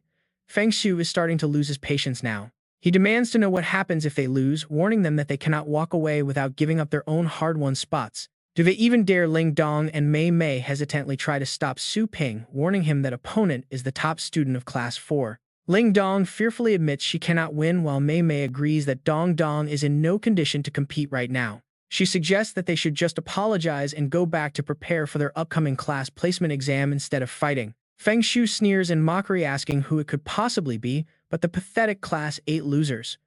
Another student rudely chips in, saying they mess with his boss and will not walk away so easily. Su Ping reassures Ling Dong, telling her to trust him. These guys are no match for her, and saving people is exactly what she wants. He glances down at the poor student. For a moment, his words make Ling Dong hesitate, unsure of what to do. Su Ping nods, giving her a firm guarantee. Ling Dong gently closes her eyes as she processes everything. She clenches her fist with absolute determination, telling him that she understands and she will compete. Feng Shu sneers at them as useless talkers, promising to show them the meaning of true cruelty very soon. He orders them to follow him to a special spot. Soon, Su Ping and the girls find themselves entering a strange alley. Ling Dong and Mei Mei look around nervously under the hostile glares. Metal cages line the walls, trapping ferocious beasts. These creatures look completely wild. The two girls hold hands tightly the entire way, visibly trembling with fear. Su Ping flashes a brief wave of killing intent to back the thugs off, telling the girls not to worry at all. No one here can touch them. All she needs to do is focus on the match. Ling Dong nods. They step into the arena. Feng Shu asks with a smirk if they are playing by the usual rules, taming first, then battling. First, they tame a wild beast. Then they fight to knock out the opponent's pet in a best-of-3 match. Ling Dong agrees confidently, trusting Su Ping to keep her safe. The wild beasts are rolled out in cages. Their raw, violent energy is terrifying, even behind bars. The moment Ling Dong sees them, she flinches. They look incredibly difficult to tame. Feng Shu flashes a sinister grin. This is the seediest underground arena in the district. There are no friendly, harmless beasts down here. He mocks them, calling them fragile flowers who are probably wetting themselves. Ling Dong starts breathing heavily, overwhelmed by rising fear. Memories of a past trauma flash in her mind. She flashes back to the terrifying moment a savage bear mauled her arm, leaving her bleeding and helpless. Instinctively, she grabs her old wound as the memory resurfaces. Up in the stands, the crowd begins to jeer. They yell at her to get off the stage and stop standing there like a statue. Mei Mei panics. She points out that Ling Dong is too traumatized to fight, but Su Ping firmly believes she is trying to overcome it. Mei Mei frowns, reminding him that he is just a stranger from the train who doesn't understand her situation. Suddenly, he asks if she has ever heard the story of the fish and the jar. She is totally confused. Su Ping explains that once a fish was kept inside a transparent glass jar, it could not see the glass. It kept trying to escape, smashing its head until it bled, but achieved absolutely nothing in the end. Eventually, the poor fish believed the outside world was fake, spending its entire life trapped inside that small jar. Mei Mei still does not get his point, reminding him they will get beaten up if they lose. Su Ping looks at Ling Dong on the battlefield, imagining that invisible glass jar finally cracking open. His eyes glow gold as he thinks that the glass is gone now. She just needs to take one step. Ling Dong stands silent, battling her inner demons. Su Ping sees her as that very fish, ready to break free. Now watch as the atmosphere shifts completely. The fish is about to become a dragon. Ling Dong puts on her taming gloves, her aura exploding like a dragon. Feng Shu is left utterly stunned. He wonders how her aura could change so drastically. Masking his fear, he tells her to stop showing off. He boasts about how easily he will crush her. Both raise their hands toward their beasts and yell command, commanding them to tame. His eyes flash with smug confidence, knowing these underground beasts are different. They are recycled creatures that have been tamed repeatedly, building up a strong resistance to standard taming spells. Only seasoned low-tier locals know this secret trick. He is absolutely sure she stands no chance. But Ling Dong suddenly announces she is already finished. Feng Shu can only stare in utter disbelief. He cannot comprehend how she bypassed their resistance. Watching from the sidelines, Mei Mei smiles with pride. She remembers how Ling Dong used to teach them taming techniques.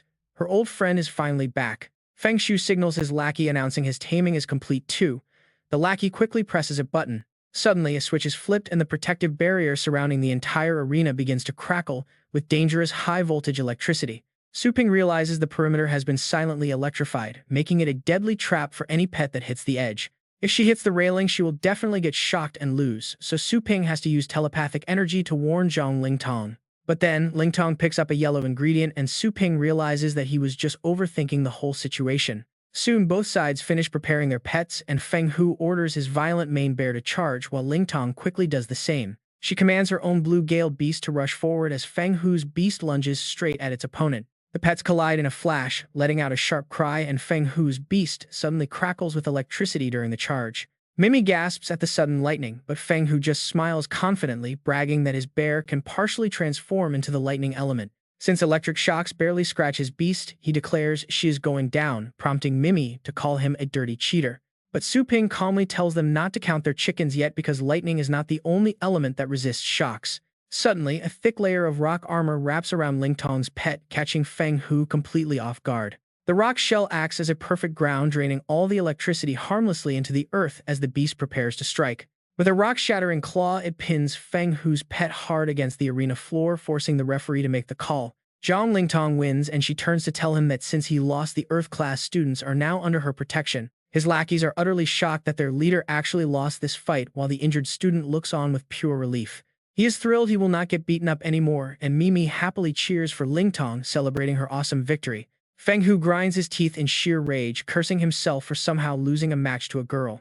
He pulls out a small, sharp rod, refusing to accept this defeat and vowing not to let them walk away easily. He suddenly lunges at Ling Tong with the weapon, but Su Ping immediately senses the danger and channels his astral energy to intervene. And right when things are about to get ugly, a monkey pet suddenly springs out of nowhere to pin Feng Hu. Su Ping is slightly surprised that someone else beat him to the punch as a senior student leads a group forward. The senior scolds Feng Hu for trying to attack after losing, calling it pathetic, and Mimi instantly recognizes who he is. When Su Ping asks if this senior is from the Heaven class, Mimi explains that he is actually a legendary figure here. He is the oldest student in the Earth class and their leader, with rumors saying nobody knows how long he has been here. Feng Hu struggles wildly, screaming to be released and warning them that Class 8 is gone, leaving only 7 classes for resources. He threatens that if they lay a finger on him, his class will completely cut off their supply of pet resources. He warns the senior to think carefully, reminding him that he belongs to the powerful Xiao family and always keeps his word. In response, the monkey pet simply raises a paw and slaps him hard, leaving Feng Hu completely stunned and furious. He curses at the senior, who coldly responds that Ling Tong has done a lot of good deeds for their community. Even though the Earth class uses whatever resources they can find, they still know basic right from wrong. Besides, many of their students have been personally helped by her, which makes the injured student choke up with deep gratitude. The monkey starts beating Feng Hu even harder until he squeals for mercy, making his lackeys panic at the sight. Talk about a complete shift in attitude. The beaten bully drops to his knees and desperately begs the senior to spare him. He promises never to do it again, but the senior coldly tells him to scram and stay out of their territory. If they see his face here again, it is on sight, sending the cowards running while the monkey cheers in victory. Ling Tong politely thanks the senior for stepping in, but he simply shakes his head and tells her there is no need. He explains that her guidance has helped his crew improve immensely, meaning he is actually the one who owes her thanks. Still, she worries that angering Feng Hu means their class might lose all access to critical training resources for their pets. The senior sighs, admitting they are always short on resources anyway, so she should not beat herself up over the threat. After all, those with nothing to lose do not fear wealthy bullies, and they certainly will not bend to his threats. Laughing optimistically, he invites her to just join his gang if she ever fails the upcoming exams, telling her not to worry. He jokes that he has already picked out the perfect spot for them to hang out, laughing off the looming threat. While Ling Tong actually seems excited by the offer, Nia sighs in exasperation, telling the senior to stop jinxing their future. Su Ping suddenly chimes in, praising her current form before bluntly asking if the Earth class has any money to spend. This unexpected question finally catches the senior's attention, prompting him to ask Su Ping who he is and where he came from. Su Ping humbly introduces himself as a simple pet business owner, noting that this place seems like a promising market to study. The senior then breaks down the entire setup for him, explaining exactly how things work in their local pet trade. Let's put it this way. Anyone who gets into this training academy usually comes from a pretty wealthy family. The students sent to the lower Earth class to suffer only end up there because of average talent or zero influence. But if you were thinking of taking some backdoor shortcut, I highly suggest you give up on that right now. All this money was pooled to help their kids succeed. Take my money and you will end up like that guy. Ling Dong steps in to stop him. Senior, you have it all wrong, she says. Boss Su taught me he is not bad. Su Ping does not care much and just smiles. She is right, he says. I just want to see if they can afford my services. This leaves Ling Dong completely confused. Renting pets? Do you actually have a way to obtain top-tier pets? The senior sighs deeply. You must not be from this school, are you? Selling pets here is completely monopolized. Unless you have massive connections, it is literally impossible to bring any outside beasts in. Su Ping looks at him. As long as I have a shop, I can bring them in. Unlimited quantity, any grade, and only the highest quality. The senior is highly skeptical. But if this guy can actually secure reliable pet resources, it would be a total lifesaver. Why is he so confident? He stares at Su Ping, completely baffled. So what is your actual plan? Su Ping plays it cool and keeps it mysterious. Trade secret, he says. Giving me a shot costs you absolutely nothing. Right. The scene shifts to their target location where a stubborn old man looks them dead in the eye and says not selling. The senior tries to bargain. Sir, if you won't sell, at least lease it to us. Just name your price. But the old man refuses. No renting either. This is an ancestral shop passed down from my grandfather, he snaps. Su Ping sighs and looks at the senior. This is a prime business district, and aren't you supposed to be the local boss here? Why are you so useless? The senior scratches his head, explaining that even gang bosses cannot bully the elderly. So Su Ping immediately calls a legendary powerhouse. Let me handle this, chairman. Take care of a quick trade for me, he commands. The legend quickly complies, answering respectfully. A massive skyscraper appears on the screen and Su Ping makes his move. Sir, look at this prime building in holy light. Just renting this place out for a single year will easily feed your family for generations. Do we have a deal? The old man freezes in pure shock before leaping up from his chair. What? Yes, let us trade, I am in. The senior is utterly speechless. Talk about a massive flex. Is the pet business really bringing in this much insane cash? What does he even plan to do with this tiny shop anyway? Su Ping smiles, holding the freshly signed deed. This place is finally mine. He contacts his system, ordering it to establish a brand new branch shop right here. He activates the chaos condensation pool, grinning like a madman. Meanwhile, over at the Class 4 instructor's private office, Hao Qi looks at his bruised student. Feng Shu, who on earth did this to you? The boy bitterly cries out. It was the Earth class trash teacher. They are completely lawless bullies. The instructor finds all this highly unusual. Why would the lower class target you? Feng Shu shamelessly lies, claiming he was just minding his own business. Suddenly, they jumped me and promised to beat me on sight. You have to get real payback for me, master. Hao Qi knows this spoiled brat must have provoked them. Still, the Xia family is a powerhouse in the city. Letting this slide would completely ruin his reputation, and no noble family would ever want to study under him again. Besides, crushing some nameless nobody from the lower class is absolute child's play. He turns to comfort his student. Rest easy. Tomorrow I will personally make those Earth-class fools pay dearly and bring you justice. Feng Shu smiles. Thank you so much, master. I will make sure to bring you a very handsome reward later. Hao Qi nods. You may leave now. Once outside, the teacher immediately places a call and several people appear on his screen. Master, they say in unison. What do you need us to do? Hao Qi maintains a completely cold expression. Our Class 4 is taking over the disposal of all useless pets across the academy for the next 6 months. Elsewhere, a fleet of heavy trucks carrying discarded pets makes its way down the road toward a barren dump. They dump loads of dead and completely worthless beasts. The bodies pile high, filling the air with a putrid stench. Fire-breathing bear monsters step up, unleashing massive torrents of flame to incinerate the entire mountain of rotting corpses. A student struggles against the guards, watching his pet get dragged away. Lizu, why are you guys doing this to my pet? Lao Lei falls to his knees, begging desperately. Master Shi of the Class 4 Elite Division, please make them stop. The big trainer exhibition is starting soon, and the association will be recruiting top students to join their ranks. Doing this to us right now is no different from burning our exam papers before we even get to write. Hao Qi demands answers with a blank face. Just a month before exams, your people beat my student up, and you still expect good results. How will you account for Feng Shu's injuries? He quickly chimes in. They want justice now.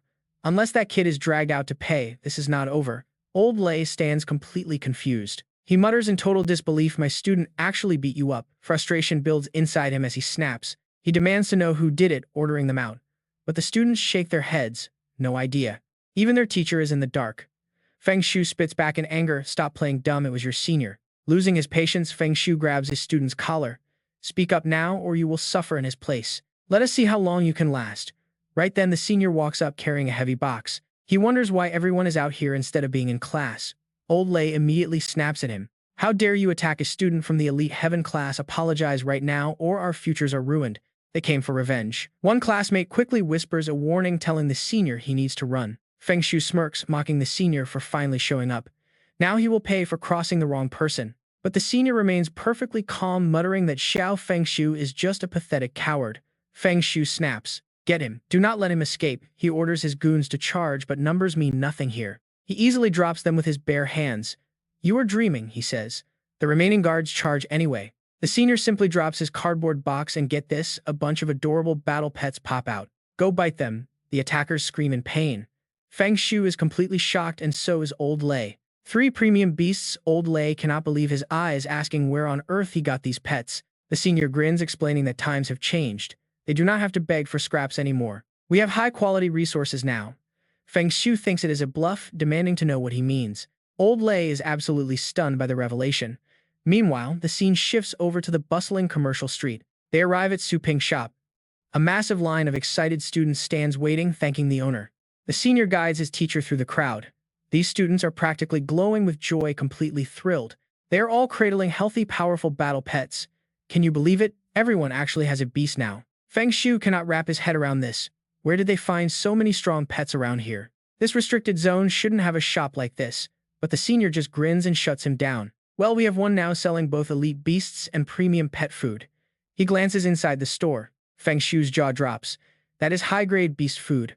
Only elite heaven-class trainers can usually access those. Where did this place even come from? The senior calmly explains that all this food and these pets are actually sold way below market price. The quality easily matches the Academy's special supplies, no doubt. Old Lei is quietly celebrating.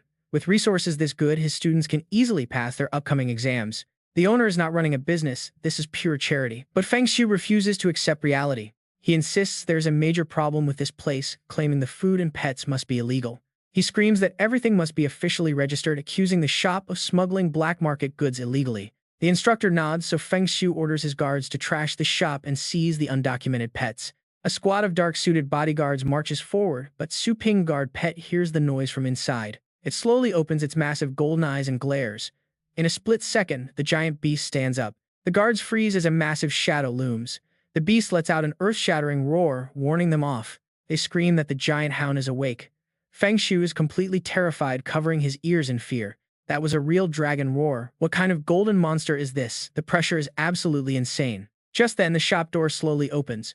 Su Ping steps out calmly, asking what all the racket is about. Feng Shu instantly recognizes the voice and glares. Su Ping asks what they want with his guard dog. The hound stomps its massive paws to intimidate them, forcing the guards to yell out in pure panic. They shout that a basic guard dog shouldn't act like a dragon, while Feng Shu looks to Hao Qi. He begs his instructor to deploy his personal guard to handle this beast.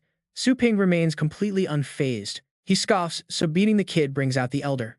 Behind him, the massive pet glares with an imposing, majestic stare. His mind is already a tangled mess. This dragon hound is showing the makings of a beast king, something never seen at the Academy. Only the top geniuses from the Trainers Association are rumored to know the secret techniques to tame such a beast. No matter their strength or background, these people are highly dangerous. He quickly forces a flattering smile. He says he only came to mediate after hearing reports about a student being maliciously beaten in the Lightning District. He asks for an explanation, leaving Feng Shu utterly stunned. The senior student lets out a mocking laugh. He sneers, asking why the high and mighty instructor is suddenly acting so submissive. Feng Shu glares back in fury. Ling Tong turns to comfort the injured student, telling him not to worry because the boss promised to protect them. They decide to explain everything to Instructor Shi. The injured student nods, secretly laughing in his own head. He thinks no explanation will work because the Xiao family donates a massive amount of money to the school annually. The instructor will surely demand justice for him, and that polite attitude from before was just a tactical front. Hao Qi casually offers his solution. Since both sides took a beating, settling it now is only fair. Wait, is this actually happening? Feng Shu stands frozen, thinking he misheard. Hao Qi turns and scolds him. He reminds him that since his sneak attack failed, he still owes an apology. Feng Shu asks why he is helping them. He demands to know who the actual student is here. The others just watch him ramble, knowing this transcends favoritism. This is about absolute justice.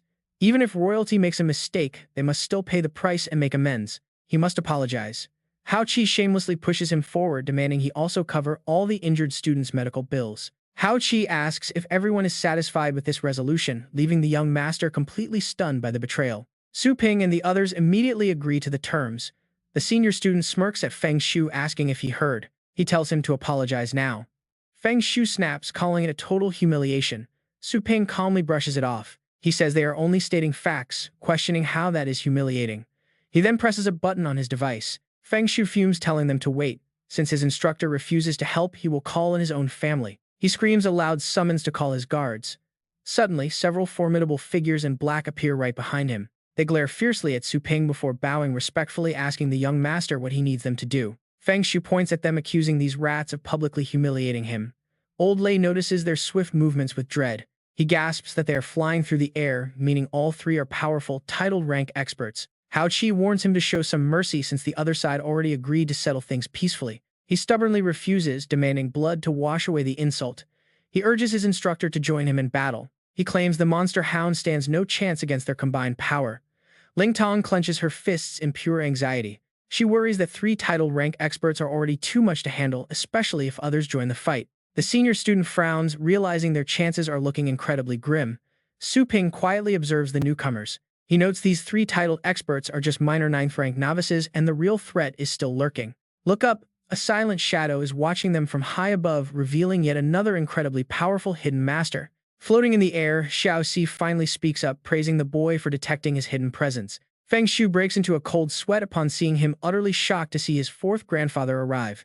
The elder glares down, coldly scolding him for mobilizing the Xiao family guards right under his own nose. With a cold, piercing question, the grandfather leaves him pale and trembling as absolute terror quickly sets in. He quickly complains, claiming that they bullied him and caused every single injury covering his entire body. Pleading for justice since his instructor refused to help, the young master watches as the senior student objects.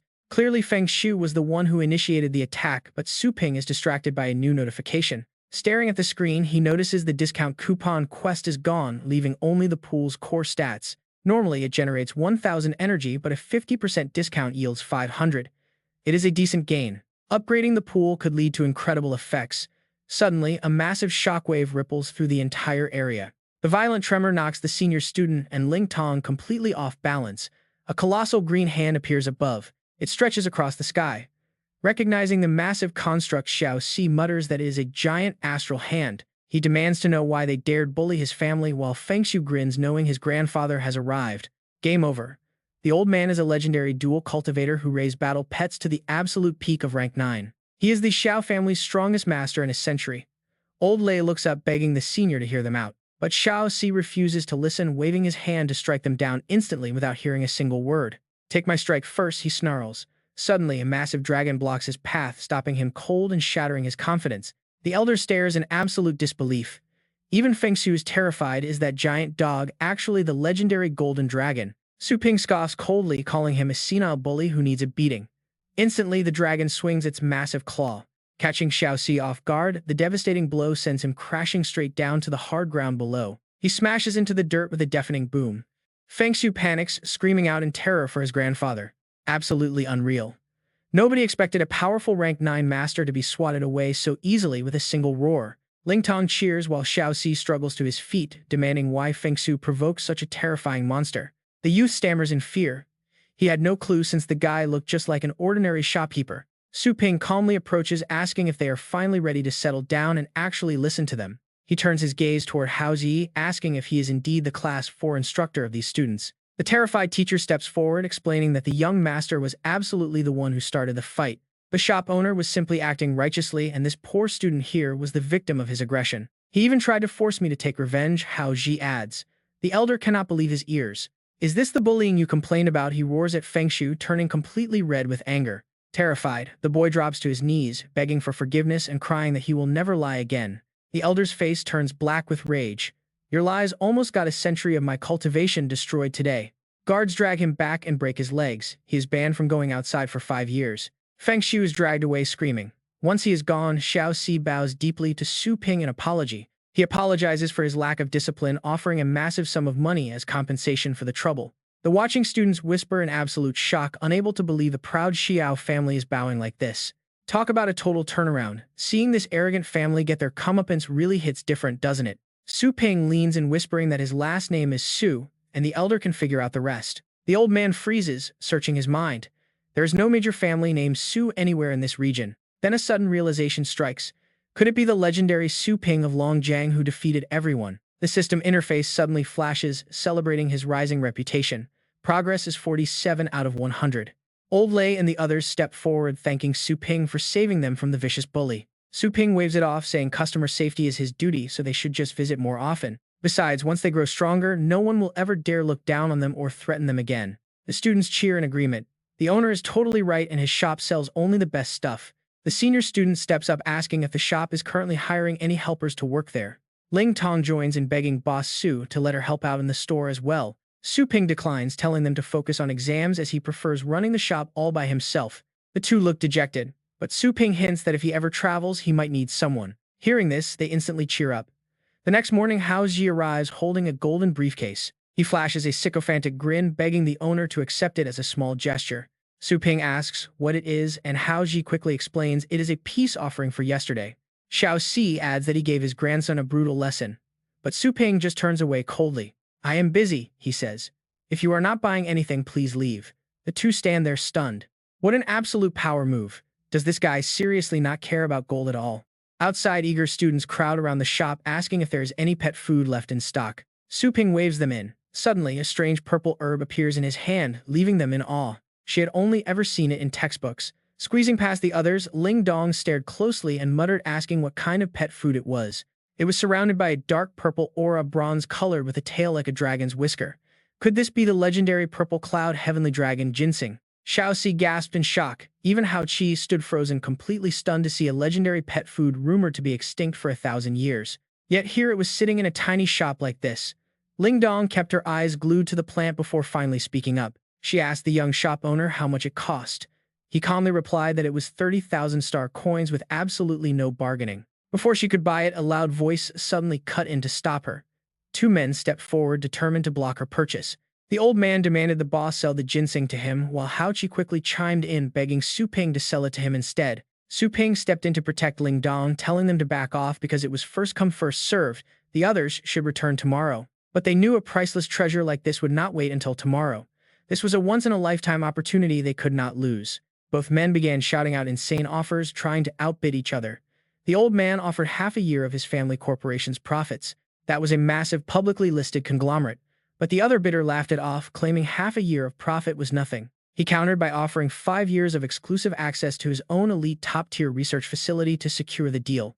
The watching students began whispering in shock. The Shao Clan conglomerate was the absolute top business group in the entire city. Just half a year of their profits was worth at least 1 billion credits.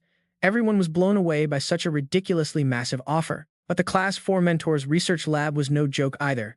It was a state-of-the-art facility built to elite standards. Designed specifically for Rank 9 trainers, it housed the most advanced equipment in the city. Using it even for a day was a dream. Can you believe these guys are offering all of that for a single plant? Su Ping just looked at them with pure confusion. He asked them why they were willing to spend so much on it. Hao Qi smiled, explaining the immense fame it would bring them. He claimed his connections would bring countless people to see this 1,000-year extinct plant, forcing even the Trainer Association to respect them. They would instantly become legendary figures at the absolute top of the pet training world. It was a golden ticket to fame. Xiao Si added that his family would maximize its commercial value, turning the rare plant into a multi-billion-dollar project. He promised Su Ping a massive share of the profits. Su Ping listened, then turned to ask Ling Dong what she would do. The young girl hesitated, admitting she could never offer him that kind of massive wealth or elite business connections. Su Ping smiled and gently told her to speak freely. Eyes shining with excitement, she asked if he knew of the ancient dragon tribe. She spoke of the legendary purple blood heavenly dragon. Many master trainers had tried to reconstruct its bloodline and ancient dragon skills, but they all failed due to a lack of resources. That was where the purple cloud heavenly dragon ginseng came in. It was the primary food source for pets in that ancient era, meaning it could unlock massive breakthroughs in their research. It could literally propel the entire field of ancient pet research forward. Hearing this, Su Ping got curious about these resource shortages. He asked if such missing ingredients often held back pet trainers. She frowned, confirming it was a massive problem. Almost all ancient training methods were lost because the untamed wastelands were too dangerous for researchers to explore. Without new discoveries, progress had completely ground to a halt. Hao Qi sighed, agreeing that ancient pets were far stronger. Their combat power eclipsed anything on the blue planet today, but reconstructing their bloodlines was nearly impossible. A single plant could not change the entire field, and trying to do so would only end in complete failure. Su Ping flashed a mysterious grin. Who said there was only one? He told them to wait while he picked a few more. With that, he turned and disappeared through the back door, leaving the others completely frozen in sheer disbelief. Xiao Si blinked, wondering if the boss had actually just said he was going to go pick more. Ling Dong caught the name. She wondered if this was Boss Su, since the other owner's name was Su Kuang. Half an hour later, the room began to crackle. Sparks of electricity leaked from the doorway. Su Ping stepped out, holding 2 dark purple ginseng roots casually in his hands. He held them up, announcing he was done. Their jaws dropped, and they let out a collective scream of pure shock. Su Ping casually told them that everyone got a share, so they should pay up. Haoqi panicked, pleading with him to be careful. The old man cried out that these were thousand-year-old antiques, not common weeds to be grabbed so carelessly. Su Ping shrugged, telling them he had plenty more in his pockets. Hearing this, the two men stood there completely paralyzed. Ling Dong noticed his clothes were covered in blood and asked if he was okay. He casually told her it belonged to others. Hao Qi and Xiao Si began whispering, wondering what kind of insanely powerful family could produce someone like him. Even after living for over 100 years, the old man had never witnessed such unbelievable, boundless wealth in his life. Zhang Lingtong steps up to help clean Su Ping's shoes, but Elder Xiao quickly stops her. Wait, let me do it. Teacher Shi sighs at this shameless display. What an absolute old fox, sucking up so publicly is just too much. Elder Xiao shoots him a smug look. He does not care. He carefully lifts Su Ping's shoe to wipe it. Call him a weirdo. He does not care at all. He only wants to wipe clean his boss's slightly dirty shoes. Stand up. Su Ping warns him about people getting the wrong idea, then demands the payment he was promised. I will pay right now. Elder Xiao agrees. Shi Haoqi joins in too, but Su Ping turns to Zhang Lingtong. He shows her a few other items he found.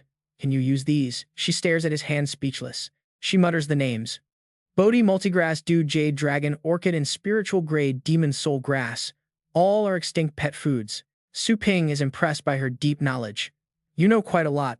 Do you want to buy some? She sadly declines. Her greedy purple cloud dragon has already eaten through her entire food budget for the year. Shi Haoqi sighs. Her family was once a prominent nurturing house, but now their research has drained them dry. They spent everything on research and nothing on business. Now they cannot even afford basic study materials anymore. What a tragedy.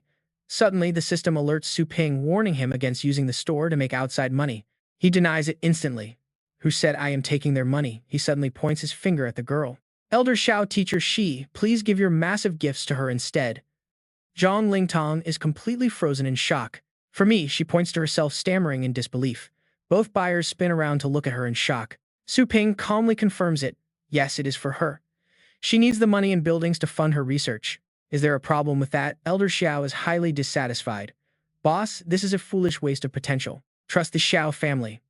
With our backing, we can easily make you a global billionaire within a single year. Zhang Lingtong timidly agrees. It is true. She could never offer Su Ping that kind of rich financial return. Is it really worth it? Just then the system chimes in again, warning Su Ping about bypassing his restrictions. Do not try to trick me, the system warns. Funneling extra revenue through an assistant is strictly forbidden here.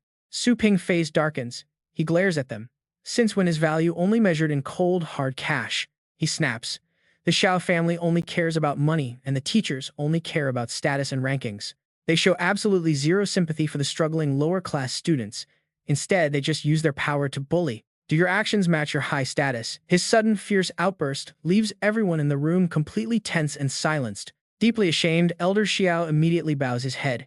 He admits his mistakes and agrees with the store owner's lecture. The students in the back are deeply moved.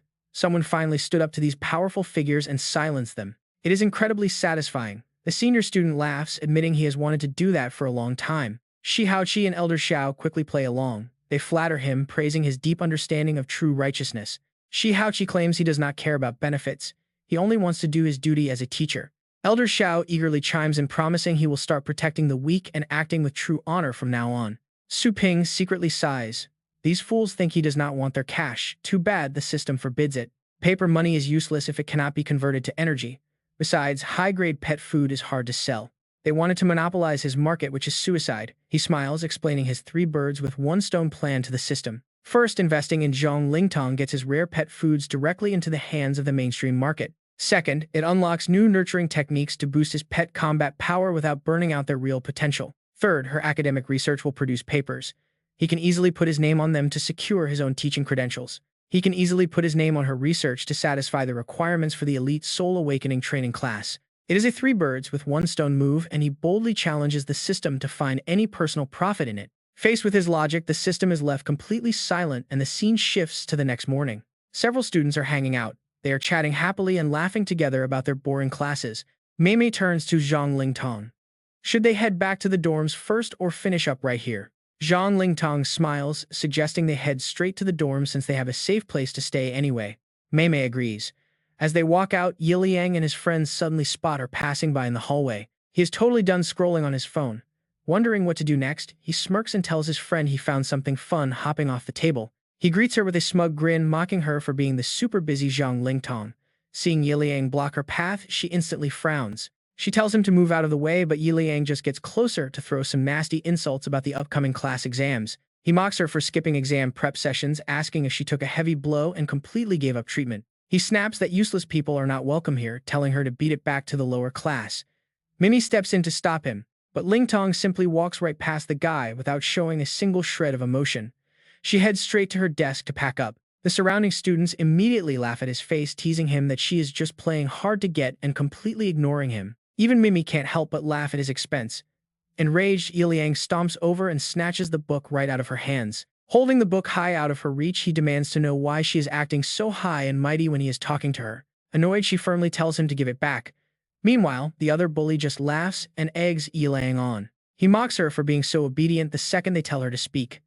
Mimi steps up again, asking if they are literal children. With an annoying smirk, Yiliang demands she apologize, first mockingly reminding her that admitting fault used to be her best skill. He keeps teasing her, saying he is absolutely dying to see her break down and cry like a baby. Out of nowhere, a massive bodyguard in black looms behind him and easily plucks the book right out of his hand. Yiliang panics as he recognizes the guard, stuttering to ask if he is the bodyguard for their class instructor. Without a word, the bodyguard grabs the bully by his collar and tosses him to the floor with a hard thud. The guard hands the book to Lingtong, calmly telling her to ignore them. She politely thanks him before heading out. His buddy quickly rushes over to help him up, asking if he is all right. Yiliang just glares back in fury. The buddy whispers in confusion, wondering why on earth Instructor Ding's personal guard is out here protecting Zhang Lingtong. Yiliang smirks as a nasty theory pops into his head, assuming there must be some secret dirty relationship between them. The sidekick nods, realizing why she acts so different now that she has a powerful backing. Yiliang smiles and tells him to follow them. He wants to snap some scandalous pictures to ruin her. Soon they tail her to a massive research institute in the city center. The two bullies watch from the shadows, whispering about what she could possibly be doing at a high-level research facility. They sneak inside to investigate. Instantly, they find themselves surrounded by massive cutting-edge machinery and advanced research setups. As the advanced machinery hums around them, another student runs up to greet Lingtong, looking incredibly relieved to see her. He pants, saying she finally arrived, and she asks what went wrong during his training session with the beast. The student explains his young beast's claw kept bleeding heavily. Watching from afar, Yiliang and his friend are totally confused. He wonders why so many low-class students are gathered here. Lingtong calmly examines the creature to figure out the issue. She gently checks the beast and asks if he used too much spirit herb without properly massaging its veins first. He nods in relief. She smiles calmly, explaining how to solve the problem step by step. Yiliang's friend is absolutely shocked, pointing out that they are using a high-level research lab for such basic training lessons. Yiliang secretly records the scene, fully convinced they must have illegally snuck into Steel University property. He plans to report them to get them expelled. Suddenly, the same bodyguard quietly appears right behind them. He grabs Yiliang's arm mid-recording, demanding to know why they are sneaking around the facility yet again. Yiliang quickly points at Lingtong, reporting that these low-class students are illegally occupying the research facility. The bodyguard simply laughs, calling him an absolute fool. Lingtong turns around, hearing the commotion. She sternly demands to know what Fang Yilang is doing there, but Yilang just tries to threaten her. He boasts about having photo evidence of them using instructor-level equipment, warning her that this is a severe crime. He threatens her with suspension unless she cooperates, but Lingtong simply taps on her tablet without saying a word. Without saying a word, she quickly taps her screen and tells him to just look for himself. The document on display is an agreement signed between the Xiao family instructor Shi and Zhang Lingtong. His jaw drops in shock as he realizes the lab was actually a gift from Instructor Shi of Class 4.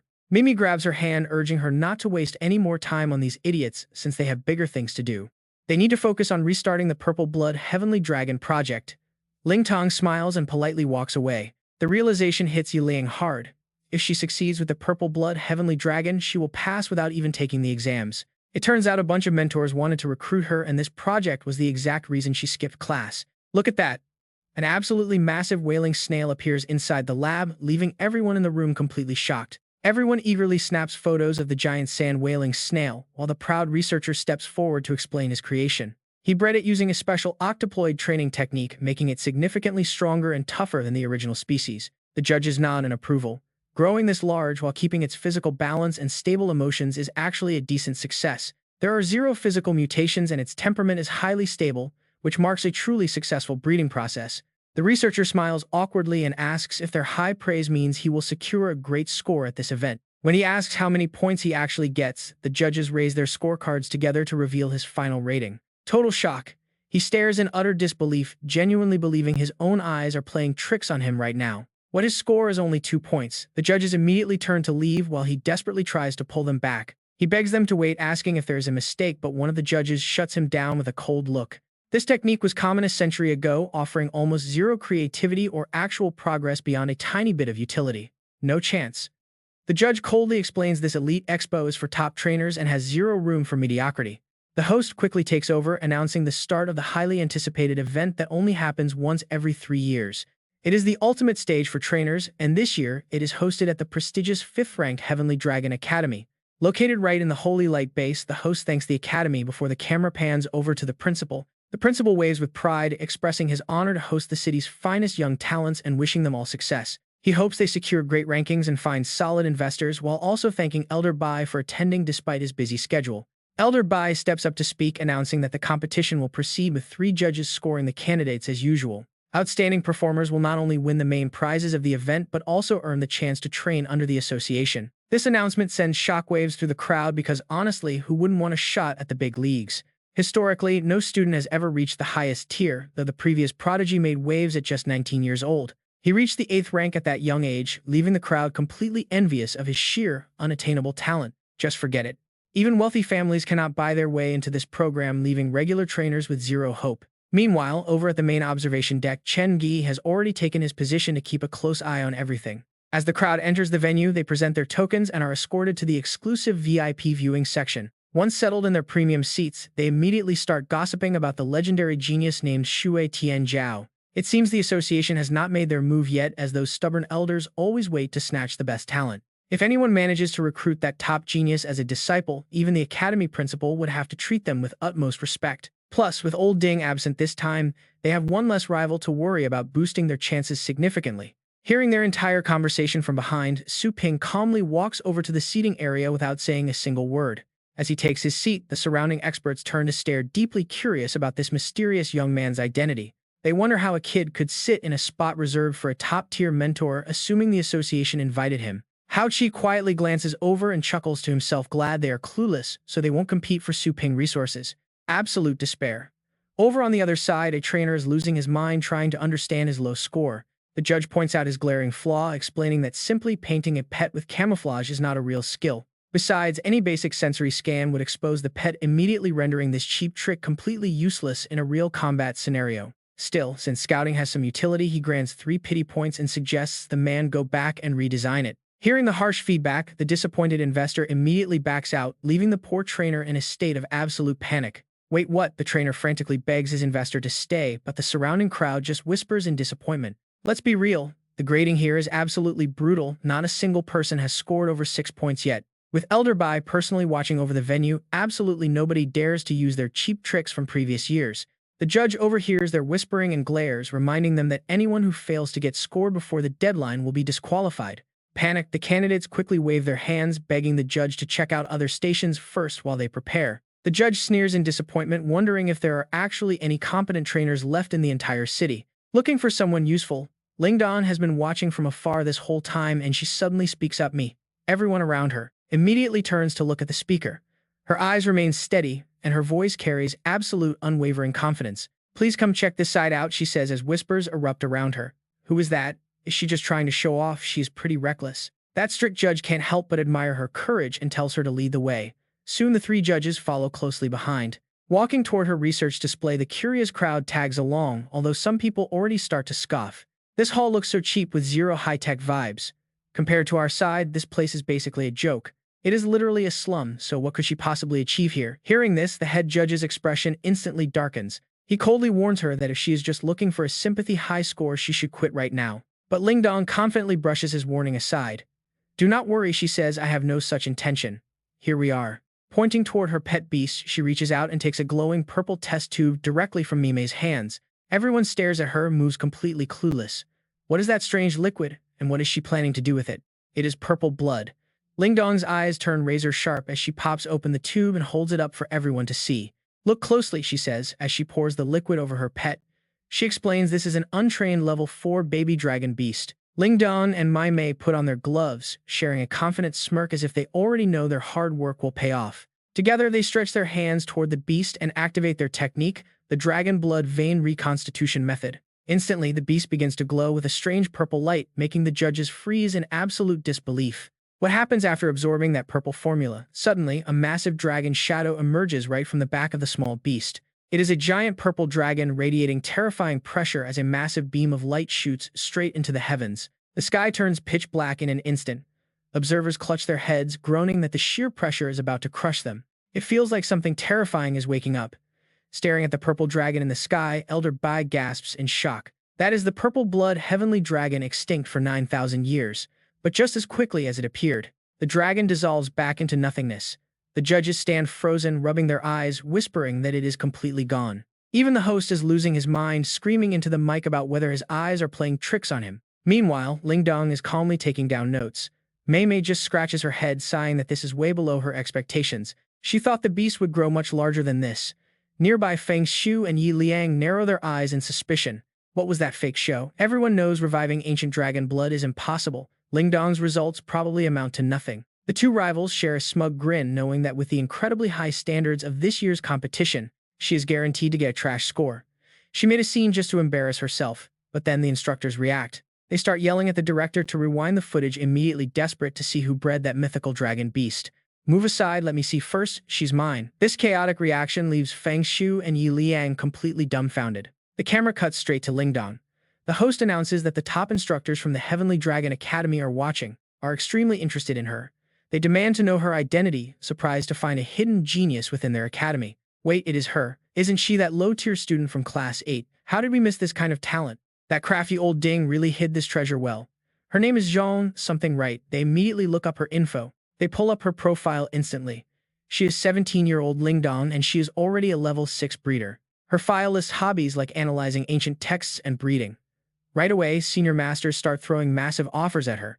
Join my faction, I own a private library filled with legendary forbidden texts you will not find anywhere else. You can read whatever you want, just pick me. Another master yells that he will teach her his exclusive secret techniques. Choose me instead, we have the best perks and free afternoon tea every single day, just pick me. Suddenly, two powerful streaks of yellow and green light crash down from above, halting the bickering masters. It is the principal and Elder Bai. Sorry everyone, but I am taking the lead on this genius, the old fox laughs. The host can only watch helplessly as the vice president of the association and the academy principal rush forward. The principal glares sideways at Elder Bai, asking him with a tense grin why he is in such a massive rush. Elder Bai just laughs, claiming his old bones are simply stiff and he needed a quick morning jog. But the principal knows better than to trust the old man's harmless act, keeping his guard up. Are you trying to trick a ghost? You clearly wanted to steal my recruit and got caught. Elder Bai did not feel guilty at all. He smiled. Oh, look at that, I got caught. The principal cursed him, immediately kicking into maximum speed, shouting at him to stop being so sly. He teleported using 9 heavens force. Elder Bai was no pushover, calmly stating all is fair in war, invoking his 9th grade earth shrinking technique. Both of them pushed their limits to max speed, desperately racing to claim the same disciple. Even the host was completely speechless. They dashed forward and landed together at the exact same moment. Right away they barked orders at the nearby examiners to leave. Go somewhere else. The examiners respectfully complied. Elder Bai stroked his beard, asking if he could take a look at the pet they had trained. Ling Dong nodded with a smile, welcoming Elder Bai to take a look. Beside her, Mei Mei stood frozen in absolute disbelief. They were actually noticed by a giant figure like Elder Bai. Her future was finally looking bright. Nearby spectators stared in complete envy. Elder Bai was personally grading those two girls. Only a rare genius would ever receive this kind of special treatment, but some warned them not to celebrate too early. Elder Bai's grading standards were notoriously brutal compared to the regular examiners. Approaching the beast let out a growl. Elder Bai sighed in awe. The legendary purple-blood celestial dragon was the progenitor of 10,000 dragons. Its lineage was so elite that even the golden giant dragon reigning supreme on the Blue Star Dragon rankings could never compare. Elder Bai carefully inspected every inch of the beast. Faint purple electricity crackled across its wings, and its shimmering scales radiated pure dragon energy. Its eyes burned with an undeniable kingly aura. Without a doubt, this dragon possessed the fully awakened bloodline of the legendary beast. The fusion process of the purple-blood celestial dragon was a complete success. His voice trembled with intense, uncontained excitement. This method shattered the beast's natural bloodline limits, allowing its once bottlenecked combat power to break through with absolute ease. The principal burst into loud laughter, praising her as a true genius, nurtured right by his academy. Hearing this, Elder Bai finalized his score. Despite minor flaws, the achievement was undeniable. He awarded a massive 9.5 score. The host could barely believe his ears. 9.5. The highest score of the entire competition had finally been revealed. Talk about a massive achievement. Come with me, child. With the full backing of the Trainer Association and my personal guidance, your future achievements will be legendary. The principal stepped forward, boldly pleading with her to stay. He promised that the academy would provide her with top-tier resources. Don't listen to him, Zhongling Dong. You are our student, so staying here is only right. I can offer you the best. Whatever research you want to do, whatever mentors you need, you will have unlimited access. The crowd watched with jaws dropped. To recruit one girl, both giants were offering absolute blank checks. This was easily the highest treatment ever witnessed. But inheriting Elder Bai's secret techniques was just as tempting. That inheritance alone could secure her position forever in the training world. Meanwhile, Feng Shu and Yi Liang stared in absolute shock, utterly unable to accept the reality unfolding right before their eyes. She literally transformed from a nobody into a legendary phoenix. They regretted not building a better relationship with her sooner. Clenching her fists, Ling Dong softly called out to the two masters. Both of them turned to look at her instantly. Did she decide that quickly? With determined eyes, she looked at them, stating she had indeed made her final choice. The host's voice rose with intense suspense. Now watch, this is where everyone in the room loses their minds. The surrounding mentors began placing their bets, pointing out the principal had the advantage. Who could say no to raw power? But others disagreed, noting that becoming Elder Bai's personal disciple guaranteed a far superior status in the long run. No matter who she chose, her future was blindingly bright. Watching quietly from the sidelines, Su Ping offered a satisfied smile. Standing up, he muttered to himself that it was about time to head back to the shop and prepare inventory. Then Ling Dong spoke. She thanked both masters for their generosity, but announced her lifelong commitment to her boss, Xu Kuang. Hearing those words, Su Ping froze on the spot, unable to process what he was hearing for a second. He suddenly remembered giving Xuan Feng a fake name earlier, calling himself Xu Kuang. The crowd instantly exploded in confusion. Who on earth was Xu Kuang? Nobody had ever heard of him.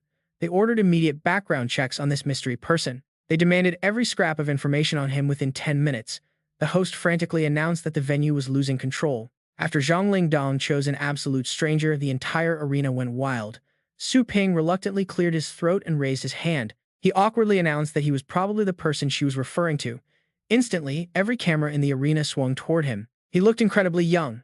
Why did she choose him? Elder Bai observed quietly, wondering if they had truly been beaten to the punch. The principal couldn't accept this, immediately demanding to know if there was a mistake. Who even was this kid? Why did she choose him over them? Ling Dong explained that whenever she faced extreme struggles, he was the only one who helped. Boss Shu had completely funded her entire research and provided vital materials. Without him, her success would have been entirely impossible. She admits that without him, she would never have made it this far. Feng Shu and Yi Liang stare in absolute shock. It was really him. The audience finally starts to understand that the materials for the Purple Blood Heavenly Dragon project were thought to be extinct long ago. Turns out this man was the one who revived those lost ingredients. Su Ping looks at her seriously and asks if she is truly sure. He warns her that he is leaving this place, but Ling Dong remains completely firm in her decision to follow him. As long as she can work for Boss Shu, she is willing to go anywhere. But the academy principal immediately objects. Absolutely not, he shouts. Holy Light is a global sacred land for pet breeding, a top-tier training ground. It is a grade A-based city. There is no better place on earth for a young breeder to grow and thrive. For you to just take her away like this is undoubtedly a devastating blow to such a promising young talent. Ling Dong speaks up, reminding the principal that he always taught them that traveling is worth more than reading 10,000 books. Although Holy Light-based city is legendary for training, there are still countless bizarre and unrecorded breeding methods out there. The legendary undead breeding method that Boss Shu has mastered is a perfect example of that, she says, looking toward him. The crowd begins to whisper. Undead breeding, nobody has ever heard of that. What if this guy is just a scammer? Taking away such a brilliant talent would be a massive loss. Stubborn as ever, the principal decides to lay down a challenge. He cannot just let her walk away easily. Only a top-tier master breeder deserves to be Zhongling Dong's mentor. Battle me, and if you win, you can take her. Su Ping sighs and looks over at Elder Bai and Teacher Shi. Aren't you two going to back me up here? But they just smile, admitting they also want to see his real skills. Su Ping sighs in total defeat. Fine, but he is not doing this for free. The old principal raises an eyebrow, wondering what he wants. Su Ping makes his demand clear. He wants this match broadcasted live across the entire city, and right as those words land, his body begins to glow with a faint golden light. The spectators gasp in shock. Look at him, it is like he is walking right down from invisible stairs in thin air. You fool, that is void flight. Only a titled state warrior can control energy like that. Crap, he is that young and already titled state. The principal bursts out laughing, agreeing to the terms without a single hesitation. He wants the entire city to witness their academy genius anyway. He leads the way to their high-tech specialized broadcasting arena. The broadcast feed instantly connects to screens all over the city, and thousands of viewers start whispering in absolute curiosity. Who is this young guy anyway? How does he have the guts to challenge the principal of the prestigious Tianlong Academy? He looks kind of familiar, maybe from a viral video online. How intriguing. The old principal smiles and makes his proposal. They will use a pet taming duel to settle this. Su Ping calmly agrees.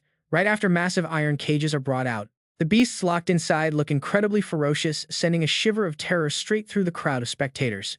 The heavy iron bars are creaking. It is terrifying. Do they really need to use such dangerous beasts for a taming match? The principal chuckles, warning him that the school's 9th-ranked pets are extremely violent. If he is scared, they can swap them. He offers to bring out lower-ranked beasts instead despite the live broadcast. Su Ping simply looks over the wild creatures. He politely declines the old principal's kind offer, saying these wild ones will do nicely. Suddenly, an intense pressure erupts from him. The heavy aura instantly suppresses the vicious glares of the beasts. A divine golden phantom manifests right behind his back. It radiates a majestic and holy glow. The monsters that were fiercely glaring at Su Ping just seconds ago completely freeze. They instantly withdraw all their killing intent, kneeling down one by one, absolutely terrified to look this supreme being in the eye. Su Ping walks up to one of the cages and commands the armored ice sickle beast inside to stand up. Hearing his command, the massive beast immediately stands and lets out a deafening roar. The crowd watches in absolute disbelief. They obey every single command instantly.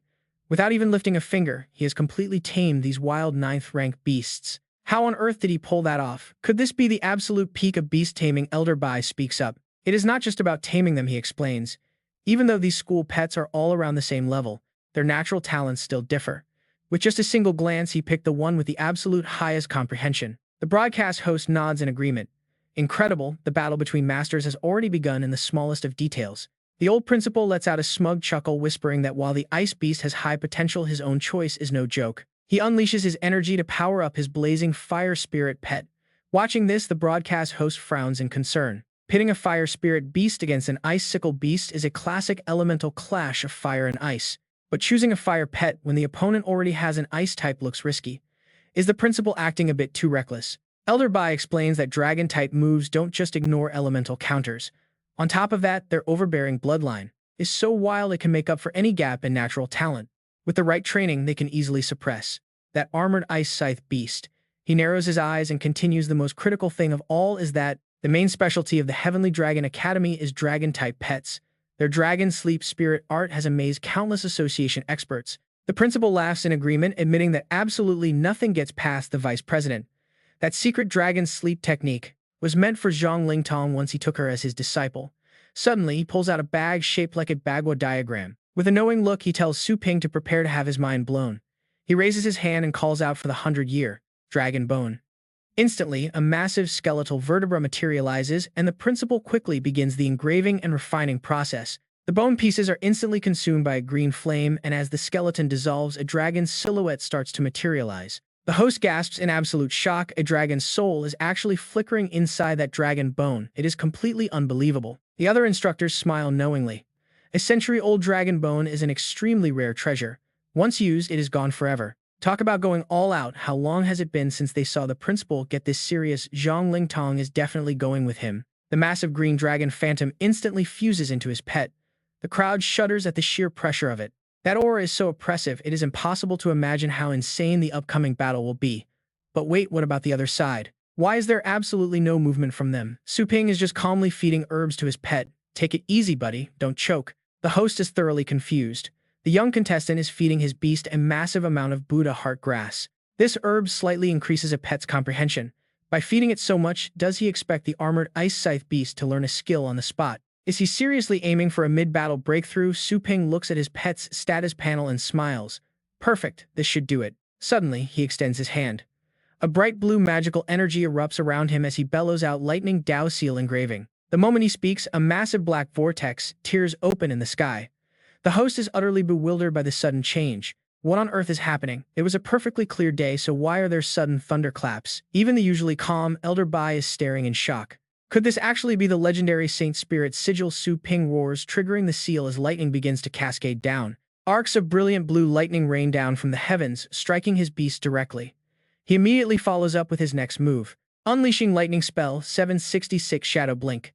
As the thick mist clears, the beast emerges, its eyes flashing with raw authority. The creature radiates a terrifying pressure. Su Ping looks at his masterpiece with a satisfied nod, announcing to everyone that he is finished.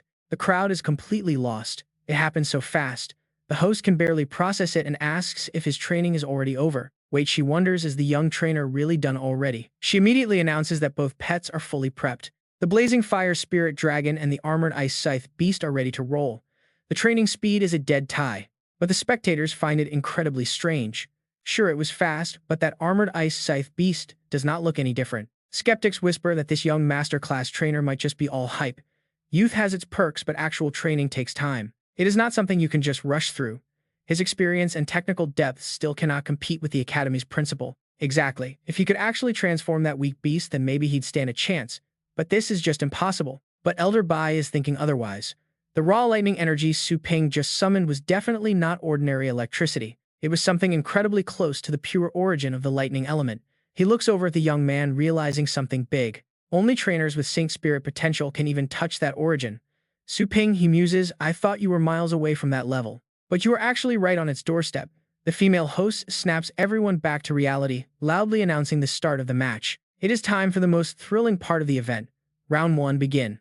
The moment the words leave her mouth, the principal's pet strikes, unleashing a massive sea of blazing fire, but Su Ping pet gracefully dodges the oncoming wave of molten heat. The dragon's flames quickly blanket the entire arena, surrounding them in a deadly burning ring with absolutely no escape. The host shouts that the blazing fire spirit dragon has seized the initiative, instantly locking down the battlefield. He successfully deployed a Tier 8 skill to corner his opponent. The temperature on stage has already skyrocketed to 600 degrees. If the armored ice scythe beast does not make a move, the searing heat alone will burn its lungs to a crisp. As she watches the intense battle unfold, the principal's dragon prepares to unleash its next devastating strike. The Dragon Breath Absolute Flame Slash sends a barrage of crescent-shaped energy blades slicing relentlessly towards Su Ping pet. The host is on the edge of her seat. This Tier 9 skill is absolutely brutal, leaving the armored Ice Scythe Beast with zero room to breathe. The Ice Scythe Beast has nowhere left to run. Is it over already? The crowd goes absolutely wild. Such brutal bloodlust. That attack is absolutely devastating. Worthy of a pet trained by the principal himself. Principal, are you still taking on any new disciples? The principal chuckles with pride. Look, Ling Dong, see how many people want this chance. You need to appreciate that I chose you. Ling Dong can only force a weak, awkward smile, not forgetting to remind the old principal of the situation on the field. Hey, principal, I do not think this match is actually over yet. Suddenly, the old man senses something off and slowly opens his eyes. Wait, Su Ping pet seemed to take a direct hit, but it just vanished. It was nothing but an illusion. The principal's dragon pet is completely baffled, spinning around in circles, trying to find where its target went. There is absolutely no sign of Su Ping beast anywhere in the arena. The commentator gasps in shock.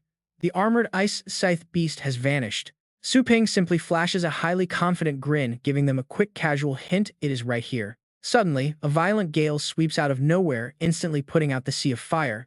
The announcer is completely bewildered. What is going on? This sudden gust of wind just completely snuffed out the massive blaze on the stage. The principal quickly focuses his vision. He can still feel the presence of the armored ice scythe beast nearby. With a level 9 visual enhancement, nothing escapes his sight. But then his eyes widen in pure disbelief. What in the world? The host is just as curious, wondering what exactly the principal is seeing right now. Elder Bai chuckles and chimes in. Well, seeing is believing. Just switch to the high-speed cameras and you will see. Right, the host quickly tells the director to pull up the playback. The camera feed instantly switches focus. The audience rubs their eyes in total disbelief, completely stunned by what is unfolding on the big screens. The replay slows down to the moment right before the wind started. Suddenly, streaks of blue light flash across the stage. They are circling at an insane speed. Zooming in, everyone finally realizes what is actually going on. The armored ice scythe beast is actually flying. Even the high-speed camera can barely capture a clear image of it. The crowd finally understands. That massive gust of wind was created purely by its high-speed movement. What kind of cheat code speed is this? This is absolutely terrifying. Is this really the work of a young trainer? Suddenly, the principal's dragon pet lets out a sharp cry as its horn is sliced off and falls to the ground. The old man turns his head in absolute shock. His blazing fire spirit dragon could not even react. Su Ping snaps his fingers. Su Ping casually asks if they need to continue. Hearing his voice, the beast instantly comes to a halt. Its razor-sharp claws are resting right against the dragon's neck, leaving the giant beast trembling in absolute terror. The principal collapses to the floor, utterly defeated. "I forfeit," he admits.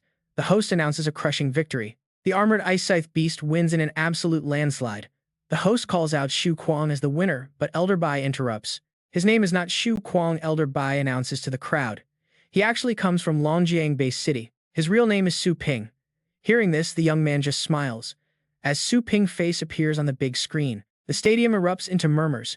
Wait, is this the same Su Ping from Longjiang who went viral for fighting a Star State expert? He has got to be at least a legend, right? He is so young, a total monster. And his training skills are just mind-blowing. Word is his shop trains pets incredibly fast and with unbelievable quality. Looks like the rumors are true.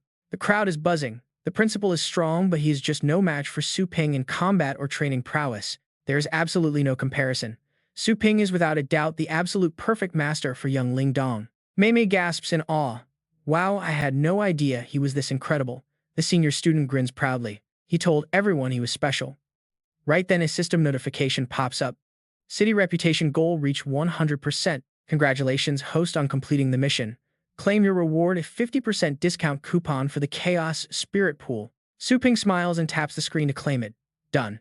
The principal walks over, offering a friendly hand. Legend Su, I have heard of you for a long time. I accept my defeat. What is that training technique called? Where did you learn it? And would you mind giving me a few pointers? Su Ping calmly replies.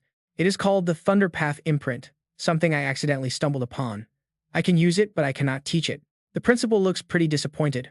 Ah, what a shame. A training technique that is practically a miracle. If perfected, it could change the entire world of training. Su Ping looks down at his hand. He knows this already. Once his grasp of the Thunderpath improves, he will figure out a way to record it. The crowd is completely stunned that he's actually willing to share his secret technique. When the time comes, they'll definitely support him. Legend Su Ping masterwork will be worth every penny no matter the price. But Su Ping just bows slightly, explaining his training technique isn't for sale. He plans to upload it online for absolutely free. Everyone gasps in sheer shock, free of charge. How could such a generous offer be real? But Su Ping's gaze turns serious. He isn't doing this for praise. His goal is to give every single trainer an equal chance to learn high-level techniques.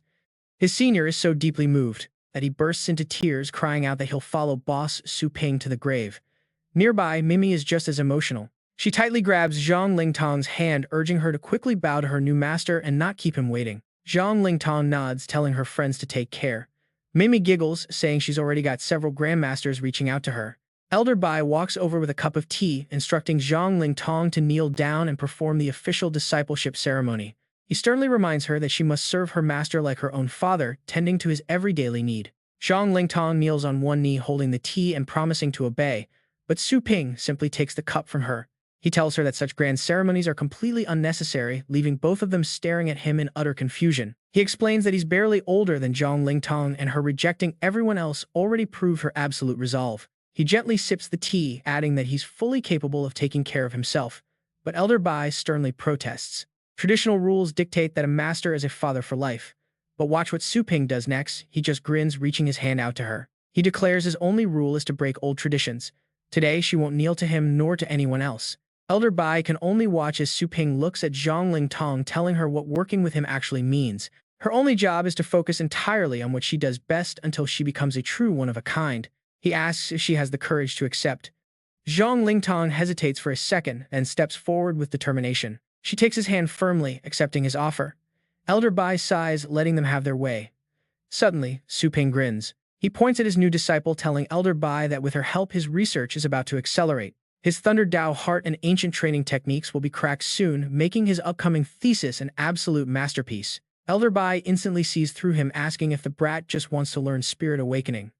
Su Ping laughs happily. Elder Bai glares, telling him to keep dreaming and finish his paper first. He might not control the disciple, but he can definitely handle him. As Su Ping sighs, a messenger suddenly rushes in, kneeling before the vice president. He reports that the Wasteland exploration team has finally returned. Elder Bai turns, asking how many survivors made it. The scout replies that the entire team returned without a single casualty. Standing nearby, Su Ping asks what's happening. Elder Bai explains that they had completely lost contact with this team, fearing they were dead. Their safe return is a miracle. Tonight, they will hold an emergency meeting to discuss the strange anomalies found inside the wasteland. Powerful experts from every base city are arriving, and Su Ping is invited to join. He nods in agreement. Later, at the Trainer Association headquarters, the Grand Hall is buzzing with noise. Everyone is whispering about the strange anomalies. Countless wild beasts are migrating to bizarre areas, almost as if they are desperately fleeing from a terrifying threat. To frighten beasts on such a massive scale, one of the trainers wonders if a certain entity is active. Could it be the legendary Four Kings? The room falls dead silent, everyone praying that it isn't the case. Those beasts are the Fate State, the absolute peak of legend rank. Even Peak Tower experts stand no chance. Suddenly, the exploration team captain Liu Hongqiu steps forward to present their findings to the anxious crowd. After cross-referencing their data with other base cities, they confirm they found no traces of the Four Kings. But if the Four Kings aren't behind the migration, then what caused the entire wasteland to descend into chaos? The crowd murmurs in confusion. If there is no sign of them, then why did the team lose contact? Hongqiu raises a strange glowing mineral, and get this single mysterious stone is the culprit behind everything. While some write it off as ordinary ore, Hongqiu smiles, feeding the stone directly to his astral pet. The beast swallows it, its eyes glowing as raw power surges through its veins. The crowd gasps in disbelief. A low-tier rank 9 silver wolf instantly unleashes the explosive combat power of a mid-tier rank 9 beast. Elder Bai adds that unlike temporary battle buffs, this mineral grants a permanent power boost to the pet. Shockwaves ripple through the room. A breakthrough like that would normally take a trainer 3 to 4 years. Standing with folded arms, Liu Hongqiu wears a dead serious look. Everyone has likely guessed what caused the wasteland disturbances. A brand new astral crack has torn open. On the other side of this cosmic rift lies a world overflowing with rare stellar ore. He frowns, explaining that the tear has attracted swarms of deadly beasts massive enough to wipe out an entire city. A standard B-tier base city would stand zero chance. This revelation triggers a wave of murmurs through the crowded room. Everyone realizes the missing recon team must have ventured inside the rift, drawn in by the immense value of this energy crystal. They must eliminate the monsters crowding the area. Not only do those beasts block their path, but they also threaten nearby bases. Securing a foothold next to the rift is an absolute priority. They need to set up a defense post immediately. Hands on his hips, Liu Hongqiu confidently claims his squad knows a secret path straight to the rift. They can secure the high ground early, but they will still need some heavy-hitting elites to back them up on this run. Someone gestures toward the back of the room, pointing out that a top-tier powerhouse is standing right there among them. Every gaze locks onto Su Ping, who remains completely unfazed. They urge him to help, but Liu Hongqiu looks deeply skeptical. He doubts a kid that young can handle it. Su Ping ignores the attitude, speaking up with a calm, serious tone. He suggests testing the mineral on battle pets first. They should verify its safety and any potential side effects before moving forward. Rash decisions could lead to disaster. Annoyed, Liu Hongqiu fires back, claiming his team has utilized the crystals for weeks already. No side effects have surfaced, so why would they risk their lives hauling worthless junk back? Su Ping remains quiet and steady. He calmly explains that a few weeks is not nearly enough time to rule out slow-acting long-term toxic accumulation in the body. Elder Bai raises his hand in agreement. They must weigh the potential dangers alongside the benefits instead of rushing in blind. He fully backs Su Ping on this one. Frustrated, Liu Hongqiu tosses a crystal over, grumbling about who is really in charge. He asks, since when the association started letting rookies call the shots. Elder Bai just chuckles warmly at the hot-headed captain. The new generation always rises to challenge the old, and they deserve a chance to speak. 5 hours later, a subordinate arrives.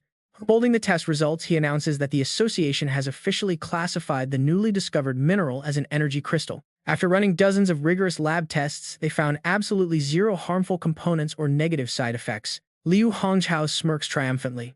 He scoffs that giving the kid a chance was a complete waste of time and purely overcomplicated. As veteran pioneers who have served for decades, their judgment is not something some newcomer can easily question. The others urge Su Ping to back down, advising him not to let an amateur interfere with professional field work. They should trust Captain Liu's expertise. The seasoned pioneer smirks, asking if Su Ping has any other questions. Unbothered, Su Ping asks what the environment is like on the other side of the cosmic tier and if any locals live there. The captain checks his database. He points to the screen showing that massive magnetic interference blocks any clear footage. Since they have not encountered any locals, yet they remain completely in the dark about the planet's true dangers. Su Ping stays quiet, realizing they are totally unprepared.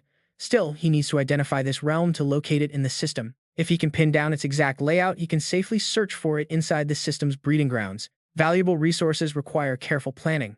The entire room watches in silence as Su Ping suddenly stands up and offers to tag along. He volunteers to help clear out the beasts.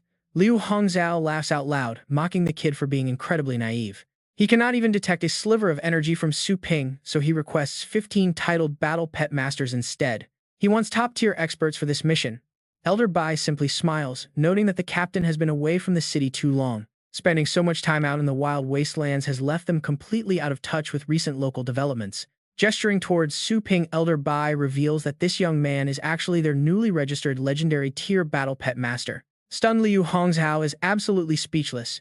He quickly bows his head in respect, desperately trying to laugh off his earlier attitude. He apologizes for his loud mouth, praising the young prodigy for achieving such incredible power at such a young age. With a legendary master on their side, he only needs 3 titled experts to completely wipe out the nest.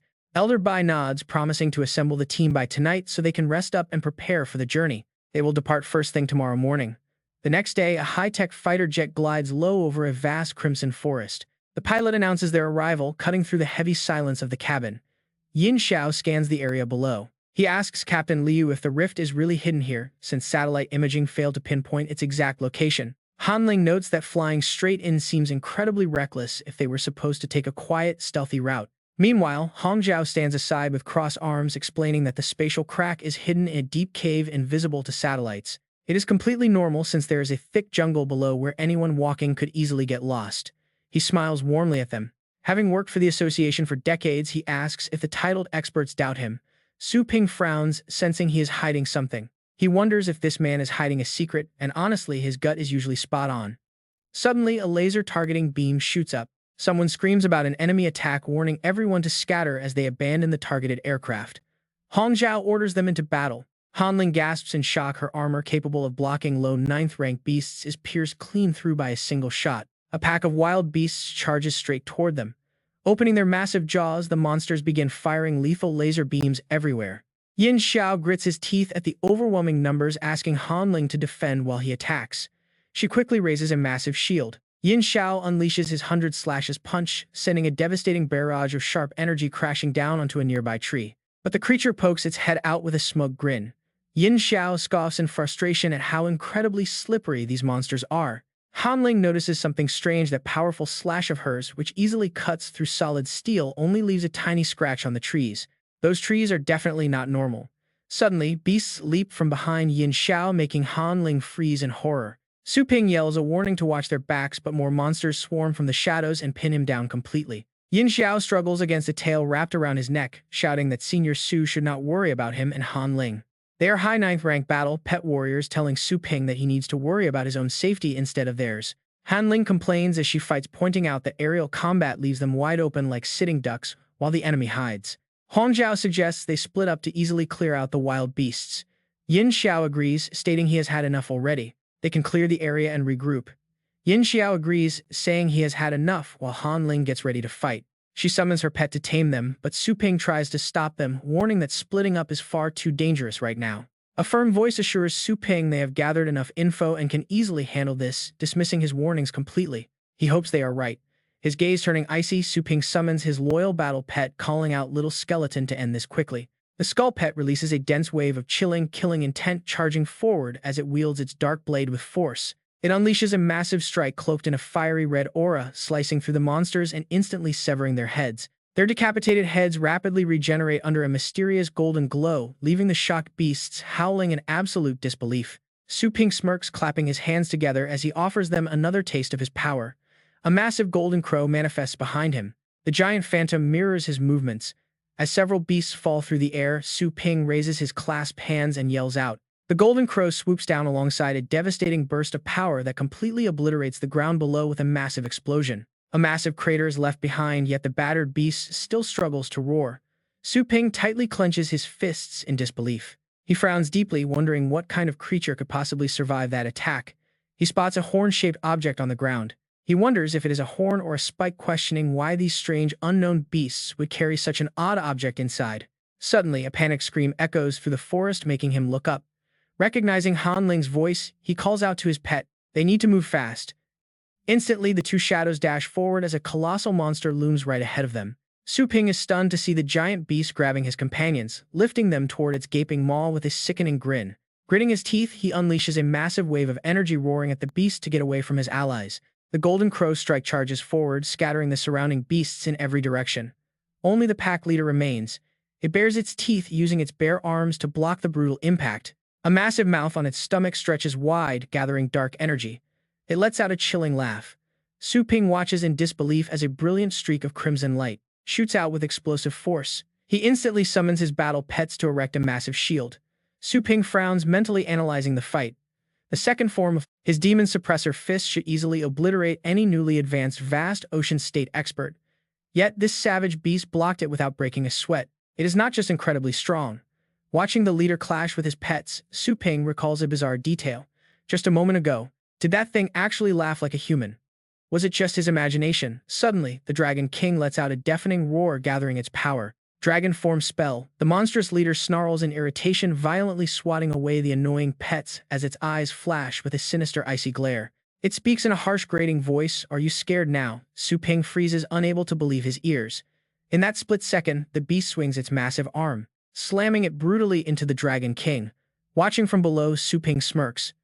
This creature is definitely something else, and it is starting to get interesting. He is definitely bringing this thing back to figure out its secrets. The system screen flashes, displaying several mid-tier capture rings for Su Ping to choose from. He summons the glowing rings into his hand. Luckily, he stocked up on advanced and mid-tier capture rings beforehand, though they cost him a pretty penny. He is losing quite a bit of energy. Glancing at the red-skinned baboon, he knows once he drags it back to his store, he wins.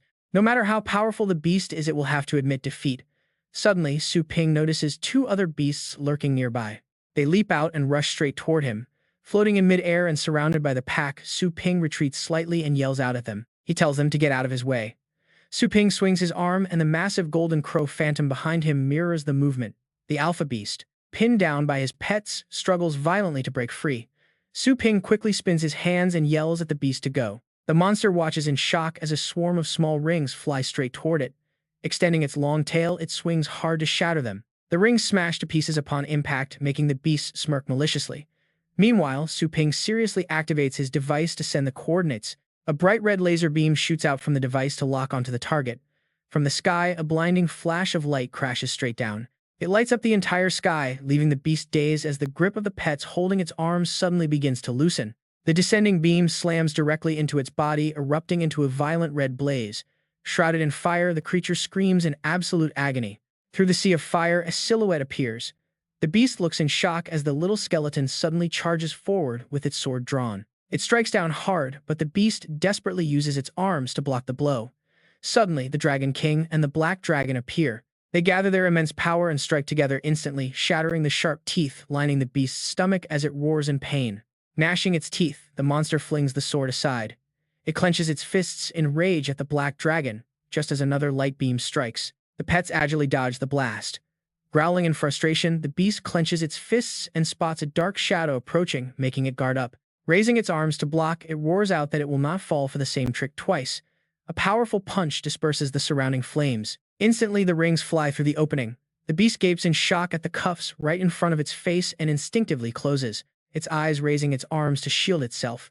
But the rings simply fall to the ground and fade away. That is when Little Skeleton leaps up, throwing another volley of rings. The cuffs hit the monster, but they do absolutely nothing, prompting a smug, mocking laugh from the beast. But then one final ring strikes home. Countless heavy iron chains erupt from the ring, rapidly binding the red-skinned baboon in an unbreakable grip until it falls to its knees. The captured beast lets out one last defiant roar before vanishing completely, leaving behind only the empty chains. The remaining monsters are left in disbelief. Terrified by this bizarre turn of events, the rest of the pack quickly scatters. Su Ping slowly descends to the ground, dropping to one knee. Little Skeleton stands quietly behind him. Staring at the shredded, blood-soaked armor scattered across the dirt, Su Ping is gripped by a sudden wave of anger. Thinking of Yin Xiao and Han Lang, he curses his helplessness, arriving a step too late. Suddenly, a familiar voice calls out from behind him. Calling for boss Su Hong, Zhao appears, supporting a badly wounded Yin Xiao. He looks at Su Ping curiously, asking if the beasts were driven off. Su Ping stays quiet. His eyes drift from Yin Xiao's battered armor to the two empty broken sets of gear lying discarded on the ground. Slipping his hands into his pockets, he stands up and approaches the torn armor, noting that those beasts were extraordinarily powerful. He places his hand on his pet's leg. Even the mighty Purgatory Chaos Dragon, which normally takes 0 damage from enemies, proved helpless against them. Su Ping admits in a low voice that he had to go all out just to hold those monsters back. Hong Zhao blames himself for completely misjudging the power of the beasts, while Ying Xiao struggles to find his voice through the pain. He apologizes to Su Ping, mourning their fallen teammate, Wang Zhen, devastated that their squad is already down to just 3 survivors. Staring down at the broken armor under his feet, Su Ping turns back and asks Yin Xiao if he still remembers something. He asks what was said to Han Lang right before the plane crashed, making Yin Xiao frown as he tries to recall his words. He remembers saying the satellite scans showed no sign of the rift. Captain Liu mentioned in how Han Lang questioned using a plane. Han Zhao is caught off guard by the questioning. Chuckling sheepishly, he admits that the entire situation was his mistake. He offers his deepest apologies, pointing out that both he and Yin Xiao are heavily injured, but Su Ping quickly cuts him off. Su Ping suggests heading back to the base to plan their next move. Surprised but agreeing, Hong Zhao helps Yin Xiao stand. He looks back with a smile, agreeing that they should head back, gather heavy reinforcements, and muster all the experts they can. But before they can take a step, a massive black claw swoops down and scoops both of them up into the air. Hong Zhao panics at the sudden ride. Standing calmly on the Dragon King's back, Su Ping reassures them that this is for their safety. He explains those beasts are incredibly cunning, so traveling this way ensures they make it back to the base in one piece. Frozen in the claw, Hong Zhao can only squeeze out a strained smile of agreement. Su Ping, however, remains deeply lost in thought. He wants to investigate the starry rift Liu Gongchao mentioned, but the forest is still crawling with too many red-faced beasts. There are simply too many red flags to justify acting recklessly right now. With that, his 2 pets quickly take to the skies. They head back, returning to the square. Elder Bai and his subordinates stand waiting below, shouting out that they have finally returned. He only senses the presence of 3 people. The black dragon lands gently, its massive eyes scanning Hong Chao and Yin Xiao. Everyone rushes forward. Captain Liu and Yin Xiao are heavily injured, prompting them to beg legendary Su to have his pet release them for treatment. Su Ping steps out of the spatial rift. He orders separate isolation rooms for each of them, guarded by Tier 9 armed security. He demands that they are not allowed to contact the outside world or use their cultivation without his direct permission. The announcement shocks everyone in the room. "What are you doing?" Elder Bai asks, his voice deep and demanding answers. He asks if Su Ping intends to imprison them. The nearby guards look lost, knowing only dangerous criminals face such lockdown measures. Captain Liu and Yin Xiao are veteran battle pet masters with over 10 years of service and countless achievements to their names. They ask if they committed some crime. Hong Chao quickly steps in to defuse things, addressing Su Ping as brother. He admits he doubted him before the mission, but argues this seems a bit too much like personal revenge. Clutching his wounds, Yin Xiao admits his own reckless actions caused the failure, stating he will accept any punishment. The others plead with Su Ping. Legendary Su, without any solid proof of betrayal, it is hard to follow these orders. Su Ping frowns, acknowledging he lacks hard evidence right now, but warns that the enemy is unusually powerful this time. He insists they cannot afford even a single mistake, asking them to trust him and grant him just a little time. Elder Bai closes his eyes and tells his men to comply, ignoring protests that this whole situation is completely absurd. He orders them to do it. Back in the room, Elder Bai explains that both men have been secured as requested. He notes that not everyone under his command enjoys the same freedom. He then demands to know what happened during the Pioneer mission. Su Ping scoffs, reminding the old man that he never agreed to join his ranks in the first place. He asks if this was the first time the association sent out its own direct battle pet masters. Elder Bai looks startled, confirming Yin Xiao and Han Lang were indeed the first. Su Ping visualizes the armors he found. He asks if the chest armors belong to their official members. Elder Bai is shocked to see them. He wonders how Su Ping got a hold of them. Su Ping's gaze turns ice cold as he reveals he witnessed their deaths. He notes these armors match theirs perfectly. Sharing his dark suspicion, he believes the man posing as Yin Xiao is a fake. The person lying unconscious and strapped to the clinic bed is an imposter. There is a traitor in this operation. Suddenly, a dark-clothed messenger bursts in with urgent news, catching both of them off guard with a shocking update. Multiple pioneer teams from various bases are returning with reports of energy crystals causing quite a stir. Now every major base is deploying massive pioneer teams to excavate these valuable power sources as fast as possible. Over at the Jidao base city, 2 battle pets clash furiously with the red beast, completely pinning down its opponent. Onlookers watch in shock as a once-even matchup suddenly ends in an absolute overwhelming display of power. The crowd demands answers from the winner, telling him to stop playing games and explain how he did it. Holding up a glowing crystal, the green-haired youth chuckles and credits his victory entirely to this mysterious cosmic ore. It was harvested from a newly formed cosmic rift, and consuming it grants pets a massive permanent boost in strength. The crowd is amazed, offering him cash on the spot to reveal the coordinates of this incredible spatial rift. He gladly shares the info, asking if they want to team up and mine these rare crystals together.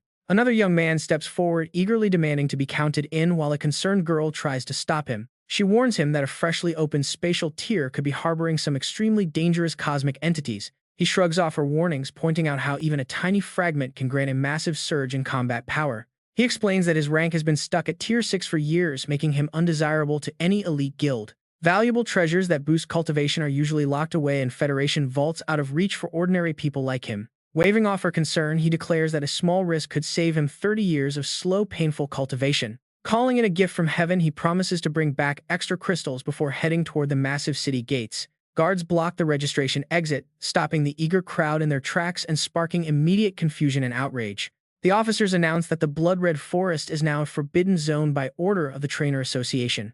They explain that the dangers are still unknown, banning all civilian entry until a full investigation is conducted. An angry explorer objects, pointing out that countless other teams have already returned safely with massive fortunes. He furrows his brow, releasing a crushing aura. Effective immediately, the pioneer teams are completely banned from that area. Anyone who already returned from the excavation will face intense interrogation. Any questions? Complete silence. No one dares to speak under this crushing pressure. This is the aura of a rank 9 powerhouse. Too heavy. I can barely breathe. Apologies for our intrusion. We will leave immediately. They turn back in defeat, muttering in frustration that they were just one step too slow. As expected, the good stuff never reaches regular guys. I spent a fortune on exploration gear. A total loss. Absolutely ruined. His companion sighs. Do we really have to give up? The gatekeeper is a rank 9 powerhouse. What else can we do? Suddenly, a voice calls out. A young man clenches his fists in shared frustration, claiming the Pet Breeder Association has gone way too far. My friend was dragged away just for digging up some ore. To force him to hand it over, they did not hesitate to brutally torture him. The crowd stares in shock, asking if he means the owner of the pet that ate the ore. What did you say? Just to get the ore. Is the association's warning about unknown danger actually just a cheap cover-up? Monopolizing the rare ore is their real objective all along. Happy immediately nods in agreement, saying that treasures always end up in the hands of the government or elite families. But this time the opportunity was right before us, yet they snatched it right from our grasp. How can we just swallow this insult? One frustrated man shouts out, how could we? If those selfish elites had not blocked the path, we would be training hard to become legendary powerhouses standing above the rest. Appy waves his hand, acting like a righteous savior. Fine, then I will throw caution to the wind too. I know a secret path that bypasses the guards and leads out of the city. Just follow me to reach the Blood Forest. The crowd raises their hands in massive excitement. Really, that is amazing. Heaven truly has not abandoned us yet. We are counting on you then. I have some brothers I can call over right away, and I will contact my team too. One of the explorers turns to Appy, completely overjoyed. Thank you so much. I really thought we would just go back to struggling with no hope of ever making something of ourselves. By the way, I still do not know your name. He offers a slight smile. Let me think, just call me Appy. Meanwhile, inside a high-rise building, a hand presses a button. The call ends. Elder Bai sits back, dialing another number. I just issued a lockdown order for all global-based cities. Hopefully, it will deter them a bit. On the other end, Su Ping frowns. Not necessarily. If the news about the energy crystals was leaked on purpose, this ban might just look like we are trying to cover up something valuable. Elder Bai sighs. You are right. As long as people keep bringing back energy crystals, the temptation remains too strong. For struggling experts and desperate weaklings alike, Su Ping looks down at the item in his hand, realizing they must uncover the absolute truth immediately. Elder Bai adds that he already sent his interrogators to question Liu Gongqiao and Ning Xiao, asking what Su Ping plans to do.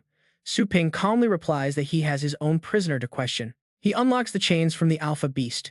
It looks up in surprise but quickly bares its teeth, growling at him. Wretched human, I will tear you to tiny pieces. As its massive hand lunges forward, Su Ping calmly reaches out. I am a pretty straightforward guy too, he says, crushing its hand. Let us keep this brief. The beast sweats in agony. Su Ping grabs both of its hands, demanding to know what those energy crystals are and where they came from. Wretched human, were you hiding your true power before? Su Ping smirks. Take a guess. Now, answer the question. And do not make me repeat myself. Now check this out. The beast actually rips off its own trapped hands, laughing maniacally. Its limbs instantly regrow as it glares with vicious eyes. Human, either kill me now or prepare to be eaten alive. Suddenly, Su Ping lunges forward and grabs its head. He initiates a transfer and the system notification immediately rings out, deducting 10,000 energy points.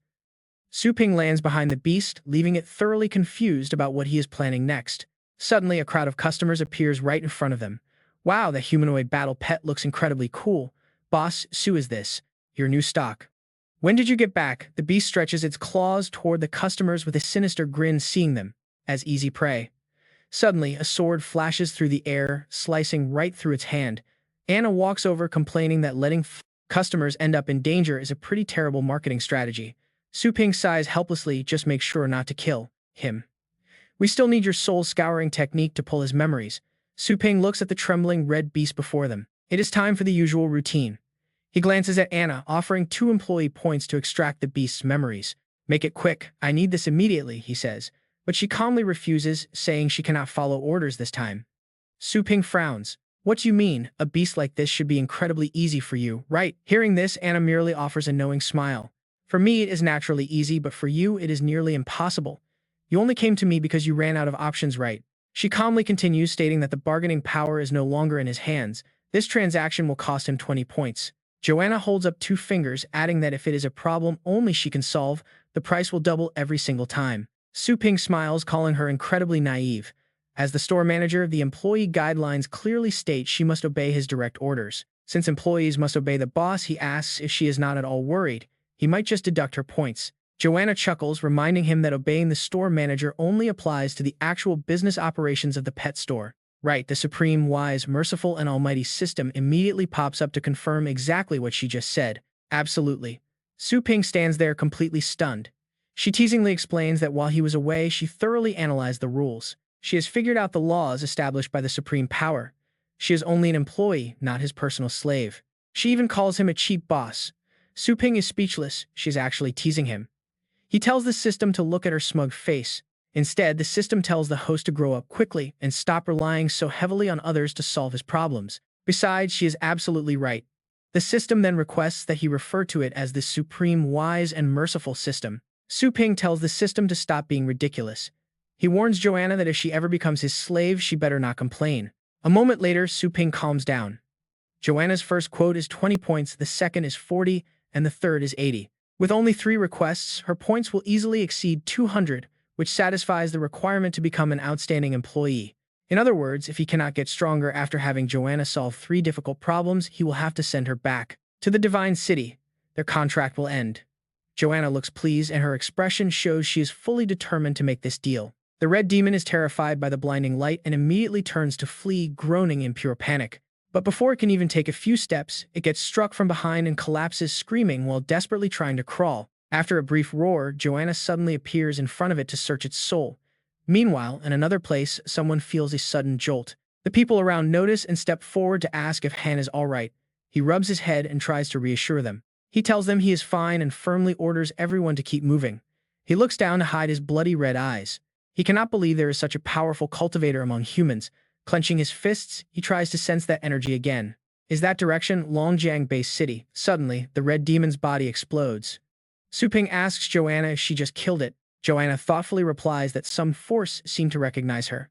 Before she could extract its memories, they triggered a self-destruct. Su Ping frowns and curses in frustration. Damn it, he just spent 20 points and got absolutely no intel out of it. Putting away her staff, she warns that the target this time is quite cunning and their strength is on a different level, although they are still far from her own level. Joanna adds casually.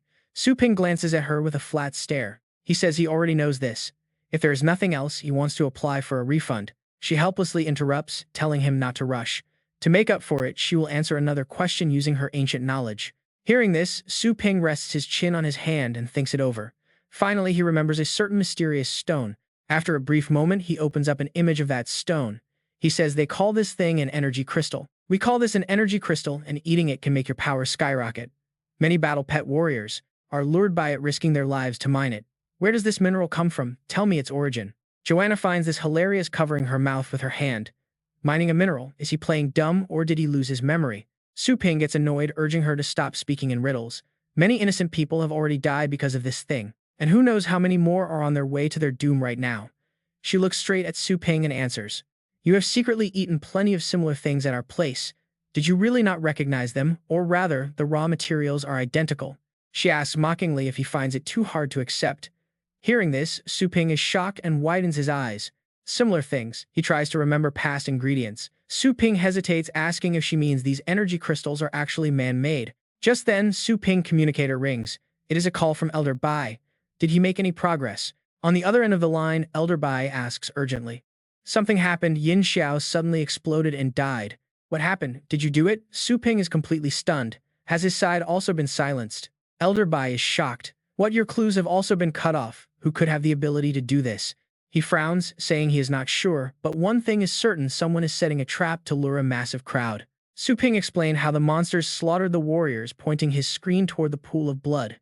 Those crystals were actually condensed from the life forces of those battle pet warriors. The experts around Elder Bai began whispering, asking if anyone had ever seen such a bizarre skill. Elder Bai barked for silence, noticing something weird inside the pool. He ordered Su Ping to pull it out. Su Ping did. Suddenly, red horns emerged from the blood. As the crimson horns slowly emerged, Elder Bai watched thoughtfully. He asked Su Ping if his attackers in the Red Forest had also left behind thorn-like biological fragments.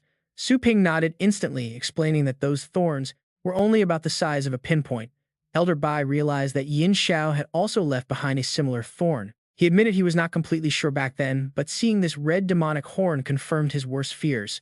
He explained that these biological remains belonged to a single entity, a dark shadow flashing through his mind. It was the plant-type beast King Bai, and one of the legendary 4 heavenly kings. The crowd gasped in absolute shock. Baian.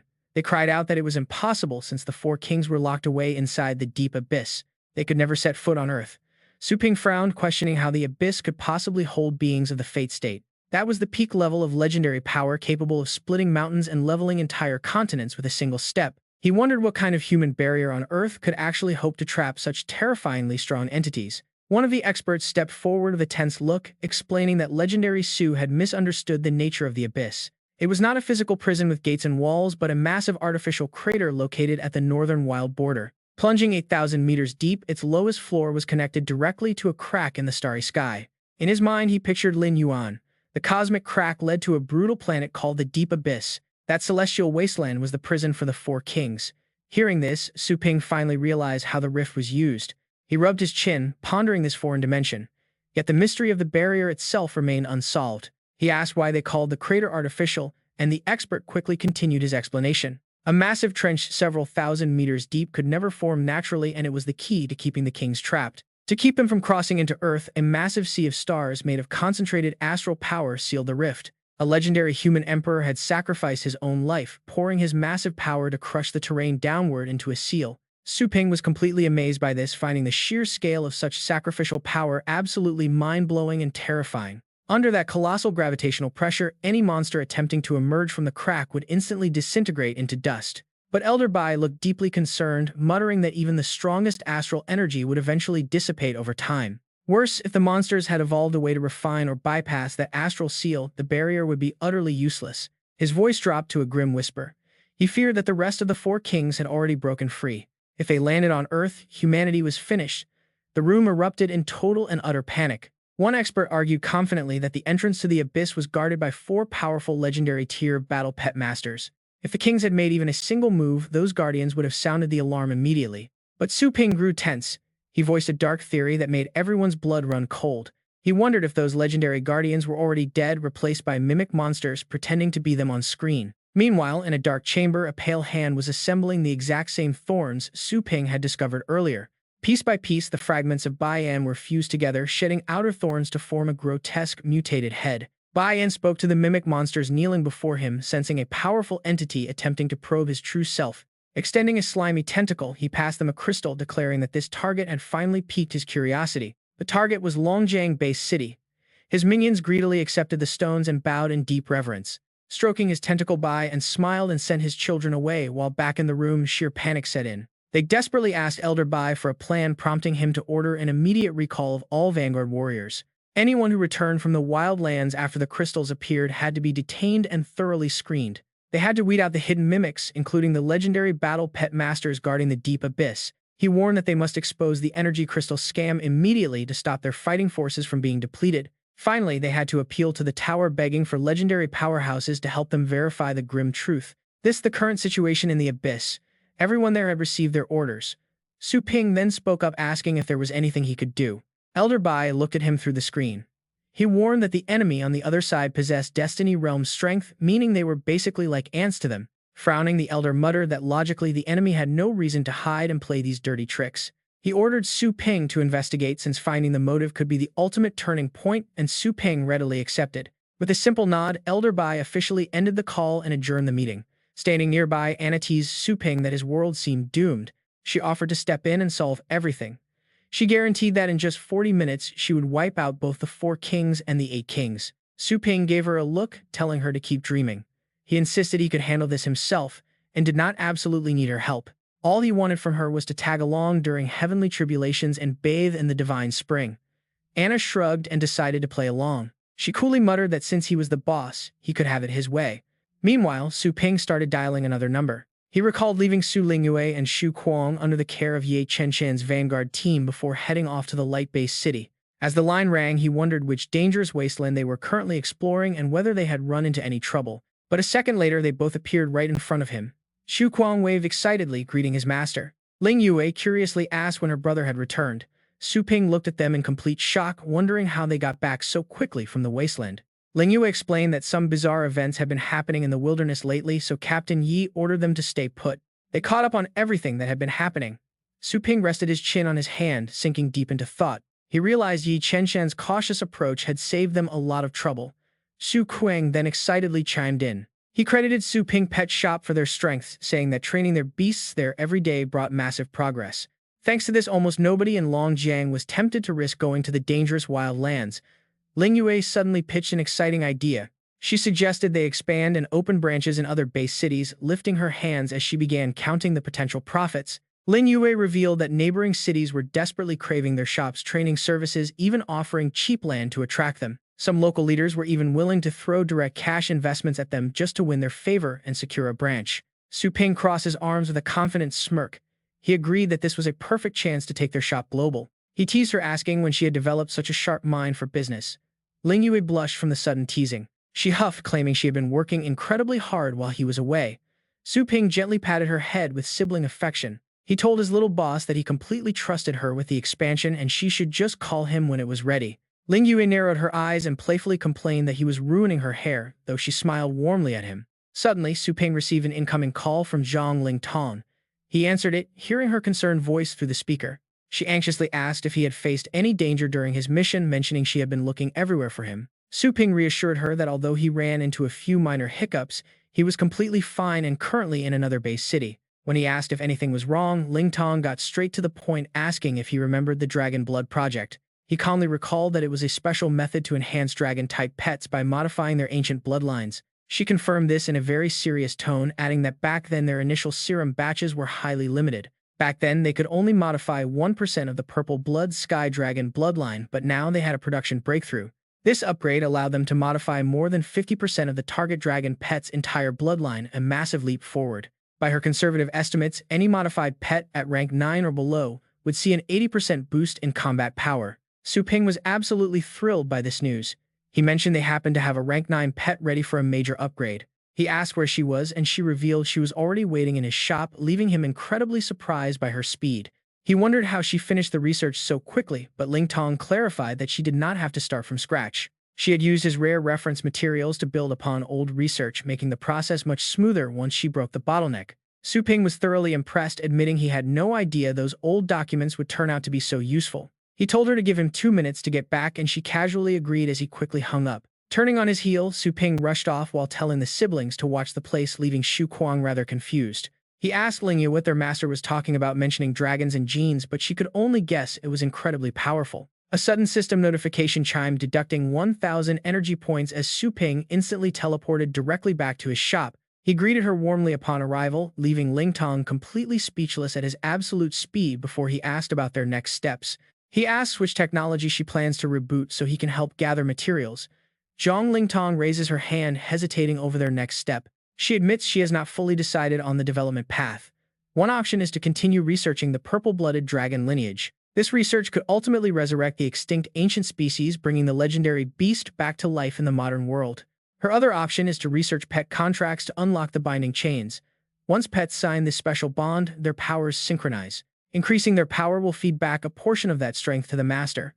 Likewise, the master's growth feeds back into the pet. This power sharing makes Su Ping's eyes flash with sudden realization. If they can level up through mutual feedback, it changes everything. His own Great Yan Dragon Hound has 3 seals placed on it from inheriting the Dragon King's legacy. Every time a seal is broken, its power surges.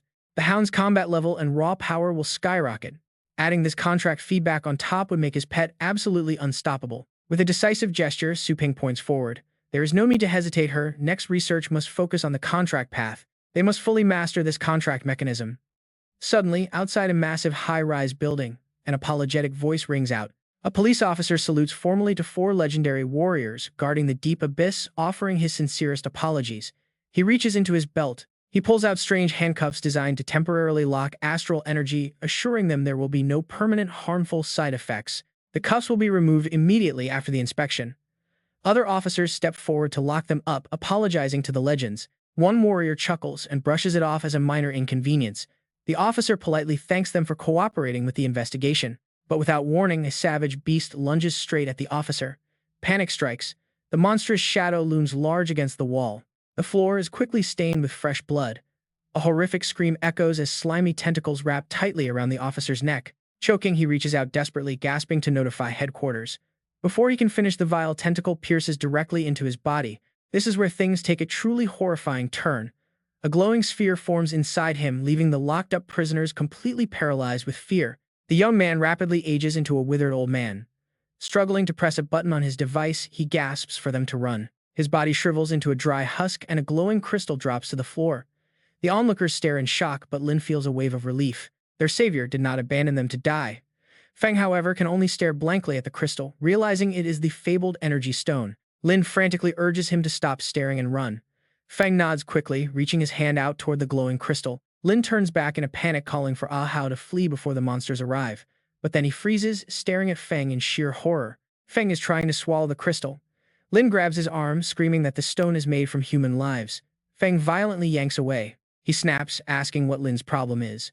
It is not their first day as pioneers. Why should they care about human lives? Veins bulge across his body as immense power surges through him. It is far stronger than anything he has ever felt before. He can barely believe this raw strength is his. There is simply no faster way to gain power in this world. Feng looks down at Lin, who lies battered against the wall. Suddenly, a deep, chilling voice answers from the shadows, agreeing with him. The creature casually extracts a crystal from Lin, calmly mentioning their human myths about Buddha sacrificing himself to feed tigers. Is this not the ultimate sacrifice for a greater cause?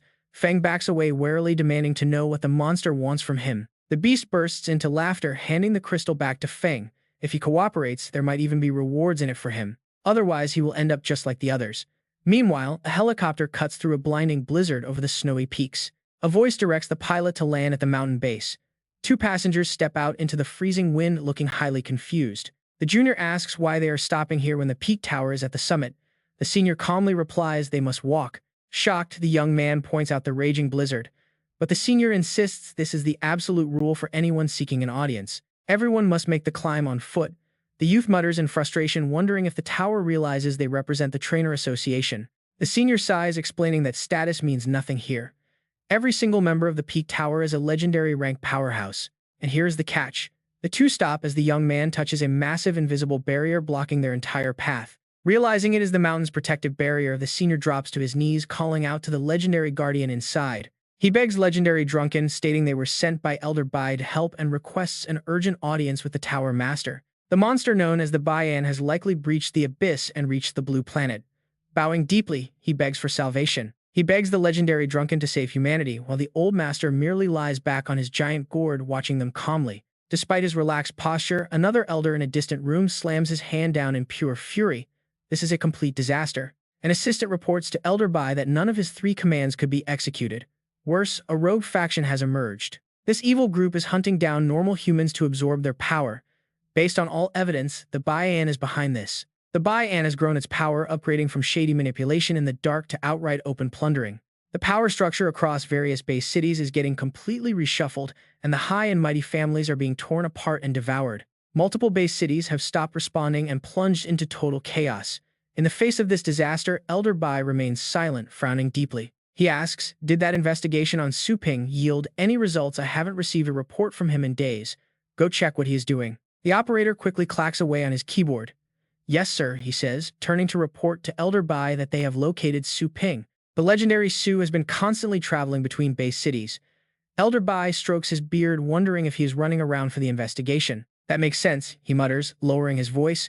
After all, the BN is notorious for being incredibly cunning and elusive. We don't even know where its true body is hiding. After all these years, its appearance has surely changed completely. Tracking it down is obviously going to be harder than climbing to heaven. Maybe I shouldn't rush him and should give him more time. The staff member lets out a dry, awkward laugh. Actually, Elder Bai, his constant traveling doesn't seem to have anything to do with an investigation. He is actually stocking up inventory for his shop. Elder Bai is completely dumbfounded. What? The assistant quickly explains. Lately, the legendary Su has been opening tons of branch stores in various base cities. Elder Bai gasps in utter shock. What? Opening branch stores at such a critical moment. Meanwhile, Su Ping is casually picking wild plants in New High Base City. Inside his pet shop, eager customers grab a glowing item. One lucky guy holds it up high and laughs, shouting that he got it. He finally got it. The people behind him groan in frustration. Damn it, that Pluto Lotus was the very last piece of pet food. They are a step too late, realizing even the most overlooked pet food is now incredibly hard to get. The crowd outside grows restless. People offer triple the price to buy it off him, but he refuses. He queued up all day for this extremely rare item. Others bid 5 or even 10 times the price. Su Ping squeezes through the chaotic crowd, telling everyone to excuse him and step back. A nearby customer looks at him in confusion. Su Ping simply smirks and uses a brief hand gesture, summoning a fresh batch of plants. He announces it is time to restock, and the items fly perfectly into the empty slots. Staring at the neatly arranged shelves, the boy is amazed. He gasps. Wow, that is incredibly cool. Looking aside, he realizes the entire shop is fully restocked in a flash. Where did he go? In an instant, Su Ping has already teleported to the Thuho base city to keep going. He continues to stock shelves, politely asking customers to make way. A regular customer turns around and immediately recognizes him. He greets Boss Su, mentioning they have already run into each other 3 times today. Su Ping laughs, replying that 3 times is actually quite low. The Machuan base city next door has already been restocked 7 times. Suddenly, a notification chimes on his wrist device. It is a call from Su Lingyue. He answers, asking what is wrong since he is currently busy refilling the shelves at this branch. She gets straight to the point, asking if Chuhai Kuyen K Duan Tree and Hao Tuyen branches are short-staffed. Should they hire locally? Su Ping frowns slightly. Absolutely not, he says. We must use our own trusted people for everything. Ling Yue is a bit skeptical, but he firmly reassures her that it is the right call. Right now, in Longjiang Base City, all the branch stores are being managed by members of the King Zhou Tang, Mu Liu, and Ye families. Thinking of his loyal crew, Su Ping smirks. Over this period, they have trained plenty of highly experienced workers. Since he transferred administrative rights to her, she can directly reassign those experienced employees to other base cities. The vacant spots back home can easily be filled by new trainees sent over by those 6 major families. Longjiang will essentially become their grand training ground for new staff. Understood, Ling Yue quickly nods in agreement. Suddenly, an urgent call from the Pet Trainer Association flashes on his screen. Hold on, he tells Ling Yue. The moment he answers, they demand to know. What are you doing? Legendary Su Ping is momentarily stunned. Su Ping is briefly taken aback, calmly replying that he is actively figuring out how to counter the Baiyan. Who are you fooling? You are clearly just opening shops, they yell. Su Ping wonders why he cannot do that. The person on the other end frantically types while reminding him that this is a critical life or death moment. Across the 4 main continents, out of more than 200 base cities, half have lost all order under the enemy influence. Cities are falling into utter chaos. Terrified citizens scramble to escape, fleeing in panic as monsters invade their homes. Hundreds of battle pet warriors are captured and devoured daily. Traders watch with sinister smiles as the tragedies unfold. Helpless survivors watch in horror as high-level pet warriors coordinate with beasts from the inside, hunting down their own peers. Anyone who refuses to join is immediately devoured. Hungry eyes lurk in the dark, driven by a twisted urge to consume others. Devouring others only makes them stronger. Like a devastating plague, the BN has swept through half the base cities in days. Global panic is spreading.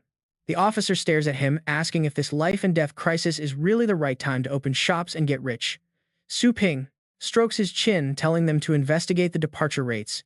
The officer is utterly dazed. Behind him, Elder Bai senses something is up, and immediately orders a comparison between the total number of pioneers in major base cities and the number of those reported missing or dead. The officer checks the data and reports to Elder Bai that 13 base cities have exceptionally low departure rates and 12 of them are in the Asian zone. Elder Bai mutters that the last one must be their current location. His guess is correct. The common thread among these safe havens is that they all host one of Su Ping pet stores. And honestly, who would have thought a simple pet shop chain could actually become humanity's ultimate last hope in this crisis? But how could the legendary Su Ping manage nearly 100 of these shops, both big and small, so smoothly? Just then, Su Lingyue stretches and chimes in. Wait, she asks, did she just hear someone talking about her store management? The officer stares in shock as Su Lingyue waves at them. He asks how on earth she joined their video call. Su Ping explains that since they were talking about her anyway, he just pulled her into the call to introduce everyone. She introduces herself, asking them to please take care of her. Su Ping adds that, by the way, the shelter idea they were just praising was entirely her brainwork. The officer is stunned that a young girl runs such a massive network. Another officer suddenly realizes the connection. Su Lingyue. He heard the legendary Su Ping had a sister and wonders if this is indeed her. He marvels at how a young prodigy who reached legendary status could have such an equally talented sister. Su Ping brings back the main topic. He points out that they just mentioned half of the global-based cities have already descended into absolute complete chaos. If things are chaotic, that proves not everyone has fully sided with the BN faction yet, right? We can rescue those who oppose BN from the major cities and gather them inside the shelter zones formed by my stores. He holds up two fingers, explaining that those who sided with BN will be left with only two choices once they run out of food. They either turn on their weaker allies for food or surrender to us before they get eaten by their own teammates. Either way, the enemy forces will shrink, allowing us to slowly reclaim the base cities and rebuild everything step by step. Elder Bai raises an eyebrow, admitting it is a great plan, but expanding right now is highly unrealistic since they have already lost many top warriors. Furthermore, the enemy has backup from Bayan while they lack support from the tower's peak. If Bayan launches a direct assault on these 13 shelters, survival will be incredibly difficult. Su Ping is puzzled, remembering the peak of the tower mentioned before. What is it exactly, and can it stand against BN? Elder Bai explains that the tower consists of over a dozen legendary battle pet warriors. They form the strongest organization on Blue Planet, and very few actually know they exist. If they agreed to help, it would definitely guarantee victory against BN. Su Ping is shocked to hear there are over a dozen legendary class experts. With 4 continents on the Blue Planet, did each region not have only 2 to 3 legendary class warriors? How did so many suddenly appear out of nowhere? Su Lingyue agrees, noting it is her first time hearing about this too. She asks Elder Bai why these powerhouses will not come to aid them. Elder Bai strokes his beard, explaining that the notion of only 2 to 3 legends per continent is incorrect. In reality, each continent has only 2 or 3 legends willing to serve the Human Association on Blue Planet. Normally, they receive the highest resources and glory. During wartime, they are unconditionally deployed under our command. Su Ping looks grave, piecing together the harsh truth. This means those old monsters on the tower peak will not take any responsibility if there are no benefits for them. Do they act purely based on their moods? Elder Bai sighs, confirming that it is pretty much the case. Su Lingyue covers her mouth in shock, asking if they will really just stand by and watch humanity die. Elder Bai feels completely helpless, murmuring that he is just an ordinary man who has lived for 300 years. Compared to 1,000-year-old legends, he is like an immature child who cannot begin to fathom their grand thoughts. Suddenly, the warning lights flash. An officer spins around to report that multiple king beasts and massive high-level monster hordes are gathering. Elder Bai realizes a beast tide is forming near the Longjiang base city in the Asian continent. Hearing this, Su Ping and Su Lingyue's expressions instantly shift as loud sirens begin blaring through the command room. Longjiang base city is facing an imminent beast tide threat. Repeating, Longjiang is facing an imminent beast tide threat. Outside, hordes of roaring monsters are marching forward. Inside the chaotic office, everyone scrambles for information on Longjiang. That is where the legendary Su Ping main shop is located. They ask Elder Bai if they should deploy backup troops immediately. Back at Legend Su Ping main shop, the atmosphere is incredibly tense. Standing behind Elder Bai, the guards ask if they should deploy reinforcements immediately. Looking a bit hesitant, he asks what they think. Suddenly, Su Lingyue pops up on the screen, speaking of their base city. The scale of our Longjiang is Class B, fully capable of holding off a beast tide led by king beasts, especially with my brother's shop here. She points out that the average level of their local battle pet warriors is already far higher than in other base cities. This beast tide can be repelled without any outside help. Hearing this, Elder Bai frowns. Even if that is true, the timing of this attack makes him worry about other hidden motives. His words trigger something in her mind. Could it be related to the Bai-on? Are you saying that besides the visible beast tide, we also have to watch out for the secret forces of the Bai-an in the shadows? Elder Bai's eyes turn dead serious as he praises her quick wit, admitting they still don't know how far their power has spread. He warns that if they wait and let them join forces with the beast tide for a combined assault, then saving Longjiang will be completely impossible.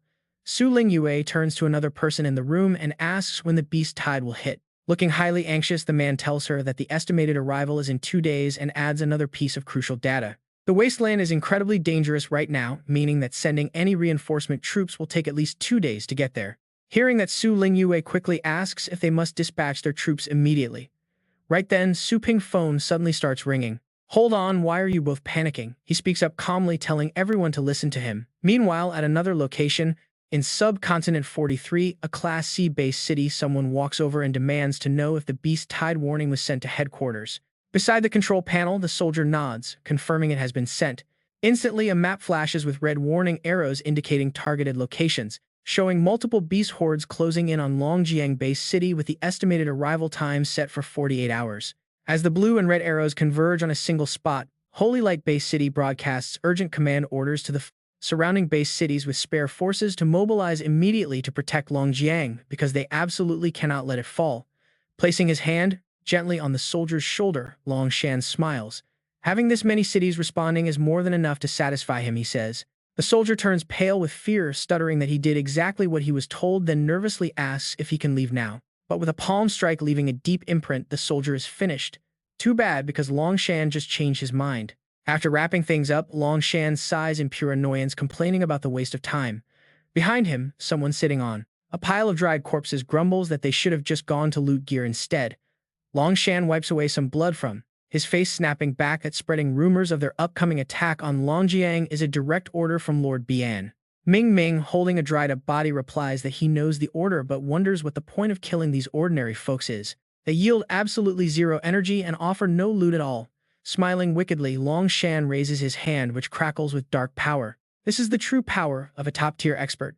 With a single thought, he can shatter bones, crush organs, and spray blood. "Did you never dream of this before?" he asks. Deadpan, the other replies by asking what kind of nonsense he is talking about. Right now, conquering this blue planet feels totally effortless to him, even as horrific tentacles wrap around their necks, draining their vital essence. Once the dirty work is finished, the empty husks are piled high like mountains. Meanwhile, in another part of this territory, buildings burn as a Class C-based city completely collapses after just 1 hour and 14 minutes of assault by the Bayan forces. Neighboring buildings are reduced to ashes. Simultaneously, Class C-based cities numbered 44, 45, 46, and 47 suffer the exact same fate. Without a single exception, every single one of them falls. On the screen, a series of base cities are wiped clean. Having lost communication with these regions, they can no longer track the movements of the approaching beast tide in real time. Starving beasts rampage wildly, charging past the burning city ruins. Meanwhile, a frustrated member of the Bai, an army, grumbles in annoyance. Why do they have to clear the path for these mindless beasts instead of just letting them fend for themselves, he wonders. The high-ranking Ocean State commander of the Legion sneers.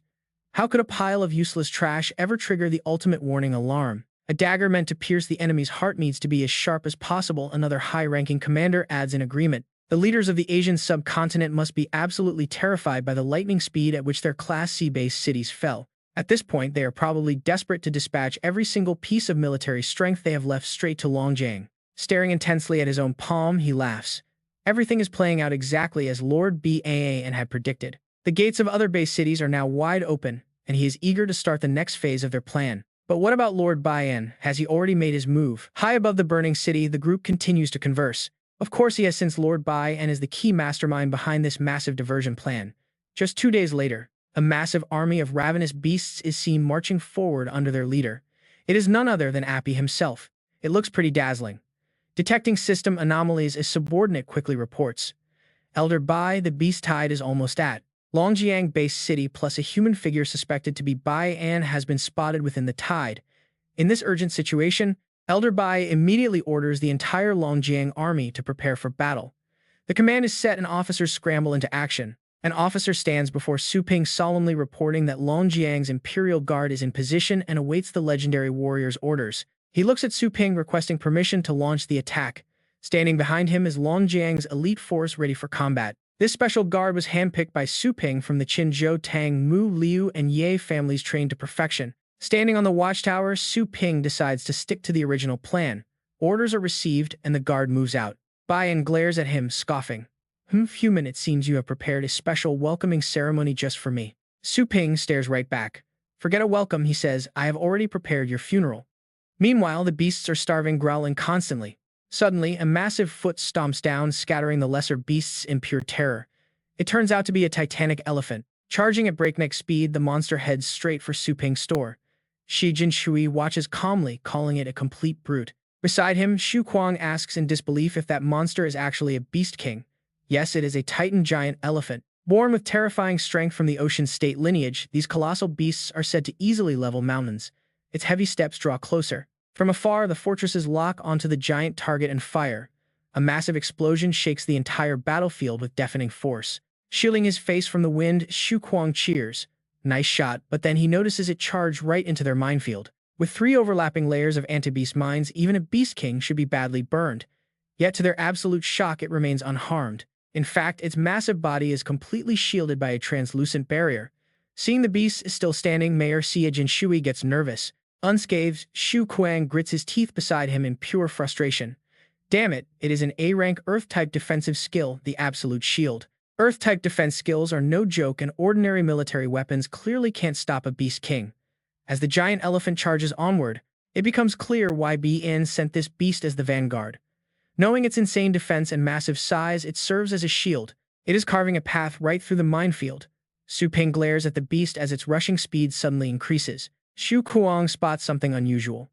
Wait, that is not right. The titan giant elephant is still speeding up. This panics Xi Jinshui. What is it trying to ram straight through the city wall? Unable to just watch, Su Ping steps up to teach it a lesson. Channeling his energy, he raises his hand to make a move. High above the fortress, a dragon beast spreads its wings and takes flight. Its heavy landing shatters the ground into pieces. Facing its giant opponent, the dragon lets out a deafening, furious roar. Both beasts clash violently, refusing to yield an inch. Suddenly, the giant elephant's eyes glow with a strange, eerie light. Su Ping Dragon uses all its might to hold it back. Shaking off the impact, it shatters the elephant's protective barrier completely. Seizing the opening, the dragon grabs the elephant by its head. Opening its maw wide, it charges a massive blast of energy. A blinding beam of light erupts, tearing straight through the target. The giant elephant's head is instantly vaporized, leaving only half a skull. The dragon quickly tears the remaining carcass in two. This brutal, overwhelming victory has Yu Kuang completely hyped up. That was incredible, taking down a beast king right at the start. Standing nearby, Mayor Jinshui is equally amazed by its sheer raw power. The titan giant elephant stood absolutely no chance. Has legendary Su Ping Inferno Dragon already reached the legendary rank as well? Shu Kuang looks over with a smug grin. Head, it seems my master's purple flame dragon has successfully evolved and advanced. Jinshui stares in disbelief, admitting he has never heard of this particular purple flame dragon evolution line before. Shu Kuang explains that according to his master, it is an extremely rare evolution achieved by fusing the blood sky dragon lineage. Hearing this, Jinshui realizes it refers to that ultra-powerful ancient dragon beast which went extinct over 1,000 years ago. No wonder those explosive flames that vaporized the giant elephant earlier felt so incredibly devastating and out of this world. The dragon gathers energy in its mouth once more, firing another devastating beam straight at Bai An. Suddenly, 2 massive monsters jump in. They shield him, unleashing their own energy to counter the attack. Jinshui is stunned to see the dragon hold its own. Facing 2 beast kings at once, the purple flame dragon is not losing any ground.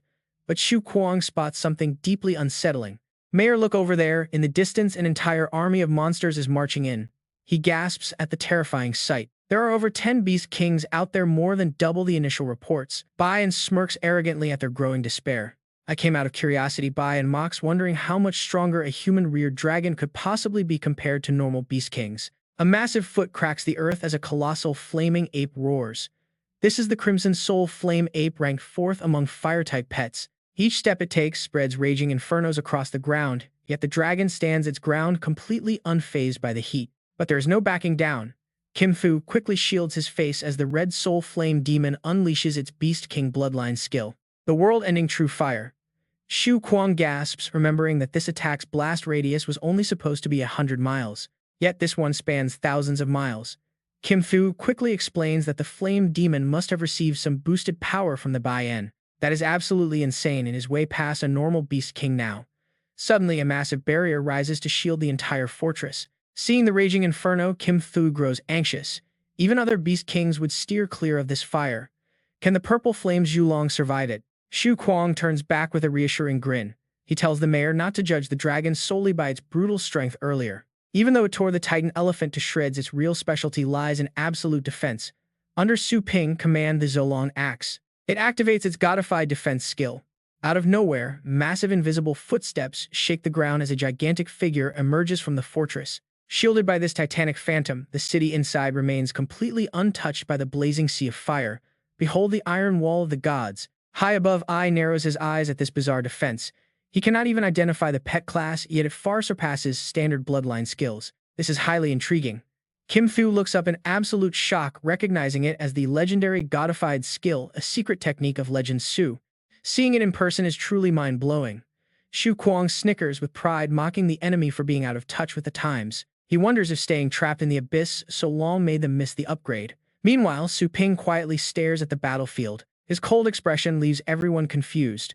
Su Ping recalls how easily the Titan elephant cleared a safe path through the Thunder Zone earlier.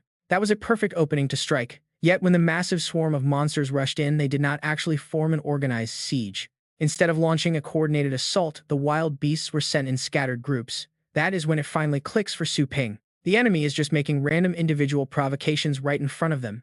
Kim Tho watches him closely, wondering what he sees. Could this entire onslaught be a simple probe? Suddenly, Shu Kuang realizes something is terribly wrong. The enemy commanders are nowhere to be found. While beasts ravage the fields below, there are no human traders in sight. Where could those defectors have gone? It makes zero sense. Kim Fui turns pale as the realization hits. The enemy has not committed their main forces to Longjiang at all. Yet they lured everyone here. They had gathered the elites of 11 base cities here. If the enemy strikes the other defenseless cities right now, the damage will be catastrophic. Right on cue, portals crack open on the nearby high ground. The vanguard of the Bai An Legion steps through into the open. They order an all-out assault on the city, commanding to slaughter anyone with cultivation power. Every single soldier charges forward on their beasts. Back at the command center, alarms blare loudly. Reports flood in that 11 base cities are currently under heavy siege. The targets include Niu Hai, Fu Homa, Shuyan, and several others. Kim Fu panics as the devastating news sinks in. This is a massive coordinate raid by the Bai An rebels. They were targeting the branch cities Su Ping had established from the very start. The beast tied at Longjiang was merely a massive distraction to buy time. High above, Ai sneers at their belated realization. He mocks them, saying it is far too late. He looks down at the chaos, enjoying their utter helplessness. They are trapped in this fortress, forced to watch their people become monster food. Kim Tho falls to his knees in despair. He clutches his head, believing all hope is lost. But then two men approach, reporting to Su Ping that preparations are finally complete. Su Ping smiles, pleased to see they made it just in time. His expression shifts as he watches the second battlefield. There a barrage of defensive artillery rains down on the enemy. One of the invaders looks up and screams in pure terror. He points to the sky as a devastating aerial bombardment begins, unleashing massive explosions that tear through their ranks. Only a few survive thanks to their defensive shields. They curse, realizing these are Guardian Shell's highly unstable cores of peak rank 9 beasts. They are incredibly powerful but extremely rare, usually kept as the absolute trump card for Class A base cities. A commander named Alex is baffled. How could these Class B cities possibly possess such high-level destructive military weapons? All nearby defensive resources should have been diverted to Longjiang to stop the tide. Something is seriously wrong here. High above Blue Planet's orbit, massive spaceships begin dropping down from the sky. Alex stares up in complete disbelief. He wonders what those ships could be as the massive vessels land safely on the ground. Slowly, the cargo doors slide open. An elite army marches out, declaring that the invaders are now completely trapped with absolutely no way to escape. Alex and his men stand frozen, demanding to know who they are. Meanwhile, Kim Thu receives incredible news from the front line. The reinforcements have arrived. It turns out Legend Su foresaw the enemy's diversion trap and intentionally played along to buy time. He secretly deployed the elite reinforcement fleet to complete this counter-ambush. Su Ping looks at the enemy with a cold smile. He taunts them, asking what they are waiting for, while his air reinforcements have already landed. Ai's face instantly twists in rage. In a panic, he orders the entire beast army to crush Longjiang immediately. Underground armored logistics trains speed toward the battle. Workers scramble to carry heavy supply boxes as the terrifying roars of the advancing beast tide draw closer and closer. One worker mutters he has never heard a roar that incredibly loud, while another warns him to keep his hands off. This massive tide is way beyond normal. It is way past a Class A threat. The frontline carnage is unimaginable, but suddenly, the train shakes. Panic sets in as massive glowing cracks spiderweb across the tunnel walls outside. It is crazy to think the battle above can reach hundreds of meters underground. Deep subterranean paths are breaking down. That is the true terrifying power of a legendary beast king at work. In the distance, a terrified soldier clutches his head in absolute dread, crying out that the colossal Bai An has finally joined the fray, a terrifying fate-state beast king. He screams they cannot win and will all be sucked dry, but the commander quickly barks orders to snap them out. He yells that no retreat order has been issued, demanding everyone stand up because their powerful battle pet warriors are still out there holding the line. Those soldiers up top need energy potions and ammunition. Our only mission is delivering these supplies to their hands. He tells them to stop worrying about who is stronger. Raising his fist, he rallies the entire unit, declaring they must win this battle no matter what. He tells them to think of the massive loot and rare resources a tide of this scale will bring. The soldiers find their resolve. They believe Su Ping can win this, knowing he is the youngest and most powerful legendary battle pet warrior in history. Standing tall, the commander rallies them again. The next wave is starting and he commands everyone to move fast. The armored train speeds through the darkness, but suddenly terrifying and bizarre tentacles breach the thick metal walls of the tunnel to block their path. Up on battlefield number 1, a massive fiery monkey rampages, wildly clashing head-on with Sulong in a brutal struggle. Nearby, a sickening swarm of wolves crawls up the defensive walls. Their sheer numbers and twitching claws are enough to make anyone's skin crawl. One wolf tries to leap over the barrier, but a heavy round instantly blows its head apart. The defenders are ready. An operator behind a defense turret screams for the beast to die as he unleashes a blazing torrent of heavy bullet fire into the oncoming horde. Hundreds of spent shell casings clatter to the ground as the constant firing heats the gun barrels to a glowing red. A wave of freezing frost sweeps over, courtesy of the cold-hearted mystic ice spirit. Suddenly, an agile beast leaps directly toward the defense turret. It is about to tear the operator apart, but right before the claws strike, a heavy boot intercepts the swipe. The warrior delivers a brutal kick, sending the beast flying back. Down below, the soldiers instantly recognize their savior is the powerful Du Huang. Du Huang stands atop the weapons system, warning everyone that these beasts have been enhanced by Bai An. He says they are much stronger than normal, and while his subordinates acknowledge the warning, a sudden, desperate scream for help makes Du Huang turn around. A soldier is pinned down below. Looking closely at the beast's chest, Du Huang notices a highly unstable core. Realizing the danger, he rushes in, but the beast detonates. Du Huang tightly shields the wounded soldier, cursing through the thick smoke and debris. Looking up at Su Ping, Du Huang warns him that Bai An is using beasts with unstable cores as suicide bombers. He suggests pulling their defensive line further out. But standing right behind Su Ping, the experienced Tian Xiao steps forward to quickly counter that idea. He argues that stepping outside the walls into that ocean of monsters is suicide, then asks Boss Su to let him handle it. The elder orders his Imperial Guard to form a battle array. The disciplined soldiers behind him shout in unison, their voices echoing across the wall. A massive blue dragon head of pure energy materializes, holding a giant sword in its jaws as it charges forward. The mindless beasts do not even realize what is coming before the massive blade swings in a terrifying sweeping arc, cutting through everything. The strike decapitates the front wave and leaves a massive crater in the earth, forcing the remaining beasts back. The fiery monkey's head rolls across the dirt, completely severed. Zhulong stands victorious over its foe, letting out a deafening roar to assert its dominance. Shu Kuang cheers in excitement at another dead beast king, while Jin Shui lets out a sigh of relief. It feels unbelievable that they actually pushed back this wave. But the celebration is cut short as the ground violently cracks open beneath them. The dead monkey's corpse is dragged down. Zhulong quickly flies up to avoid whatever is rising from the depths. A massive, terrifying tentacle erupts from the fissure. The sight leaves everyone paralyzed with fear, and Shu Kuang practically cries for his mother. Over on the second battlefield, the ground trembles violently as soldiers realize something massive is clawing its way up. A colossal tentacle bursts into view, slamming down with enough brutal force to crush dozens of the defenders into dust in an instant. Scores of defenders are wiped out. Seeing this, the enemy forces cheer, celebrating that Lord Bai An has finally joined. They laugh, boasting about the unstoppable power of the Fate State, mocking that their lord can easily crush everyone with a single simple strike. The monster's sharp-toothed mouth acts like a tongue, draining the soldiers of their life energy and ripping their soul power away.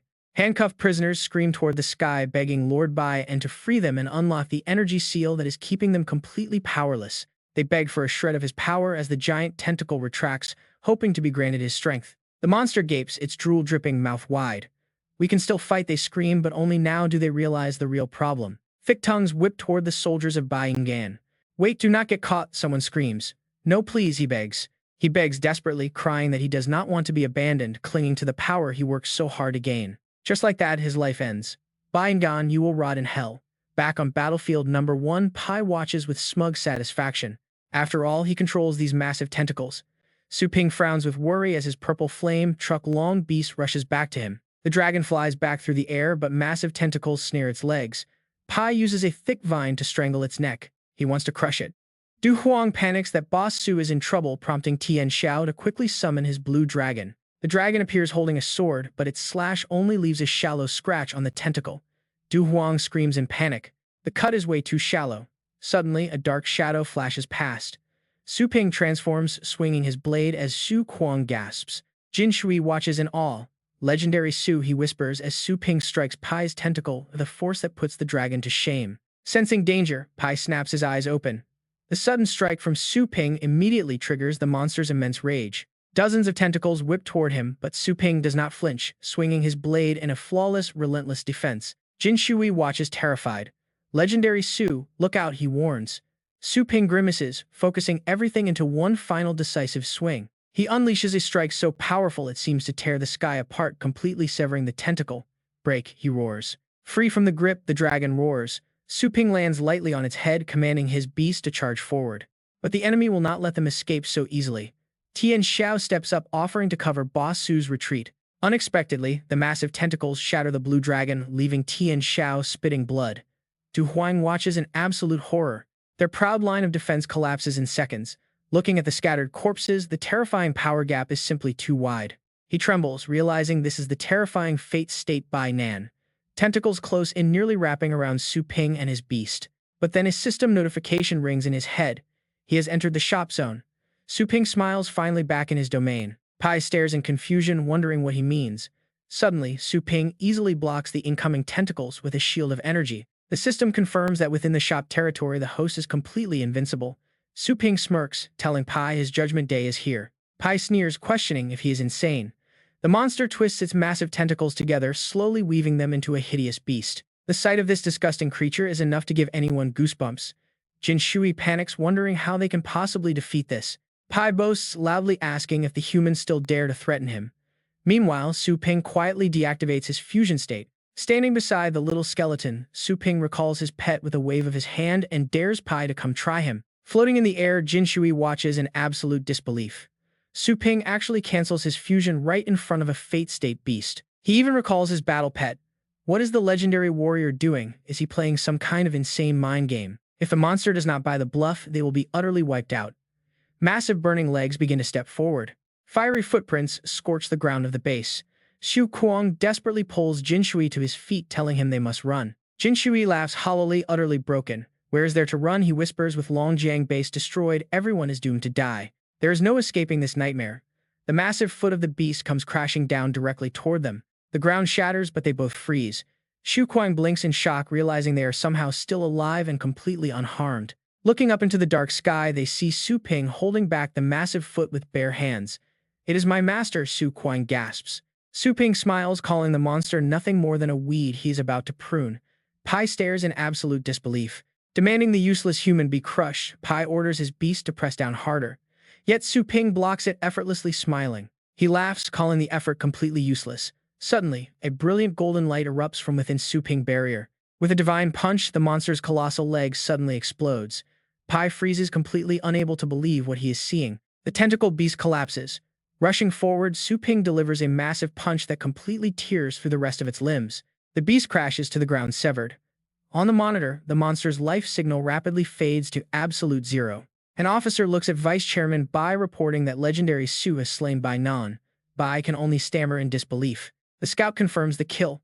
We actually won. Su Kuang screams in joy, knowing his master would pull off the impossible. Jin Shui covers his face and weeps with relief that Longjiang is saved, while Xu Kuang jokingly wishes he could kiss his master. Hearing him, Su Ping sighs in relief, joking that it is a good thing his student does not know how to fly.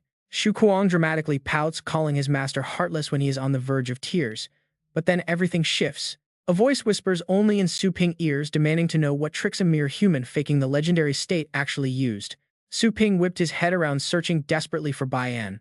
This sudden reaction completely baffles his disciple Xu Kuang. Xu Kuang asks what is wrong since Bian was already slain, but Su Ping is convinced the monster is still talking. Xu Kuang points to the dead body lying right there, but Su Ping continues to yell, demanding Bian to show itself. Walking over to stop him, Joanna looks at Su Ping and says he won't be able to find the beast. Turning to her, Su Ping demands an explanation, and Joanna clarifies with a serious look that the real beast isn't here. The revelation leaves Su Ping completely stunned. Bai An is not here, but how could that be when he clearly heard its voice? His senses never lie to him. He describes a massive, glowing crimson eye watching him like a predator in the dark. Determined to get answers, Su Ping quickly flies over to where Joanna is standing, his feet landing softly beside her. He demands to know what she means by Bai-En being gone, but she only replies with a simple question. She asks what he thinks makes the beast different from him, leaving him confused since it's just a monster and he's human. Joanna rolls her eyes and tries another angle, asking what he thinks separates the Fate State from Rank 8. Caught off guard, Su Ping pictures a terrifying monster in his mind, thinking of its immense strength and sheer size. He compares its speed, age, and even its numerous tentacles. Hearing this, Joanna covers her mouth and giggles softly. She says his ant-like perspective is quite amusing, mocking if a Fate State monkey just gathers more rocks than a lower-ranked one. Su Ping looks at Joanna with a dry expression, begging her to stop speaking in riddles and get to the point. Her face turns serious as she explains that those in the Fate State have mastered some form of natural law. He wonders if these laws are like his lightning path, but Joanna quickly shuts down his high expectations. She tells him his current lightning element control is barely scratching the surface of true cosmic law. She points out that Bai-En is a terrifying beast that has truly mastered the profound laws of space. By folding its body into a completely different dimension, it becomes totally untouchable and invisible to anyone. Nearby, a suspicious figure secretly eavesdrops on their conversation, lurking in the shadows like a classic mystery villain. A dark mist swirls around them as Su Ping looks back, realizing the creepy sensation of being watched has vanished. With its spatial trick exposed by Joanna, the monster must have fled in a panic. His eyes widen in realization. The body he destroyed in the outskirts was just a fake shell, while the real beast hid in a separate dimension. Joanna turns back and confirms his guess, noting that without understanding universal laws, he can never truly touch it. No matter how clever he is, he cannot harm its true body. Su Ping grinds his teeth in sheer frustration. Joanna comforts him, explaining there is no need to feel discouraged even if the slain body was just a clone. She softly tells him that all the energy the beast absorbed is still trapped inside that discarded shell. Sharp claws dig through the remains, opening a fleshy tunnel.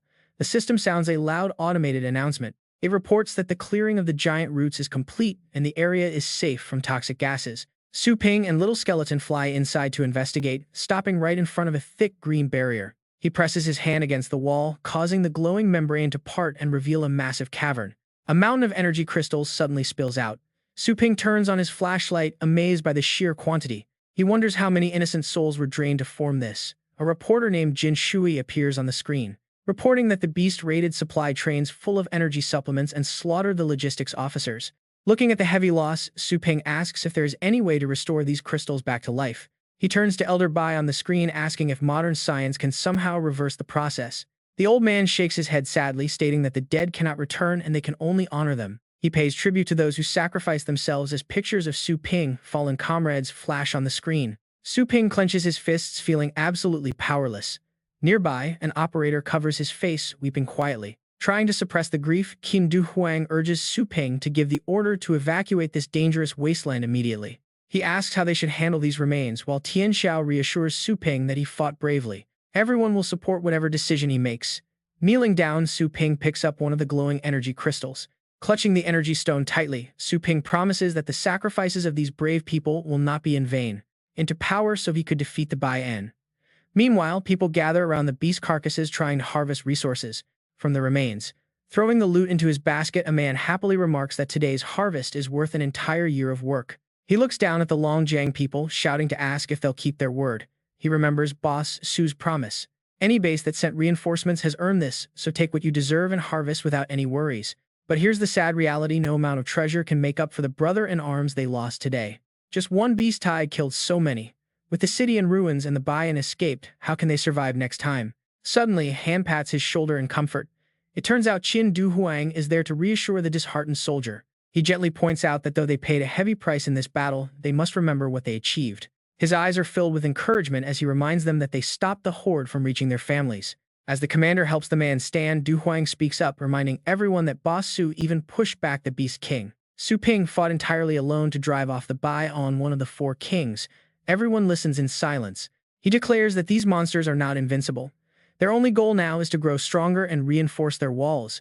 Raising his hand high, Du Huang promises that when the next beast tide arrives, they will wipe those monsters out completely. From a distance, someone watches the crowd, repeating the words that they will make sure none of those beasts return. It's Tian Xiao quietly observing from the sidelines. Soon, a familiar shop sign appears as the scene transitions. Inside the pet training room, Su Ping places a crystal down.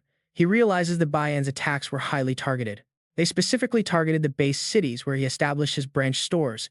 The beast's goal was obviously to claim his shop. It wanted to seize his store system and absorb the premium resources produced there, which is why Su Ping is so careful. He built this place to honor those who fell. Lost in thought, he knows the monster had no idea about his ultimate defense. Inside his shop, Su Ping is completely invincible. He originally planned to lure the buy-in in and kill it for good, but he miscalculated. Closing his eyes, he realizes his ultimate trump card was wasted on nothing but a decoy body. Wait, if a mere clone was this insanely strong, why didn't it just wipe them out from the very beginning? If it could easily breach the walls, a direct invasion with the beast tide would have crushed humanity's defenses instantly. Tearing through the city and forcing humans to fight on two fronts would have been the smartest strategy. Su Ping is puzzled. Could the buy-in have been much weaker back then? Elder Bai mentioned that humanity's ancient emperor sacrificed himself, using his astral power to seal the deep abyss. But now that seal is fracturing, letting more dark energy slip through. If the seal wasn't fully broken, forcing its way out must have caused a severe backlash. He continues to deduce the situation. If the Bai-An was heavily wounded upon reaching the blue planet, it would desperately consume other living beings to heal. A sudden realization hits him and his eyes widen in shock as he stares at the massive pile of crystals. To the Bai-An, these crystals are not useless junk. Instead, they are highly potent resources perfect for healing wounds. Standing in the wind, Su Ping prepares to move. Deprived of these crystals, the Beast King must still be incredibly weak. Entering a state of deep meditation, he knows that if he can only break through to the Fate state, the third level of the legendary rank, his unleashed power would be more than enough to slay the monster once and for all. His eyes glow as energy erupts. The system alerts him that his cultivation has reached the peak of the ocean state. He has unlocked the prerequisite skills to comprehend space laws. Landing softly, Su Ping raises his hand to inspect his new power. His body feels incredibly light, as if he has just shed a heavy suit of iron armor. The sensation is mind-blowing. He also possesses the Eye of the Gods. With this technique, even a sneak attack from a higher-ranked enemy won't escape him. He can instantly detect any hidden threat. As his eyes return to normal, he marvels at the sheer utility of this skill. To think such an overpowered ability is merely a basic requirement for space laws. No wonder Joanna emphasized its importance. Only by mastering the power of laws can they hope to defeat the Bai-An. Just then, Tian Xiao and Tang Ruoyan approach. They congratulate Su Ping on his successful breakthrough. Stepping forward, Su Ping asks if there is something on their minds. Tian Xiao sighs, explaining that they lost many outstanding battle pet warriors during this devastating tide, leaving their defenses dangerously weakened. Even with compensations, the survivors will struggle to withstand the next wave. Su Ping strokes his chin, asking for their thoughts. Tian Xiao suggests they must quickly find a way to bolster their forces if they want to survive the upcoming threat. Ruoyan clenches her fists, noting that with multiple base cities fallen, they only have the remnants of the resistance left to fight. Tang Ruoyan mentions that several powerful families with large bases are still holding out against the Bai-An. If they can rescue them, they would surely become their greatest allies. Su Ping rubs his chin, considering her words. Recruiting the remaining big clans is actually a pretty solid idea. But why do you suddenly care about this? He asks. Her face darkens with sheer bitterness as she replies that her family is in deep trouble. Their main headquarters has been completely surrounded. Su Ping looks at her, his golden eyes flashing as he wonders who on earth would dare surround the Tangs. It is the Situ family and the despicable Wangs, she explains. Both clans, along with the Tangs, are powerful forces that dominate across dozens of base cities all over the subcontinent. Yet with the Bai-An rising up, those backstabbers chose not to unite against the common threat. Instead, they colluded with the enemy, joining the Bai-An just to seize this opportunity and completely wipe out my family. The proud girl drops to her knees on the grass. I have never begged anyone in my entire life, she says, her tearful eyes pleading for his permission. She begs to leave the shop to rescue her people. Su Ping looks at her stunned. The image of the proud, arrogant young lady he knew is completely gone. The normally stubborn, high and mighty Tang Ruoyan is actually kneeling on the ground, which makes absolutely no sense to him. For her to throw away her pride like this is highly unusual. He looks at her and points out that the Situ and Wang families are teaming up against the Tangs. Even if he lets her go, what can an untitled battle pet warrior like her possibly accomplish? How is she going to stop two colossal families that her entire clan cannot even hold off? Tang Ruoyan hesitates. Even if she cannot prevent her family's destruction, she mutters in pain she has to at least get her loved ones out safely. Su Ping gets it now. She just wants to save her people. He casually adjusts his collar and says he was actually planning to head there anyway. He asks her to give him a list of names and their locations. Why go risk her own life when she can let him handle it? Her face tenses up. To her, escaping her family only to rely on him feels like leaping from one devil's trap straight into another. Laughing out loud, he cannot believe she is worrying about that. Fine, he chuckles, tapping his communicator. Keep your secrets then. Suddenly, Zhang Lingtong appears on the screen asking if her master needs something. Su Ping immediately asks about the progress of her research contract. Clutching her charts, she says that thanks to his rare materials, everything is going smoothly. She expects the first test within 5 months. The young store owner frowns. 5 months is way too long, as the Baian will not give them that kind of time. Lingtong explains that, with the current equipment and staff at the Heavenly Dragon Academy, this is already the absolute fastest they can possibly go. His gaze turns serious. So she had state-of-the-art equipment and more top-tier experts, the research would go much faster, right? Meanwhile, inside the Holy Light-based city meeting room, a frantic staff member rushes in to report to the Breeders' Association. He tells Elder Bai that the legendary Su Ping is on the line. Stroking his long beard, Elder Bai accepts the call. Everyone in the room immediately starts whispering about Su Ping, the young hero who defended Longjiang against the Bai An, at under 20 years old. The crowd is absolutely buzzing. How can someone so young possess the power to stand toe-to-toe with a monster at the Fate State? In this era of declining astral energy, having such a prodigy is a true blessing. But Elder Bai's face suddenly pales as he listens. He wants to draft all elite researchers and top-tier equipment worldwide. Smiling over the line, Su Ping tells him to relax. Only the absolute best minds will do, since average helpers would just get in the way. He expects them to finish a project within 1 single month. The entire boardroom instantly freezes in shock.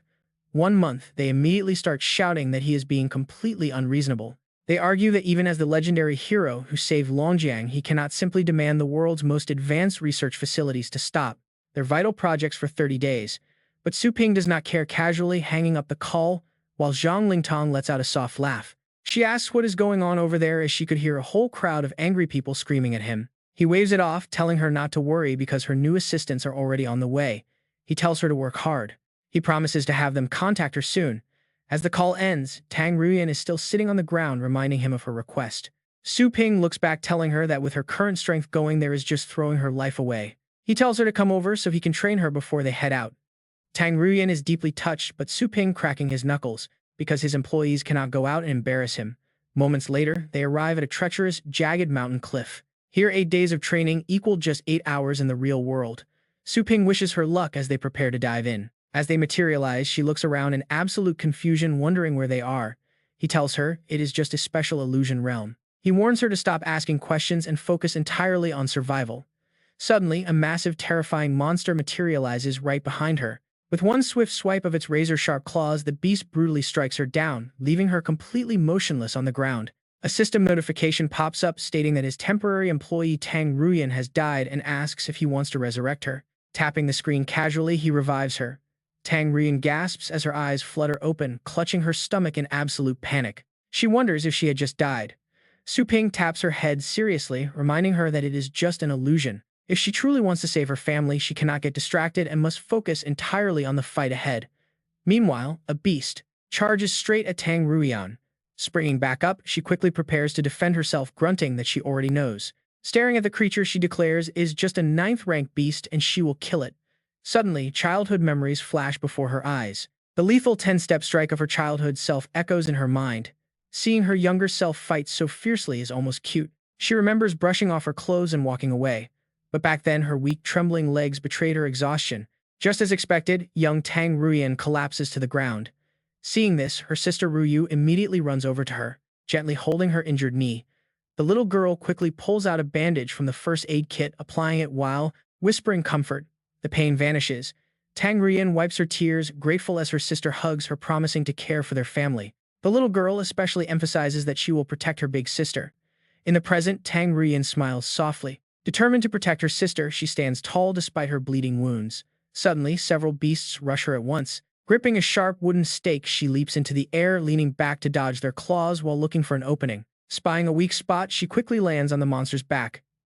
The beast immediately thrashes around, desperate to shake her off. Half blinded by the wind, she raises her weapon, growling for it to behave before driving a fatal stab deep into its neck. Out of nowhere, sharp stones fly at her with lethal bullet-like speed. She barely dodges them in the nick of time. The other beast is controlling the rocks, its eyes glowing red as it charges, but her desperate desire to save her family conquers all fear. Casting her glazed body barrier, she stands her ground. But shockingly, the flying stones pierce right through her defense. The shield shatters into pieces, leaving her body bloodied from the impact. Grunting in pain, she clings tightly to her weapon. She grips the wooden stake lodged in the monster's back, her eyes burning with unyielding determination despite the agonizing pain. Her inner power erupts. With a fierce battle cry, she drives the weapon deeper into its back, making the beast howl. She successfully takes down the first beast, but there is no time to rest. Even exhausted, her gaze remains sharp and deadly. Glaring at the remaining monster, she looks like a god of death, sensing the raw, terrifying aura radiating from her. The beast instinctively backs away. The once arrogant monster now turns tail and runs, but she has no intention of letting it escape. She hurls her wooden weapon, pinning the beast's leg to the ground and completely halting its desperate attempt to flee. Seizing the moment, she leaps forward. Desperate to survive, the cornered beast tries to put up one final defense, but she decisively rips her weapon from the first wolf's corpse, grips it tightly, and charges forward with absolute focus. Leaping down from above, she drives the stake straight through its throat, yet she refuses to let her guard down. Her eyes stay wide, watching the life drain from the beast. Only now can the young mistress finally catch her breath. She collapses to the ground exhausted. Su Ping silently watches her progress, his mind reflecting on her performance. He had thought that her time working as a shop clerk would make her combat skills rusty, but he was wrong. Her fighting instincts are actually sharper now than when they first met. Even under his divine observation, he finds no flaws. It is clear she has been secretly training hard on her own. By now, she is completely drained of energy. But this brutal training has unlocked her hidden potential, allowing her to easily break through to the upper 8th rank. She can now defeat 9th rank opponents with ease. Satisfied with her progress, Su Ping decides to give her a little boost. Opening his hand, he summons the Astral Spirit Fruit, a legendary treasure capable of pushing an 8th rank warrior to the 9th rank. The golden energy flows directly into Tang Ruyen, allowing her body to absorb its raw power. Inside her dream, she sees Ruyu. Her body floats into the air, enveloped in a brilliant golden light as her mind clings to the memory of her sister. A system notification pops up: the exploration time is over, and the cultivation space is closing to return them to reality. Still half-conscious, she whispers her sister's name, promising to save her.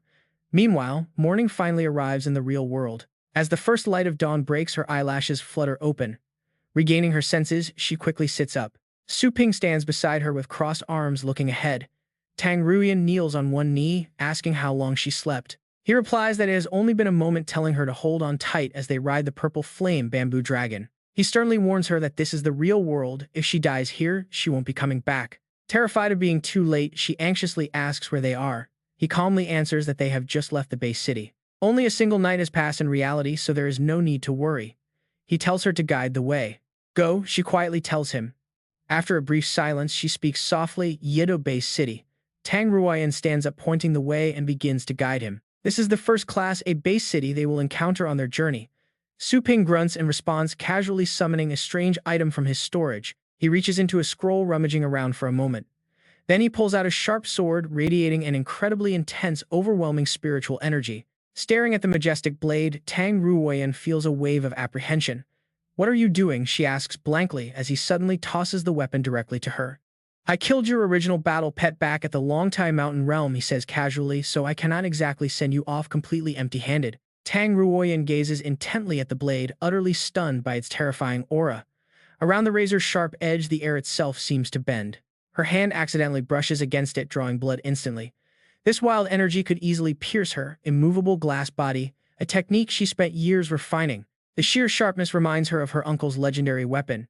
She has never witnessed anything this deadly, save for one sacred treasure in her family. That phantom sea god hunting umbrella of her uncle's is a legendary treasure capable of slaying king-level beasts, making rival clans tremble. A soft blush creeps onto Tang Ruyen's face as she cradles the sword. Are you really giving me something this incredibly valuable? She asks softly. Su Ping instantly crushes her hopeful fantasy. I am only lending it to you, he replies, explaining it is a treasure won from the great Yan True Dragon King. What were you thinking? Keep dreaming. He quickly summons his trusted battle pet. Go, little skeleton, he orders as the summon rises. Tang Ruyen watches the summon slip into her shadow, muttering in disbelief if the creature is actually hiding inside her own reflection. With a clear command, Su Ping orders the skeleton to watch over her and keep the sword safe. Little skeleton gives a quick thumbs up. This means his master can rest easy. A bright, excited smile spreads across Tang Ruyen's face as she realizes what this actually implies. Letting me go alone, he sighs, calling her a total blockhead. I would not have trained you otherwise, he points out. She hesitates. Voicing a deep hidden anxiety, she admits she always believed he thoroughly despised her family. Frowning at the map displayed on his watch, Su Ping replies. He has never supported her family's brutal ways of the strong preying on the weak. Killing others for treasure in secret realms is unacceptable to him. His cold tone casts a sudden shadow of sadness over Tang Ruoyan. Right now, they simply need allies against the impending disaster. Hearing this cold truth, she casts her eyes down only for Su Ping to suddenly kick her. She plummets.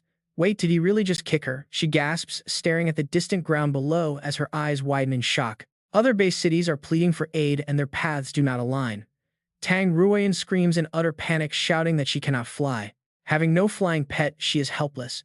Su Ping merely waves goodbye, focusing on his astral force as he speeds away. Then she remembers his previous treatment.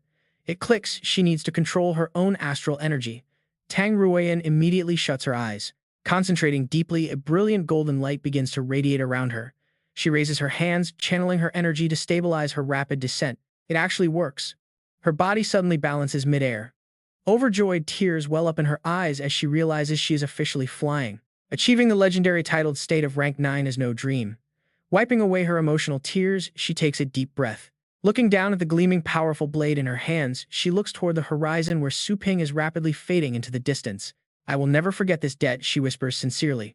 Meanwhile, inside Yedo Base City at the Tang family headquarters, a massive crisis has erupted. A colossal beast is rampaging through the streets, leaving a trail of smoke and ruin. Wounded soldiers huddle behind cover, whispering in terror. The Situ and Wang clans have gone completely mad, they mutter, releasing a devastating king-level beast directly into the heart of the city. At this rate, their entire Class A sanctuary will be flattened. But suddenly, a massive staff comes flying through the air from out of nowhere. Piercing straight through the beast with a burst of spiritual energy, the weapon forces the giant creature to collapse into rubble. With a gaping hole in its chest, the monster lies defeated. Standing majestically upon its back is a powerful, authoritative figure. Do you truly think this is enough to conquer my Tang clan? He bellows in a deep, booming voice. That is nothing but a foolish dream. On his command, the Flying Feather Army deploys. Countless flying mounts fill the sky behind Tang Linzan, the patriarch of the main Tang family. He orders his troops to wipe out the invaders entirely. The elite soldiers shout in unison, raising their gilded bows to target the enemies. They draw back their strings, aiming directly at the enemy beasts. Suddenly, a cold, sinister laugh echoes across the battlefield. Two figures riding a massive beast emerge from the smoke. They mock the Tang clan, laughing at the idea that they only brought two beasts. Did Tang Linzan really think they relied on wild beasts? They sneer. They know his ultimate trump card, the legendary tier family treasure, is completely depleted. The Phantom Sea God hunting umbrella is out of power, isn't it? These two schemers are none other than the heads of the enemy clans. These masterminds behind the chaotic invasion are finally showing their faces, declaring that the real battle has only just begun. Your family is not the only one with a legendary treasure, they mock. Tang Linzan gasps in shock as an explosion occurs. A massive explosion erupts in the heart of the city, rivaling a nuclear blast. Meanwhile, flying toward the scene, Tang Ruoyan feels the shockwave. The violent wind almost throws her off balance. She instantly senses something is horribly wrong as the devastating shockwave originated directly from her home, a night battle. Its shockwaves are reaching so far. What exactly is going on over there? He channels spiritual energy into the bell with both hands. The bell unleashes a sound like tens of thousands of screaming ghosts. Those standing around are caught completely off guard. Their strength drains instantly and their eyes roll back. Everyone's spiritual power is getting sucked dry. Linzan recognizes the chime. It acts like a massive black hole, draining their vitality. Linzan grits his teeth and resists a power capable of crushing an entire clan. This is a legendary-grade evil treasure forged from the blood of tens of thousands of people, the soul-devouring bell. Situ lets out a sinister laugh. He mocks old Tang for being so knowledgeable, his face twisted in pure satisfaction. Did they really think they just waited around for no reason to wipe them out? The enemy soldiers kick down hard. The Tang family members cough up blood and collapse. Situ smugly looks down on the fallen Peak clan now beneath his feet. Without their energy, they are nothing but useless trash. Linzan grits his teeth. A warrior can die but never submit. Even with his energy mostly drained, he unleashes his weapon to blow back the surrounding soldiers, refusing to be humiliated. Panting heavily, he glares at the masterminds with pure hatred. One day, the Tang family will return this debt 1,000 times over. The brute sneers in disdain. He promises to send the entire Tang family straight to the underworld today. They drag out a young girl and force her to kneel on the ground. Linzan loses his mind seeing his daughter held hostage. He screams Yuer's name. The brute grabs her throat and locks eyes with Linzan, mocking the famous Tang family. Everyone knows they raised two genius heirs, one brilliant and strategic, the other possessing unmatched talent for battle. If left completely unchecked, their combined forces would leave absolutely no room for anyone else in this world. He slams her against the soul-devouring bell and demands to know where the other heir is hiding. Yuer's power drains away as he threatens to torture her to the bone. She screams out in pure agony. Losing his patience, he growls, asking where she is. In her fading consciousness, Ewer hopes her cousin never returns. Out of nowhere, a sword streaks through the air, shattering the soul-devouring bell and blasting everyone back. The brute hits the ground hard. Sprawled out, Situ screams in absolute rage, demanding to know who did this. The ancient weapon, still humming with pure power, stands embedded in the rubble. Lin Zan stares in absolute disbelief. A legendary-grade treasure was destroyed just like that. Situ explodes with fury and barks orders to his men. He orders them to capture whoever dared ruin his plans. But watch, there is absolutely no need to search anymore. The sword vibrates as Tang Ruyan's voice rings out, telling them not to bother. The blade flies into the sky. It sweeps through the air, wiping out Situ's elite soldiers in an instant. A hand catches the hilt firmly. "Here I am," she declares. Looking up, Ewer recognizes her cousin flying above and calls out to her sister. Tang Ruyan states coldly that they must go through her first. Lin Zan is thrilled to see his proudest niece. Flying through the air means she has reached the titled rank. Is she already a 9th-tier powerhouse? Situ scoffs in pure irritation. A mere titled rank is nothing special, and he orders his troops to attack. He demands they capture her alive, so he can torture her right in front of her entire family. Soldiers swarm her from all sides, but she does not even flinch. They are just too slow. A single swift slash cuts down the foolish attackers. In under 5 seconds, Situ's elite squad is completely annihilated. The brute watches in sheer terror. She easily shattered a 9th-tier shield and killed 3 titled rank experts instantly. He wonders if her weapon is a legendary-grade treasure. Tang Ruyan turns to her uncle, announcing the bell is gone. She hands Ewer over to him. Lin Zan slashes an enemy soldier and agrees without a single second of hesitation. His eyes burn with vengeance. He calls for them to slaughter these beasts together, and her face remains icy. She agrees and raises her sword against the advancing beasts. With one clean stroke, she slices them apart. Their limbs are severed instantly. The enemy leader screams in rage that he will show her his ultimate power. He boasts about his strongest battle pet, but Tang Ruyan is already right in front of him, raising her blade. With a swift, elegant slash, she glides past, taking their lives before they can even register her movement. Foes drop like flies under her blade. Situ grits his teeth, furious that she killed so many titled experts. The brute beside him glares at her, vowing to personally skin her alive. Without delaying a single second, he summons his forces. Fearsome beasts step forward one by one, standing ready behind their brutal master. But the Tang family forces quickly rally, stepping up to defend their young master at all costs. With a terrifying roar, the beast raises its razor-sharp claws. The vanguard instantly senses the danger and acts. He swings his staff to unleash a blazing sunstrike. The brilliant flash hits the beast square in the face. Seizing the moment, the others charge in. But Meng Fu and Situ watch calmly. They know the beast will not stay down. That beast instantly retaliates, kicking everyone back dozens of meters with a single stomp. The vanguard is now completely terrified. No reaction, Lin Zhan takes charge, ordering them to ignore the demonic beasts and go straight for the leader. Take out their chief immediately, he commands. Instantly, the Feiyu army draws their bows and initiates the attack. Situ refuses to back down and commands his beasts to slaughter them. Terrible power from the vicious creatures begins to leak out. The Feiyu army is completely engulfed by the glowing spiritual energy. Shrouded in this thick mist, the beasts find their perfect opening. Roaring through the dense fog, they leap into the air. Wu Ni, highly alert, senses the immediate danger closing in. Nearby, Tang Ruyan fights off enemy soldiers, completely unaware of 2 beasts creeping up behind her. In this critical split second, Wu Ni screams a warning to watch her 6 o'clock. Tang Ruyan's hand moves like lightning, her blade cutting them to pieces. Watching the beasts fall, Wu Ni sighs with relief. Safe. Tang Ruyan looks back and flashes her a grateful smile. But suddenly, a mass of slimy tentacles erupts behind Tang Ruyan, wrapping around her body like thick ropes. Is it still alive? Situ laughs, mockingly asking if she has ever seen a modified battle pet used as a puppet. Even sliced to pieces, it will not let go, he sneers. Trapped in the deadly hold, Tang Ruyan is extremely frustrated. Curse it, she got careless. Meng Fu seizes the perfect chance, raising his heavy blade and glaring at her. This is the perfect chance to end you, he sneers, swinging his blade down. Your meridians are sealed, you cannot move. Watching from below, Wu Ni screams in absolute terror. No, but Meng Fu has no intention of stopping. His blade comes down on her with lethal force. But just as it is about to strike, the weapon suddenly shatters. The culprit is Little Skeleton, standing right behind Tang Ruyan.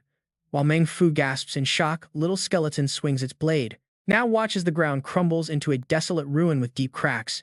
Situ watches the destruction in pure horror. What on earth is that monster? Little Skeleton stands guard in front of Tang Ruyan, slicing the tentacles to free her. A suffocating pressure fills the air. On a vast desert, a solitary figure appears standing above a creature with massive wings. On Su Ping's side, he stands with crossed arms, his expression dark. His flying dragon suddenly freezes midair. It notices a colossal entity ahead, hidden inside the thick, swirling mist. Wrapping around the monster are thick tentacles, trapping helpless humans. Su Ping clenches his fists in rage. Bai Gan. The ancient monster stands right there. He has long black hair, a crown of Gan flowers, and is shrouded in a terrifying dark aura. Su Ping raises his fist. Go to hell, he roars. Su Ping power condenses into a massive fist and slams directly toward Bai Gan. A cold voice echoes, telling him it is useless. His giant fist passes right through the enemy's body. In an instant, Bai Yan appears behind him. Su Ping spins around, throwing another strike with a fierce shout. A devastating beam of energy erupts and flies forward. But the voice echoes again, repeating that it is useless. He scowls, looking around when Joanna suddenly appears before him. Surprised to see Joanna, he listens as she asks if he forgot. She looks at him seriously, warning him about Bai Gan's power. Without the power of laws, he cannot harm it, no matter how weak it is. She calmly explains the massive gap. This is the division between you and the fate state, a barrier that can never be crossed. Su Ping stands there stunned. Suddenly, a familiar voice calls out to him. Boss Su, Boss Su. He finally snaps back to reality. The voice belongs to Elder Tian Xiao, coming through a small hologram on his watch. Su Ping sits down on the dragon's head. Was that just a dream, he wonders. Tian Xiao gently reminds him that since returning to Longjiang, he has not rested at all. Even for a battle pet master, he is pushing his limits. Su Ping cuts him off, saying he is fine. How is the contract research led by Zhong Lingtong going? Tian Xiao sighs, explaining that complaints are piling up like mountains. The association doors are practically being broken down by angry protesters. Su Ping raises an eyebrow in surprise. Is it really that bad, he asks, offering to return immediately. Seeing his haste, Tian Xiao strokes his beard and chuckles. Calm down, Boss Su, and let me finish. Outside Su Ping's shop, a massive crowd has already gathered. The incredible results of their training services have sparked massive local enthusiasm. Customers are flocking in every single day. Daily orders are flooding the shop, building immense credibility over time. Behind the scenes, the staff works tirelessly in the lab. This is the elite research team he predicted earlier. Everywhere else, the customer numbers are simply overwhelming. And this is the current scale of the actual participants in the research projects. Su Ping listens closely as Tian Xiao reports that the binding contract can transfer some of the pet upgrades to the battle pet warrior. This is a massive deal that could completely overturn the entire pet training world, yet it is also something everyone hopes for regardless of any doubts. Nothing can stop it now. The master only needs to wait patiently. Su Ping raises an eyebrow, showing a satisfied look. This is very good. It seems his attempt to shake the foundations of the fate state succeeded, and there is no need to worry anymore. His immediate priority is to rescue the allies fighting the rebel forces of the Bayan out there and build up an army. Once the binding contracts are fully ready, he will equip them and finally crush the Bayan. Su Ping says, now continue. With the rescue report, Tian Xiao quickly replies that he has successfully found the information about the distress signal. The origin of the signal is the Yuan family, specifically belonging to Yuan Tianxian, a legendary rank battle pet master in our Asian region.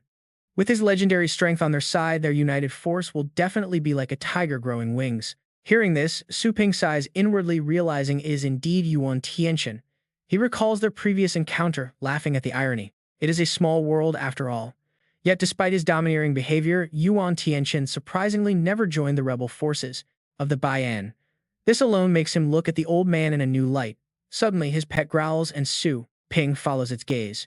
Far below them, a scene of absolute chaos unfolds with humans and wild beasts locked in a brutal clash right ahead. Massive and highly ferocious beasts are relentlessly attacking the helpless humans with terrifying ferocity. One poor soul is crushed so tightly by a beast that he coughs up blood, yet he still screams to leave him and run. Right at this critical moment, Yuan Linglu and her pet suddenly arrive on the scene, making the people below gasp in worry. She charges in, executing a powerful phoenix slash that cleanly severs the monster's arm before splitting its body completely in half. Her fiery blade glows with intense heat, but after that heavy strike, Yuan Linglu is exhausted, collapsing to her knees in weariness. Leaning on her sword, she gasps for breath. Both she and her pet have reached their absolute limits against these endless beasts. Suddenly, a monster lunges at her from behind. A nearby man runs forward and screams for the young lady to watch out. Yuan Linglu spins around, freezing as she sees the beast closing in. But in an instant, a colossal fist appears out of nowhere. Su Ping's massive spiritual fist obliterates the beast, tearing it to shreds. Yuan Linglu looks up in absolute shock and wonder. She shouts for everyone to look at the sky. Above them, a spectacular storm of giant golden fists begins to rain down. The heavy barrage strikes like meteors, scattering the panicked monster horde. Suddenly, a massive beast engulfed in blue flames emerges. It brutally tears another beast apart and roars, calling them all useless trash. Yuan Linglu tenses up at this sudden threat. Its raw power is terrifying. She had to use every ounce of her strength just to kill one, yet this creature ripped it effortlessly. This is clearly the leader of the pack. The alpha beast roars and its blue flames instantly turn into a fiery red. It vows to handle them personally. But then a colossal golden fist as massive as a mountain blocks out the entire sky. The beast is completely paralyzed with shock as the towering fist crashes straight down, flattening it into the earth. As the dust settles, the ground is covered in countless cratered fist marks. Now get ready for their reactions to this savior. The survivors cheer, celebrating their sudden rescue. Yuan Linglu is utterly stunned that the brute beast was crushed like a mere bug. Its strength was nothing before this overwhelming power. This level of destruction has to be from a legendary master. She bows deeply, thanking the mysterious savior and asking them to reveal themselves so she can show proper gratitude. She promises the Yuan family will always remember this favor. Su Ping slowly descends from the sky and looks at them, asking if they are the only survivors. Yuan Linglu finds the voice strangely familiar and she looks up only to see Su Ping staring back. She is completely speechless, wondering why out of all people it had to be him. He remains perfectly calm, telling her to skip the formalities before asking where her grandfather Yuan Tianxian is. This immediately angers her and she lunges forward to strike him. If only she had not lost the Dragon King inheritance. To him, she could have easily handled these weak beasts herself. She also snaps that he cannot speak his name so casually. Her grandfather is currently defending their ancestral home from incoming enemies. Su Ping easily blocks her swinging fists, sighing helplessly. He tells her to stop throwing a tantrum and to immediately lead him to the old man instead. Su Ping warns her seriously that her grandfather might be in grave danger. This startles her, but she quickly snaps back, with pure disbelief. She claims he is lying as her grandfather is a legendary master defending a fortified home. There is absolutely no way he could fail. Su Ping simply sighs and activates his signaling device as he prepares to move. Su Ping assures her that nothing went wrong, so why would he take her away? Meanwhile, a vision of her injured grandfather Yuan Tianxian appears. Shocked by his unconscious state, Yuan Linglu gasps at the horrific wounds, demanding to know what Su Ping actually did to her grandfather. Su Ping explains that her grandfather came to pick a fight at his shop a long time ago, all because of the Longtai Mountain realm. Defending the shop was purely self-defense. Even though Yuan Tianxian tried to cover it up, the truth is out now. But his strength has indeed fallen below the legendary level now. What happens when a 100-year-old titled master is surrounded by Baiyan rebels? He does not need to spell out the rest. Su Ping remains perfectly calm, but his words hit Yuan Linglu hard. Speechless and shaken, Yuan Linglu hesitates before asking one final question about how her grandfather, who was once the continent's second strongest legendary master, got hurt. Since Su Ping had not yet obtained the Dragon King legacy at that time, she wonders how he could possibly injure him. Su Ping retorts by asking if she thinks only her family has powerful masters backing them. At that moment, he opens a massive spatial portal. A massive dragon head emerges from the rift. As the colossal beast steps out, Su Ping leans back casually against its leg. He points out that anyone who came to cause trouble at his shop ended up overwhelmed as his business is simply too powerful. He questions if she has ever actually visited their training area, since the shop's true power is obvious to anyone who looks. Looking at the incredible size of his pet, she realizes it must be the third-ranked purple flame bamboo dragon. Yet something feels off. She has seen normal inferno bamboo dragons before, and their standard size is only half of this. This one boasts a golden horn, a purple mane, and radiates an extraordinary energy from its back. It is clearly a rare mutated variant. Stubbornly keeping up her guard, Yuan Linglu retorts that only a fool would come to his shop for training. Su Ping extends his hand, leaving the choice to her. He asks if she is going or not, prompting her to mention her grandfather's orders. He told her to hide in the nearest safe zone and strictly forbade her from returning without his direct permission. Her grandfather's word is law. She initially planned to leave right after being rescued, but now things have clearly changed. Breaking his command for the first time, she looks at Su Ping and wonders if she can truly trust him, slowly offering her hand. Pulling her up, Su Ping reassures her that he came to save her, reminding her that she already knows how dire things are. A legendary battle pet master is crucial right now. If she wants to heal Yuan Tianxian and restore his strength, she must cooperate. She needs to lead him to her grandfather immediately. Hearing this, she nods solemnly, accepting the gravity of the situation. Soon after, the purple flame bamboo dragon soars high above the ruins of a completely devastated base city. Looking down, Su Ping notes that the defending forces have completely fallen. Yuan Linglu remarks that the base was perfectly intact before she left. She cannot believe that in just half a day the entire place has been reduced to absolute rubble. Suddenly, danger strikes. Red energy beams shoot directly toward the purple flame bamboo dragon. Su Ping grabs her hand tightly, warning her to hold on. He points out the attackers allied with the Bian faction.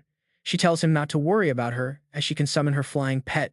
Su Ping warns her against summoning the purple spirit, Divine Phoenix, explaining that the incoming enemy fire is far too intense right now. Most of the attackers have reached rank 9 combat power. Her Phoenix is purely offensive and will easily get shot down and killed. Panicked, she asks what they should do instead. Down on the ground, the rebel forces summon their own battle pets with greedy smiles. They mock their initial anti-air pets for failing but eagerly eye the massive dragon above, viewing it as a massive prize. They believe consuming the dragon will boost their cultivation significantly, urging everyone to bring out their strongest pets to bring it down. A barrage of attacks rains down on the purple flame bamboo dragon. Meanwhile, Su Ping recalls the old Dragon King's warning about his beast. To prevent the dragon hound from being too powerful to control, 3 seals were placed to lock away 90% of its strength. These seals can only be broken once Su Ping grows strong enough. He contemplates the hidden power inside his loyal beast. If all 3 seals on the Day and Sky Dragon Hound are removed, it can break through to the Star State level. This is his ultimate strategy to leverage their contract bond and elevate his own realm to the Fate State later on. Confident in his current legendary cultivation, Su Ping knows he can easily withstand the backlash from breaking the first seal. He decides to test this immense hidden power on these rebels, proving if the old dragon's seals truly hold such devastating might. With a sharp grin, he begins to open a massive spatial rift directly above his purple flame bamboo dragon. A giant golden portal manifests in the sky, shocking the rebel forces below, who notice the sudden atmospheric shift. They urge each other to stop him immediately, realizing that the summoner in the air is calling forth something monstrous. High in the air, Su Ping commands the Day and Sky Dragon Hound to come forth, breaking the very first seal. A terrifying golden beast with dragon features emerges from the rift as the first binding seal around its body begins to disintegrate, fades away. The newly summoned beast is absolutely massive compared to the surrounding wild beasts on the field. The Heavenly Dragon Hound boasts the terrifying combat power of a mid-tier Void State legendary, the 2nd level. Seeing this new form, Su Ping thinks to himself that after unlocking its first seal, the hound looks much closer to the true dragon clan than when it first received the legendary inheritance. Ling Lu finds it strange, wondering about its power. This beast's appearance is totally different from their last clash. Even the dense dragon aura radiating from it feels incredibly familiar. Meanwhile, the rebel force and their wild pets gather energy, preparing to launch a coordinated attack. One mutant, boosted by the Bian's power, with countless tentacles growing from his mouth, sneers that a mere dog dares to call itself a true dragon. He tells the others to tear them apart so he can taste some fresh dog meat. Immediately after, a massive barrage of energy beams storms toward the Heavenly Dragon Hound and the purple flame dragon beast. Watching the incoming fire, Su Ping notes that the strength of these rebel forces is generally around rank 8 or rank 9. Even though the Ocean State purple flame dragon beast can easily shrug off these hits with its tough hide, it is like an adult being poked by a bunch of kids with toy swords. The attacks are not fatal in the slightest, but the constant stinging is still quite annoying. That is why the purple flame dragon beast automatically deploys its own defensive shield to block the oncoming hits. Su Ping then glances over at the Heavenly Dragon Hound. To his utter disbelief, his pet is actually enjoying the barrage as if getting a full-body massage. The hilarious scene leaves Su Ping completely speechless and amused. Looking at his pet, Su Ping imagines a relaxed guy getting massaged by a group of beauties. The enemy's attacks are so incredibly weak, they look like they are just playfully teasing the massive hound. Seeing their attacks completely fail against the Heavenly Dragon Hound, the rebels panic. Their strikes clearly landed on target, yet there is absolutely no reaction at all. They wonder what kind of insane godlike physique this monster has. The rebel leader tries to flee in terror, realizing they have run into a monstrous legendary opponent. Seeing Su Ping hold back, Ling Lu angrily draws her sword to take them down herself. She curses the beasts for slaughtering so many innocents and trying to escape. Su Ping quickly reassures her, "Do not worry, he was just testing the hound's power and will not let a single culprit go." Ling Lu hesitates and stops her strike. Right then, as if sensing Su Ping's exact thoughts, the Heavenly Dragon Hound lifts its massive paw, striking absolute terror into the retreating rebels below as they scream to run and scatter. The Heavenly Dragon Hound slams its foot down, shattering the earth into a web of deep fissures as the rebels shriek in agony. The impact unleashes a powerful shockwave extending for several miles, sending the fleeing traitors flying through the air. The terrified leader screams, "What are you doing?" Instantly, massive slabs of rock rise up to block their escape routes. The rebels are suddenly trapped by towering stone walls with sharp spikes pointing inward like a deadly spiked cage. They look around in pure horror. The hound easily restructured the entire landscape with a single gesture. Watching this, Su Ping realizes that its original Aegis Guard skill could only be used to protect a single target, but now it can easily manipulate the entire terrain to act as a massive prison. That is incredibly useful. The Dragon King's legacy did not just boost its physical and soul stats, its skill mastery has reached a whole new tier. Ling Lu watches in shock, gasping at the incredible strength of the very beast that once defeated her. One of the leaders falls to his knees, desperately begging for mercy. He begs the legendary senior to spare their lives, admitting they were blind fools who failed to recognize greatness. Hovering calmly in the air, Su Ping asks a cold question. Did those who joined the Bai An not consider survival of the fittest to be normal when they slaughtered innocents? Did they not prepare to be crushed by someone stronger? Hearing this, the leader frantically shakes his head. No, legendary senior, please do not misunderstand. They absolutely do not serve those evil demons with sincere loyalty. The man quickly pulls out a pile of precious energy crystals to offer as a bribe, smiling sycophantly. He claims they only followed the cult to gain power. After all, power is power, no matter who offers it. He promises they know the area well and will happily act as guides or fetch rare treasures if spared. Looking at the crystals, Ling Lu glares in absolute disgust. They were harvested directly from the bodies of living battle pet warriors. She realizes these monsters destroyed entire cities just to harvest these materials. Suddenly, Su Ping commands them to put those things down and stand up. Ling Lu freezes in shock at his words. The traders instantly grin in smug relief, praising the legendary senior's kind heart and swearing their eternal loyalty. But suddenly, the heavenly dragon the hound roars as it unleashes the great heavenly dragon roar, vaporizing the traders and leaving only white skeletons. In absolute disbelief, they gasp why. Within moments, the traders are wiped out completely, their bones crumbling to ash in the wind, leaving only a single shoe and a charred leg bone behind. Meanwhile, the astral crystals, enveloped by Su Ping energy, float off the ground before flying straight to him. As they gather in his hand, Su Ping delivers a cold warning. Don't think you can just cross the line and return to normal, he says. Seeing him absorb those crystals, Yuan Ling Lu quietly notes that he doesn't even flinch while refining and absorbing the energy from those gems. To her, this seems no different from the followers of the Bai An.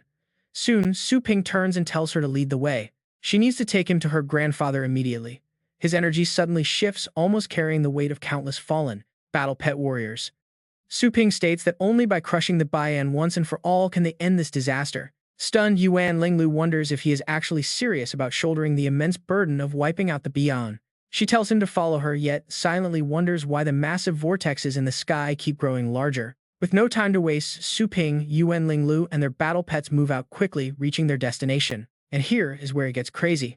Arriving at the Yuan mansion, they find it swallowed by raging fire and black smoke. Billowing smoke fills the sky.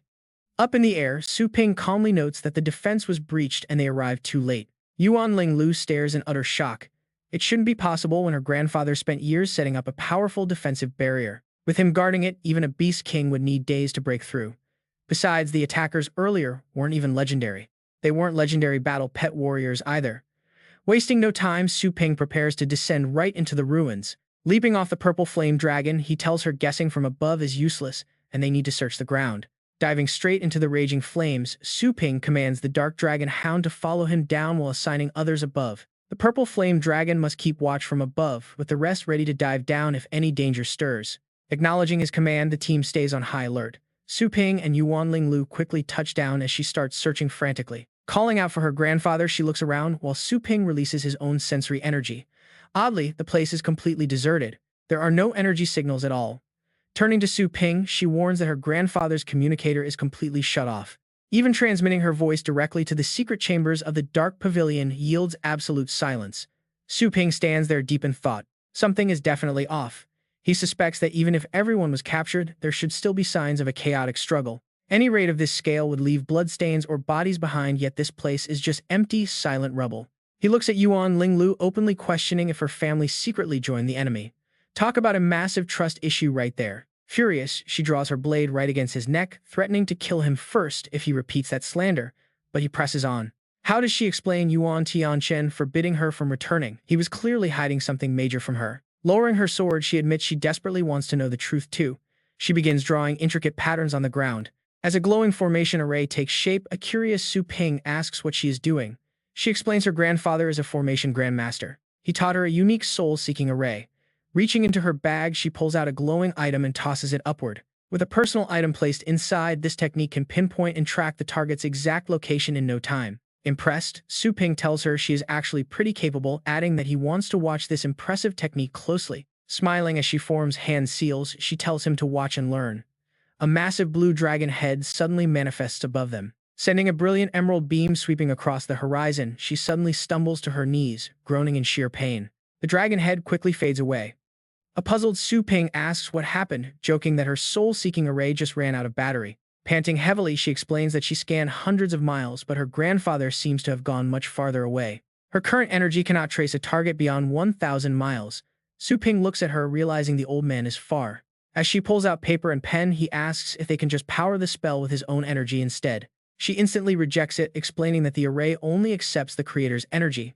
However, she has one last backup plan. Writing down a long list, she asks him to gather some materials while she stays behind to maintain the formation. Staring at the massive list in complete disbelief, Su Ping asks why on earth she needs so many rare items. Smiling confidently, she asks if he has ever heard of an energy battery, explaining these are the exact ingredients needed. If she can store enough energy over the next 2 or 3 days, she will definitely find him. This is enough to find my grandfather.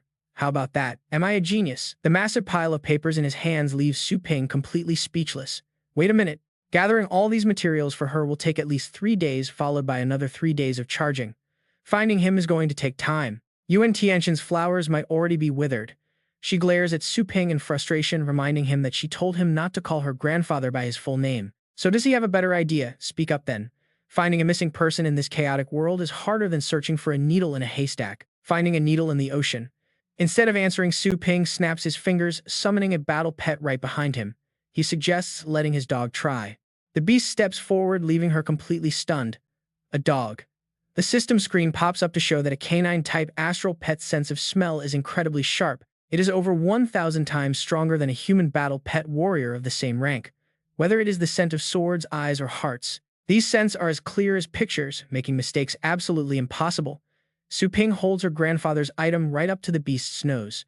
The Dark Dragon Hound's special skill, 100-mile soul chase, immediately kicks in, boosting its sense of smell to an entirely new level. It is now over 100 times stronger than before, and with the ancient Dragon King's legacy, the pet's control over this skill reaches peak performance. The mighty beast takes a deep breath of Linglu's grandfather's hairpin, hoping the old man actually washed his hair regularly. The scent trail visualizes before its eyes, drifting past piles of rubble and soaring over massive mountains tens of thousands of miles away.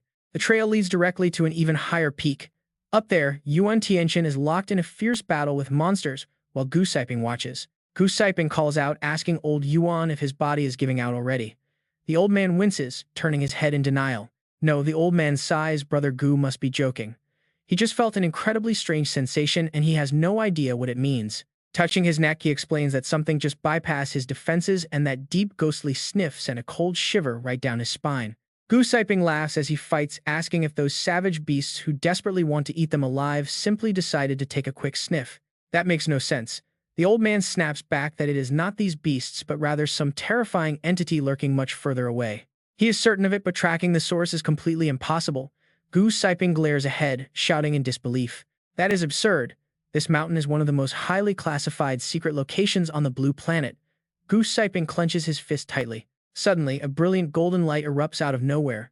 In the entire subcontinent district, only the two of them know the true origin of the Dragon King. Riding high on his beast, Su Ping smiles, realizing his dog led them straight to the target. Linglu gasps at their sheer speed. Wait, is that her grandfather? Seeing his young granddaughter, Yuan Tianqian is shocked. Gu Siping's eyes widen in confusion as they ask who they are. Bowing politely, Yuan Linglu formally greets the legendary senior Gu Siping. The two elders stand there completely stunned by their sudden arrival. Su Ping reflects on this twist. He only came here to recruit Yuan Tianqian, but running into another legendary warrior is a massive bonus. Having two legends on their side will drastically boost morale and help them restore order amidst the chaos unleashed by the mysterious Baian. That is a massive game changer. The spider monsters nearby do not care about their chatter, but Yuan Tianqian knows they must focus on the battle. He urges them to repel this beast tide first before discussing anything else. Gu Siping suddenly falls silent, observing Su Ping closely. Linglu immediately draws her blade to assist her grandfather, calling her pet purple rat to charge forward. Meanwhile, Su Ping scans the battlefield. He realizes something strange. Looking around, he remembers that the official maps of the blue planet never mentioned a snow-capped mountain in this region. Even stranger, the main peak is completely flat, as if sheared off by a single sword strike and guarded by two legendary warriors. Yuan Tianxian even abandoned his own ancestral home just to defend this snowy peak, proving how insanely important this secret location truly is. It is hard to comprehend what secrets are buried here. Suddenly, Ling Lu gets a terrible feeling as a massive shadow looms over them. What is that? A massive beast king emerges looking like a giant angry octopus. Yuan Tianxian quickly shouts a warning to his granddaughter. He orders Linger to clear out the smaller monsters while he takes down the giant. He conjures countless glowing swords that fill the sky. The smaller blades merge together, forming one massive legendary sword. Ling Lu watches in excitement, recognizing her grandfather's signature evil cleaver skill. He has used this devastating move to slay countless monsters, leaving even the most powerful beast kings shaking in pure terror. Yuan Tianxian hurls the giant sword forward, but this massive octopus is no easy target. It uses its thick tentacles to block the blade. He is shocked to see his signature move completely shut down. Before he can react, a massive shadow flies straight toward him. A powerful tentacle slams into the old man, sending him crashing backward. Gu Siping leaps forward to intercept the next strike. He warns old Yuan to stop pushing himself, reminding him that those old injuries are holding him back from his peak strength. Gu Siping then looks at Su Ping, noting that finding this classified location proves the young man is incredibly skilled. He asks Su Ping to stop holding back and help them slay this giant beast. Su Ping wastes no time and leaps into action. Su Ping summons his Golden Crow to pin down two of the tentacles while activating his own Golden Crow Divine Diabolic Body. The remaining tentacles lash out at him, but Su Ping knows that taking a small hit to land a killing blow is worth it. He unleashes the second form of the Fist of Demon Suppression, slicing off two tentacles. Perfect ingredients for some delicious sashimi. Next, Jin Dian delivers a heavy punch straight into the ground. Watching this, Ling Lu is completely stunned. That fist style is incredibly domineering, holding its ground. Even a giant king beast was nearly sent flying by that blow. After struggling hard, it finally managed to climb back up. Su Ping senses an incoming counterattack. Poisonous bones are shot from the monster's suction cups, but somehow something else beats it to the punch. Burn marks suddenly appear on the octopus, leaving Su Ping totally puzzled. It roars in agony, a thunderous sound shaking the sky. It turns out Taibing was behind that attack, giving the old man a perfect opening to strike. But these strikes are not yet fatal. I will carve out an opening for you with the next move. Yuan Tianxian at this moment struggles to stand up. Linger and Ling Lu anxiously rush over to help. Grandfather, you are severely injured. Please do not. Why are you here? Did I not tell you to seek refuge in another base city? Why did you not listen to my words? Why? Yuan Tianxian demands an answer, asking if that brat Su Ping forced her here. She replies bitterly, asking if his former self would have let such a wild beast run rampant like this. He looks at her in surprise. What are you saying? He asks. Ling Lu explains that she was not forced by Su Ping, nor was it for some grand righteous cause. She simply wanted him to make a grand comeback. Disobeying his orders was a small price to pay. Knowing her true reason, Yuan Tianxian grows incredibly furious, calling her foolish. Did she really bring Su Ping all this way just to heal him? Does she even realize the massive trouble she has got herself into? Ling Lu does not deny it. As long as her grandfather is healed, she is willing to accept any punishment. Realizing he cannot stay mad at his stubborn beloved granddaughter, Yuan Tianxian can only sigh. Turning his anger elsewhere, he unleashes his fury on the beasts approaching from behind. Yuan Tianxian stands up, telling her to clean up these wild monsters first, and then they will talk. Meanwhile, Su Ping and Taibing successfully destroy the giant octopus's head. Down below, the grandfather and granddaughter do not stay idle either. After a relentless struggle, the remaining horde of wild beasts finally begins to retreat and scatter. Ling Lu feels deeply relieved watching them run away. They're finally safe. She then wonders if this remote frozen wasteland is frequently targeted by monster attacks. Yuan Tianxian immediately cuts her off, warning her not to ask about things she should not know. Yes, let's get back to business. Yuan Tianxian coldly asks what he wants. Su Ping gets straight to the point, saying he has a way to completely heal his injuries. The old man is skeptical, but Su Ping continues. Suddenly, Ling Lu spots something incredibly terrifying. Both men are so deeply engrossed in their conversation that they completely miss the looming danger behind them. Su Ping adds that he can not only restore the old man's cultivation, but can even make him stronger than before. But before he can finish his sentence, Ling Lu pushes him out of harm's way, shouting a warning. A blinding flash of light makes her eyes widen. On the snow mountain, a massive explosion erupts, completely splitting the peak in two. Meanwhile, in the night battle base city, Sichu and Meng Fu are soaring through the air, cursing in absolute rage. Meng Fu looks back on the previous battle, utterly bewildered by what went down. What kind of monster was that? It destroyed 3 of his substitution treasures in one go to block the damage, nearly killing him. Did the Tang family actually hide such a terrifying trump card? He turns to Situ, demanding to know if this was the weak and defenseless Tang family he claimed could be captured in a single blow. Situ quickly cuts him off, telling him to stop complaining. As the two land on the ground, Situ expresses his deep suspicion. Their intelligence reported that ever since that young woman of the Tang family was kidnapped, she had been held in Longjiang-based city, never leaving even once. Hearing this, Meng Fu is completely incredulous. Kidnap. Her combat power is clearly more than 100 times stronger than before. How is that a kidnapping? While they continue to argue, a deep crack slowly appears on the structure nearby. Instantly, the massive building is sliced clean in half, forcing them to separate. Leaping back into the air, they look down. Situ cannot help but marvel at the incredibly sharp sword aura below. Meng Fu adds that more than half of their core forces were already lost to the Tang family, causing severe damage to their foundation, ensuring they will not be able to rise again for decades. Suddenly, two figures emerge from the distance. Tang Ruyan and Little Skeleton step forward. She remarks that the world now belongs to her family, so why must they struggle to make pathetic threats? She reminds the two heads of their previous promise to wipe her family out before swinging her sword. Meng Fu quickly raises his arm to block the blade, but a split second later, a blood-curdling scream echoes through the air. The sword clean cuts his arm right off. Meng Fu collapses onto the ground, clutching his bleeding stump and cursing her bitterly. Calling her a wretched woman, he watches her weapon fly back into her hand. Tang Ruyan coldly states that this strike was payback on behalf of her sister, and that the rest of his clan is next. Refusing to submit, he scrambles up to beg Situ for help, desperately pleading with him to save his life and fulfill their prior agreement while dragging his severed arm toward him. He crawls towards Situ, clutching his severed arm and begs for help. "Save me, Situ, we had a deal." But his desperate cries fall on deaf ears. If one family falls, the others must back them up. Right then, a sword sweeps past his legs, sending the giant crashing down. Sprawled in the dirt, Situ points a finger at him, promising to take good care of his family and tell them he died a hero. The fallen warrior looks up and roars in fury, cursing Situ as an old thief who dared betray him, swearing their business is far from finished. Suddenly, Ruyan stomps her foot straight onto his head with brutal force, completely unbothered as she glares at the old man above. Her icy gaze locks onto Situ, warning that the patriarch, his family, and everyone else will be joining this man in the afterlife. Situ retreats to the roof of a nearby building, muttering to himself that thank goodness he kept his secret guards in reserve. Standing down below, Ruyan does not hesitate for a single second as she commands the hidden foes to show themselves. Instantly, a swarm of enemies appears overhead. Nearby, a lone foot steps forward, leaving bloody tracks staining the cold ground. The warriors following Lin Jian and Yuer gasp in shock, wondering if the young mistress caused such a brutally mangled corpse. Watching this, Yuer grows deeply worried, noting that something feels off since only the Wang patriarch lies dead here. Earlier on the battlefield, the Situ clan never deployed their personal guards, meaning they likely kept a dangerous trump card hidden away. If her sister fell into an ambush, everything would be ruined. Lin Jian frowns, knowing they must catch up immediately. Ruyan has always been stubborn and unable to tolerate any injustice, especially after seeing her own clan slaughtered right before her eyes. Overhead, the enemies open spatial portals to summon their battle beasts, while Lin Jian fears her rage might push her too far. Meanwhile, Ruyan finds herself completely surrounded.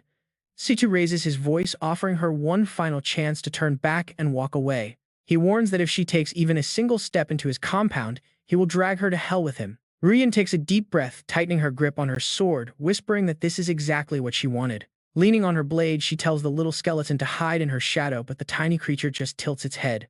Moving forward, she explains this is a personal grudge, and she refuses to let it get hurt for her own selfish sake.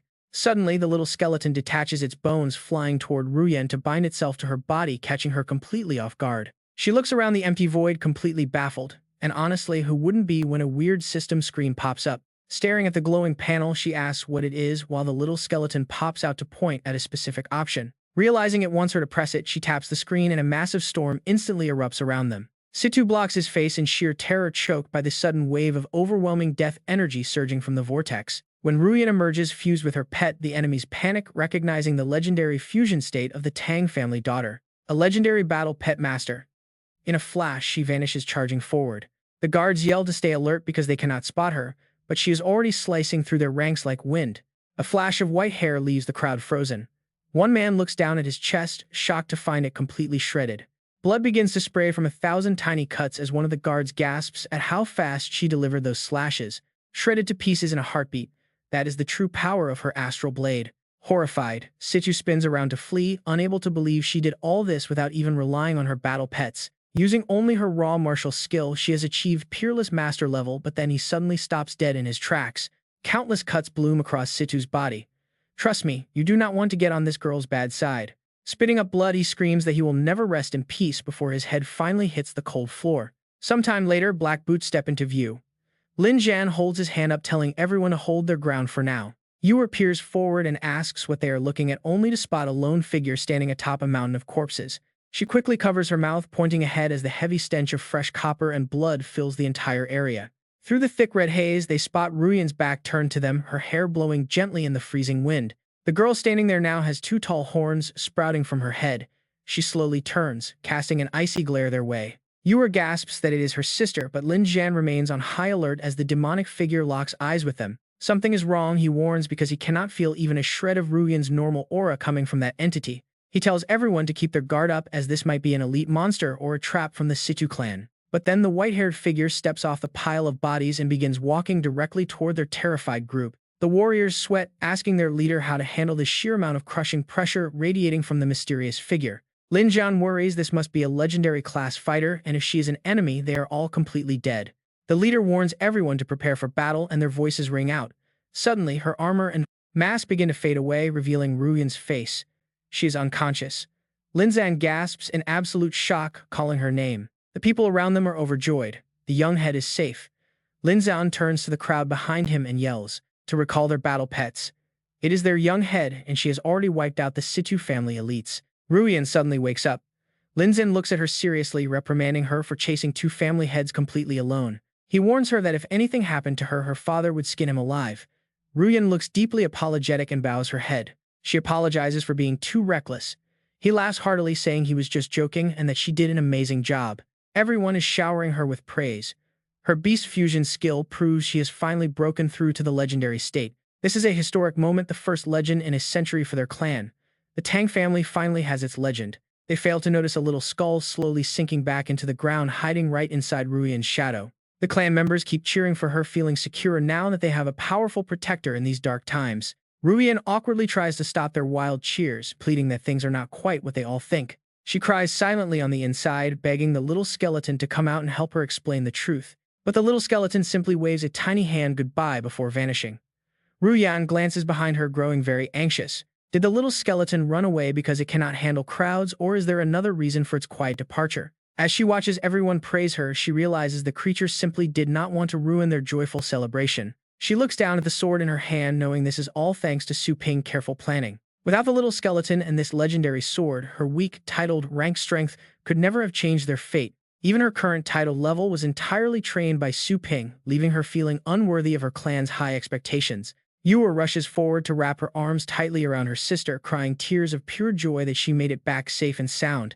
She admits how terrified she was when she saw her sister head into danger alone. Ruyan gently comforts her. She apologizes for making her worry, but the young girl continues to sob, whispering that she thought she lost her sister forever. Yu closes her eyes, finally letting her guard down as she whispers that she is just incredibly happy her sister survived. Her soft plea to never be left behind again strikes a deep chord, taking Ruyan back to their childhood games. Yu begs her to stay by her side, just like the old days. Ruyan leans down and pulls her close. She promises to stay, but she gently tells Yu that there are still many urgent matters to settle first. Once all of those crucial tasks are completely taken care of, she will definitely return to be with her. Yu looks up in confusion. Ruyan points ahead, promising to explain the whole complicated story once they get back. Right now, the most urgent mission is to raid the Situ family treasury before anyone else can steal it. The clan members shout in agreement. Soon they stand before the massive vault doors of the Situ family. As the heavy doors swing open, a mountain of gold and shimmering jewels floods their vision with blinding light. Ruyan steps inside, marveling at the legendary treasures accumulated by the Situ family over a whole century. Lin Jian orders them to take absolutely everything. His eyes suddenly land on a small potted tree sitting on a shelf. It is the spiritual tree stolen from their family years ago, and that old thief actually grew it quite well. Suddenly, a scout calls out to report a hidden door concealed by a powerful barrier. Ruyan stares at it. Lin Jian orders him to open it. The man complies, pushing the heavy door aside, leaving Ruyan utterly shocked. Inside the secret chamber are several bound men, their bodies covered in horrific bloody wounds from endless torture. They step inside, looking around the grim space, and Ruyan realizes this must be a secret dungeon. Vicious torture devices hang in a neat row, and the floor is completely stained with dried blood. But something feels off, as no sane person would build a dark prison deep inside a treasure vault. Severed body parts hang from spiked chains above them, and Ruyan frowns deeply at the gruesome sight. Suddenly, they hear a faint shuffling sound nearby, and she notes how truly barbaric this place is. A blind, battered old man suddenly yells out, demanding to know who is there and cursing the Situ leader. Yura gasps at the sight of the old man, horrified by the cruel methods used to maim his body. Linzan stands beside her in shock, suddenly recognizing the old prisoner as the grand elder of the prestigious Zhuge family. Ruyan suddenly swings her sharp blade, shattering the lock.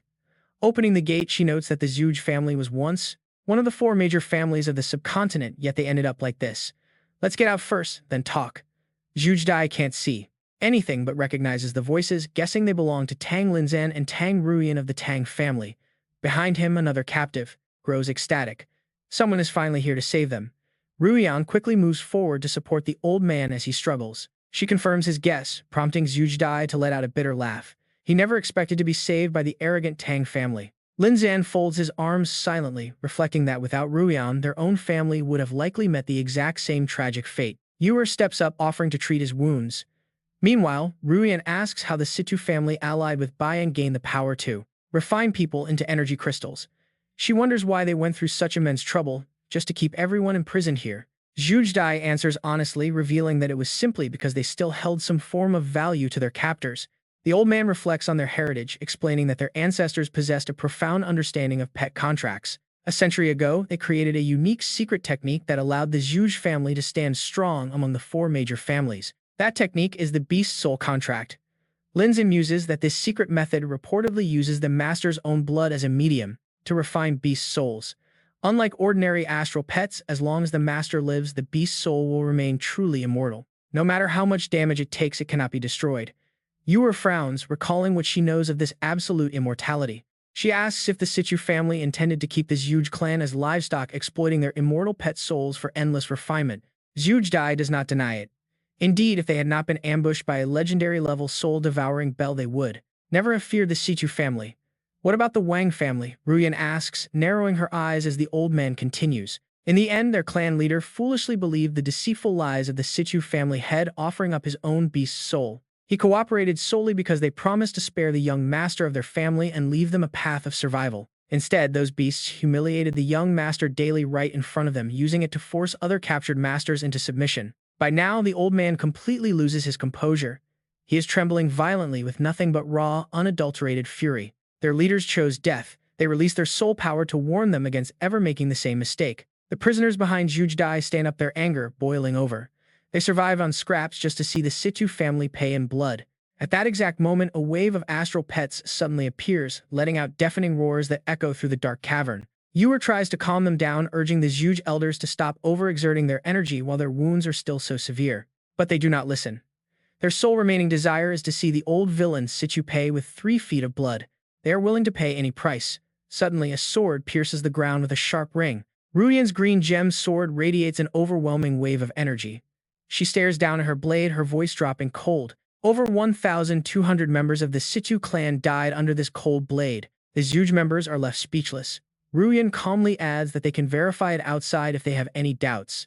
Their injuries will be fully treated by the Tang family's top healers, and they should completely recover within a month. She reassures them that the Tang family will handle any other difficulties.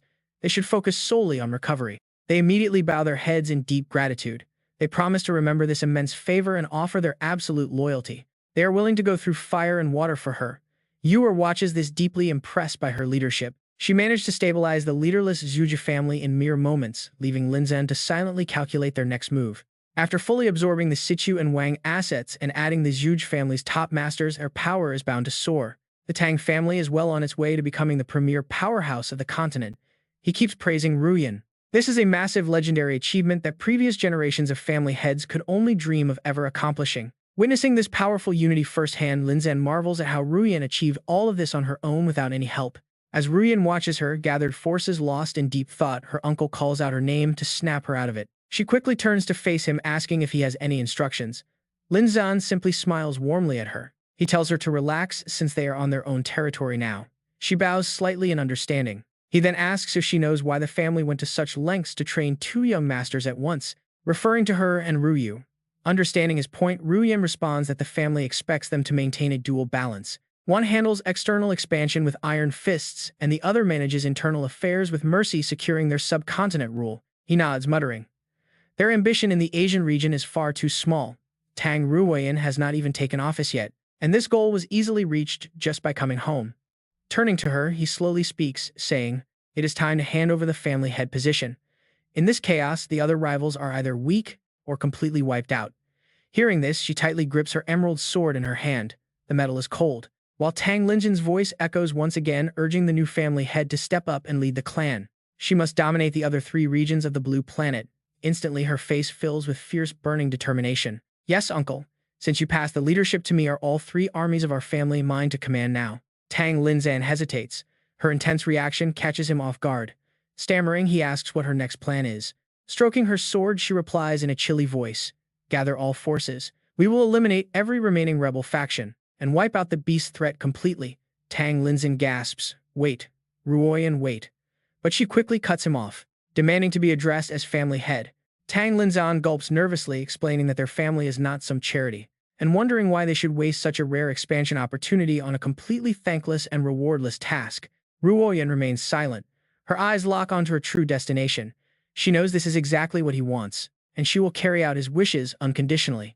Anything for him. She only wants to be his ultimate sword. Meanwhile, Su Ping is caught in a frozen, chaotic battlefield. He turns to Yuan Linglu with a dry smile, thanking her for risking her life once again to save him, but she quickly snaps back, telling him not to misunderstand. She only worries about her grandfather's treatment if Su Ping dies.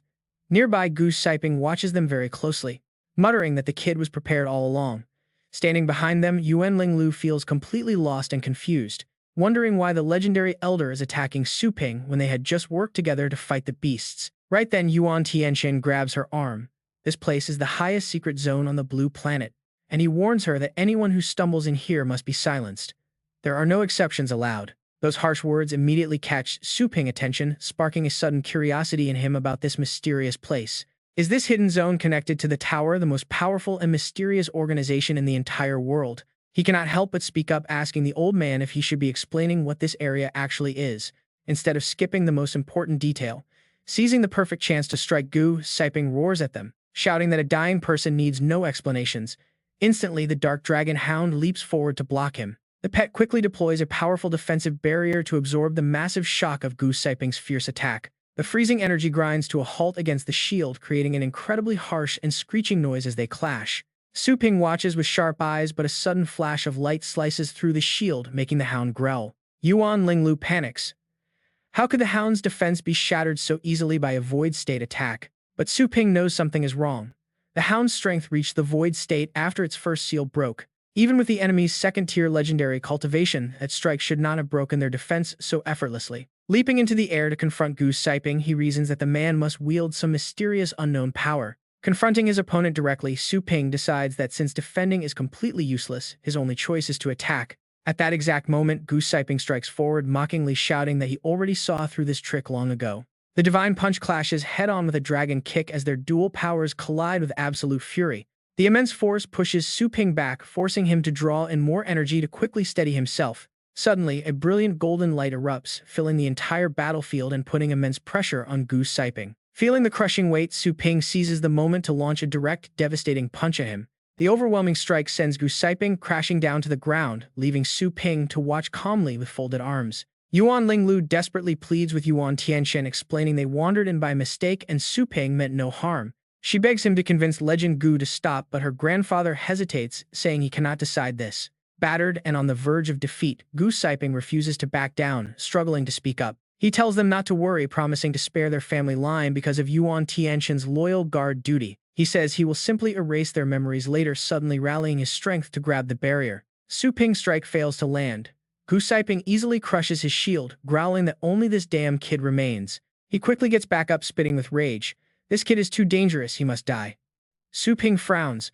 Did he just call this mountain a magic formation? The subcontinent's only two legends have secretly guarded this place for years. Just how important is this place? Before Su Ping can even think, both sides clash yet again in a massive explosion. Su Ping shows absolutely zero fear, clicking his tongue with a smirk. Who knew even cosmic punishments had tears? Yet during the buy-in invasion, while the subcontinent burned in crisis, these two legends just hid here. This really doesn't suit your reputation. Gu Saiping sneers, telling Su Ping that his words are completely useless. His eyes gleam as he stares intensely at Su Ping, declaring he won't leak any secrets. He tells him to save his strength. Save it for the next attacks, he mocks. Hearing this, Su Ping frowns. This old guy is indeed tough. He is a legend after all. Suddenly, the Dragon King crashes in out of nowhere, clamping its massive jaws around his body. Gu Saiping blocks the jaws with his hands, sneering. He mocks the beast as brainless muscle and promises a harsh lesson. Su Ping won't miss this perfect opening. He immediately unleashes a rapid, devastating succession of his previous techniques. He tears through the defensive barriers, following up with his powerful demon-suppressing fist. His dragon hound prepares. The pet must maintain its distance. A massive earth-shattering punch lands squarely, sending the old man flying backward. Unfortunately, Gu Saiping quickly dodges. He then summons a skill-mocking Su Ping attacks as nothing but cheap tricks. He calls him a brainless brute. Both clash, unleashing their ultimate moves as Yuan Linglu and her grandfather watch. The shockwaves shake their position, but they luckily block the impact in time. She stares in awe at the chaos. While the beast tide rages, this battle between legends is terrifying. Yuan Tianxin silently observes the intense clash. He points out that something is off. Su Ping still hasn't used his full power yet. Yuan Linglu looks shocked. Their current power could easily wipe out an entire base city, yet her grandfather claims Su Ping is still holding back. Yuan Tianxin explains that the gap between a titled master and a legend is vast, though they seem close. Ranked as the 9th and 10th stages, they look close on paper, but the actual difference is like night and day. Aside from raw physical strength and energy, there is one decisive factor. It is the secret fusion technique of legends. By merging with their battle pets, they inherit all of their pets' combat power skills and elemental control. This bond lets them control elements based on their pet's traits. Gu Saiping's pet is a dual water poison type, specifically the abyssal mystical turtle, which grants him the devastating elemental power of the Ocean Emperor's strike. This water attack possesses a terrifying corrosive effect capable of quickly dissolving shields, armor, and even the enemy's flesh. If hit directly, even a legend's reinforced body would disintegrate. Yuan Linglu finally understands the true danger here. That makes perfect sense now. But wait, why hasn't Su Ping used fusion yet? Is he holding back? Does he have some other trick up his sleeve? Even from 100 meters away, their voices carry easily. Su Ping overhears them and immediately denies it, saying he has no special plan. He just reached legend rank. Yuan Tianxin gasps in disbelief, wondering how he just reached legend. He looks up at the turbulent storm. So those clouds are actually a tribulation storm. That explains why his energy felt so raw and completely unfinished. He is fighting a legend before even completing his ascension. Suddenly, Yuan Linglu turns to her grandfather with a plea. Before she can finish, Yuan Tianxin quickly cuts her off, reminding her that he has no real say in this. But she quickly protests, insisting that this is something her grandfather can absolutely do right now without any permission. He asks what she wants, and Yuan Linglu doesn't hesitate. Grandfather, can you teach Su Ping the fusion technique? Her request hits him like a bolt of lightning. He whips around, shocked that she wants him to teach that kid. Meanwhile, Su Ping's barrage of energy fists tries to resist, but Gu Saiping's wind shatters them completely. The old man is surprised. This kid's strange boxing technique is incredibly fierce and heavy, like a massive 10,000-pound iron sledgehammer on impact. Even a legend would struggle to shrug it off, but unfortunately it is completely useless against his wind. He utterly looks down on Su Ping. Those fists are like brittle scrap metal that shatters instantly upon contact. He dismisses it all as a pathetic death struggle. Yet down below, Su Ping stubbornly refuses to back down. Yuan Linglu keeps pleading with her grandfather, asking him yet again to teach Su Ping the secret of fusion. Teach that brat. Even from a distance, Gu Saiping hears her and fears this new variable. Yuan Tianxin quickly explains. Yuan Tian refuses, saying he won't teach it. Gu Saiping immediately deploys his protective shield, boasting that he already gave them a chance. Thankfully, the Inferno Dragon blocks the blow just in time to save them. Saiping smiles casually, asking if they are still hiding cards. Ling Lu is shocked to see the Inferno Dragon cloaked in roaring purple flames. Su Ping chuckles. What hidden cards is he talking about? The Purple Flame Inferno Dragon simply has defense skills with nowhere else to use them. Still, without Little Skeleton's Beast Soul Fusion, Su Ping has no real leverage to fight a legendary beast in its fused state. He wonders if he must try that legendary secret fusion technique. That secret technique Yuan Tianxin mentioned might be his only shot. Su Ping looks down, hoping the old man is grateful for saving his granddaughter. Surely, seeing Su Ping jump in to save his beloved granddaughter would move Yuan Tianxin enough to finally cooperate with him. Instead, Yuan Tianxin clasps his hands, telling Gu Saiping he will never teach that brat Su Ping who stole his treasures and territory. He even asks Gu Saiping to execute the kid. Well, so much for cooperation. Su Ping realizes he might need to find a way to escape. Ling Lu desperately pleads with her grandfather, warning him that if Su Ping dies here, the old man's injuries will never heal. Yuan Tianxian instantly brushes her off. He argues that without Su Ping, he only needs a few years to regain his legendary strength anyway. He explains that even if Su Ping helps him reach his peak now, he would be forever stuck beneath the kid's shadow. Not stabbing Su Ping in the back right now is already his way of repaying the debt for saving her. But Ling Lu refuses to drop it, asking what they will do when Baiyan breaks free from the deep abyss. That monster alone has the power to wipe out half of the Asian continent's base cities in the blink of an eye. A few years is too long to wait, but Yuan Tianxian shrugs it off. There is absolutely nothing to fear yet. As long as the Wind Tower hasn't stepped in, things can still be turned around. Self-preservation is their smartest move right now. Suddenly, Su Ping's voice echoes directly in their minds, reasoning with this stubborn old man is a waste of time. By the time he regains his rank, they will all be dead. Ling Lu realizes this is a telepathic message from Su Ping. Even in the heat of battle, he is guiding her, advising her to change her angle of persuasion to get through to him. Gu Sibing presses his relentless attack, mocking Su Ping. Why is he running away now instead of fighting back? Ignoring the taunts, Su Ping taps his watch to send target coordinates. High above, a massive orbital spacecraft locks onto Gu Sibing. Receiving the signal, the ship unleashes a devastating orbital strike directly at Gu Sibing, but the villain easily dodges the blast. Gu Sibing scoffs at the high-tech weapon, calling it a mere toy that only brainless beasts would ever get hit by. But before he can gloat, a giant hand slams down. Jin Dian has deployed two massive hands to trap him. Gu Sibing shows absolutely zero fear, confidently claiming that a simple trick like this will never be enough to hold him. The battlefield descends into pure, unspeakable chaos. Seeing Ling Lu charge in recklessly, Yuan Tianxian panics and screams for her to stop, but the Inferno Dragon blocks his path. Ling Lu draws her sword, using its power to withstand the shockwaves.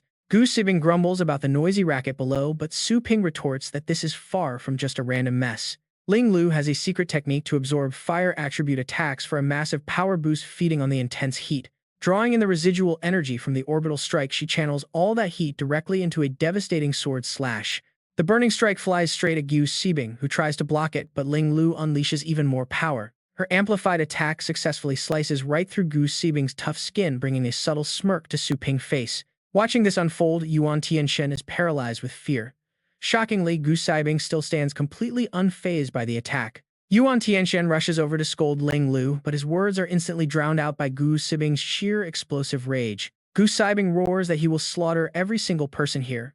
Ling Lu nervously asks her grandfather why his appearance is shifting. Yuan Tian explains that the villain surrendered his consciousness to his battle pet, taking on a monstrous, uncontrollable beast form.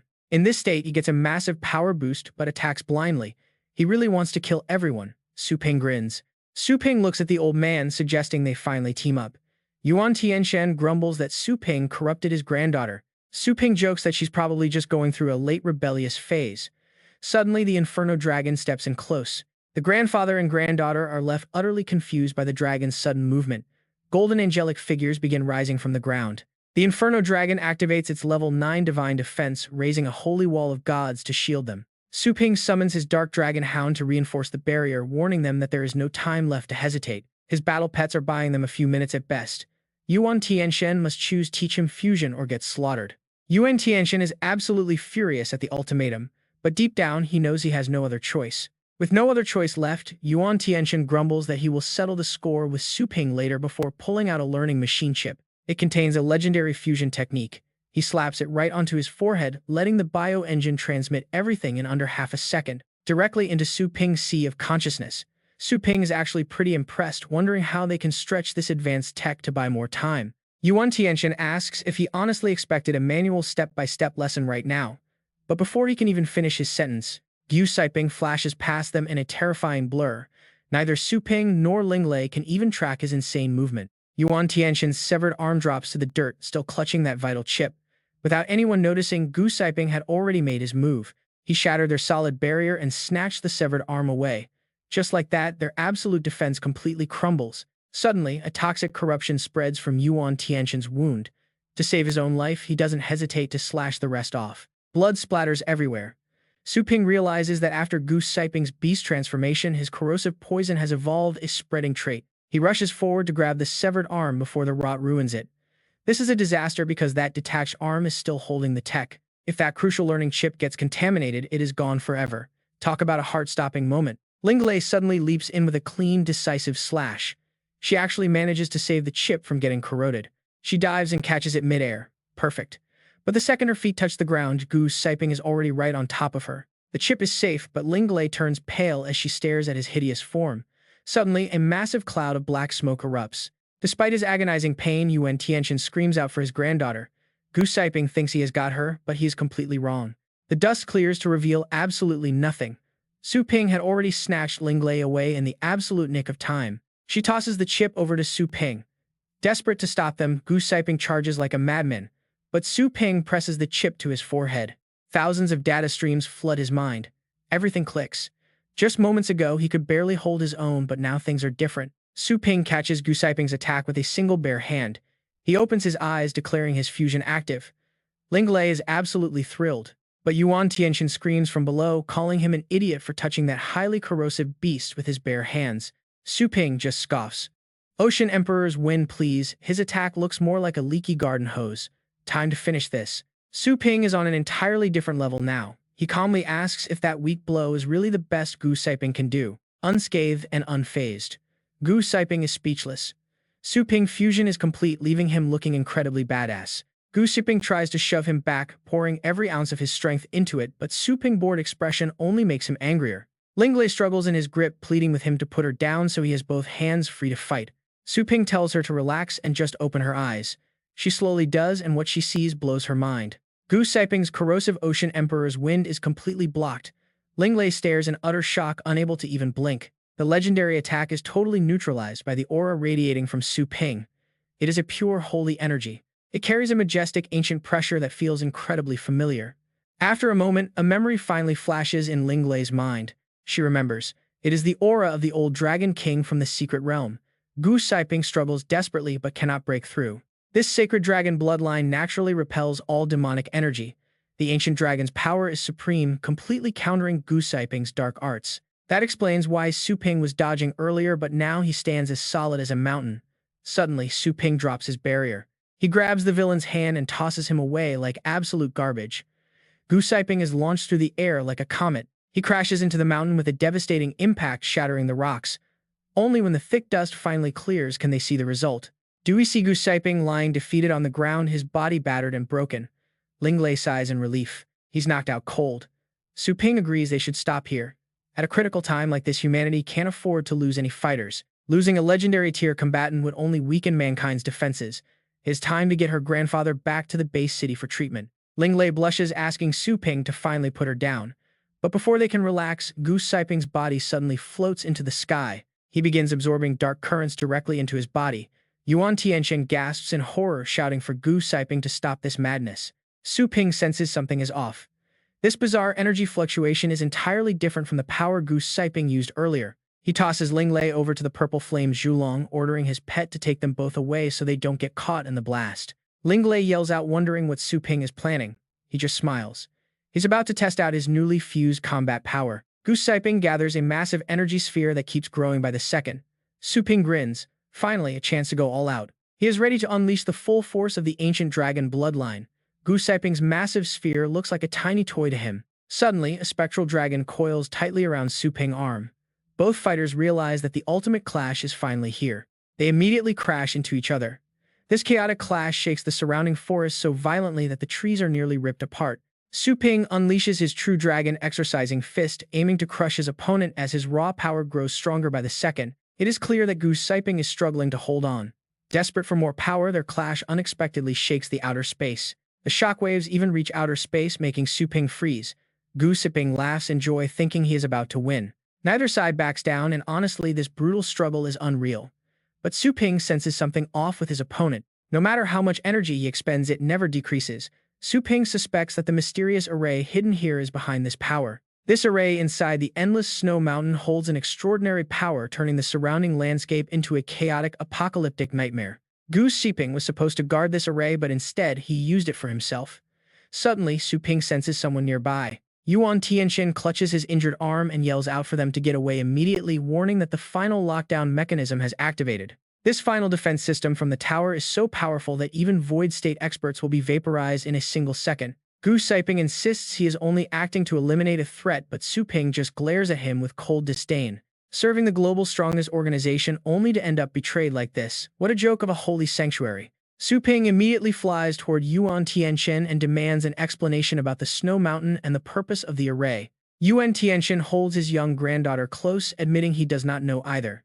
The ancient array was set up long ago. He was only tasked with guarding the node in the subcontinent district. Still, he was once a legendary array master. Is a master like him really just a simple guard? Yuan Tianchen sighs, saying this is all he can share for now. He tells Su Ping to ask the tower itself for the rest. Without hesitation, Su Ping checks his communicator. He leaves a voice message for Tang Ruyan, ordering her to head to Longjiang base city to meet him right away. Riding his Inferno Dragon, he arrives at Longjiang, where a massive crowd of relieved citizens runs out to welcome him back. Everyone is ecstatic to see Su Ping safe and sound, cheering for the legendary hero who saved their entire base city. Su Ping politely asks the crowd to make way while Yuan Linglu points out how much the people love him. Yuan Tianchen scoffs, calling them a mere mob. He is still bitter about being outsmarted by Su Ping 3 times already. He grumbles that his own granddaughter sided with an outsider. Yuan Linglu giggles, apologizing and saying she only wanted him to heal. She wants him to regain his peak power soon, but Yuan Tianchen remains skeptical about Su Ping keeping his promise. He warns her that the kid is a smooth talker. Just then, Qin Duhuang approaches them to pay his respects. He asks if he is indeed the legendary senior Yuan Tianchen. Yuan Linglu is surprised that he recognizes her grandfather. Qin Duhuang bows deeply, saying that Yuan Tianchen is highly respected by every expert in the titled state. Yuan Tianchen recognizes him as the legendary warrior of the Qin family, having heard many tales of his great deeds. He wonders why a retired expert of his caliber is now working at a pet training shop. Qin Duhuang humbly bows. He clarifies that he is only managing the store and running simple errands for Boss Su. This shocks Yuan Tianchen. An expert who once killed 3 rank 9 beasts with a single roar is now running errands for a young kid. Qin Duhuang asks the legendary senior to correct his words, speaking with absolute respect and conviction for Su Ping. Though he does not know their history, Su Ping has single-handedly elevated the power of every battle pet warrior here. He has even tamed arrogant star state beasts that no one else could ever dream of controlling. He shares how Su Ping defeated the threat of the Bayan alone and is now busy saving survivors outside. He is definitely not some fraud seeking cheap fame.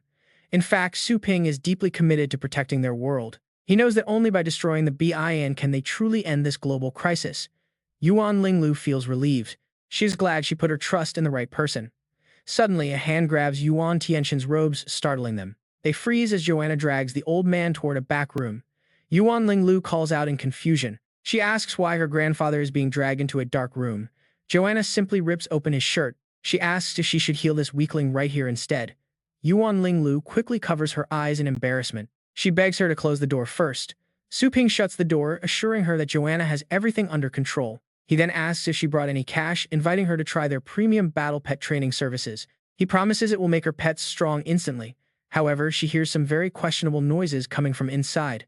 Su Ping calls out for Tang Ruyan to welcome their guest, but Qin Duhuang delivers some unexpected news. Since Tang Ruyan has not returned yet, Miss Yuan, please hand over the battle pets you want trained to me. Linglu thanked him and agreed. Thank you. In that case, my purple and green pets are in your hands. After learning that Tang Ruyan was still away, Su Ping fell into deep thought. She was still gone. The headless snow mountain guarded by Yuan Tianchen did not just contain an incredibly massive amount of energy. It was also merely one of many nodes in a massive global array. He could barely comprehend how insane things would get once it fully activated. With a force like that, they would easily wipe out the Bayan. Even the mighty 4 kings would not stand a single chance at survival. But looking at the current layout, the tower did not seem interested in using this power against their enemies at all. That was why a trip to the tower was absolutely necessary. He had to uncover exactly what they planned to do with this colossal power. However, the tower was rumored to be comprised entirely of legendary warriors. He needed Little Skeleton back before he would feel confident enough to go. Seeing his exhausted face, Qin Duhuang stepped forward. He mentioned that clan leader Zhou had told him how Su Ping had not slept in days. He urged the young boss to finally go rest, but Su Ping refused to allow himself even a moment of relaxation. Now was simply not the time. With Little Skeleton helping her, Tang Ruyan should have been able to handle her family affairs quickly. She should have returned by now. Fearing they had run into serious trouble, Su Ping decided he needed to set off and find them. But Qin Duhuang pointed out that Tang Ruyan did not own a flying pet. Even traveling day and night on foot would take time. Flying back was much faster than walking, so he urged him to wait. Then Qin Duhuang gestured to the side, telling him to look. Before Tang Ruyan left, she had made sure everything was organized. These employees were all personally handpicked and trained by her before she departed. She had taught every single one of them with absolute care. During his absence, they managed the shop smoothly without a single mistake. The customers were incredibly satisfied. Su Ping remained silent, but Qin Du Huang was genuinely concerned about the young man's physical well-being. Old Qin assured him that Tang Ruyan had prepared thoroughly for her trip and urged him to trust her decisions and capability. He reminded the boss that he was not fighting alone. Su Ping sighed, asking to be notified the exact moment Tang Ruyan returned. Qin Du Huang nodded. Suddenly, the system interface flashed, detecting his fatigue. It reminded him that upgrading the store would unlock recovery chambers. These foster pods would allow battle pet masters to train, recover, and heal inside, while his clones could automate low-level pet training. The new feature came at the perfect time. His shop was currently at level 4 and upgrading it required a massive amount of energy. To reach level 5, the system required 1 billion energy points. Su Ping silently stared at the overwhelming string of zeros on the screen. He could not believe that reaching level 5 demanded a staggering 100 billion astral coins. What kind of astronomical number was that? Money did not grow on trees. He remembered that before transmigrating, even the wealthiest global company barely made $50 billion a year. Yet this system was asking for double that amount. Just as he was agonizing over the cost, the system prompted him to upgrade. Instead of upgrading right away, Su Ping immediately dialed a number. His sister Su Lingyue picked up the call on the first ring. She asked what he wanted since she was in a meeting. Su Ping immediately questioned if she had somehow robbed a massive bank. He was completely baffled by the sheer size of their store funds. Su Lingyue let out a heavy sigh over the phone at his cluelessness. She teased him for being so incredibly forgetful. Ever since the battle trainers everywhere recognized the true power of their pet training services, their business had expanded rapidly, with new branches opening up in every major base city. Pioneers flocked to spend their hard-earned money. Better trained pets meant they could survive dangerous wilderness missions, easily bringing back valuable resources to pay for even higher-level training. It was a perfect win-win cycle where trainers obtained unmatched combat power and the shop generated a massive continuous stream of revenue. Su Ping was absolutely thrilled. With the clone training feature running, their business operated with almost zero overhead, yielding pure raw profit. This massive pile of wealth truly felt like it was dropping straight out of thin air. It was easily the best news of the week. He praised her but noticed she still sounded down. Su Lingyue sighed and expressed her deep frustration with the ongoing monster attacks. If that terrible disaster had not destroyed so many base cities, they would have been able to help and train far more clients. Their potential earnings could have easily been several times higher. Hearing this, Su Ping realized how important it was to save more people. Sending Tang Ruyan and Patriarch Zhou out to find survivors was definitely the right move. Sadly, he could not replicate himself to help. He comforted his sister and promised that once he dealt with the tower, he would bring back plenty of refugees to boost business. Then he asked if there was anything else she needed to report. She tentatively brought up the issue regarding their rare battle pet food. She asked if he could supply more high-end pet food once he was free, as demand was heavily outstripping their current stock. Customers raved about its amazing effects but complained about the limited quantity. Su Ping immediately agreed to look into restocking. Reaching level 5 would completely resolve this supply chain issue. Even though he could only gather lower-tier feed for now, profit was profit. Every bit of extra income helped build his treasury, and he was not about to leave money on the table. That is no problem. Since she has to attend her meeting, she says her goodbyes. Su Ping then contacts his system. He wants to upgrade his shop and use all the remaining energy to level up his nursing pens. The system registers the command and begins the deduction. With the deduction complete, his remaining balance drops to 213 energy points. The shop renovation will finish overnight, and the automated upgrade starts immediately. Su Ping steps inside the upgraded premium nursing pen, wondering if he is about to experience what being a battle pet actually feels like. Suddenly, he steps into a completely different dimension. The gorgeous landscape looks highly relaxing, and Su Ping immediately begins inspecting his surroundings. A whole new world is hidden inside. It turns out that looking at this space from the outside is entirely different from being inside it. As he reaches down, some dark substance from beneath the water clings to his hand. Su Ping immediately realizes that this water is far from ordinary. It contains a strange mystical energy that does not just wash away his fatigue and restore his strength, but also seems highly beneficial. This incredible pool aids in body refinement while boosting comprehension. Su Ping tears open 2 spatial rifts to summon his exhausted pets. His purple flame spitter dragon and dark dragon hound emerge completely exhausted from days of hard work. Feeling incredibly sleepy himself, Su Ping decides they should rest. They all drift off to sleep together, but a hurried voice suddenly wakes him up. A familiar face, Qin Du Huang, is calling out to him. The elder asks Su Ping how his rest went. Su Ping nods, saying it was amazing, and tells him to send customers here. They will surely love it. After Qin Du Huang agrees, Su Ping asks how long he has been asleep, only to freeze when he hears the answer. He cannot believe he has slept for a whole week. When he asks about Tang Ruyan, the elder tells him she has finally returned and is outside. Su Ping cannot wait another second, realizing something must have gone wrong on her journey. Instantly, he flies up and heads toward the outer walls. Scanning the horizon from high above, he searches for a while before finally spotting Tang Ruyan walking alongside his trusted little skeleton. To his absolute shock, an endless massive crowd of people is following right behind them. Su Ping wonders if they are all survivors. Are these all the refugees Tang Ruyan managed to rescue? Down below, two guards holding registration logs look up in absolute shock at the massive crowd. A long line of survivors stretches out under the blazing sun. Su Ping watches in silence as automated security scanners begin processing the crowd. The security system checks their retinas and runs electroencephalogram tests. The crowd slowly files through as each individual is verified.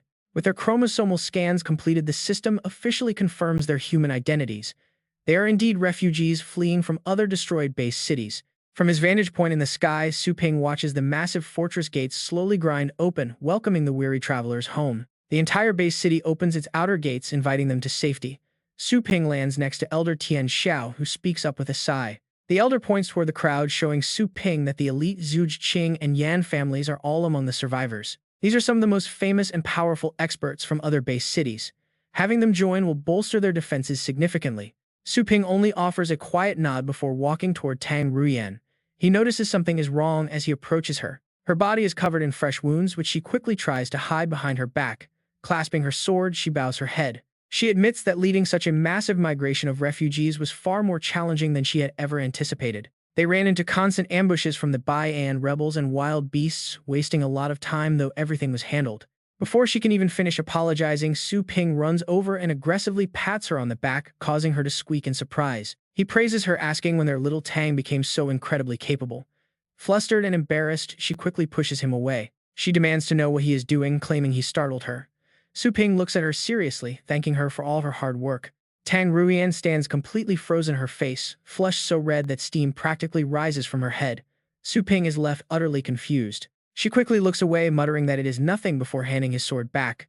Suddenly, she looks down at the little skeleton beside her. She mentions that the little skeleton has been acting quite strange lately, pushing the small undead creature forward for him to inspect. Su Ping examines the pet, wondering what could possibly be wrong. She explains that after their recent brutal battle, it suddenly acted different. It seemed completely soulless and stayed motionless for a long time. Su Ping immediately opens his system interface to investigate. The screen displays the stats of his skeleton king.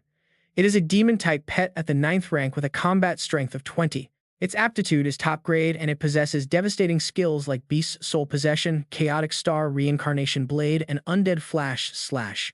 Along with Undead Slavery and Corpse Roar, it also has the Eternal Sin of Undeath Bloodline. But then Su Ping spots something unusual. The Fruit of the Undead is missing from its inventory. That rare treasure was meant to shield his skeleton from a fatal blow. He wonders if the pet actually died during the battle while protecting Tang Ruyan, forcing it to consume the fruit to survive. He lets out a soft sigh and lets it go. After all, that precious fruit was originally taken from Tang Ruyan herself anyway. Even if it was incredibly valuable, using it to save her was simply returning the item to its rightful owner. He is just glad she is safe. But then he looks closer at the system screen. The bloodline ability called Eternal Sin of Undeath suddenly catches his attention. Here's how it works. A normal demon pet has the ability to regenerate severed limbs, letting it resurrect over and over as long as the inner core is not destroyed. But the special ability of the Eternal Revenant Skeleton King bloodline is even crazier, only excluding the consumption of its own lifespan.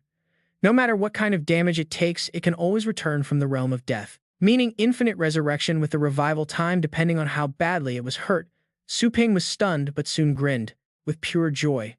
Infinite resurrection. Could that motionless state Tang Ruyan saw actually be the little skeleton absorbing death energy to refine the undead fruit? All of this just to awaken that legendary overpowered bloodline talent of the Eternal Revenant. Tang Ruyan stands there with a deep frown, feeling incredibly anxious. Why is Su Ping acting so weirdly all of a sudden? Did something actually go wrong, making him snap? But then he casually hands the sword back to her, clearing his throat. Cough, cough, the little skeleton is totally fine.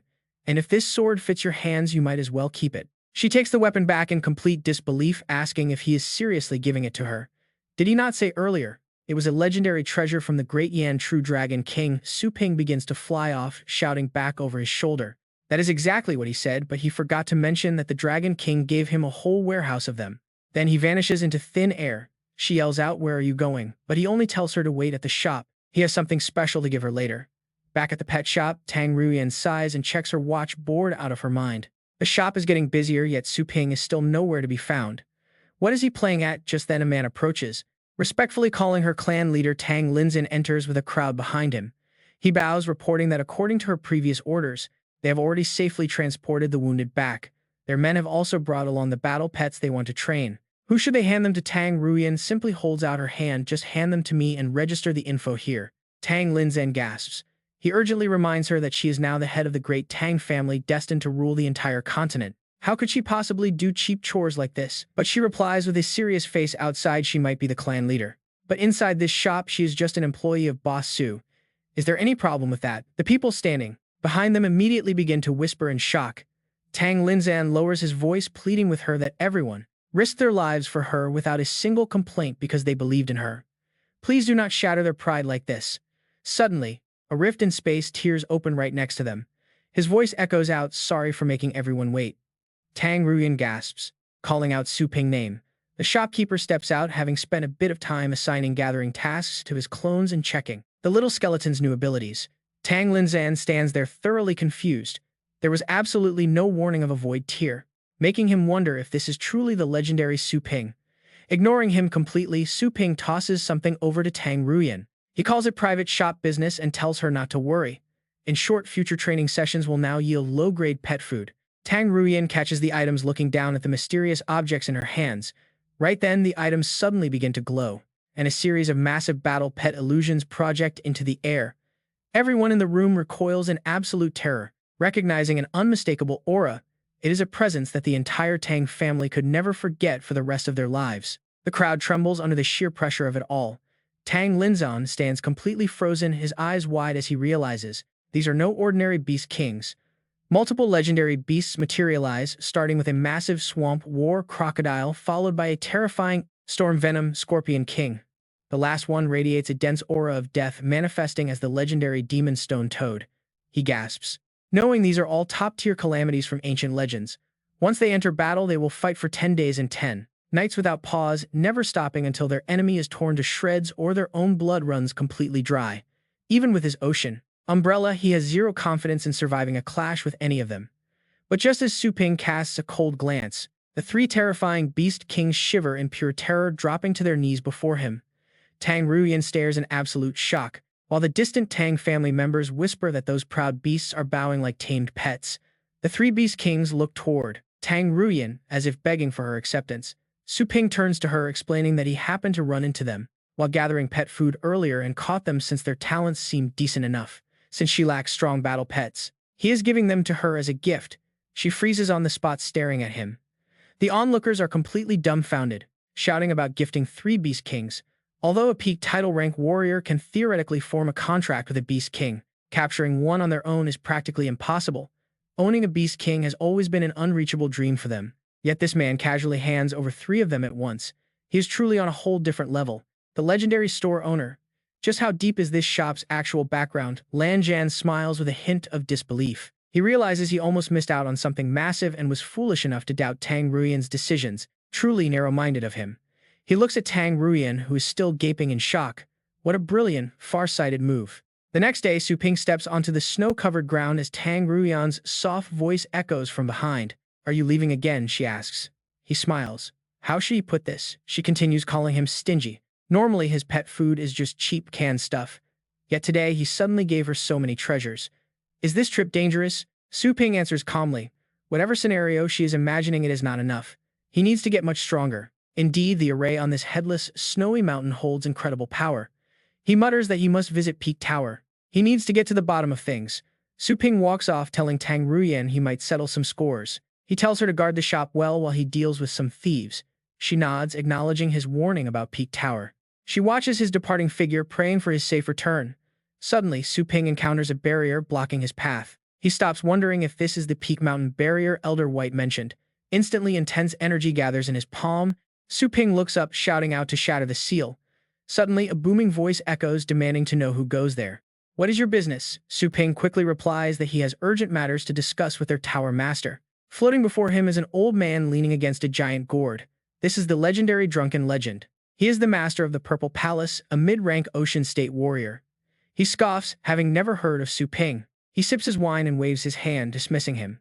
The Tower Master and the other legends are far too busy. They have no time to waste on some nameless junior. Hearing this, Su Ping's face turns cold with annoyance. Suddenly, the barrier cracks open. In a flash, he lunges forward completely, closing the distance in an instant. He grabs Drunken Legend right by the face, his eyes glowing with golden energy as the giant wine gourd shatters. Su Ping tightens his grip, growling that he did not come here to treat him to a friendly dinner. He slams the old man down the mountain. Standing up with a dark expression, the surrounding mountains begin to fade. They vanish, replaced by giant crystalline blocks. Su Ping realizes the entire mountain range was just a massive optical illusion. He glances down at Drunken Legend, wondering if Peak Tower is hidden inside. The old man is completely passed out. Foaming at the mouth and totally useless, Su Ping scoffs as he steps through the hovering portal above. He notices their actual headquarters is situated on another planet entirely connected through a massive spatial rift. No wonder even Elder White could not request reinforcements from them. Su Ping decides to investigate this mysterious place. Stepping through, he arrives in an entirely different world filled with rolling hills and lush green fields below. It is absolutely stunning. He quickly senses that the astral energy here is twice as dense as the blue planet. Looking off into the distance, his sharp eyes catch sight of something massive hidden within the dense clouds. Dozens of grand palaces loom high up in the sky while a towering peak emits a strange golden glow. Su Ping studies the floating structures, spotting signs for the Slaying Palace and another one just below it. He reads the names Desire Palace, Longing Palace, the Purple Palace, and finally the Palace of Peace. The central tower radiates a brilliant golden light that slowly coils around itself as he watches with deep curiosity. He can sense the powerful presence of a legendary expert inside nearly every single one of these floating palaces. Are these the legendary members of Peak Tower? He leaps onto the roof of the nearest structure to investigate. Looking up, he sees the sign for the Slaying Palace. The heavy murderous intent in the air is suffocating. It feels almost solid. With every step forward, it is like walking directly toward the gates of hell itself. He stops before the massive entrance, deciding it is best to summon all of his battle pets first. Suddenly, a terrifying vision flashes before him, showing a massive man pulling something bloody from a beast. The horrific sight makes Su Ping's expression darken. The massive figure holds a giant blade chopping bones in half. Su Ping watches intensely, muttering under his breath, "What is this?" Suddenly, a mysterious voice begins to speak. Battle pet warriors are highly gifted, making up an extremely small fraction of the population. They are incredibly strong. They can contract rare, powerful beasts to fight for them, widening the gap between themselves and ordinary humans. The difference is as massive as an adult versus a small child.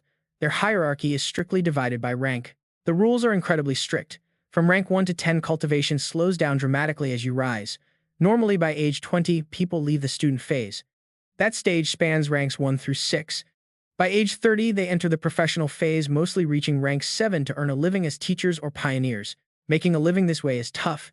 In fact, many battle pet masters spend their entire lives just trying to reach rank 8, which is totally normal. Only the absolute geniuses among geniuses backed by massive wealth and resources can ever hope to reach rank 9 and earn a title. But for a battle pet master who has just reached that titled rank at rank 9, the real challenge is actually only just beginning. The titled state is a massive realm. The gap between the strong and weak here is as wide as the distance between rank 1 and rank 9. To survive, they must exhaust every single resource, connection, and ounce of effort. They push past ruin, isolation, and despair. Only by shedding their very last drop of blood can they finally reach the absolute peak that every battle pet master dreams of. They become legendary guardians of their own massive territory, standing completely alone against a beast tide stretching for thousands of miles. These true heroes are known as the Peak Titled. This was the extent of Su Ping knowledge before entering the Peak Tower. But now these supposedly legendary protectors of humanity are gathered here instead of fighting beasts on the front lines to protect their nation. As Su Ping steps inside, he sees a crowd of chefs frantically preparing some kind of lavish, incredibly grand feast. Kitchen knives clatter rhythmically against cutting boards. Everyone is incredibly busy, some are stir-frying, others are plating, completely focused on their tasks. Finally, they announce that the feast is ready. Towdy sits grandly on his throne, with his loyal steward standing right beside him. Before them lies a massive table loaded with exotic delicacies. The steward of the Palace of Slaughter steps forward to read the menu. This magnificent feast is a tribute from the Asian continent. Over 1,000 experienced pioneers spent several months hunting across different planets to gather this. The appetizer is silver snake thunder eggs paired perfectly with 7-colored divine deer, liver, and enhanced by century-old jade spirit wine. Before the steward can even finish reading, Tao Ti catches the rich aroma drifting from the tribute table and instantly interrupts him. "That is enough," Tao Ti commands, stopping the steward right in his tracks. The steward quickly bows and replies, "Yes, my lord." He immediately understands his master's look and barks an order at the chefs carrying more food. Stop what you are doing right now. Throw all of this food away. The chefs are utterly stunned, stammering that his lordship has not even tasted any of it yet. I ate this exact same thing last year, Towdy replies flatly. He is the master of the Palace of Slaughter, the legendary Towdy. He sighs in frustration. Is the memory of these titled masters really that terrible lately? The terrified chefs instantly fall to their knees. They beg Towdy, claiming they have completely changed the preparation and cooking methods this time. They plead with him to take just one bite. They cry out that they pour their absolute hearts into this dish. Before they can finish, the steward glares at them with cold, murderous eyes. If the legendary Lord Towdy says he is sick of it, then he is. If you cannot do your job, we will find someone who can. Suddenly, the doors swing open. A crowd of people waiting outside rushes in aggressively, snatching the chef hats right off their heads. The chefs desperately plead for one more chance, promising they will not disappoint. But the rivals rudely command them to hand over the hats. A whole group of titled masters is waiting behind to serve the legendary Tao Ti. They scoff, "You had your chance. What are we supposed to do now?" Strutting in the new group strips the old chefs of their uniforms as they continue to desperately beg. They cry out that they do not want to leave the peak tower. Seeing them begging on their knees, the steward speaks up. He asks why they force themselves to stay, if it is this painful, pointing out that nobody is forcing them to remain. They whisper back that they are here entirely by choice. Just a tiny bit of guidance from a legendary master is worth infinitely more than risking their lives in the outer wastelands. The steward snorts, remarking that it is good they understand. He is actually quite merciful, deciding to let them start over from the very bottom. He commands them to work hard as low-level servants, promising that in just a few years, they might get the chance to serve the legendary master again. Grateful for this lifeline, the disgraced chefs bow their heads deeply in gratitude, thanking the steward for showing such immense mercy. The steward gives them their next deadline, warning them that another grand feast must be fully prepared in exactly 30 minutes. As usual, the ingredients must be the finest the world has to offer. He reminds them that only those who satisfy Lord Towdy will receive guidance. If anyone does not want to do this, they can get lost immediately because there are plenty of others eager to take their place. The crowd choruses in agreement. Watching this brutal display from the sidelines, Su Ping slowly clenches his fists as anger builds inside. The steward spots him and asks if he is the new arrival standing at the door. He tells the newcomer to go report to human resources first. If his power is not up to standard, even a titled master will not be hired. But suddenly, a massive fist flies straight at the steward. The steward gasps for air, clutching his chest in absolute panic. Realizing he is still alive, he shivers. That was just a terrifying illusion. Confused and terrified, the steward wonders who could possibly wield such immense pressure. Su Ping steps forward, demanding how anyone dares to release murderous intent here. He strides past the various halls of Peak Tower, the Palace of Lust, the Palace of Desire, and the Palace of Serenity.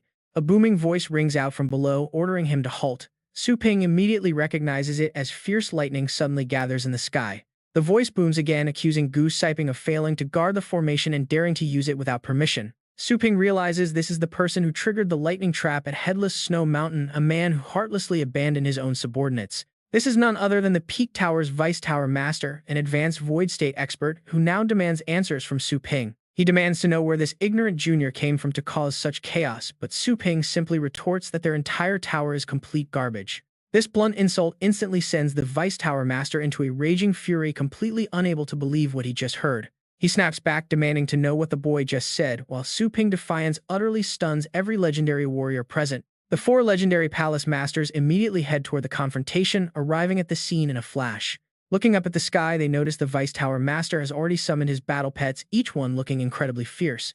Without wasting a single second, the Vice Tower Master begins chanting, unleashing a heavy wave of killing intent. His entire body is wrapped in a dark, murderous aura as a dramatic physical transformation begins to take place. He merges with his beast into a monstrous half-human form, calling Su Ping a mere brat before demanding to know his true identity.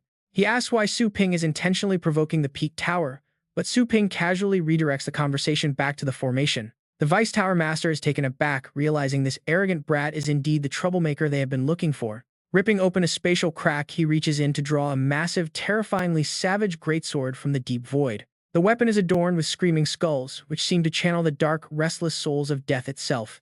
As he grips the hilt, a massive spectral deity manifests behind him, exulting that his prey has walked right into his trap.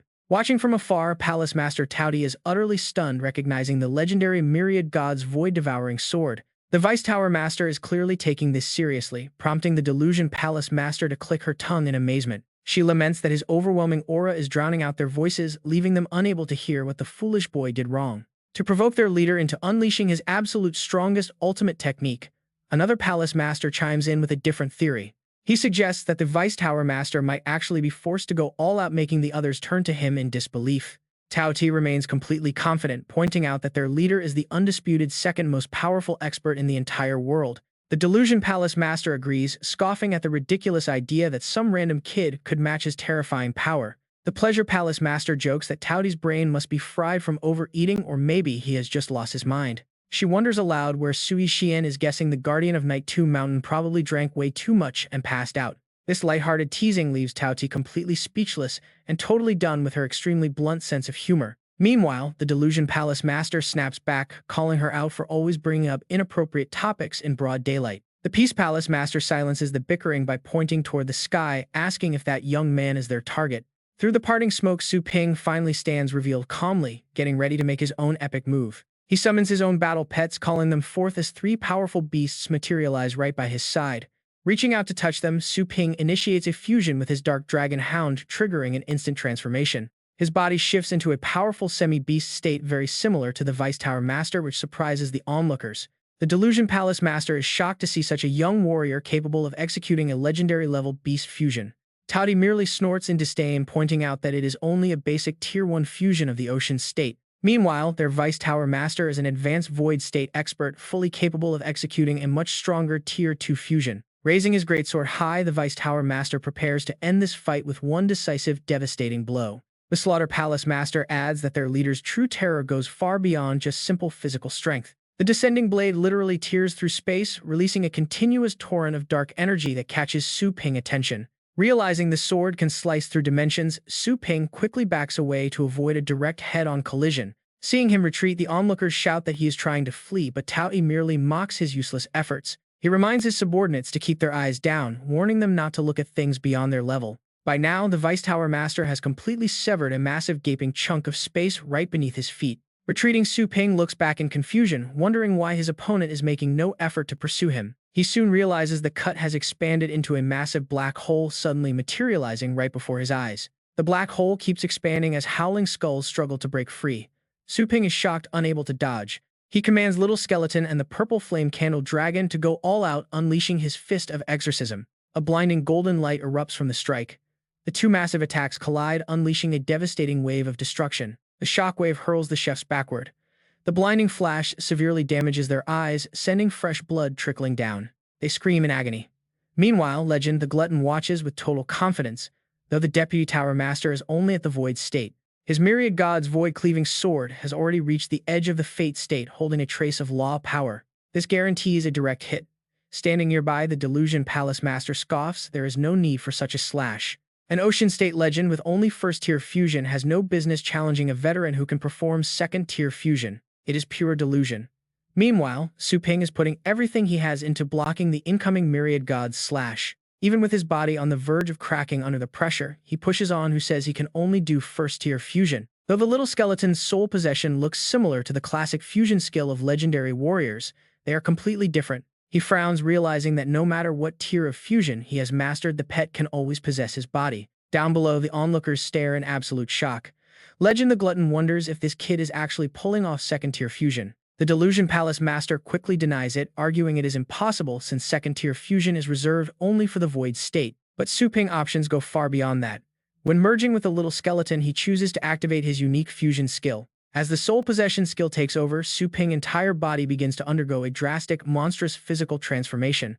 A thick, dark aura wraps around his frame. Lightning tears through the sky, and massive storm clouds blot out the sun completely. Even the Deputy Tower Master watches in absolute shock. Su Ping's hand morphs, completely covered in thick, dark armor. It is this heavy armor that cracks the Myriad God's void-cleaving slash. The legendary attack begins to fracture and shatter. As the darkness clears, Su Ping's radiant power shines through. The second-tier fusion has completely reshaped his body. Clad in this dark armor and wielding terrifying force, the onlookers can only stammer out a second-tier fusion. They wonder if he is actually at the Fate State. Su Ping commands massive boulders, sending them hurtling forward. The rocks fly toward the buildings at full speed, tearing through everything to reduce this sacred place to complete rubble. A single massive boulder obliterates an entire building. The crowd gasps, a triple fusion, and he blocked the blow with bare hands. blocking the Deputy Tower Master's ultimate sword. There's no doubt about it now, this guy is definitely at the fate state. Sparks fly as the blades clash. The exhausted Deputy Tower Master drops to his knees, demanding to know his name and purpose. Su Ping leans in close, telling him to stop talking nonsense just to buy time and catch his breath. Refusing to show any mercy, Su Ping snaps his fingers, summoning a sword. He slashes downward, but the Deputy Tower Master parries. Despite struggling to survive, the old man still bluffs, warning Su Ping not to get cocky because his swordplay is still green. Using his remaining strength, the Deputy Tower Master pushes Su Ping back. Su Ping lands gracefully on a nearby roof. Su Ping charges right back, determined to take his life.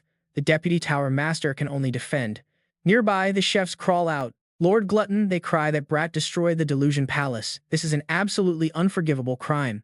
Please help the Deputy Tower Master kill this bastard. But to save his own skin, Legend the Glutton already fled. Are you insane? He mutters. That slash from the Deputy Tower Master was as strong as a fate state attack. If the kid survived that, we stand no chance. Not only did Su Ping block it, he handled it with ease. The Glutton vanishes like the wind. This is no longer a fight that mere Ocean State warriors like them can touch. Besides, even if the sky falls, they still have the Tower Master.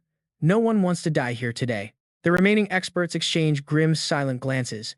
Without a word, they all vanish from the battlefield, fleeing, just like the Glutton. Su Ping confronts his opponent. When the Bayan attacked and the Holy Light-based city begged for help, you cowards hid away. You chose to hide in your cozy nest, enjoying luxury. The Deputy Tower Master snarls back, telling Su Ping to drop the act. Not everyone is as powerful as him and the Bayan. Going there would have only added more bodies to the pile. Sick of the excuses, Su Ping delivers a brutal kick straight to his face, yelling at him to shut his mouth. The Deputy Tower Master crashes into a nearby building. Su Ping demands to know what that array is and why they did not use it. Struggling to stand, the old man stubbornly insists the array cannot be used. Su Ping asks why not forming a massive fist. Speak or I will reduce your tower to dust, Su Ping warns. Terrified, the Deputy Tower Master confesses it is a sacred rule. Will tell you anything about that array. Su Ping is absolutely furious. Fine then, today he will smash your rules. Completely. A blinding light erupts as he loses his patience and unleashes his fist. From now on, this tower belongs to him. The fallen chef lies sprawled on the ground. Suddenly, Su Ping senses something incredibly bizarre happening right in front of him. He feels that some strange force has just blocked his powerful demon-suppressing fist. Out of nowhere, a foot gently steps onto blooming lotus flowers. The old man steps right out of his spatial tier, wondering why things went crazy after he only left for a moment. Chi. Yuan Feng holds pieces of the fallen wall, sighing at the mess. The Vice Tower Master asks if he is out of seclusion as the old man feels incredibly sad, crying over his broken home. The Vice Tower Master is overjoyed, saying it has been 400 years since their last farewell, to see him again.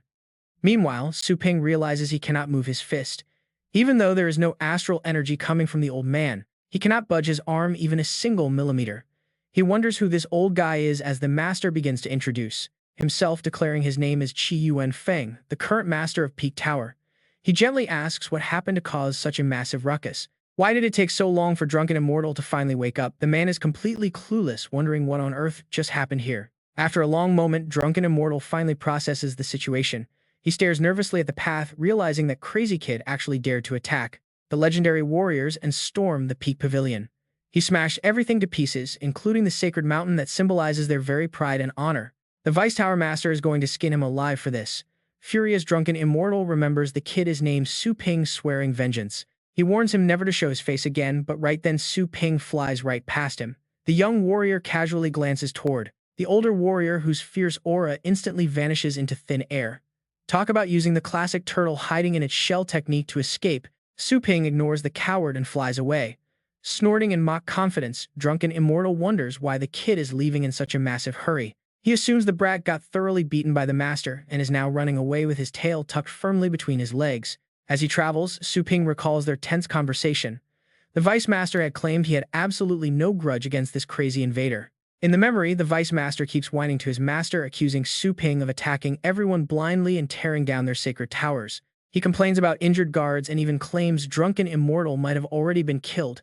The older man sounds like a crying child. He begs his master to step in and end this threat, claiming the young punk relies on his high cultivation to cause utter chaos. He begs his master to eliminate Su Ping once and for all.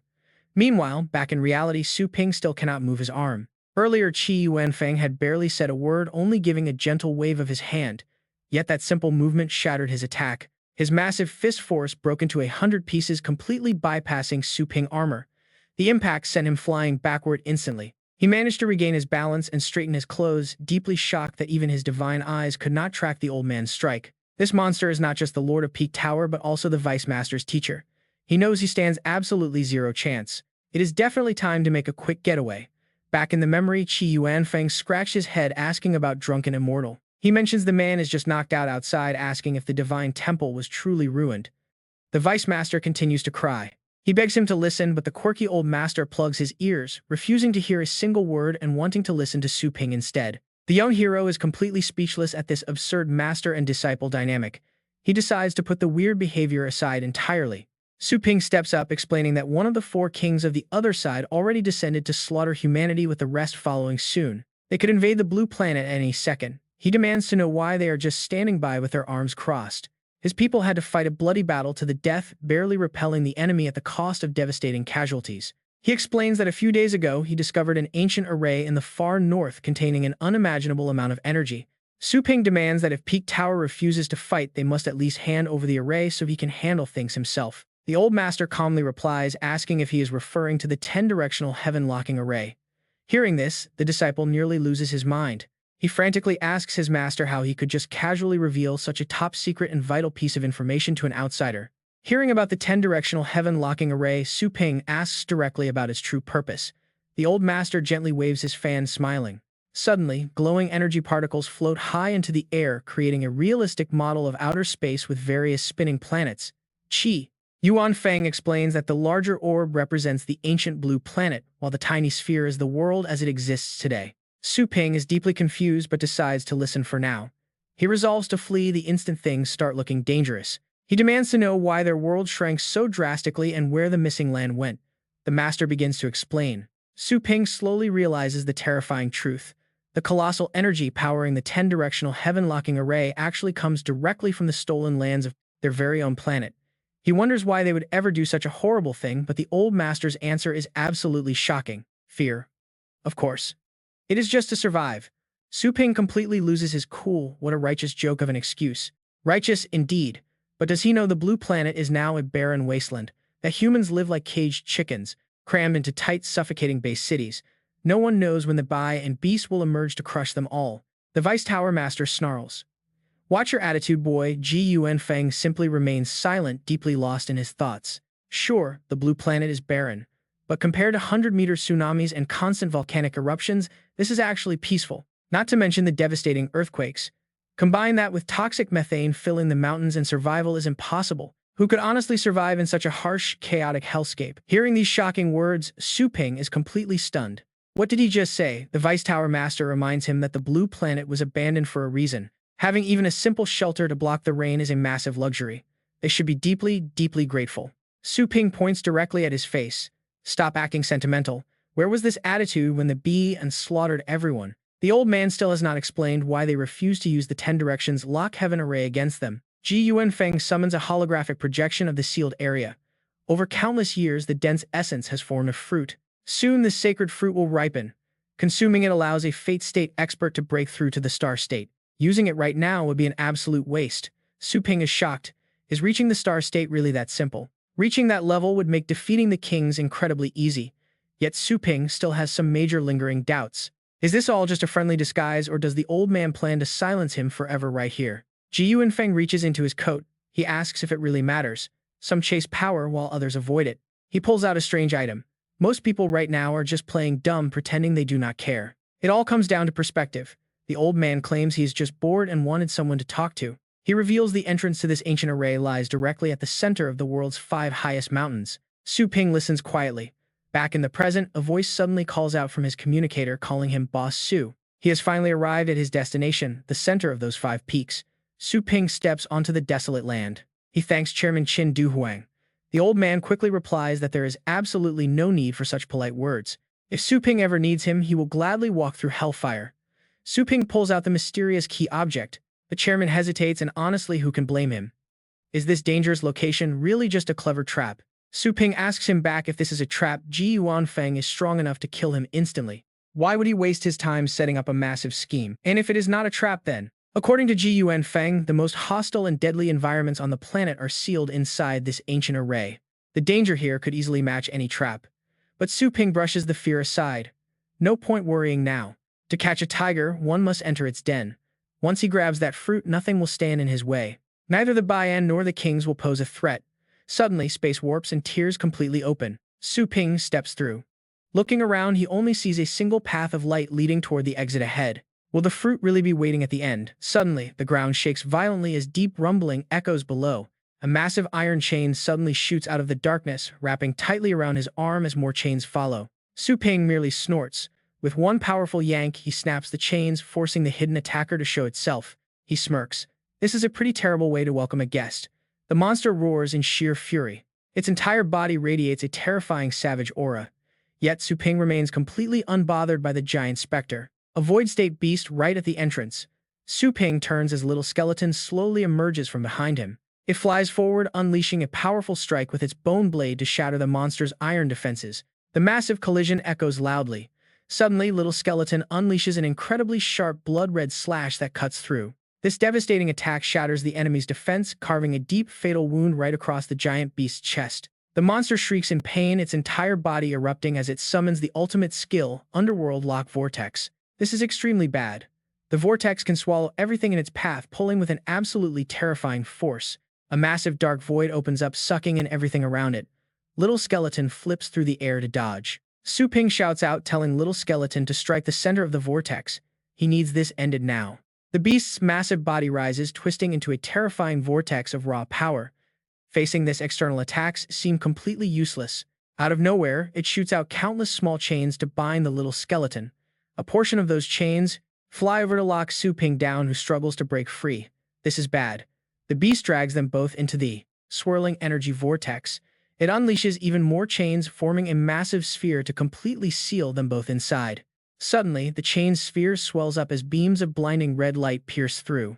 Blade light explodes and Su Ping bursts out, shattering every single chain. In this merged state, his power is multiplied. Su Ping swings his sword toward the giant beast, yelling out his Star Loop reincarnation slash, and in just a few strikes he completely tears the beast apart. Su Ping ends the fusion, sending the little skeleton back into his shadow to support him at any moment. He stays alert, knowing this place is extremely dangerous and he cannot let his guard down. Su Ping rushes toward the light at the cave entrance to scout ahead. Out there, the ground and mountains are covered in pure white with a bone-chilling cold. He pauses to observe. If the Tower Master called it a fruit, then it must grow in the place with the densest energy within the 10 directions heaven-locking array. To be sure, Su Ping summons his pet, the dark dragon hound, and whispers to it, "Your senses are the sharpest, so go find the area with the densest energy nearby." In an instant, Su Ping uses his dragon shapeshift skill, and they both fly off in one direction. A moment later, he spots swarms of beasts down in the valley, each roaring with fierce eyes as they march. This is a beast tide formed by dozens of beast kings. Su Ping stops to observe further. Seeing 3 or 4 beast kings on the ground, roaming together is enough to terrify anyone. What on earth is going on here? Suddenly, a loud shout echoes, shouting to kill them and not let them pass. He ponders. There are other people in the array. Who are they? Maybe they know something about the fruit. Below, a horde of beast kings surges forward, launching a fierce assault. Seeing their defensive shield crack, the leader screams in frustration that there are too many beast kings and they cannot hold on. Suddenly, a gold-bodied beast lunges from behind, shattering the shield and attacking his back. He yells out about an ambush, and his teammates immediately rush to support, telling him not to panic. Bahui swings his blade with all his might, delivering a powerful strike forward.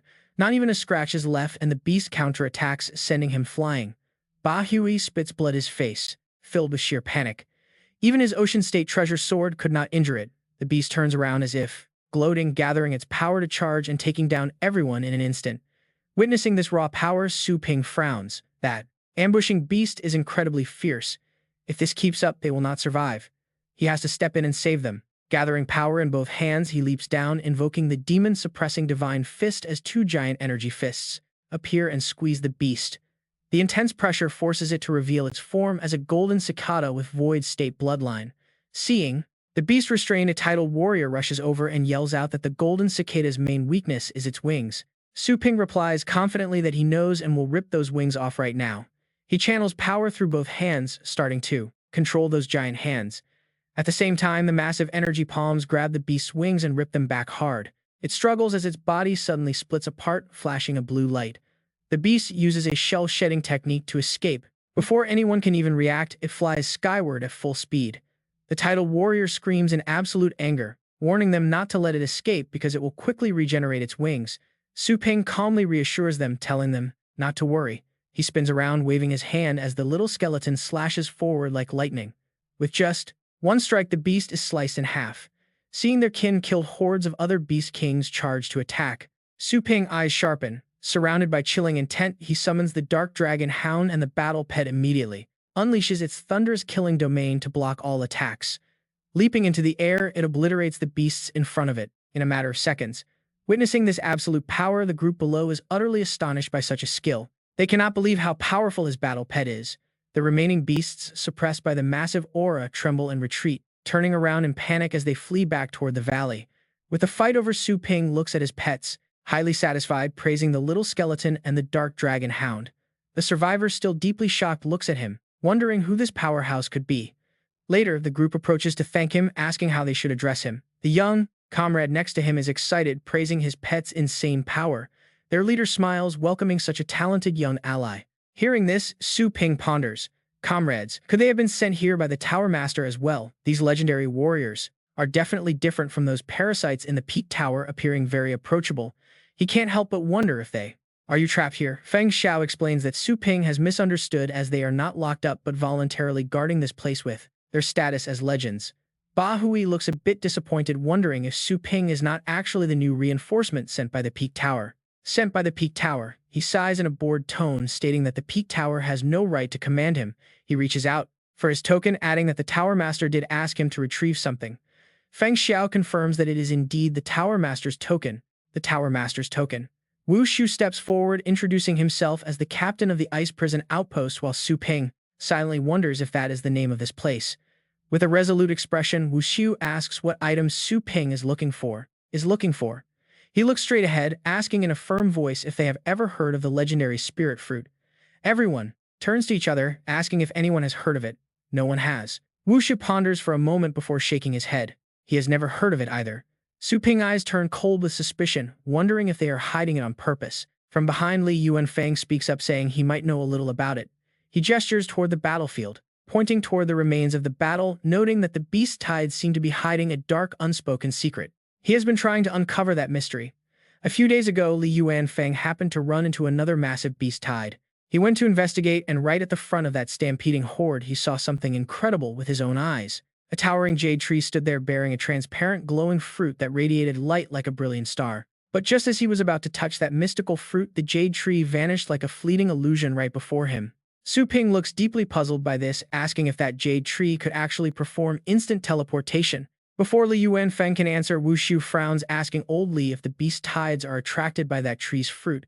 Li Yuanfeng sighs helplessly, admitting he only suspects this and has no solid proof to confirm it just yet. Still, Li Yuanfeng looks at Su Ping with excitement, calling it the most bizarre thing he has ever witnessed. He wonders if this strange glowing object could be the exact fruit that Su Ping has been searching for. Su Ping maintains a calm gaze, admitting he lacks solid clues himself and must rely on this lead to try his luck.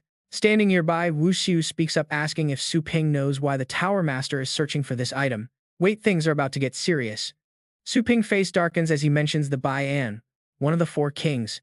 This monster is wreaking havoc, and the other three Fate State Kings are about to emerge on the blue planet. Only by consuming that spirit fruit can someone break through to the star state and successfully defeat those threats. Wu Shu freezes as cold sweat beads on his forehead, shocked that such a crisis is unfolding on the mainland. Observing their faces, Su Ping is surprised. Has the Peak Tower not contacted them about this situation at all? Feng Xiao looks flustered, explaining that communication is nearly impossible due to the harsh environment inside the heaven-locking array. Because of that, the Peak Tower cannot contact them regularly. Su Ping's gaze lands on Feng Xiao's empty sleeve. That severed arm was likely lost to a devastating attack that could never be healed by normal means. Frowning slightly, Su Ping asks how long they have been stationed here. Ba Hui reveals he has served for over 300 years, making him a latecomer. Meanwhile, Old Chen has been guarding this place for over 800 years. Su Ping looks at them, wondering why their service has lasted so long. The warrior sighs, explaining the tower's rules. Once a legend joins, they only need to serve 50 years inside this locked array before they can freely leave. Feng Xiao adds that the beasts here are endless, and they can never kill enough of them to secure this place. Meanwhile, the number of legends sent here by the Peak Tower decreases every year. If they were to abandon this post, who would be left to guard this gate? Shuming chimes in warning that if this barrier is left unguarded, monsters will break the array, plunging the entire continent into absolute disaster and the families they protect will perish. Su Ping looks at them with a mix of pity and helplessness, asking if they ever realize something important. The Peak Tower has never lacked legends. Those people simply refuse to step foot into this living hell. A heavy silence fills the room as exhaustion washes over the group. Wu Xiu looks down, speaking in a low voice. They have been stationed here for centuries, so what does it matter how many legends remain comfortable back home? They know exactly what kind of people those outsiders are. Whether those cowards dodge their duty is entirely their own choice. Suddenly, the captain crosses his arms with unwavering resolve, stating that staying here is their own choice as well. Being a legend is not just an empty title, but a heavy responsibility they willingly bear to protect humanity. It is an honor, but also a duty. As legends, they must shoulder the heavy weight. The air ripples. The group cheers. He smiles softly, his voice trembling with emotion. To him, they are the real legends. Elder Chen steps forward, placing a hand on Su Ping's shoulder. He hopes Su Ping can find the fruit to stop the Four Kings from bringing disaster. With a sad, self-deprecating smile, he wonders if his family still exists after all these years. Su Ping clenches his fists in determination, promising that once he finds the fruit, he will take great care of their families. Immediately, Yi Wuxiu chimes in to break the heavy silence. He tells old Li that since he was the one who spotted the fruit, he should guide Su Ping. Li Yuanfeng nods and accepts the task, turning around to urge Su Ping that they cannot delay. Su Ping nods. Let us go. They instantly summon their battle beasts and take off. After a long journey, they spot a massive cloud of dust rising from the valley. They finally found a proper beast tide. Below them, savage monsters glare up with hunger. He frowns at the sight, asking Su Ping if those beasts look like they are starving. It is as if they just caught the scent of food. Su Ping smiles with excitement. He decides they should fly ahead of the tide, and Li Yuanfeng quickly agrees as they speed forward. Suddenly, Su Ping freezes and points into the distance, asking if that is the jade tree. Right then, hordes of wild beasts rush toward the glowing tree. Seeing this, Li Yuanfeng yells. He warns Su Ping that they must stop the beasts before the jade tree disappears again. Su Ping waves his hand. Summon the mighty Inferno Dragon appears. The beast roars, breathing out torrential waves of purple dragon fire. The horde shivers under the heat. Before they can react, Su Ping clenches his fist. A divine punch crashes down. The strike completely scatters the beast tide, sending monsters flying and coughing up blood. Li Yuanfeng charges in to help, his eyes glowing as he initiates a dragon fusion. Wings sprout from his back and dragon armor covers his body, easily taking down a monster. Another beast lunges from behind, but before it can touch him, his spiked tail crushes it. In this state, nothing escapes his perception. Right then, Su Ping summons the little skeleton. Blade light flashes. Only lifeless carcasses remain. Suddenly, a beast king roars. It retracts its wings to gather energy, unleashing frost wings that create thousands of sharp ice pillars. The barrage is too overwhelming, trapping the little skeleton. The beast king roars a shockwave. The blast shatters the little skeleton's frozen body into pieces. Talk about a brutal hit. He worries for Su Ping Pet, knowing that while undead can regenerate, shattering is dangerous. But right then, the scattered bone shards suddenly pull back together, activating a powerful skill. In the blink of an eye, the immortal resurrection triggers, fully restoring the little skeleton's body. Li Yuanfeng is utterly amazed by this monstrous instantaneous recovery of incredible life force. Without wasting a second, the skeleton leaps and slashes like lightning, taking down the beast ahead. Its massive corpse crashes down, shaking the earth and sending terror through the surrounding horde. Su Ping commands the Dark Dragon Hound to press the attack, unleashing tens of thousands of blade strikes. Li Yuanfeng watches in silence, realizing he wanted to help shoulder some of the pressure.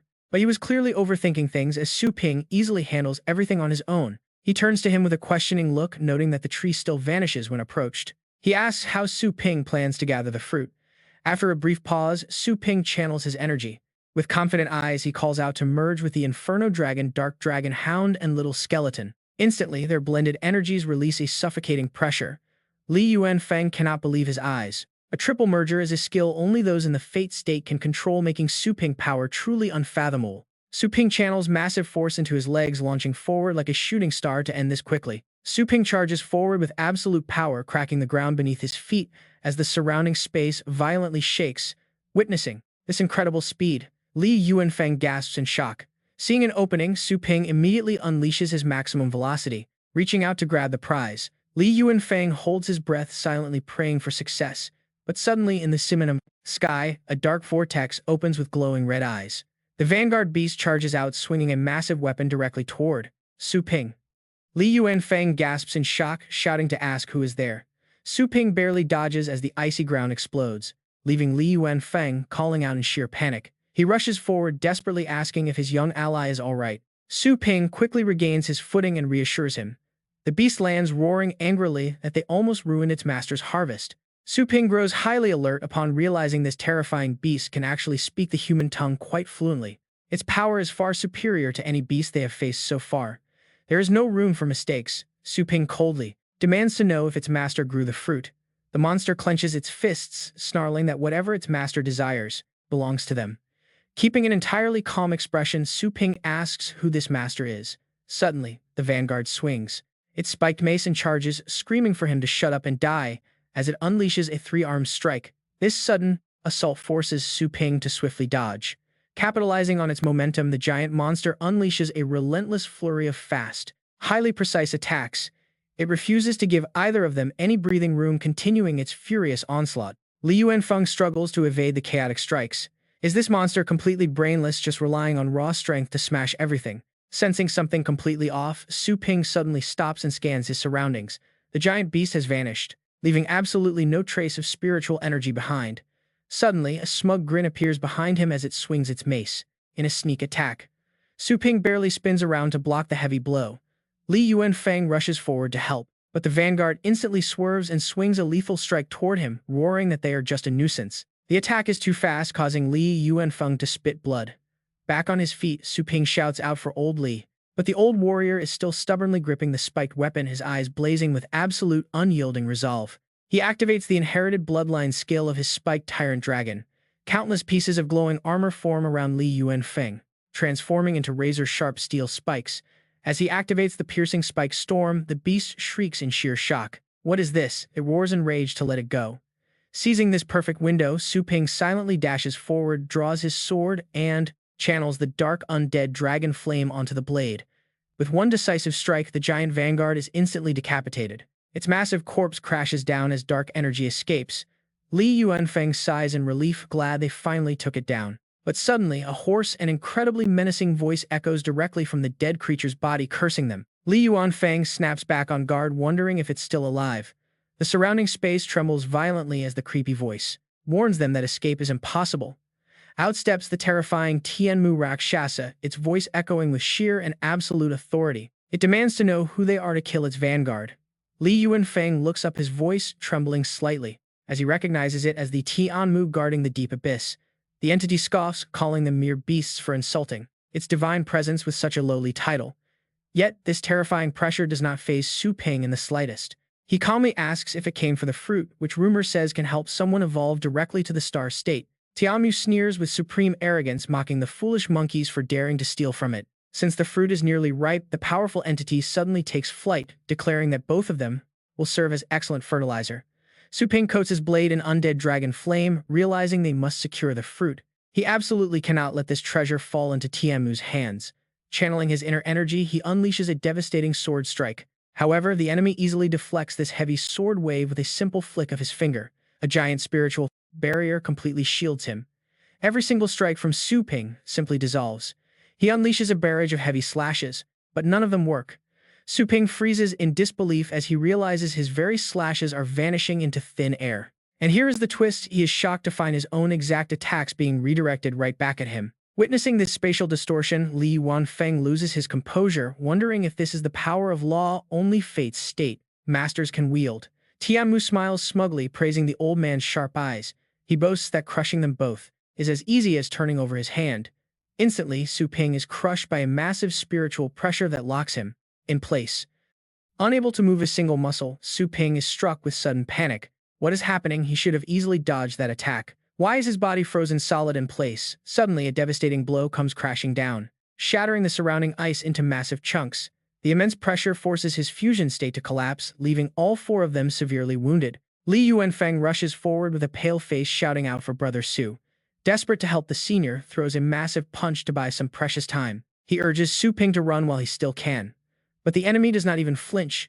Tianmu simply sneers at their desperate struggles. Tianmu laughs at them. How pathetic, your weak attack cannot even scratch my vanguard, yet you dream of matching my true power. The space warps violently. In a cruel twist, Li Yuanfeng is struck from behind by the backfire of his very own strike. Seeing this, Su Ping forces himself up.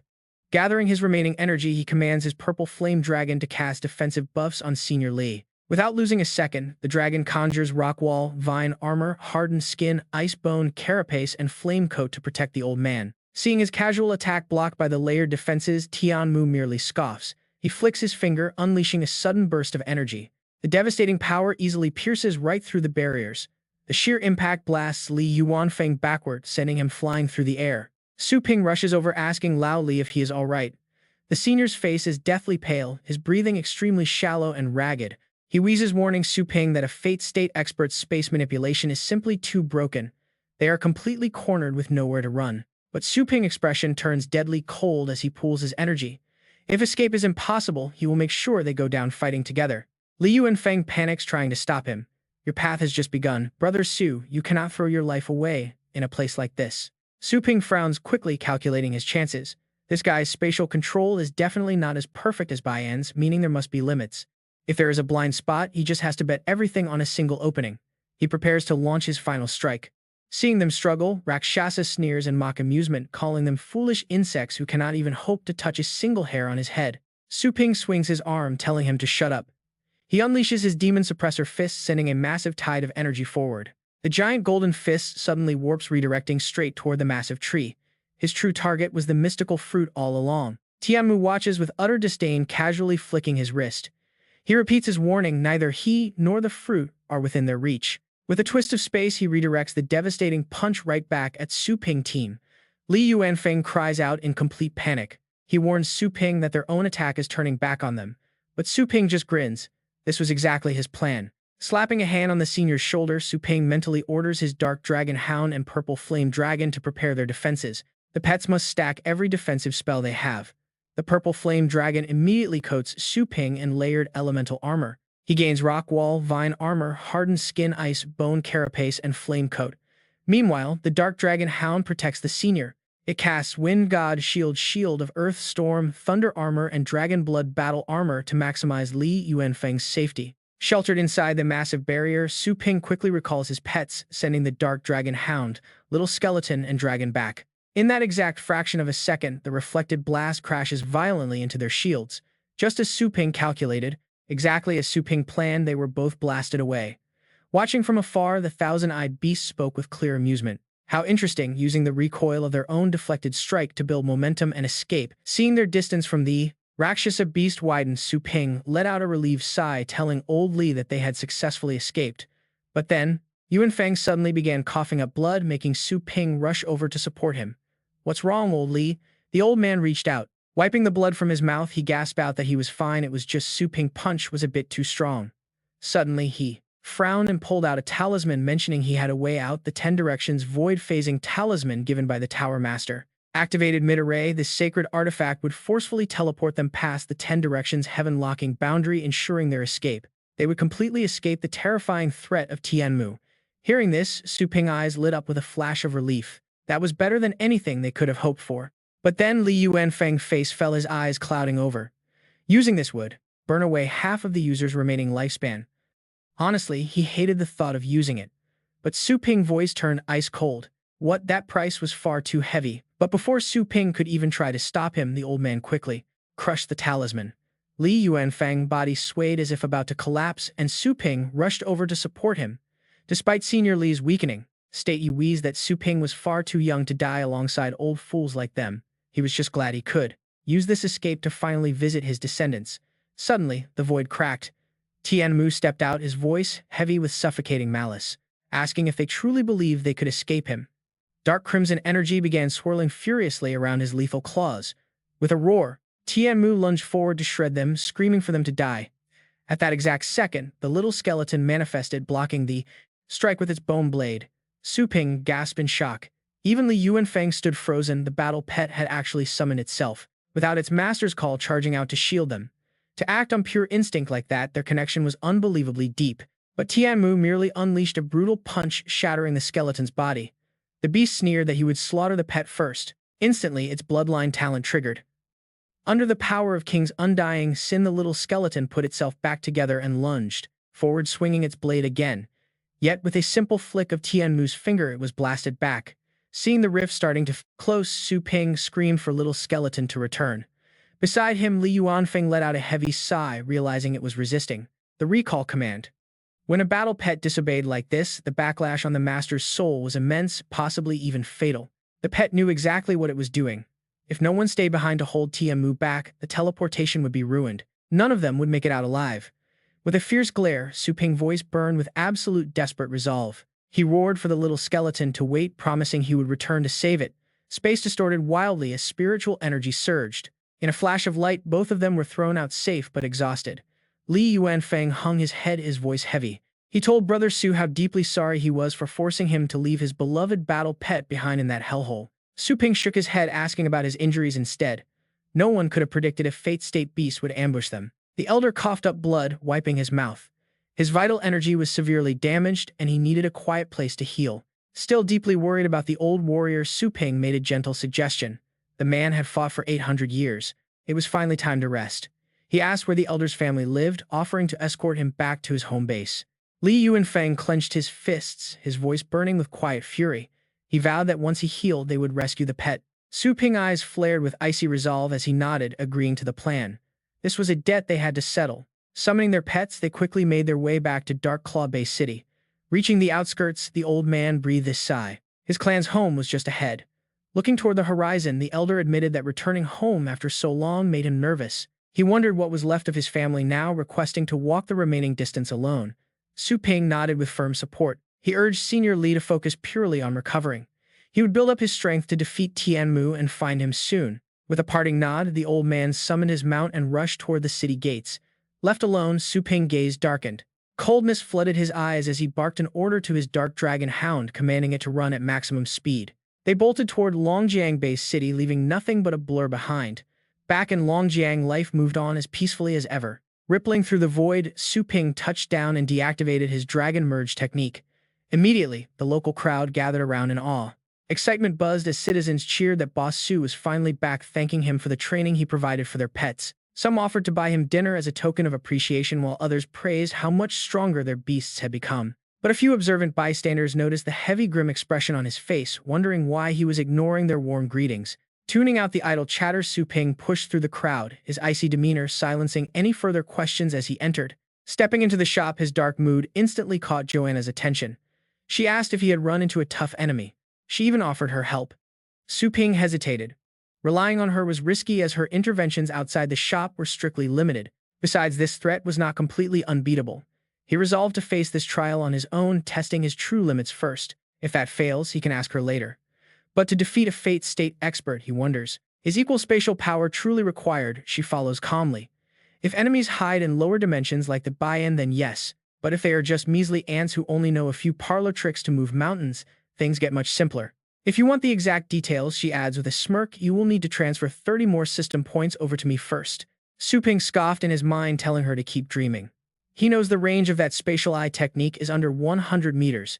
On top of that, it can only control one object at a time, meaning its cultivation probably just reached the Fate State recently. If he can somehow train his Golden Crow Divine Demon body to the 3rd tier, his physical form would reach incredible heights. Matching the power of an adult Golden Crow might even let him clash directly with that spatial domain. But finding the rare materials on the blue planet seems nearly impossible. Then a sudden realization hits him: why search here? He does not need to scavenge this world for legendary ingredients.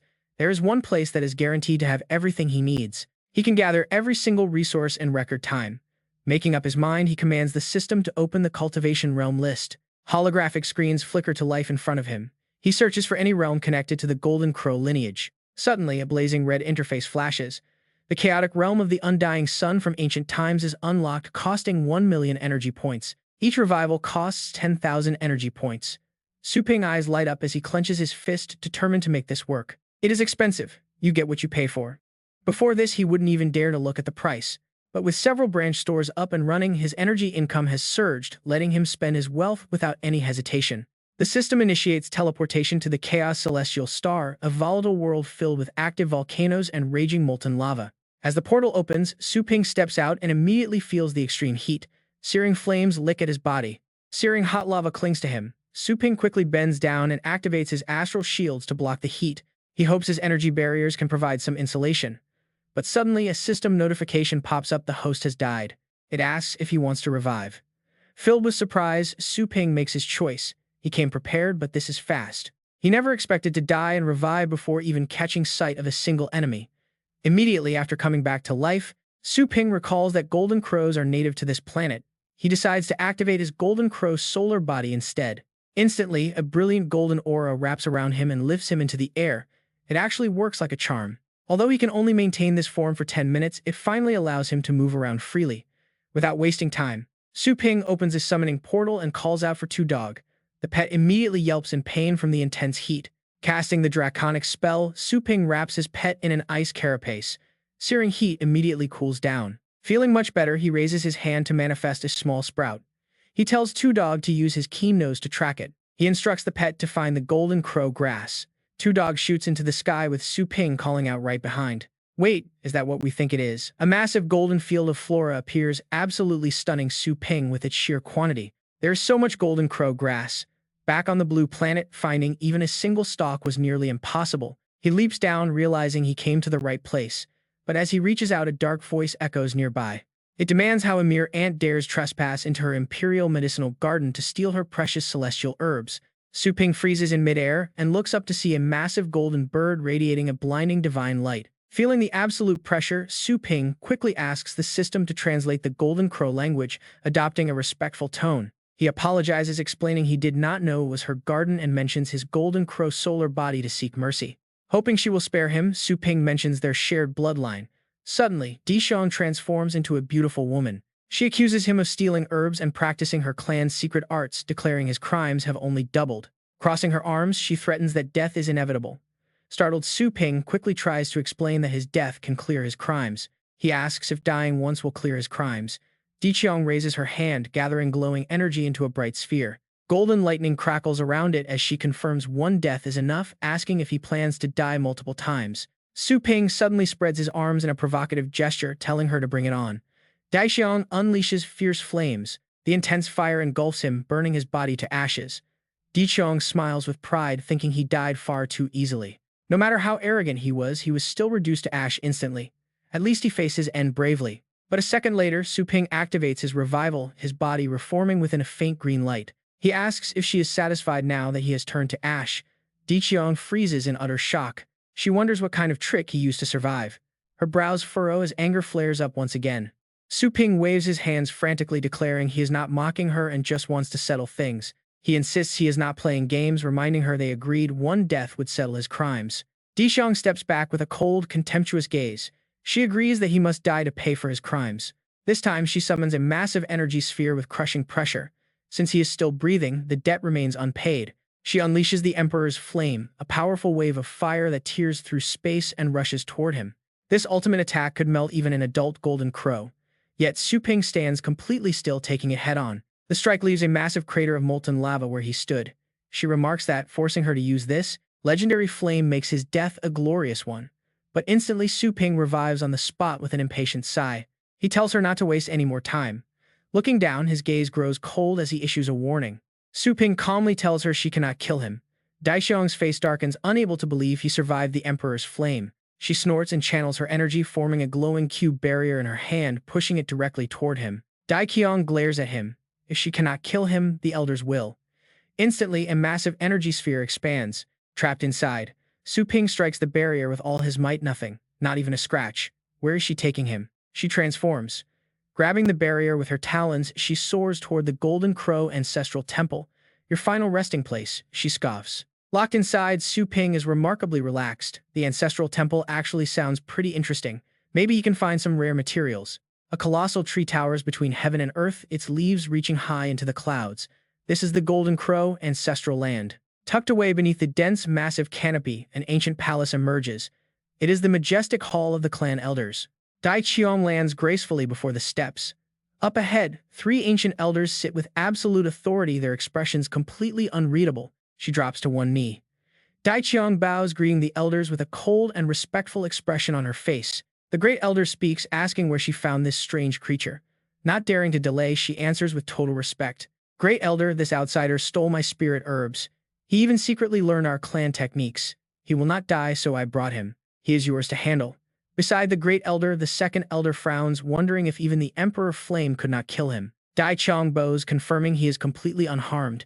Hearing this, the third elder clenches his fist in utter disbelief. Not even the most resilient undead can resist the Emperor Flame. After all, it is refined from their primordial ancestral bloodline. Yet this outsider survived without a single scratch. It is completely unheard of for anyone to be that durable. Suddenly, the elder's eyes widen.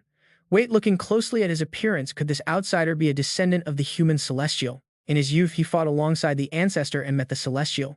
Instantly, all three elders relax their stern expressions. They speak warmly. A celestial descendant, no wonder even the Emperor Flame could not harm him in the slightest. He is a distinguished guest. They order Dai Qiang to release him immediately, then warmly ask how they should address him. Di Qiang glares at Su Ping in total shock. She cannot believe this annoying thief is actually a legendary celestial descendant. She quickly obeys the third elder, releasing the barrier. Free at last, Su Ping bows respectfully to the three powerful figures. He introduces himself as Su Ping, explaining he is searching for materials to cultivate the third level of his golden crow body. He wants to grow stronger to save his comrades. The great elder strokes his beard, contemplating this impressive divine demon body. Since their clan is on good terms with the celestial, they do not mind him learning it. Conveniently, their trial begins tomorrow. All the young golden crows will participate. Since Su Ping is technically at the same developmental stage, he is eligible to join. If he passes, he will receive the exact rare materials he needs to advance his cultivation to the next level. Su Ping looks up, his eyes flashing. He asks what kind of challenges he will have to face in this trial. The elder looks straight at him. The trial consists of 4 stages, starting with tests of strength, soul, and comprehension. As for the final stage, it is a comprehensive exam designed to test his absolute limit in actual combat. Su Ping smiles with confidence. As long as he passes, he will get the resources he needs. This sounds simple enough. He thanks the elders, then looks around. He is pretty surprised to see such a massive crowd gathering for the trial. Dai Qiang walks over with her hands behind her back. She casually explains that half of them are just here to watch. Only the other half are his actual competitors. Su Ping is confused, wondering why they need to compete to pass. Dai Qiang shakes her head. If everyone got the exact same rewards, how could they distinguish geniuses from the average crowd? Only the absolute best will receive special rewards from the elders, while the rest only get basic mediocre materials. Pointing toward the distant crowd, she starts introducing some of the top-tier competitors he needs to watch out for. Over there are Jin Ranwu and Yan Ke from the royal family's 3 lineages. Their power is on a different level. Su Ping nods, understanding the situation. Since they represent 2 of the 3 lineages, he asks about the final family name. She winks at him with a playful smile, telling him that the final surname is obviously none other than her own. Yes, the D clan. Talk about a surprise, our boy stands there completely speechless as he finally connects the dots. He falls into deep thought. Dai Qiang is incredibly powerful, so anyone who can rival her family must be a monster. Suddenly, space tears open as the Great Elder appears. His booming voice echoes everywhere, announcing the start of the trial. The disciples below all look up in awe, shouting that the Great Elder has finally arrived to oversee the test. His voice echoes once more, commanding all participants to enter the arena. Su Ping turns to face the challenge with confidence. He bids Di Qiang farewell. She simply waves him off, warning him not to get himself eliminated in the very first round. Instantly, the disciples turn into glowing spiritual silhouettes and enter the teleportation portal, disappearing one by one into the trials. Stepping out, they arrive at the starting point of the trial, hidden deep within ancient trees. Suddenly, the Great Elder appears, holding several glowing divine stones. These glowing stones are for the first test, which is a trial of pure strength. Everyone must choose one of the numbered divine stones. They are numbered from 1 to 10, and carrying one to the finish line guarantees passing. Naturally, for the highest rating, they must push their limits. The elder tells them to lift the heaviest stone they can possibly handle, and right after that, he raises his hand to start the trial. Let the trial begin, he yells out. Instantly, the disciples burst forward at absolute full speed, rushing toward their first major challenge.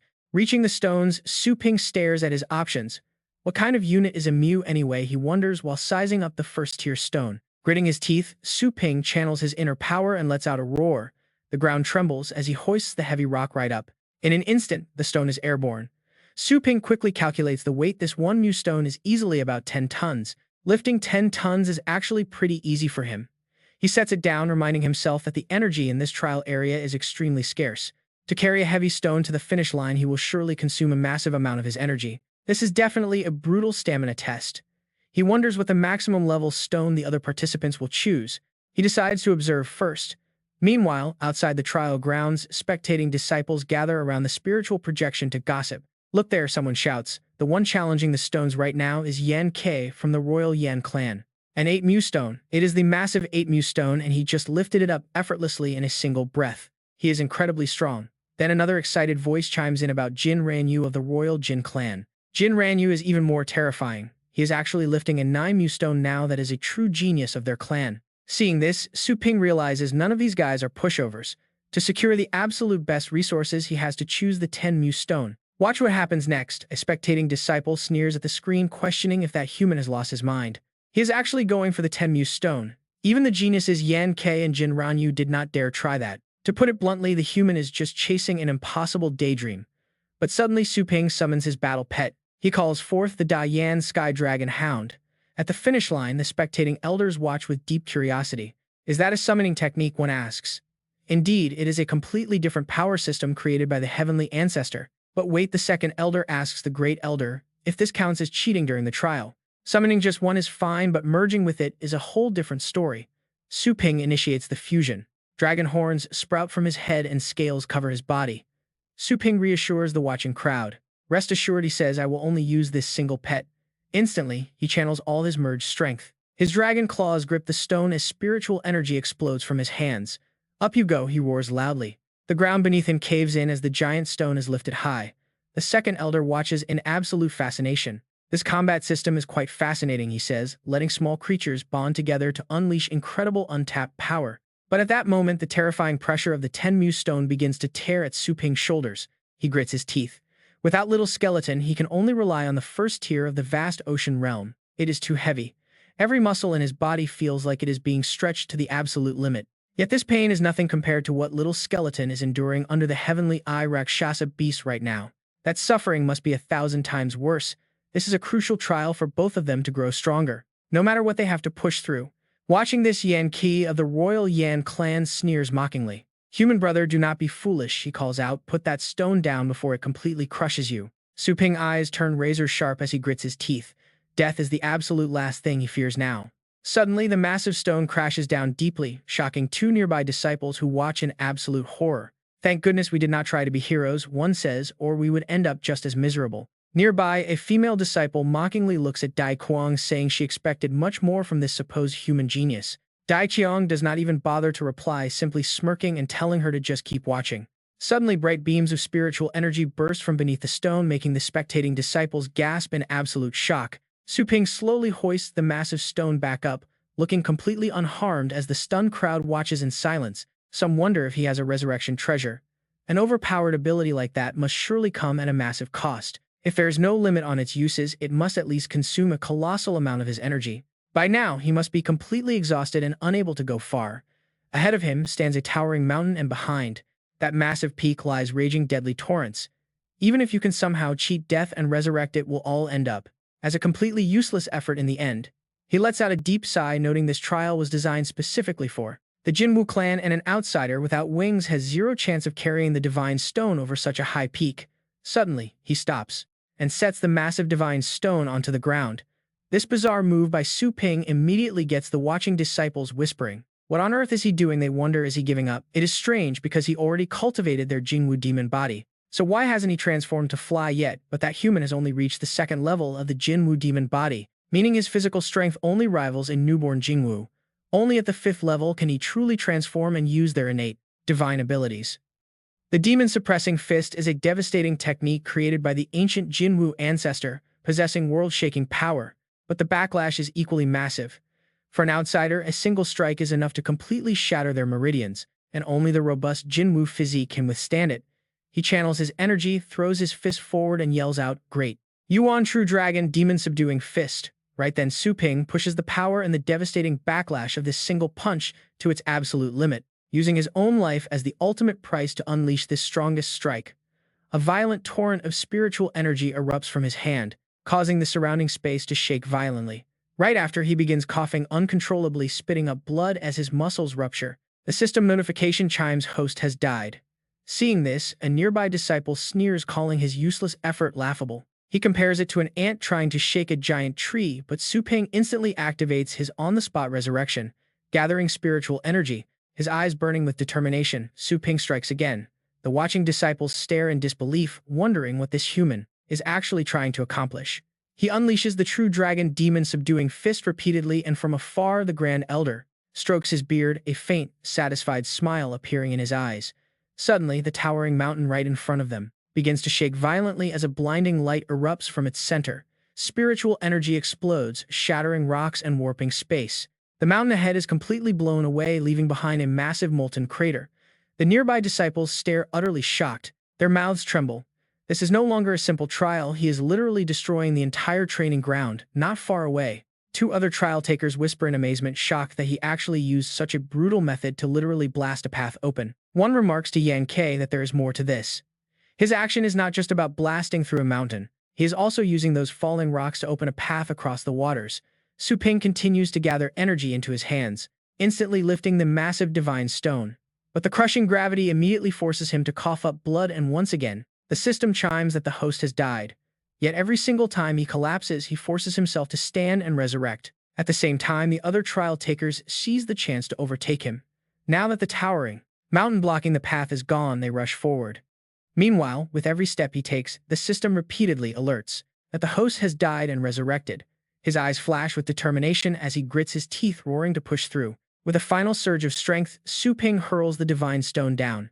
His body utterly broken, he collapses, spitting up blood. Gasping for air, he watches his spiritual leaderboard materialize in midair. First place goes to Su Ping with the 10 eyes divine stone. Second is Jin Ranyu with 9 eyes, and third is Yan Ke with 8 eyes.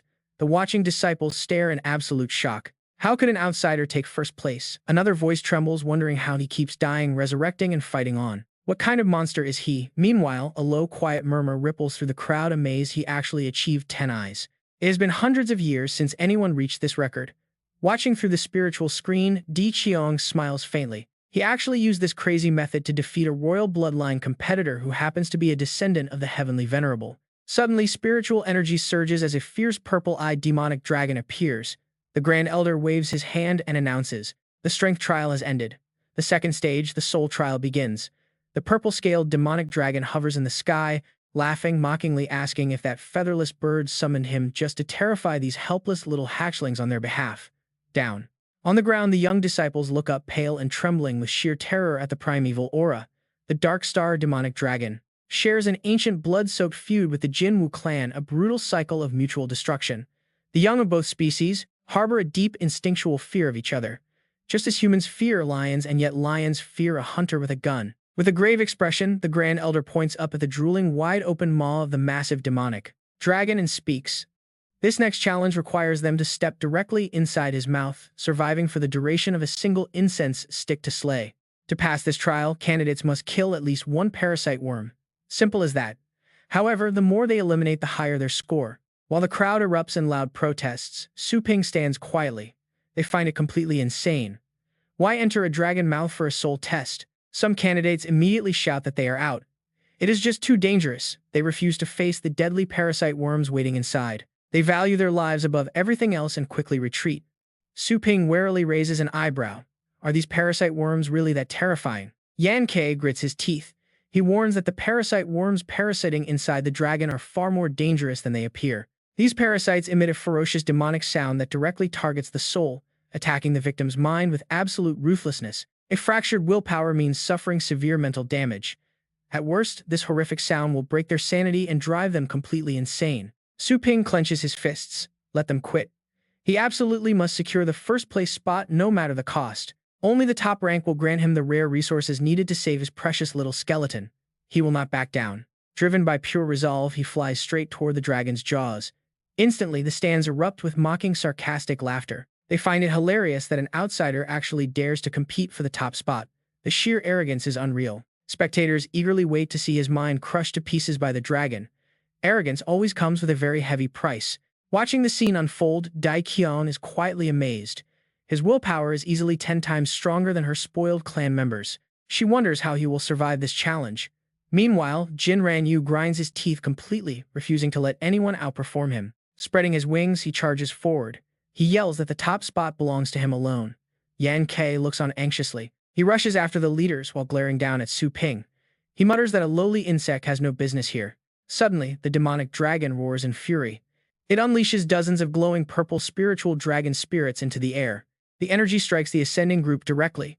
Agonizing screams echo as the powerful shockwaves pierce right through them. Jin Ranyu turns completely pale.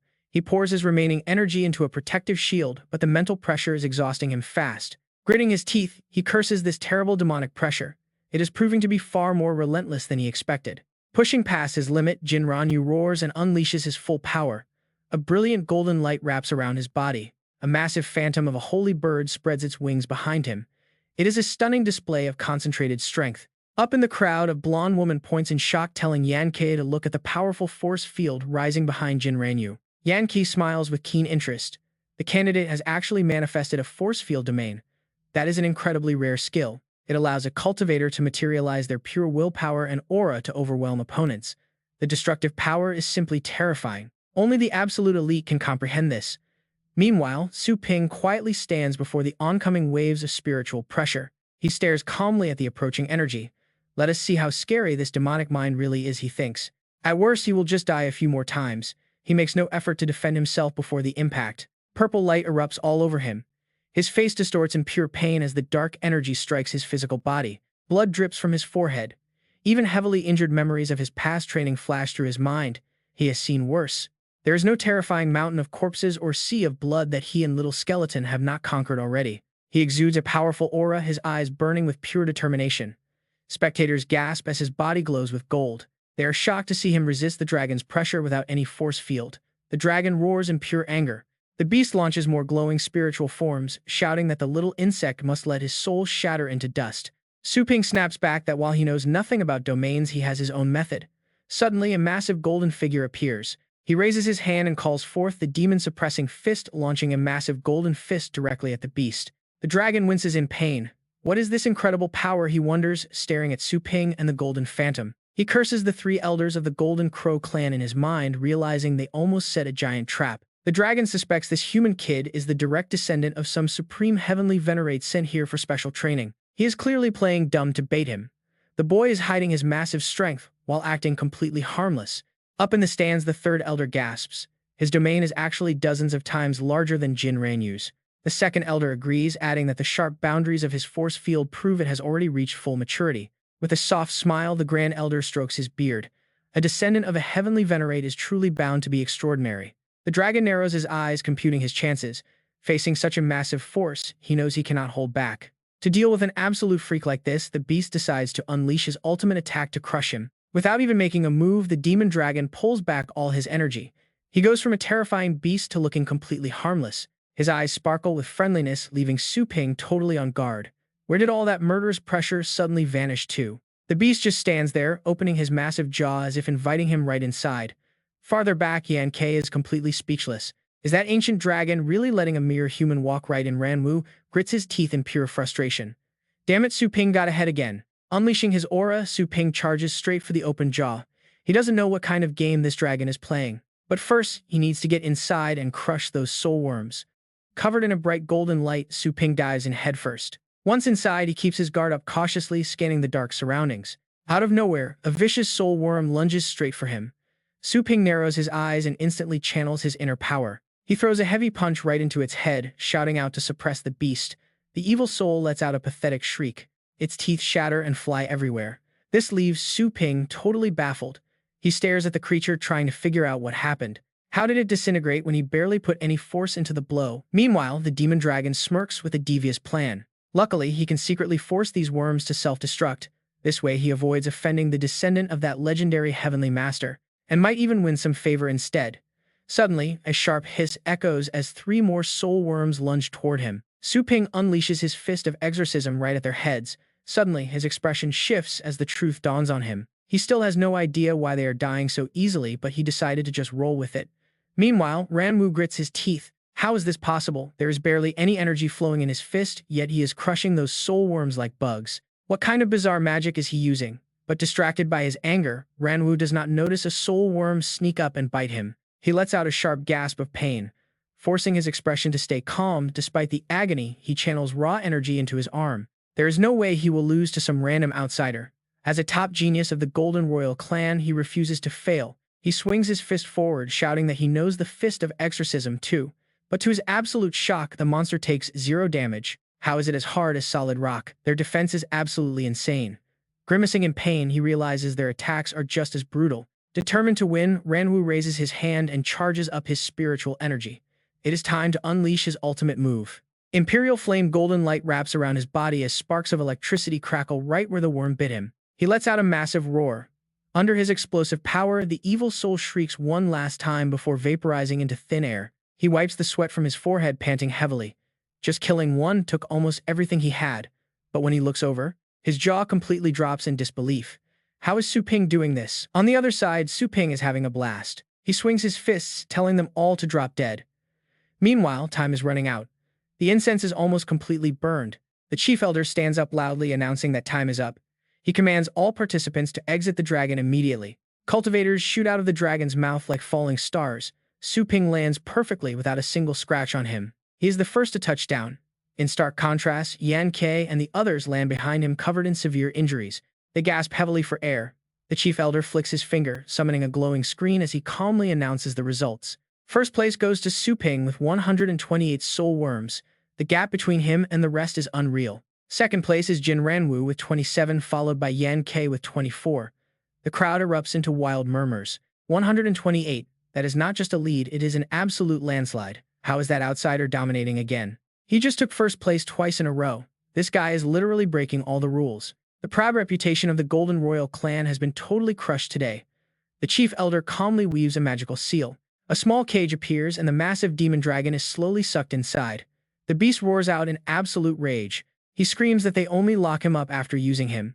He curses them as featherless birds and shameless dragon exploiters. Fully trapped, the dragon furiously stomps and warns that next time he gets out he will smash every single egg in their nest. The chief elder simply strokes his beard and smiles, telling the beast to keep up that fiery energy until next time. Suddenly, violent lightning strikes rip through the heavens, lighting up the entire sky.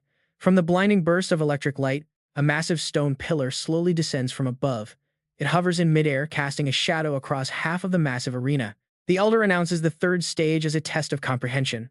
They must activate the ancient runes carved onto the pillar. Activating 3 lines means passing, and more lines will earn a higher rating. Below him, the crowd listens in intense silence. Every face is dead serious as the massive stone pillar finally slams into the ground, sending shockwaves through the arena. The great elder standing nearby explained that once the ancient stone tablet senses a cultivator's Tao intent, the Tao patterns will light up. Lighting up 3 patterns is the passing requirement. The more patterns you light up, the higher your ranking will rise. Next 10 people will be grouped together. Now let the test begin. As the first group stepped up, 3 candidates walked forward calmly and proudly. One of them stared intently at the squiggly patterns on the stone pillar. The man reached his hands forward, channeling his power. He focused his astral power. 3 glowing lines shot out, and a voice announced that 3 Tao patterns were lit. Pass next. The next candidates unleashed their power onto the tablet. The announcer called out 2 Tao patterns lit failed. 4 patterns lit passed. 3 patterns lit passed. Finally, only 2 candidates from the group made the cut. They stood around chatting. I passed with 3 patterns. How did you only manage to get 2 of them? 4 Tao patterns, not bad for me. Standing at a distance, Su Ping watched the candidates, testing their comprehension, and fell into deep thought. The path of fire is indeed the innate talent of the Golden Crows. Looking at that massive Tao pattern. Right now it seems the number of patterns a young Golden Crow can master is usually around 4. Soon it was Yan Ke's group's turn to step up. Every one of them looked incredibly calm as the voice announced the second group, starting with Ran Yu. Explosive power burst forth, cracking the ground beneath him. A massive surge of energy rushed straight toward the tablet, sending tiny stone fragments flying everywhere. The patterns lit up one after another. 10 Tao patterns lit, passed. The onlookers gave an absolute shock at this. Heavens, he lit up 10 Tao patterns in a single shot. Ran Yu smirked with pride, thinking to himself that this was way too easy. Another onlooker spoke up with great curiosity, and honestly, we all want to see how Yan Ke and our human guy perform. Yan Ke smirked as divine power erupted from him. You were only at that level. He then channeled his incredible energy into the pillar and roared, light up for me. The robotic voice boomed out that 12 Tao patterns were lit.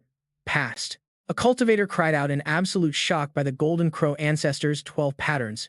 Su Ping sighed, feeling a bit worried. Previously, he only comprehended the Thunder Path. That was from Joanna's tribulation. This trial was going to be tough. Suddenly, the system interface flashed. A cold mechanical voice echoed in his head, telling him things were not as they seemed. The system assured him this third trial should actually be his easiest. Skills are after all the physical vessels of the Tao itself. The skills he possessed were more than enough to pass. Su Ping rubbed his chin, pondering over this revelation. Are skills really the vessels of the Tao? Did the system mean that every skill he mastered could form a Tao pattern? Finally, it was his turn. As the voice announced the last group, Su Ping took a deep breath and prepared himself. He bent his knee, reached out, and pressed his palm against the stone tablet, channeling massive energy with a loud shout. A blue surge of power flowed into the pillar. Right where his hand rested, the first line lit up with Thunder Path. With his signature move used, he grew anxious. One pattern was lit, but he only had basic stat boosts left in his arsenal. He only had strength and speed enhancement skills. Using both hands, one glowing blue and one red, he unleashed them. The two currents of power quickly activated more lines as the announcer declared that speed and strength patterns had lit up. That made a total of 3 patterns. He passed.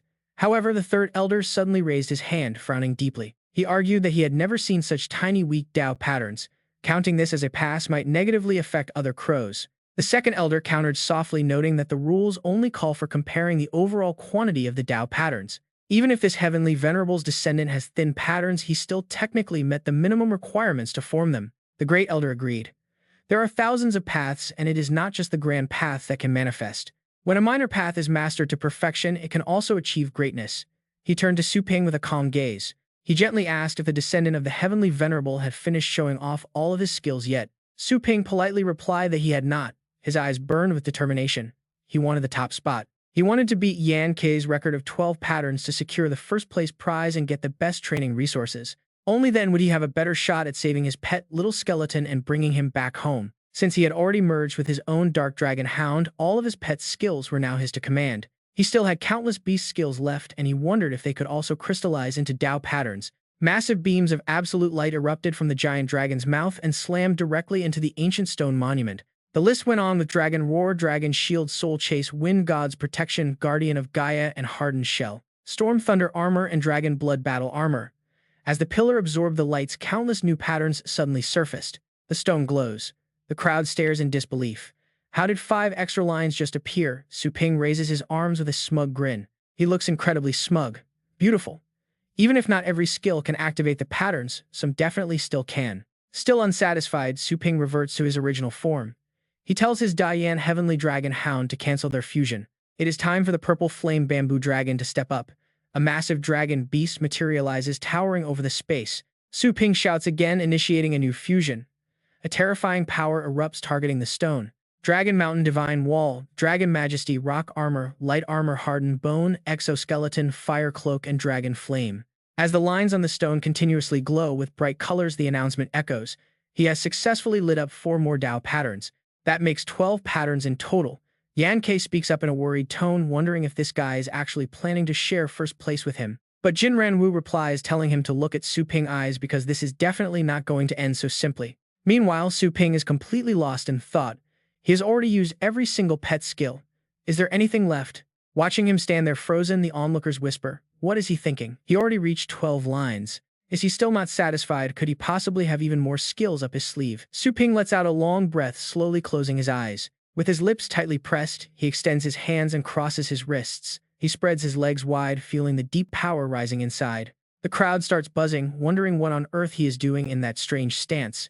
Spiritual energy begins to manifest, shaping itself. It looks like a sharp blade. Red sparks erupt behind him, throwing the other cultivators into an absolute frenzy. They wonder if he is about to unleash his sword technique. Su Ping's gaze turns razor-sharp as he prepares to unleash his power. Fusing with his pets worked. So surely this next skill will too. He remembers the move he copied from Little Skeleton. Mimicking those exact movements in his mind, he slashes a wave of energy forward, roaring the name of his chaotic star reincarnation blade. The announcement chime rings out. His blade Tao has lit up another pattern, bringing his grand total to 13 activated Tao patterns. Su Ping breathes a sigh of relief. 13 lines. Total success. On the other side, Yan Kei looks utterly defeated. He initially thought he could use this specific trial to secure the first-place spot, but instead, he has to swallow his pride and settle for second. Dai Qiong is completely stunned. She originally thought that aside from his lightning Tao, this guy only possessed a few minor cheap tricks. She never expected him to have mastered such a solid foundation in the Grand Tao. The chief elder strokes his beard, chuckling with immense pride. He truly is worthy of being the Celestial Master's descendant, showing real potential to reach godhood. Soon the final scoreboard appears. Su Ping takes first place with 13 patterns, Yan Ke takes second with 12, and Jin Ranwu settles for third with 10. Up in the stands, the Golden Crow crowd is completely jaw-dropped. Some of them even clench their fists in absolute frustration, utterly outraged. They cannot believe an outsider just took first place with 13 patterns. Why did they let him win? If he dominates the next round. If a human takes the crown in this trial, the pride and reputation of the entire Golden Crow clan will be completely dragged through the mud. The chief elder waves his hand, causing the stone columns to slowly fade away. He speaks with a serious, commanding tone as a golden beam strikes. It tears right through the dark clouds, expanding until a massive gateway is formed. The elder announces the start of the final combat trial. Pointing his hand toward the shining gateway, the chief elder calmly tells the disciples to enter and begin their final test. Ready and waiting, the young golden crows roar in unison and take flight. Su Ping watches them soar into the gateway, preparing himself. He tells himself that he just needs to get through this last battle. But as he steps forward, a heavy hand gently rests on his shoulder. The elder stops him, calling him the Celestial Master's descendant. Su Ping turns around, completely surprised. The elder informs him that he does not need to participate in this final round. Confused, Su Ping asks what the elder means by that. Su Ping insists he is still ready to fight and asks to continue. The elder just smiles gently, stroking his beard to reassure him. He explains that this final battle is strictly an internal affair for the Golden Crow clan, and Su Ping would only face unfair odds. If he joined, everyone would instantly team up against him. Besides, Su Ping has already proven his immense strength and done more than enough. But deep down, the elder knows that with Su Ping heaven-defying resurrection ability, none of these young crows would stand a chance anyway. It is better to spare them the humiliation and let his juniors keep some of their dignity. Su Ping strokes his chin, thinking of Yan Ke and Ranwu. He has to admit the Golden Crows are incredibly powerful by nature. Even as fledglings, they possess a level of strength most humans train lifetimes for. On top of that, who knows what terrifying trump cards those two top geniuses are still hiding. The chief elder is actually looking out for him. Su Ping calmly agrees to follow the elder's arrangement. However, he is still curious about the rare materials promised for his body refining technique. He asks about the rewards.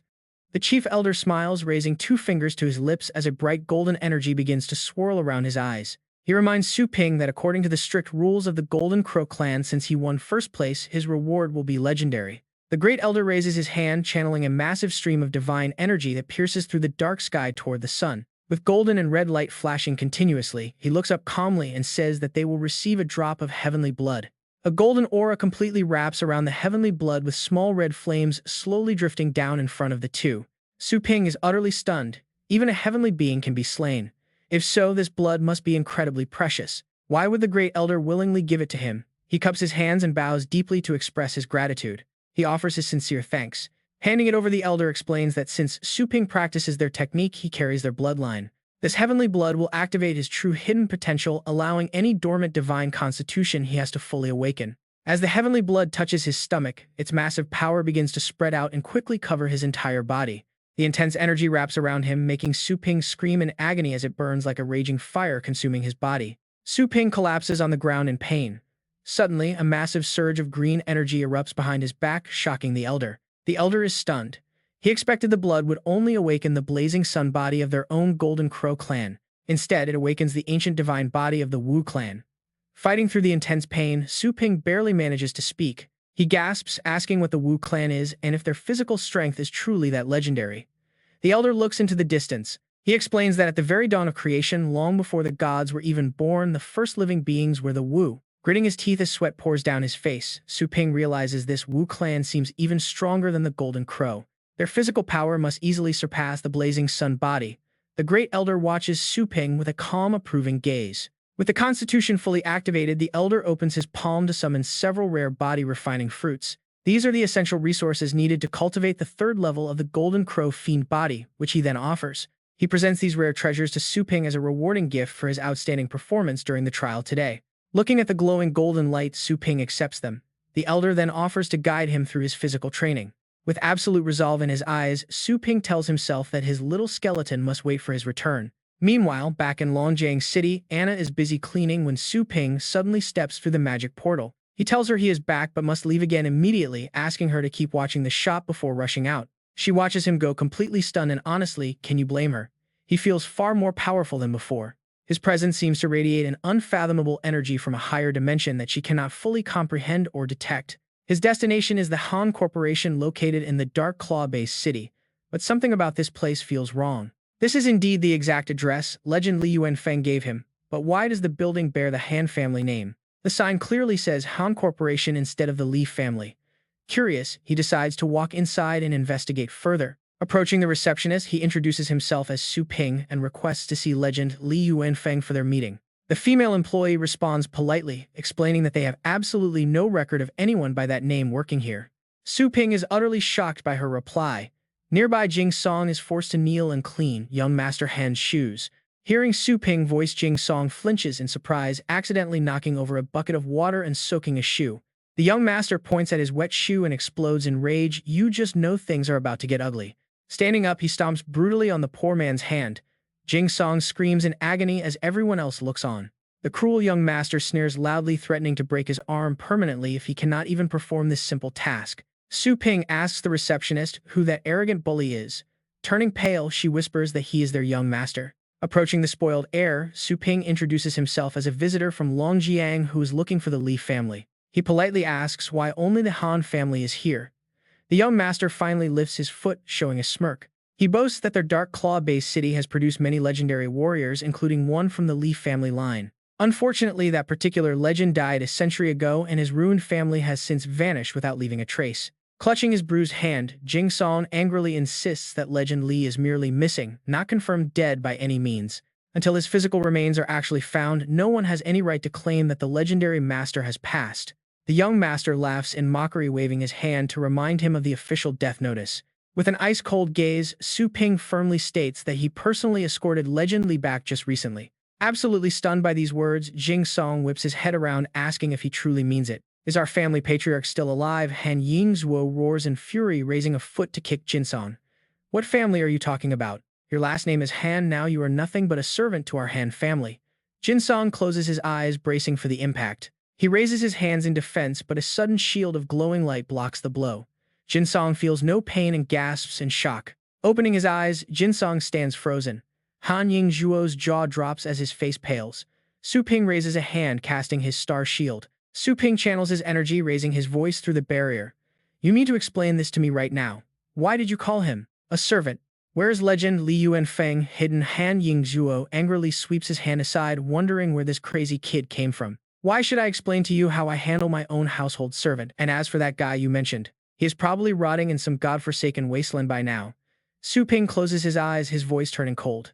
If you do not want to talk, fine. Su Ping waves his hand as the massive dark dragon hound emerges behind him. Su Ping raises an eyebrow. Even if I have to dig 3 feet under this ground, I'm going to find him today. He steps forward and grabs Han Yingzuo by the collar. Terrified but stubborn, the young master yells, "What do you think you are doing? This is Han family territory. Try anything and you will regret it." Su Ping effortlessly hoists him up and leaps onto his hound. He talks to the dark dragon hound, recalling his days fighting side by side with Legend Li. Sniff out his scent, boy. The hound's eyes ignite with understanding. Now watch this beast move, charging forward without a single second of hesitation. The beast leaps forward, green energy swirling around its paws as it activates the soul tracker skill. It focuses entirely on the path. With powerful sweeping strides, the hound catches the trail. It crashes straight through a glass window into a hidden chamber. Inside the room stands a massive door, clearly sealing off a secret base. Su Ping looks down at his pet, asking, is he in there? Right then, Han Yingzuo screams at the top of his lungs, calling for his family guardians to save him. Instantly, shadows move. Masked warriors drop from the ceiling, the elite shadow guards of the Han family, all boasting peak title-tier combat power. One guard lunges with a devastating punch, shouting to release his young master. Su Ping simply stands still and closes his eyes. His body erupts in a blinding defensive light. The moment the guard's fist collides with the barrier, the man shrieks in agony. Su Ping throws a furious punch forward, declaring he has no time to waste on them. With a single strike, the guards collapse. Blood splatters across the floor as the guards are obliterated. Han Yingzuo breaks out in a cold sweat, paralyzed with sheer terror. He stares in disbelief. What kind of freak is this kid, destroying 8 peak title-tier guardians with nothing but raw physical strength? It took him a fraction of a second. Talk about insane power. Su Ping raises his fist, his eyes locking onto the door ahead. He delivers a crushing blow straight into the metal. Unable to withstand the raw force, the door explodes into pieces. A figure emerges through the dust. Su Ping squints, his gaze sharp and defensive. Inside lies an old man bound tightly like a cocoon. Sticky, thread-like webs wrap around him, trapping him completely. And there he is, the very man Su Ping was searching for. Legend Li Yuan Feng. Su Ping rushes over promising to free him immediately. The old man looks up in disbelief. Brother Su, why are you here? As Su Ping cuts the threads, Yuan Feng suddenly spots an incoming strike and yells out a warning for him to watch his back. Caught off guard, Su Ping takes the hit, thick webs instantly binding his wrists. He glares at the attacker. Who are you? The newcomer scoffs, telling Su Ping that should be his question. Standing atop a massive spider, the man introduces himself. He is Han Tianqing, head of the Han family. Su Ping unleashes his energy, shredding the spider webs to pieces. You do not deserve to know, Su Ping barks, charging forward as fire erupts from his fists. But Han Tianqing remains completely unfazed. He calmly notes that Su Ping can use fire to burn through his webbing. An elemental combat technique is it? Su Ping tells him to shut up, throwing a devastating punch, but a giant beast lunges forward to block the strike with its fangs. Su Ping is surprised. Knowing his attacks are fire-based, why would the beast choose to take the hit head-on? Gathering more energy in his hands, Su Ping vows to reduce the beast to ash. But the spider suddenly starts to grow. The beast swells to a monstrous size. Han Tianqiang clasps his hands behind his back, mockingly calling Su Ping a fool. His flame demon spider is immune to all fire and actually feeds on heat. Su Ping flames are just food to it. Your flame is nothing but nutrition for my pet. Hearing this, Han Yingzhuo recovers his confidence and starts to sneer. He yells out that while his father seems like a peak, title-tier expert, he has recently broken through. He has already reached the legendary ocean state. Han Yingzhuo laughs maniacally, absolute confidence returning to his face. He is a legendary battle pet warrior now. You've got the brawn, kid, but clearly zero brains. This is what happens when you mess with the Han family. Hearing his boasts, Su Ping gathers even more power. He just smiles and asks, is that so, as energy condenses behind him into a massive towering phantom that swallows a fist whole. His demon pet trembles violently as cold sweat pours down Jingzhou's face. What kind of flame could possibly do this to the devouring flame demon? The spider swells up to its absolute limit.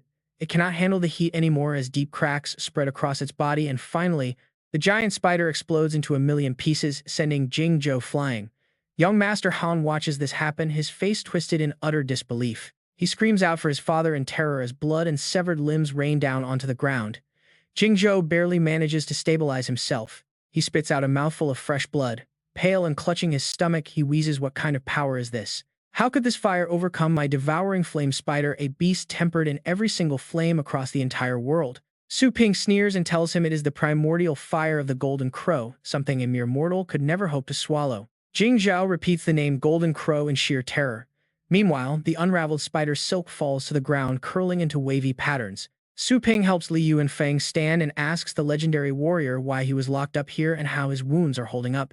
Li Yuan Feng sighs and explains he never expected the Han family head to be so treacherous, setting up a secret ambush beforehand. Glancing at the silent Jingzhou, he adds that the villain used healing as an excuse just to lure him into the dark and kill him. Luckily, he still had his secret treasure and a few defenses ready, so the enemy could only lock him away until the artifact ran out of energy. They wanted to wait for the shield to fail before striking again. Li Yuanfeng then raises his hands to his chest to gather his energy. He explains that after days of meditating and healing, he has already recovered about 80% of his strength and was planning to break out. He never expected Brother Su to show up and rescue him. Meanwhile, Jingzhou grovels on the ground, yelling out in complete shock. How is this possible, he stammers, since this dead zone is filled with toxic miasma and deadly scorpions, where survival should be impossible. Healing should be out of the question. Li Yuanfeng simply places his hands behind his back and takes a slow step forward. He scoffs, calling this a dead land when it is actually more comfortable than a retirement home compared to the battlefield he usually guards. Sometime later at the Sunset Company headquarters, the golden evening light paints the walls, casting a cold and imposing shadow. Now watch as the scales of power completely tilt while Su Ping and Li Yuanfeng stand high on the platform. Over 1,000 members of the Han family are forced to their knees, while on the other side only a tiny group remains standing. Out of the entire Li family, only 12 survivors are left. Li Yuanfeng stares at them in absolute shock, his lips trembling. He mutters in disbelief, prompting one of the survivors to bow and reveal that they are the only descendants left of their bloodline. It feels as though he ages decades in an instant. He whispers, wondering how their once great and prosperous family could fall so low. Jing Song clenches his fists tightly, his entire body trembling, as he explains that ever since the Peak Tower announced the ancestors' death, their family lost all protection. The greedy Han family took that chance to steal their assets and tried to force them to change names. They turned the survivors into mere servants. Most of their kin were either brutally slaughtered, chased away, or slowly absorbed by the Hans. Now the only people left who still care about restoring the honor of the Li family are the few standing right here. With those words, he falls to his knees, begging the ancestor to punish them for failing to protect the family estate. Li Yuanfeng gently helps him stand. He is furious because the Peak Tower had solemnly promised to protect his bloodline while he fought. That promise was the only reason he could risk his life on the front lines fighting beasts without any worry. He closes his eyes tightly. He grits his teeth in rage. He had only gone missing, yet the tower did not even bother to verify before declaring him dead. Even if he had truly fallen in battle, did that give them the right to abandon his family to such a cruel fate? He gently pats the young descendant's head to comfort him, murmuring that he only answered the tower's call to ensure their safety. He wanted his people to live in peace, yet they suffered terribly. Now he wonders if his 800 years of war meant nothing. Standing nearby, Su Ping cannot stay silent. He tells Li Yuanfeng that someone who brought warmth to others should never be left to freeze. Those hypocrites at the Peak Tower have gone way too far this time, leaving heroes to rot while enjoying their own comfort. Once they settle the crisis at the Abyss, Su Ping promises he will personally help pay a visit to the tower to settle scores. Li Yuanfeng turns his head, saying they can deal with the tower later, but today the Han family must pay for what they did. Pale as a ghost, Jingzhou scrambles up to beg for mercy, claiming that things are not at all what they seem. He insists their ancestral records prove the Han family was never the one responsible for the original downfall of the Li clan. He rushes forward and desperately grabs Li Yuanfeng's leg, crying out that they were merely caught up in a much larger storm. Even if the Han family had not stepped in, some other opportunistic clan would have done the exact same thing to them. He argues that if any other family had taken over, the Li bloodline would have been completely wiped out by now. Li Yuanfeng, unleashing his raw power, the old man asks with pure rage if they still refuse to repent, his glowing eyes widening. He presses his palm down. Today, he will settle this debt with the Han family. His energy condenses instantly. A terrifying giant hand pins the entire Han clan to the dirt. Han Yinzhou feels his energy fade, screaming out in absolute panic. Why is his power disappearing? He begs the Li family ancestor to show mercy, pleading that he worked so hard to reach this tier. He begs him not to destroy his legendary cultivation. Watching this unfold, the young master of the Han family is utterly paralyzed. A single palm strike crushed their entire clan. His father, always invincible and successful in everything, is now completely helpless. He lies there like a fish on a chopping block, stripped of all resistance. Is this the true strength of a legend? Li Yuanfeng completely ignores the pathetic Han family. He turns to the man beside him, calling out to Jing Song. His descendants have suffered far too much just to keep their bloodline alive. Hearing this emotional statement, Jing Song quietly replies, "Having their ancestor back safely is more than enough." The old legend then commands all members of the Li family to listen closely. From this day on, they will officially reclaim their original surname. Tears of pure joy fill their eyes as they kneel before him. They tearfully accept the decree. Suddenly, Li Yuanfeng's face darkens as he continues speaking to the crowd. The exact same way the Li family had to humble themselves under the Han must now bow before them. Talk about a total absolute reversal of power. The Li family will rule and the Han will serve. Respecting the ancestors' orders, Jing Song steps forward with a smile, mentioning he kept the old patriarch's private room perfectly intact. Everything inside remains untouched. But the legendary old man shakes his head, explaining that he and Su Ping must depart. They have much more pressing matters to attend to first, though the family elders quickly try to convince him to stay. They fear future trouble if he leaves. Su Ping chimes in, suggesting the old warrior stay behind since he has suffered his entire life. He deserves to stay and enjoy his golden years. However, Li Yuanfeng insists his decision is already made and cannot be changed, pointing out that his comrades are still fighting day and night in the deep caves. There is simply no way he can rest. They will handle their mission together before returning, which Su Ping fully respects and accepts as they prepare to move out, deciding to send someone to establish a branch of his pet shop right here in Dark Claw Base City to help them. This will boost the Li family's power. Everyone can choose 10 high-tier battle pets of the 9th rank or above. Su Ping even offers to cover all nurturing expenses. He then casts a warning glance toward Han Yinzhou and his trembling group, promising to execute them immediately at the slightest hint of betrayal, leaving Jing Song watching the young store owner in complete awe. Jing Song clasps his hands together, asking if he is indeed the famous Su Ping, owner of the legendary Pixie Pet Store. Su Ping is surprised he knows him. Jing Song explains that his miraculous shop is famous throughout every base city. Even though the devastating beast tide cut off communications between cities, news of his insane training methods traveled everywhere. The incredible power of the beast's senior Su trains is legendary. Every warrior knows about the miracles of his shop. Wealthy masters are willing to spend fortunes just to secure a single training slot, let alone buy those ancient creatures. As Li Yuanfeng bows to express his gratitude, the young store owner quickly waves it off as a minor thing, reminding the elder that he sacrificed his own lifespan to save his life, so this gesture is the absolute least he can do. Touching the old warrior's heart, Li Yuanfeng realizes he truly did not misjudge the young man's incredibly noble character. Wishing that every legend in the world possessed the same selflessness as Su Ping before turning back to his family, he passes the heavy responsibility of rebuilding their clan to Jing Song and the remaining members of the family. They raise their hands and vow to restore the Li family even at the cost of their lives, honoring their ancestors. Stroking his beard, the old legend summons his battle pet, declaring that they should set out to rescue the little skeleton. Su Ping nods.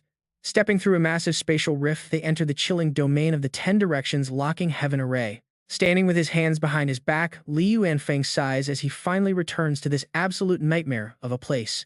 Before their eyes lies a freezing horizon of icy mountains. Wasting no time, Su Ping summons his loyal battle pet. Ordering his hound to track the little skeleton, the beast immediately activates its powerful 100-mile soul chase skill. Its body surges with raw energy, triggering a dragon shape-shifting technique before it bolts toward a distant mountain peak. Pointing in that direction, Su Ping urges them to follow. Li Yuanfeng nods as they spot suspicious silhouettes ahead. Just look at that massive, terrifying stampede below. Full-scale beast tide forces Su Ping to leap into action. Landing directly in front of the stampede, he unleashes a devastating beam of energy that blasts the monsters in all directions. He strikes a bone demon. Instantly, it shatters into dust. Li Yuanfeng can only watch this, his jaw dropping in utter shock. Brother Su's progress is honestly terrifying considering they only parted ways a few days ago, now relying solely on raw physical power. With just his bare fists, he easily wiped out an entire wave of Ocean State King beasts. Right then, Doggy lands on a nearby cliffside. Canceling his dragon form, he starts digging through the snow to find hidden bones. Su Ping drops down beside Li Yuanfeng. He asks what Doggy is doing, but then he stops, recognizing something familiar. Buried deep, a skeletal hand. Isn't that little skeleton's bone? Suddenly, Su Ping begins gathering energy in his palm. Using his astral power, he lifts it. The bone flies upward like a streak of light. Seeing Su Ping holding the floating bone, Li Yuanfeng is stunned. It has space tear marks. They are covering the entire surface. He hates to think how many times Tianmu tortured his companion. Suddenly, Su Ping barks out a cold order, recalling the great Yan dragon hound. He commands his remaining beasts to search for the other scattered bones.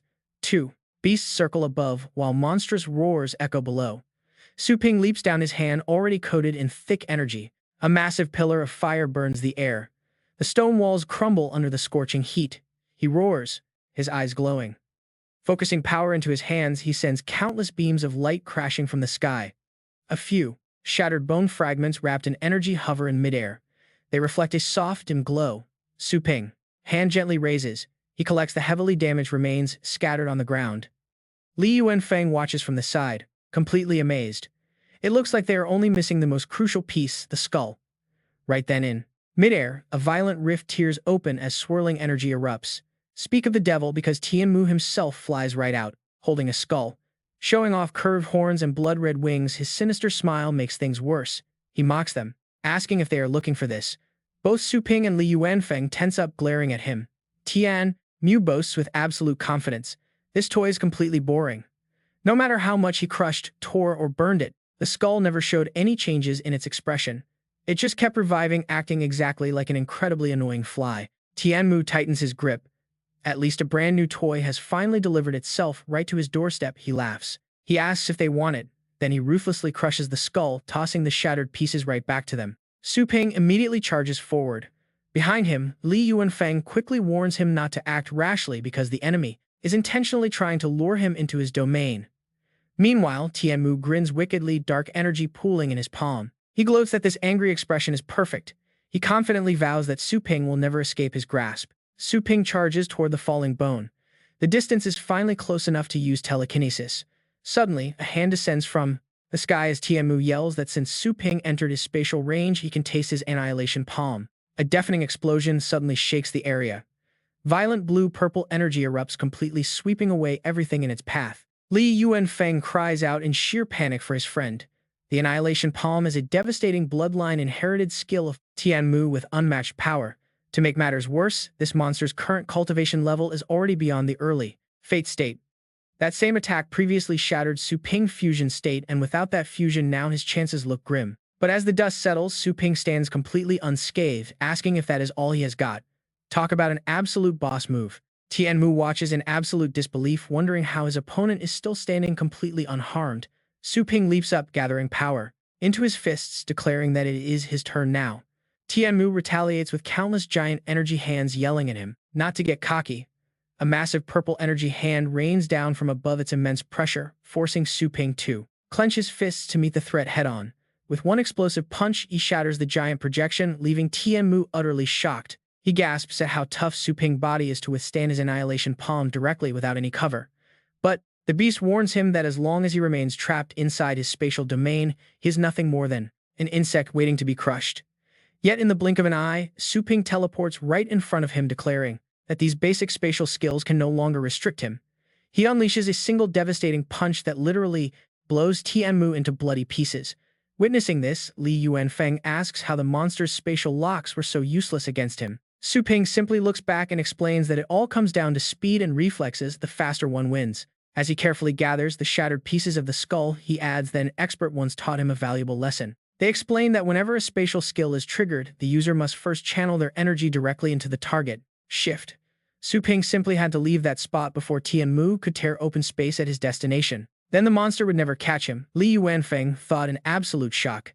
It sounded simple enough, but actually, matching the reaction speed of a Fate State opponent and coming out on top proved that Su Ping's physical body was strong enough to match or even completely surpass Tianmu's despite the beast being at the early Fate State. Not to mention the mysterious master casually guiding him through a Fate State level battle must have a realm far beyond the Fate State itself. But where on the blue planet could anyone find such an incredible expert? As they spoke, Su Ping finally finished assembling the bones and whispered that the armor was ready. Gently he called out for little skeleton to wake up, yet as the seconds ticked by the pet remained completely still without a single sign of life. Su Ping frowned, wondering why there was absolutely no response nor any trace of astral energy flowing. The king's sin of eternal life was supposed to be the ultimate high-level undead regeneration skill. No matter how severe the damage, it should easily piece itself back together. So why was it still not waking up? Worry creased his face. Had the damage actually exceeded the absolute limits of the skill's power? Or had Tianmu placed a powerful seal on it? He wondered with growing doubt if he had missed some crucial step. As Li Yuanfeng stepped up to comfort him, bolts of crackling purple lightning suddenly ripped the sky wide open. A terrifying energy condense, threatening to crush everything in its path, accompanied by a deafening echoing roar. A massive, terrifying shadow loomed. Li Yuanfeng cried out in absolute horror, shocked that La Tianmu was still alive. Had it used its space manipulation to dodge that lethal strike at the last second? Su Ping clenched his fists. He stared in disbelief. Was this Tianmu's true form? It was twice the size of its previous state, and its surging energy felt far more violent. Tianmu looked down at them with pure mocking disdain. It called them pathetic fools for returning to its territory and risking their lives just for a worthless pile of bones. Su Ping gently placed his hand on the cold skull, whispering that little skeleton was his life and death companion. Memories of their countless battles flashed through his mind, playing like a reel of old treasured films. Standing up as raw energy erupted around him, Su Ping roared that he would never ever abandon his friend. Deep shadows swirled around them. Tianmu laughed mockingly, sneering that once Su Ping fell into its grasp, it would slow crush his body inch by inch, leaving him begging for a death he would never receive. While they stood deadlocked, a massive rumble suddenly shook the entire cavern. Li Yuanfeng gasped in shock. The ground was shaking violently. Su Ping, sensing a strange rhythmic vibration, realized it was something else. It was a heartbeat. A massive, heavy thumping sound echoed through the chamber, making the very air freeze. The oppressive sound weighed down on everyone. Tianmu's glowing red eyes widened in sheer disbelief as it roared. What was happening? Inside little skeleton's eye sockets, bright soul flames suddenly ignited as it stood back up. Su Ping cheered in absolute joy, shouting that he always knew his loyal little partner would make it back. Li Yuanfeng watched in utter awe. How incredibly deep was the bond between this master and his pet. Even with its bones shattered, pure loyalty had literally dragged its soul back from the dead. Tianmu roared. The beast snarled at them to stop celebrating because one more weak monkey wouldn't change their execution. Ignoring the threat, Su Ping summoned the dark dragon hound, the purple flame dragon, and little skeleton. They fused together, transforming into a skeletal deity wielding a giant sword with magnificent golden wings spread wide. Tianmu scoffed at the triple fusion, claiming that its slow reaction before was merely a careless mistake. After all, it was a proud Fate State powerhouse. But before it could even process the next move, or finish its boast about showing the monkeys the absolute gap in their power, the blade arrived. The glowing sword instantly severed the beast's arm in a fountain of dark blood. Su Ping didn't freeze. With a follow-up slash, he cleaved Tianmu's body in two, forcing the beast to scream in agony. Tianmu coughed blood, terrified that his speed and power had somehow multiplied beyond anything it could handle. Unable to fight back, the proud beast was losing its mind, utterly humiliated to be overpowered by a human. Covered in deep wounds, Tianmu growled, asking how he was constantly evading its space manipulation skills. A massive energy vortex erupted across the darkened sky as Tianmu snarled that its other powers wouldn't fail. At this moment, Su Ping stops and demands to know what he wants to do as the space below suddenly trembles. The snowy ground cracks open. Li Yuanfeng cries out in panic. The 10 directions heaven-locking array is collapsing. Brother Su, stop it from breaking the array now, Tianmu yells even as his decapitated head flies. But it is too late. The array-breaking mechanism is already active. If I cannot have what is mine, fresh blood will rain down on everyone. His voice echoes through the ice prison world as someone else orders to report that the barrier is failing. Notify the peak tower immediately. The subordinate obeys as the entire blue planet begins to shake violently, triggering countless disasters. Earthquakes tear the land apart as red lava wells up from the cracks, swallowing massive buildings whole. Inside the Holy Light base, an operator staring at a screen reports to Elder Bai that the planet's crust is shifting. Its overall size is expanding rapidly. Hearing this, Elder Bai gasps in utter disbelief as his face goes completely pale. What did you say? Inside the Peak Tower Masters watch the feed in shock, wondering how this could even be possible. The 10 directions heaven-locking array is completely shattered. A disciple asks if that kid caused it, reminding the master he was untrustworthy. Li Yuanfeng mutters that this is extremely bad. The vicious beasts sealed within the matrix are a completely different nightmare. Having absorbed spiritual energy from the jade tree, they are several times stronger than any monsters found on the surface. Humanity is now facing the most brutal and massive beast tide the world has ever witnessed. Total extinction is on the line. The earth splits open as rivers of molten lava flow like glowing veins. Volcanoes roar, spewing fire into the air. Ash clouds block out the sky while massive cracks rip through the landscape, exposing glowing subterranean rivers of pure heat. Red light illuminates the entire horizon. Amidst this chaos, Li Yuanfeng and Su Ping manage to escape to the surface. Suddenly, Su Ping bracelet flashes with a brilliant blue light as a holographic projection of Elder Bai flickers into view. He asks Su Ping if he has any clues about why the blue planet has suddenly expanded several times its size. From the side, Ling Yue cries out that several massive beast tides are rapidly advancing toward their base right now. It is a long story, Su Ping replies. He must return to Longjiang first and will explain everything later. Li Yuanfeng gasps, realizing those monsters are the beasts from the array, meaning his own base is in grave danger. Both quickly summon their battle pets, and Li Yuanfeng suggests they part ways here to defend their respective homes. Su Ping clasps his hands, wishing him luck before heading straight back to the Longjiang base where a war is raging. Everyone is locked in a brutal non-stop struggle. Atop the wall, Qin Duhuang roars for his men to hold the line. They cannot allow the beasts to breach the base and slaughter the citizens. Nearby, Tang Ruian slashes with her sword. Her energy blade rips through the roaring monsters while Zhou Tianlin commands the battlefield from atop a massive green dragon. In the distance, a colossal shadow looms as swarms of giant insects launch a devastating thunderous assault on the wall. The heavy fortifications crumble easily under the pressure, crushing defenders beneath falling stone. Tian Xiao looks up in dread. Just look at that massive thing. Panic spreads as the six-spring celestial conch beast appears, and Tang Ruyin stares in disbelief. It is 10 times larger than normal. Du Huang takes a deep breath, swearing he will never let it enter Longjiang. He charges forward, unleashing a furious godlike blast that slams directly into the massive six-spring celestial conch beast. The behemoth is knocked back, falling beneath the wall, but its massive tail suddenly lashes back with terrifying force. The violent sweep blows both defenders back. Tang Ruyan supports herself with her sword and asks if Qin Du Huang is all right. He is fine, but this creature is far stronger than any normal king beast and can actually speak human language. With a terrifying grimace, the monster mocks their weakness, noting that they are far too fragile to survive its onslaught. Facing it feels as oppressive as confronting a powerhouse from the Fate state. The monster commands them to die here, but then slice. As it lunges forward, Su Ping arrives, cutting the beast's tail clean in half with one stroke. Tang Ruyan breathes a sigh of relief as Du Huang remarks that he returned at the perfect moment. Su Ping tells them to handle the other monsters while he distracts this behemoth. Du Huang immediately orders everyone to follow. The soldiers roar in agreement as Su Ping flies straight toward the ferocious, snarling six-spring celestial conch beast. Dozens of giant tentacles lash out, firing a barrage of destructive green energy beams like a relentless storm. Su Ping conjures a powerful defensive shield around himself, absorbing the explosive impact of the incoming green barrage. He releases a massive burst of pressure, shattering the residual energy around him into harmless, sparkling fragments. He darts forward like a flash of lightning, charging directly at the colossal monster to end this fight once and for all. A blinding flash. With a single slash, the giant beast is sliced clean in half. The surrounding horde panics, roaring and scattering. They stampede over each other, desperately trying to escape.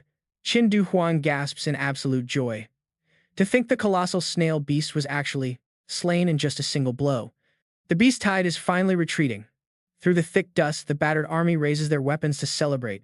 They actually won. As Su Ping walks back, Qin Du Huang quickly hurries over, saying Boss Su returned just in time. The beast tide was terrifying, and even a second later would be a disaster. Su Ping asks Uncle Qin why, with such a massive threat, the tower did not send any legendary warriors to reinforce them. He shakes his head, explaining the tower claimed they had limited legends available, completely abandoning Longjiang. Su Ping frowns, asking if they at least sent any other support since no legends came. Tian Xiao speaks up, explaining that every other base city received energy recovery potions, healing pills, and vital assets, valuable treasures, and vital battle supplies. Meanwhile, Longjiang got absolutely nothing at all. Not a single scrap of help. To make it worse, any city hosting one of Su Ping branch stores was blacklisted from aid too. He wonders if someone is targeting them. Qin Du Huang then checks his sudden message. The Vice Tower Master just issued a new command under the tower's official name, ordering citizens from all surrounding small and medium-based cities to relocate to the major central cities for concentrated defense. Su Ping immediately asks if the order explicitly specifies which major base city their Longjiang base city is supposed to move to, and if the tower is sending a deployment squad to escort them. Qin Du Huang replies they are told to head to Longjing base city, but he adds that the tower claims they are too short-staffed, leaving the citizens to coordinate their own migration. They only have 3 days, and anyone left behind must face the consequences alone. Standing in the sunset, Tang Ruoyan looks troubled, but her gaze is firm as she speaks. Giving them only 3 days without an escort means they will face beast tides. Below the wall, nurses help weary, exhausted soldiers limp forward.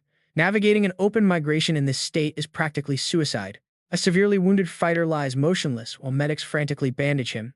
The voice continues, asking how they could protect such a massive crowd. In the middle of these raging flames, a little terrified girl clings tightly to her teddy bear, crying in absolute terror. Su Ping watches this, his face dark and full of quiet anger. He steps onto the battlements and shouts in fury. To hell with those bastards and their orders. They are staying right here in Longjiang, and they are not moving an inch. Meanwhile, at Longjing Base City, thick smoke and heavy gunfire blanket the battlefield. Heavy cannons roar as artillery tears through the sky. A soldier on the high wall fires his machine gun, screaming at the monsters to go to hell. Beasts roar as they charge through the dense curtain of bullets, their claws raised and red eyes glowing with feral bloodlust. On the wall, a scout reports that a massive beast tide has been detected nearby, warning that they could strike at any moment. The commander acknowledges the report, telling him to dismiss. Over in the mayor's office of the Longjing Base City, the mayor wrings his hands in anxiety, warning the supreme commander that as refugees flood in from other cities, beast tides are targeting them with increasing frequency. If things continue like this, even with a strong A-rank defense line, Longjing Base City will not be able to hold out. But as soon as he finishes speaking, someone snaps back in anger. Are you questioning the strength of the Vice Tower Master? The mayor quickly bows his head, saying he would never dare. This is the Vice Tower Master of the tower, stroking his beard as he listens. An officer reassures them that the commander has already summoned over 100 titled warriors across the subcontinent, along with 4 legendary battle pet warriors. With such forces stationed here, how could they possibly fail to defend? Below them, a fierce battle is already raging. Blade Supreme glares up in anger at the figures watching comfortably from the high wall. He wields his twin swords to block a beast head-on, shouting to hold the line and never let the monsters enter the city. The Vice Tower Master calmly speaks up, telling the mayor there is no need to worry about the massive tide outside.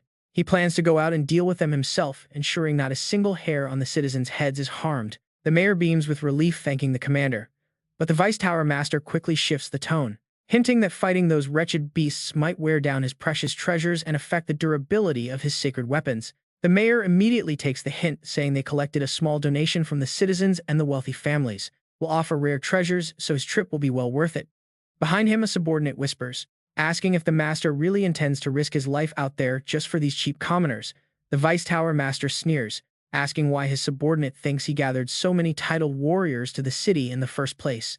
Looking down at Blade Supreme fighting fiercely below, he mutters that they will be the ones put to work to protect them. The Deputy Tower Master scoffs, saying serving the nation is their duty, and those donations were just willingly given by lowly peasants. He adds that he never forced them. Another official speaks up, noting that the number of legendary rank warriors is already very low.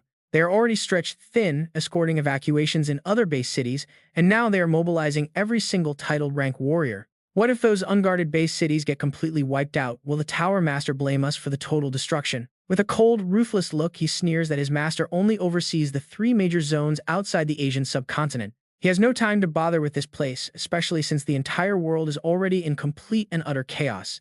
So sacrificing a few base cities is perfectly normal. Meanwhile, back in Longjiang Base City, the atmosphere is incredibly tense. The streets are choked with traffic and non-stop arguments. Outside the pet store, a middle-aged man complains about the endless line. He grumbles that if he cannot quickly get his battle pet back, he will not escape the city in time.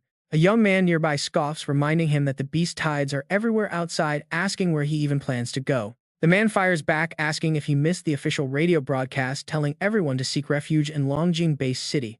Another bystander chimes in, saying they plan to take their whole family there too because other nearby cities have no help. Since all the titled rank battle pet warriors have already abandoned them, staying behind is basically just waiting to die. But the young man speaks up, asking why they trust the government more than Boss Su when he has proven himself. He reminds them that Boss Su defeated countless beast tides and even the four kings of the Bai-An were humiliated.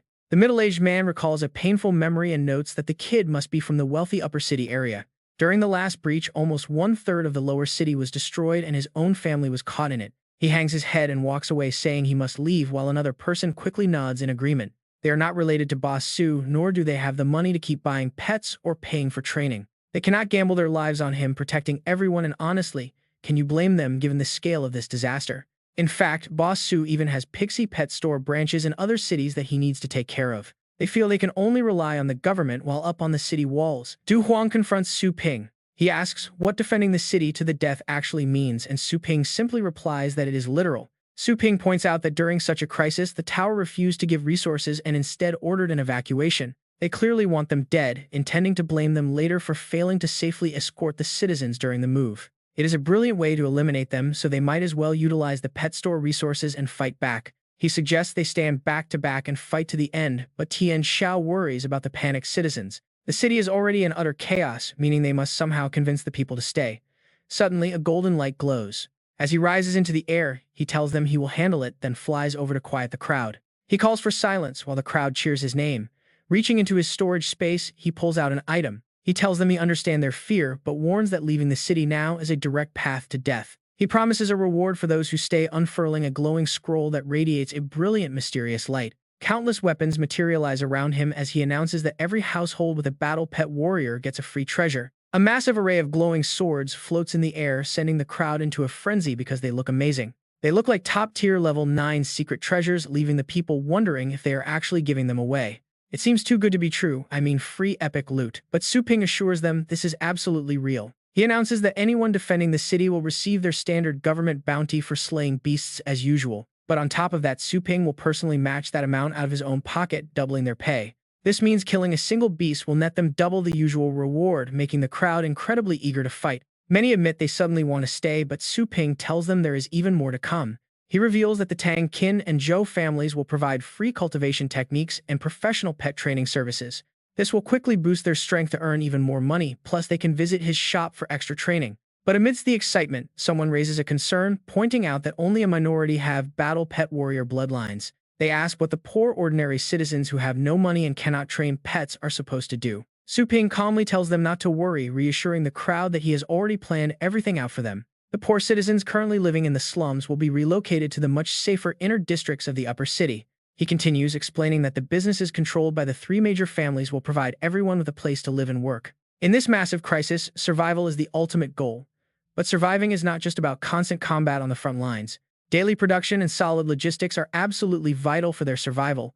Su Ping gently places his hand on the man's shoulder, telling them that every single person is crucial, and he will personally lead them through this terrifying disaster. He asks anyone who trusts him to stay behind. Hearing his words, the crowd members exchange silent smiles and glances. They call out in unison, praising Boss Su's incredibly kind heart and swearing to follow him to their very last breath. None of them want to leave Longjiang. Up on the city wall, Qin Du Huang watches with deep admiration for Su Ping. Unbelievable character. For someone who holds the entire base city in his hands, he certainly has the power to do whatever he wants. Beside him, Tian Xiaogong admits that if he were in Su Ping's shoes, he would never take such a massive personal loss. However, if this desperate plan actually manages to succeed in the end, everyone's overall strength will skyrocket, their cash flow will rise, and major business deals will definitely come pouring in. Tang Ruoyan feels incredibly anxious knowing that trying to train these people now is basically a last-ditch effort before battle. Forcing quick progress with overwhelming resources is Su Ping's signature style, but attempting to boost a crowd this size in such a short amount of time is an incredibly difficult task. Suddenly, Su Ping leaps back onto the wall and explains they do not need a massive upgrade across the board because the key is gathering high morale, so they can act as a defensive buffer against the incoming beast tide. He shares his ultimate plan, to teleport directly between his shops in different cities, as a free agent moving wherever the threat is greatest. Once they identify which city has the strongest beasts, he will instantly teleport in and wipe them out immediately. The weaker monsters can be left to the local defenders. Qin Du Huang nods, impressed by the brilliant calculation. He never expected Su Ping to plan so many steps ahead. Meanwhile, Su Ping checks his alerts with a grim expression, sweat dripping down his cheek. Qin Du Huang immediately notices his worry and asks if something bad has happened. Su Ping reveals that Longjing base city is breached and needs urgent backup, where Blade Supreme is holding the line. High above, the ragged Vice Tower Master and his men flee in panic while the abandoned civilians below scream in terror, begging the fleeing legendary warriors to stay and save their lives from the brutal slaughter. They ask why they are being abandoned like this, but the old coward coldly responds to their desperate pleas. He claims they sacrificed 10 treasures and 5 battle pets to stop the tide, fulfilling their duty to protect them. His subordinates agree, muttering that the worthless lives of these commoners are not worth risking their own safety. Amid the rising smoke and massive flames, a terrifying 3-headed beast leads the roaring monster horde forward. A fighter tells Blade Supreme that even the Vice Tower Master and the Peak Tower Legends have fled. With Longjing's fall completely unavoidable now, there is absolutely no reason for them to stay and die. Leaning heavily on his sword, the exhausted master replies that because the high-level legends ran like cowards, the titled warriors are the only ones left to protect the helpless citizens from being completely slaughtered. He urges his men to hold the line just a little longer, confident that he will eventually arrive. When his subordinate asks who a wild beast suddenly lunges, the master swings his massive blade in defense. He exerts all his strength to block the strike, unaware of a stealthy monster sneaking up behind him. A warning shout rings out right as a blinding beam of light descends cleanly, decapitating the beast instantly. Countless red sword lights rain down from the sky, carving a destructive path across the entire battlefield. The legendary Astral Loop reincarnation slash decimates the area.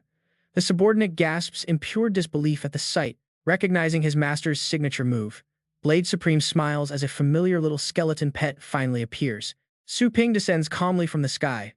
Blade Supreme greets him, prompting Su Ping to ask where the Peak Tower Legends went. The master sighs, explaining that the Vice Tower Master and his cowards abandoned the city and fled. Looking at the horrific ruins, Su Ping asks what will happen to the citizens left in the city. Channeling massive destructive energy into his fists, he decides to wipe out these monsters first and worry later. Su Ping dashes forward, his fist burning with golden flames as he unleashes his suppressing demon divine fist. One strike is all it takes to send the beasts flying. Someone rushes up to Dao Zun, asking who this legendary battle pet warrior is. How can he be so much stronger than the legends who ran away, they wonder. Dao Zun proudly introduces him as none other than Su Ping, the legendary warrior who once pushed back the terrifying beast. Emperor Du Huang chimes in, saying that with him here, Longjing City still has a fighting chance, so they must never give up hope now. But suddenly, out of the deep shadows, massive tentacles erupt and wrap tightly around a massive building. They squeeze hard instantly, crushing the entire structure to dust. Debris and dust fly everywhere as deafening explosions shake the area. One warrior raises his sword to block a massive falling boulder. Sparks fly from the impact as he yells out that the monster has finally arrived. The colossal beast finally reveals itself. The Peak Void Caves state giant mountain tentacle Beast King, opening its massive maw to madly absorb swirling green energy. It lets out a world-shaking roar, releasing a violent blast of power that makes the very air tremble. Seeing this, Su Ping knows he cannot let it hurt anyone else. Crimson flames ignite inside little skeleton's hollow eyes. With a glowing blade in hand, he swings forward, unleashing a sharp, brilliant wave of energy straight at the monster. But the giant tentacles sweep across, shattering the attack in an instant. Right after, they whip back toward the skeleton. The strikes come down like thunder, wrapping tightly around little skeleton until he is completely pinned down, unable to move. Just then, the purple flame dragon beast opens its jaws, gathering waves of violet energy into a single terrifying point. Throwing its head back with a roar, the concentrated energy explodes into a towering beam of purple dragon fire. It tears directly toward the beast, but the giant mountain tentacle king simply thrusts its massive tentacles forward to block it, triggering a blinding explosion of purple flames before slamming its heavy limbs down onto the dragon beast's head. The impact is absolutely devastating. Realizing his 2 pets alone cannot handle a monster of this level, Su Ping leaps. He tears through the incoming tentacles and calls out to his loyal companions, asking if they are ready to merge. In an instant, the three collide and fuse into a single, incredibly powerful form. Watch how they turn the tide. Blazing golden flames erupt, engulfing bone-white hands in an intense fire that threatens to reduce everything to ashes. Striking with endless golden imperial fire, they ignite the massive beast, forcing a painful, agonizing shriek from its throat. Enveloped in a raging sea of flames, the monster screams in absolute desperation, its roars echoing under the burning sky. Lava spews from bright red cracks across its massive body. It shivers violently, its breathing heavy as the flames die down. But out of the thick black smoke, countless gigantic tentacles suddenly burst forth. They twist and turn violently, ripping through the air with a savage, unrestrained force that makes the very ground beneath them tremble. Like sharp black spears, the appendages pierce straight through the weaker surrounding beasts in the blink of an eye. The victims shrivel up instantly, their flesh draining away until they are nothing but dried-up hollow husks. Meanwhile, the boss heals rapidly, its wounds closing up as fresh flesh regenerates. Su Ping realizes something troublesome. The tentacles are absorbing energy from other beasts to heal. It seems his imperial flames alone are not enough to kill it. Pulling back his fist, he channels a massive surge of energy and punches straight toward the giant monster. His fist of the exorcising imperial flame becomes a roaring pillar of fire, blasting right into the massive creature. Enveloped in brilliant golden light, the beast screams in absolute rage and pain, its cries echoing through the sky. The sheer force sends it crashing heavily into a building behind it, shattering the walls. The monster's flesh tears open, revealing a group of people trapped inside. Suddenly, a voice shouts out, commanding Su Ping to stop his attack. His eyes widen in complete shock. Standing nearby, Dao Zun asks why the Vice Tower Masters are trapped inside. The trapped men beg Su Ping to save them. Su Ping, scoffing, comments on how fast they ran only to end up here. How did they manage to escape only to land directly inside a monster's belly? Dao Zun's allies feel incredibly relieved. It seems the beast was lying in wait outside the city and caught them. Still, saving them increases their chances. Having extra powerful legends on their side would definitely help, but Su Ping remains completely silent for now. The trapped Vice Tower Masters desperately plead with him, promising their aid since 3 of them are Ocean State legends. Their leader has even reached the Void Cave state. If Su Ping saves them, they vow to fight the beast tide. Returning to his normal state, Su Ping coldly questions Dao Zun about what these leaders actually did during the attack. Dao Zun explains that when the beast tide first gathered outside the city, growing stronger by the minute, the mayor hoped to eliminate them early to prevent disaster. But he can only recall their cowardly, shameful actions, the dirty actions of the Vice Tower Master who demanded massive benefits from the city's residents. But who would have guessed? This guy would hide in the city drinking while sending over 100 title-ranked battle pet warriors who came to help like us out of the city to fight to the death. The Blade Master yells in rage, "Brother Su, you saw that creature's terrifying devouring ability earlier. Our brothers kept getting swallowed up as everything spiraled completely out of control. And in the end, the Vice Tower Masters group saw things go south and ran off. Now they are desperately making excuses, denying it all. They accuse him of slander, claiming they fought with all their might or else this place would have been flattened long ago." Exactly. They even claim Blade Master's poor leadership is what fed those beasts. How dare a title-rank warrior accuse a legend like that? This shameless behavior makes Su Ping lose his temper. The dirty deeds of this Vice Tower Master are just too much. Not only did they take bribes, but they also deserted in battle. Senior Blade Master, how are deserters usually dealt with? On the battlefield, terrified, the Vice Tower Master desperately begs, pleading for mercy and admitting his mistake to Brother Su. He admits he was short-sighted to hoard the city's life-saving supplies and wants to make amends.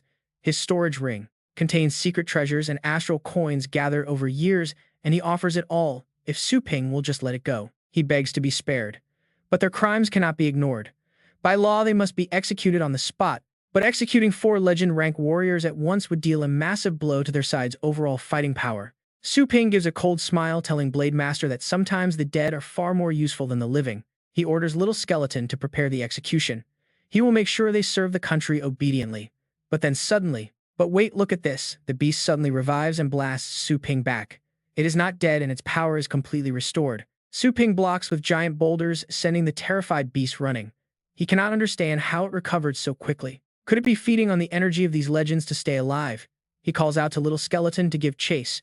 The duo quickly pursues the fleeing Mountain King beast. Seeing this, the desperate Vice Tower Master screams out in absolute fury. Shouting at Su Ping, he claims they were the ones holding back the beast's devouring ability earlier, which is why Su Ping won. Since Su Ping wants them dead, he vows to give all his energy to the Beast King just to kill him. Blade Master is absolutely furious at their shameless betrayal. Failing to flee, they actually choose to aid the enemy instead. They are a disgrace to all legends. The Vice Tower Masters group channels their power directly into the beast, supercharging it. The Mountain King beast mutates its body, sprouting deadly spikes. Looking utterly monstrous, it fires sharp, spiked tentacles forward, right at Su Ping group. In response, Su Ping unleashes a dark, terrifying aura that plunges the surroundings into absolute pitch black. Everyone panics in the sudden, deep darkness, wondering what is happening and if this is actually Brother Su's doing. Suddenly, a pair of giant crimson eyes appears in the sky, leaving even the Vice Tower Master completely bewildered. Unable to see a thing, he wonders if this domain strips away sight. Little Skeleton instantly exploits this opening. It severs the tentacles and slices 3 of the beast's legs, sending the giant monster howling down in pain. The Vice Tower Master completely loses his cool. How could the beast offer no resistance when attacked, have its senses been completely stripped away? Before he can even finish his sentence, he is cut down and killed on the spot. With the Mountain King beast finally defeated, the darkness fades. The battle is over and the giant beast lies dead. Su Ping closes his crimson eyes, returning light to the area and collects the bodies of the Vice Tower Masters group. Blade Master asks what kind of move could butcher a peak void state beast so easily like a fish on a chopping block. Su Ping calmly replies that it is the Wu clan divine body, which he only awakened a short while ago. Everyone celebrates the victory. Although the Wu clan is an unfamiliar name, it sounds ancient and incredibly mysterious. Surely they were a powerful ancient race from the primordial era. Blade Master is amazed to know such a formidable figure. But their joy is short-lived as other beasts are still running completely rampant throughout the city. Blade Master's group must jump back into the fight. Damn it, do not let your guard down yet. This beast tide is far from over. Su Ping places his hand on Little Skeleton, initiating pet soul possession. He then opens his own system interface. This fusion allows him to choose one of Little Skeleton's skills, doubling its original power for his own use. Su Ping carefully studies the options. Originally, when Little Skeleton first learned puppet mastery, it could only control one target, but as its combat power grew over time, the skeleton became capable of enslaving 2 targets instead of just 1 targets. The puppet mastery skill turns 2 corpses with combat power not exceeding the casters into tireless puppets with the duration of the skill is infinite. After a moment of thought, he decides to choose the puppet technique. If he uses Beast's soul possession right now, to boost it, he can easily enslave the 4 members of the Vice Tower Masters group. Su Ping immediately transforms and a beast soul manifests with extreme power. Everyone is stunned by Su Ping's new eerie form. What exactly is this master planning? It seems, earlier he said something about the dead being more useful than the living. Could he be? He immediately unleashes his dreaded puppet technique, tearing the souls of the Vice Tower Master and his group straight from their bodies. You little beast, you will never die in peace, even as a ghost. I will never forgive you. Then Su Ping draws in the floating souls of the Vice Tower Masters group and burns them all. Becoming a ghost is just a dream. Now they are nothing but mindless puppets, bound to obey his commands. Controlling these soulless husks, Su Ping makes them servants of the people destined to fight for humanity until their flesh completely rots away. Meanwhile, the wild beasts rush forward in a frenzy, baring their fangs and claws as they charge toward them. Saber Supreme stands nearby with trembling legs, quickly asking Su Ping if he is absolutely sure this will work. Deactivating his demon form, Su Ping returns to normal and firmly replies, with complete confidence, absolutely. Giving Saber Supreme no time to doubt, the puppet of the Vice Tower Master leaps high into the sky. From midair, he draws a formidable sword that radiates absolute dread. Its hilt is covered in the skulls of slain beasts, and he swings it straight forward. A single slash is enough to unleash his truly terrifying and unstoppable power. This move is his signature Myriad Gods Void Devouring Sword technique, and with just that single strike, the massive pack of beasts that was charging so wildly moments ago is instantly wiped out. This legendary secret technique is truly mind-blowing. When fighting monsters before, he never bothered to use it. The other 3 legendary puppets are also showing off their skills. One charges forward with giant magical fists, smashing the beasts to absolute pulp, while another controls a deck of cards, sharp as razor blades, to decapitate them. A third summoner unleashes pure lightning. The surrounding titled Battle Pet Masters watch in utter shock. These legends were so incredibly arrogant when they were alive, but now they are just toys controlled by Su Ping. They marvel at how the savior Saber Supreme brought is pulling off such insane tricks, turning powerful legends into mere puppets. They never imagined the proud Vice Tower Master would ever work so obediently.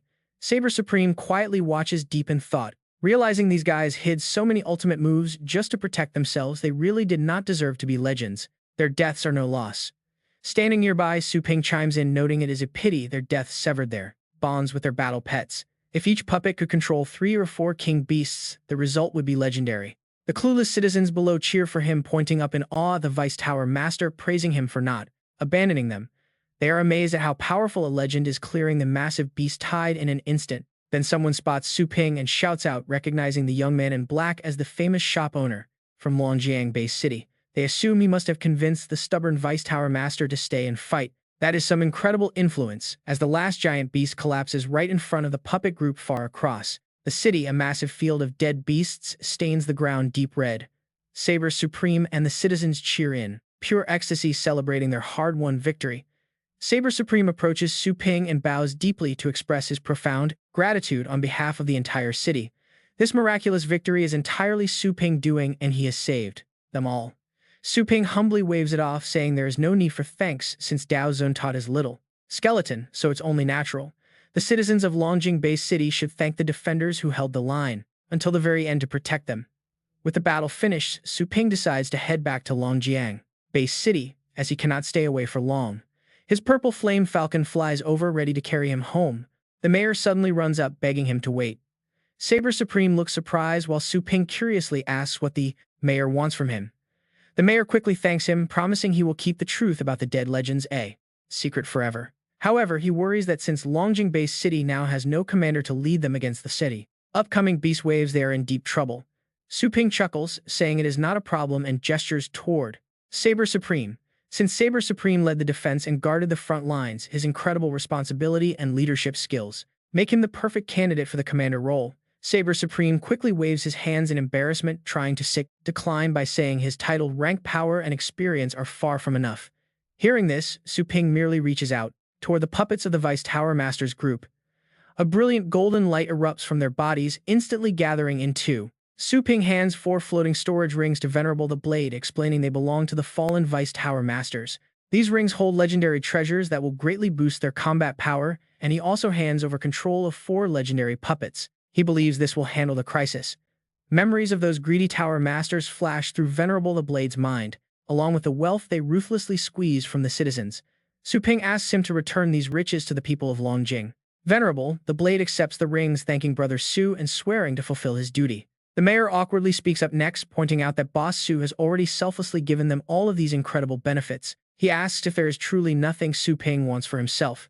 Su Ping gives him a helpless look, saying he only wants them to survive. If everyone dies, who is going to pay him to train battle pets? Knowing Su Ping's selfless nature, they feel quite guilty, prompting Venerable the Blade to suggest that Su Ping should open a store branch right here in Longjing Bay City. This way, the entire city can support his business, which will also rapidly speed up the training of their pet warrior defense force. They promise to handle all the paperwork and setup without costing Su Ping a single dime, which actually sounds pretty good to him. After all, if an emergency ever happens here, he can easily teleport over.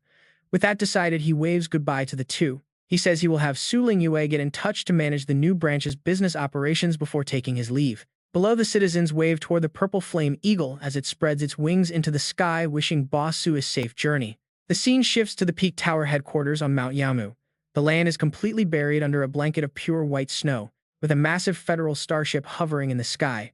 Inside the headquarters, a cold, highly displeased voice demands to know their whereabouts. The impatient guest is Instructor Fang, a powerful Star State warrior.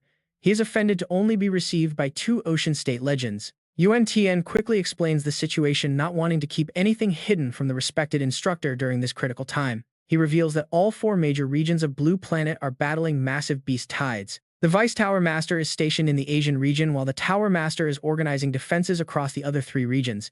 Zui Xian sits nearby, pouring tea with a humble smile. He offers Instructor Fang a cup of Star Dew wine, which he has personally brewed for 300 years to make amends. Instructor Fang snorts coldly and takes a sip, noting that while it cannot compare to the wine of his home planet, it is still a rare treat on a backwater world like this.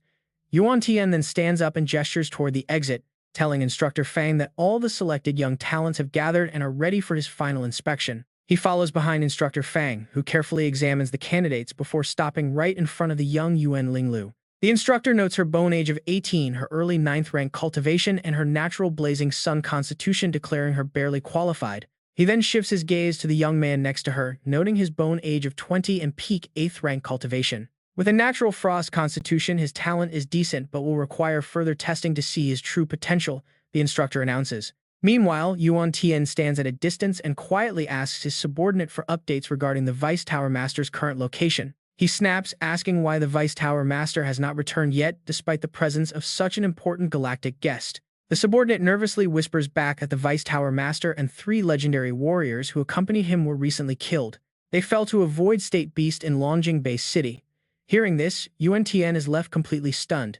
He demands confirmation. Was it really a void state beast? His subordinate quickly confirms the tragic news. But there's a twist. Su Ping already killed it.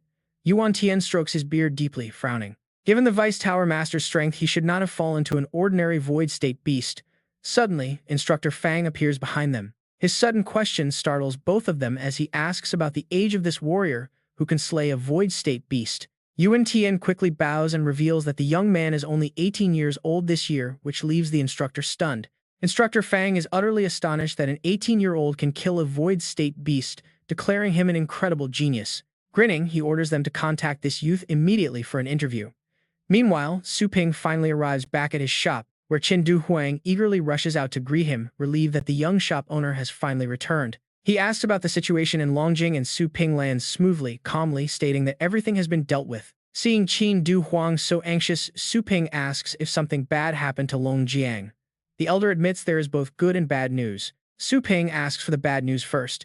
Qin Du Huang explains that right after Su Ping left several neighboring base cities, with shop branches near Longjiang were suddenly hit by massive beast tides, though by sheer coincidence, several of Su Ping trained pets.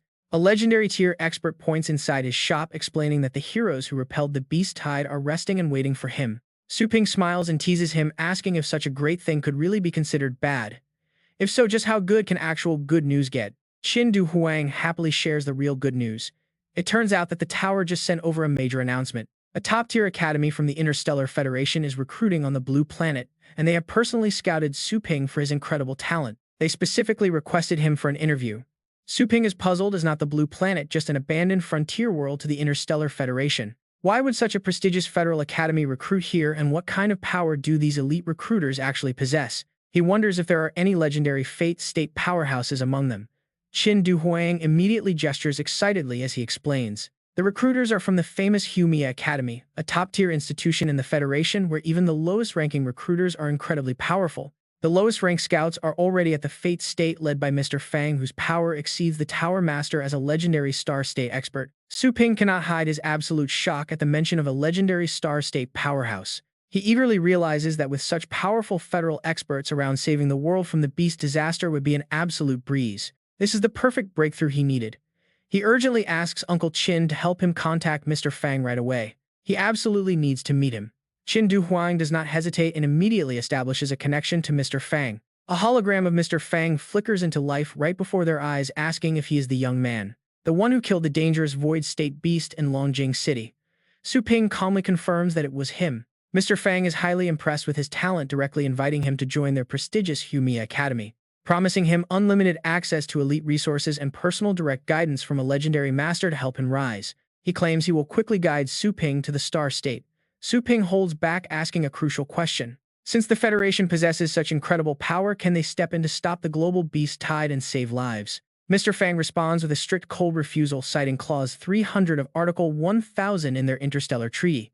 They are only authorized to recruit students and are strictly forbidden from interfering in any planet's internal affairs. Su Ping frowns, stating he does not care about bureaucratic rules and begs them to save his dying world. But the arrogant tutor simply recites the exact same protocol, refusing to budge even a single inch, explaining again that they cannot interfere in local affairs. Hearing this heartless response, Su Ping's blood begins to boil. How can he possibly ignore millions of innocent people dying in the streets while hiding behind his heartless rules? A single strike from a Star State powerhouse could end this nightmare instantly, but the cold tutor remains unfazed.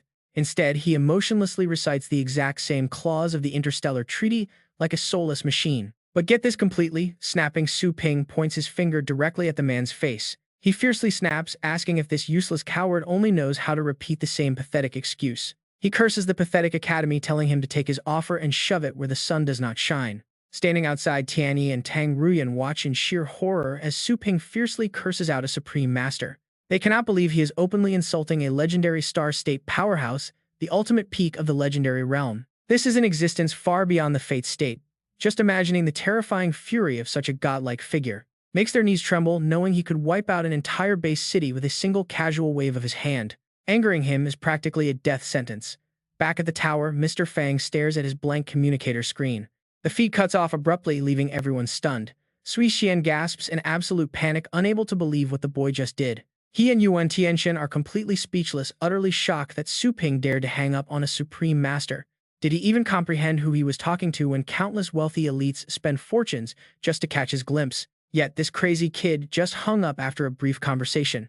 Yuan Tianxian frantically tries to salvage the situation. He begs Mr. Fang to overlook it, suggesting the rampaging beast tide might have disrupted the local satellite signals.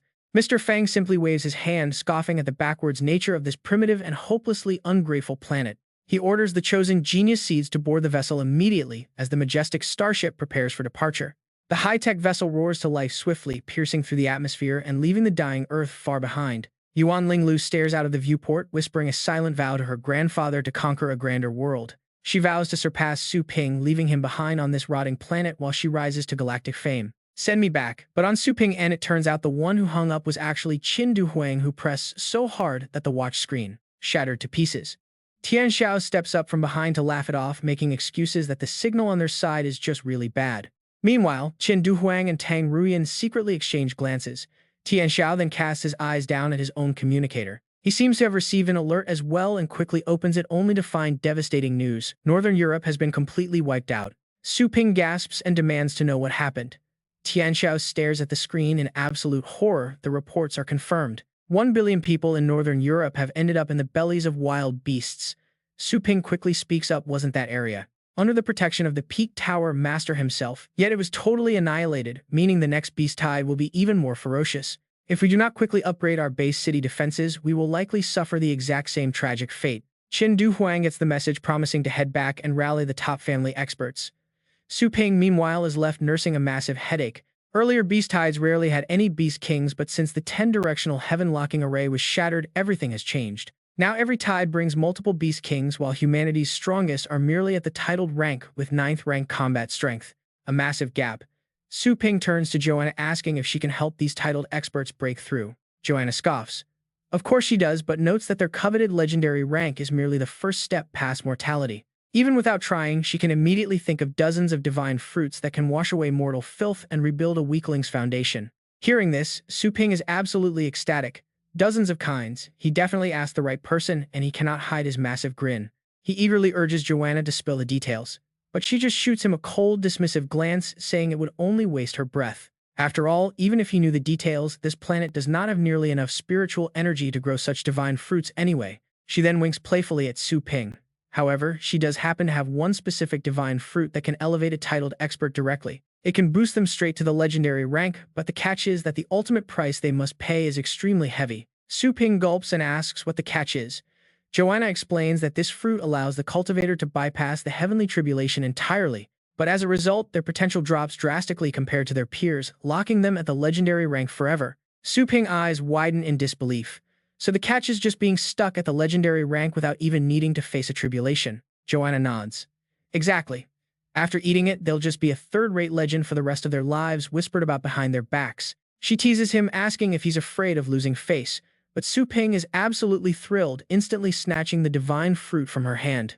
Thank you, sugar mommy. Do you have any more? Joanna facepalms in utter disbelief, asking if he is trying to insult her. Why would she carry around a bunch of garbage like this? Besides, didn't he hear a single thing she just said? Su Ping tells her that what she calls garbage is a peak most people can't reach in several lifetimes. It is a rare treasure. There are plenty of titled experts who would kill for this shortcut. Once the time comes, he can easily put it up for auction. Joanna asks curiously. She recalls that humans enslave other creatures to fight for them. If they reach legend, wouldn't they need matching pets? Su Ping points out that he actually has an Ocean State Beast King available in his shop right now. Once they break through, he can sell it to them. But Joanna quickly shakes her head, telling him he has completely misunderstood. She wasn't talking about low-grade trash like that. Su Ping's eyes light up like searchlights, eagerly asking what good stuff she has. But Joanna won't hand it over for free. She demands 1 void state beast in exchange for 1 employee point. Su Ping groans, knowing there was a catch, so she was just waiting to spring this task on him all along.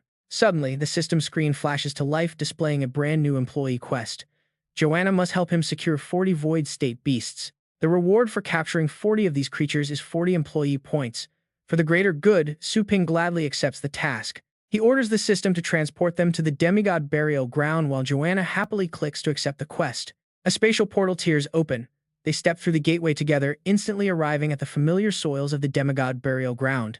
A giant deity materializes behind them, bowing respectfully to welcome her back, addressing her as Your Highness. Joanna orders him to take them to the God Abyss to select 40 void state beasts. The subordinate opens a glowing golden portal. He leads them into the God Abyss and explains to Su Ping that this is the largest prison in the demigod burial ground. It holds not only rogue gods but also incredibly fierce magical beasts.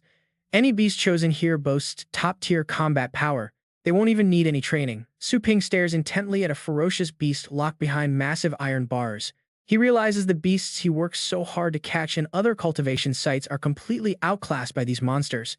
Their combat power and aptitude are leagues ahead. These employee points are going to be worth every single penny. Joanna orders her subordinate to drag them out. The divine servant immediately obeys and steps forward, extending his hand. Brilliant beams of light pierce the pitch-black darkness of the divine abyss. Suddenly, a massive crowd of creatures appears before them. Take a look, the servant says. Su Ping nods in silent awe. Only a true god clan could pull this off so easily. Even Joanna's helper can effortlessly control dozens of these savage and terrifying void state beasts. Seeing her chance to show off, Joanna smiles and asks if he is happy with the quality of these beasts. Not bad at all, Su Ping replies, selecting his targets. Back at the shop, he prepares the newly captured beasts. All 4 of the divine void state king beasts are locked inside. He looks them over with a grin. He realizes that once a beast stops resisting, even a cheap mid-tier capture ring can tame it easily. A system alert flashes across his screen. Joanna has completed her task, earning 40 employee points. Su Ping smiles in satisfaction and opens his communication channel. Time to contact the customers and deliver the goods.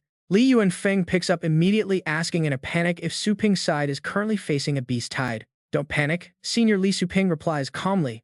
This is actually a very good thing for us. His shop just got a fresh batch of Void State King beasts. Bring your coins before they sell out. Hearing this, the old warrior sighs in relief. Lately, wave after wave of beast tides has been crashing down. Defense lines are stretched thin as multiple king beasts show up. Li Yuanfeng knows they need help immediately. Having Void State King beasts on their side would be a lifesaver. He orders his men to gather funds. Giant dragons soar across the sky as a massive crowd gathers below. The legendary warrior leaps down from above. The onlookers gasp in awe. It is a legendary warrior.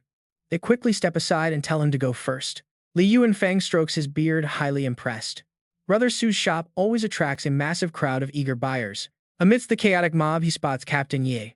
Smiling, the legendary warrior slowly makes his way over. Why are you all here? He asks. Yi Wushu looks up surprised to see his old friend Li Yuanfeng. With a sigh, Yi Wushu admits that after the 10 Directions heaven-locking array collapsed, they got separated. They had to face endless waves of monsters on the ground. Though not as vicious as before, the sheer numbers were absolutely overwhelming.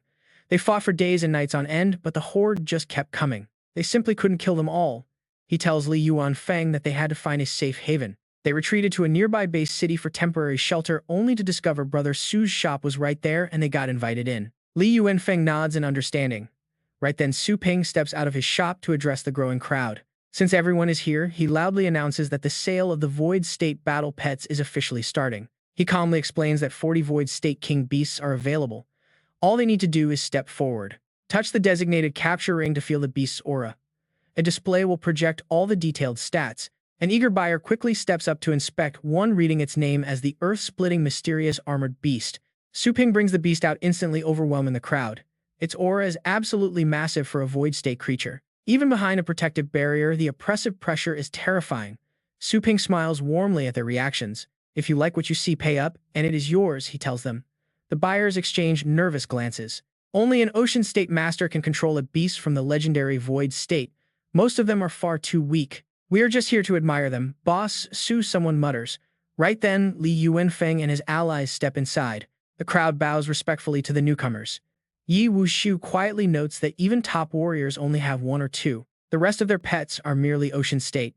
He scans the room, utterly shocked by what he sees. Brother Su is selling 40 of them all at once. It is absolutely mind-blowing. Meanwhile, the status screens light up. Name Earth-splitting mysterious armored beast. Bloodline divine armored. Level early void state. The details are impressive. It has powerful defensive skills and claw attacks. Wenwei speaks up, commenting on its legendary divine bloodline. Although he has never heard of such a bloodline, its power feels far greater than any ordinary king beast. Its combat potential is hard to measure. Li Yuanfeng gasps as he reads the high-tier attributes on screen. This thing is a peak void state king beast. Suddenly, both Yi Wuxiu and Wen Wei shout out that they want it. Su Ping blinks in surprise. Already picked one out, he tells them to look around first before deciding. Besides, some of these beast kings might not even suit your abilities anyway. The final pricing is actually listed at the very end of the document. The numbers are right there. But when the two of them see the final price, they are completely shocked. The screen displays a flat price of 300 million. Stunned, they gasp out 300 million. He looks at the young man asking if a late-stage void state beast king is really only 300 million. Is that it? Did you leave out a few zeros? Su Ping calmly reassures them that there is no mistake. That is the actual price. Though 300 million is not too crazy, you have been sealed in that battlefield for centuries, just returning to the blue planet. Can you even afford that many astral coins all at once? Wen Wei laughs softly and tells Boss Su not to worry. Killing beasts inside the abyss has earned them plenty of rewards from the tower. Over the centuries, their accounts have accumulated a massive fortune. Whenever they need funds, the tower's bank automatically handles the payments. Wu Shu then chimes in with a serious look. He points out that beast kings do not act alone. Catching even a normal ocean state beast king from a wild pack is a massive challenge.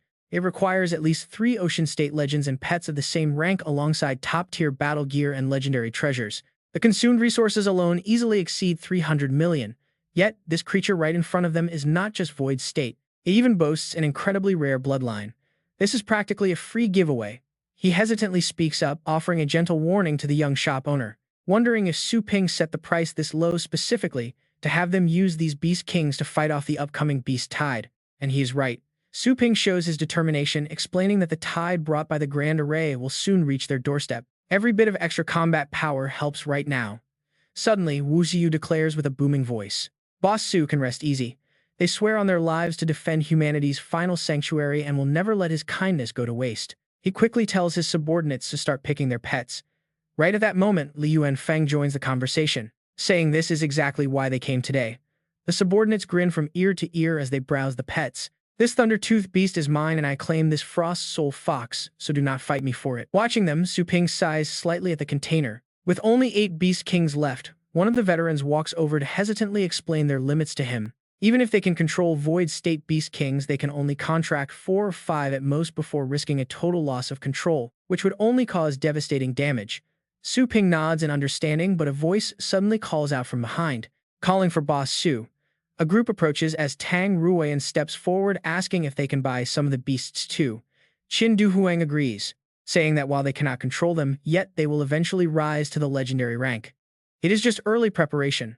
Satisfied with her burning fighting spirit, Su Ping decides not to hide things anymore and pulls out a shining treasure. She stares at the glowing object with pure curiosity, asking what kind of treasure it is. He smiles and explains its exact power. These are 2 divine fruits that can directly elevate 2 titled battle masters straight to the legendary rank. Hearing this, everyone erupts in excitement. A legendary rank. They eagerly clamor for one, begging Boss Su to show some respect for the elderly and hand them over. But Su Ping's voice suddenly turns cold and warning. He cautions them that there is a heavy price to pay for using this shortcut. It completely burns through their future potential, locking their cultivation in the ocean state forever. Hearing this, they freeze in absolute shock. Sweat rolls down their terrified faces as they gasp in unison. Ocean State Su Ping rests his chin on his hand and speaks up. It is still an incredible shortcut to becoming a legend. Is no one tempted? He adds that he originally planned to auction them to the highest bidder. Hearing this, Qin Duhuang speaks up with deep respect. During his recent battles, he has already felt the faint outlines of his breakthrough barrier. With a few more years of hard work, he might just reach the legendary rank through his own power and determination. Tang Ruoyan agrees, stating she is still young and aims for the absolute peak of the Starry Sky state. Stopping now would be a tragedy. Even Zhou Tianlin and the vice chairman agree in unison that they feel the exact same way. Their lofty excuses make Su Ping's face darken. He forces a tight, polite smile, but then he completely snaps and barks out at the 2 elders to cut the act. The 2 veterans gulp nervously as their bodies suddenly erupt in a brilliant light. A massive surge of new power bursts from within them. Zhou Tianlin gasps as the overwhelming energy floods his senses, while the others watch in awe. They have directly broken through to the legendary rank. The divine fruit is truly miraculous, and they praise Boss Su's endless wonders. Li Yuanfeng laughs heartily, noting that Su Ping always has the best treasures. Wu Shu sighs, remembering how they had to survive countless deadly trials. Just to think that someone can now easily cross that massive legendary threshold by simply eating a piece of fruit. Tang Ruoyan warmly congratulates the two seniors on their massive breakthrough, admitting her deep envy. Qin Duhuang chimes in as well, stating that, with two new legends, they finally have the confidence to block the upcoming beast tide. Zhou Tianlin scolds them playfully, telling them they got off easy. Meanwhile, the vice chairman weeps quietly, mourning his lost path to the fate state. The conversation is cut short. Zhou Tianlin actually sheds tears of joy. Now they can finally choose their king-tier beasts, exactly four for each person. The chairman speaks up first. This black abyss, three-headed serpent, has an incredibly strong body and an overbearing aura. He will take it. Another chooses the blood crystal sand-armored beast, a powerhouse that summons sandstorms in battle and absorbs energy to heal itself. Su Ping watches on, deeply satisfied. He quietly celebrates. His entire stock is finally sold out. Suddenly, black smoke rises and pure panic erupts as wild beasts attack the crowd. Terrified screams echo as people are torn apart. Someone frantically yells to run toward the ships waiting ahead where the beasts cannot swim. Boarding those ships is their only hope for survival. The desperate crowd scrambles to get on deck as fast as they can. But a massive wave suddenly crashes down, sweeping dozens into the freezing ocean. Right before them, a giant sea monster rises. Horror sets in as they realize these are sea beasts. Helplessly drifting, they can only scream in absolute terror at the nightmare unfolding. Why are there so many sea monsters? Soon the water turns red with blood. Desperate cries fill the air as they are completely surrounded. A quick scene change.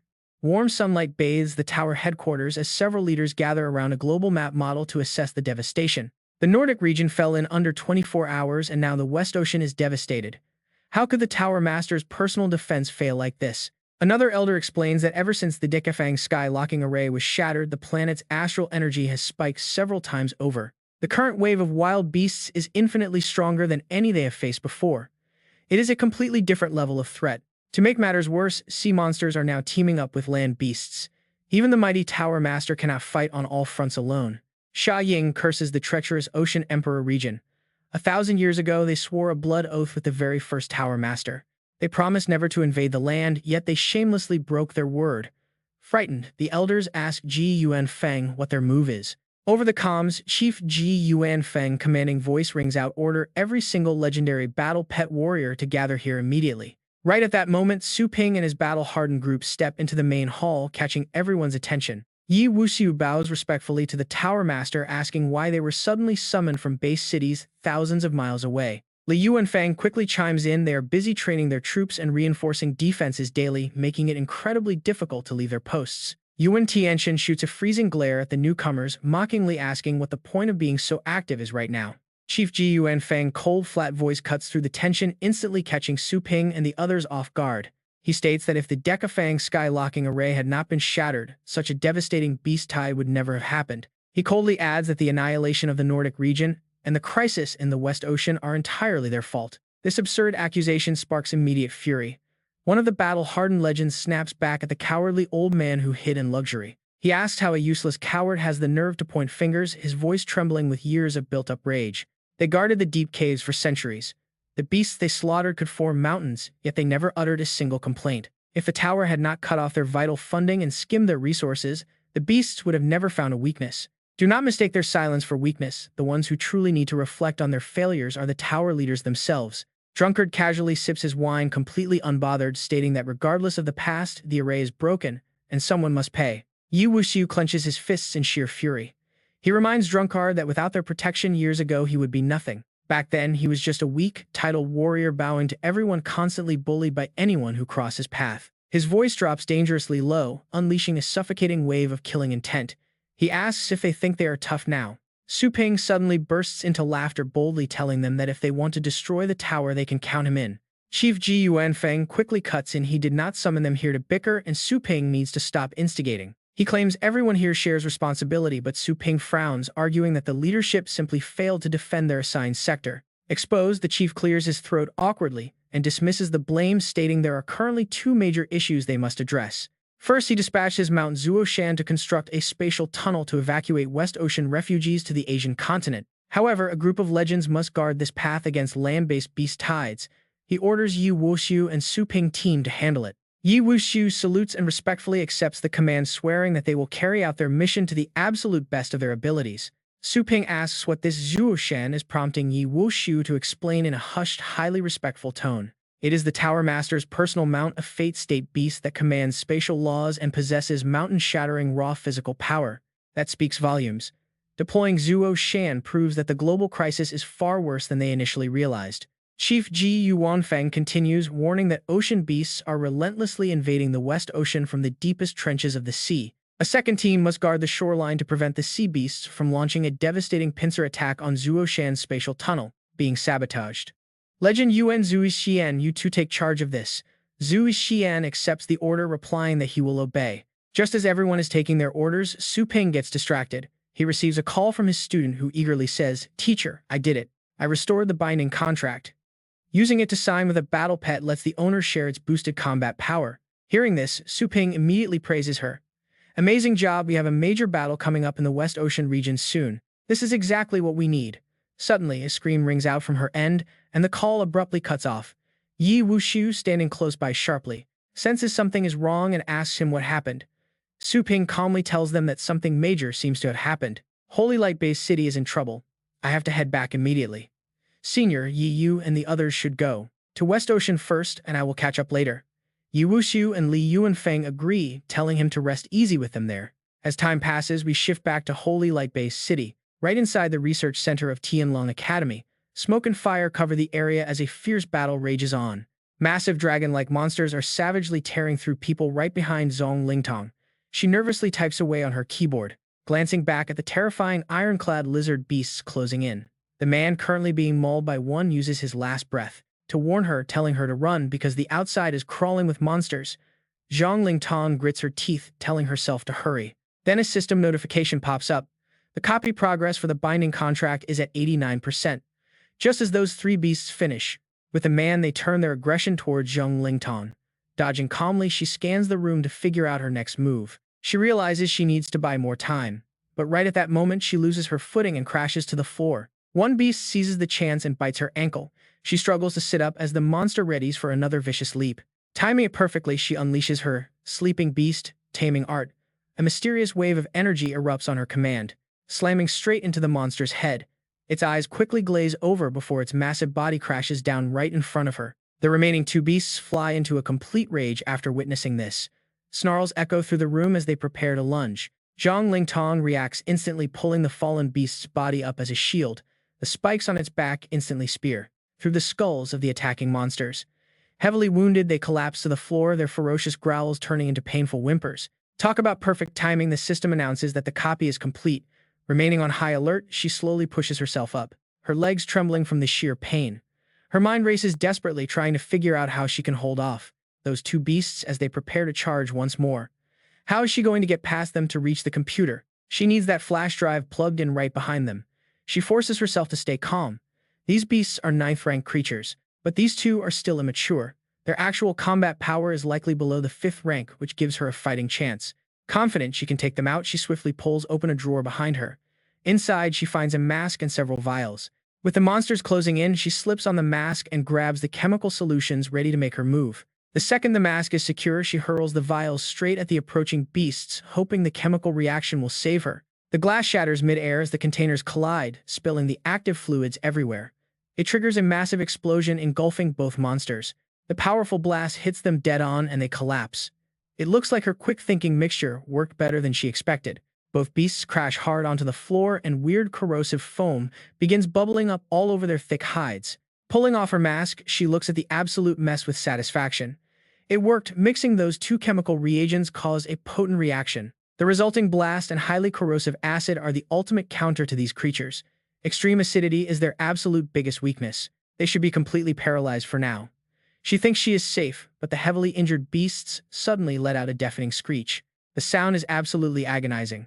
Zhong Lingtong winces, holding her head as the shrill cry rattles her brain. She wonders what they are calling out for. Right then, the ground begins to violently shake, throwing her off balance. A horrifying realization hits her as a massive, colorful eye suddenly opens up from below the floor. Could they have summoned their mother? Meanwhile, over at the final evacuation point in the West Ocean region, things are looking incredibly grim. Swarms of vicious beasts are closing in from every single direction, converging on their position. A pack of wolf-like beasts leads the charge on one side, but the defenders are more than ready to fight back. Yi Wuxiu takes the lead, ordering his team to clear the vanguard and secure a safe perimeter for the spatial tunnel. They need to protect Zuo Shan while it stabilizes the portal. His squad shouts in unison, understanding the weight of their mission. Yi Wuxiu Beast breathes a massive torrent of fire, turning the front lines into ash. Not to be outdone, his other beast roars. He orders his beast to instantly freeze the surrounding monsters, telling everyone to watch his move. Ice Soul Mist Xu Ming catches sight of this and laughs heartily, joining in on the fun. He claims he is up next, calling out Black Armor Strike. Jin Shui and Li Yuanfeng both grow restless, seeing everyone show off and leave them behind. They shout to leave some action for them. Right after both of their beasts summon into reality, unleashing Heavenly Thunder Spike and Raging Earth Gale, the two massive beasts dive into the fray, combining their powers to create an unstoppable force that sweeps away everything in sight.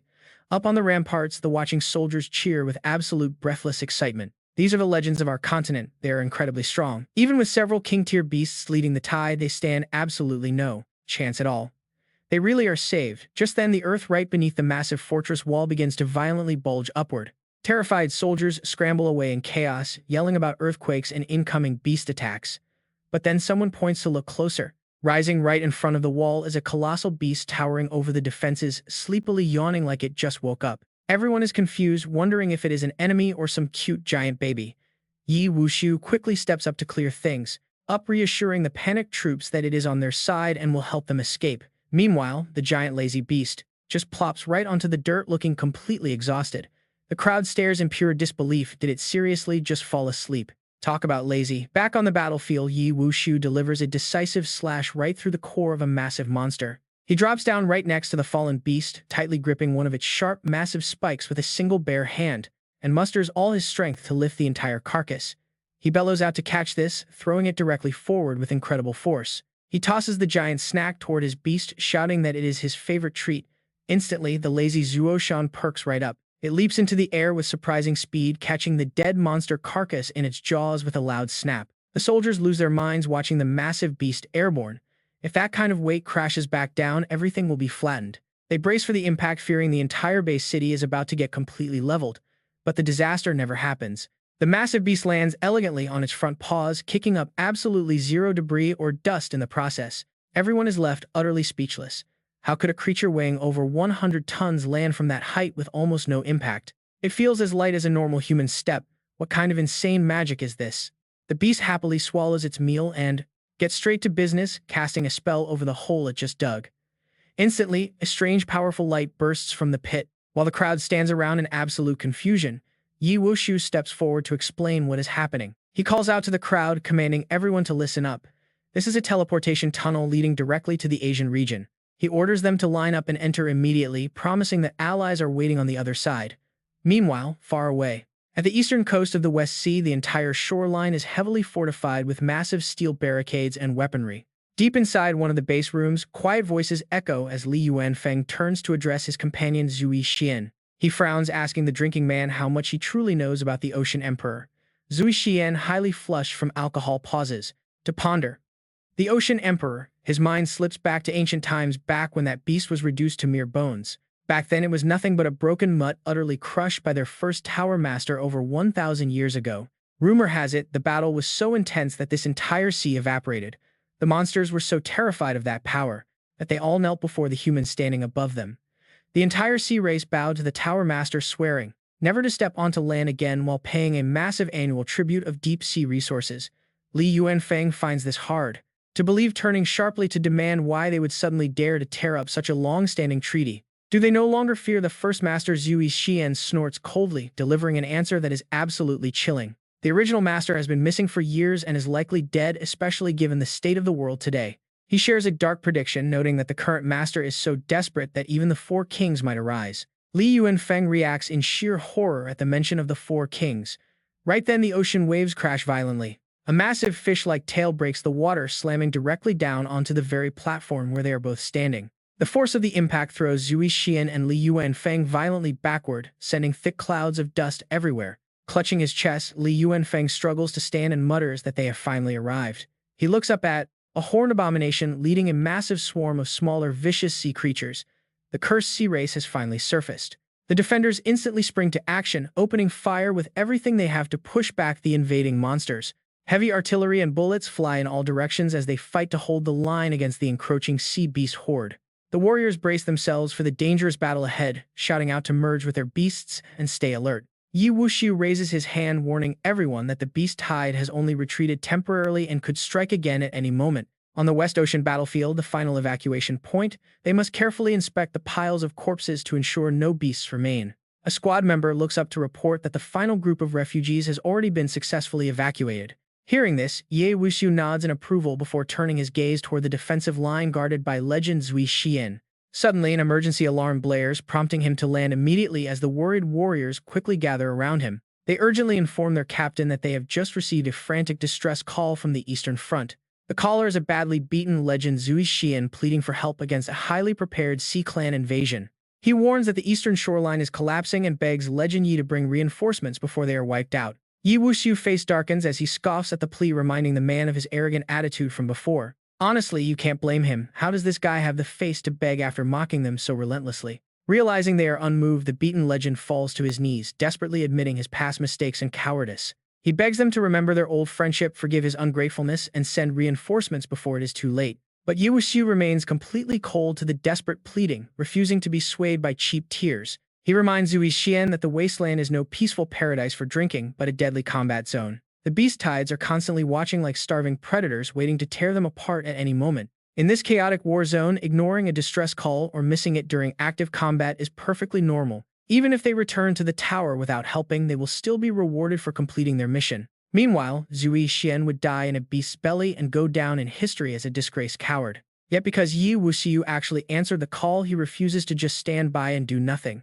His unexpected decision to help leaves the surrounding squad members completely stunned and unable to believe their ears. Overwhelmed with immense gratitude, Zui Xian tearfully offers his thanks before the frantic communication line finally cuts off. The soldiers immediately press their captain, demanding to know why they are risking their lives to save such useless cowards. Yi Wuxiu gently strokes his battle pet and calmly explains that they are not doing this out of pity. They fight to honor their title as legends and the incredible strength gifted to them by Brother Su. Furthermore, if the Sea Clan breaches the West Ocean defenses, the neighboring Yingdi area will face a direct catastrophic threat. Sitting idle is simply not an option, a harsh truth that instantly reignites the soldiers' fighting spirit. Meanwhile, inside the Subcontinent District's Research Institute, Zhang Lingtong is sweating profusely from sheer agonizing pain. Her leg has been severely bitten by a monster, yet she desperately crawls toward a nearby computer terminal. Ignoring her injuries, she reaches for the USB drive as the system confirms the binding contract technique is fully copied. But just as she reaches for the device, a ferocious beast materializes, glaring at her with cold, predatory eyes. Its terrifying, deafening roar completely knocks her off balance, sending her crashing helplessly onto the hard floor. The monster lunges, baring its razor-sharp fangs, forcing her to scream out for her master in pure desperation. Instantly, a massive surge of energy obliterates the beast, prompting her to slowly open her eyes in disbelief. Standing there is Su Ping, apologizing for arriving late to find the A-rank defense of Holy Light-based city breached. As he rushes over, the young master's heart sinks upon noticing the severe bloody wound on her leg. Completely ignoring her own injury, she urges her teacher to grab the critical USB drive from the computer terminal. Su Ping quickly unplugs the drive and gently scoops her up, praising her for her incredible hard work. She smiles weakly, calling it her greatest honor to help him as he carries her onto his dragon. He tells her to hold on just a bit longer, promising they will reach safety at the branch store soon. Mid-flight, Su Ping suddenly senses a strange disturbance, a distinct trace of spatial law energy fluctuating nearby. A massive beast steps through a tear in space, which he instantly recognizes as the thousand-eyed Rakshasa beast. The monster begins devouring smaller beasts around it to boost its power, a horrifying sight that deeply confuses him. He is certain he had decapitated this beast, making its sudden survival impossible. Even Zhang Lingtong senses its overwhelming aura. Realizing this is no ordinary king beast, she nervously asks if it has already reached the legendary fate state. They need to recover from their injuries and stop this creature at all costs. But the moment the beast spots Su Ping, it freezes. The furious monster snarls, "It is you again, the one who ruined my plans before I could show you my true power." This time it swears to make him face the wrath of its thousand-eyed Rakshasa technique. But before the beast can even strike, Su Ping unleashes a sudden darkness that completely swallows the surrounding space.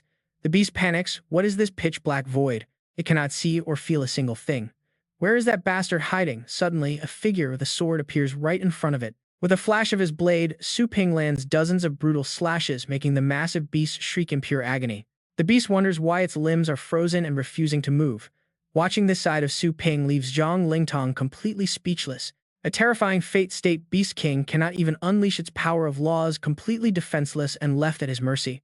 Su Ping explains that Little Skeleton is using the Chaotic Star Reincarnation Blade to slash the beast. He wants to shred it into a pool of blood and absorb its inner core, finishing off the culprit once and for all. This monster shattered the 10 Directions heaven-locking array and ruined entire cities. Suddenly, the pool of blood begins to bubble. Rising from the gore is the glowing core crystal of the thousand-eyed Rakshasa beast. Instantly, Little Skeleton rushes over to seize it. The dying beast desperately spews fire to protect its core, but it is too slow. Little Skeleton is already there. The tiny skeleton crushes the crystal with its bare hands, immediately erupting with overwhelming power as the system screen flashes. Little Skeleton devours the thousand-eyed Rakshasa, increasing its combat power from 19 to 22 and upgrading its skills. Its Undead Flash skill has evolved into Rakshasa Flash. Su Ping is stunned. Little Skeleton's power just broke past the ocean state. It officially crossed the threshold into the void state, while its core movement skill evolved into the legendary Rakshasa Flash. Undead Flash was always a short-range movement technique meant to close the gap between Little Skeleton and its target in a blink. But now, having absorbed the Rakshasa and mastered some spatial laws, could Little Skeleton actually manipulate the fabric of space itself? Just the thought of it brings a deeply satisfied smile to Su Ping's face. Not bad at all.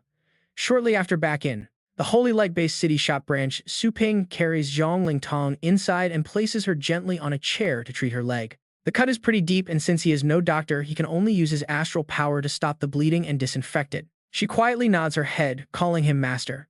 Once the wound is bandaged, Su Ping turns around, remembering who rules this city. Holy Light-based city is Elder Bai's turf. He quickly dials the old man's number, and the elder picks up right away. Elder Bai mentions the darkness that just blanketed Heavenly Dragon Academy and the massive energy spikes, asking if it was Su Ping doing. Su Ping confirms he just took down the thousand-eyed Rakshasa beast, asking Elder Bai to send medical aid for an injured girl. He needs to head out for other matters immediately. Hearing that Su Ping single-handedly defeated the terrifying thousand-eyed Rakshasa leaves Elder Bai and his officers completely dumbfounded, unable to believe the beast has already been taken care of. Elder Bai quickly takes charge, canceling the emergency call to Legend Rank Zhang Mu and ordering all titled experts to deploy. They must lock down the streets, clean up the surviving wild beasts, and carefully separate the invaders from local pets. He also tells them to bring watertight pets along to put out the raging fires spreading across the streets. His officers salute in agreement. But seeing that Elder Bai is too distracted to acknowledge his request for help, Su Ping snaps back, demanding to know if the old man heard him about the injured girl waiting at his shop. Elder Bai assures him that local medics are already on their way, as he must coordinate defense for the broken zones. The line goes dead, but with a reassurance, Su Ping turns to Zhang Lingtong to let her know help is coming. He explains he has to leave for the West Sea region immediately and must master his master-servant binding contract. Knowing how urgent the situation is, she urges him to go, promising she will be fine on her own. Su Ping plugs a drive into his device to load the binding contract manual, watching the data progress bar fill up. Upon reaching 95%, a flood of knowledge fills his mind, detailing the secrets of the master-servant binding contract. This technique lets him share the power of his pets. Since the Dark Dragon Hound inherited the legacy of the Dragon King, its power surged so high that 3 seals had to be placed on it to prevent Su Ping from exploding. Unleashing the first seal pushes the Dark Dragon Hound straight to the void state. Releasing the second seal will elevate it to the fate state, while the third could trigger a breakthrough into the legendary star state. Su Ping decides to unlock all 3 seals today, commanding the system to open the list of cultivation planes. He selects Outer Space Starfall Zone 102, getting ready to dive back into the brutal training grounds. After a single energy point is deducted as the entrance fee, Su Ping is immediately teleported right into the designated area. Looking around, nostalgia washes over him. On his very first visit, danger lurked around every single corner, and any tiny mistake would have left him torn to shreds. Fortunately, he is vastly stronger now and won't go down that easily. Spotting a dragon, he places his hand on its head to seal their contract. Instantly, a brilliant beam of light strikes down from the sky, confirming the contract is sealed, wrapping Su Ping in a surge of draconic power. With the deal done, the first, second, and third seals are fully released. Compared to standard pet packs that awakening battle pet warriors automatically master, this contract is on a completely different level. A sharp golden glow ignites in Su Ping's eyes. It is time. My dragon soars into the sky, unleashing its raw power. Ancient runes manifest within the energy, and they instantly begin to transform into pure energy, rushing straight towards Su Ping. After fully absorbing the force, he grins with absolute joy, celebrating his success. This astral energy is incredibly dense, But the system suddenly rings out, warning that the host cannot survive the backlash as his pet's level is far too high. Resurrect on the spot, random resurrection, or resurrect by consuming 1 energy point. He chooses to revive on the spot, immediately gasping for breath under the suffocating weight of this energy. This is his first time experiencing being drowned by raw power. He presses on, kicking off a brutal cycle of endless deaths. Dozens of times the notifications flash: host revived, host died, continuing, host revived. He loops this process countless times. Exhausted and thoroughly defeated, he collapses flat onto the ground with a sigh. Every single time he dies the moment he revives. It feels exactly like being spawn camped. Luckily, this cultivation site is cheap, so these deaths don't cost much. Still, after a brief rest, he sits up, determined to try again. Who knew this power would be so hard to claim? He needs a different strategy. So he revives, attempts to absorb the rushing energy, only to fail once more. Host revived. For his next attempt, Su-ping activates his divine body, and he hasn't died yet. But right when he thinks he made it, the system cold-heartedly rings out, sending him straight back to square one. Once more, he lies flat on the ground, deeply frustrated. His golden crow divine demon body has helped him defeat countless higher-tier opponents before, yet it is completely powerless against his own dark dragon hound with all seals fully unleashed. The system's robotic voice continues to chime endlessly. Host has chosen to resurrect on the spot. Su-ping then tells Dark Dragon Hound that he cannot handle such massive power, so hold it back. Hearing this, the hound struggles to suppress its raging energy. As the massive force recedes, Su-ping finally feels some relief. This is great. The torrential waterfall of astral energy has shrunk to a manageable stream. Surely he will succeed this time. But after waiting a while, absolutely nothing happens. Confused, he looks up to see Dark Dragon Hound squeezing his energy so tightly that not a single drop escapes. He yells out in frustration, telling the hound to relax a little bit. Obeying immediately, the dog relaxes, unleashing a massive tidal wave of astral energy that crushes Su-ping. Yet he stubbornly calls on the system once again. After reviving, he gives Dark Dragon Hound strict instructions to release it when told. They immediately put the training plan into action. When Su-ping commands a release, Hound complies. But when he tells him to stop, it struggles to pull back.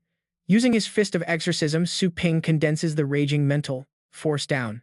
As the energy stabilizes and the system remains silent, he cheers with excitement. It worked, even if he only absorbed a fraction. He can feel every single speck of astral power in his body consolidating. This is the true feeling of rising. Cultivation. Dark Dragon Hound keeps pushing. The scene shifts to Outland Star Zone 120. After 5 days in this harsh site where 1 day equals 1 hour on the blue planet, Su-ping stands amidst a lightning-ravaged wasteland, braving brutal, deadly trials. He endures excruciating pain to train his pets. His mind spins in agony, and his body is racked with bone-deep pain. Gritting his teeth, he reminds himself that even though he can revive infinitely, the mental agony of dying still accumulates. Drenched in blood and gasping for air, he is completely exhausted, realizing he has pushed himself to his absolute limits. He must have absorbed enough energy by now. Suddenly, a colossal wave of dragon pressure erupts violently from the Dragon King. Su-ping stares in absolute shock. Is the third seal finally breaking? Looking at the roaring in front of him, exhausted but full of hope, he tells himself that they can only go this far for now. However, his hound is looking more like a true dragon every day. The final seal will have to wait. Immediately after, Su-ping body completely shatters under the immense pressure. The system instantly flashes the familiar warning that the host has died, opting not to pay the revival fee, returning home now. In a blink, the blue teleportation light safely brings him back. Back in his familiar room, the moment his feet touch the floor and he regains his balance, Su-ping immediately calls out to the system. It opens Two Dog's attribute panel, throwing up a glowing virtual screen displaying the stats of his pet, the Dalian Heavenly Dragon Hound. Combat power 25, mid-tier destiny state. Seeing those glowing words, Su-ping clicks his tongue, a trace of regret in his eyes. Mid-tier destiny state, too bad it still cannot fully unlock the third seal. If Two Dogs could just step into the star state, would he not be completely invincible under the heavens? But the moment he feels the massive surge of energy pooling inside, his own Danchi and his eyes go wide with pure excitement. More importantly, he realizes his own cultivation realm has already been pushed to the low-tier destiny state. The sharing ability of the contract bond is absolutely insane. Squeezing his fist tight, he tests his new strength and begins analyzing. Wait, right now, both the Dalian Heavenly, the Dragon Hound, and himself are in the destiny state. According to what Joanna said, they should both be mastering some kind of rule power next. Just as He prepares to enter deep meditation to comprehend this. His communicator suddenly goes off with a frantic blaring red alarm. It is Senior Ye reporting that the West Sea region is under siege. Su Ping realizes he has delayed for far too long. He leaps straight out the window, turning into a streak of light that tears across the sky, worriedly thinking that his newly acquired rule power will have to be figured out mid-combat. Right now, at the West Sea defense line, the air is thick with the stench of blood and burning smoke. The sea rolls violently, and from a massive blue energy vortex, swirling in the sky, endless waves of the sea race army pour down. The entire battlefield erupts in violence. Blasts of fire rain down on the ground, shaking the earth. Amidst the dense swarm of sea monsters, a massive pink-maned lion pet roars in a frenzy, tearing enemies to shreds as flesh and blood fly. Right beside it, the deadly flashing sword strikes of Yi Wuxiu cleave straight into the monster horde, tearing them apart. He yells out with all his strength to rally the soldiers, urging them to hold the line and keep the sea race at bay. If this defense falls, the entire continent is done for.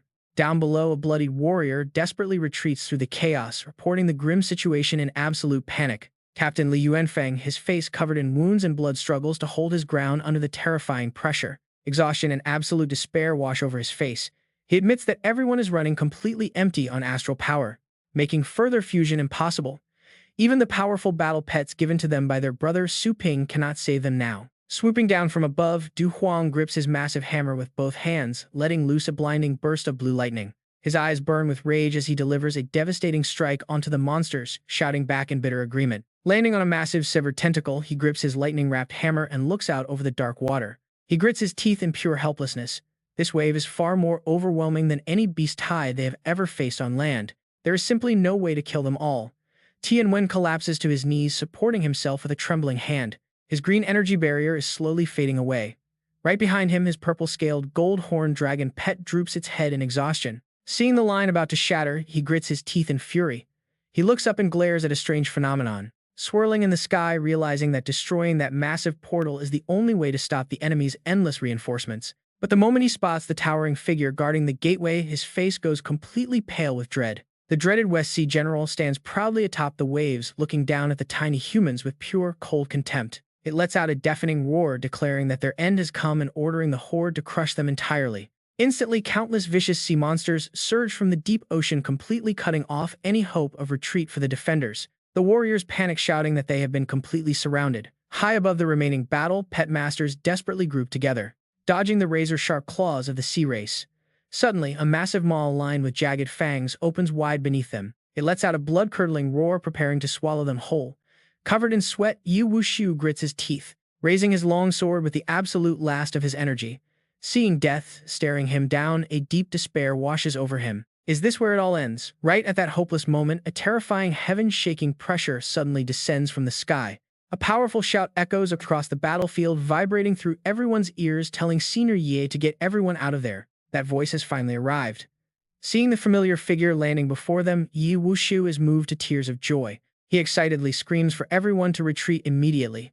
Finding a renewed hope for survival, the soldiers shout back in unison. They yell in agreement as fiery energy fists rain down from above, tearing through the sky with unbelievable power. Golden beams of destructive light slam straight into the ground, triggering a series of deafening, earth-shattering explosions. Crushing the sea monsters makes a giant beast roar in agonizing pain.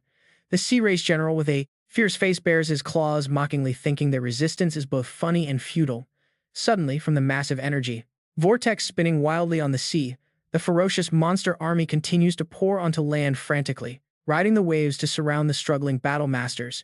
He stares into the distance, his aged face showing deep terror and panic under the enemy's suffocating pressure. He reaches a trembling hand forward. He says anxiously, "This is bad. The Sea Clan's attack is not weakening at all." Just then, in near-Earth orbit, the main cities, orbital star space 10,000-ton heavenly nuclear cannon target calibration is now complete. A massive beam of destructive light, hundreds of meters wide, shoots down from high above onto the sea. It instantly obliterates the Sea Clan's entire reinforcements. The battle beasts are attacked simultaneously as a massive crack opens in the ground with a stream of hot lava. Several careless beasts fall straight into the burning lava below. That terrifying and overwhelming power makes the Sea Clan general tremble in fear. He panics and shouts who goes there. From the blinding light of the nuclear blast, a shadow slowly steps out with overwhelming killing intent, spreading pure terror to all deep-sea creatures. The human clan's ultimate genius glares directly at the deep-sea kingdom and roars with absolute fury. Su Ping cut to the West Sea surface. The battle between Su Ping and the Sea General erupts violently as red-hot energy beams rain down onto the roaring waves. Below, the Sea General stands tall, folding his arms in arrogant defiance, welcoming the incoming attack, heading straight into his massive blue energy vortex. Standing proud amid the raging waves, he lightly moves his fingers with pure contempt. The Sea General violently swings his powerful trident, conjuring a massive water vortex to clash directly with the fiery assault from above. The brutal collision makes a bizarre hissing sound, spraying massive white foam across the ocean.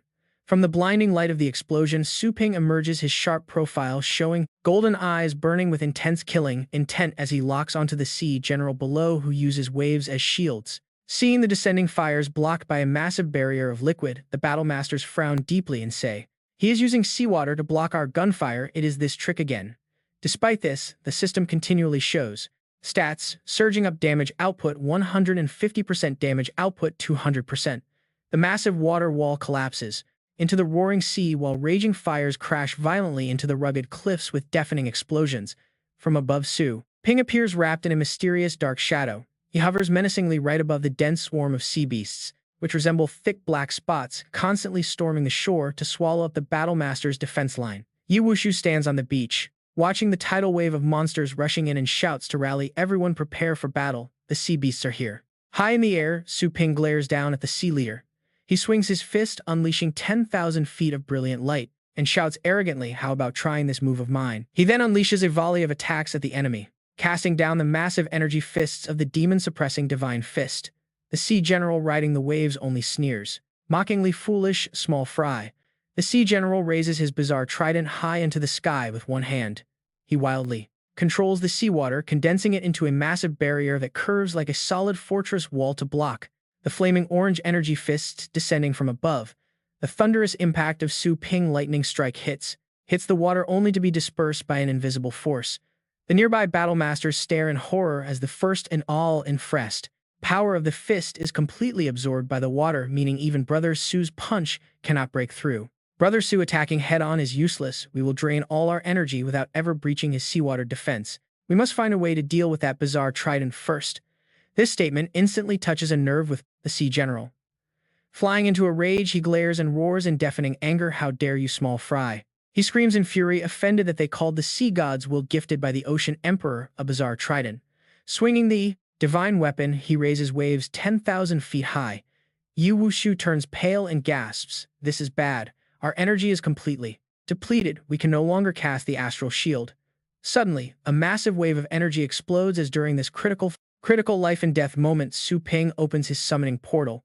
A shattering dragon roar echoes through the skies, and someone recognizes the creature engulfed in deep golden red flames, shouting out, "It is the purple flame bamboo dragon beast." At that sight, the Sea General stabs his trident into the dragon's scales with a metallic clink, thinking in shock, "How is it this hard?" Amidst the chaotic battlefield, Du Huang charges in with a massive hammer, teaming up with Zhou Dingfeng to swing his blade. Flesh flies. Crimson splatters. High above the chaotic war zone, Su Ping stands atop a massive golden-scaled dragon beast. The beast, covered in brilliant golden scales, unleashes a furious roar, its eyes burning with pure rage as it shreds the battlefield. Li Yuanfeng spots him and cries out in pure relief, recognizing Brother Su's mighty battle pet. Su Ping dives straight down like a falling arrow. Below, the Ocean Emperor glares up with glowing blue eyes, ready for battle. He channels a massive vortex of water energy around his deformed hands, roaring in arrogance as his enemy falls right into his trap. The general commands the water to bind Su Ping tightly, but the young warrior breaks through unscathed and lands firmly on the ground. Unfazed, Su Ping sneers internally, wondering if this monster truly believes a bit of water can hold someone who knows how to swim. The Ocean Emperor sneers in pure disgust, telling him to go ahead and try. Su Ping reaches out to touch the water barrier, but in the next second, his face falls. The water refuses to yield. What is happening? The water stands completely solid, like a massive fortress wall. Seeing him struggle, the general bursts into a smug, arrogant laugh. He mocks the human, explaining that without his command, water is fluid, which is why mortals can swim through it so easily. But under his absolute command, the ocean binds together as a single solid entity. If he wishes to push through now, he will need enough power to move the entire ocean. Slamming his hands down, the general compresses the water block. He roars, telling the tiny insect to feel the crushing weight of the sea as immense pressure begins squeezing him from all sides. Immense weight crushes Su Ping, squeezing his flesh. He gasps for air. This is far too heavy. He presses against the glowing blue barrier, desperately struggling. He is about to be crushed completely flat. Tang Jianyu swings his glowing greatsword. A heavy strike lands right on the mutated crab claw. Seeing Su Ping trapped, panic grips him. He screams out his name. The Ocean Emperor just sneers. He sneers at his struggling prey, mockingly stating that any normal human would have been flattened by this pressure long ago. 100 million tons of force is nothing to scoff at, and the ocean has plenty of time to watch him suffocate. Right on the brink of death, Joanna's voice suddenly echoes in his mind, asking what difference he sees between himself and the Bai-An. He had asked her what she meant. After all, the Bai-An is a terrifying beast while he is just a human. She had stared back with those piercing golden eyes, her face completely expressionless, as she offered a different way to put it. What is the actual difference between a Fate State Master and an 8th rank warrior? Back in reality, Su Ping glares forward. His gaze turns incredibly cold as he stares at the barrier. The Ocean Emperor continues to roar out his triumph. He screams that all attacks are useless against the water, which naturally absorbs and disperses any form of offensive energy. Even if the water is evaporated, the surrounding sea will endlessly replenish it, leaving him with absolutely no way out. But as the words fade, a bizarre energy wave erupts from Su Ping. The solid water prison shatters completely. The solid block shatters. The Ocean Emperor gasps in horror. Why is the water dispersing? Su Ping looks up. He unleashes a massive wave of energy, heavily fracturing the surrounding space. Space cracks hiss with eerie power. Witnessing this jaw-dropping display, Yi Wuxiu can barely believe his eyes, wondering in shock. Could this be the power of laws? That level of authority is supposed to be reserved strictly for the Fate State. The Ocean Clan General roars in pure anger. Fate State, that is absolutely impossible. But Su Ping does not even bother replying, simply looking up. He swings his hand, tearing the void apart as he yells for them to stop playing tricks. Floating high above, Su Ping unleashes his massive power. Raising his finger, he rips the sky open, creating an eerie purple rift that crackles with a deafening screech. Space itself instantly collapses into a massive black hole, tearing through the void and generating a terrifying suction force with a deafening roar. Thick seawater, rocks, and debris get violently sucked into the rift, dragging a swarm of Ocean Clan beasts helplessly into the air. They spin around completely powerless against the destructive vortex, swallowing everything. Honestly, this black tear has an insanely powerful pull. Terrified, he clings tightly to a giant boulder and screams, a warning: the pull is too strong, space is broken, hold on tight. If we get sucked in, we are dead with absolutely nothing left. Li Yuanfeng stares at Su Ping back in sheer horror, whispering to himself. What kind of law is that? He can actually tear through space, watching the rift aggressively swallow everything in its path. The Ocean Clan General panics, wondering how this is even possible. It growls in pure rage, absolutely detestable. Meanwhile, Su Ping cuts off his power. Floating in midair, he examines his hand wrapped in residual purple energy. He feels a bit disappointed that with his current strength, he can only hold this space apart for a few seconds. Behind him, Li Yuanfeng stares at this earth-shattering display in absolute shock, deeply reflecting on how those Ocean Clan king beasts push so many legends to their absolute limits, leaving them completely cornered yet easily dealt with by him. When did this kid Su Ping even break through to the Fate State? His true power is impossible to read. Suddenly, the sky turns a brilliant crimson. From the center of the vortex, a massive claw reaches out. The evil beast tears through the void, surrounded by crackling, eerie lightning that screeches loudly in all directions. Below them, Tang Jianyu, Qin Duhuang, and Li Yuanfeng stare in sheer shock. This crushing aura is just too powerful. It must be a high-rank beast. From the thick fog, a massive dual-headed evil creature slowly materializes, glaring down. It locks its murderous gaze on Su Ping, thinking that if a human has reached the Fate State, they must destroy him immediately. Su Ping stands tall, his sharp, glowing golden eyes locked onto the newly arrived monster with absolute resolve. "Who are you anyway?" he asks coldly. The two-headed beast snorts in response, its prideful scoff echoing through the air. It glares down with utter disdain, calling him a dying ant who does not deserve to know its grand name. Horrified, Yi Wuxiu trembles in the back. His face turns completely pale as he realizes this dual-headed monster with such immense pressure could be the legendary Good and Evil, one of the 4 Beast Kings. Meanwhile, at the East Sea defense line in the West Sea region, Su Ping and the others stand against this giant two-headed dragon with one black and one white head representing good and evil. Without a single second of hesitation, Su Ping charges, telling them to strike now and give it no openings. Yi Wuxiu draws his sword. He calls out to the others to charge ahead, and they yell back in agreement. Their battle pets immediately step forward. The beasts gather their energy, preparing to launch their ultimate attacks. Seeing this, the white dragon head scoffs in sheer amusement. How laughable, it thinks. Suddenly, the eyes of the black dragon head glow with a crimson light. Its strange, overwhelming power instantly drags Su Ping's shadow backward, pulling him down. What is going on, he thinks as his energy suddenly drains away. Not just him, but Yu Wuxiu and the rest are also pinned down by this absurd force, their shadows locked completely in place. They cannot move a single muscle. Damn it, is this the power of the law of good and evil? Su Ping looks up. Staring at the beasts, Su Ping finds this control skill incredibly annoying. He challenges them to fight him fair and square. The white head laughs in amusement at his challenge, its eyes flashing with a bright golden light as it activates its power. Very well, and Mox, I shall grant your wish.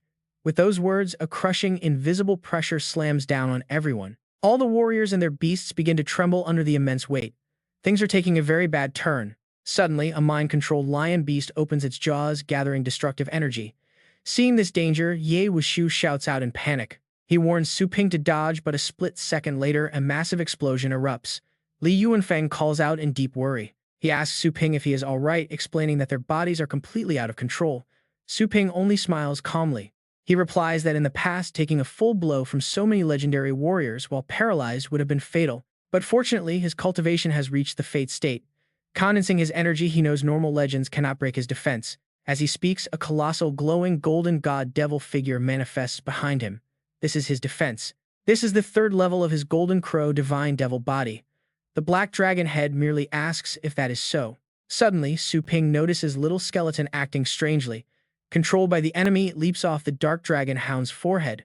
It plunges its blade into the shoulder of the golden crow divine devil body, causing the massive form to crack instantly. At that moment, the inferno dragon opens its mouth to gather a colossal amount of energy, immediately blasting it forward. The blast hits the golden crow form directly, spreading deep cracks all over it. This powerful shockwave hits Su Ping hard. He grits his teeth in pain, calling this tactic incredibly underhanded.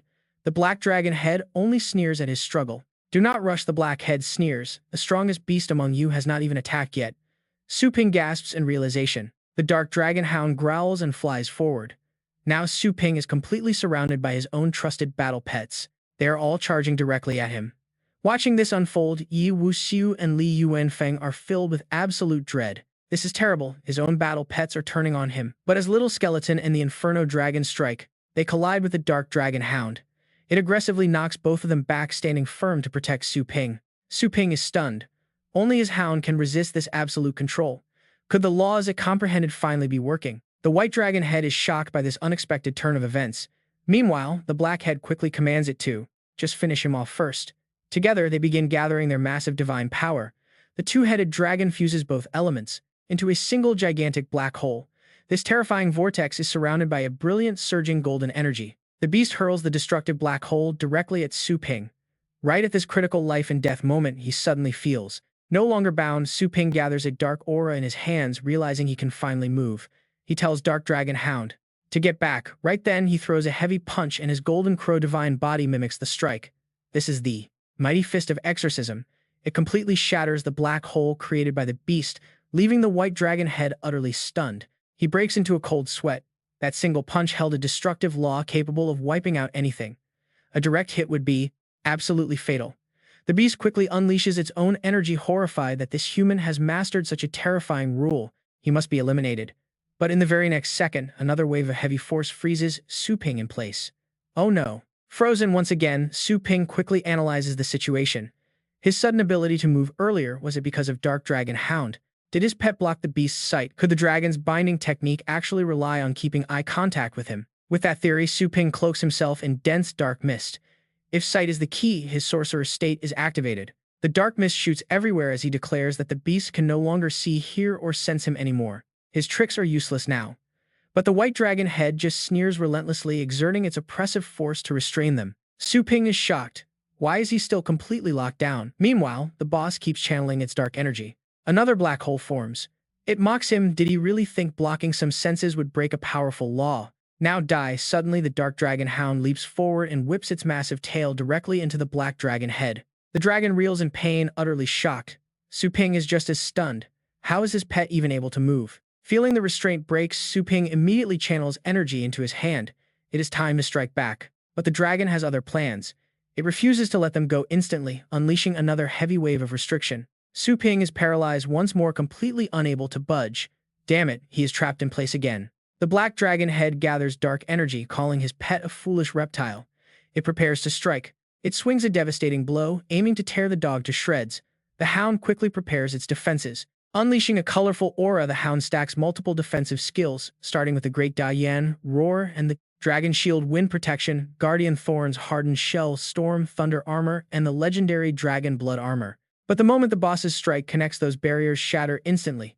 A heavy fist slams right into the hound. The impact sends the massive hound flying backward. It lets out a painful roar that echoes through the area. Watching this, Li Yuanfeng panics. Su Pingpet had stacked so many shields, yet none of them held up. Is this the terrifying strength of a Destiny State powerhouse? Su Ping looks over at his injured pet, shouts for Dark Dragon Hound to merge. In an instant, the two fuse together into a single overwhelming force. Su Ping is enveloped in a brilliant golden aura as his physical form undergoes a terrifying draconic transformation. Growing horns, a tail, and dragon claws, his pressure is insane. But the beast remains unimpressed, simply preparing another massive black hole. It sneers, dismissing their fusion, and hurls the void directly at Su Ping's position. A massive explosion rocks the battlefield. Yet as the smoke clears, Su Ping is still standing completely unharmed. He looks down at his arms in wonder. Did the fusion make his defense this insane, or is something else going on? The attack felt way weaker than he expected. He wonders if this is actually his pet's doing. Could Dark Dragon Hound have mastered a defensive rule of his own? But as his arm starts to shake, he feels insanely heavy. His physical form just can't keep up with his mind. Then his eyes fall on his own shadow. He seems completely pinned down. In this pitch-black void, it is almost impossible to spot the hidden connection. Su Ping deactivates his sorcerer form and tilts his body, revealing the hidden connections linking him to the ground. Dozens of threads bind him. He realizes the trick: the beast uses white light to bind him via his shadow. That shadow control is its law. Seeing that Su Ping figured out the secret, the dragon is not worried at all. The dragon starts gathering massive energy again, mocking him. It does not matter if he figured it out. Looking down, a massive white array surrounds them. Good and Evil prepares to unleash a devastating ultimate strike. It drops the cataclysmic attack directly on them, sneering and asking if they can even survive this blow. Yi Wushu panics as he watches this. He warns Su Ping that this attack is on another level. The beast is combining opposite massive energies. Everything within 1,000 miles is about to be utterly wiped out. Even the strongest defenses will be reduced to ash. Hearing this, the black dragon head casually smiles.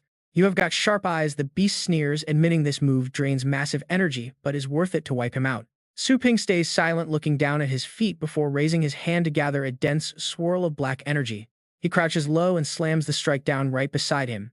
As dark power ripples out, the white dragon head scoffs. The beast mocks him, calling him a fool for trying to destroy a shadow, but Su Ping just smiles and confirms it. Cold sweat drips down the creature's face, completely caught off guard by his bizarre countermeasure as Su Ping keeps speaking. He continues gathering the dark energy, noting that light and shadow share a symbiotic bond before manifesting a massive shield. Raising the shield to block the light, he cuts off all illumination, making it impossible for any shadow to form. With the shadow gone, Su Ping casually asks where a shadow would even come from, staring straight at Good and Evil. Instantly, he leaps right over the beast's head, pulling his other arm back to prepare a devastating counterattack. Declaring that it is his turn to counterattack, he unleashes a powerful punch that sends Good and Evil flying backward. Instantly, the shadow binding on everyone shatters, and Li Yuanfeng cheers in relief that they can finally move again.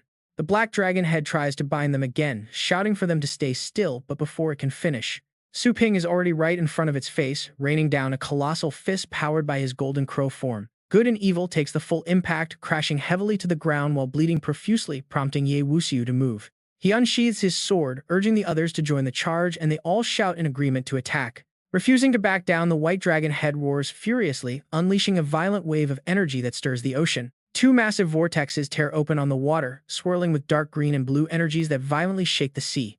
Su Ping frowns as he senses the incoming danger, realizing that both emerging auras belong to Fate State entities. Suddenly, a seven-armed figure steps out of the vortex, shocking Ye Wuxiu, who recognizes those limbs as seven sins. He is one of the four kings, and next to him, a masked figure emerges from the second dark portal. Li Yuanfeng starts sweating, guessing the other masked monster must be the infamous Abyss Lord, as Seven Sins licks his hand. Seven Sins laughs at how amusing it is that Good and Evil actually swallowed its pride to beg for backup. The Abyss Lord agrees, noting it has been ages since he felt human energy this strong, while the injured beast growls. It warns them to stop talking nonsense and kill Su Ping now, while Yi Wuxiu tightly grips his sword. With three of the four kings assembled, the odds look incredibly grim, forcing Su Ping to turn to his allies. He suggests they retreat back to his shop if things get too dangerous, but suddenly something bursts from the ground. It is Tower Master Ji Yuanfeng arriving on his massive pet and telling them not to run just yet. Looking down, he jokingly complains that his grand arrival would go to waste if they decided to flee right now. A tense silence falls as the two sides face off, and the black dragon head scoffs at Ji Yuanfeng's arrival. The beast mocks them as mere ants who cannot stand against three kings, but Ji Yuanfeng simply waves his hand. Space tears open to reveal his pet little knight, as he calmly says they will have to test that theory. He orders the bird to attack, but as Little Knight charges the dragon head, Seven Sins suddenly extends his arm. Just before the bird's talons strike the dragon, Seven Sins intercepts the blow with his massive stretching arm. With a simple flick, he sends Little Knight flying back, proving his terrifying strength as one of the legendary Four Kings. Seven Sins mocks them, demanding to fight Ji Yuanfeng, while Su Ping quickly formulates a plan with his ally. Su Ping asks Tower Master Ji to hold off the other two kings while he goes to finish good and evil. Tower Master Ji agrees, touching his pet's beak and calling for integration as a powerful surge of energy erupts. He transforms instantly, sprouting wings, horns, and a bird-like mask as he confidently prepares to face the enemy. Unleashing a brilliant golden aura, he charges forward to see if their strength has improved over all these years. He throws his first strike, which Seven Sins easily blocks with his massive arms, but the battle has just begun. Behind Seven Sins, back out of his line of sight, Ji Yuanfeng secretly channels another vortex of energy. The spinning vortex gathers immense power in an instant, and Ji Yuanfeng fires it directly toward the Abyss Lord. The sudden strike catches the Abyss Lord by surprise, but as one of the Four Kings, his reflexes are top tier. He casually raises his hand to block the blast, mocking the attack as nothing more than a mild itch. He scoffs at the weak attempt while right beside them, Su Ping charges forward like a blazing meteor. A gust of wind sweeps toward the beast of good and evil. He reaches out a hand, catching the black dragon head completely off guard. But just as Su Ping prepares to strike with his other arm, another pair of eyes is closely watching his every move. This hidden observer is none other than the Abyss Lord himself, waiting for the perfect moment. Raising one hand, he drains Su Ping of his vital energy with the other. In a flash, the Abyss Lord channels this stolen power, aiming it straight back. The concentrated blast pierces right through Su Ping, causing immense pain. Gritting his teeth, he realizes that the attack hitting him is his own stolen energy. Suddenly, a wave of sheer exhaustion washes over him, leaving him completely drained. Seeing him begin to plummet toward the ocean below, Li Yuanfeng panics. He screams out for his young comrade, quickly unleashing a skill that barely catches Su Ping in midair. But in that split second of distraction, Seven Sins capitalizes on the opening, manifesting a blazing crimson flame in his palm, mocking him for daring to look away during their battle. Instantly, Seven Sins digs his burning claws deep into Li Yuanfeng's arm. The old warrior gasps in shock as the agonizing heat begins to spread. He clutches his searing arm in sheer panic, realizing this relentless flame cannot be put out. It is the core elemental rule of Seven Sins. Refusing to back down, both Li Yuanfeng and his foe unleash their ultimate moves at once. They clash furiously, lighting up the sky. Meanwhile, Su Ping struggles to sit up, rubbing the spot where he was struck. He frowns deeply upon noticing something highly unusual. There are no physical wounds on his body. He wonders if the attack was an illusion because the crushing exhaustion is far from normal. This feels like a spiritual law or a dark curse draining his soul. For the first time, Su Ping finds himself facing a purely mental adversary. He quickly steadies himself. He refuses to give in to fear, rallying his remaining strength. Countless memories of survival flash through his mind, and his aura explodes outward as he dares his foe to test their wills. He challenges the enemy to see whose spirit is stronger, the one forged through endless deaths and rebirths. With that, he issues a command. He orders Little Skeleton and Inferno Dragon to fuse. Instantly, a brand new, terrifying form emerges. He is clad in purgatory armor, wielding skeletal power wings and the tail of the heavenly dragon hound. The Abyss Lord watches unimpressed. He scoffs, accepting the challenge with sheer arrogance. Watching from afar, Yi Wuxiu quickly rallies the rest of the warriors. He urges everyone to hold back the beast of good and evil while Su Ping fights at full strength. Instantly, they charge forward. They vow not to let any distraction reach their hope. Meanwhile, a dense dark energy begins to coat the blade of Su Ping's sword. He swings the weapon, launching a fierce assault directly at the Abyss Lord. Silently, the demon raises his hand to defend himself. A blue thread of spiritual energy snakes out, wrapping tightly around Su Ping.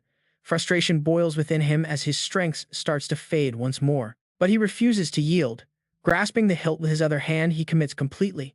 If one arm is not enough, he will use two. With a mighty roar, Su Ping slashes his blade, sending a devastating wave of energy slicing through the air toward his target. The Abyss Lord blocks with both hands, forming a new defensive shield, genuinely surprised that the boy still has the strength to fight back. Admitting he underestimated his opponent, the Abyss Lord unleashes a tidal wave of crushing force directly at Su Ping, trapping him in place. Sweating profusely, Su Ping realizes the blue light is actively invading his mind, trying to tear his consciousness apart. The monster sneers, calling such pure mental energy a true delicacy.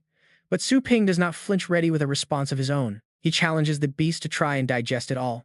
Suddenly, the Abyss Lord stops laughing as his horns begin to crack under the strain. He looks on in horror, realizing Su Ping's spiritual energy is like a bottomless ocean, far exceeding the limits of what he can absorb. Having pushed past his absolute limit, the Abyss Lord is overwhelmed before he can even think of a way to escape this mental backfire. Clutching his face in agony, he screams in absolute despair as his entire body begins to tremble violently from the spiritual overload. With one swift, decisive swing, Su Ping decapitates the Abyss Lord. Was it delicious? Did he get his fill? With one threat neutralized, Su Ping flies back to his allies, calling out to Captain Ye Wuxiu to pull back immediately. Understanding the plan, Ye Wuxiu orders the squad to retreat as everyone quickly scatters to safety. In the blink of an eye, Su Ping unleashes a blinding, zigzagging sword strike on the beast of good and evil, sending it flying high into the sky. He pivots, instantly appearing behind his shocked Seven Sins and declaring that he is next. Without a single moment of hesitation, Su Ping strikes cleanly, decapitating his final foe. Seven Sins curses his fate, furious that he could not even unleash his full power. Li Yuanfeng and Ye Wuxiu stare in absolute disbelief, struggling to comprehend if they have actually won this impossible battle. But the celebration is cut short as the churning ocean freezes solid and the very fabric of space begins to tear open. Cold sweat drips down Li Yuanfeng's face as he senses a terrifying presence. Could the legendary Ocean Emperor have finally arrived? The air freezes as snow blankets the battlefield and a powerful figure steps calmly out of the spatial rift. It is the Ocean Emperor, a half-step star-state beast.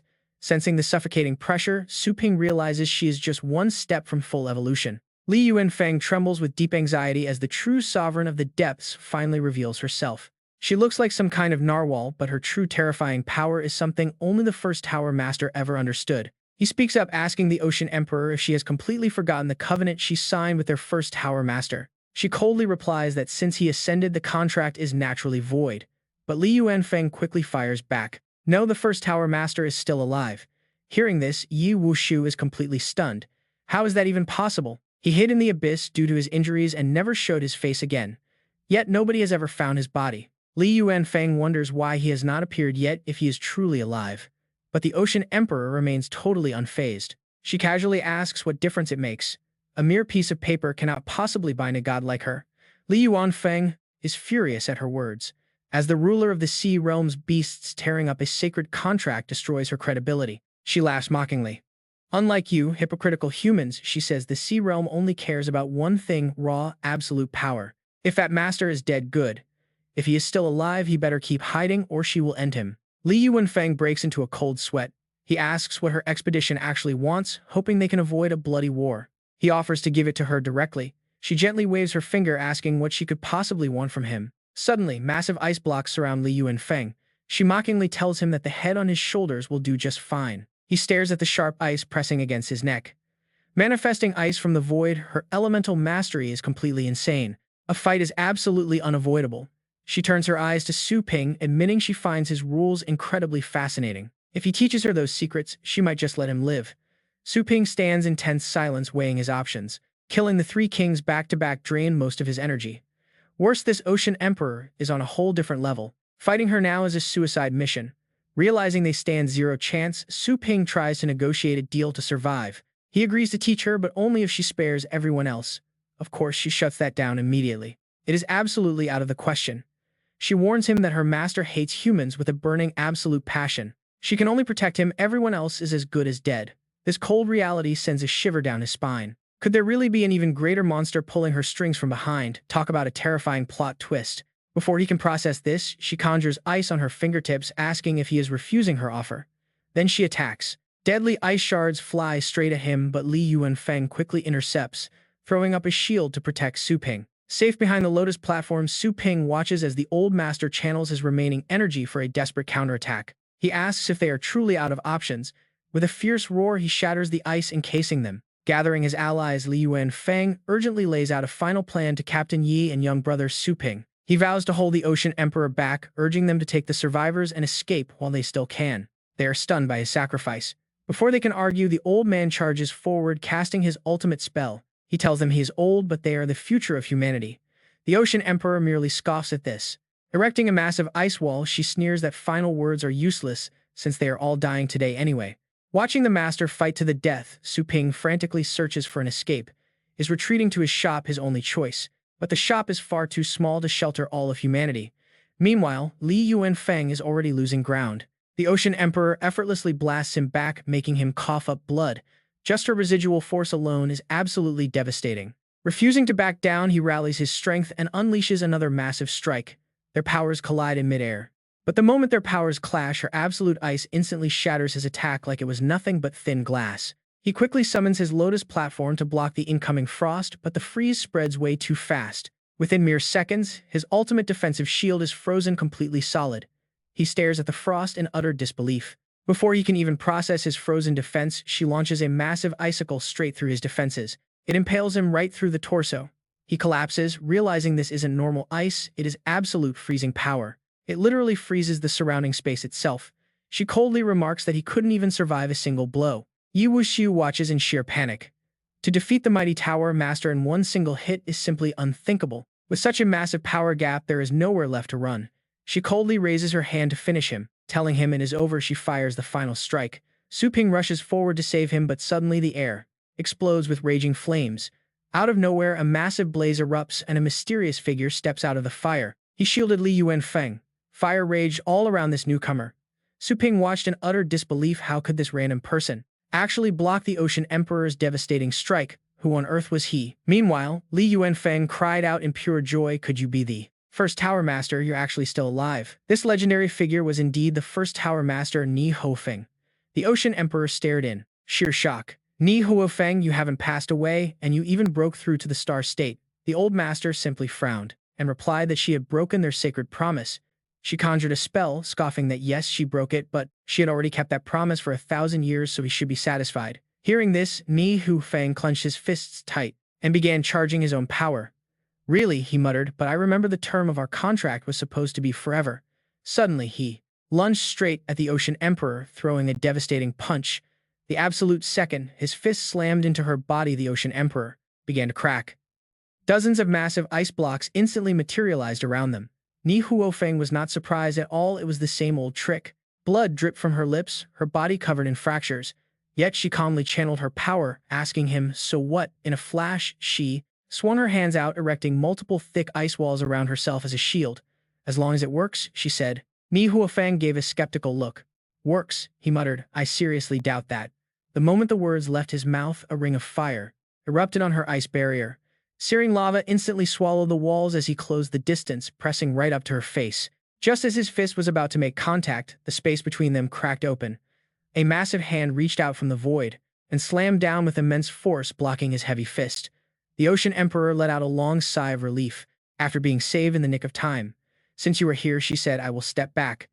This mysterious hand belonged to none other than the Star State curse-winged beast. It let out a dark chuckle, agreeing. Li Yuanfeng watched in absolute shock, realizing it was indeed the curse-winged beast.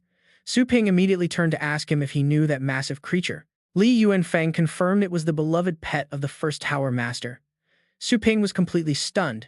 If that was true, why did the proud Ocean Emperor speak to it with such deep respect? Ni Huofeng looked at the beast and smiled warmly, calling out to Xiao Yi. "It has been a long time," he said, "and you have actually reached the Star State too." The beast remained dead, silent in response. Ni Huofeng kept speaking, asking why it was silent and reminding it that together they could easily save humanity from this crisis. The beast suddenly roared in fury, telling him to shut his mouth. Ni Huofeng was totally taken aback by this hostile reaction. "Xiao Yi, what is the meaning of this?" The Ocean Emperor sneered, warning him not to address Lord Winged Beast by that name anymore. Li Yuanfeng and Su Ping stood frozen. Lord Winged Beast was the Ocean Emperor actually allied with the first Tower Master's pet. She calmly mocked them, asking if they still did not get it. Both she and the four kings worked under Lord Winged Beast. Even the destruction of the 10-direction heaven lock array by the Rakshasa beast was entirely planned by Lord Winged Beast. Ni Huofeng frowned deeply, completely stunned. "What?" he muttered. "This cannot be true. Xiao Yi, how could you do this?" The beast's expression turned incredibly dark. "Ever since you abandoned me under the guise of training me, leaving me behind to slaughter for 1,000 years inside that lock array, I have been planning my revenge." It then let out a chilling laugh, boasting that with just one hand it could easily wipe out all of humanity. Mi Hofeng pleaded, "But my intention back then was truly just to help you grow. Why won't you believe me? Have you been brainwashed by some other vile demon beast? The beast roared back, claiming it had simply seen through the disgusting hypocrisy of all humans. Hearing this, Ni Huofeng sighed and manifested his weapon. So there is no talking, he muttered, materializing a fiery spear. It seems I must defeat you first, and find a way to cleanse whatever curse has taken hold of you. He surged forward directly toward his former pet. The beast sneered and gathered a massive torrent of chaotic energy. Within a split second, their ultimate battle officially erupted. Shockwaves ripped through the sky as their attacks collided. Su Ping watched, deeply worried by the terrifying pressure of these Star State fighters. The two of them quickly retreated to a safer distance on the ground. We need to stay clear of their shockwaves, Li Yuanfeng warned. Su Ping nodded. Suddenly, the Ocean Emperor landed right next to them. Su Ping immediately drew his weapon, eyes locked on her. He raised his sword, declaring himself her opponent, but she merely gave him a cold, indifferent look, stating she had no interest in fighting. Just do not get in my way, she warned. If you disturb my focus while I watch this battle, I will end you. Su Ping quickly assessed their situation. Aside from those two godlike entities, fighting above everyone on his side was heavily injured. Fighting her now would be suicide. He realized their absolute priority right now was to recover their strength as fast as possible. Fine, he told her, as long as you stay put, we will not make a move either. Meanwhile, high above them, the brutal clash continued. Ni Huofeng gripped his blazing spear, charging straight at his former companion with a fierce swing. A spear plunges downward. As it swings close, the curse-winged beast raises its arm to block the blow. He realizes he cannot fight this fire head-on. The beast quickly unleashes a move, and a massive red-purple silhouette begins to manifest. He needs to test the limits of his opponent's power. This is his legendary world-devouring demon refinery skill. Ne Huofeng watches his flames get sucked away, completely stunned by what is happening. That demonic shadow just swallowed his fire whole. Ni Huofeng immediately pivots to a new strategy, condensing all his residual energy for one final strike. This is a lethal, absolute kill shot. His spear tears right through the demonic shadow, impaling the curse-winged beast straight through his chest. The beast spits out a massive mouthful of blood in agony. Wasting no time, Ni Huofeng initiates the next step, calling on his pet contract. Responding to the master's call, a glowing thread of fire extends from the contract toward the beast. Wake up, little winged, it is time. The beast lets out a sinister laugh, grabbing the fiery chain. For 1,000 years, he has only thought of one thing: breaking this curse and getting revenge. A strange magic circle suddenly manifests on the back of his hand. The curse-winged beast grips the fiery chain tight, ready to unleash his trap. The magic circle flares to life, turning the burning chain a dark purple red. This pathetic, broken contract cannot hold him back any longer. With a sudden swing of his arm, the curse-winged beast breaks the binding. The contract begins to splinter as the red-purple energy takes over. Half of the fiery chain snaps in two. In the blink of an eye, the beast commands it to reverse, sending the broken cord flying backward. The chain impales Ni Huofeng straight through the chest. Shocked, he breaks out in a cold sweat. What is happening? Something feels terribly wrong. An overwhelming weakness floods through the depths of his soul. The curse-winged beast glares down at him with a terrifying, oppressive aura. His presence is absolutely suffocating. He reminds Ni Huofeng that 1,000 years have passed, and they are no longer master and servant. While the brutal battle out at sea temporarily quieted down, things back in Longjiang Bay City are about to get absolutely crazy. Citizens are flooding in from every corner of the city, completely packing the streets in front of Su Ping Pet Shop. Everyone is screaming. Desperate voices cry out to let them in first because they have money. An old man warns the crowd behind him to stop pushing, but his words are cut short as a young man shoves him aside, telling him to move. Fortunately, a kind bystander helps him up. He asks if the old man is okay. The elder thanks him but asks what on earth is going on to cause such a panic. The young man looks at him in utter disbelief. He asks if the old man is really unaware of the massive news broadcasted in the sky. High above, a massive projection of Su Ping is broadcasting. Yesterday, the young store owner went live across the entire base city. He announced that the frontline defense against the massive beast tide had completely collapsed, warning everyone that humanity faces total extinction. To protect as many lives as possible, Su Ping turned his shop into a safe haven. Now the entire city is trying to squeeze inside. The old man gasps in disbelief. He wonders how a simple pet shop could possibly hold the population of an entire base city. The young man sighs, admitting that it is absolutely impossible. Only those who arrive first will have any hope of getting a spot. Only those who arrive first will secure a spot. Just then, Qin Duhuang steps out of the shop to address the crowd. The crowd immediately recognizes him, calling out that Chief Qin has arrived.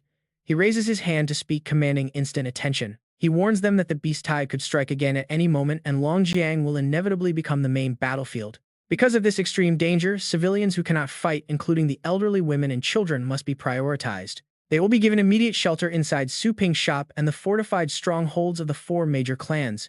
Qin Du Huang pleads with them to stay calm and cooperate with the arrangements so they can save as many lives as possible. But some fighters at the front of the line immediately raise concerns, asking what will happen to those who can actually fight. They cannot survive the incoming siege completely on their own, especially the mid-tier warriors of rank 5 and 6. What about rank 6 and 7 warriors? He quickly reassures the crowd that Su Ping has already planned ahead for this. A massive hidden shelter has been secretly excavated outside the base city, capable of housing hundreds of thousands of people with full supplies.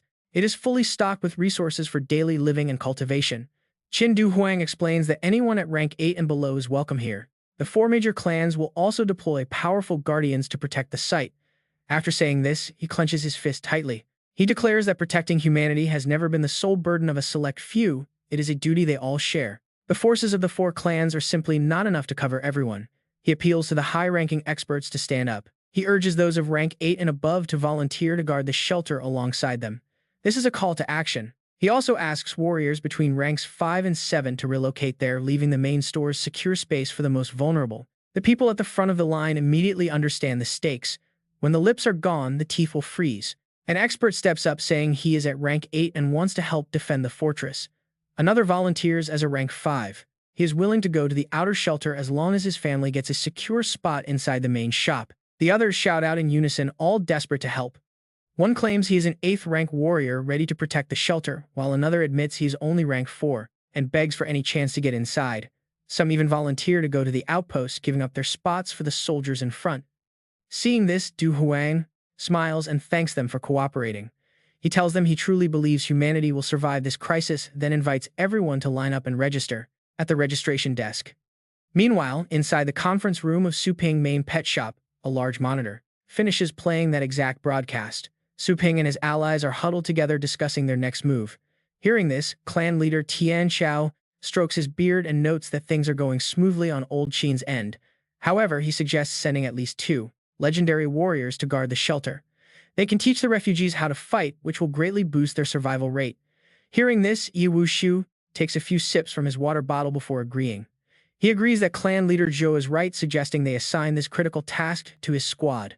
Yi Wuxiu looks around the room, offering to nominate 2 of his own squad members who are highly capable and experienced. They even guided the rookies during the 10-direction Heaven Lock array, so he asks the room what they think. Across the table, 2 of his teammates speak up in unison. They say they are completely willing to guard the shelter. With that plan settled, another legend interjects, saying they can now focus on their main strategy. Right now, the only person capable of fighting the massive curse-winged beast is the first-generation Tower Master. But since he's out of commission, Su Ping falls silent, lost in thought. He recalls that brutal battle where the beast smirked as Ni Huafeng suffered a severe pet contract backlash. It would take at least 3 days for him to recover. In his memory, the beast taunted the Tower Master, asking what end lay in store for humanity. The old master had broken out in cold sweat from the pain. 3 days is a joke, let's be real, they don't have that kind of time. In that desperate moment, Ni Huafeng dug his fingertips deep into his chest, drawing blood. Realizing he was out of options, he pulled his hand back. Fresh blood gushes out, making him groan in agony as he decides to risk it all. Li Yuanfeng gasps in absolute horror. The old master is sacrificing his own heart's blood to ignite the legendary White Lotus Ash Flame. He is truly putting his life on the line. Ni Huafeng yells out to Li Yuanfeng, warning him that the White Lotus Ash Flame won't last much longer, so they must immediately set up the teleportation array. Nodding quickly, the veteran warrior promises that he understands and immediately commands his battle pet. He orders Zhu Shan to open the array while carefully masking any leaks of astral energy. The beast quickly clasps its hands together as a brilliant blue light flashes, carving out a circular spatial rift for their escape. The curse-winged beast sneers at the sight, calling the white flame a pathetic, futile struggle. Ni Huafeng raises his palms in defiance. He dares the beast to come try him. Facing the assault, the demon casually raises a hand to shield itself, mocking his weakened power. It laughs that this desperate strike doesn't even match his peak strength. A split second later, the two massive forces violently collide. The shockwave whips up fierce winds and sends massive waves crashing. The Ocean Emperor raises her arm to shield her face from the debris. She is utterly stunned by the sheer force of the clash, wondering how Ni Huafeng could possibly unleash such incredible power in his state. Seizing this momentary distraction, Li Yuanfeng urges Su Ping to make a run for it now that the teleportation array is ready. Su Ping nods in agreement. Without wasting a single second, the group rushes toward the glowing portal to escape the battlefield. Meanwhile, Ni Hufeng and the beast break away from their clash. Suddenly, the monster's sharp gaze locks onto the fleeing humans. Its instincts are incredibly sharp. Sensing their escape, the curse-winged beast instantly unleashes a deadly bloodline legacy skill. He screams out his soul, refining technique, sending a wave of dark energy straight at them while demanding if he ever permitted their escape. Yi Wuxiu watches the incoming blast in sheer panic, shouting that the monster's attack is about to overwhelm them. Su Ping turns around, his eyes widening. At the absolute last second, Ni Hofeng flashes forward and throws himself directly into the path of the blast. The veteran master unleashes a sea of brilliant fire to incinerate the incoming strike. He retorts that his permission is the only thing that matters. With the portal fully active, there is no time left. Su Ping looks back at Ni Hufeng with deep concern, asking what he will do. In response, the master tears open the void to create a spatial rift. He tells Su Ping not to worry, claiming this beast can't hold him. He leaves them with one final promise, telling them to wait for his return. Back in the present, Su Ping relates the grim memory, explaining that he saw the first-generation Tower Master fall into the spatial rift right as they teleported away. Hearing this, Li Yuanfeng remains hopeful. He suggests their leader is likely finding a safe place to recover his strength before his return. They just need to hold the line until then to launch a decisive counterattack. Another legendary warrior nods in agreement. He points out that this location is far more hidden than other base cities, making it incredibly difficult for the invaders to track them down. Su Ping quickly lays out their immediate plan. They must prioritize settling the refugees and letting everyone rest to heal their wounds. He warns them to keep their guard up, maintaining a strict patrol since danger could strike at any moment. Everyone agrees in unison, but Su Ping frowns. He looks up, constantly sensing that someone is watching him. An illusion, far from it. Deep in the dark ocean, his reflection ripples inside a strange water mirror. A voice echoes, "We found them." The old merman chuckles, telling the Ocean Emperor he spotted their target. One day later, in the war room, the leaders gather around a tactical map. Yi Wuxiu gestures to the layout. Yi Wuxiu wants increased patrols to block surprise attacks in key sectors. Du Huang is left deep in thought. Du Huang agrees and sends out orders. Right then, a knock at the door announces Su Ping's sudden arrival. "How is everyone healing?" Li Yuanfeng smiles warmly, thanking Su Ping for the incredible herbs. He says everyone is healing fast because of Su Ping medicine. Yi Wuxiu nods in agreement, confirming the rapid recovery. He notes that almost everyone is ready to deploy again, including the legendary warriors, escorting the evacuees to their refuge. There were no issues along the way. Safe and sound, they erased their tracks. Du Huang reports on the progress.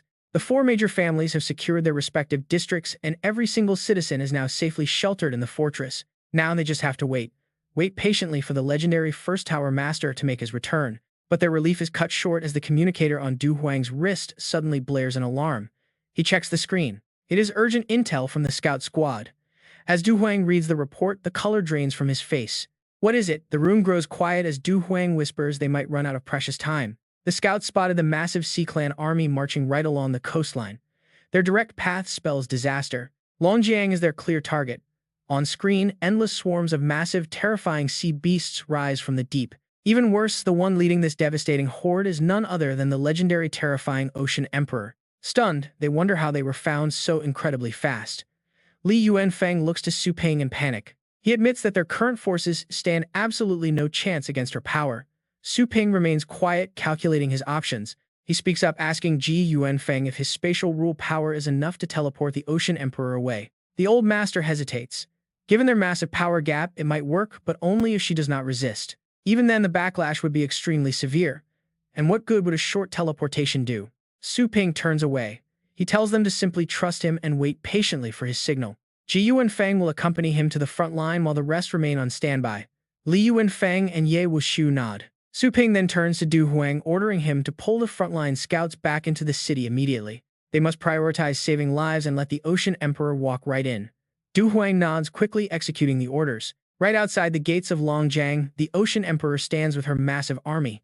She demands a scout report. Her general kneels, confirming that this silent, sprawling base is indeed where the human rats are hiding. But the gates are wide open.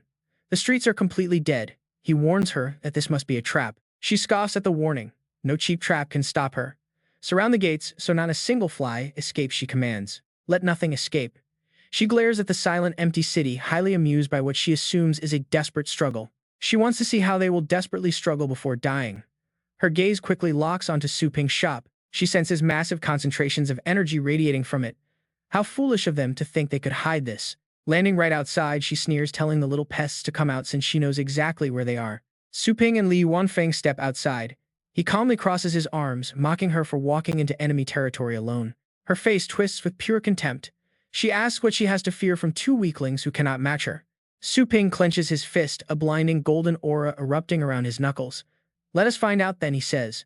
The Ocean Emperor counters, conjuring deadly shards of ice in her palm. Know your place, she coldly sneers. Su Ping smiles. Hook, line, and sinker. He unleashes his sorcerer body, releasing a thick, suffocating black mist. Within a heartbeat, the pitch-black mist expands completely, swallowing the entire storefront and sealing off the area. He shouts out to Ji Yuanfeng, telling him to teleport the Ocean Emperor inside the shop's boundary right now. He channels his power, consenting. Instantly, the Ocean Emperor is surrounded by a golden aura under Li Yuanfeng's control. She is extremely surprised by this sudden development. Frowning, she is gripped by confusion, wondering why everything before her eyes is turning pitch black. But everything suddenly went black, and he couldn't feel a thing. Yuanfeng spat out another mouthful of blood, completely oblivious. He quickly shouts out to teleport, instantly pulling all three of them safely inside the shop. Yuanfeng is so exhausted that he collapses onto the floor. Su Ping thanks Tower Master Ji for his hard work, seriously telling him that he will take over from here. The system screen flashes a notification that they have entered the shop protection range, meaning the host is now granted absolute invincibility. Su Ping immediately unleashes his golden crow divine demon body, radiating an absolutely overwhelming surge of power. He raises his glowing fist. Raw energy condenses. Kneel and atone for the innocence you took, he demands. Without giving the Ocean Emperor any time to react, Su Ping slams his demon-suppressing fist straight at her. She quickly conjures a thick ice shield with an arrogant roar, but in a split second, that massive fist shatters her barrier into 1,000 icy shards. The crushing force drives her straight to the ground, forcing her body to collapse and kneel on the floor. Her mind spins in utter disbelief. How is she so completely powerless against this total nobody? When did he get this strong? Before she can process it, the fist presses down harder, leaving her entire body shaking violently as she coughs up blood, realizing this power has completely surpassed even the Lord Curse-winged beast. Moments later, Su Ping coldly pulls back his fist, commanding her to stay put and kneel quietly. The wild beasts outside witness this in panic. As the dark fog vanishes, they shout in disbelief, wondering if their eyes are playing tricks because they see their Ocean Emperor kneeling on the ground. The panicked enemy general frantically calls out to ask what happened to her. Meanwhile, inside the shop, Su Ping contacts clan chief Qin Duhuang, reporting the Ocean Emperor capture and ordering an immediate encirclement of the sea beasts' army. With fierce determination, he vows that none of them will escape this place alive. At this moment, the enemy forces are already surrounded by the defense army under Yi Wushu and the vanguard team led by Qin Duhuang. Qin Duhuang contacts Su Ping over the communicator, reporting their arrival and asking for the battle plan. This is getting intense. Su Ping tells them to stay back while he clears out a chunk first. Qin Duhuang quickly agrees to the plan.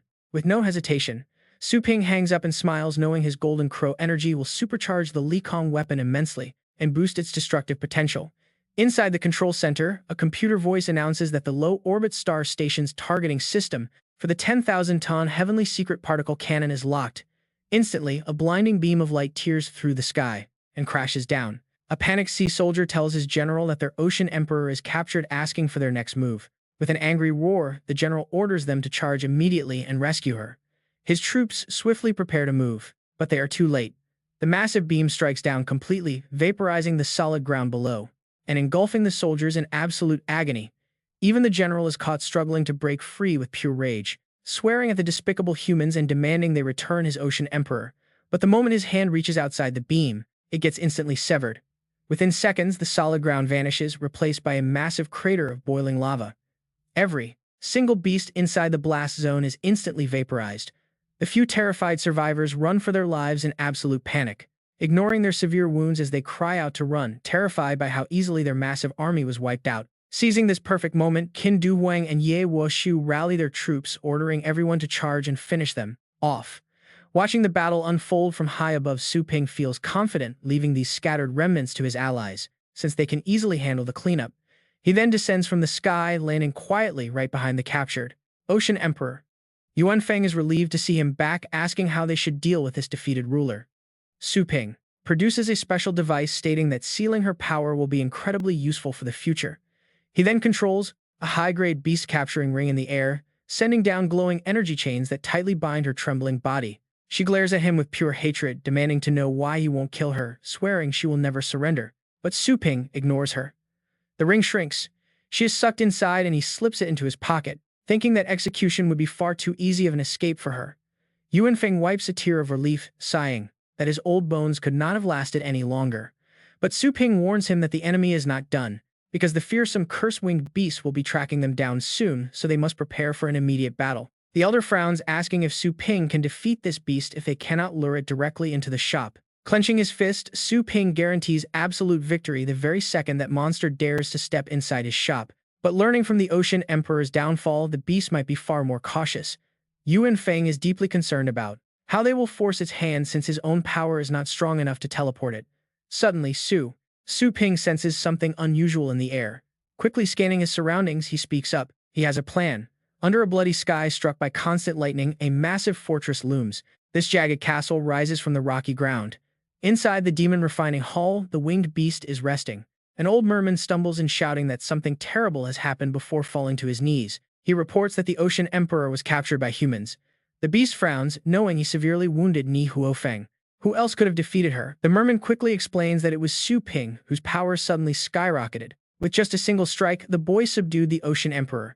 Hearing this, the winged beast is stunned. What he gasps, was there any anomaly before they fought? The old merman immediately details the situation. Yes, a thick black mist suddenly enveloped Su Ping, blocking the view from his crystal ball. Once the mist cleared, the Ocean Emperor was already kneeling helpless.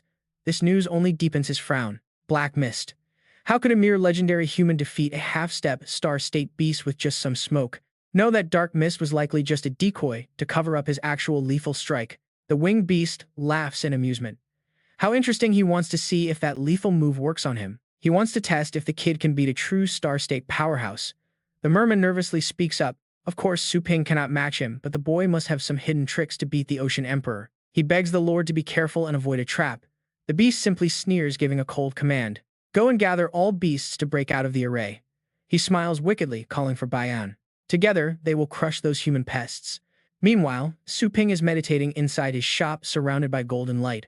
Sensing something, his eyes snap open in alert. They are here. In a flash, he vanishes from his bed. Only faint golden particles linger where he sat.